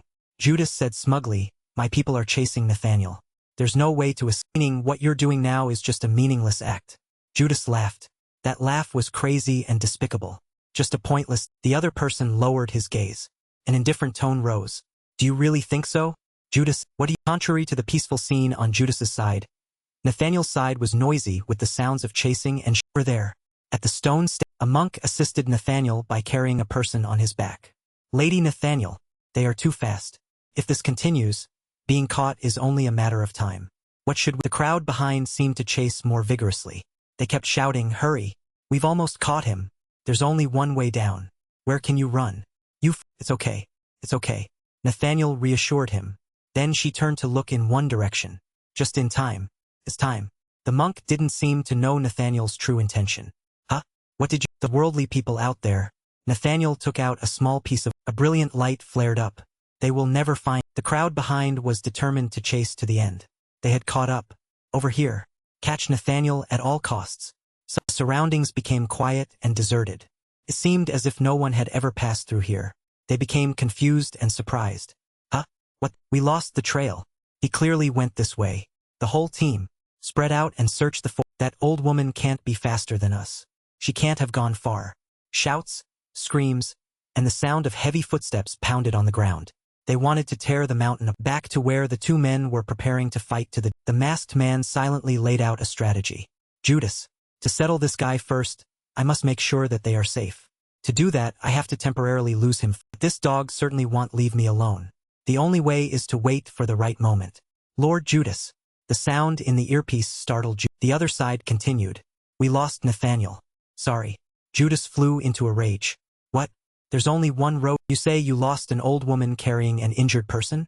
I told you all. The masked man interrupted Judas. You will never find Nathaniel. As for Peter, no, even if you do meet him, you will never even reach his heels. So it's best to just give. Truly a pity. If Peter saw this scene, it would have been seeing your awkward state, right? This sentence seemed to stab into the deepest part of Judas's heart. He would probably smile very brightly. Peter, Judas growled. Actually, I've thought it from the start. You are strangely similar to Peter right? Suddenly I'm also curious about your smile. Judas took out 2 sharp daggers and got into a ready position. Let me remove that mask and tear that smiling mouth open. Anyway, you're just Nathaniel's bodyguard. You think you have a chance against? The other guy wasn't yielding either. He had also prepared himself. Let me show. What a mere bodyguard. He pulled out a long sword. The blade was thin but very sharp. Be how terrifying. Judas bit his lower lip. He gritted his teeth. Dual swords. Judas lunged forward with incredible. The other guy wasn't to be outdone, using a move while retreating. Spirals. In his heart, he silently evaluated Judas as if he were familiar with him. Still the same, the core of the spiral slash is not letting the sword path be interrupted. An ordinary person couldn't possibly keep up with it. But Judas is with just these 2 short swords, he created a completely new version of the spiral slash. No matter how much Judas perfected this technique, there is still one thing he doesn't know. The man's face remained expressionless. He observed all of Judas's actions while retreating to avoid his sword path. There is a small, but it's enough to finish. Exactly at this, as if he had been watching for a long time, the man decisively swung his sword, attacking the gap in Judas's. Judas likely didn't expect to have his move read. His eyes widened in surprise. No way. I clearly perfected it. How? The man seemed to read every emotion in Judas's eyes. He mocked him slightly. Surprised? Don't be so ashamed. Ignorance isn't a crime. You think you've simulated a perfect spiral slash, but you've ignored something very important. With a symmetrical movement form. Hearing that, Judas was even more astonished. The man slowly analyzed. When using both hands at the same time, humans tend to move symmetrically by instinct. And then, both sides will be identical. You are that very moment showed me your fatal flaw. Judas would thank you watching for was pushed back. Truly not an ordinary. Very quickly, Judas regained his composure. But now he couldn't relax anymore. There really is a gap. A flaw so small that an ordinary person wouldn't possibly notice. Yet Nathaniel's young bodyguard saw it? Judas huffed with contempt. An anonymous kid. Don't act tough. The person opposite him put his hands on his hips, pointing one hand at his head. I'm still alive. Despite his indifferent appearance, the man did not lower his guard. But, Judas, that guy can't be just this. He must be hiding some trump card. Something suddenly rushed forward, interrupting the man's train of thought. He was too surprised and couldn't react in time. Drops of blood sprayed. Judas smirked. Smugness was visible in his eyes and the corners of his mouth. Since I was little, I've heard one sentence over and over. Someone who knows how to use a sword is only 3rd class. Someone who knows how to use one type of weapon is 2nd class. And a true master is someone who turns everything in the world into a. In his hand, Judas tightened a string. At the other end, a lantern hung down. On the other end was a broken sword. The man facing Judas hadn't detected his trick. Using a broken sword piece combined with a lantern to create a weapon. Since when? And he realized immediately, right? Even before, Judas had always been like, when others learn one thing, he has already learned 10. No, probably 1,000. The man looked at the dark Judas in front of him. Thousands of questions rose within him. But in the end, why did he turn out like? The man opened his cold gaze, stared intently. It's still not too late to let go. It's time to let Peter rest in peace. Judas frowned. What did you say? Peter never did anything to make you jealous. I don't know clearly, Judas shouted. What the hell do you know? As if triggered by extreme, he gripped the weapon in his hand and lunged. Lord Peter. A sudden call rang out, attracting the attention of the two who were wary of each other. Over here. Judas heard the familiar name. Quick, this way. Judas immediately turned toward the back of the house, where the sound had just come from. Judas's expression changed. Thank you watching for vid. He pointed the broken sword at the person in front of him and growled a warning. You kid. I remember your face. When this is over, I will personally come and find. Those words, Judas hurriedly jumped onto the roof to search for the person he needed to. The person left behind stood pensively, looking in the direction Judas had just. He lowered his mask. Now it turns out this person is the Peter Judas was looking for. Truly far as the horizon, yet right before one's eyes. Peter exhaled. Seems everything is fine. A monk poked his head from behind a pillar, trembling. I did as you asked. I led him far away. But will it be okay? Peter reassured him it will be fine. From the start, the most important thing for him was always Peter. Just by making him lose his composure, we'll have a chance to lose. Let's go. Peter moved nimbly on the ground. And you, go to the designated place and hide. Simon shouted happily, Big brother. Peter quickly moved toward Simon. Simon. Finally safe. Simon looked at the person approaching and began to recount. To lose glory, everyone had to scatter. It was quite a hard, but Simon scratched his head. This is the right place, isn't it? The directions weren't clear at all. Now where do we go? Peter also looked around. It's my first time here too, so according to Nathaniel, Peter picked up a small wooden branch. The other end suddenly burst into flame. I must light all the candles. He took turns lighting the large and small candles at the foot of the statue in front. Simon was still bewildered. He kept scratching his head and arms. Big brother, is this an action movie? Peter also showed an expression of surprise. Unbelievable. When did Nathaniel make the wall slowly shifted to one side, revealing a cave behind it that was emitting light? Peter looked at it with wonder. A secret cave? Simon decided to go in. Whatever. Let's try going. Stepping inside, the bright space made Peter and Simon unable to hide their surprise. Simon couldn't stop praising it. Wait, what the hell is this? No way. Behind the Buddha statue, there's a large space like this? Simon and Peter looked around. This place was fitted with electric lights and full of shelves for food and necessary items. It looked as if it had been built and prepared very meticulously and carefully. After walking in for a while, Simon saw Nathaniel. He called out, Senior sister.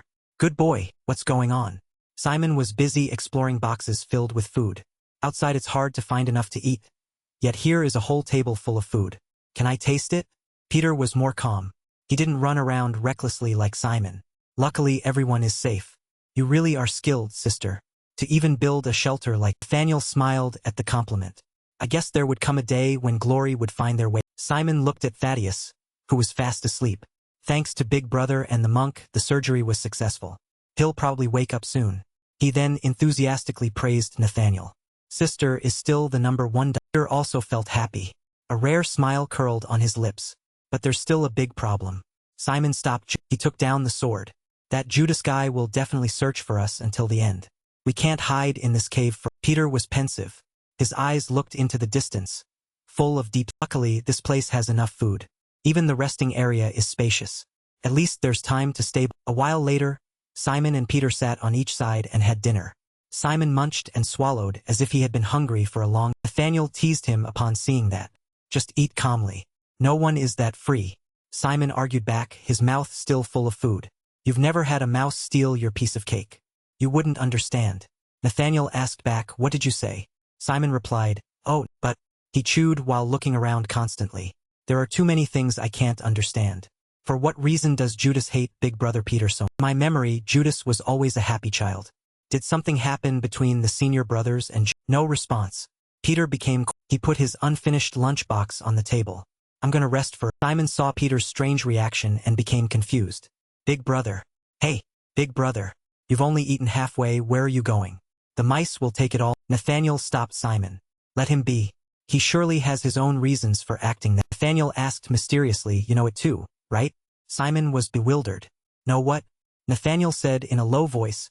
Peter once had a. Simon looked at her in wonder. Hannah? Nathaniel admitted. Yes, right. Hannah. That very Hannah. Killed her. Her eyes became sore, turning to the past. Shouting echoed from a wooden house in the middle of the house under a yellow light. A man and a woman looked at a child together. The man was Peter. His face was tired and beaded with sweat. Is it really okay if we do? The innocent face full of tears made the two feel extremely. Simon was bewildered. Huh? What do you mean, sister? Nathaniel slowly recounted, and so.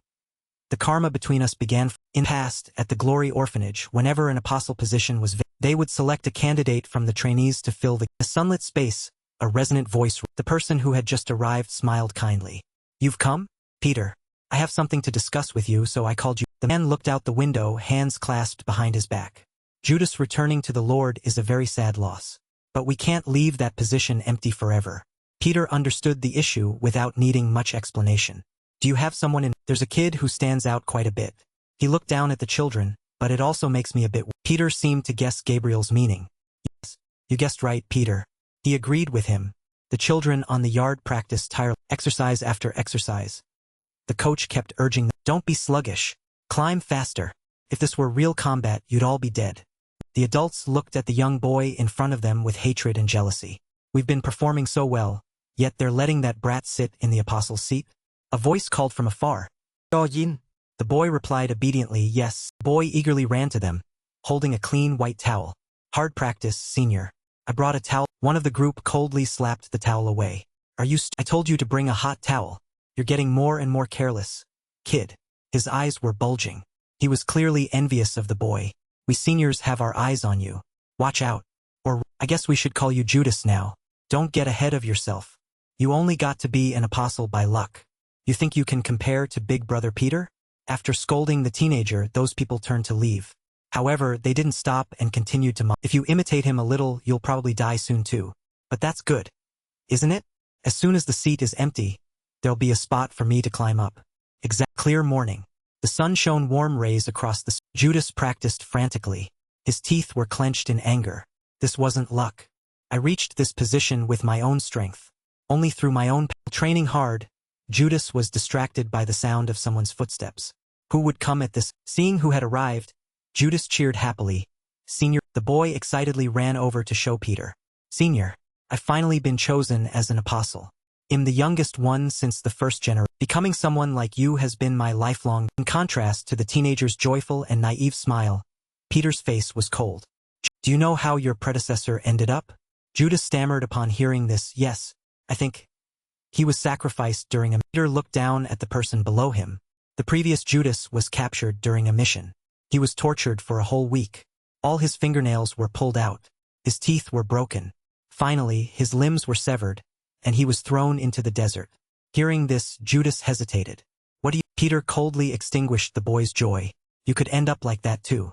He leaned his face in close, his voice becoming terrifyingly cold. There is nothing to be excited about. Then he decisively turned and the young man was confused. He stood with his legs close together, bowing at a right angle. I'm sorry. At the same time, he secretly complained in his heart. How can he talk that way to such a young? The boy looked happily at the shrinking figure. That's Brother Peter for you. Night. Peter stood on the practice field, holding a piece of paper and evaluating. He had a cigarette in his mouth but did not light it. Normal trainees all choose one main weapon to train with, and the training time lasts for several. But he arrived at a stone pillar carved with. Peter looked at the paper in his. The child who knows nothing really do this. Various weapons were displayed in front of him, arranged in order. Pistols, rifles, axes, daggers, cleavers, short swords and long swords. Peter marveled this talent. It's terrifyingly great. At the same time, on the evaluation, every single one had reached the maximums. For a child to be aware of their talent so early. Could it be a double-edged sword? And to find the answer, quick, run. As long as we get out of here, we'll survive. The sound of a bullet piercing flesh. The person who was shot fell in pain. He clutched his leg, which was bleeding into a puddle. The other two looked back when they saw. The bald man went to help him up, putting the man's arm around his neck. It's okay. You were only shot in the leg. You want the. Let me carry you. The other man groaned, shouted. The enemy will catch up. Judas was extremely confused. If it were Senior Peter, what would he do in this situation? Senior Peter would definitely. The bald man urged his teammate. There's no more time. Take my. Thank you watching for vid. Suddenly, Judas stabbed the other man in the. With a single strike, the man was. The bald man looked at Judas in bewilderment. Wait. Judas-sama. What are you doing? Why did you kill? Judas glanced sideways with a cold gaze. With an injury like that, we can't take him and we can't leave him behind. If the enemy captures him, he'll be tortured. Then all information about us will be leaked. Dong pierced the left ventricle. There was no pain. Then Judas quickly turned to continue running. I only made a rational decision. The mission is complete. The bald man frowned. What was that? How can a human be that cold? He trembled, his teeth clenched tight. If it were Senior Peter, he wouldn't have done that. If it were Senior, he would have definitely found a way to say. Those words stunned Judas. He said nothing and continued to. The church, prayers echoed out. Our Father, who art in heaven, forgive us our trespasses, as we forgive those who trespass against us. Let us not into temptation, but deliver us from evil. Gabriel asked calmly, my children, does anyone know Dr. Lee? Peter sitting below called out, yes, we've heard of him. He's known as a genius in biochemical weapons research. Gabriel agreed. That's right. But now he has been kidnapped along with his weapon. The Lacandians are responsible. Peter asked in surprise. Lacandia? Isn't that the largest criminal nation in Southeast? Gabriel replied, correct. In essence, it's just a small island nation. But what makes it truly dangerous is a nation formed by criminals. The entire population is armed. But an even bigger problem, since the safety of the hostage is the top priority, we cannot allow the military to cause a commotion during the infiltration. Because of that, this rescue mission has been assigned to. This seems like it will be an important mission. Peter, can you take charge? Peter stood up calmly. He clasped his hands in front of his chest and accepted. Yes, Father. I will follow your order. Immediately, another urgent voice rang out. I also want to go with Senior Peter. Judas raised his hand high. Those sitting behind saw this and whispered to dissuade him. Hey Judas, stop trying to show off. Senior Peter is going into battle. Who do you think you are to ask to follow? Hearing that, Judas became even more determined. This is a chance for me to see the difference between myself and Senior Bataro. Judas' gaze was resolute. I must carry out this mission. Gabriel maintained a gentle expression and quickly agreed. All right, Judas. It's not a bad opportunity to. Having his request granted, Judas was overjoyed. Yes, thank you, Father. But this mission was more difficult than they had anticipated. At a resort. Damn it, we've been spotted. A curse rang out in the quiet. Senior Peter. There are too many of them. A group of people was in front of them, firing continuously. The wall Judas was hiding behind was hit, sending debris and dust flying. Judas panicked. We only have 10 bullets left, while the enemy outnumbers us several times. The intel we received said there was no ambush. This is completely contrary to what we knew. At times like this, we need to stay calm and act. If it were Senior, there's no other. Judas held the walkie-talkie, one hand holding his gun and clutching his head. Senior, there's only one way. Right now, use me as bait so you can escape. Peter spoke calmly. Do you know how to play billiards? Judas was bewildered. Huh? Billiards? Why bring that up all of a strange sound echoed from somewhere, drawing the attention of the group. One man ordered. What's this? Where is that sound coming from? Check it now. Another man quickly obeyed. Then he looked up.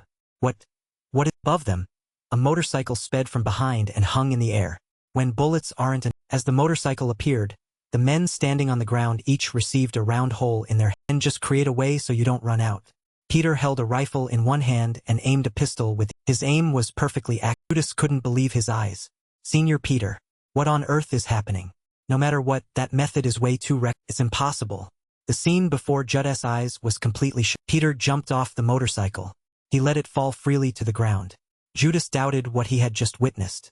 Did he just throw the whole motorcycle? When the bike hit the ground, it immediately exploded. The pressure spread over a large. Peter spoke coldly. When we get back, remember to learn how to play billiards.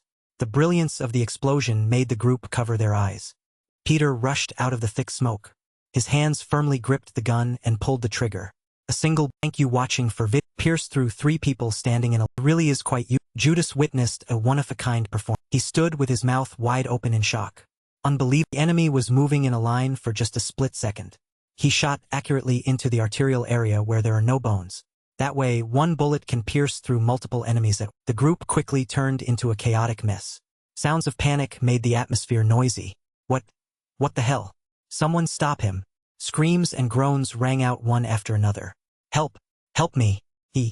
He's not. Peter had just killed someone and then used him as a human shield. He looked forward with an expressionless face. What are you doing? Peter placed the gun on a wooden circle. Aren't you coming? Judas was still in shock. In an instant, he had analyzed the weapon situation and the enemy's position, used a motorcycle to cause a distraction, optimized the amount of ammunition and swept away the enemy. There wasn't a hint of hesitation. This is Peter. Here, thank you watching for vid. Both of them entered the building. Stood in front of a room. The metal door was old and rusty. Peter looked at Dr. Lee Jin-hee is in here. Rush in at the same time. Cover fire. Judas followed the order completely. Understood. The door burst open. Peter looked at the scene inside. The man was dead. There was a hole in the wall, and blood was trailing down. Peter announced the situation. Dr. Lee Jin-hee is dead. He thought to himself. Thank you watching for vid. Judas analyzed the traces. No. Look at the bullet wound. The bullet was fired from a distance. Peter looked confused. I don't understand. They went through the trouble of kidnapping him, so why can only think of one possibility. From the beginning, what they want wasn't the doctor. The innocent sound of a newborn baby rang out. And then, at that, a coincidence completely changed the fate of all. Judas looked at the baby in shock. What the? This wasn't in the... Peter gazed at the baby thoughtfully. Complex speculations kept popping into his mind. A baby. Is it Dr. Lee Jinhee's child? He couldn't have brought him. That means the child was also kidnapped. But why? Do they have a special reason to target this baby? Judas called out to him. Senior, thank you watching for vid. Let me handle this part according to protocol. We can't leave any witness. Judas raised his dagger high, decisively plunging it down toward the Peter caught Judas. Wait, we're keeping this Judas reasoned with Peter. The rule is to leave no witness. Something is wrong here. Think carefully. The doctor was kidnapped because of his involvement with biochemical weapons. Did they go through the trouble of kidnapping the doctor's child too? And more importantly, why didn't they kill him immediately instead of letting him live? That means there must be a reason for this child to be alive. Remember that Peter cradled the baby in his arms. No one is to know of his existence, no matter what happened. Judas nodded. I understand, brother.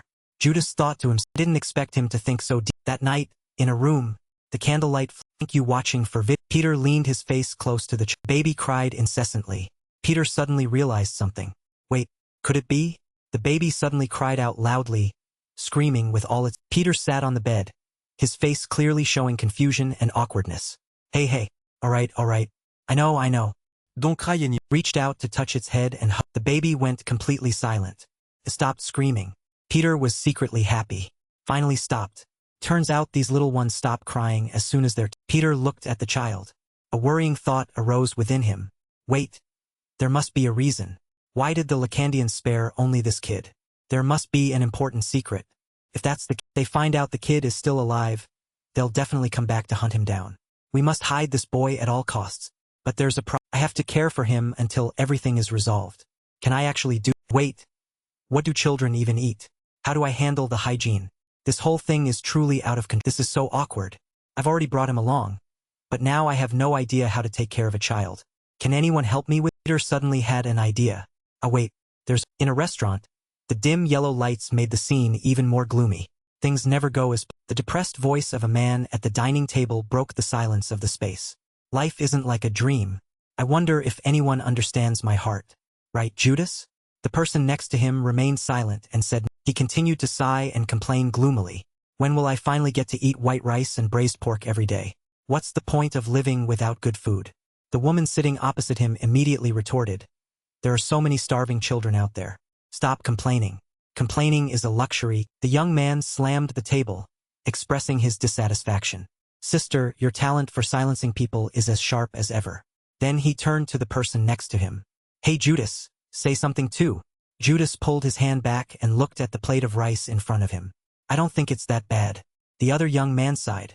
Talking to you is a waste of... Nathaniel, a voice called out from behind. She startled and looked back. Senior, is something... Peter bowed his head, his voice warm. I need to speak with you privately. Can you come to my room for a... Nathaniel was stunned. Huh?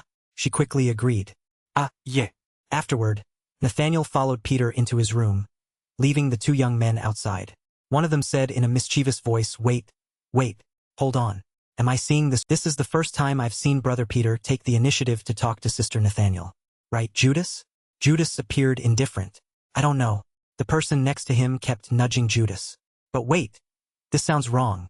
Brother Peter is always the one-man army type. Thank you watching for vid. Suddenly he cried out that Brother Peter went to find Sister Nathaniel. In the middle of the night he clapped his hands excitedly. Could it be that finally, the flower of the Glory Orphanage, Nathaniel, has found her destination in life?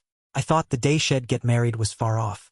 Nathaniel immediately turned around and gave him a scorching glare. He quickly corrected himself. But never mind. Just... Nathaniel stood up, the sound of her chair screeching in the quiet. He warned the young man. Shut that gossiping mouth of yours, right? Simon, this is clearly a work matter. What kind of nonsense are you thinking? Try to act a bit more like an adult. Simon sighed. You really don't know how to take a joke. Of course, I know they're just like siblings. There's no way that's happening, right, Judas? Say something. Judas only responded coldly. I have no opinion. Simon was discouraged. Never. Nathaniel walked to an old wooden house in the middle of the forest. She stood silently in front of the door and called the person in. In her head, Nathaniel briefly thought of Simon's gossip. That Brother Peter called Sister Nathaniel. In the middle of the night like this. What on earth are you saying? Don't say such nonsense or it might cause a misunderstanding. He's truly hopeless. Why? Nathaniel's heart pounded. Her cheeks flushed red. She placed a hand on her chest. Why is Brother Peter looking for me at this hour? Snap out of it. Nathaniel shook her head. Nathaniel, what kind of nonsense are you thinking? It's just work. It's just work. Brother, I'm here. She pushed the door open and stepped inside. I'm busy, so make it quick. Oh, Peter spoke up. Come in here. Come to my bedroom for a moment. Hearing that, Nathaniel was startled. Her cheeks turned red. She threw the door open and rushed in. What? What do you mean come to the bedroom? Even if I'm a modern woman, this is going to... Scene before her left Nathaniel. Peter looked at the door, confused. What the hell? What's going to... Nathaniel was stunned. Huh? A baby? What the hell is going on here? Her words were confused on the outside, and her thoughts were even more scrambled on the inside. I'm an expert in medicine. It would be embarrassing to panic over something like... First of all, Brother Peter definitely cannot reproduce on his own. So then, an affair? Impossible. We don't even have that kind of relationship, so how could there be an... Nathaniel was so shocked she covered her mouth with one hand and her chest with the other, staring blankly at Peter. He felt awkward under her gaze and... Anyway, I'll just ask you... Nathaniel gently held the baby's 2 legs. This little one's feet are so tiny and... So, he is the key to unlocking the secret of the biochemical weapon. Peter confirmed that. Nathaniel wondered, but... Why did you call me here? Peter hesitated. Well, Nathaniel, from now, please help me raise this baby. Peter suddenly grabbed Nathaniel's hands. She shouted in surprise. Are you me and you raising this child? She looked shyly at the man in front of her. Well, how are we supposed to raise? Peter put on a serious face. But Nathaniel, remember well, until the secret is brought to light, absolutely no one must know of this baby's existence. It's not working. A scream echoed loudly. In 1985, in Lacandia, 2 men were struggling with a safe locked with a code. Why isn't it working? How many times has it been all? The man grabbed a hand and pressed a finger against the infrared fingerprint scanner. A voice from inside announced, recognition failed. Where exactly is the problem? The man was almost going in. The other man quickly bowed low. Forgive me, boss. We've cut off the hands of all the children around here and brought them back. But it seems only that baby's hand can open. If we try to force it open, all the biochemical weapons inside will explode immediately. Currently, there's no other. Hearing that, the man started shouting, fingerprints. What's the point of opening that?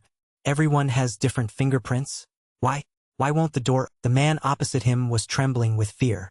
This is also the first time I've seen this mechanism. I heard it's a recently developed technology.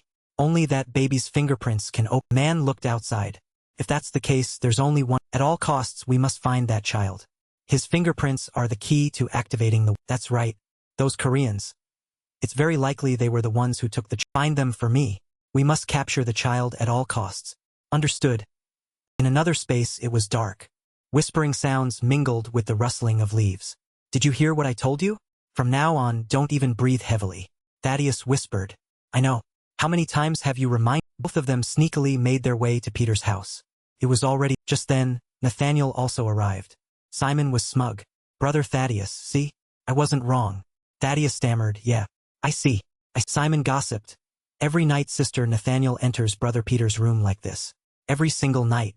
What on earth are they doing? Thaddeus was just as nosy.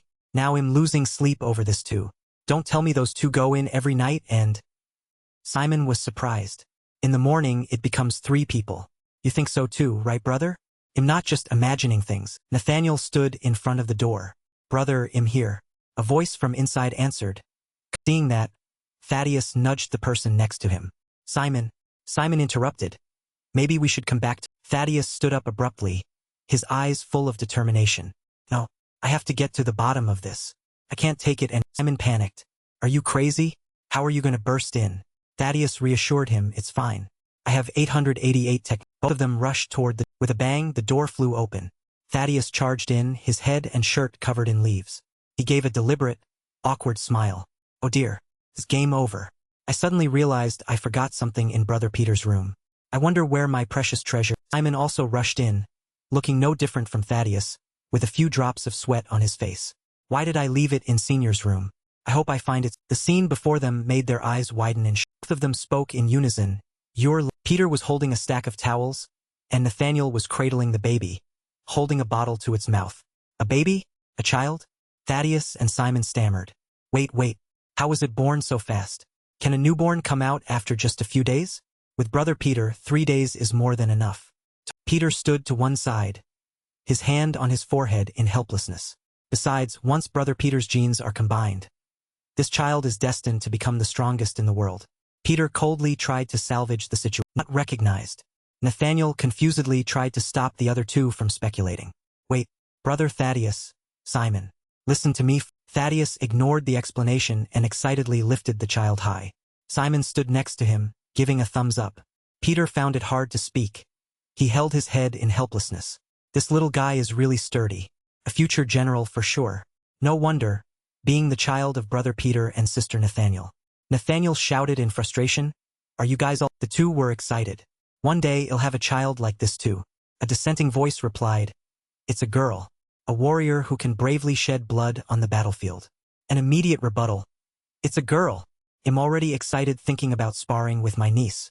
We must put a sword in her hand for her first birthday." Finally, a cold voice concluded, "Just give her a gun to make it." Outside, Judas stood behind a tree and watched the place where the happy sounds were coming. "What this?" A cold voice rang out from behind Judas. "You're not inviting me to such a fun occasion?" He turned around and gnashed his teeth. "You don't need to know. Get lost, Raf. Thank you watching for vid. Did you call for me?" "Father Gabriel." Peter stood before the In Gabriel's study, he replied calmly, "That's right, Peter. I called you here because there's something I want to show you." Peter responded briefly, "Please go ahead." Gabriel spoke gloomily. "The Lacandians are sweeping across all of Asia. I heard they've been cutting off the hands of children in those regions. Why are they doing such a cruel? It seems they're doing it to find the key to the biochemical weapon developed by Dr. Li Jinhe." He pushed a letter toward Peter. "Please help me with." Peter looked at it. He suspected something. Gabriel was surprised. "You know it? This is a safe that uses fingerprint recognition technology." Peter felt as if everything had clicked. "Now I understand. So that's why they kept the child alive. His fingerprints are the key to opening the." He said politely, "Father, I heard that everyone has different fingerprints. Based on that, a new security technology is being developed." Gabriel sighed, condemning the evil act. "So that's the reason they've committed such heartless crimes. How should we handle this kind of inhuman behavior? It seems that them getting the biochemical weapon is only a matter of time." Peter denied it, "Probably not." Gabriel wondered. Peter raised his hand, touching his forearm. "Father, you just mentioned cutting off hands, right? That means they still don't know the crucial point. They will never be able to open the safe. Fingerprint recognition doesn't just scan the fingerprint, but it must be from the person who owns that finger, because it requires biological signals from a living. With those previous failures, by now, he must have realized that all other ways are meaningless." Gabriel leaned his head on his hand. "So, for the time being, they will have to stay put." Peter did not respond. He remained silent for that evening at the familiar location. "Is it really?" Nathaniel held the child in her arms. "If the Lacandians are still aggressively..." Thaddeus sat on a chair. "Why don't we tell the father?" Peter stopped him. "We can't. This will only cause him more." He touched the child's hair. "If the fact that this child is the key to the biochemical weapon is revealed, not only the father but all of us could be in danger. This must absolutely not be leaked." The three were silent, but each of them was secretly determined to protect the child according to Peter's. He looked out through his eyes were filled with complex. Nathaniel took a measuring ruler. "The ratio is perfect. The temperature has also been adjusted accurately. This batch is safe." He held up the milk bottle. The child obediently opened its mouth and finally the baby is drinking. Nathaniel cheered joyfully.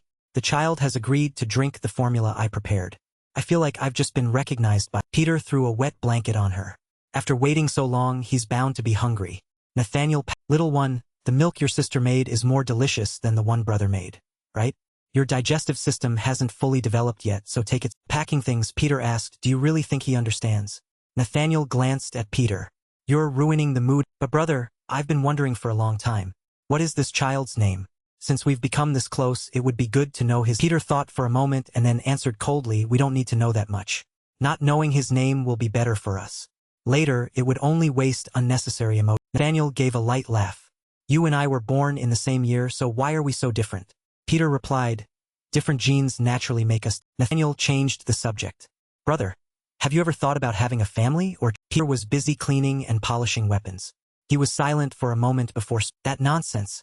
Nathaniel interrupted him as she comforted the child. "Yeah, little one. Eat a lot. Okay?" Peter seemed to reproach her. "Since you asked, you should listen to the answer until the end." Nathaniel replied, "Since I already knew the answer, why bother? The good baby is eating so well." Bah. A sound came out of the child's mouth. Nathaniel exclaimed in shock. Oh my God, just now. Did he just call you? Peter turned his head to look.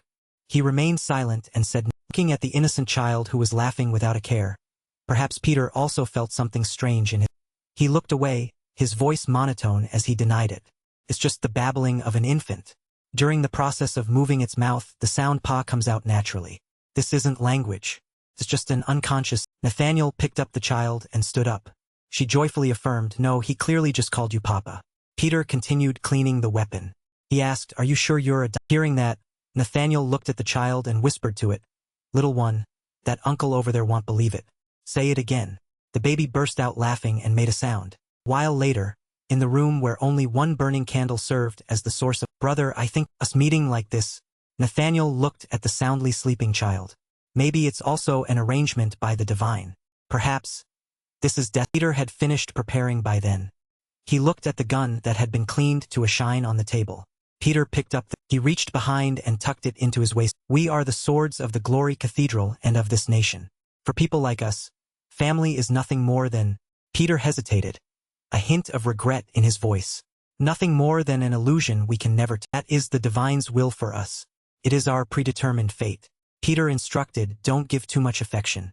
Having said that, he immediately left. Throughout the whole process, he didn't look back even. Time passed, and the threat of Lacandia also gradually. We can't keep letting the child grow up in a shelter forever. I've decided to send him to a nurse. The child sat on the ground. He screamed and cried. I want to go home. It's too cold and scary here. I don't like it.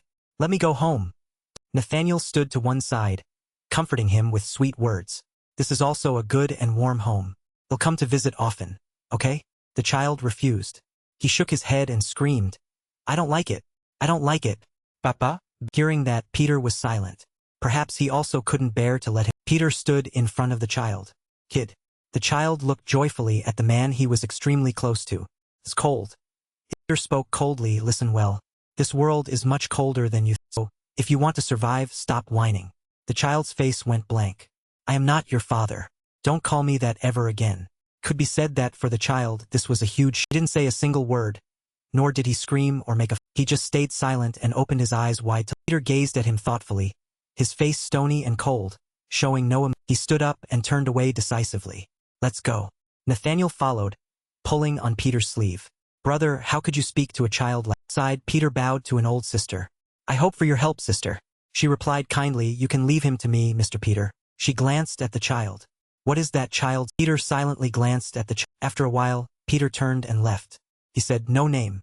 You can call him whatever you. Few days later, on a cool morning, flowers were blooming on the branch. Sunlight shone over the space, looking warm and peaceful. Our little Suki is so. Young sister was playing with the child. She praised her, from now on we'll call you Grace. It's something that someone has given to us, so it carries the meaning of. Anna laughed and repeated, Grace. So beautiful. The sister asked again, does Suki have something like Grace? Hannah thought for a moment. The little girl was silent. Mr. Peter, this voice rang out, catching Hannah's attention. The familiar name had just been. The old sister guided him over there. Please put it down for me. I'm always bothering you. This isn't something you should be doing. Peter was helping her carry and move things. He replied politely, no, don't tell me these kinds of tasks are only meant for certain people. Hannah just kept. The sister stepped forward. Mr. Peter. Peter took off his gloves. He looked at the sister. Is something the matter? She hesitated. Perhaps it's time you gave the child a. Peter was puzzled. Haven't you already given her a name? Sister? She replied, that was just what I temporarily called her. It still hasn't been registered with the Peter asked, is there a problem? She looked at the child. The thing is, to that child, you're no different from a father, Mr. Peter. I just thought you might care for her a little. Hearing that, Peter immediately refused. I'm sorry, but there's nothing else. He left decisively. The sister was bewildered. Huh? Yes, that's right. While putting on his shoes, Peter walked away. Then he'll take my. The sister followed behind to see Peter off. Please have a safe trip. And please visit often. Throughout the whole time, Hannah kept watching him without looking. At the glory training, Judas had just left the practice. At the same time, a man approached, a cigarette in his mouth, carrying a bag of stuff and a water. Judas had just finished training and was drenched in sweat. He also noticed the man's arrival. Judas thought, Senior. Old memories flooded back. Hey, you piece of shit. I told you to bring a hot. Two acted as if they didn't see each other and passed by. Judas' face was called out, "Senior." The man didn't want to. Hearing his name, he closed his eyes and took a long. He stood in place and tilted his head back. "I'm busy, so make it quick, Lord Judas." Judas slowly walked down the steps. "It's nothing major. There's just one thing I've been wondering about for a long." He tilted his head, pointing at his torn collar. "Recently, my clothes have been getting torn quite." The other man glared at Judas. "Why are you asking me that?" Judas smiled and scratched his head. "Well, there's also the smell of praise blood on the clothes." Hearing that, the man immediately made an assumption. "So, you're saying I did it?" Judas gave a forced laugh. "Well, I don't know how to put it. This thing is..." Judas' hesitation made the man lose his patience. "What is it?" "It was you, wasn't it?" Judas stepped forward, leaning close to the man's face. He growled, his gaze sharp and terrible. He was startled and gave an awkward laugh. "Hey, Jean is really speechless with you. Why are you framing me like this? What kind of trick are you trying to play?" Judas quickly grabbed one of his hands. Judas twisted his arm behind his back, while at the same time pulling out the knife from the man. His gaze was thoughtful. "It's exactly the..." Judas' face darkened. He brought the knife up to sniff it. "The smell of praise blood on my clothes and this disgusting knife. No wonder you're always in the right place at the right times." The other man turned from embarrassed to angry. He shouted out loud, "You little brat. Now that you've become an apostle, do you think you can look down on the senior who's carried you since you were a child? You know what? Behind your back, everyone says you're getting more and more. You think just because you're an apostle anyone can become Peter? Even if you try for 100 years, you'll never catch up to Peter's heels. You're just Peter's shadow." He couldn't finish his sentence. Judas threw a towel in his face. He growled, "I've brought a towel for you." This was followed by a series of punches and he finished it off with a kick to the towel was soaked in blood, and the man flew tens of meters. Judas slowly approached and looked at his pathetic state. He held the man's water bottle in his hand. "I was wrong." The man could only groan in pain. "You taught me that this isn't how you're supposed to bring it. One must offer their senior a hot thank you watching for vid." Saying that, he opened the water bottle and poured it over the man's face. The water gushed and steam kept rising from it. The man screamed and groaned and Judas smirked. "What? Peter's shadow? Fine. I just need to let you see it with your own eyes. It'll be more than enough." He gnashed his teeth. "I'm even greater than..." Nathaniel suddenly spoke up and asked, "Brother, do you know it's truly cruel?" Peter held a wine glass and turned toward her curiously. She questioned him, "What do you mean, what? Can't you see?" Nathaniel removed a bullet from his arm. Then she said, "I'm taking the bullet that was lodged in your arm." Peter replied calmly, "Didn't I still return alive?" She reminded him worryingly, "I'm not even using anesthesia right now. Be careful." Perhaps he was too used to being injured like this, so he replied, "Without anesthesia, you'll just have to bear it." Because she was worried, Nathaniel accidentally raised her voice. "That's not the point." Peter bandaged the wound himself. Suddenly, he asked, "Do you know what I think every time I go through things like..." She asked in confusion, "Why are you suddenly saying that?" He lowered his voice. "Hurting others is our destiny. And sooner or later we'll have to pay the price." Peter pulled the bandage tight, his gaze unhesitating and his tone resolute. "But if these small pieces of iron stuck in my arm can be traded for someone's life, then I would be willing to offer even my other..." Scene change. Outside the orphanage. Soft golden rays of sunlight gently pierce through the cherry blossom canopy, painting a peaceful... The sister speaks joyfully. "Oh my..." Hannah happily brings the newspaper over to her. The little girl eagerly shows it off. "Sister, look at this." The sister sits close to Hannah, stroking her head in praise. "Arsuki has a dream already? How adorable. Let's see what it..." Looking at the newspaper, she gasps in surprise. "Wait, Suki, are you planning to build a hot..." Driven by her admiration for Nathaniel, the little girl made her decision. "Sister Nathaniel is so cool. I want to build a hospital and do exactly what she does." The sister raises her hands and murmurs. "Wait, how much is this? Let's see. 1, 10, 100. That..." She calculates mentally. So, with a monthly salary of 260,001, after subtracting living expenses and saving diligence, the sister jumps and exclaims, "It will take about 4,786 years." Though she doesn't understand the math, Hannah is very happy to hear. Holding the newspaper, she hesitantly advises, "Suki, maybe instead of building a hospital, alright, why don't you become a doctor like Sister Nathaniel?" The little girl hesitates and stammers. After thinking for a moment, Hannah turns to the sister and smiles. Having Sister Nathaniel is in. The door opens, and Nathaniel's voice rings. "Senior Peter, since we have no missions for a few days, spending time like this is quite fun." Little girl startles and looks toward the... Hannah sees his cold... She immediately runs away, Hannah's reaction confuses the sister. Seeing the little girl react that way, he also doesn't know what. Can only turn and say, "Sister, we will take our leave." She stands up and smiles shyly. "You young people shouldn't be doing these trivial tasks." Nathaniel warmly replies, "Not at all, sister. Just call us whenever you need." And she notices that Peter is intently watching. The little girl is sitting inside a cabinet corner, her face turned toward. Suddenly, he turns to leave and speaks. "Do something, Nathaniel." Nathaniel stammer, "Ah." "Yes, senior." The sister looks toward Hannah with a hint of. Under the cherry blossom trees, Peter says coldly, "From now on, I will Nathaniel wonders, "What's wrong with you again, brother? It's good to come and watch the children grow up once in a while." He counters, "There is no shortage of people to do these things. Entrusting it to those who do it better than us will be more effective." He questions him. "Is that so? Senior, do you really not understand?" Peter is curious. "Understand?" Nathaniel doesn't dare look him in the eye. Her voice softens and hesitates. "It's just that occasionally. Coming to see how Suki is living is good." Peter is confused. "Why should I do that?" Suddenly, she asks, "Brother, have you ever heard of the imprinting effect?"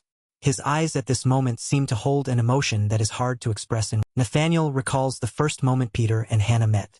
She explains, when chicks hatch, the first thing they see is considered their parent.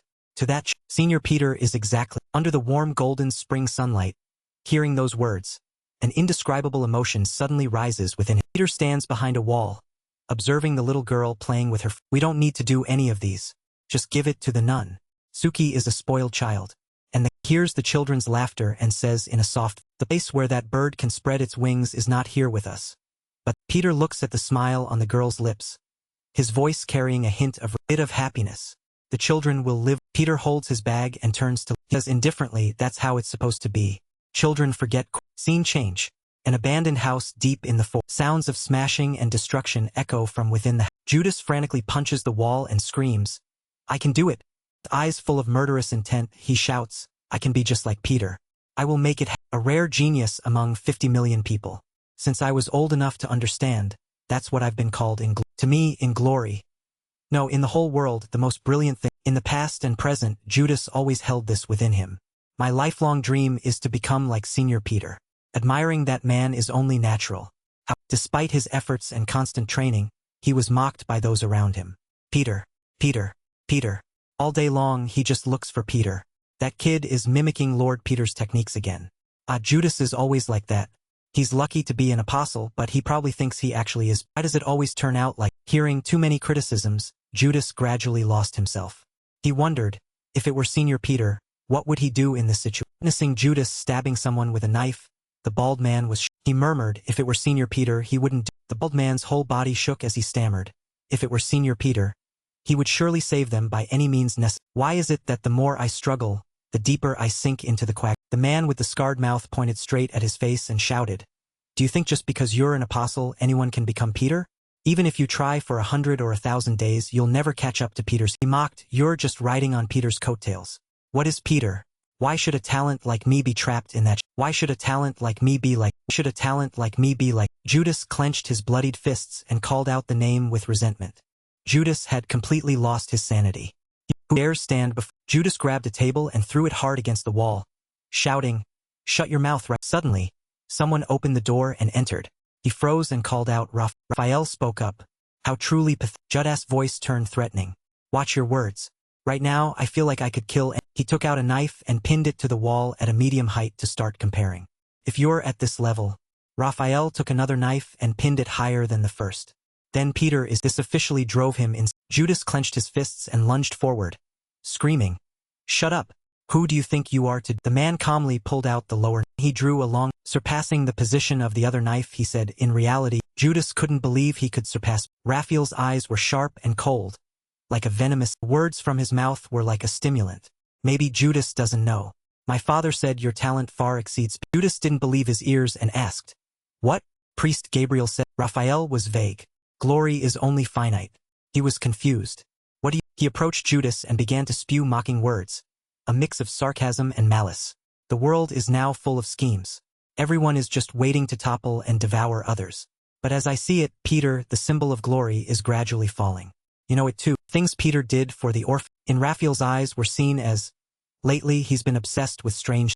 He patted Judas' shoulder and said, "At this rate, Something will happen sooner or Raphael leaned close to his ear with a grotesque face and whispered, his glory will come. Judas wondered, so what the hell are you trying? Replied again, nothing special. It's just that the time is. Raphael walked out the door and said loudly, this is simply a chaotic era that needs a. Under the brilliant red sun, he sat on the wooden floor, leaning against the wall mottled with punch. Judas bowed his head, his whole body exuding fatigue. He asked him, am I stronger than Peter?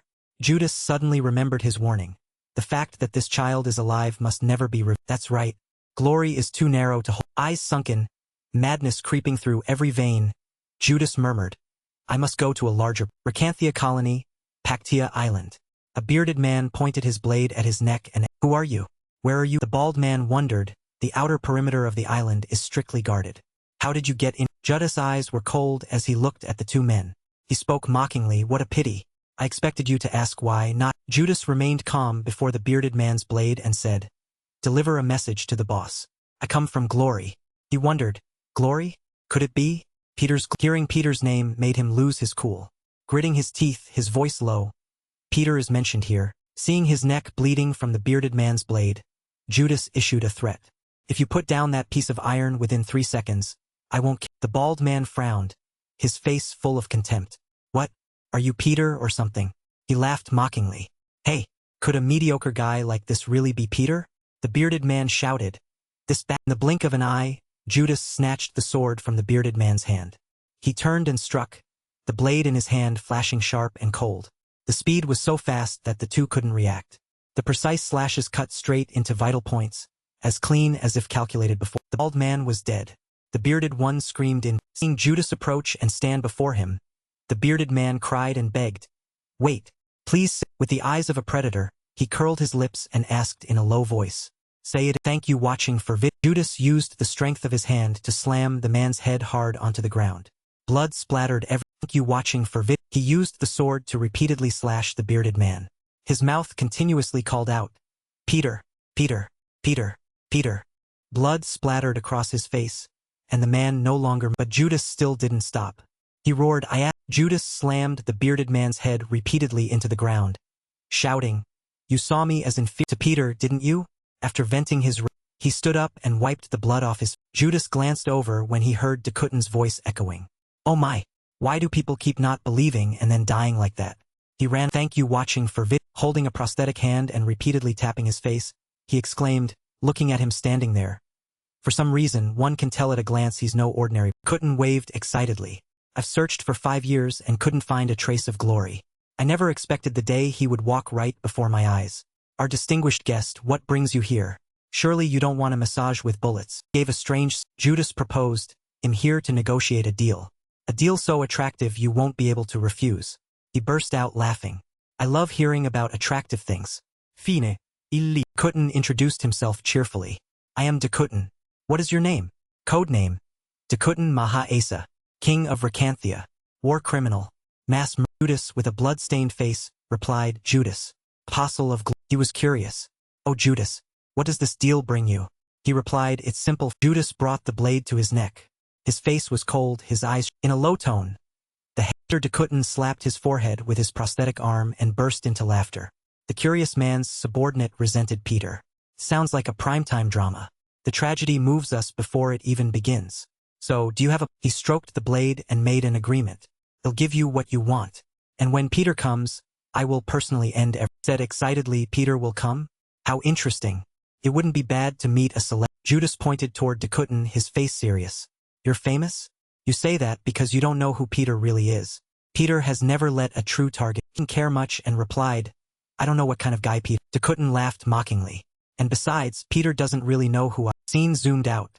His lackeys surrounded the... Dakuten shouted with full confidence. I really want to see if Peter can survive being... A name was uttered with a happy laugh. Suki. It turned out Hannah had thought of a name for her own gift and brightly repeated it. Seeing the little girl find such a happy name, the sister asked again, that's right. Your name is Suki.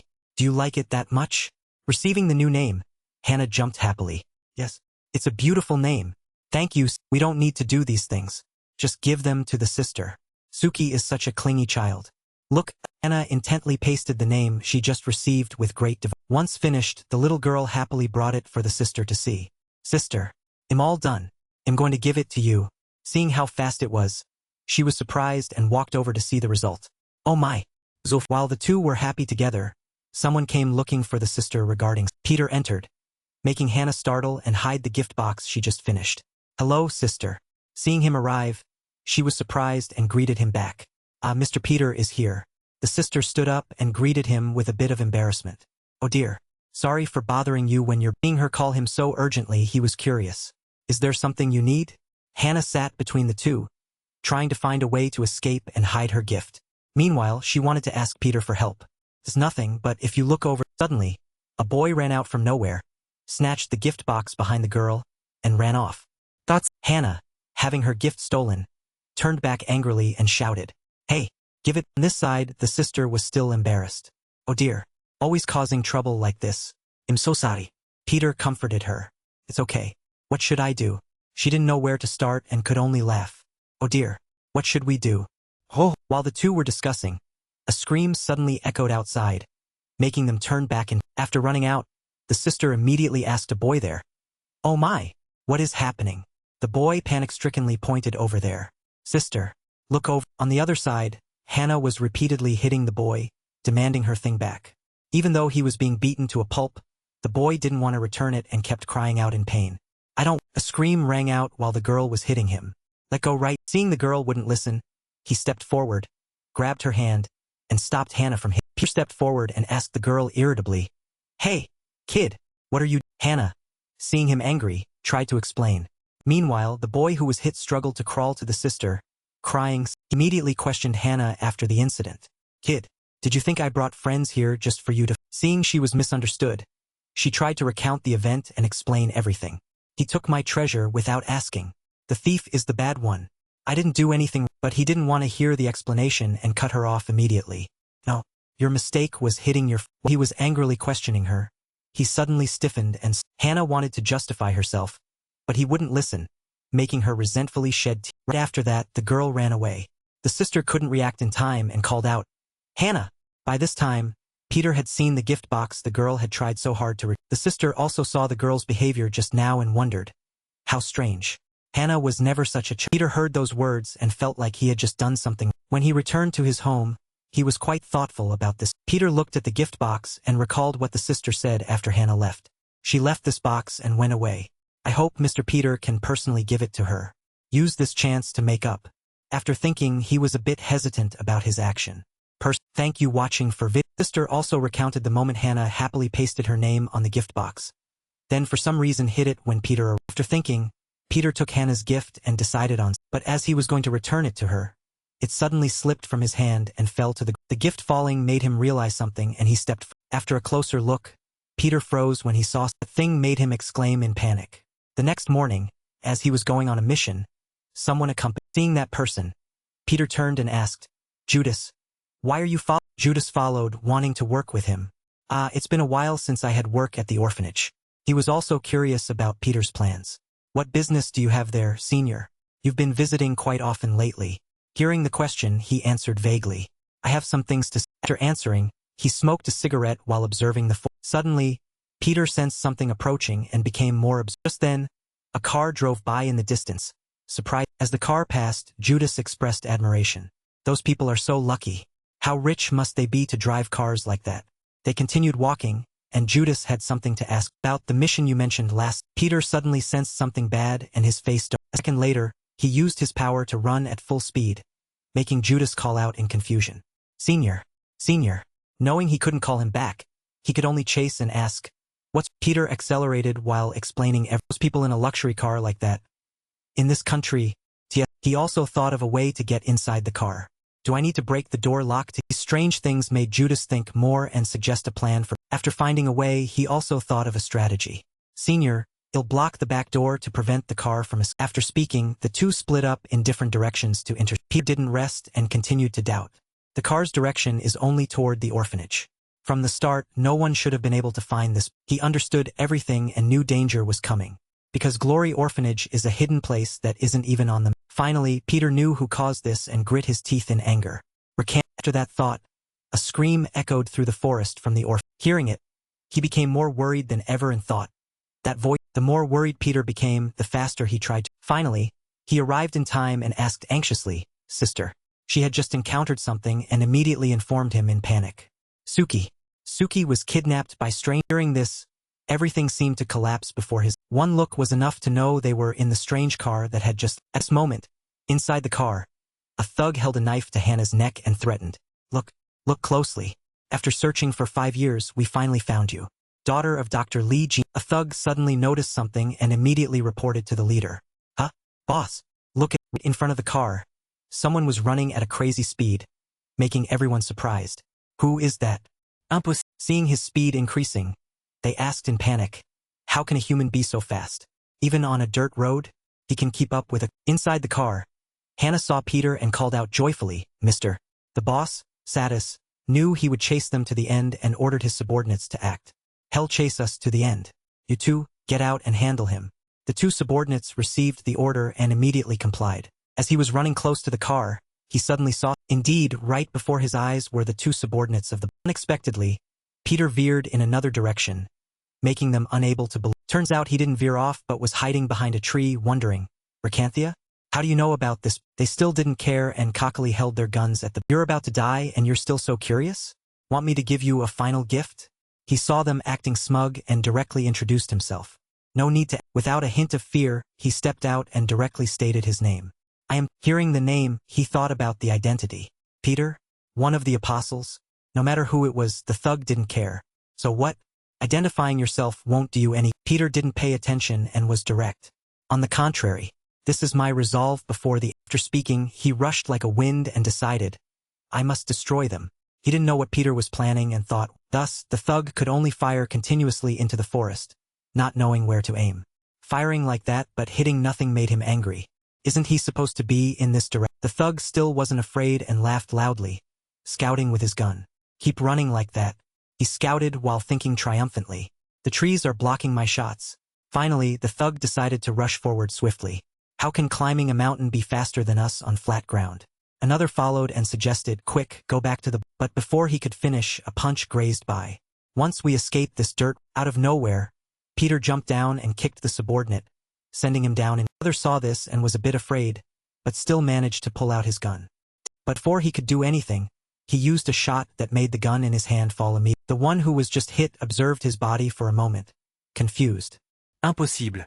In that moment, he aimed precisely at my index finger and Achilles. He trembled, realizing everything. He did it on purpose. And he looked at the man behind him approaching in fear.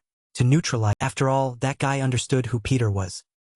At this moment, he spoke to them about what he wanted. The fastest one lives. He trembled, understanding something, but wanted to ask again. Not wanting to explain much, he immediately acted by shooting a shot into the leg, making them cry out. After shooting, he stepped forward to interrogate them and offer conditions. "From now on, whoever answers first lives." "Where were you taking the subordinate sweated profusely, only able to answer, "I want to say, but I really don't know. Only the boss, Sadis, knows the destiny." Peter. Takutin patted his forehead with the prosthetic hand and burst out laughing. He was curious. Peter's man resents Peter? Sounds like a primetime movie. A tragedy that moves me even before it starts. "So, do you have a..." He heard it and quickly replied, "Be boss Sadis." Peter glanced at the radio, knowing who it was. The thug trembled as he held the radio, speaking to the boss. Peter, Before he could continue, he stepped forward, snatched the radio, and confronted him directly. "Still not too late. Release the child. He'll exchange her for your 2 subordinates." But the boss didn't care about his subordinates at all. "So you're Peter? Kid, who do you think is more important?" He wasn't afraid and challenged Peter. "You'll never catch me. You don't even know where we're." Unexpectedly, just by talking through the radio, he understood where they were going. "Fast. The car gear is at 3 or..." He continued to close his eyes and sense more details. "So they've escaped the dirt. The road will split into a branch toward the port and a branch into the city center. Where are they? Which way did they..." At that moment, he suddenly remembered at the orphanage, the sister had taught Hannah to read. "This is read as grace." Hannah was a smart child and quickly absorbed it, repeating. Immediately, Peter spoke into the radio to Hannah. "Kid, you've learned your letters, right?" He had a plan and requested her help. "Try to read any letters you see in front." Hannah, being smart, understood immediately and shouted into the radio, "Mohori." They didn't know what the girl was doing and shouted, "What's this? Kid, shut up. What are you two talking?" He heard the location and thought of the exact place. If it's Mohori, that's Sabo port. The other side of the radio still provoked. Anyway, it's useless to chase. Hannah still tried to cry for help. Mr. After finding the exact location, Peter quickly set off, not forgetting to comfort her. Calm down. They'll be there soon. But Hannah cried and spoke loudly into the radio. I'm sorry.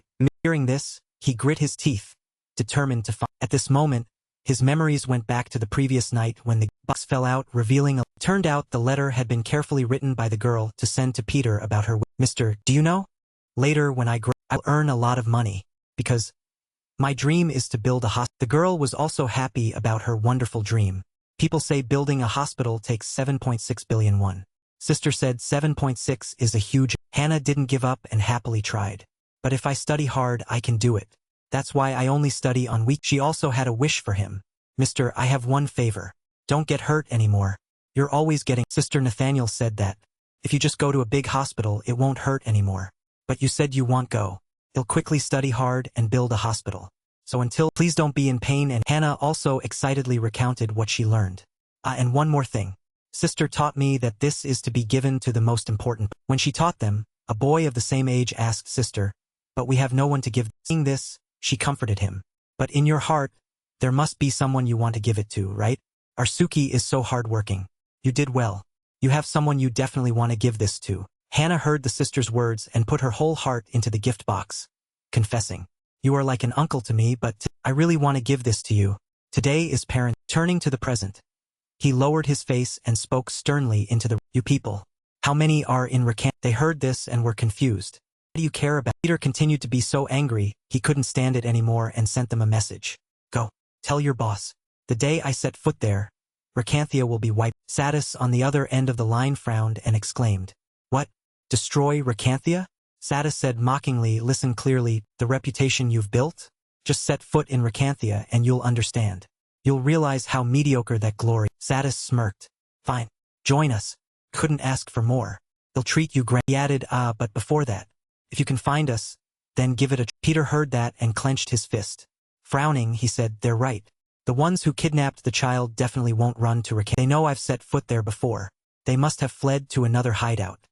He smirked and thought to himself. First, I must find out where they. At Canthia's Pactia Island colony. A soldier was checking coordinate positions while looking at a man standing with his arms carefully inquiring. But, Charlie, if Peter comes here, won't it be very dangerous?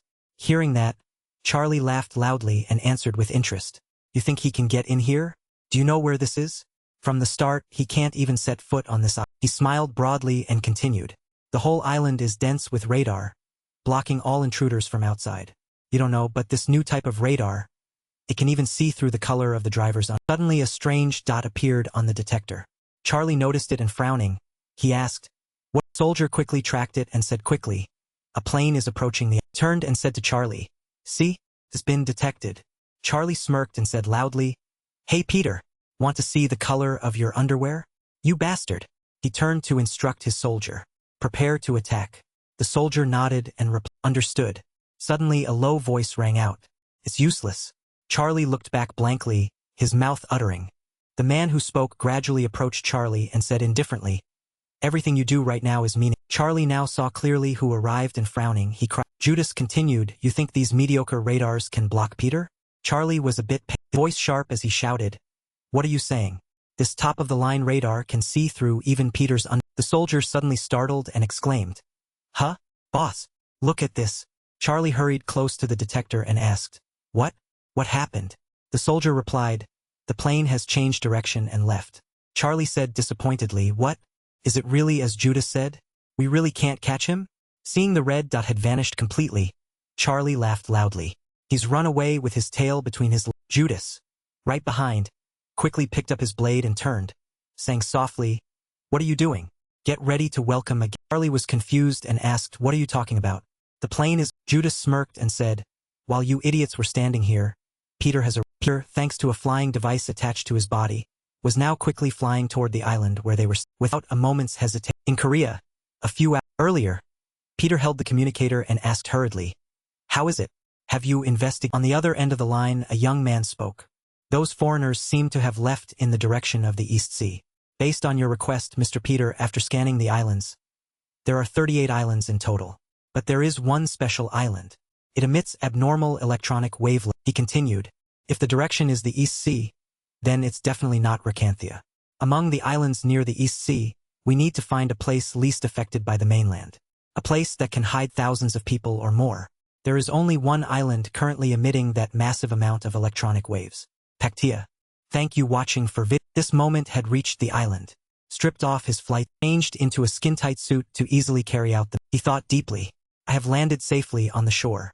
Now what I need to is a perfect position to observe all of the enemy's moves. In a private room, Dakuten looked at Judas with arms crossed and asked, Hey Judas, based on what do you say Peter has landed on the island? Charlie himself confirmed the plane turned back. You're overestimating. Judas ignored his words and focused on thinking. Peter, if it's him, where would he attack from? Judas suddenly found the answer to his hurriedly commanding the soldiers. The radio. Contact them now. Immediately deploy troops to the position I specified. A soldier patrolling nearby immediately spoke through the radio. Looking for... There's no trace on this side. From the start, no one has even approached. Dakuten on the other side exclaimed triumphantly. See? I told you he couldn't get in. Keep searching. The soldier replied hurriedly. Peter was holding a knife to the soldier's throat and laughed, saying, Well done. The soldier was a bit panicked and hurriedly said, Spare me. They'll do as you... Peter said nothing and silently looked ahead. There are 3 forks in the road. Relying on luck like this is quite exhausting. He looked at the soldier, smiled and said, Well then, go. Thank you watching for vid. Soldier, once released, quickly ran away. Turned back and laughed loudly at Peter. You fool. It's over, Peter. I'm going to deal with your kid. Right as he ran into an alley ahead, Peter fired a fatal shot, smiled and said, Thanks for letting me know the way to your headquarters. Peter quickly followed that path up the mountain peak. He looked down at the foot of the brought the radio to his mouth to report. Nathaniel, I've climbed to the peak. Nathaniel on the other end quickly received the information and said hurriedly, Senior, good work. Are there many people there? Speak clearly so I can support. Peter frowned as he lowered his voice. He observed each person carrying a gun below and cautiously reported. Let's set the numbers aside for... The important thing is they are well equipped. Especially, they are heavily concentrated at the entrance. There's no place to sneak into the... Nathaniel replied, Then what's your plan? If there's no way, wait for reinforcements first. Peter interrupted hurriedly and exclaimed, No, if you're talking about a way, I've thought of one. Nathaniel was somewhat shocked and wondered, A way? Wait, Senior. Could it... Private... Hannah had been brought before Dakuten. Dakuten observed the girl and cheerfully cheered. Oh my, she's here. Hey, the child won't understand. Get over here and He bent down and laughed loudly at the girl, asking, You're Dr. Lee Jinhee's daughter, right? Searched for so long, and finally met you. Hannah was bewildered and stammered softly. Who? Hearing that, Dakuten smiled brightly and spoke up. How unfortunate. Don't you remember me? I met you when you were just this small. Meeting after a long time. We must shake hands. Let's shake. Then he reached his hand out in front of Hannah. The little girl couldn't help but be afraid. Her mouth stammered. Shake hands? No. Thank you watching for vid. That Hannah slapped Dakuten's hand away. After that she accidentally slapped his. Dakuten was startled. He hugged his cheek, gritting his teeth. This little... Hannah cried out loudly and wailed. Hell come f... Dakuten heard that and smirked. Peter? So what if he... He shouted and raised his hand to slap the girl. His face grim as he roared. You think you'll still be alive? Suddenly someone held a blade out before his hand and called out. Hannah recognized that person and cheerfully called out. Mr. Judas. Thank you watching for vid. Gave Dakuten a cold look and spoke in a low voice. You dare to... I've said it already. Under no circumstances must you kill this He leaned close to Dakuten and whispered. This child is our At foot of the mountain. Charlie and the captains instructed the soldiers and shouted. Recanthia forces consist of 3,356 people, all fully armed and gathered at the... Charlie spoke up. If we block the entrance like this, Peter will find a way around the sides or the back.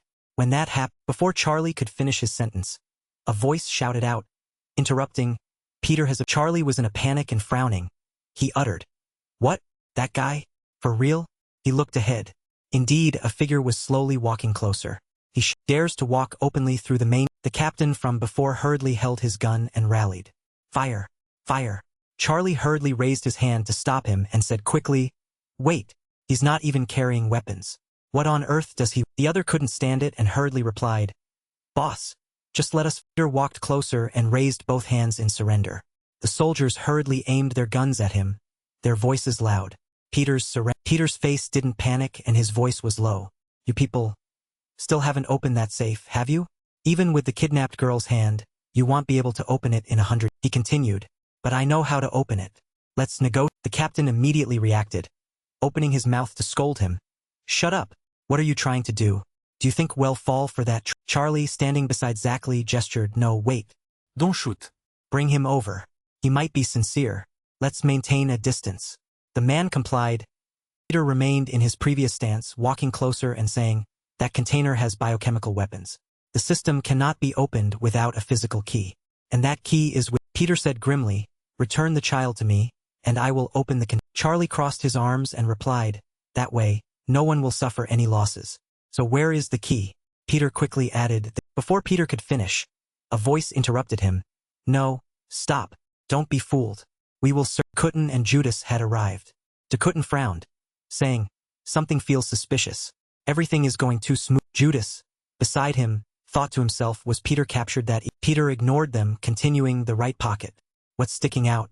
That's. Dakuten tilted his head, thinking, you'd better not be tricked. If he's lying, just kill him. If it's true, just take the key and it's. Captain, obeying, searched Peter's right pocket and found the key. He quickly exclaimed, big brother, there's really a key. Zackley heard this and quickly ordered him. Bring it here. The captain quickly ran towards Zackley, shouting, under. Judas couldn't help but break out in a cold sweat. He thought to himself, Peter would never come here willingly and hand it over like this. What's his plan? Wait a minute. Coming closer on his. Judas hurriedly shouted, stop, stop. Zackley took the key, frowning. What? Is it a real? Zackley glanced to the side, asking curiously, what is this beside it? It looks like a. Peter in front smiled and replied, it's the key that lets me in. Smoke. After Peter said that, white smoke billowed everywhere. Zackley realized at that moment, gritting his teeth. Damn it. They tricked. Peter lunged towards Zackley, grabbing his face with his bare hand. Surrounding soldiers panicked and ran, shouting, I can't see anything. No time. Huddle back to. Peter threw Zackley violently, then landed on the people standing behind. He then proceeded to knock them down one by one. Blood splattered everywhere. Thank you watching for vid. A soldier hurriedly reported the situation to Dakuten, frantically informing him, big brother, Peter has broken through the encirclement and arrived. Dakuten was slightly annoyed, muttering, damn it, can't even stop one. Quickly stood up, shouting, gather everyone at the entrance. Broken through the encirclement? Judas stood up, putting his hands in his pockets, and calmly replied, it's not that they're fools. Dakuten frowned, asking in confusion.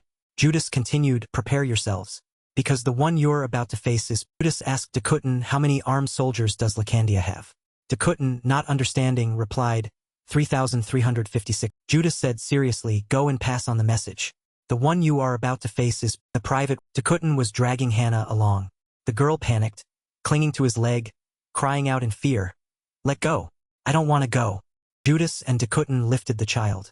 Hannah cried out in fear, I don't want to. Let me go. Let me. After saying that, she kicked Dakuten in the. Dakuten couldn't take it anymore, his voice turning menacing. You want to die? Saying that, he threw her unceremoniously towards the corner of the. Hannah closed her eyes in exhaustion, tears streaming down her. Dakuten stepped forward and picked her up, saying worriedly, this won't do. Open the container and leave the island immediately. Prepare to leave immediately. Is Zit here? The servant Zit stepped forward, solemnly reporting, big brother called me. Dakuten said, have you heard? Peter is approaching. Zit nodded and replied, yes. I'm ready. Dakuten turned away, replying, it's not that I don't trust you, but he's too dangerous. Bring as many people as possible. How many do you? Zit drew his sword, his gaze cold, replying, 2 people are enough. Call me when it's. On the other side, Zackley had quickly fled and hidden himself in a secluded. Peter found his hiding place. He broke down the door. He entered. Thank you watching for vid. Entering the hall, he sneered, closing his eyes and saying, it's too. Having put your hand on the trigger, you must act now. Zackley held. His finger was on the trigger, just as Peter had. The man was terrified, thinking to himself, how does. Peter didn't let him hesitate any longer, saying, that 1 second just now has cut off your. As soon as Peter finished speaking, he threw a dagger at where the man stood, the blade flying towards his. Then, there was the sound of blades clashing fiercely. Peter's dagger flew. Voice rang out, just 1 second? That's it. He turned to Zackley and said. Zackley quickly bowed and replied, big brother, forgive me. And he. Now only Peter and Sid remained. Sid walked slowly towards Peter, saying, I am Sid. Peter, I have wanted to meet you for a long time. Finally, my wish is granted. Peter cautiously replied, many people want to see me. He thought to himself he remembered that earlier when he was communicating via radio, it was this man's voice. The man who said, you are Peter. So he remembered that Gabriel had warned him before. On this mission in Lacandia, be careful of someone called Sid. Peter frowned and asked, you mean? Gabriel seemed surprised, asking back, you know him? Peter honestly replied, I've heard that from birth, his upbringing to his experiences, he has many similarities to me. Gabriel continued, it's not that I don't trust you, but if you encounter him, it's best to avoid conflict if possible. Back in the present, Sid had drawn his weapon, its blade incredibly sharp. He looked at Peter, his voice stern. Peter, I have respect for you. Therefore, I will fight with all my... Peter quickly defended himself, observing Sid, and the weapon he's holding is a pistol. He will surely attack mainly at mid-range.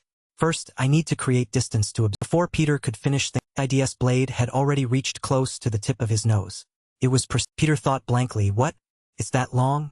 Can't be that... Peter quickly dodged SID's blade, retreating backward, and compared to it, my weapon is too... Sid saw Peter's opening and advanced, looking at Peter coldly and saying, Peter, you're not used to using your... After saying that, he swung his weapon towards where Peter stood. The distance was far, but SID's blade could reach Peter with deadly strength. Peter dodged with some difficulty, wondering, how is this possible? That distance clearly shouldn't be and yet, SID's blade struck his shoulder. Frowned, observing and trying to find the answer. Why? Suddenly, his eyes caught SID's, frowned, thinking, it's that thing. The weapon he's holding is longer than its original, and it's also the length of his. This makes the attack range much longer than and much lighter than creates more opportunities for attacks. Peter clicked his tongue, evaluating it. Perfect. Sid stopped attacking, walking slowly towards Peter and saying, that weapon, the webung, is a traditional Javanese. Its characteristic is a wide and short blade. That means it's not suitable for attack. As soon as Sid finished speaking, he swung a saber at. He launched a vicious one strike after another. He gritted his teeth and, I was born in Lacandia. I've gambled my life on countless battlefields to make my name. To me, you are the most perfect. Peter quickly dodged the sabers. He jumped onto a pillar, using it for leverage to leap. Sid saw that he had missed and frowned, thinking, I understand. Just as predicted. He reacts poorly to long-range attacks. His reflexes and experience are perfect, with no openings. But he's completely unaccustomed to the way. Sid retracted his blade and attacked Peter again. He said, overestimated you. This attack will be your end. As Sid got closer to Peter, showed no signs of dodging. Sid was a little surprised, thinking to himself, has he given? Peter finally spoke, his voice deep. Webung. His characteristic is a wide and short blade. That means it's extremely suitable for concentrating force and suppressing the... After Peter finished speaking, he used his weapon to block SID's attack. Sid thought to himself, he's pressing the webung down to block my... And the short radius allows for more attack opportunity. As soon as Sid finished thinking, Peter launched a series of counterattacks. Sid was hit and a little panicked. He thought to himself, this is absurd. This is not the skill level of someone using a weapon for the first... No, from the beginning, no one here uses the webung as a weapon, and the moment Sid was distracted, Peter launched a deadly blow with his... He collapsed right. His knees buckled as if he had no strength left to fight. Sid whispered as if talking to himself, he deliberately lured me into attacking? I wasn't paying attention. How many steps ahead had he planned? Peter sheathed his weapon and approached Sid, who had collapsed on the floor covered in blood. He said softly, fighting you was an honor. I offer you this blade as a final act of respect. Sid didn't seem afraid. He glanced at Peter, his expression unchanged, and replied, in a moment over 1,000 soldiers will swarm this place. You'll have nowhere to run. You'll face 1,000 soldiers alone. If you want to live, run. Peter found it a little ridiculous. He asked, you seem to be misunderstanding something right now. Why do you think I came up? Sid was stunned, his eyes wide. What are you... At this moment outside the... Many soldiers were dispatched to capture Peter and were searching for him. Suddenly, a house appeared before them. One soldier exclaimed, Peter is in that house. Quickly capture him. Don't let him... As they were running, a dark figure stood in their path. The leading soldier shouted. The man quickly adjusted his gloves, smiling, more than I... If you all charge at... Group didn't listen. The leading soldier ordered, kill, kill. With that, they all charged at him. And he, carefree, continued to taunt them, still smiling as he finished his sentence. The man, named Tadio, glanced sideways, his voice low, La Shaba. After saying that, He flew and began slaughtering them one by leaving no one alive. Inside the city, through the radio, the soldiers received a report from outside, requesting assistance in the east. Tadio of the Glorious Ones has also arrived. Commander heard this and was stunned, asking in disbelief, "What, Tadio? Damn it, didn't that Peter come alone?" The radio then replied, "Peter has appeared in the..." 3 soldiers quickly grabbed their guns and ran after the fleeting shadow. The leading soldier yelled, "You have nowhere to run. This is a dead..." Suddenly, one of them noticed the weapon he was holding and asked in confusion, "Peter, he's holding a long sword?" "Peter is using a long..." A man with long hair stood there as if waiting for them. He sneered and said, "Compared to my appearance, I look a bit better." But he gently drew his sword from its sheath, muttering, "I also feel happy to be mistaken for..." "Hey!" The leader suddenly felt a sense of foreboding and shouted, "Wait, listen, that long hair and that long..." One of the impatient soldiers stepped forward, raising his gun, and stubbornly replied, "I don't care. No matter how skilled you are with a sword, do you really think you can win against..." The long-haired man's eyes widened, and he coldly retorted, "Are you sure? I've already cut down guns, but I've never tried bull..." Intrigued, placed his hand on the trigger and said with a loud laugh, "If you're curious, try it. They'll send you on your..." A bullet was quickly fired, flying at a considerable speed towards the man's position. Yet he stood firm, gently swung his sword, deflecting the bullet's trajectory. The bullet precisely embedded itself in his... He used force to break the bullet in and threw the 2 pieces back in the original direction. He smiled and declared, "A new skill has been The man who had just fired was stunned. Sheathed his sword, saying, "Allow me to introduce myself. I am Simong, the Sword Saint, a disciple of the Glorious." Simong assumed a stance and used his qinggong to move towards... He said, "This will be the last sound." At this moment, in the private room, Desiu Tan was holding the child next to him. He was breathing heavily, unable to find a seat. He took the child's hand and brought it to the fingerprint scanner in front of him, smiling and whispering, "For this I have suffered for you." The system then announced, "Fingerprint confirmation complete."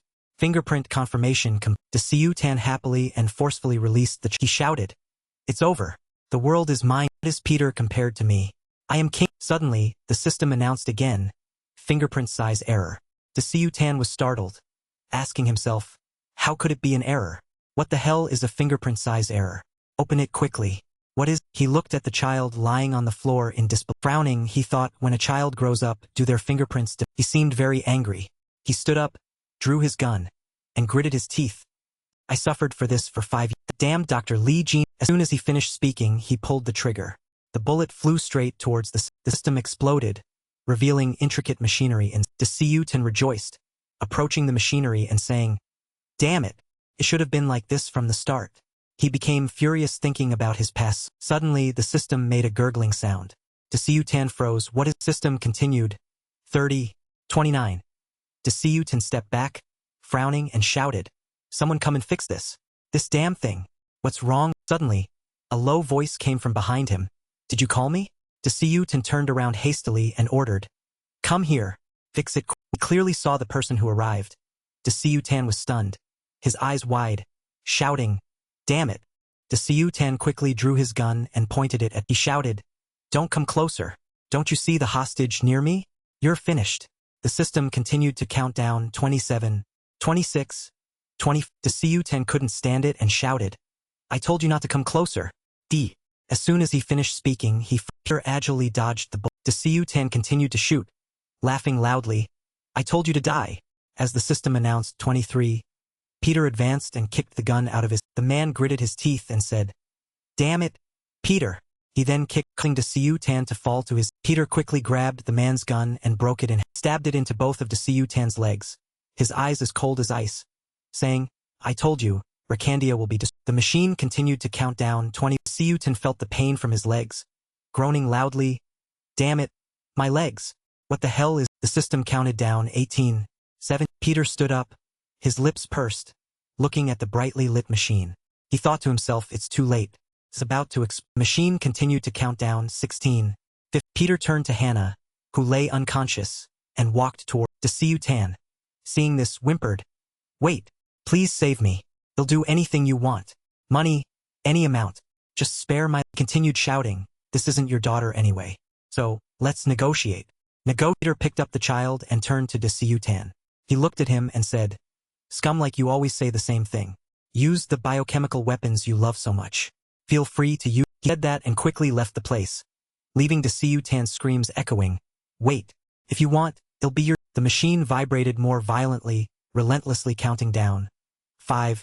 Tan gritted his teeth, hugging his legs, his voice trembling. Damn it. The final counts are continuing. 3, 2. After the countdown, the machine fell silent, motionless, and emitting no. Tan was overjoyed, exclaiming, "What? It's too old, so it broke? Oh, thank God." He muttered loudly, "Peter, you bastard. You're finished once you get out." As soon as he finished speaking, the machine exploded, followed by his screams. "Save me." Outside, Peter was carrying Hannah. The girl in his arms slowly opened her eyes and said with difficulty, Uncle, is it really you, Uncle Peter?" Peter leaned down to look at her, his movements still agile. He nodded and said, "Yours." Hannah sobbed, "Uncle, why are you here? Are we going home?" He replied to her, "We're going. Thank you watching for vid. But first, we need to clean up what's in front." The approaching group heard the shouts and rushed forward, blocking Peter's. Hannah saw the many soldiers. She burrowed into Peter's arms, whispering, "Uncle, I'm." Peter tightened his glancing at the. Then he turned to the gun in his. Peter comforted her, his voice soft. "Little one, close your eyes and cover your ears.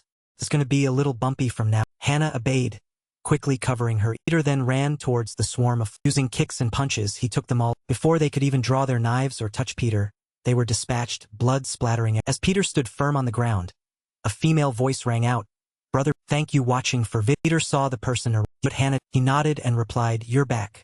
The girl quickly ran towards her sister, opening her arms and smiling. "Hannah, are you okay?" Hannah quickly ran to her sister, joyfully exclaiming. Daniel quickly hugged the child, looking up at Peter and reporting the situation. Outside, senior brother Thaddeus and Simon are fighting. "We must join the." Peter interrupted, frowning. "Something's wrong. Can has activated the biochemical weapon." Nathaniel was stunned, exclaiming. Peter continued, "If this continues, the toxic gas will spread throughout the island. All the innocent people here could die." Nathaniel asked him, "Then what should?" Peter frowned and replied, "We have to shut down the control device that's creating the toxic gas." Hannah disagreed, shaking her head at Peter. Nathaniel vehemently opposed it, saying, "No, that's too dangerous. What if senior brother?" Hannah rushed to hug Peter's legs, looking at him with teary eyes and asking with a sob, "Are you going to die? Please don't. I don't want to leave." Peter looked at her silently, as if contemplating. Nathaniel spoke, "Senior brother, we must find a way. If possible, can we evacuate all the villagers on the island?" Peter shook his head, saying, "There are no boats enough for thousands of." Hannah was now crying loudly, holding onto Peter's uniform. Tears streaming down her face, she said, "Uncle, please don't go. If you don't go, I won't go." Peter closed his eyes with difficulty, as if contemplating a safe way. Nathaniel quickly hugged Hannah and pulled her back, saying to Peter, "Okay, senior brother, they'll protect you at all costs. I know what you're thinking." Hannah "No, I'm not." Hannah broke free from Nathaniel's embrace and ran to hug Peter tightly, tears streaming down her face. "Father, don't go. They'll go with you." "I'm not going anywhere." Peter was stunned by Hannah's words, not expecting her to say. Peter stood still. Beside him, Nathaniel urged him, "Senior brother, go. Don't worry about it." Hannah sobbed, looking at Peter. "Don't go. Father, don't." The machine inside began to roar louder. If they didn't hurry, everyone might. Nathaniel saw that the situation was not good and shouted, "Peter, senior brother, senior." Along with the sound of the machine breaking apart as if activating, Hannah looked at him and was wrong. "From now on, I won't call you father anymore. So don't go." "Uncle, I was wrong. I won't call you father." And Peter struggled to utter the two words. "Father?"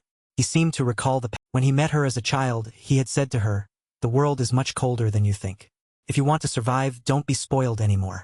I am not your father, so don't ever call me that." After saying that, he turned and, regardless of the child staring at him, he remembered when she was a little old, when she was able to be with. On days he visited, she would avoid, but she would say this to him, "Uncle, I have something to ask.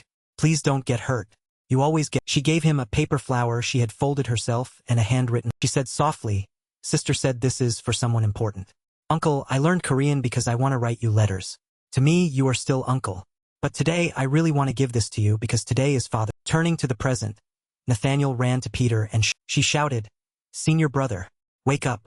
Why are you like?" She looked at Peter and said, "If you stand here, everyone will die. Hannah, I will protect you at all costs. So you must." She grabbed Hannah's hand and pursed her lips, saying, There's no other way. Nathaniel said sincerely to Peter, only by doing this can you and your daughter survive. Hannah struggled in Nathaniel's arms, crying out. Hannah slipped out of Nathaniel's embrace and ran to Peter, sitting with tears and snot. She said, Uncle, please don't. Peter closed his eyes, recalling the past, when he parted with her on a snowy. Did feel a bit reluctant to part. He sighed and knelt down, looking at the child and saying, Little one, go ahead and wait. Be right. He held her hands for a moment, then let go, and without hesitation, entered the place where the machines were roaring. Hannah, behind him, cried out in Nathaniel's arms. She was clearly very afraid that something would happen. Peter quickly entered, walking cautiously and thinking, I don't have time. The gas levels aren't decreasing. If this continues, everyone will. Peter walked quickly towards the machines, covering his face with a cloth, leaving only his eyes exposed, to avoid the chemicals from getting into his. As he was trying to shut down the machine, someone ran in. He said hastily, Peter, senior brother. I'm here. I'm sorry for being late. He approached. Thank you watching for vid. He raised his knife and said to Peter with a cold gaze, Senior brother, shall I? The machine quickly. Chemical agent neutralization. Peter looked at the man who had just arrived, frowning and asking, Why did you? Man seemed not to understand, asking Peter, What are you talking? Peter continued, The day the child was kidnapped. In that car with tinted windows. Those people are so lucky. How rich must they be to drive a car like? He sighed and said seriously, I already knew there were many people in that car. Judas, what was the? He pressed Judas, why did you kidnap the? Judas smiled and replied, In this matter, senior brother Peter, you always stood in my. After saying that, he pushed the door open and again approached. Peter frowned, thinking, blocking the way? Peter didn't show any anger, only asked Judas, blocking the way? Is that the only reason you kidnapped the? Judas put his hands in his pockets and replied, At first I just wanted to be like you. But somehow, becoming like you became a heavy. Judas remembered when they were young. They pointed at him and said, That guy is imitating my techniques again. Peter is always like that. They constantly talked about him. Just because he was lucky enough to become a disciple, he thinks he's. I thought about becoming like you. They compared me to senior brother and belittled me. They even said harsh words to Judas. If it were senior brother Peter, he would surely find a way to say. They didn't hesitate to point fingers at him, criticizing him. Just because you became a disciple, you think everyone is Peter? Are you trying to keep up with Peter's shadow? You're just a copy of. Judas pulled out a gas mask, saying, Even if I try my best to die, there's always a Peter block. Put it on and stared at Peter, saying, So, when will I be recognized? How can I get off this gear? Judas sneered and answered himself, There's only one answer. Defeat Peter and it's. He held 2 knives in his hands and declared towards Peter, Peter of the glorious ones will die. Judas will take his. Peter pulled out his own dagger and said contemptuously, I didn't understand your feelings. I've heard it clearly. You're soft. Judas assumed a stance and charged at Peter. The 2 knives clashed fiercely. They exchanged blows, attacking and Judas' attacks were very intense, as if he had suppressed his resentment for a long. After a while, they both understood each other and Judas panted, thinking to himself, I have no other. Judas scratched his head and said, If Peter is the greatest disciple, I thought that even without breathing you would still fight well. Turns out Peter is only. Peter glanced around, thinking Judas is right. If I inhale this gas, I'll surely die. If I exert myself, breathing will become difficult. If I make even a slight mistake, it'll come into direct contact. He recalled the fight with Judas earlier, his lips pursed, thinking Judas indeed. Fast and Judas asked how. As soon as Judas finished speaking, he appeared behind Peter. He smirked and said, I'm fast. Peter quickly turned to defend himself, assessing Judas. He's not simple. Judas is faster than I. Judas thought to himself, is he mocking me? All this time, not even. Judas made a decisive move towards Peter, but Peter successfully dodged. Judas frowned, thinking without moving he dodged all my attacks. Judas attacked consecutively, but all were blocked by Peter. He licked his lips, thinking, but if I get close, the counterattack will be. That's the. Judas jumped back, creating distance from Peter. He quickly disappeared as if vanishing into thin air. Peter was a little flustered. He glanced around. Peter's lips pursed, thinking he disappeared. What is he? The air is too thick, I can't. Suddenly, the corner of his eye caught many objects being thrown at him. Peter hastily. Thank you watching for vid. Quickly understood Judas. Peter thought to himself, Judas. He planned this. It's not to cause damage, but to make me move and force me to. Judas reappeared beside Peter, smiling and saying, Senior brother, how long can that cloth? Peter heard the voice coming from his right and quickly raised his hand to block the. Judas chuckled and whispered, on the right, the left is correct. Peter agilely dodged this attack.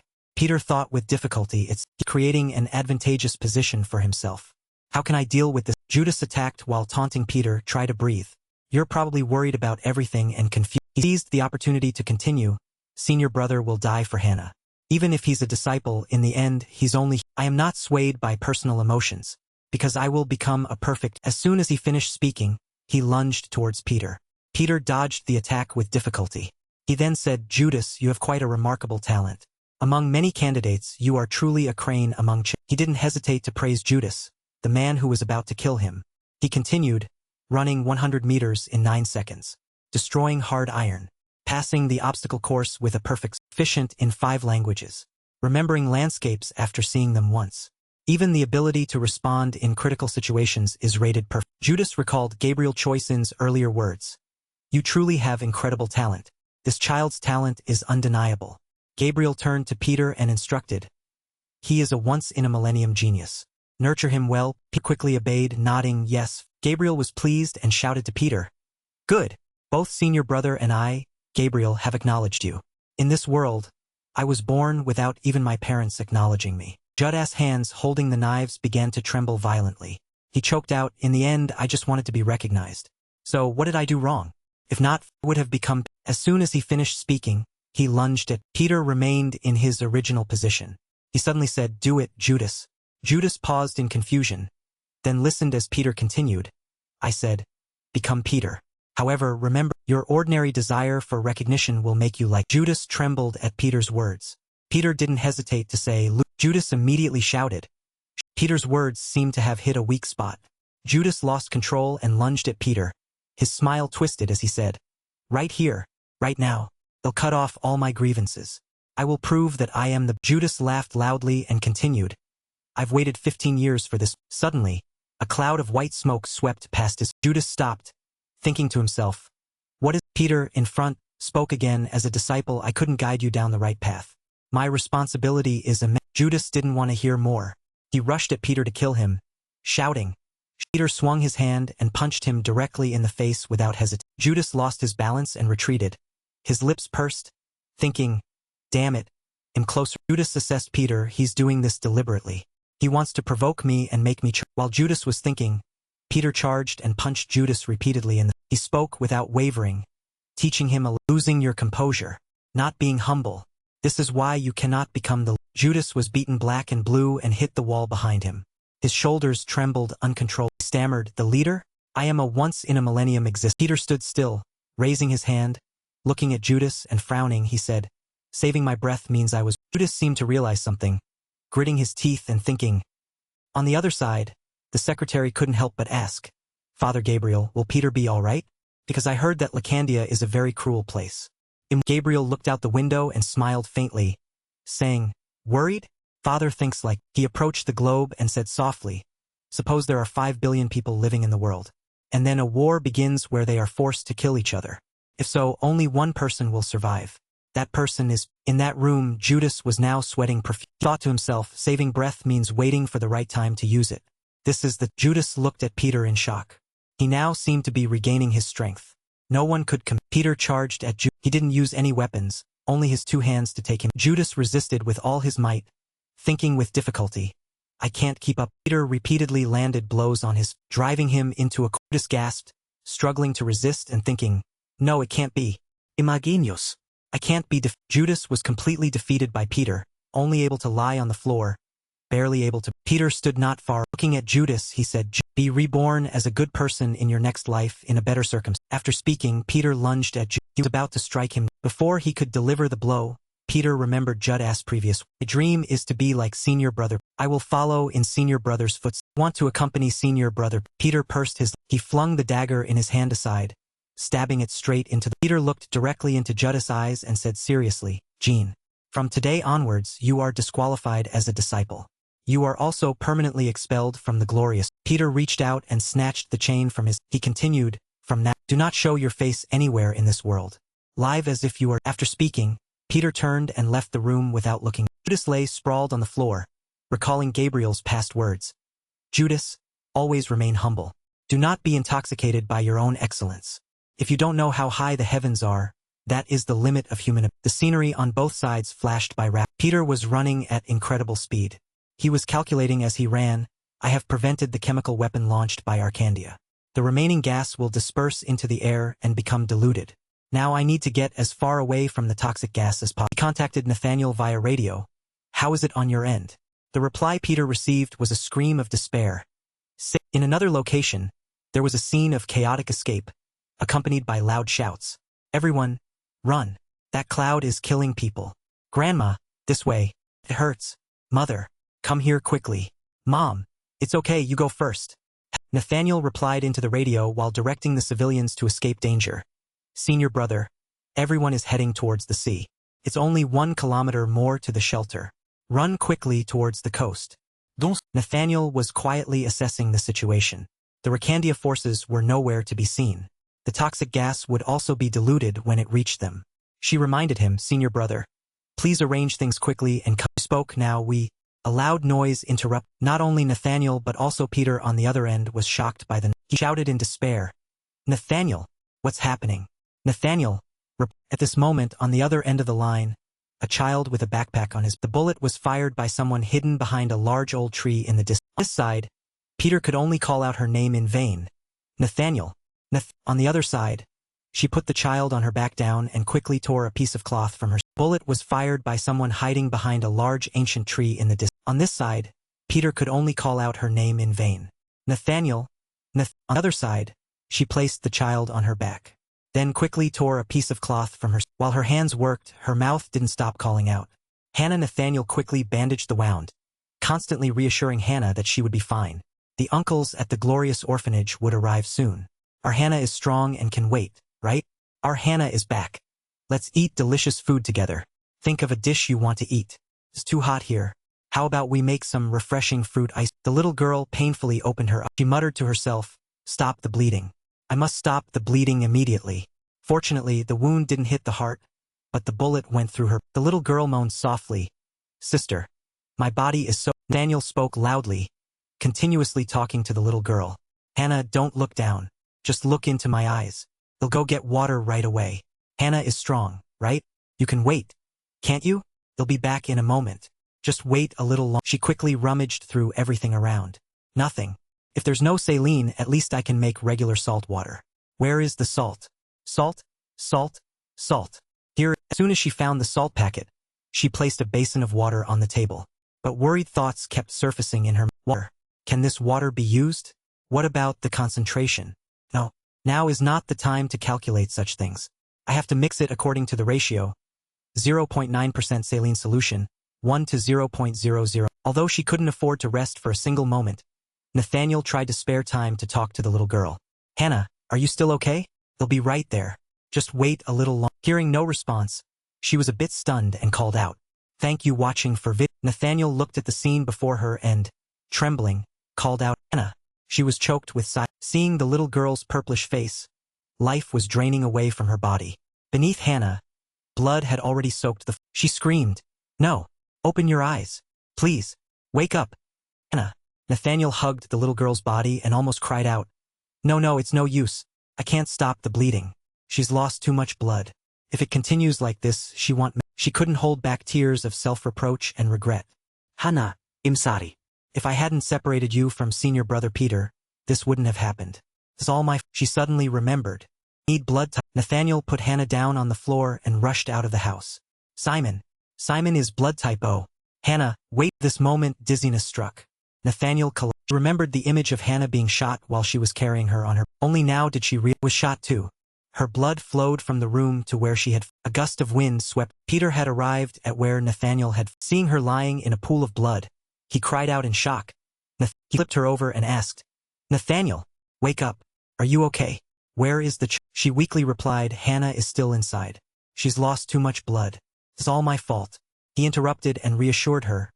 Calm down and don't say. Peter made a firm decision. He stood up abruptly and ran into the house, but not without reminding Nathaniel. Don't move. Keep pressure on the. Before he could reach where Hannah was lying, he heard a sound. He trembled and speculated this sound. A blazing red light erupted, illuminating Nathaniel's horrified face on the. Explosion was so powerful that it blew Peter away as he was about to run in. Nathaniel watched the scene before her in stunned silence. Peter was pushed far away by the force of the explosion. After a moment, Nathaniel regained her senses and screamed. Peter quickly landed and ran into the person ran from his side and collided with him, trying to prevent him from rushing into danger. A group of people quickly held his hands and feet, restraining him from recklessly saving the child. Peter could only watch helplessly as the flames raged before. The flames seemed to transport him back to a sunny day, with a bright and warm. It was September 1990 at the glorious orphanage. A young man was dozing under a large ancient tree. A hurried voice called out, "Brother Thad." The owner of the voice ran towards him, saying in a panicked tone, "Brother, something big has happened. Sister Nathaniel has disappeared." Thaddeus sat up abruptly. What? Nathaniel isn't a child anymore. Or did she just go out for a bit? Seeing that Thaddeus didn't believe him, he irritably handed over the letter in his hand. This is so annoying. She even left this letter and disappeared. Thaddeus looked at the letter blankly. What is this? He began to read the contents of the letter. My esteemed senior brothers and when everyone reads these lines, I will probably no longer be in this place. If I disappear without leaving a word, everyone will surely search everywhere, so I'll leave a few. It's been several months since Hannah met that fate.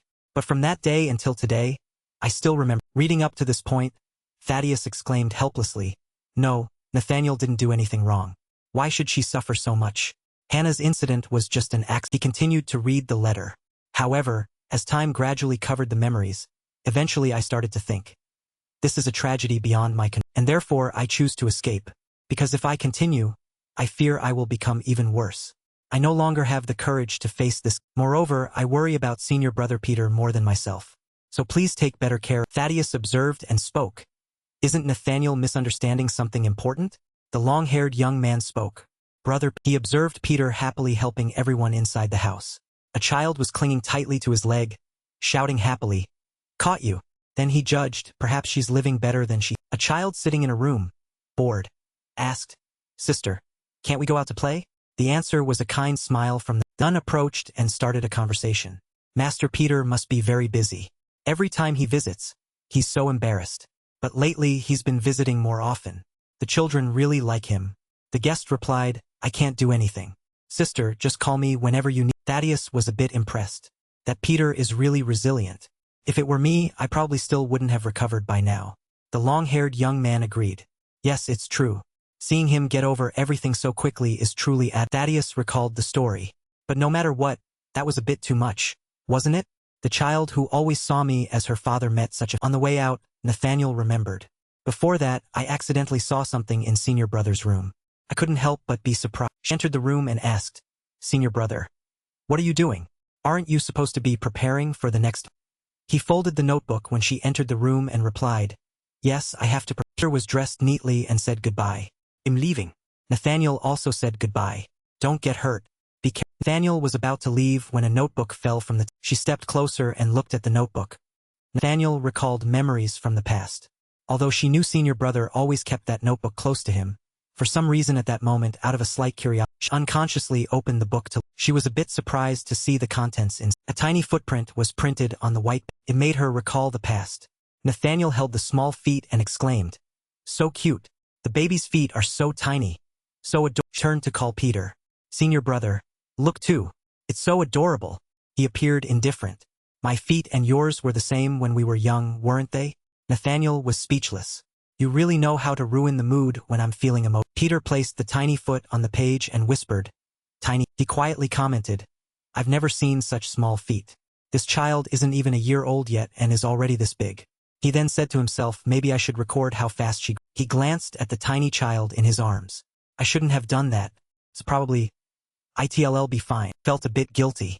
It's just Nathaniel was extremely surprised when she read his diary and he couldn't help her curiosity and continued to read. Lately it's been everything is still the same as before. Yet, it's strange. I can't focus on my mission at all. The words seemed to express his inner thoughts.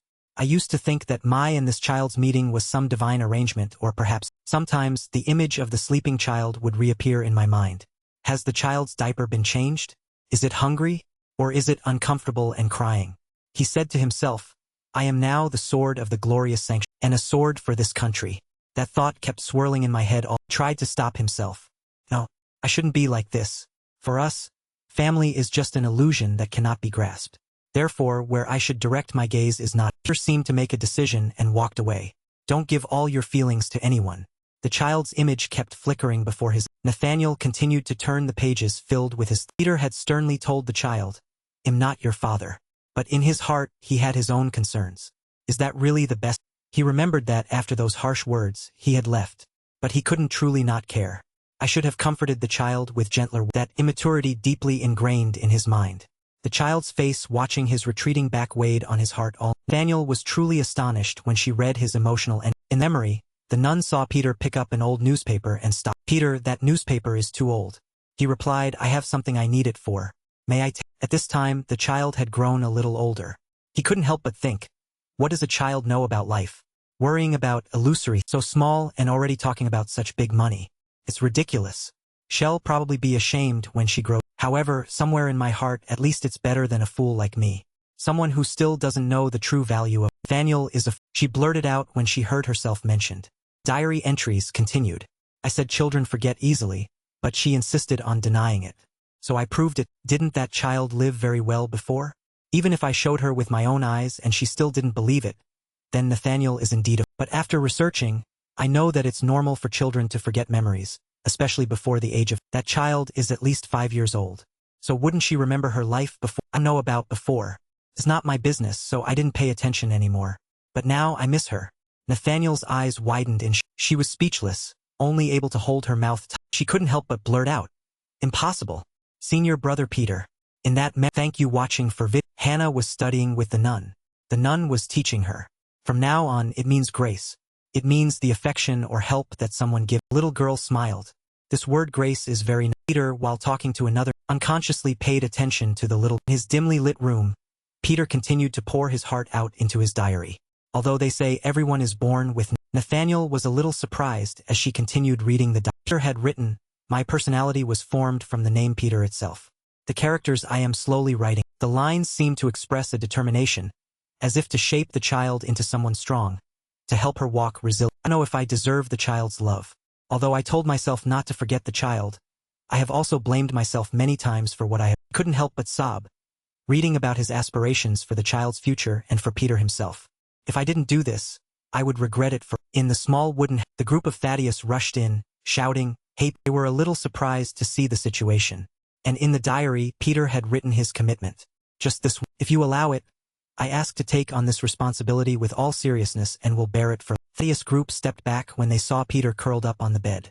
The diary that Nathaniel read did not stop before Hannah left this. Also included Peter's self-reflections after the unfortunate because I am a cold person. I live a very flawed life. I don't know how to live to please anyone. I don't know if this heart can reach your. I only hope that you will be satisfied and forgive me for what I am repenting. Although it's too late. Peter was curled up on the bed in the dark room, his whole body trembling as if he remembered Hannah's face when she said, "This word grace is very nice." At that, he had smiled kindly at the child, but she hadn't seen it. He had written beautiful words in his diary. "From the bottom of my heart, I bless you." In a picturesque. In the basement, Simon was extremely surprised. He said, "No. Why didn't you tell me such important things?" "Oh well, it doesn't matter. And you mean all this is because of that damn Judas? He'll take his head immediately." Nathaniel's face darkened. She said nothing. Suddenly, the ceiling above shook violently. A voice echoed down. "Hey senior brothers, senior sisters, know very well where you are hiding around." Judas provocatively said, "Do you think I can't find you? I have my ways. If you still don't." Around him, the monks were tied up, demons scattered. Judas threatened, "From now, every 10 minutes I will take one life. Those in this temple must die until you." He held the microphone and loudly declared, "If you want to save them, come to the cloud bridge behind the mountain. Only senior brother Peter." Nathaniel frantically stopped him. "No, that's a trap. What should we?" Peter furrowed his brow and calmly said, "In any case, let's end this long-standing karmic relation." Judas announced through the microphone to Peter, 1, 2, 3. "Where are the older sisters and brothers?" He chuckled and continued, "I know you are hiding around here. Call me foolish, but I have to accept it, because that's all the education I." He glanced at the tied-up nuns around him, satisfied. "The lives in this temple will lose one person every 10 minutes. There is only one." Judas continued indifferently, "If you want to save them, come to the cloud bridge behind the mountain. Only senior brother Peter." On the other side, after hearing Judas' name, Nathaniel quickly stepped forward to reassure Peter. "Senior brother, please calm down and think. He's just setting a trap. Moreover, if he sees your face, it'll be even more dangerous." Peter, with his back to her, you wanted to find me that much. Shouldn't I go and say hello for a bit? Peter tilted his head slightly and said seriously, if he misses me that much, he should be prepared to face the consequences. This moment, time slowed down. Simon turned and wanted to speak to her. Sister. Before he could finish, Nathaniel understood and replied, you think so too, don't you? Let's go. Even if I tell you not to go, you'll go, right? Simon nodded and replied, Sister, you understand me? Simon quickly grabbed his sword and stepped forward to walk alongside Peter.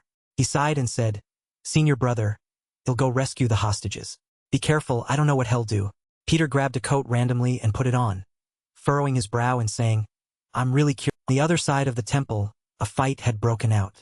A man with a covered head was thrown several meters away, unable to. Levin slowly approached with a sinister smile. I heard you were a spy when you were at Glory, so I had some expectations. He drew his long sword and smiled again. Actually, there's nothing. The man lying on the ground thought to himself, impossible. I've never lost to anyone in speed. But his movements were completely invisible. The other person stared intently at Levin's movements, worrying to himself, he's getting faster and faster. He gritted his teeth and urged himself, I feel something is wrong. I must stay away from everyone. With that, he fled with all his might, leaving Levin. Now, at the cloud bridge behind the mountain where Judas had arranged to meet, Judah's eyes narrowed as he saw someone approaching. Ben said, damn it, they say even a light touch is fate. Is this a destined encounter? Judas, not yet realizing it was Peter, waved his hand to dismiss the person in front of him. But I didn't call anyone here. Go back inside and bring the old man Peter here. The masked man quickly replied, unfortunately, the old man can't come. Judas asked with a slight smirk. The man placed his hand on his mask and pulled it down. He said indifferently, and unfortunately, the person you called is. Judas was utterly shocked, momentarily speechless. He thought to himself, Impossible. Peter has children. Judas then reassured himself, frowning in, even if I don't know the situation. First let's calm. Directed his gaze at Peter and asked, who are you? Why do you have the appearance of your youth? Peter smiled and replied, you probably won't believe anything I say, Judas. We met for the first time in Leucadia. Peter repeated his naive question from before. Your dream was to become like me, right? He said indifferently, that kid who always said that habitually has become such an excellent. Judas was utterly bewildered.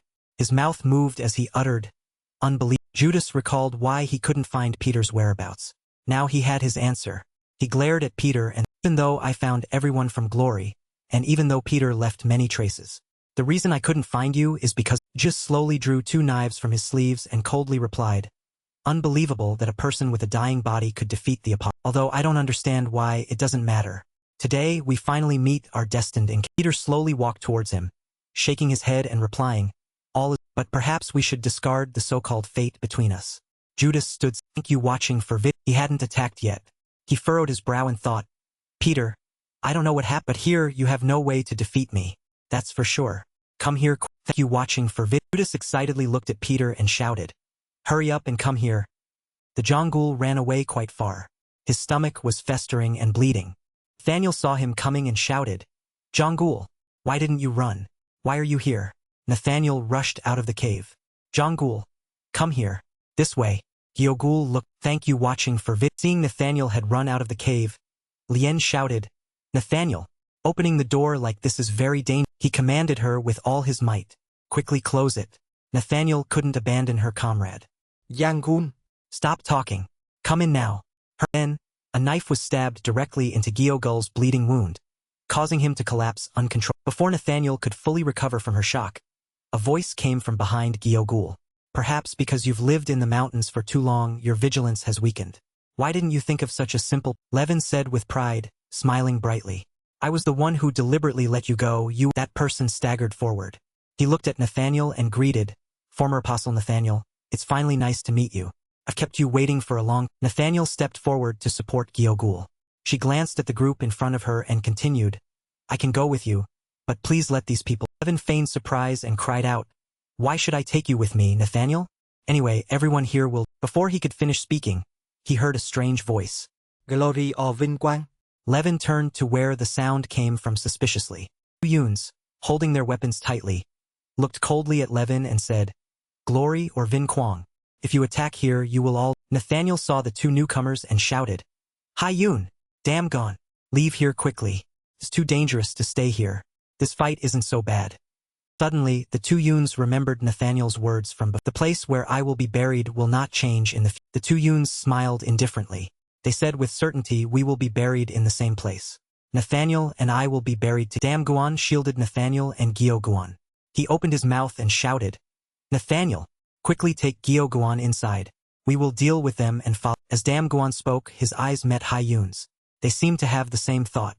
Indeed, even though we said doing it will certainly not be easy, they are all very strong, especially the one in the middle. He is no ordinary. Levin raised his weapon and said with amusement, you guys understand, right? They are seniors, so take good care of them. This is a fight for survival.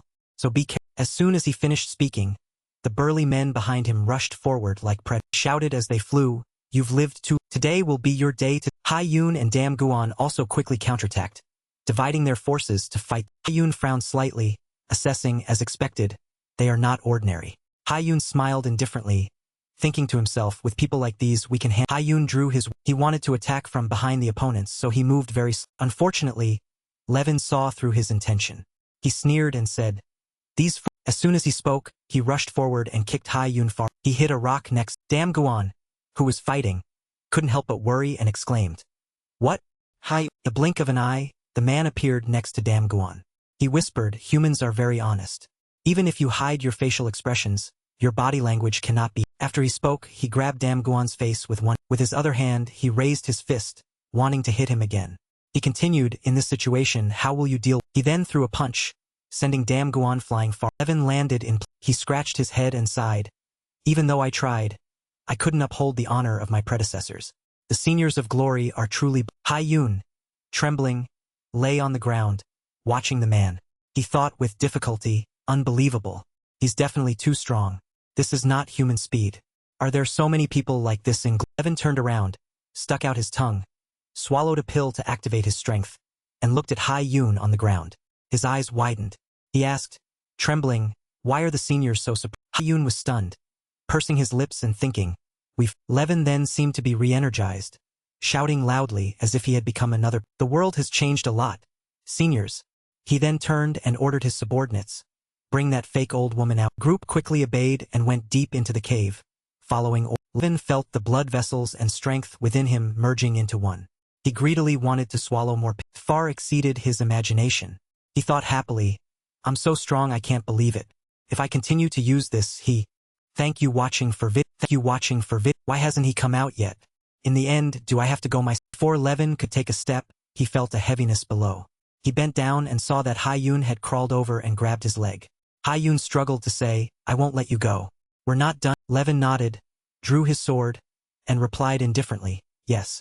If that is the senior's wish, I will fulfill. Inside the cave, suddenly a scream. It drew Levin's attention. Levin exclaimed in surprise. What? After thank you watching for vid. He saw his subordinates beaten to a pulp and thrown. He frowned and stared at them, asking, what's happening? How is the old man? Why? One of them, trembling, replied, Lord Levin, there's a monster inside. Levin frowned, confused. What monster? What can that old man? From inside the cave, another voice was heard. I slept for too long, so my body is sore. Where? Thank you watching for vid. Long have I. Levin immediately threw his sword into the. On the contrary, the sword was blocked by. Levin was utterly shocked. He thought, what? Unbelievable. The projectile I threw is faster than a bullet. A human cannot stop. The man quickly walked out of the cave, innocently calling out, who dropped this? Thank you watching for vid. Levin looked at the person standing before him in horror. What? Unbelievable. He looked at the man smiling mockingly before him, confused. That person is clear. Thaddeus swung his staff and yawned, standing calmly without fear. Yawn. Levin, looking you straight in the eye, I finally know who I'm about to face. Apostle Thaddeus, right? He smiled gently at his opponent. Hello. After saying, he looked at the person standing imposingly before him, still unable to believe it. He thought, didn't he die? No. Even if he's alive, based on the information I heard, he should be in critical condition. But suddenly, Nathaniel rushed out, worried about him. T'as deux, don't move. You haven't fully recovered yet. Thaddeus, as if completely amnesiac, looked back and asked as if stranger, who are you? Did you heal me? He tried to remember but still couldn't recall who she was. But have we really never met? I feel like you're very familiar. Nathaniel ignored that and frantically wanted to pull him away. Quick, get inside. He'll handle everything. Levin, having witnessed the conversation so far, finally understood everything and said, "Ha! I was scared earlier, so I didn't recognize." He mocked Thaddeus' current state. So, Apostle Thaddeus is ultimately just human. Even if you hide your facial expression. Thaddeus looked at him indifferently. And your body is so severely injured. If the wounds on your body can't be hidden. But right now, Thaddeus asked, leaving him speechless. Who is that brother with the phoenix eye? He knew he had completely lost his memory. He introduced himself with a hidden warning. Since it's our first meeting, you might not recognize me. So remember me well until the very. At this moment, Levin drew his sword and quickly lunged forward to attack. I will succeed. Thank you watching for Apostle Thaddeus. Next is. As he attacked, Thaddeus lightly died. He laughed heartily, thinking, as expected of Apostle Thaddeus, who has reached the limits of human speed. But I have also surpassed human limits by injecting. At the moment Thaddeus wasn't paying attention. He circled around to the back with a plan to attack. He thought, to be precise, I am a super. Levin was very determined, his eyes focused, and he attacked fast. In just a second, the area exploded, shocking everyone with Levin's actions. They praised, Lord Levin is amazing. Your speed is so fast that even my eyes can't keep up. At this moment, Levin was blown away, not even blinking in surprise. Thaddeus, unaffected, caught the sword with his bare hands and asked, how can you be so? Levin looked at this scene and angrily asked back, huh? Are you Right after, he seemed to go mad and downed all the pills, saying crazily, I'll chew and swallow all these. Thaddeus, seeing him go mad, felt compelled to warn him. Although I don't know what that is, it seems you are using something dangerous. Even if you do that, you can't do anything to me. He was provoked, his demeanor filled with aggression. Hall Master Hansa saw Levin like this and understood. Lord Levin has finally reached that realm. Another person felt that a great battle was about to occur. Completely surpasses human limits. That is something no one can. Just as Levin arrogantly challenged him, Thaddeus, I will crush you now. Thaddeus used his strength and punched him repeatedly. Not stopping there, he continued to throw more punches at. Stopping at that, he used gentle yet powerful punches to him. Finally, it was a series of consecutive punches that sent Levin flying hundreds of meters. The two people who had just praised Levin were now gaping in disbelief at these punches. Nathaniel, standing far away, couldn't believe Thaddeus' strength. Shocked. Impossible. How can this be? It's exactly like that. Finally, there were a series of rapid punches to the body. After the fight, he said tiredly to Nathaniel, my body won't listen to me. Sister, did I sleep longer than usual? Nathaniel was asked so abruptly that she didn't know how to answer. How would I know? Thaddeus, still excited and wanting to fight more, said, oh, and brother lying there, wait a moment, they'll be back to fight again. Sister, I'm sorry, but could I have a change of clothes? She replied helplessly to Thaddeus, you're just like my At this time, on the other side, Judas was determined for a decisive battle with right senior brother. Let's end this karmic relationship. Peter heard this and didn't show any fear, only smiling indifferently and replying, yes, I agree. As he spoke, he walked directly towards the bridge without any hesitation. Towards Judas. He didn't think about any. He seemed to be calculating something, smiling smirk and thinking, come here quickly. Just take one more step and it's. It turned out that before the confrontation, Judas had planned to place explosives for him to step on. Just one more step and it's. Under your feet are thousands of bombs. Just one explosion and the chain reaction will be triggered. You won't be able to. At this moment, he feigned a distraction and said provocatively, come on, Peter, avenge little Hannah. You know very well, don't you? She died because of. Peter, standing far away, heard these provocations but calmly acted. I don't know what you're planning, but I'm calm enough not to be swayed by your provocation. Immediately after, he rushed forward. The sharp, cold gaze had completely disappeared, replaced by a fierce aura as he replied, because I've been too. Judas, facing the situation of Peter rushing so fast, was not afraid and thought, what a pity. I didn't intend to fight you. Today I just want to kill you quickly. Come here. But as he stepped across the bridge, explosions erupted. He not only survived but was unfazed. No matter where I step, it will explode and hurry up and come. Judas watched Peter getting closer to the trap and smiled even more excitedly. Good. Just one more step and you will. Suddenly, at this moment, he went from excitement to severe shock and couldn't. Turned out that Peter had not approached, but had directly thrown a throwing knife at him, and he thought in fear throwing. It turned out he had realized the trap and completely evaded it, using throwing knives to cross the bridge, causing the bomb section to causing them to explode successfully without wasting. Judas, facing this explosion, was bewildered. How can this? But after the explosion, he found something unexpected.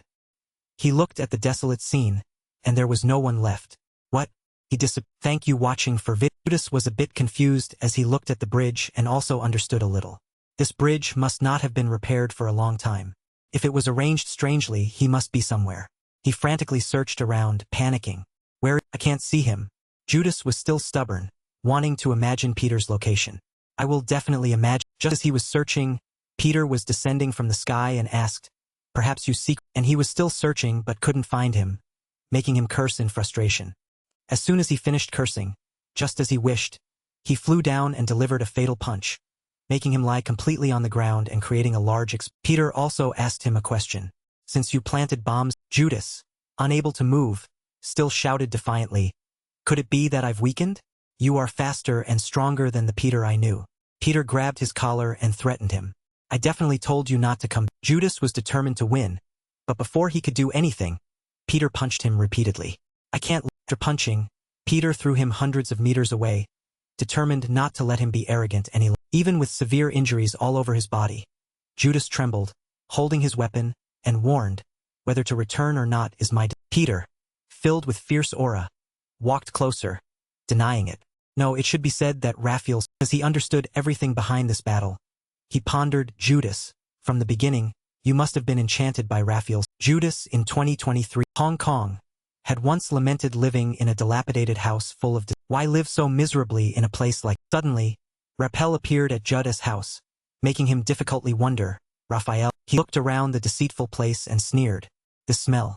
Currently, a bounty for Peter from Glory has been issued. He heard this news and was a little puzzled. "Peter? Why?" He continued to imply Glory is developing, and he is an obstacle. Judas, after hearing this, still didn't care and turned away. So that's how it. Raphael was still trying to corrupt Judas.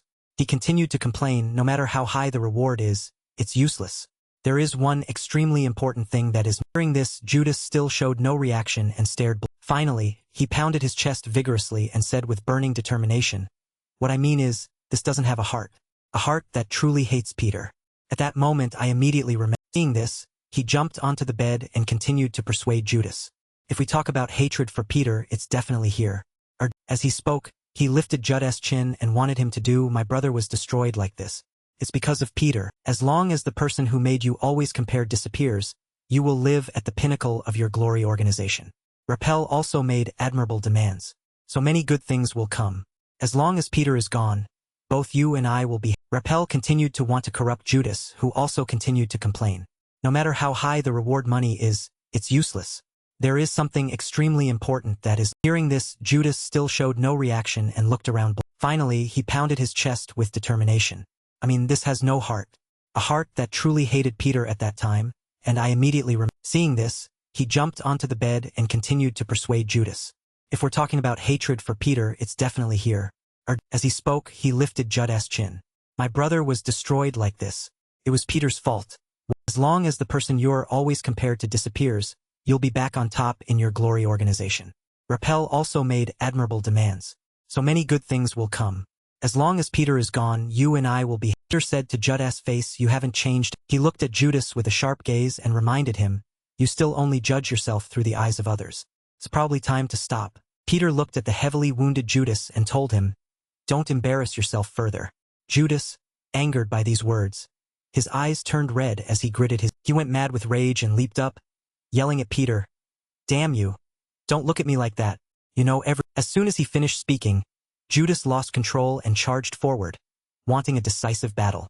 He lunged, bringing his sword down directly onto the. Such a strike caused the to fracture, and just then the bridge exploded. Judas calmed down a little then and stared intently at. It turned out that immediately after the explosion, they were standing at death's door, desperately clinging to the wooden planks of the. Unexpectedly, at this very moment, Peter extended his arm, offering him a proposition. "Judas, make your Judas, bleeding, still clung to his unwavering gaze and asked Peter, "If I take that hand, does it mean I have to admit?" Peter's eyes had completely changed, becoming sadder than. But he still had a single resolve.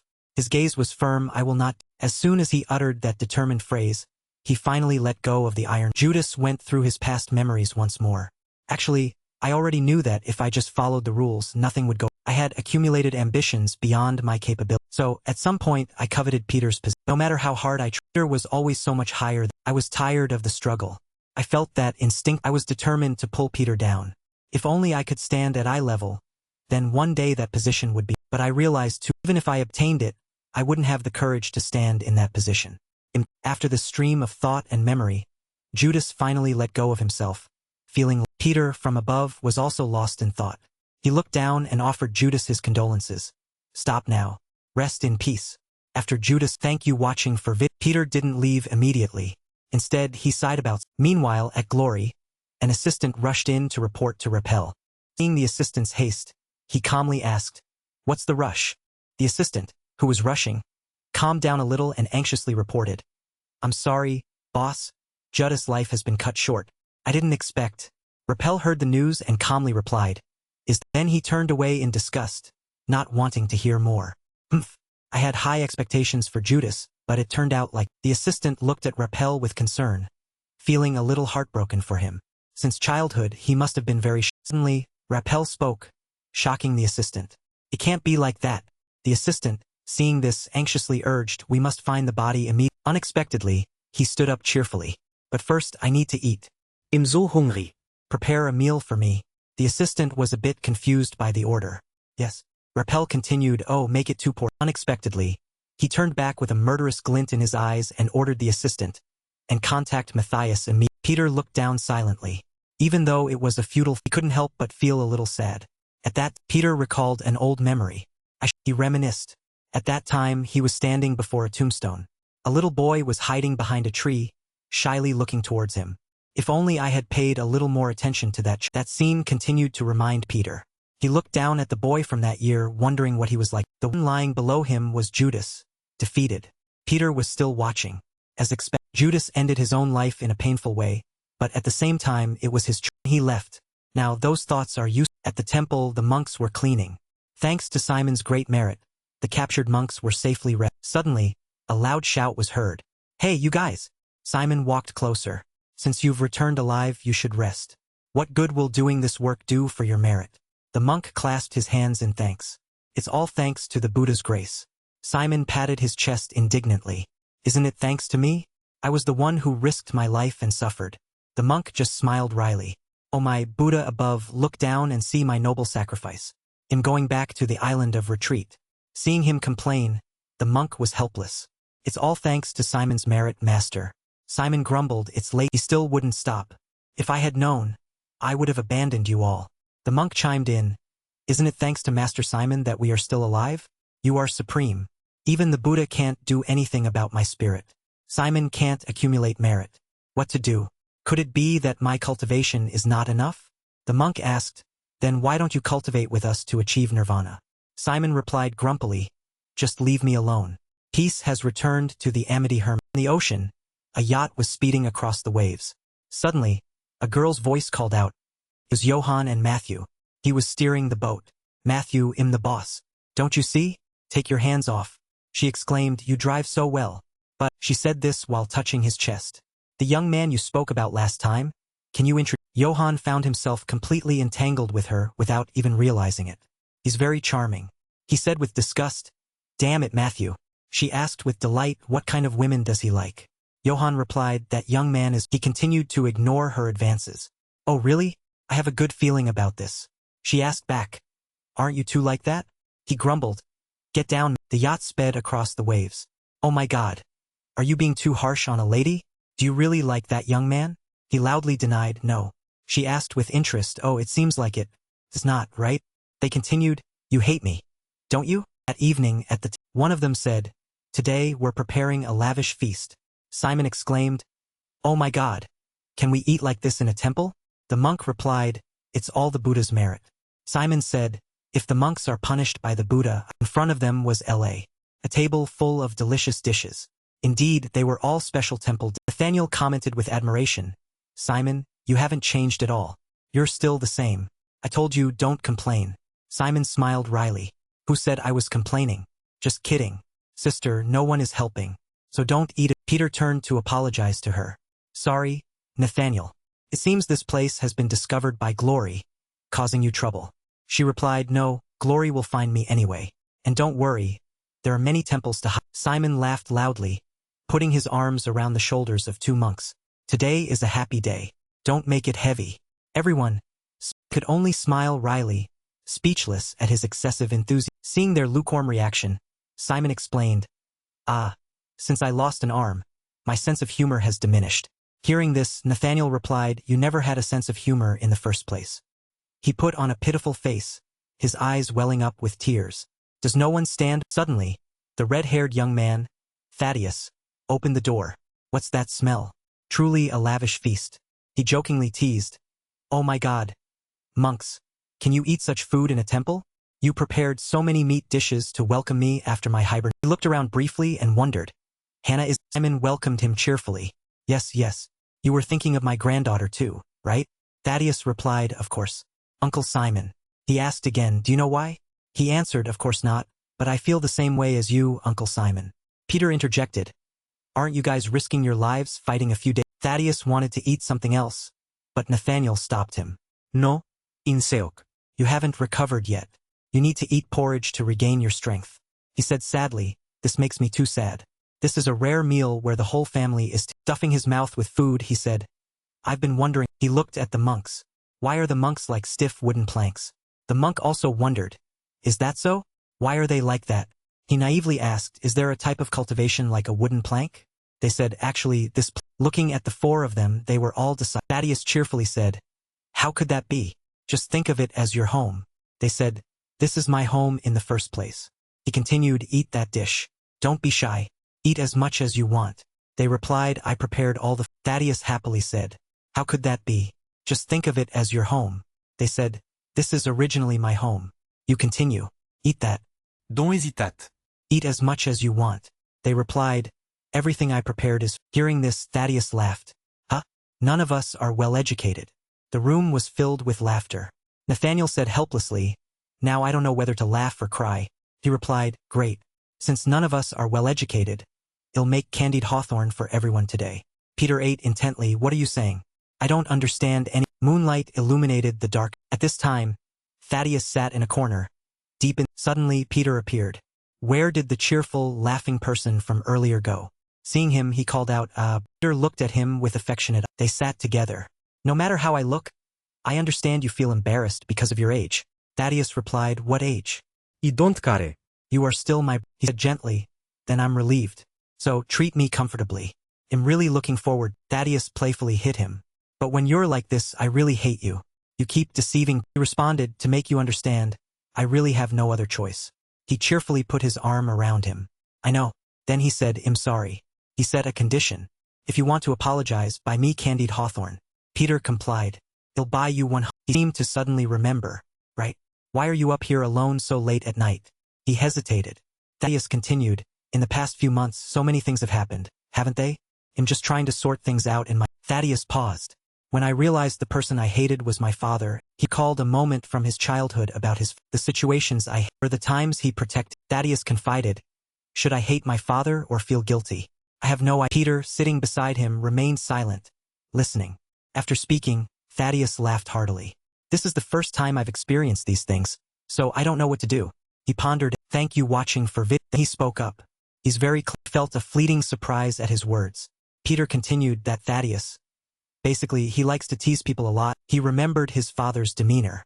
He was even so noisy that after the conversation, I felt like my ears were ringing.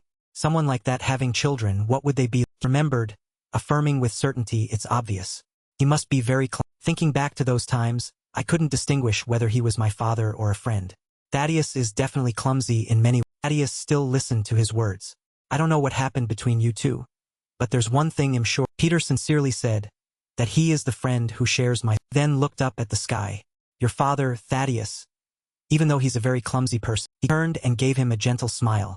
That clumsiness is also sincere. Thaddeus listened emotionally, as if a part of him had been enlightened deep in him. Then Thaddeus asked him back, how do you understand a father's feelings so well? He replied, I can't not understand. He was confused. Peter pondered deeply. He remembered the little. His eyes were incredibly gentle and loving. Because him also that he stood up. You and Nathaniel should temporarily leave here and rest until the world returns to. Thaddeus said profoundly, thank you. Your words are truly a great comfort. Until then. He was speaking when the other interrupted. He'll wait for. Thaddeus continued, when I meet my father again, he'll tell him I truly This time he also stood up and looked at him. What is this martial art? Light shone on the small, rippling sea. Everyone began to say goodbye to prepare to board the ship. Nathaniel worriedly said, "Brother, what are you going to do? Raphael will surely go even crazier. Are you holding a bag of medicine in his?" He recalled it was the medicine Levin drank in his madness. "No matter." "Thank you watching for Victor," said firmly, clutching the bag of medicine. "I have decided on the path I will." He asserted, "I will do well." Nathaniel reminded him, "And one last time. This is the last." She looked unwilling. "From now on, don't bring Glory's patients anymore." C waved his hand. "No, that's not it. Sister, why are you saying that?" "Well, never meet it." She winked and sneered. "I just said." Then she happily ran off. Not Peter watched her and the ship set sail, leaving behind the farewell. They moved forward into the vast. Somewhere in the South Pacific Ocean floor, at a depth of 500 meters, the submarine was moving steadily. "Boss, there's a report from Glory's Raphael." Secretary read, "No matter where you hide, I will pursue." Boss with tattoos laughed heartily.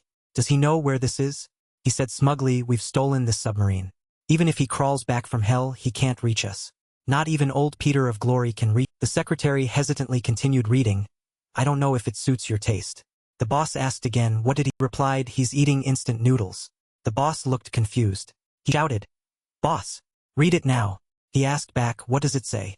He replied, "There's another report from elsewhere." The boss ordered. As read, he was puzzled. "This is a recipe for creamy pepper pasta." He was confused. "What the hell is?" The secretary continued reading, "Boil water in a pot. Add salt. Boil the pasta. After draining, set aside the pasta. Add butter, olive oil, and garlic to a pan. Stir." The boss shouted angrily, "What the hell is this? What crazy instructions are these?" The secretary finished reading the final. He read the instructions on the screen. The most important thing when making creamy pepper pasta. He was stunned. Add nano pepper bombs. The boss was confused. "What?" He stood up abruptly and slammed the table. "Where did this sound come from?" he asked. The boss was furious, his eyes wide with panic and confusion. Suddenly, there was a loud explosion. Blood splattered everywhere. From the tattooed boss, everyone was in a subordinate stammered, "Boss, you're exploding. What the hell is going on?" Surface immediate. Meanwhile, the secretary spoke up. "Wait, there's another strange report." His face was filled with fear and trembling. "Remora fish of the Echinidae family.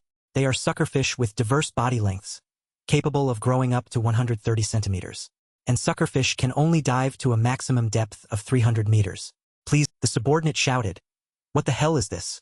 Don't pay attention to these weird reports." Surface. Recalling, the secretary suddenly remembered. 300 meters. Come to think of it, I saw a suckerfish attached a while ago. But we're at a depth of 500 meters. At this moment, the entire surface of the ship was surrounded by suckerfish. He read, "Thank you watching for vid." Seeing the name on the screen, the secretary's face turned pale. "Mati." And then, the submarine instantly exploded. Meanwhile, in a place with tanks and observation equipment from now, the image of the exploding submarine lit up the entire room. A man stood laughing with his arms spread wide. "I will control your life." A man shouted, "Impossible." Like falling leaves in the wind. A lowly existence like. The four of them were strolling and chatting. Zuna said, "You're right for once." Hearing this, the man in red shouted, "Lazuna, be." Peter behind them also said, "You don't have enough attendance points. Shouldn't you fulfill your duty as a student?" The two of them exclaimed in unison, "You, at least." They opened the door and entered. Everyone saluted. The two in blue and red stood confidently at the door and declared, "Class D assassins, reporting for." Students in the class looked bewildered. The one in black sneered, "Oh, the Lone Dagger brothers. It's been a while since you visited. Busy with Class D missions, yet you still come to school? Amazing." The girl next to him exclaimed, with the same entrance, "They look so." The mushroom-haired young man looked suspicious. The girl with her hair in a bun added, "Isn't it because we haven't seen each other for a long?" The students whispered amongst themselves, making the two in blue and red confused. "They've become so obedient? They've always acted like royalty in this class. Only one thing has changed." Suddenly, a voice echoed, "Transfer student. So it's Thaddeus." He was lying on top of the locker. "Oh, the Lone Dagger brothers are here?" Both of them were startled. "Lord Tiger Butterfly, are you well?" Thaddeus ate candy and asked, "The school in this country is so peaceful. But isn't it too peaceful?" Peter called out again, "It's all your fault. And that uniform, where did you?" Sat up and looked around, acting like this is your home. "You're too comfortable. And the candied hawthorn is too sweet. My tongue is numb. Do you have any water?" The others crowded around. "Lord Tiger Butterfly, please help yourself. Peter was speech. At this moment, the teacher truly entered. All right. Are all the volunteer club members everyone gathered? Yes, all present. Zuna exclaimed. Oh, Teacher Hongju. It's been a long time since She looked for a moment and then recognized him. But why? Maybe it's because I haven't seen you in a long... Zuna quietly asked. Did you cut your hair? In front of them was Teacher Hongju with his bald head gone and a muscular, six-pack body. Have the troublesome groups arrived? Teacher asked. Does anyone care? The students only care about more important things. Did he cut his hair? The students continued to gossip about the teacher cutting his hair. He ignored them. Everyone be silent and listen to me. I have something important to... Suddenly, the teacher fell silent and asked, who is talking? He pointed at the person on the top shelf and shouted loudly, you there? Get down. Are you a new transfer student? The students started talking again. Teacher Hongju is angry. He won't be lenient with bad students. But then he stopped. Why? I've seen this person before. Who is it? Could it? Looking at the person on the top shelf through special night vision goggles, a disciple. Did you call me? The teacher thought, at headquarters I happened to see a disciple. What is he doing? Sweated. It was just an accident. The teacher decided, all right, just ignore. Teacher Hongju said gently, transfer students might not know the rules. Another student spoke up, teacher, that's not a rule. It's just impolite behavior. Ignoring that student, the teacher continued, I have an important mission to assign to you. Which student? Another student interrupted. Break his legs. The teacher ignored him. This mission is very dangerous. The students listened seriously. Well, get candidates. Somewhere there are still whispers. Very dangerous. Who would volunteer for such a... Thaddeus eagerly raised his hand. He'll do it. He'll do it. Teacher, I want to go. Peter thought to himself, is he really disguised as a student? The teacher confidently smoothed his hair and replied, this is a Class D mission, but it's not as simple as you think. The enemy this time is not an opponent you can underestimate. But don't worry, because he'll be supporting you from behind. Thaddeus excitedly shouted, come on, let's go on a mission. Today is the best. The bulliest guy eyed the food. Finally, I get to go on a Class D mission. You guys are so lucky. We have to do Class D missions every day. The guy in white added, yes, you're right. Someone spoke up, after the mission we get to eat meat too. The price is cheap, isn't it? In a corner, the teacher responded that Thaddeus casually dealt with the bad guys. As the mission ended in just 3 minutes. The gray-haired guy asked, do we need to come here? The black-haired guy replied, honestly, observing and learning is very valuable. The guy in white worried, won't the teacher lose all his salary today? How will he eat? The teacher replied, I'm just taking care of you guys. Hearing this, he ordered, add 10 more servings of grilled beef. Once again, the teacher Wang Yu was helpless. Are you being shy or quickly regaining his spirits, he said, all right, kids. I used to earn quite a bit of money. Meat money is not a problem. Thaddeus invited back, teacher, you eat comfortably too. Make yourself at home. He was bewildered. Is this, I'm the one who ordered it? On the other side, Zuna was arguing with the burly guy. Hey, l'aune daguerre-broder, dont iten mort. Why? You're eating more than... Suddenly, the teacher became thoughtful and with a smiling demeanor and radiant presence. He said, the path you are about to take may be full of thorns. I don't know how long I can protect you, but as long as He recalled the times with his students. I will protect you until my strength is depleted. There, the teacher confidently asserted, ignoring what he had been saying, the students happily ate their fill of the feast. Thank you for teaching. Teacher Hongju finally noticed. Where is Peter? Where did Sun Gu go? Doesn't he want to listen? At the end of the meal, teacher, I ate very... As they left, everyone's stomachs were full. Teacher Hongju, I ate too much, so let me pay. The teacher replied, do you look down on me? The burly guy said, you have no manners. Well, thank you for your concern. Thaddeus said, I ate very well. Thank you. Confidently swiping his card to pay, the teacher asked, how much is it? The staff member happily replied, 3 million won. 3 million, he exclaimed in shock, repeating it again. 3 million won. The staff member replied, look at the portions, there are 50 servings. Now both the bald and brown-haired guys were surprised. What? You're lying. The two were surprised because they only ate 50 servings. We only ate that much. Zuna heard this and sneered. Oh, well done. Your teacher was extremely panicked. Wait a minute. How much is left this month? What's my card limit? Can I pay 3 million at once? In front of the students, he couldn't lose face. The teacher thought, I guess he'll have to portion out the spaghetti this. At this moment, the staff member happily announced, but someone has already paid. The teacher was extremely surprised. Huh? Who dared to pay first? He thought, thank you so much. They wondered who paid. The staff member asked, then cancel the payment, right? The teacher shouted, no, canceling payment is against the rules. Someone said, since when was there such a... In the distance, Peter watched them with a black card. Why do I feel like I'm being scolded even though I... Suddenly, a phone... He opened his phone. Senior, there's an emergency... was a message from G1. I'm hacking Glory's information. I have some interesting information. Peter wondered. G1 was on her way home, talking on the phone. It seems Glory is conducting experiments on human bodies. What exactly is it? They'll find out more. Peter spoke up. G1, whatever it is, stop. She insisted on proving it. Senior, don't you believe me? If I hack, I'll take responsibility. He shouted, G1, don't. Peter's expression turned serious. What if Glory intentionally let themselves be? G1 complied. I know. Senior, you're so difficult. They'll contact you. She hung up the phone and tapped the wall, searching for a hidden... There was a secret passage in the basement below. She slowly went. She opened the door. How shot G1 seemed to sense it. I don't remember inviting guests here today. The scene before her was men in white vests with shattered masks, rampaging in her. One of them spoke first. Hello, the most outstanding hacker Glory has produced, and hearing this, she almost froze in surprise. Masked man continued, 45 years old, 171 centimeters tall, 55 kilograms. G1 immediately thought, these guys aren't normal. She said, my age and weight are highly classified. She continued, although I don't know who you are, you've come to the wrong place. This is the third basement. Do you understand? One spread her arms wide. This is a place where no light can enter. That means, after speaking, she pressed a button, sending a warning. You will die miserably. G1, with a terrifyingly horrified expression, leaped up and grabbed a stick, lunging at the masked men. Thank you watching for Red-haired girl Dorothy was aiming her lipo-gun. Oppa, can you hear me?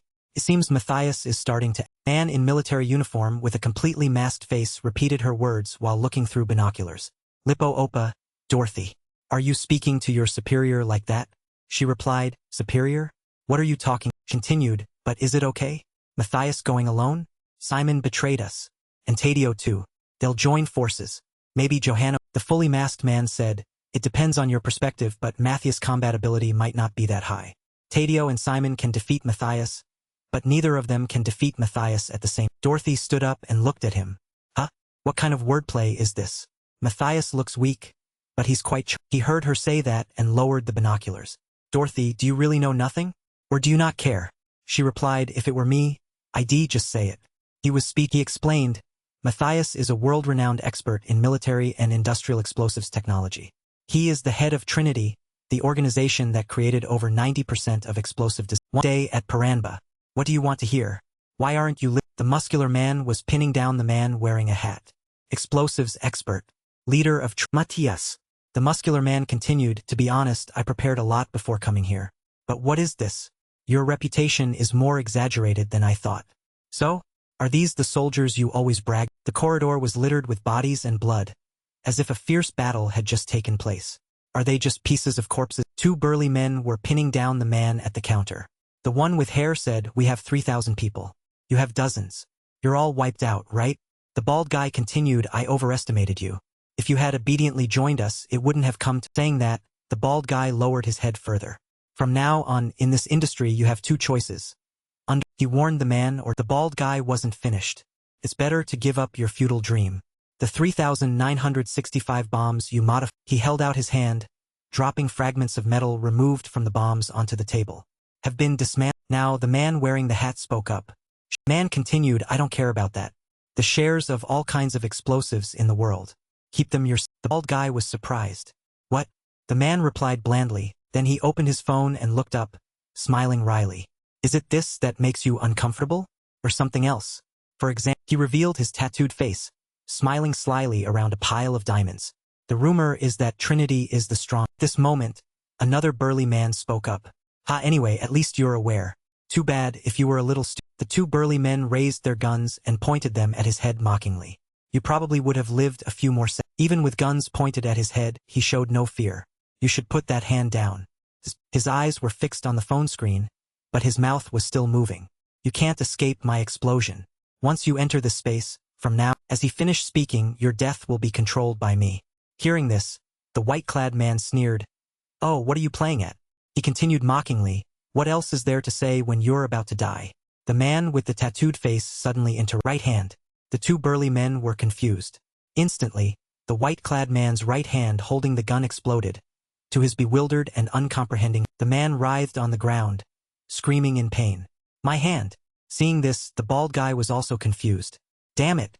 This time, the tattooed man continued right. Now it was the bald guy's right leg that exploded before his astonished and confused eyes. He screamed in panic. What the hell? They all opened fire. The tattooed man remained calm and collected. Controlling it is a bit trouble, he said with satisfaction. Hunt automatic. As soon as he finished speaking, the two burly men exploded simultaneously. Only he remained sitting calmly, playing on his. It was disciple Matthias. He controlled the explosions as easily as. At this moment, Peter was running anxiously, calling out, Kegel. He looked very agitated. Kegel, who was lifting weights, replied, Yes, master. He urged, Hurry and come here for reinforcements. He unexpectedly asked back, What's Peter, now looking extremely agitated and anxious, shouted, I can't contact the reinforcement team.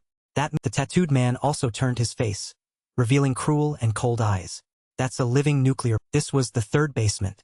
A group of hackers were scattered throughout. They sat in various poses, their eyes all looking in wonder. Where Ji-won stood, she waved her hands, shouting, Do you understand what that means? There's no light. Ji-won's eyes narrowed in anger. Light can get in.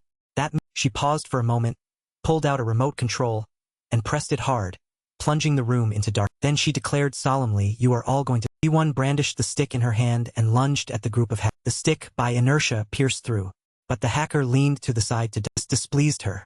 Before Ji-won could react, he counterattacked continuously, striking her weak. Sound shook the entire. After that, Ji-won was left with only her body writhing on the floor. In her mind, she was still in shock. Impossible.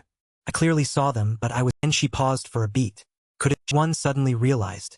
Night vision goggles. They investigated me thoroughly from the beginning. They are not. After the attack, the hacker sat down and gently called out, Ms. Ji-won, I have reviewed all your actions recently. Avoiding Glory's gaze must not have been easy. Meeting you, I feel your confidence is justified. He began to list. The hacking of Vin Kwang-ha, going to the only Ivan Ghost crew. Even if you can fool you can't fool me. The hacker warned in a low. Suddenly, a small dog leaped out from the house, barking. Ji-won was startled and whispered. Lips curled slightly as she thought, I understand. She held her beloved dog and analyzed.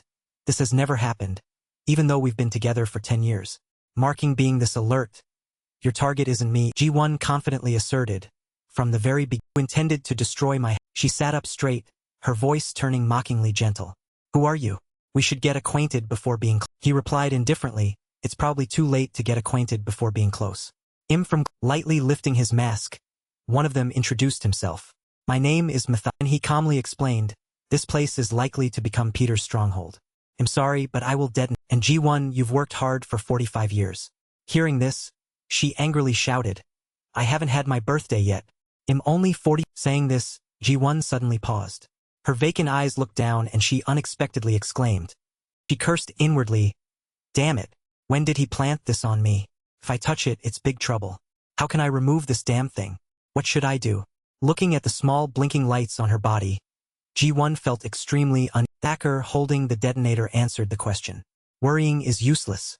Let's end. As soon as he finished speaking, he quickly pressed the detonate. A loud bang echoed, followed by drops of syrup splattering everywhere.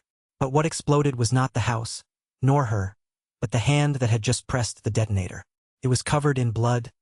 The hacker screamed in pain, while Ji-won on the other side was equally astonished. Suddenly there was a sound. He landed like a god. She excitedly cried out. He rushed to Ji-won's side, anxiously asking, Are you okay? She didn't answer immediately but quickly warned. You have to be careful of them. They are so dangerous that they can't be detected by my sound localization ability. And as Ji-won finished speaking, two of the group, armed, lunged forward. While Kegel was still I always forget to lock the door when I go out, causing her to scream, You idiot! Get away! Then she Thank you watching for vid. She saw him grab one person's head in each and slam them to the Then he turned to her with an innocent face and asked, What did you say? Ji-won quickly changed the subject. Nothing. Are you also a disciple of Kegel glanced at the remaining people and said sternly, Long time no see, Matthias. He remained seated opposite, judging calmly. The words of a traitor sound quite peaceful, don't they? He frowned, annoyed. Damn it. I didn't expect to meet Matthias here. They must have hidden the bombs somewhere no one would suspect. Bombs that can be detonated at will. They will lead the battle in a direction completely advantageous to them. Glancing at G1 beside him, Kegel felt worried. Moreover, each of them is a warrior of comparable strength to Glory's heir. He called out sternly, Simon, no, I should call you. In this space, hundreds of explosives are hidden. They can even detonate based on your predicted movements, Kegel. You not defeat us here. The hacker declared confident, but he retorted without fear, yes, your bombs are indeed threatening. But since when did this place become your territory? I also know that with just one switch, this place can be blown away without a and Kegel smirked mockingly. A switch?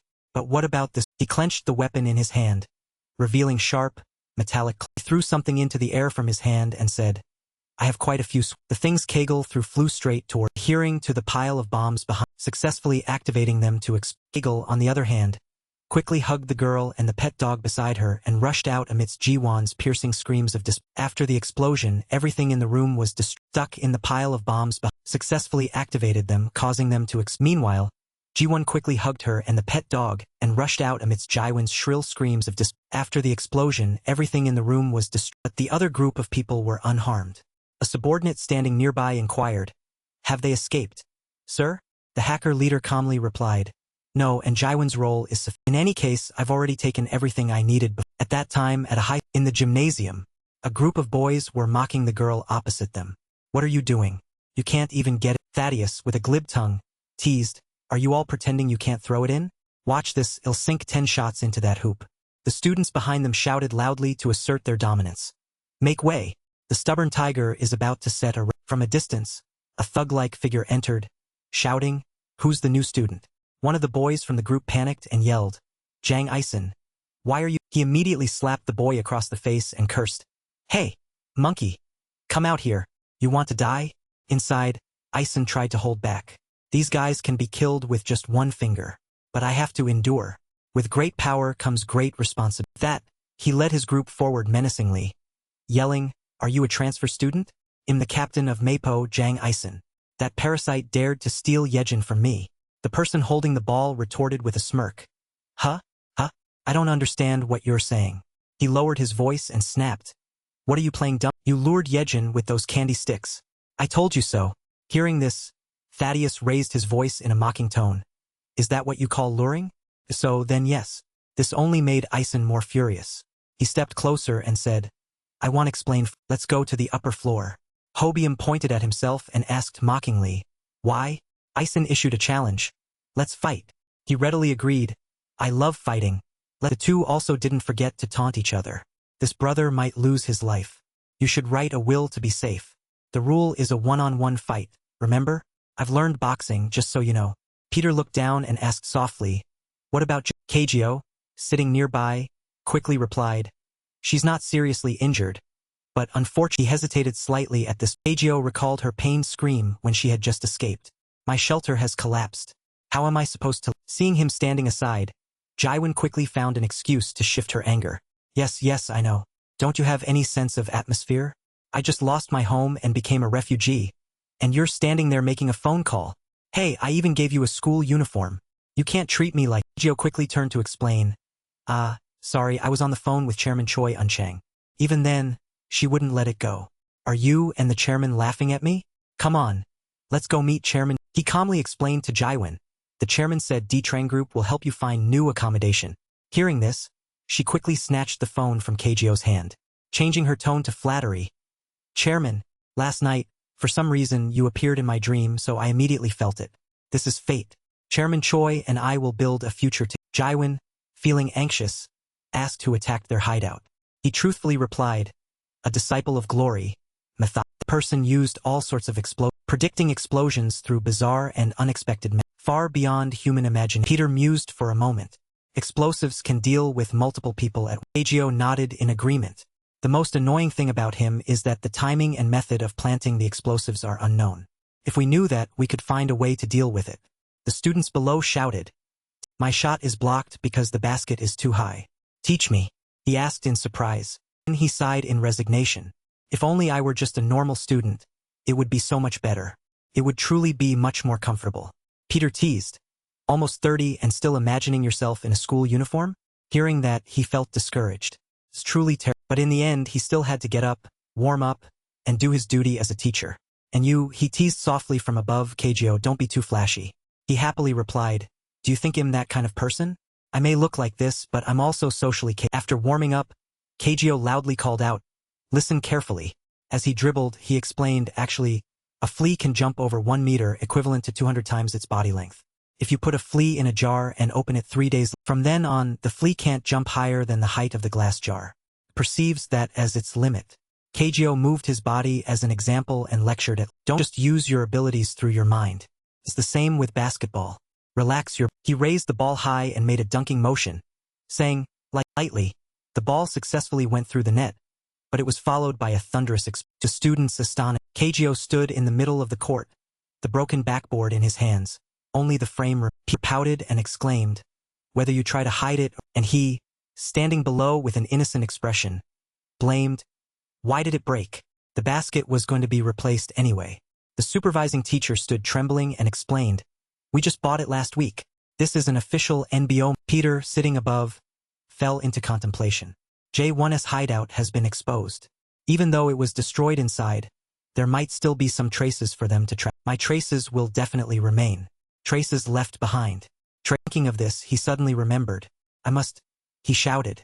Kagyo's uniform. Thank you watching for vid. Peter quickly jumped down and rushed. This moment in front of the school. The security guard looked at the man before him and asked softly, why are you here?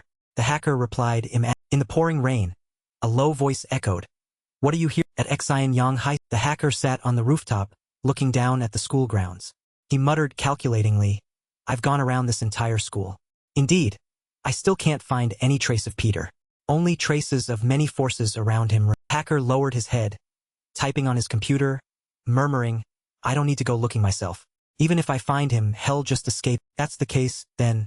He slammed the computer shut and declared softly, we just need to find each suspicious person one by one, and then gradually control them step by step. Thank you watching for vid. Hacker's eyes glanced down, where the basketball court is concentrating a large. He smiled sinisterly and said, a very interesting variable has entered my home. Sweet home. Teacher Kanjo shook the soju bottle in his hand and laughed heartily. It's been so long since I've been this. Today I must drink deliciously. Because today is a very special. The old man happily sang, set out a feast, pour more, pour another glass. Oh my baby today is so sweet. Teacher Hoangyu, you've worked hard all year too. Oh my, it's nothing. But thinking about having to work hard for another year. He sighed. Suddenly, the phone rang, interrupting the old man's. Teacher Kanjo quickly answered the phone cheerfully.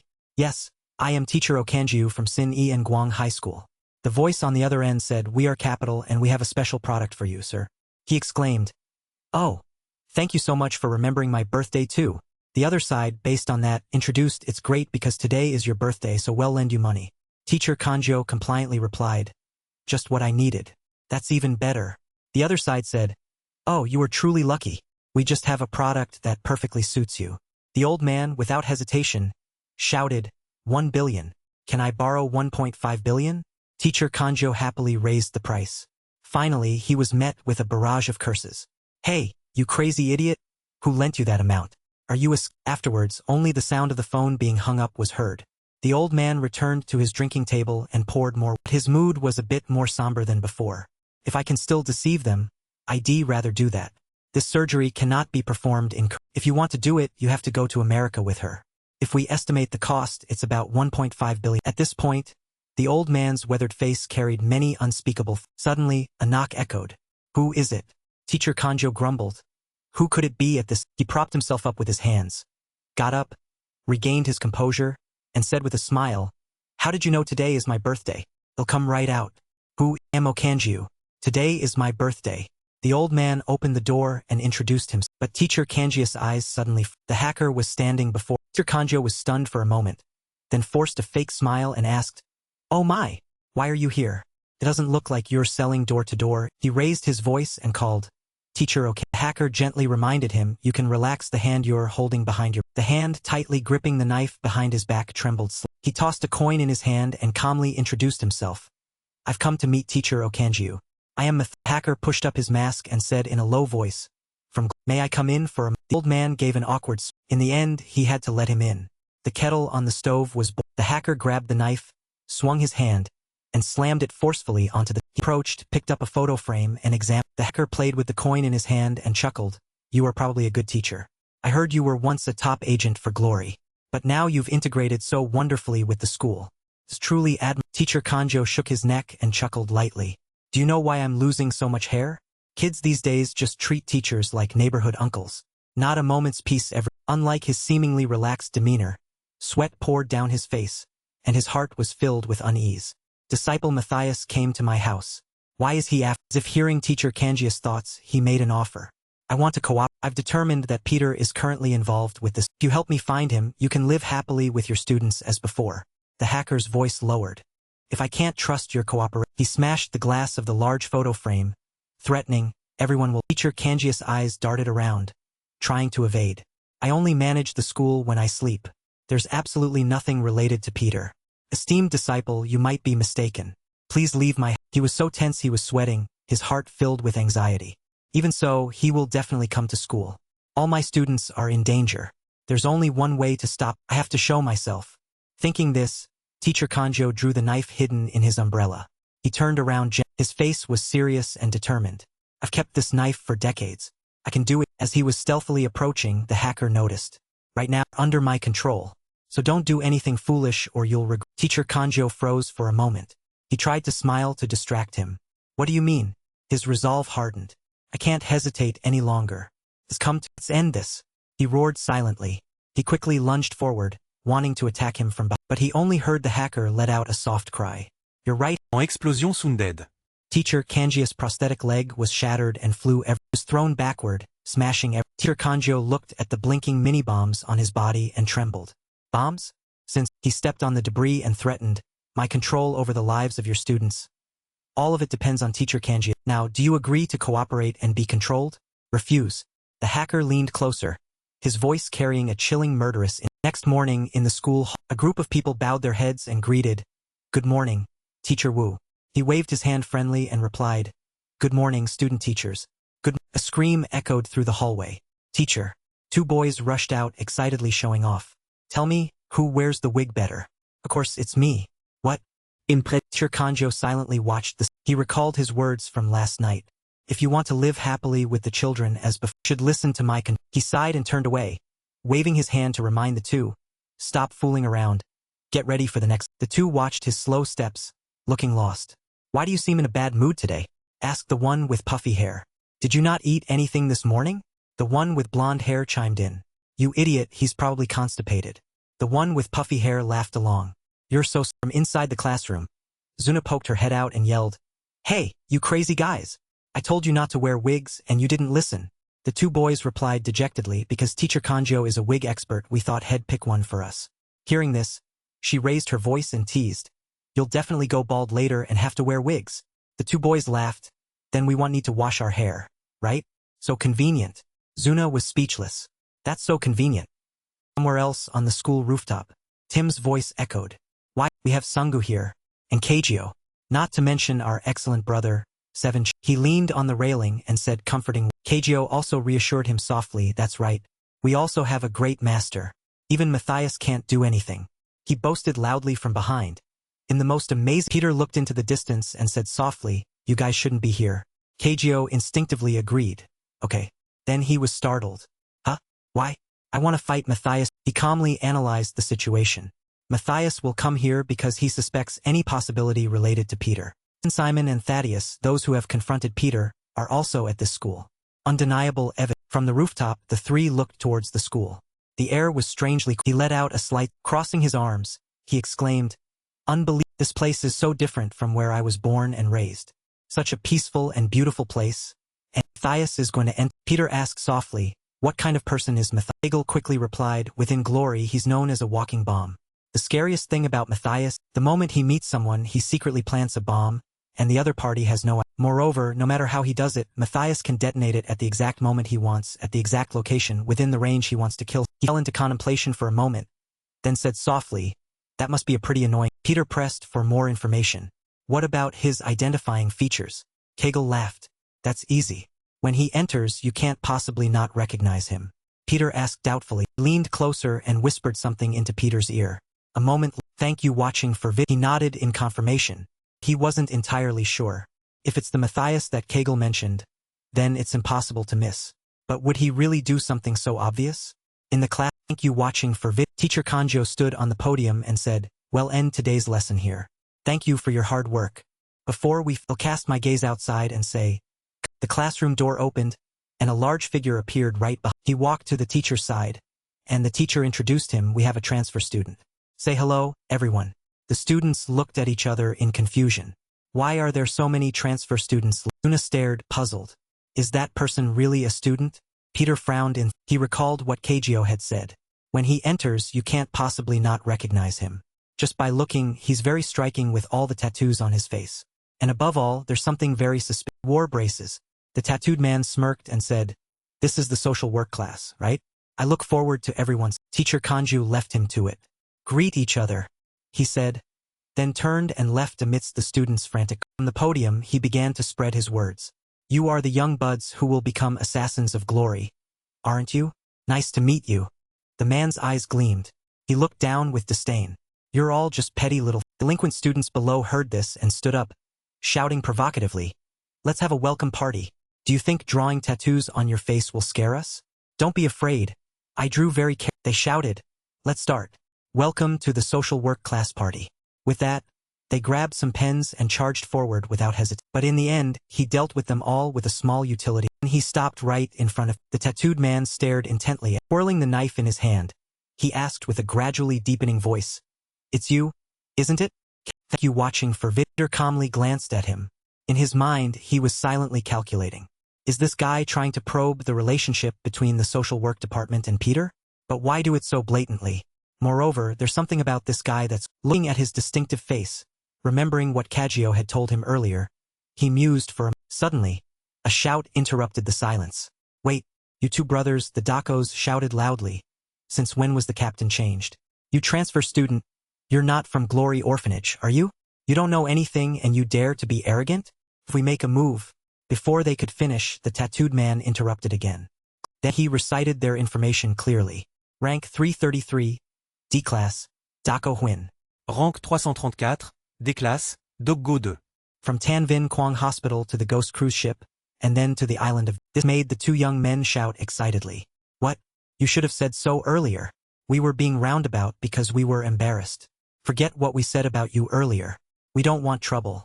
The tattooed man interrupted again. He bit his tongue lightly.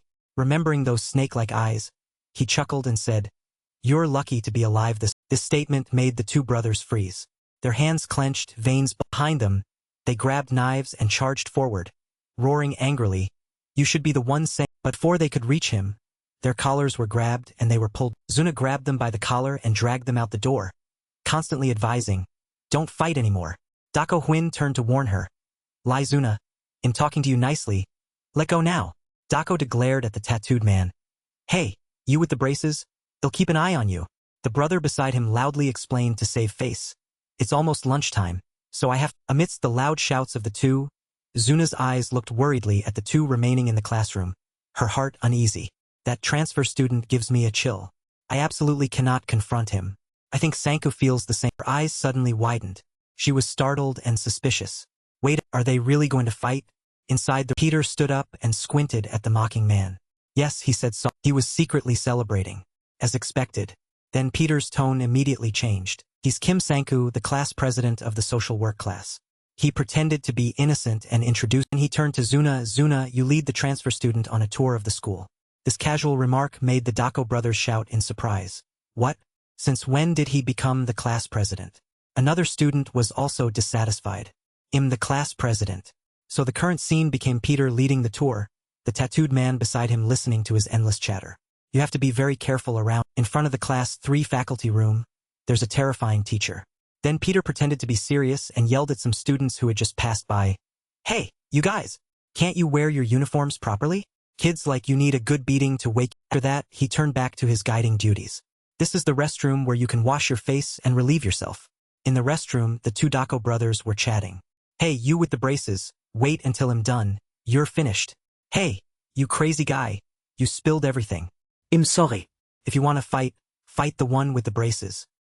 The next location was outside the school. Peter pointed to the group of people gathered there and said, They are delinquents.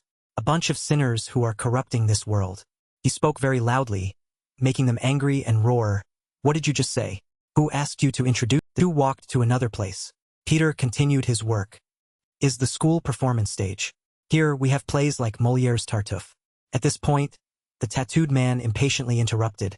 Stop wasting time. Say what you want to say. The tattooed man pursed his lips disdainfully.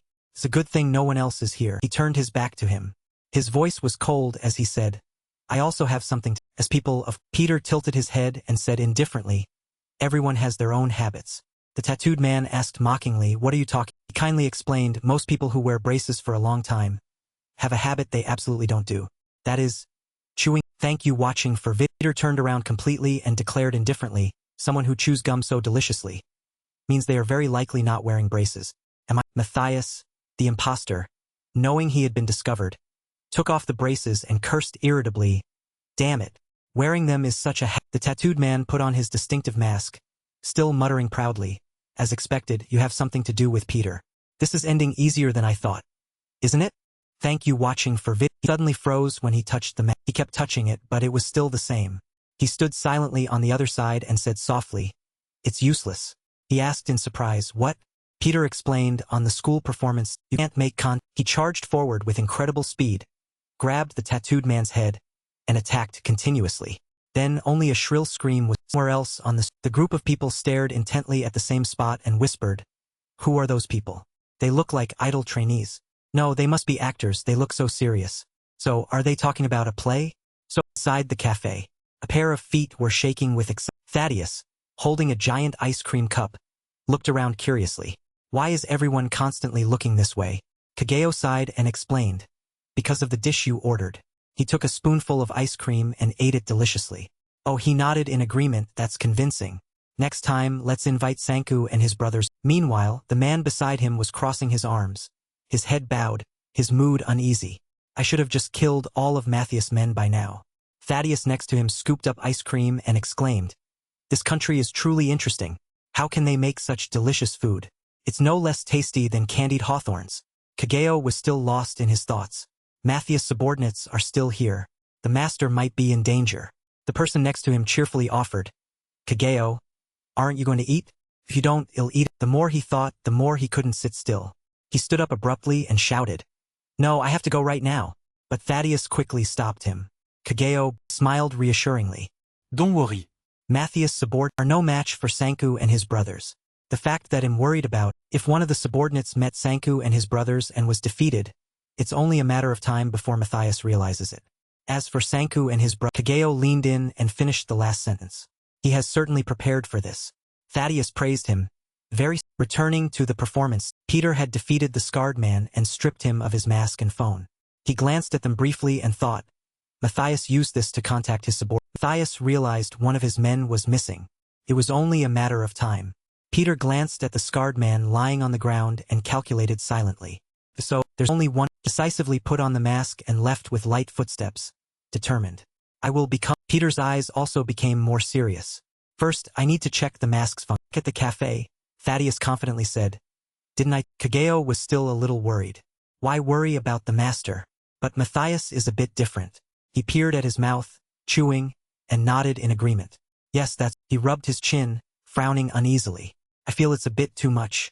The extent to which he wants to control everything. It exceeds normal, which makes me. Back at the high school, Peter stared intently at the phone screen, frowning in thought. As expected, they contacted each other through the secret pager. Looking at the chat log on the screen, he hesitated. But the problem, the moment I'm silent or say something wrong, they'll get suspicious. So, he'll speak last so as not to attract attention. He'll speak like they do. Now let's see how he But when he received the reply, we should greet first to be polite, Peter was confused. What does he mean? Without further delay, a panicked scream over the loudspeaker caught Peter's attention. Immediately afterwards, a robotic voice spoke. Greetings to all students of Tan Vinh Quang High School. I am just an unknown person who loves. From now on, if everyone listens to my control, perhaps everything will be fine and no major incident will occur. He made the announcement to the students' astonishment. What on earth is this situation? The muffled voice continued to broadcast. I'll say this in advance to prevent it. If you don't follow my control. He paused briefly, then threatened the price to pay will be very high. Zuna heard this and smirked. Broadcasting? The leader, Black, laid down the rules. From now on, even the radio waves in the school will be jammed. All escape routes have been blocked. In the teacher's lounge, the chatter was incessant. No, it can't be. The phones have no signal. What should we do? It's so scary. Teacher Kanjo was also he was trembling, his head bowed in. Another teacher rushed to the door of the broadcast room and banged on it, shouting, "Who are you guys?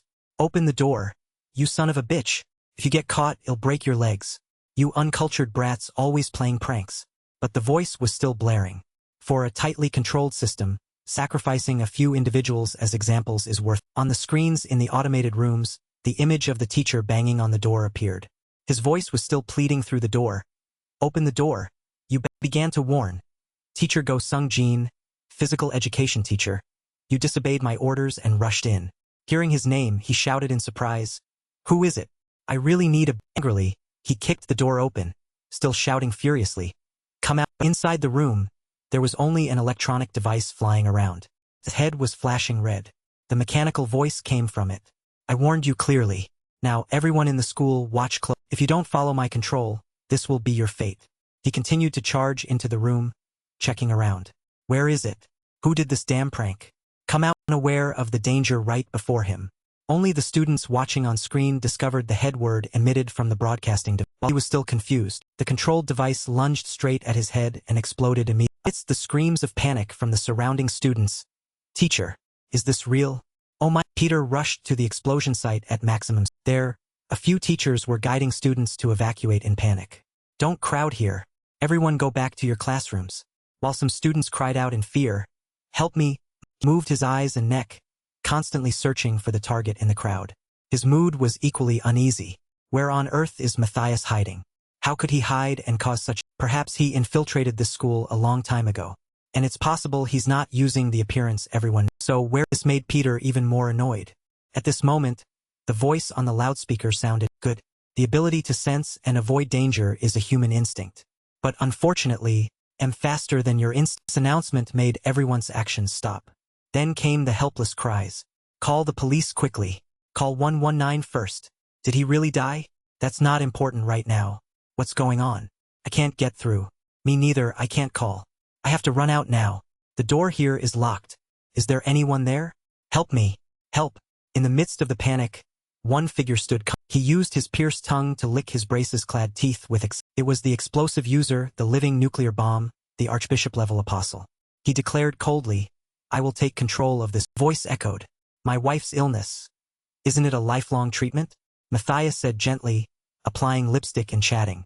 "I learned that the amount of money exceeds the payment capacity of a teacher." He put down the lipstick next to the sink. "All medical expense." Then he smiled mysteriously and tossed a coin. "Glory will support. Also, if you listen to me from now on, you will be..." Oh, Wang Yu sat in a corner. Suddenly, he stood up and walked straight to Matthias. He showed no fear and asked defiantly, "Teacher, what do you think of this?" Oh, Wang Yu hesitated. He fell to his knees and made a request. "If I agree to your terms, please ensure there are no casualties in the..." Matthias replied coldly, "Teacher Oh Wang Yu, you don't need to feel so," said while tapping a calendar marked with his birthday on the 11th. "After all, no one here will celebrate your birthday, right? So let go of this and just think of your wife." Oh Wang Yu, with his head bowed, heard this and broke out in a sweat, his face showing extreme. Elsewhere, a man suddenly exploded. The surrounding students saw it and screamed. The school TV showed images of people lying in pools of blood and announced, to those inside the school, "This is the result of not listening. From now on, anyone who tries to escape the school or contact the outside will pay with their life." All the students who heard this warning immediately ran to the main entrance of the school, banging and shouting in vain. "The main door is locked. Hey, kick it down. What do we do? The phone has no signal either. Are you crazy? What if he kills someone? The back door might still be unlocked. Run to the back door quickly." A few people who were still rational also squealed. Hey, don't go. What if you really die? But it seemed no one paid the slightest attention. They were all in a panic. "Oh my God. The back door is also locked. Why is the emergency exit locked? It's always open. Look for the teachers. Please help." Facing the cries for help, Teacher Oh Wang Yu coldly locked. Then he jumped onto the windowsill and went in. Oh Wang Yu walked down the hall. Then he entered the teacher's lounge. At this moment he recalled Matthias. "After all, no one here will celebrate your birthday. So let go of this school. And just think of your..." Oh Wang Yu mused. "Teacher Go Sung Jin, I have no other choice. No one will be hurt, and he took off his coat and approached his desk. Because none of us want to die, right? Just follow the This moment, Oh Wangyu was surprised when a gift appeared on the desk. A tie with a few letters attached. Atie. What is? He quietly picked up a few letters and read, Teacher Wangyu, happy birthday though it's late. I hope you like this. Juna, teacher, we're sorry about Oh Wangyu paused for a few seconds. Then came a flood of memories. His students happily standing before him, arguing loudly. Help us choose whose wig looks better. The tall one spoke first. Mine looks better, right? The thinner one also chimed in. Of course, I look much better than. At that time, he ignored them. Stop fooling around. Get ready for the. The two students saw this and began to discuss. The teacher seems to be in a bad mood today. The tall one also wondered. Did he not eat anything this morning? The thin one replied, you idiot, he's probably constipated. The tall one laughed. You're so. This moment, a girl with short hair appeared and yelled. Hey, you crazy guys. I told you not to wear wigs. Why didn't you listen? The thin one stammered shyly, because Teacher Wanjo is a wig expert, we thought he'd pick one for us. The girl got angry and yelled. Why would you wear wigs and bother the teacher? Just giving a gift would be enough. The two young men shouted back. Because we were returning to the present, the words on the letters reappeared. Teacher, we're sorry about earlier. We're a bit flustered because we're not used to these things. If we bothered you, we sincerely apologize. Happy birthday though late. Dogowin. Wangjo read all the letters on his. Your birthday, I send my best wishes. We shared a bond, didn't we? Though late, I still wish you a happy birthday. Kim Sungo. Wangjo trembled more as he, looking at the gifts on the he stood as if petrified. At this moment, the students were screaming in fear. Did teacher really go crazy? But why did it suddenly turn out like this? Peter knelt solemnly beside the corpse and thought. A bomb exploded, leaving no trace. Why did he kill him? When was the bomb planted and how did it explode? If so, were all the students also planted with bombs? He came to his senses, turned to Matthias, and asked, how did he plant the bomb? This moment, a voice attracted Peter's attention. Are you? Before him was Matthias evacuating everyone. In this situation, it's safest to be in the classroom. The students started to cry out, is our school being attacked? I'm so scared, teacher. Matthias comforted them kindly, it's okay. Let's go. They'll be there. He also gently asked Han Peter, are you okay too? Hurry into the class. At this time, many people were screaming in panic. What is happening? Someone's been killed. I don't know, let's run. Peter saw this and said, Teacher. He took off his coat, gently draped it over his face gradually revealed. The frightened students cried, Teacher. It's so scary. Matthias kindly said, it's okay. Go into the classroom. Then his expression gradually turned sinister. Peter ignored the instructions and rushed down. He thought to himself, if bombs are planted in many places unknown to me, this is a situation that even I cannot resolve. If it were Matthias, he could detonate them at the exact time and place even if he wanted to, he could blow up the entire school. Peter picked up his phone. Then first, Peter ignored the instructions and rushed straight down. He thought to himself, if there were bombs planted in many places I don't know about, this would be a situation even I couldn't. If it were Matthias, he could detonate them at the right time and place in fact, if he wanted, he could blow up this entire school. Peter picked up his phone. Then first, on the phone, a group chat appeared. The first line was everyone, let's start. This was followed by messages with the same content. He calculated, I have to infiltrate their group and find a way to disable. At this moment, a guy at the door shouted, this is all a trick. I can see it's a hidden camera right away. You're all fools. You believe in this stuff? That's why they call you. Yejin's hand was grabbed and she was pulled along, looking flustered. Pig. No, oppa. Hice un responder resolutely. Shut up and just follow me, Lee Yejin. Come with. He kicked towards the door, thinking, what does it mean to be a true man? Just break through this. He didn't hit the door. Instead, he hit another. Aizian yelled angrily, what's wrong with this loser? Why did you get hit for someone else? As he spoke, he thought, this is embarrassing me in front of Yejin. Yejin, standing aside, also covered her mouth and Aizian stepped forward and sat in front of the tall guy, then repeatedly slapped him on the head. Are you crazy, you orphan loser? The student endured it and warned, if you go out now, you'll be dead. Aizian, unafraid, shouted, you'll be dead right here in front. At this moment, a voice cut in, didn't we already warn you? Aizian turned his head in confusion. The elegant hacker stepped out and warned, anyone who tries to escape now will lose their. Aizian sneered, what is that cosplay guy? Yejin, standing beside him, worriedly suggested, Appa, we just need to apologize and go back. Please, uncle. We just want to go. Aizian coldly and disdainfully said, the one who threatened my school and my girl too. He said, thinking to himself, This is my chance to show my true man. Aizian quickly lunged forward and threw a punch. You say you're good at fighting, right? I'm the leader of Mapogo. Suddenly, his expression turned to Hacker lightly leaped up, delivered a kick, sending Aizian flying down to the floor, shattered. In pain, he spat out a mouthful of blood and Hacker stepped on Aizian's body and warned, listen, take this pig as a lesson. If you want to escape this will be your end. Who are you? He raised his fist, preparing to strike. Suddenly, the hacker he turned his head to the person grabbing and said, Go-ri replied coldly, we are students from the volunteer. The hacker felt a powerful surge of he began to, can't reveal my identity to ordinary people. Zuna turned his head and said, Hey, brother. Wait, the response was, this day was bound to come. Think about it, Lai Zuna. With great power comes great responsibility. Go-ri also added with amusement, now is the time to take responsibility. Yejin, sitting on the ground, supported Aizian and cried, Someone stop them. If it continues like this, they'll really die. If even Aizian can't do anything, what can they do? But they ignored her words. The other people continued their discussion. Lai Zuna, are you ready? I finished a while. Zuna threw a sharp spear towards the hacker and shouted, Do it The hacker quickly ducked to then. He quickly realized what was happening and looked, but unfortunately the hacker's legs were and a knee strike was coming toward. The strike came quick, but he managed to block and die. Without waiting for the hacker to recover, Zuna quickly threw a rope, wrapping it around the hacker turned his head and, himself being attacked from two. Zuna looked astonished. So all the attacks were used. The hacker easily neutralized all incoming attacks and said, So it's you, the cadres of The hacker said with disdain, You don't recognize your opponent and show your fangs. Leaped up, directing his leg-mounted knives towards Zuna. You guys are the She stood frozen in fear. No way. I can't. At this moment, someone appeared and punched directly at This punch sent him flying towards A warm voice attracted attention. Are you looking for glory? You should. Peter, the legend of Then you've come to the right. He confidently swung his staff and said, Because I am. Peter leaped into the air, taking advantage of the momentum to deliver a knee strike to the hacker lost his balance and was sent flying back into the wall behind him.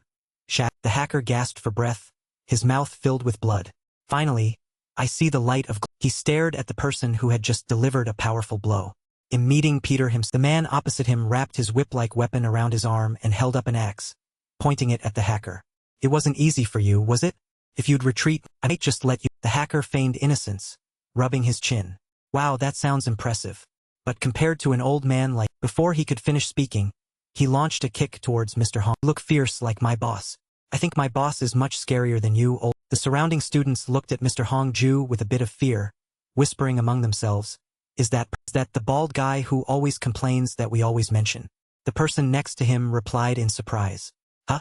Is that really Teacher Hong? Mr. Hong Ju on the other side also focused on blocking Hacker's dangerous, denying him any chance to it. Hacker smiled, impressed.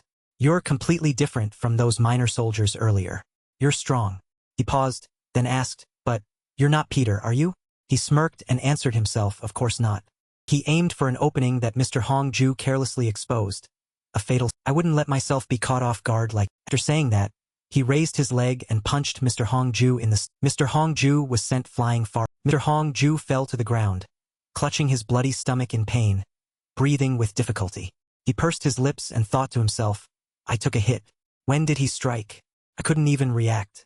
If I were still in my prime, could I win? Absolutely not. The gap in our strength is too. The hacker's eyes were bloodshot, but he asked, If you're not Peter, why appear here to get beaten? Don't you value your. Hacker's eyes were bloodshot, but he asked, If you're not Peter, why are you here to die? Don't you value your. Mr. Hong Ju struggled to get up, his shoulders trembling. He stammered a reply. You're right, but someone like you wouldn't understand why I would go to such. He was haunted by the words, the gossip that surrounded him. You understand, don't you? With your current condition, you no longer meet the organization's standards. However, headquarters acknowledges your contributions and wishes to express its gratitude for your. He was haunted by the words, the whispers surrounding him. You must understand by now. With your current condition, you no longer meet the organization's standards. However, headquarters acknowledges your contributions and wishes to express its gratitude for your. He thought of his sick wife lying in pain in her hospital. He grew more worried, clenching his fists. I know. Will a teacher's salary be enough to cover my wife's medical expenses? At the academy. Thank you watching for vid. Many students gathered whispering, Did you hear? They say this teacher is a rank 16 Class B assassin. The person next to him exclaimed, Amazing. It's my first time seeing a Class B assassin in real life. If he teaches, can we become real assassins? But why would someone like that come to teach at a school? Thank you watching for Students eagerly raised their hands, vying to answer. I will definitely reach the highest peak in glory. I want to become a legend like Peter. I want to be like Thaddeus. My name is Simon. I want to become an apostle. Mr. Hong Ju stood on the podium. Through the microphone, he asked the students below, what is your... Continued, from rank D to S. There are a total of 666 people. Those who make it into the apostle group, meaning rank S, will have fame, wealth, and everything in the world automatically come. Mr. Hong Ju smiled upon hearing this. He said leisurely, disciple, that's good. This will be the consequence. He dragged his leg across the floor, pulling up his pants for the students. He continued without hesitation, crippled, psychological disorders from PTSD, depression, and a host of other tragedies await. Like being discarded as trash, just like me. He scanned the students standing closely together. Your friendships are beautiful, but it's best not to be too close. Then addressed their suspicious gazes, because sometimes those friends might kill you, or you might have to kill them. He turned away and said loudly to them, class, study on. He left the classroom, leaving behind a silent space and bewildered faces. At that time, I had to face countless difficulties. My wife was gravely ill in bed, and my life was already in a debt. Apart from that, I had nothing else to thought my life was over, until I met those children. In 2020, at New Glory, he looked at the boisterous, energetic students below and continued his old question. What is your... The students eagerly answered his question again. We will definitely reach the pinnacle of glory and become like... Mr. Wang Yu smiled bitterly, looking at the kids. Peter. Every year, the same programmed... He dragged his leg out, pulling up his pant leg to show them the remnants of his past self. This is your... Students below were shocked and cried out, oh my God. Teacher, you've been through all that? Mr. Wang Yu shook his head slightly, sighing inwardly. This year, I'll probably just get my salary, maybe a little extra. He exhaled and told the students, all right, study on your... On the contrary, before he could finish speaking, they surged forward, their eyes full of excitement and curiosity. Teacher, you're so cool. Is this the real life of an assassin? At first, we wondered why someone like you came here. Turns out you carry a bloody legend. Now we understand. Mr. Wang Yu nodded in confusion. Oh, is that... Zuna stepped forward, looking at her teacher. You've worked hard. I want to be as strong as you. Mr. Wang Yu hesitated. You can. Just be strong, kids. He frowned, thinking, what's with these kids? What's going... From then on, they pestered Mr. Wang Yu. How do we train to become assassins? They continuously asked questions without waiting for answers. Do we start with swordsmanship? The person following immediately retorted, swordsmanship? We need to build muscles first, right, teacher? Zuna, walking behind, frowned and yelled at the two tall boys. Hey, you two, don't bother the teacher anymore. If the teacher gets angry, who can handle it? What's it to you? I don't have time to mess around. I still have work. The two stopped and whispered, what's wrong with this girl? Then they turned to face Zuna and said, we're busy too. I guess only you are busy. Mr. Wang Yu felt it was too noisy, rubbed his temples and asked, kids who wanted to be assassins, you want to be assassins, right? The two boys rushed to answer, yes, we do. Even if we die 100 times, well, follow this. He pointed to the adjacent sports field and said blandly. Then, the two boys happily exclaimed, finally, the teacher will train us. Mr. Wang Yu nodded and said, yes, train. Run on the field until I tell you to. The three children quickly obeyed him, happily replying, He watched the children and sighed softly. Assassins? Whatever. You're just kids. A long time he entered his assigned classroom. Standing at the door, he said, let's begin the... Seeing the classroom empty, just as he predicted, he chuckled to himself. See? I told you. He remembered standing outside the classroom, hearing the children say before, why do we have to go to this probationary class? On this earth, there's a cripple teaching. He wants us to learn so we can be crippled like him? Honestly, I just hope to meet a truly capable teacher. Or should we just drop? Smiled and turned away, walking along the sports field. Well, that's fine. They'll have more time to... His eyes caught sight of the three children still running tirelessly on the... He was slightly shaken. Mr. Wang Yu hurried over to the children and shouted, hey, what are you doing? The children, running with all their might, replied, oh, teacher, you're here. Mr. Wang Yu panted and asked, what the hell are you doing here? The children honestly replied, we're training as you ordered, teacher. Mr. Wang Yu was a bit stunned. He remembered telling them to do so a few hours, sighed and shouted, why are you listening so well? I don't understand. The three children were exhausted, lying on the ground, panting. The tallest one interrupted, because you're our teacher. Everything you do is for us. Thanks to you, my life has changed 180 degrees. It seems like our intelligence has decreased a bit. He bowed his head. I'm just a teacher. This job I once looked down is the only ray of hope for these children. Thank you watching for vid. He stood for a moment, then turned and left. The children, seeing this, looked up and asked curiously, "Huh? Teacher, so we don't have to run anymore? Or we can keep running? We still have energy to run for 3 days and 3 nights. This job that I used to look down." A long time, Zuna winked as she saw the teacher approach. He stood for a moment, then turned and walked away. The children saw this and looked up in confusion, asking, "Teacher, so we don't have to run anymore? Or can we keep running? We still have the strength to run for 3 days and 3 nights. Teacher Hongju didn't answer them. The children slumped to the ground, sighing to each other. It's a shame we did so well. And the teacher just left silently. I thought we would be praised. Zuna gasped and added to his words. We didn't do this to be praised. The other guy heard this and nodded, saying, "That's I completely failed as an assassin. That's true. But as a teacher, Zuna winked, seeing the teacher walk toward. She quickly sat up and said, "Teacher Hongju," along with the cart behind him. He looked at the children and said, Coming to this academy wasn't because of my failure as an assassin. It was a new beginning." He looked up at the sky and smiled, thinking, "I've awakened. Even if it's a bit." Back to the hacker, staring at him with bloodshot eyes. He said in a low voice, "All right, since you don't care about your life, they'll save you the—" Then, a rope and an object were thrown at him, but not with enough force. He caught it with one. Zuna ran over breathlessly, shouting at the hacker, "Stay away from my— The reason I came to this school is not because I failed as an assassin, but because it is a new beginning." He looked up at the distant sky and smiled, thinking to himself, "I have woken up, although it's a little—" The hacker changed targets, turning to pounce on Zuna. "They'll take this little girl back." Before he could move, an arm locked onto him. He looked down and struggled to break free, but couldn't. "What else is there?" He stubborn as a— He frowned. "What now? I can't get free. This old man just got strong." Hacker changed his target of attack. He turned around, wanting to lunge at Zuna, his face ferocious as he said, "They'll take this girl back to take care." Then he turned to Zuna, scolding her, "You children, I told you." Zuna was— He remembered her teacher's words from before when the 3 of them out— "As long as I'm alive, he'll protect you until my last—" Calling the teacher's words from before when the 3 of them— The hacker was sent flying into the distance amidst a cloud of— "I will protect you until my last—" Mr. Hongju's mouth was bleeding, but he remained— The hacker lay on the floor behind Zuna, gasping for breath. He assessed that was dangerous.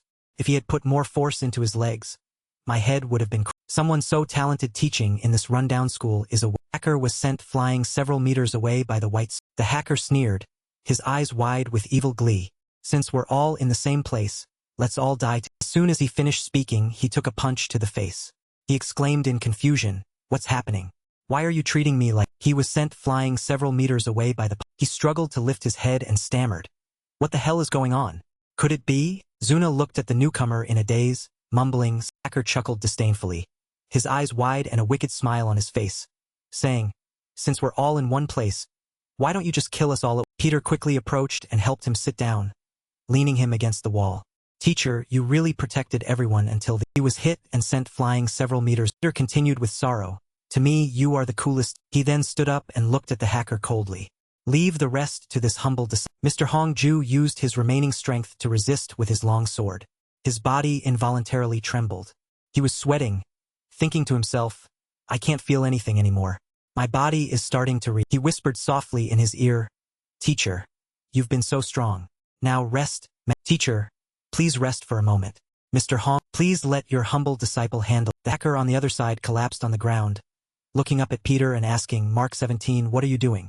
Did you even miss your Peter stood up, defending in front. He exhaled deeply and said, "You've gone." The hacker stroked his hair back, frowning as he looked at Peter. "Your question is wrong from the start. It should be asked who." Peter smirked under his mask and replied, "Enough with the stalling and empty words. Get up, Mark 17 is waiting." The hacker sneered, "Mark 17, my—" Peter stood up, shielding himself in front of the— He stared intently at Peter, evaluating him from head to toe. Could he be an apostle? No, that physique doesn't look like Tadeo. Zuna ran over, looking at the 2 men facing each other. She exhaled, thinking with relief, "Thank goodness Sun Gu is here. Now it can be resolved." The hacker stood up, dusting himself off. "I don't know who you are, but I acknowledge your strength. However, no matter how skilled you are, humans are ultimate. Peter looked at him speaking and thought, he's not bluffing. That confidence must be. The hacker laughed heartily, satisfied. With this in hand, humans will eventually have to lick my boots to survive. The hacker saw that Peter remained silent and eagerly called out, "What, you're scared now that you're here? Come in, come in. They'll make you like a pig being slaughtered." Zuna heard this and shouted, "No, Sungu, dodge first. He's definitely going to attack." Zuna looked at Peter, confused. "No way. Sungu doesn't know he's carrying bombs." Peter extended his hand towards the hacker, smirking. "All right, let's see. I want to know what you're going to explode. How disgusting can you?" Zuna frowned, thinking, "No, Sungu. What on earth are you thinking? If you provoke him like this, hell definitely." Hacker grunted. "If you want it, I'll give it to you." As soon as he finished speaking, he pressed the button in the adjacent room immediately exploded. Shrapnel flew to you watching for Victor, but he remained stationary. Zuna looked at him, completely bewildered. "What? He's okay?" Sungu didn't move. After a long moment, Peter asked, "Let me ask you something. Why didn't you kill me? Did you think exploding it around me would make me surrender? Go ahead, explode it." Peter looked at the hacker and faked a smile. "Are you starting to get attached?" Zuna watched the two of them, thinking, maybe he's truly careless. Why has Sungu been provoking him so? Wait a minute. At this moment, the hacker pulled out another button. His hand trembled slightly. Peter noticed his actions and provoked him. "Maybe even if you press it, it will be used." Continued, "I've observed your actions very carefully. You don't exceed a certain range. If the bomb controller has such limitations, the areas you've moved through might be safe zones from the." The hacker clicked his tongue and said, "You're quite smart. That's right, that area is safe. But so." He glanced at the students standing nervously hugging each other behind Peter. "Are the students standing behind you safe from the?" Peter cautiously replied, "What exactly is a bomb?" Hacker smirked, his hand on the button. "Don't act all emotional in the middle of the night. Everyone just." Peter remained unfazed, continuing, "The more people have something to rely, the weaker they be." After speaking, Peter threw his student ID card towards the hacker's arm holding the button. The throw was strong enough to make his arm. Peter recalled the hacker's earlier words. "Let's take this opportunity. You weaklings die to." Peter said in a low voice, "Weak? You call yourself weak? Then what about this?" Peter stepped forward. "Thank you watching for vid." Kicked the button. As the button rolled, water sprayed everywhere, accompanied by loud sounds as if the hallway was about to explode. Hacker lay on the ground in pain. Peter looked down at the hacker struggling to breathe and assessed, "Foolish people. You think just one button can control the world? Even that Matthias isn't worth." The hacker opened his eyes with difficulty and said haltingly, "Back then, these things were nothing." Peter interrupted him. "The boss doesn't need anything. The moment the enemy is identified, the battle is." Hacker smirked. "The moment you meet him, you're already." A long time later, in a private, Zuna was stunned after the brief explanation.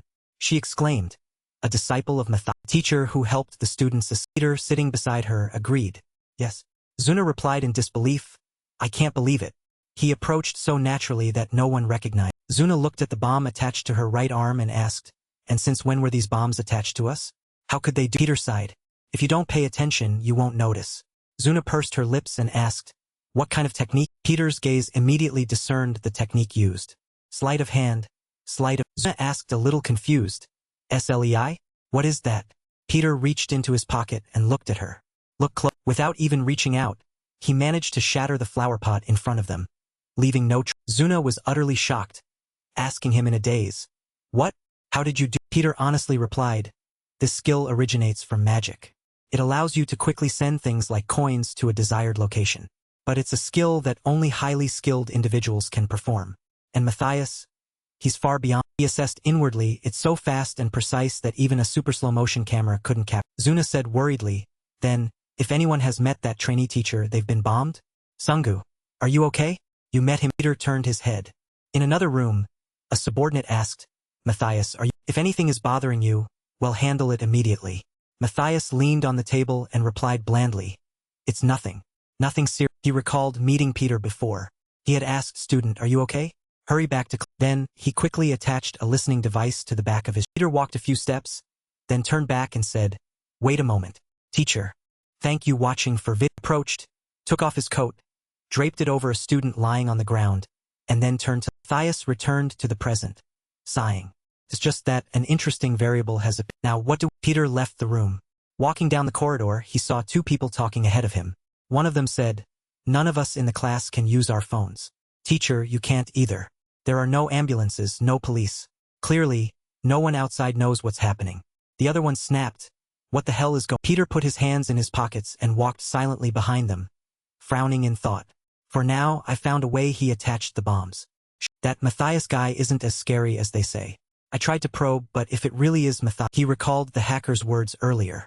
Back then, he didn't need anything. He just needed to identify the opponent. Just that alone, you're already... He must be hiding something else. Peter frowned, thinking, identify the opponent. I heard it, but it's not enough information. What does that mean exactly? Suddenly, a signal came from his... He opened it to check, saw messages from every... Thought he wants him to know? What is Matthias? Suddenly, the two leading figures shouted, what the hell is this? The brown-haired guy next to him raised his hand curiously, exclaiming, what's stuck to my elbow? I thought it was a bug. Did teacher go die because of this? The person next to him also checked curiously and then shouted in panic, I have something stuck on me too. He looked at his friend and licked his lips. Take it off, right? Peter heard this and rushed to stop him, but it was too late. He had touched the chip. Peter shouted, don't. He quickly dipped the person's arm in water. As expected, thank you watching for vid. The chip immediately exploded. Friend was stunned and shouted, wait, what are you doing? After a long while, Peter let him go. The friend shakily raised his arm and said with difficulty, my arm, I lost my arm. Peter exhaled and said, your arm is still there. Don't worry. He looked at the kid next to him and said, hey, hurry and take your friend to the Peter looked into the distance, thinking if you think the scariest thing about Matthias bombs isn't how they are the truly scary thing is that cannot be removed by he recalled previous victims. My case was attachment to if it were Matthias, he would have surely attached them to more dangerous Peter gritted his teeth. What on earth is Matthias? At this moment, in Matthias' private room, his secretary leaned on the desk and asked, Peter should show himself by now. Shouldn't he? Matthias replied without hesitation. Peter won't appear. Because once he shows himself, it means he's given up everything. Matthias leaned back in his chair, resting his chin on his hand. Besides, my goal from the beginning wasn't to control Peter. Just control what's around him, and hell naturally show him. Picked up a small coin in his hand, looked at it for a moment, and then, it's fine if Peter doesn't show up. I just need to control the next Then, through the school's public address system, Matthias made an announcement. To everyone in the school, I will now begin the next phase of... If you want to live, all members of the volunteer club, gather at the auditorium immediately. The students who heard this panicked, turning to each other and asking, what is going on? This is terrifying. Are we really going to die? Who is doing? Zuna recognized the voice and thought worriedly, Matthias. The speaker then announced, if anyone exhibits suspicious behavior during, I will detonate it on the... All students obeyed and quickly headed to the auditorium. Many questions echoed from the students. Why are we being called here? Another student quickly guessed, because we're the volunteer club? Another impatiently said, damn it, we're just students. I'm so scared Another student, not afraid, added, if we work together, can we turn this situation around? A female student quickly refuted, don't you see that teacher Hong Hiu was also taken down? Even a group like us, we're not even rank D. She pointed to the tall men standing in the... You guys are also trembling, she said without polite. Zuna also looked, thinking fearfully, the Dakgao brothers? Who isn't scared right now? But what is Matthias? On the stands, many people in white appeared, attracting the students' attention. They cheered and pointed towards the stands. Look, who? Matthias walked leisurely towards the microphones. Zuna stared intently at his every movement, her eyes filled with hesitation. Matthias exhaled and said, hello, members of the volunteer club. I will now explain why I've summoned you. Matthias' gaze fell on Zuna's figure. Is you, the former student of Poncho Inn, the one who pursued, also connected to the disciple Nathaniel, glory killer, rank 335, class. He approached her, noticing her cautious expression, and smiled. Lee Zuna. He stated directly, I believe you are closely connected to Peter. I want beat around the... He moved closer and whispered in her ear. Where's... Zuna replied as expected, I don't know. Neither I nor any member of the club know any... Matthias walked past her, replying casually, is that so? Your answer was within my predictions. There's no other way. I've been wondering if this method would be effective. He turned around and licked his lips. If I do this, will Peter... All the students were shocked to hear him. He turned to look. Matthias was now behind. He formed a gun shape with his hand behind her. He smiled sinisterly and shouted. Matthias asked, Glory Killer, rank 335, Class D Lee Zuna. I assess that you are closely connected to Peter. I want beat around the... Matthias pressed his face close to Zuna's. Where is Peter? Zuna, I don't know. None of the members of this club, including myself, know any. Matthias asked again, is that so? Your answer was within my predictions. There's no other way. I've been wondering if this method would be effective. He predicted, but if I do this, Peter will surely appear. Matthias threatened Zuna. Head. Zuna was terrified. Thank you watching for vid. Wait. Everyone was astonished. Thank you watching for vid. Matthias wondered, that's strange. If my calculations are correct at this very moment, one member of the volunteer club is missing. The entire room turned to Matthias. He continued. Kim Sungo. You. He recalled. Thank you watching for vid. Matthias remembered. The only one I let slip through my fingers. He thought of Peter. And how coincidental. This incident involves Peter. He's also present. Student Kim. The hacker asked, what do we do now, sir? Should I go out and look? Matthias replied, no. Thought for a moment. Matthias. Thank you watching for vid. At this moment, Matthias turned away. They'll see how long he can keep hiding. Finding him won't be difficult. For now, have all drones monitor the external. He doesn't know Peter heard the presentation. No matter how closely you monitor, you won't find. Because the hacker replied, yes, I understand, sir. Peter has disguised himself as the. Peter thought he's standing right behind you. Zuna heard this and panicked. What? Right next to Matthias? Peter calmly replied, now we're suspected, aren't? That's right. That's the reason. Zuna wondered. The reader replied, yes. The reason I must stay close to Matthias. This. Zuna was surprised. A mask? What does that have to do with anything? Is that dangerous? Peter countered, no, it's actually an advanced. Peter analyzed, the mask contains a signal transmission device, a voice changer, and even confidential information. He sternly said, the advanced technology they've been so proud of for so long will now turn against. Zuna exclaimed, Sungu, you're amazing, but after sneaking that in, what's your plan? Peter replied, the only way to disable Matthias bombs. He raised his walkie-talkie. Jamming. Yamin. Zuna was confused. Jamming? Peter explained, Jiamin is a technology that emits jamming signals to block wireless waves. Nana is a false broadcast to disrupt the entire. He thought he's right behind you. Zuna listened in horror. What? Right next to Matthias? Peter calmly, we're already suspected, aren't? That's right. Zuna asked in confusion. The reader replied, that's right. The reason I must stay close to Matthias is this. Zuna was surprised. The mask? What does that have to do with it? It's very dangerous. Peter countered. No, it's a favorable opportunity. Peter analyzed. The mask contains a transmission device and a voice changer. It even contains their secret information. He frowned.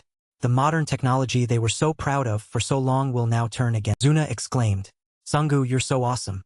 But after doing this secretly, what do you plan to do? Peter replied.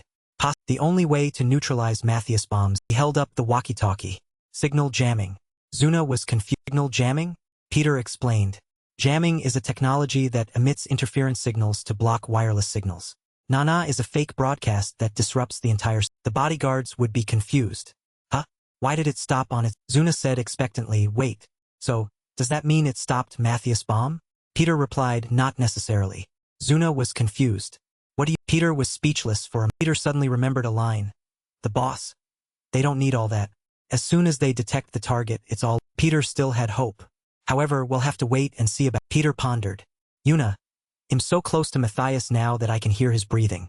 Right here, I'll track down his bomb control freak. Yuna tried to stop him. No matter what, Sungu, this is too dangerous. Matthias will find out who you are sooner or later. Not to mention, she looked behind them.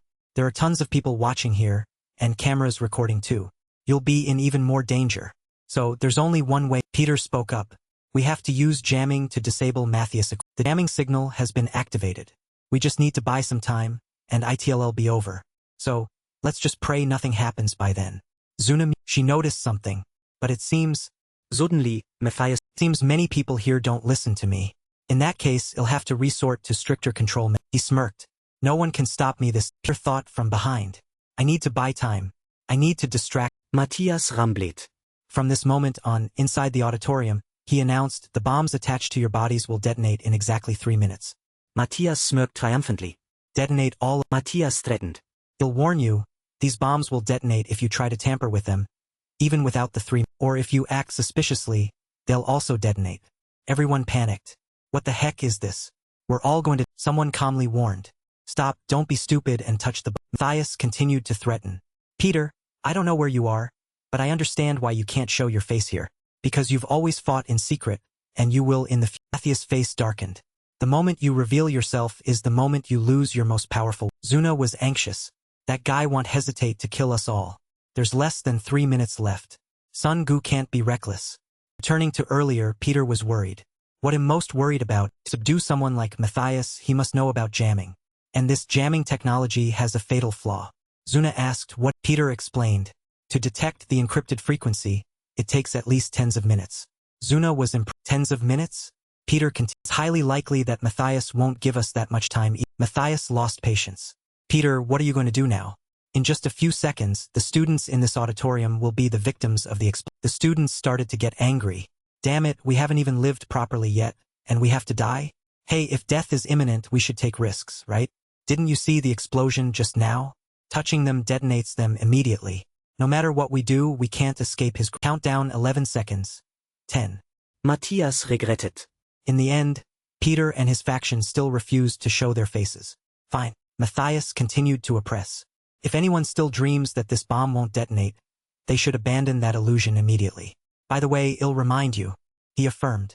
I've never spoken in vain, not bombs. Countdown 3. The entire auditorium. Zuna feared. Matthias suddenly discovered knife flew towards him. Go Young sneered. Oh my, sorry, our hands slipped a little. My little knife flew over there. May I politely ask if you could pick it up and hand it? People in the auditorium buzzed. What are they doing? Apologize to the person. This isn't the place for games. The brothers Go are fighting. Even Teacher Kwong couldn't stop them. Can someone stop them and tell them to kneel and beg for mercy? Still not too. Zuna breathed a sigh of relief. Luckily, I remembered the brothers Go, and the bomb didn't Go started the conversation. Although I've never met you, if I can help Peter, our master, then we won't hesitate to give in. Zuna felt something was wrong. Wait, what are they turning to earlier? Peter explained. Jia Min, it's true that detecting the frequency is powerful, but this jamming technology has a fatal flaw. Zuna asked what Peter replied. It's that the minimum time required is tens of minutes, and it's highly likely that Matthias won't give us that much time easily. The brothers Go also. Zuna was curious. Then how can we buy time? Peter was helpless. From now on, you'll have to figure it out yourself. The students in the auditorium stop messing around. Brothers Go. Are they still treating this as a joke? Go Young spoke up. If we don't mess around, you'll all be bored to death. Goes asked, brother, why are you always right? The students were terrified. Can someone stop them and say, I'm sorry, but they didn't mean any harm? The brothers Go laughed. If you look closely, you'll see how much fun we're. Zuna hesitated. Go Young shed tears. Those were happy times, weren't they? Little Goes chimed in. See you in heaven. Suddenly, the hackers rushed in. The brothers Go. They had a fierce confrontation.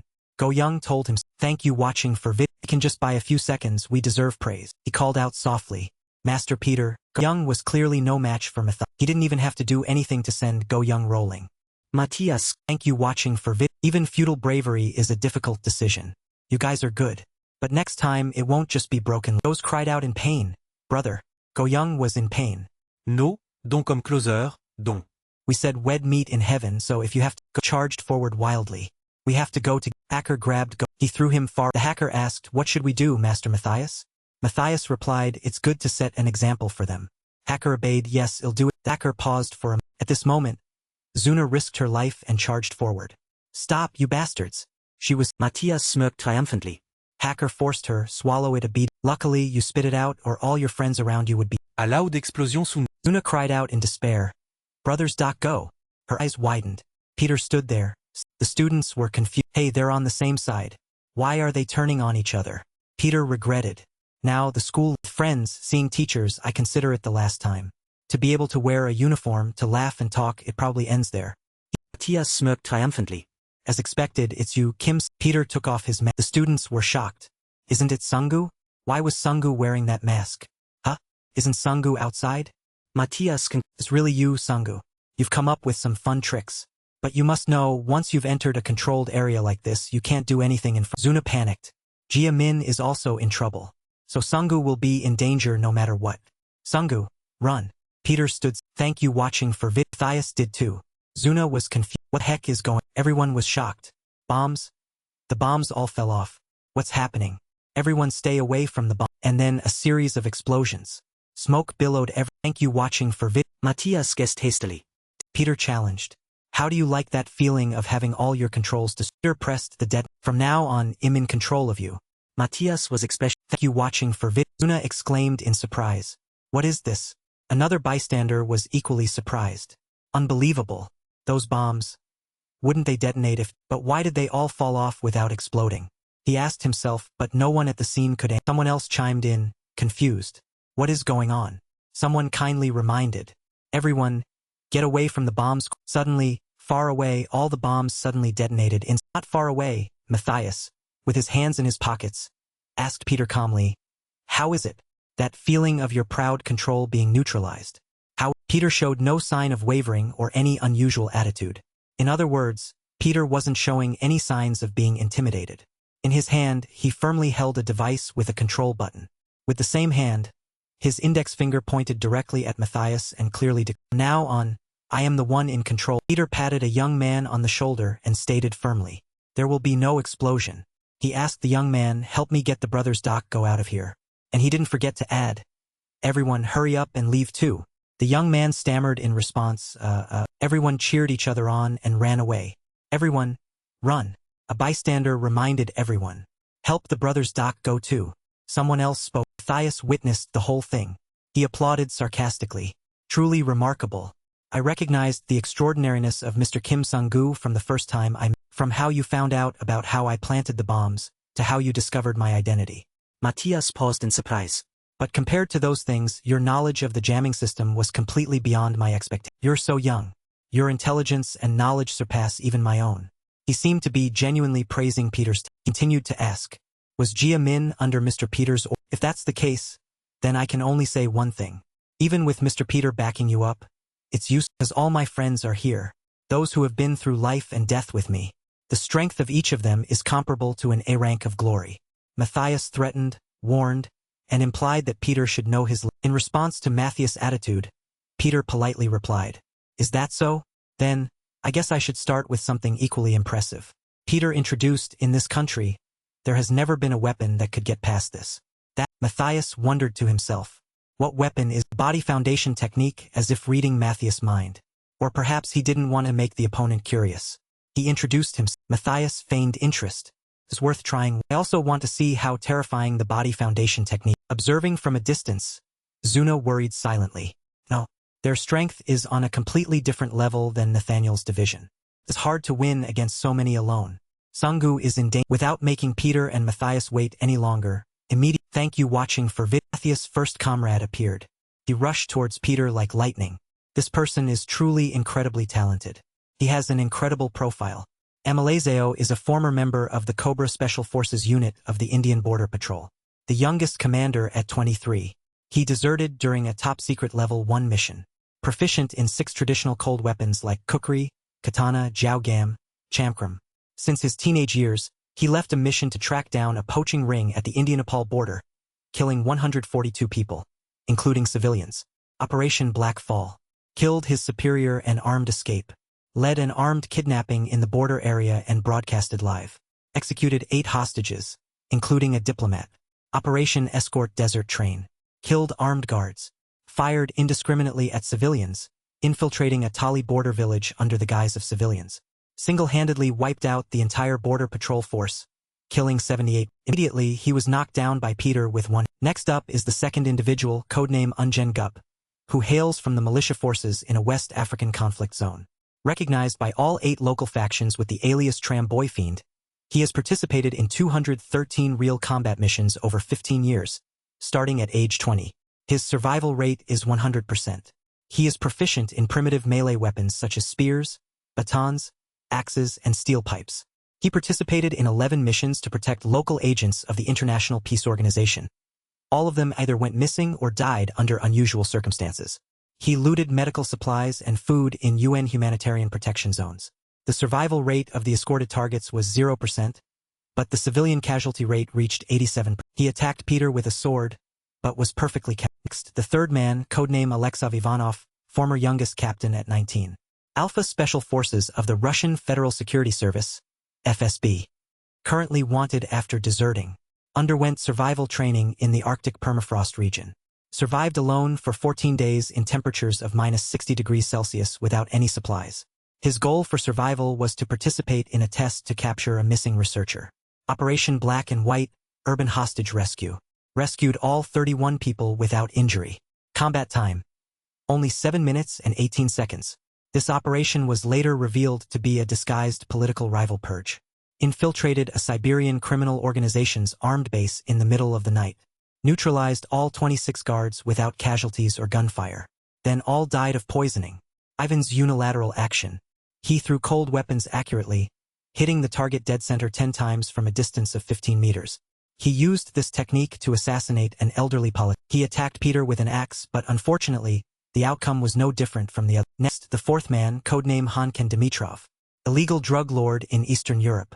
Accused of international smuggling and spreading chemical weapons. The fifth man, codename Eva Skeetle. Former head of security at the Biochemical Research Institute. Presided over 413 gene-based biological experiments. The sixth man, codename Kaduno Nasir. Former commander of militia forces in the Middle Eastern desert. Enemy behind a series of national oil pipeline bombings. The seventh man, codename Makio Kageyama. The most notorious biochemical criminal. The mastermind behind the gas attacks. The eighth man, codename Victor Lam. Mercenary broker in Hong Kong. Involved in the disappearance of 9 naval special forces. The ninth man, codename Simon Varela. Intelligence officer for the South American Union. Disappeared after threatening the national data system for ransom. The 10th man, codename Elia Kuruma. Operates a private military company, PMC, in East Africa. Controls child soldiers and operates slave labor mines. The 11th man, codename Zahira Hakim. Leader of a North African terrorist network. Responsible for the embassy bombing. Confirmed all 10 men shared the same undeniable fate. Although they were all capable individuals, none could escape Peter's attack. After defeating them all, Peter looked at Matthias and naively asked, "Now, do you see? Those who possess the power to seeing Peter defeat all 11 of them alone." Matthias was shocked. Everything was outside his plans. There was no way a D-rank like him. It was hard to believe that Peter was controlling him from behind. Thank you watching for no, maybe even more. So I should reciprocate as well. He seemed to be preparing to launch a fatal blow that Peter might not be able to withstand. Yuna watched the entire 1v11 fight from a safe distance. She couldn't help but admire Peter's talent. She thought to herself, even though I've seen Sun Gu fight many battles, he's always impressive. What kind of person is Sun? Then she was shocked to discover something. But, wait, what's wrong? Sun Gu is tense? This is the first time I've seen him in this. She couldn't understand his expression. We clearly have the advantage. Why is... Matthias smiled enigmatically. Immediately after, a series of bombs flew from the... While Peter was looking up at the... Matthias said to Peter, "I'm waiting for your move. How will you deal with..." Immediately, Peter seemed to have predicted something dangerous. He shouted to Yuna. "Get..." She asked, confused. Why? She was panicked. Did he drop more bombs? She shouted, "I don't know what you're trying to do, but it's useless.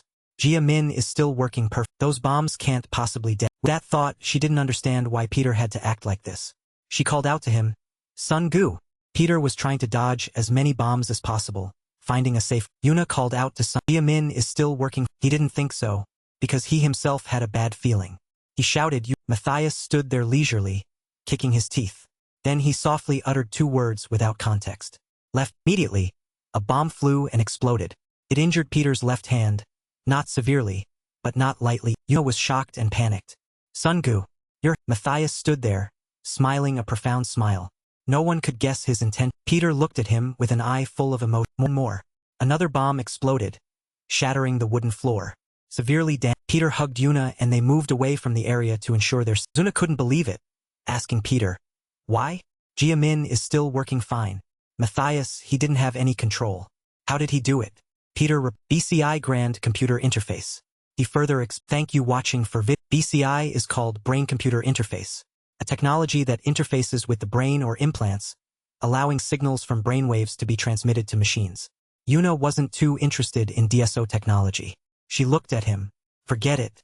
What's important now is your..." She thought to herself, "I've heard of that technology before. Implanting it is easy, but controlling it proficiently is almost impossible. Yet that kid Matthias can..." To get a glimpse of BCI, we have to go back to the late 1990s. Western researchers conducted a secret experiment to analyze EEG brainwaves and transmit them to a computer. If successful, it would truly bring a breakthrough in human development. However, this experiment also hid a fatal side effect. The test subject was reacting intensely. He felt nauseous. The person in charge rushed over to support him. "Doctor, are you all right? Call medical staff immediately." BCI has a side effect that has killed many doctors. That side effect is that a normal person's body cannot withstand the synchronization process of brainwaves with a researchers tried thousands of times but all failed. And so, the experiment seemed to be halted when suddenly in a laboratory the person in charge was so happy that he spoke incoherently. It's right, isn't it? We did it. That day finally came. After years of experimentation, a scientific prodigy successfully conducted a test. Codename Elio Marcellus. An American of Italian descent, who also received his doctorate from MIT and Stanford, specializing in computational neuroscience, quantum electronics, and human-machine interface. Dr. Elio is truly a genius. The two people in charge of the experiment rejoiced. You have truly accomplished a task that no one has been able to do for many years. You have truly created a great leap forward for humanity. Returning to the present, Yuna asked Peter if that technology is so difficult, then why was he able to? He explained based on his own deductions. That technology can only be done by someone with the level of Dr. Elio. Matthias probably possesses thousands of times that. All over the ceiling, bombs were floating. Their red color gave off a strange, eerie. Matthias had been standing still, watching them without making any. Peter deduced.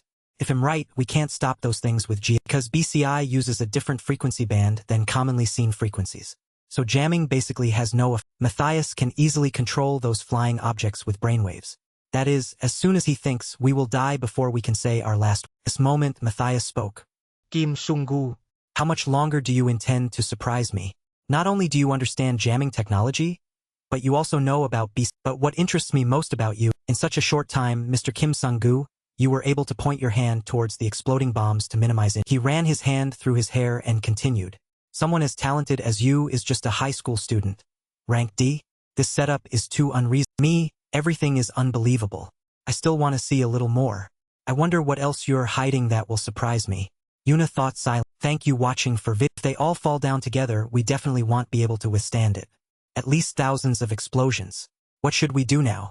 What can... Matthias suddenly asked Peter. Have you thought of a... Peter couldn't believe it.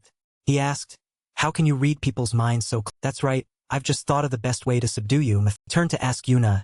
Yuna, is your leg still... Yuna couldn't follow his logic. She was a little confused but answered sincerely, why do you suddenly ask about my leg? It's fine. Peter replied. What's wrong? Prepare yourself. She still didn't understand what he was talking about but followed his instructions. Huh? Okay, but what? Peter replied with a tone of absolute certainty. We have to show him this wonderful... Grabbed a chair and threw it forcefully towards the bombs, causing them to taking advantage of the bomb explosion. Two of them ran outside to... Matthias remained standing there, with no intention of chasing. When they reached the corridor, Yuna asked Sung-gu, wait a minute. What's the point of us running like this? He'll catch up soon. What's your... Peter replied while running. Matthias, he possesses almost absolute power thanks to BCI. So he won't care about any... She asked again. Then how can we defeat? Peter replied, I said almost absolute power. In other words, there is still a way to defeat. Yuna asked confusedly, I don't understand. There's still a chance to defeat. Peter didn't have much faith in the method he was about to use. Not sure. If you want to know, there's only one way. Fight him. After running for a while, Peter led Yuna into the library. She asked again, is this it? Peter replied, plan? Is it here? Yuna still couldn't believe it, so she asked again to placing all her trust in him. She wondered. This library is full of books. What are you going to do? Matthias had arrived at the library. Right behind them, he asked Peter, I always feel there's something captivating that makes me look forward to Mr. Kim Sung-gus next. I bet you have many plans to counter me in your head now, don't you? He declared, but if you fail, it'll make you Matthias spoke each word softly, but it gave the opponent a heavy, an invisible oppression through scene change. In the library, Zuna was a little curious. Sung-gu, why did you choose this place? This library is a dead end. If we have to run, isn't it better out? Peter replied, no. It's much more dangerous outside, and it could even harm innocent people. Zuna wondered, then why did you choose this place? There are so many other places in the... Hearing a noise, he quickly pulled her behind a bookshelf to hide in silence. The entire thank you watching for vid was now filled only with the sound of Matthias' footsteps, and two of them remained silent, waiting to see what he would do. He spoke slowly, I really want to know. Of all those places, why did you choose this library, Kim's? Now she realized. Right. I understand why Sung-gu chose the library. Zuna scanned the library's layout. She thought it's for hiding and defense. Compared to the auditorium, the library has more corners to hide in. Moreover, this place is absolutely incompatible with Matthias. She remembered Matthias B. drones and muttered, unlike the auditorium, there are too many obstacles here. It will limit drone after connecting everything. Zuna silently exclaimed, "Wonderful. If it continues like this, the chance of winning will be very high. It will be difficult for Matthias to find us in here." She whispered to Sungu, "Is there anything I can do?" Suddenly, thank you watching for Zuna, shielding her from the explosion with his. He held the drone control device in his hand, his eyes sharp. He spoke mockingly. "If hiding was your plan, Kim Sungu, then I'm very sorry to say that plan has." Matthias and his B drones advanced deeper into the library. "It was too easy for me to find you." Kim. Suddenly, on the drone's it detected her. As the drone approached to attack, the male protagonist immediately smashed it into scrap metal with his. He saw a disabled chip. Rein relast. Using Zuna as bait to catch the drone. That was Kim Sungus' idea. She was a little worried and muttered, "Destroying one drone is fine, but with so many drones, this method is ineffective, especially against someone like Matthias. It's even more difficult." Matthias felt amused and "I really want to see how long your plan will last." Hundreds of B drones flew straight into the light. The two of them quickly hid under it. Peter spoke, instructing, "Listen carefully. The really important part starts now." He asked Zuna, "Have you found and placed the item I asked you to find and place?" Zuna replied, "I found it and placed it where you told." She saw his arm bleeding continuously and asked with concern, "But Sungu, is your arm really okay?" Zuna truly wanted to fight alongside Peter. "I'm willing to die, so please let me fight," he said softly with gratitude. "Zuna, your help is more than enough," Peter instructed before leaving, "so stay here. They'll see you." Smiled faintly and, if I'm still then, Lean turned and ran in another direction. She had to obey and stay under the table, calling out after. The drones were still probing the light. After discovering Peter, they immediately sounded the alarm. Target detected. Target detected. The drones rushed towards him according to the preset instructions. Eliminate the target immediately. As long as he's there, they don't hesitate to rush in. Almost the entire library was destroyed. Peter kept moving, thinking, "My time is running out. I have to run more. Just a little long." He secretly thought, this is no different from a battle that exhausts both sides. Is he planning to detonate all of them? Or, lying up under the table, blamed himself. "I've practiced so hard for so long to be able to help, but now I can only hide and can't help." Peter observed the situation, feeling that the number of bombs was more than he thought, and the speed was also increasing. Roll warned. I'm saying this only as a warning. If you're planning to lure me into using all the bombs, abandon that. Hearing this, Peter turned his head to look at him. Matthias continued to ramble, "I don't know what illusion you're under, but with this number and was struggling to fend off the pesky." While he was speaking arrogant, "All your plans will be in." Peter threw some books towards the B drones. As they collided with the books, they instantly detonated. Matthias saw this and complimented, "Using books to block bombs? I have to admit, you react." But what he didn't know was that when the rolls exploded, they dropped other detonators. He smugly said, "But as I said, it's all used." Loud explosion échouée. A long row of the library was destroyed by the. After the explosion ended, leaving a cloud of smoke, Matthias approached. "Thank you watching for vid." A look of amusement, he asked, "What are you going to do?" He saw Peter's bruised body and smirked. "From what I see, you can't continue." Matthias assessed him silently. He knows how to attract attention. He has personality. But unfortunately, it doesn't yield results. What kind of person is this guy? Did I overestimate? Behind him, Zuna suddenly appeared, holding a knife and Matthias didn't even bother to turn around. With a hint of contempt, he said, "I told you, but you're still stubborn. No matter what you do, it's useless." Immediately, a B drone flew and stabbed her. Then the explosion sent Zuna flying into a pillar. At this moment, his face darkened, and he fell. He tried to get up, his voice trembling slightly. "Run, run." Zuna suddenly realized something was wrong. "Wait, Matthias. I've had a strange feeling about that guy since earlier." He observed Matthias standing still in front of Peter and wondered, why did he suddenly stop attacking? To distract him, he pretended to be merciful. "They'll give you a chance, Kim Sungu. If you surrender now and reveal Mr. Peter's information, he'll spare your life. Think carefully." Matthias continued to ramble to buy. "Mr. Peter is now just a dying son. Why should you trade your life? Is it worth it?" He offered, "Or cooperate with me. Your talent, you deserve a better position and a brighter future." Peter slowly stood up, took off his torn vest, loosened his tie, and cut in with a sneer. "I didn't expect you to be so talkative and long." His face darkened and he made his guess. "More precisely, you're being forced to talk a lot in this situation." Hearing this, Zuna was a little confused. "Forced to talk a lot? What do you mean, son?" With a face full of strawberry jam, Peter spoke. "There's a saying in the West, a barking dog doesn't bite. How about..." Seeing Matthias flinch, his body drenched in sweat, he asked, "Don't you have anything you want to ask me?" In her mind, she wondered, what is this situation? Why did Matthias suddenly? Asuna shouted. Sun-gu, what's go? Peter directly attached an explosive chip to his forehead provocatively. If you want to try detonating it, then do so. If you want to try it, detonating it here would be very interesting. He watched himself being toyed with help. Looking at the wreckage caused by Matthias B. drones, Peter had to admit his. I don't deny that the BCI you're using is a formidable power. With just a thought, you can control everything as you wish. He said sarcastically, but BCI also has a fatal flaw. Peter looked at Matthias' body, constantly sweating. His eyes were hazy, and he deduced, and that is over. He had observed his every move very carefully. Peter began to analyze. All electronic devices, when generating, will experience overload. Without a cooling system, the device needs time to cool down on its own before it can function properly. He said with disgust, the fact that you, who were once taciturn, have suddenly become so long-winded, is just to buy time and cool yourself down. Matthias was quite surprised. Something that no one had ever realized before. Even his comrades who had been through life and death with him did. He had to admit Peter's ability. His voice was weak. Yet you, Kim Sung-gu, who met me today, saw through it. The more I'm around you, the more interesting At this point, Matthias had to accept the truth. That's right. I am using BCI power, and I admit that controlling such a massive number of drones has pushed me into a state of He put his hand on his chin and asked himself, so, what should I do? If I stop using BCI?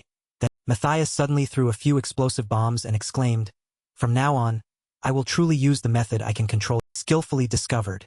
Lean decide to avoid. Unlike bombs controlled by drones, these are hand-detonated. They explode on contact. He continued to throw other hand-detonated bombs. Peter was a little startled but skillfully dodged them. His face began to tense. He muttered, this has really exceeded the limit. That kid moves faster and more accurately than I. The places where the bombs hit were blown to smithereens. Matthias continued to throw bombs at Peter smugly. At this moment, Kim Sung-gu must be feeling death. He couldn't help but wonder when he saw the expression on his face. There was no fear or despair. But why? Why could he be so? Zuna saw that the situation was a little disadvantageous and worriedly muttered, I had everything prepared, all set. But now Matthias is getting closer and closer. It will be difficult for him to dodge and she was startled. Wait, where is Matthias approaching? He asked from what are you going to do? He and Peter were separated by only a table. He smugly said, the distance between us is only an arm's length. You have no more room to dodge. He replied softly, yes, the distance between us has gotten close. Peter placed his hand on the table and smiled meaningfully. But that's perfect. After grasping the situation, he analyzed. When a bomb explodes within a 1-meter radius, it becomes extremely dangerous. In other words, if I'm in danger, you won't be an exception. That's why I chose this method. Hearing, Matthias jumped in shock. What is that guy? Suddenly, Peter pushed the table forcefully towards where Matthias was. By reflex, Matthias threw several hand-detonated bombs to destroy. Taking advantage of the blind spot created by the explosion, landed a knee strike directly to Matthias. The surest way to take someone down is close combat. Fortunately, he was fast enough to block it. Otherwise, this handsome face would have been battered. The blow was quite strong, sending Matthias sliding across the. His face showed shock. He muttered. He even realized that the only weakness of bombs is close combat at very close range. If he knew, wouldn't attacking me like this be too risky? Isn't he afraid it'll detonate the bombs? Who is this? Peter picked up a trash can and said, don't be surprised. He swung the trash can with all his might at Matthias, because everything has just been. Hearing this, he smirked, finding it a little interesting change. In the desert, Dorothy's voice echoed, what do you think? She was petting some rabbits curiously. Will anyone be able to face that Matthias? Philip replied, in combat, the destructive power of explosives is absent. He was observing something through binoculars, but everyone has a weakness, like Achilles' heel. Dorothy was a little confused. Can you explain more? Philip said, Achilles' heel. No matter how skilled you are, there's a fatal weakness. Dorothy was curious.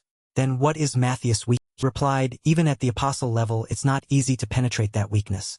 If you go beyond that level, perhaps it will be scene change. I faced many opponents. Only one person's cunning has never been discovered, but that was in the past. I was still an apostle. Now, the story is completely Kim's son, a low-ranking assassin, Glory. He neutralized the way I planted, and even his biggest weakness, close combat, was seen through by him in just one. But what else is? Peter rushed forward with the trash can, shouting, you watching for vid? The game has just been. He struck with such force that the trash can was. Matthias' head seemed to have been enlightened by the. He felt a bit confused, muttering, a trash can? What can you do with? Peter took the trash bag out of the. Swift as lightning, he used the trash bag to cover Matthias. He incomprehensibly muttered, A trash forcefully threw him towards the books, like bowling up. Zuna watched from behind, thinking, I used to think Matthias was scary, but without bombs he can't do anything. At this rate, Sun Gu will definitely. He used his strength to throw the book towards the wall as if throwing a bowling. Zuna, observing from behind, thought to herself, I thought Matthias was scary, but he's useless without bombs. At this rate, Sun Gu will surely. Suddenly, she was startled in surprise. What is? Looking at Matthias with a trash bag on his head, posing, Zuna couldn't help but be surprised. He still. Tattoos of countless words appeared on his face. He spoke, you're right. If it weren't for the bomb, Glory's apostolic position would have been too much. Matthias tore off the trash bag on his head, grinning, but now the story is different. Isn't it, son? He saw Peter trembling. His voice was full of schadenfreude. You can barely stand now, let alone. Matthias smoothed his hair, arrogantly saying, and I will tell you an even more desperate. Her face showed clear worry, stuttering, impossible. Is he really going to? He licked his lips grotesquely and exclaimed. Swarms of drones appeared and flew towards Matthias. He spread his arms in triumph. Have solved the BCI overload. Matthias' face was like a madman's. His voice suddenly lowered. You, Kim Sun-gu, are the most excellent among the opponents I've ever. It's as if you are the embodiment of Peter, the most omnipotent person I've ever heard. He licked his lips again, lewdly, controlling the surrounding drones, and said, even if Peter were here, he would still have to submit to my Zuna saw the situation was not. Sun-gu is in danger. I've only been able to hinder him, but I can't just stand by and watch. She grabbed her weapon, shouted, and rushed toward Gu. Matthias looked at Peter's exhausted state after the last blow, his voice full of sarcasm.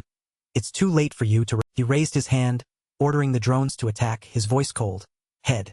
A powerful light, shining towards Zuna's. She cried out in tears, help. When she saw the drones aiming at the ceiling and instead of Peter's, Matthias' eyes widened in following that, a series of other drones he couldn't believe his eyes, exclaiming, impossible. The BCI is back to perfect operation. Why?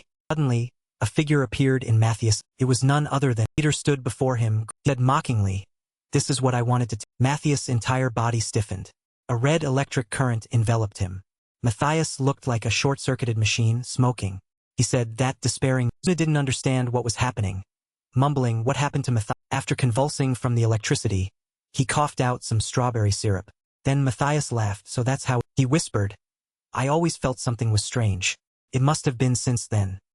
Matthias thought back to his actions when fighting Peter and then realized, not that you couldn't avoid that bomb, but that you didn't avoid. And approaching me and bleeding everywhere were all Kim Sun-gu's intent. Hearing this, she was a little surprised. What? He said all that was Sun-gu's intent. He also realized another thing. That's right. Blood contains a lot of ions like sodium and potassium. It conducts electricity better than. He thought to himself with some disagreement, that alone can't explain it.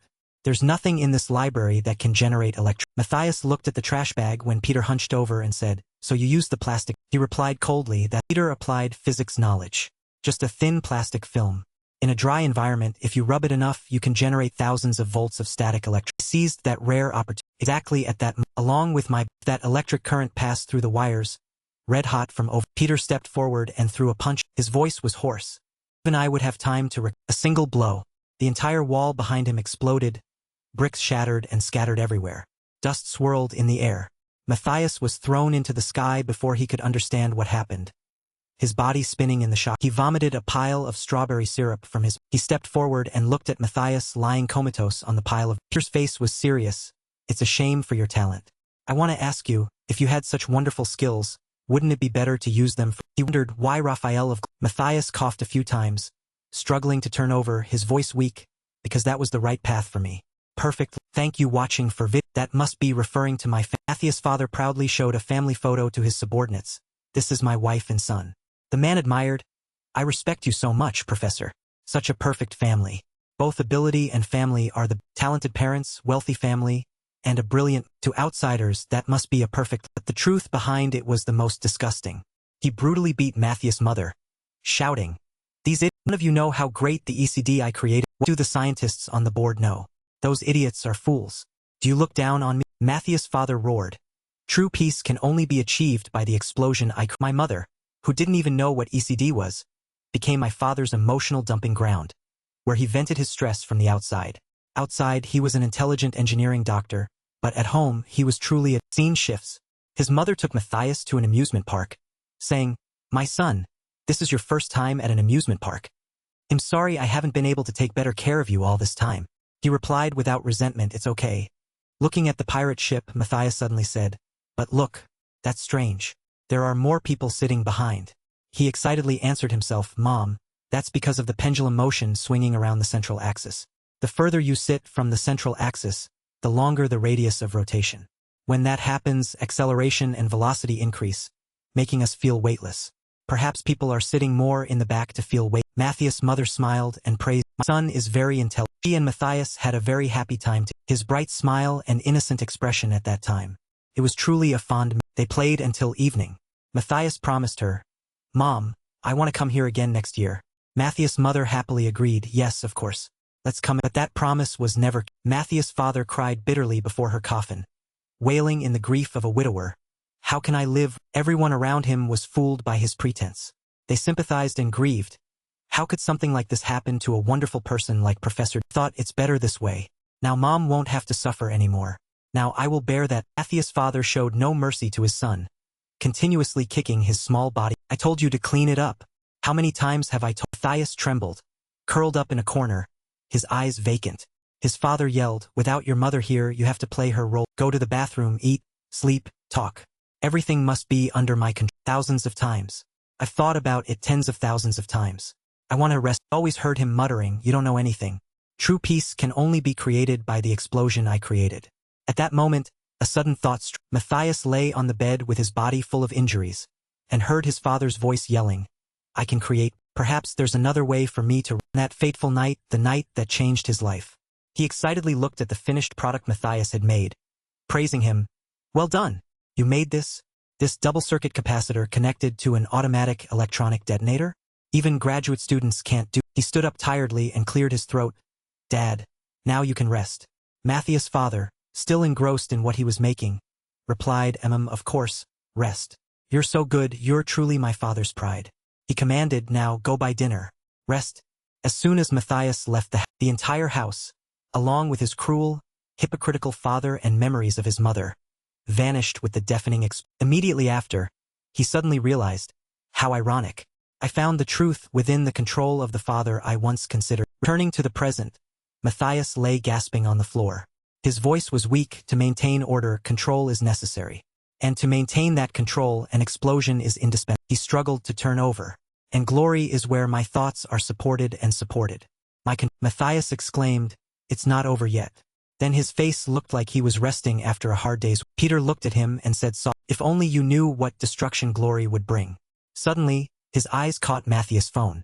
On the phone was a call from Raf. This made Peter a little curious. He put on his mask and mumbled, I have to get what I need and finish quickly. Then Peter activated his voice. He mimicked Matthias' voice and answered the phone. Yes, Raphael? On the other end, Raphael asked what happened. How is Peter? He replied, I met Peter. That curious guy. Did you kill the old Raphael in a luxurious building? Reported from the phone. This old man is beyond my imagination. I might not be able to fight him my whole life. Hearing this, the man replied, oh, Raphael suddenly roared. That old man is dealing with me? What the hell did that damned old man do? I can't even see his voice was a bit mocking. Oh boss. Wait a minute. I've prepared something you'll surely be satisfied. The man was curious. What is it? Hurry up and give it to me. I'm going crazy. I won't let that old man. Peter played his trump card, grinning, and switched to his real voice. It's me, he said intimately. Long time no see, Raphael. Raphael's eyes became frenzied upon hearing this. His mouth opened wide, grotesque. The scene shifts. Outside, angry citizens shouted. They're here. The terrorists are here. How can a human be so cruel? Go to hell and pay for your. Live television reports an emergency on the afternoon of the 15th. A group of unidentified terrorists attacked a school in Seoul. Angry onlookers shouted. Expose their faces to society. How long are you going to protect human rights for criminals? This rotten country will perish sooner or. The reporter at the scene reported. They carried thousands of small bombs and continuously planted and detonated them within the school grounds. However, according to the latest news, except for 2 casualties, all students and staff in the school survived safely. Notably, all the terrorists were successfully apprehended. There were many onlookers at the scene. The reporter continued, although it's still unclear who eliminated them and how, parents and citizens were extremely excited by the hero's performance. Matthias was escorted out by the police. The reporter speculated that he seemed to be the reporters rushed to ask questions. Please say a word.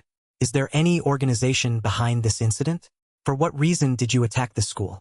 The police, annoyed, shouted, Get out of the way, I need to. The people still ran after them, asking for information. Please tell us. For what purpose did you cause this again? The police yelled irritably, Get out of the way. But in reality, the person being escorted was not Matthias. The dangerous battle with Matthias had ended. Matthias, after losing all his strength, was imprisoned by the Deha. People in the laboratory exclaimed, The person's BCI signal is too strong. It's causing serious interference. Increase the voltage to the maximum. Records of the disturbance remained on the school ground. Jaiwin, after hearing the news online, became furious and slammed the table, shouting, Oh my god. Really? Am I a garbage collector? I'm always doing this stupid stuff. Peter, what's so great about him? Call them all here. I'm so angry. It's disgusting. Get me some beer. Like master, like servant. Even he's getting angry. Thanks to Jaiwin's angelic help, everything was erased. But even Jaiwin couldn't erase the looks of many students. Aizian was threatened by Go Young and goes from behind. He answered the interview, sweating, We really didn't see anything. With the students' cooperation, this matter was resolved. He tried hard to massage the boy's legs, but Go Young coldly said, Captain Ma Po, is this all you can do? Aizian immediately strained himself and replied, I can do. Go's lying beside him pointed to himself and said, Big brother, I need a machine too. Let's stop and let me take over. Captain Ma Po is coming this way. Let's act.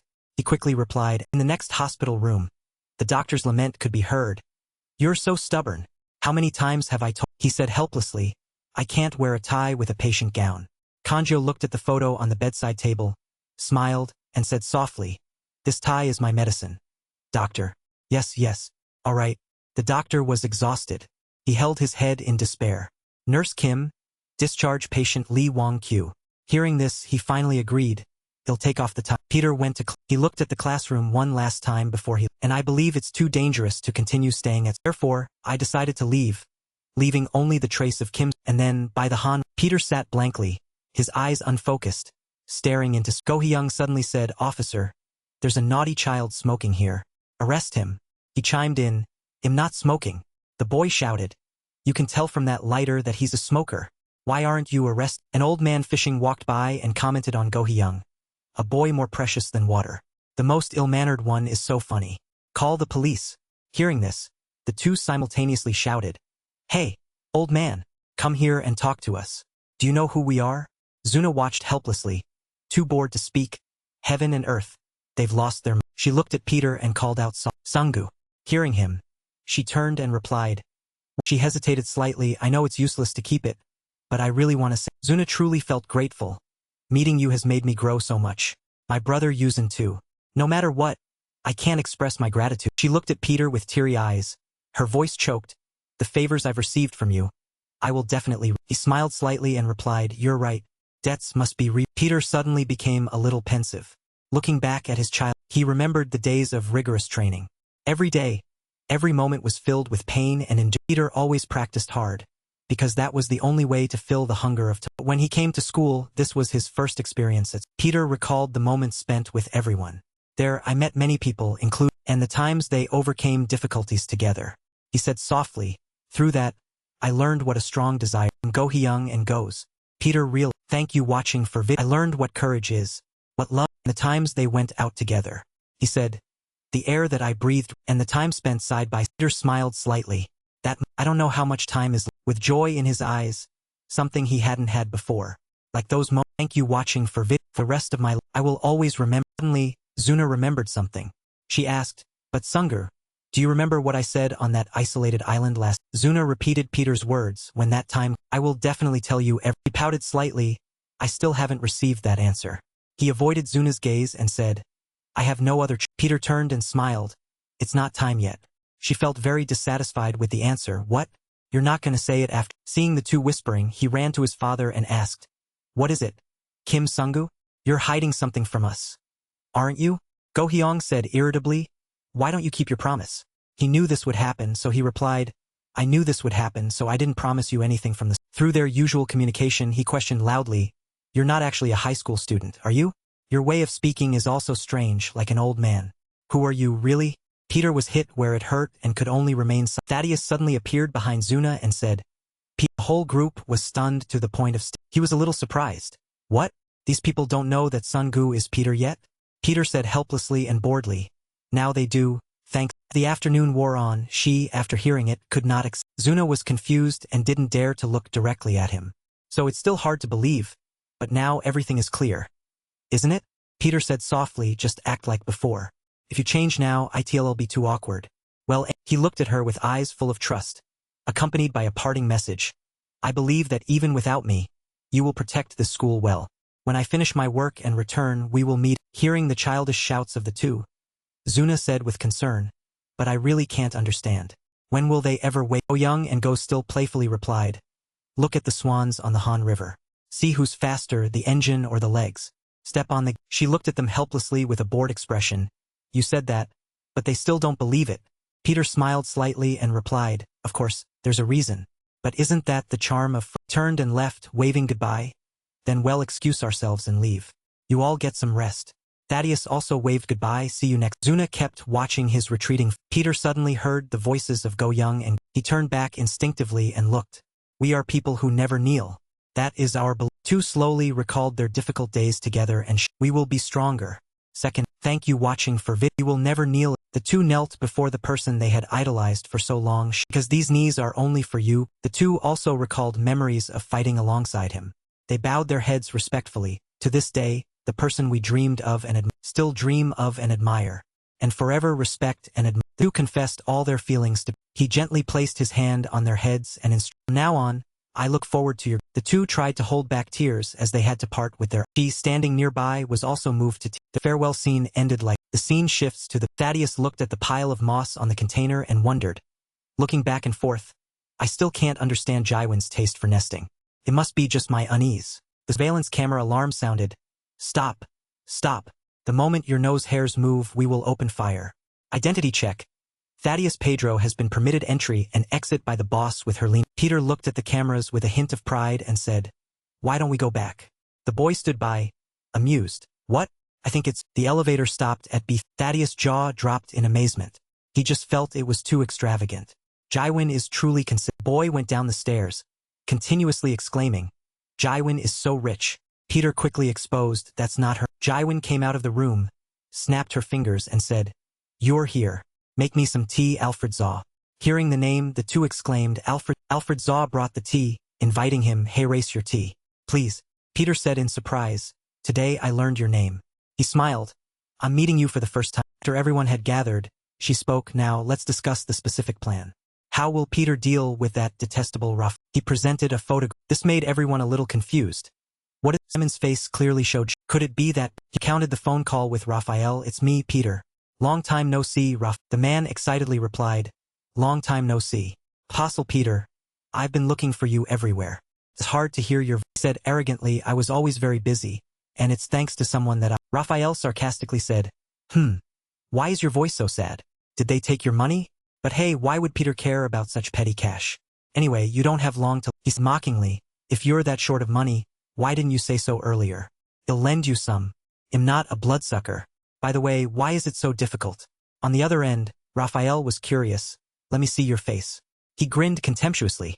Don't you know? If you want to see me, get a number. Peter didn't want to be outdone either. Too bad, you won't be able to see me. The waiting order is probably about 100,000. The man chuckled. Then I have no choice. I really cherish this. Raphael sent a... He evocatively said, what do you think? Even though the photo is a bit old, isn't our daughter beautiful as she... He guessed that Peter would be shocked to see the photo of our... The more he looked at the... Peter wanted to tear Raphael into 100 pieces. He roared the man's name in rage. Peter's loud roar made him flinch and quickly move the phone away. Then Raphael asked again, what do you... Will the waiting order be reduced at all by doing... He challenged on the phone, if you're a man, you're qualified. Just... Peter truly couldn't maintain his initial composure. He roared in anger. I will personally find you. Because I will tear your mouth. After hearing this, he was somewhat doubtful. So Hannah is still alive? He said softly. Thank you watching for vid. Only G1 disagreed. I've always said it.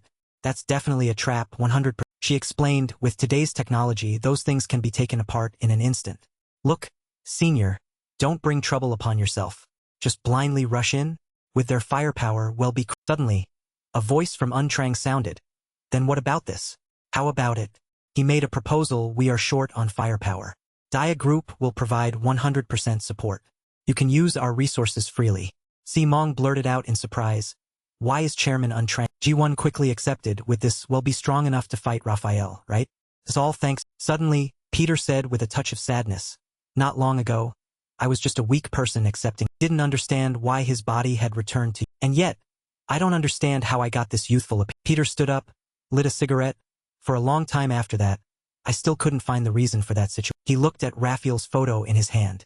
However, Raphael is brewing wicked schemes, and Hannah might be at the end of that path.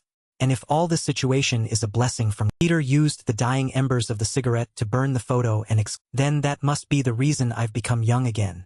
His eyes turned cold, his voice full of determination. I will dedicate this humble life of... The scene shifts. Dorothy said with annoyance, what is this? Why is it like this? Someone open the door. Use this. This building just cares about useless security.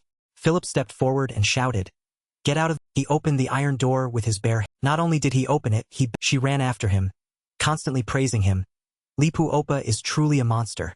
Every time I look at him, I ask if he's... Raphael sighed and lamented. That door was expensive. Philip said. Report. Matthias failed his mission and his whereabouts are unknown. Peter seems to be building an apostolic alliance on that, predicting a considerable force. He wondered, so now it's going to be an alliance versus alliance. All of them thought this, as expected of, how will that old man deal with these apostles equipped with advanced technology? The fact that he crushed them all is truly astonishing. But Peter would never dream of. His snake-like eyes lit up, his voice hoarse. I wonder what kind of hell will finally await the old... Scene shifts. She said with some doubt, but Senior, aren't we a little strange? You mean in terms of numbers? He sat next to her and arrogantly pointed at himself. Don't worry. They'll handle... Peter said softly, who... Maybe someone will appear to compensate for the lack of manpower. She was confused. What? Suddenly, someone's voice exclaimed. What is... Little boy wondered. The door here is locked and I can't get in. What should I do? Hey, is no one in there? If you've called someone, you should come out and greet... Nathaniel spoke. Let me try. He said with some worry. You can't. The child is not well. What can he... Ignoring the advice, he used his bare hands to open the door. The little boy panicked. Oh my God. I told you not to. Nathaniel was like a soaring eagle. He broke the door in an instant. He was stunned by the... Nathaniel was a little dissatisfied. My body definitely hasn't returned to normal. He couldn't control his curiosity about this new body and said, I can't stand it anymore due to curiosity. What will this new form, reborn, be like? Subscribe to the Lala School channel to not miss any exciting videos. Subscribe to the Lala School channel to not... Nathaniel was slightly displeased. My body definitely hasn't returned to its previous... Couldn't control his curiosity about this new body. He spoke up. I can't stand it anymore due to excessive curiosity. What will this reborn form be like? Subscribe to La La School channel. Don't miss any exciting videos. Subscribe to La La School channel.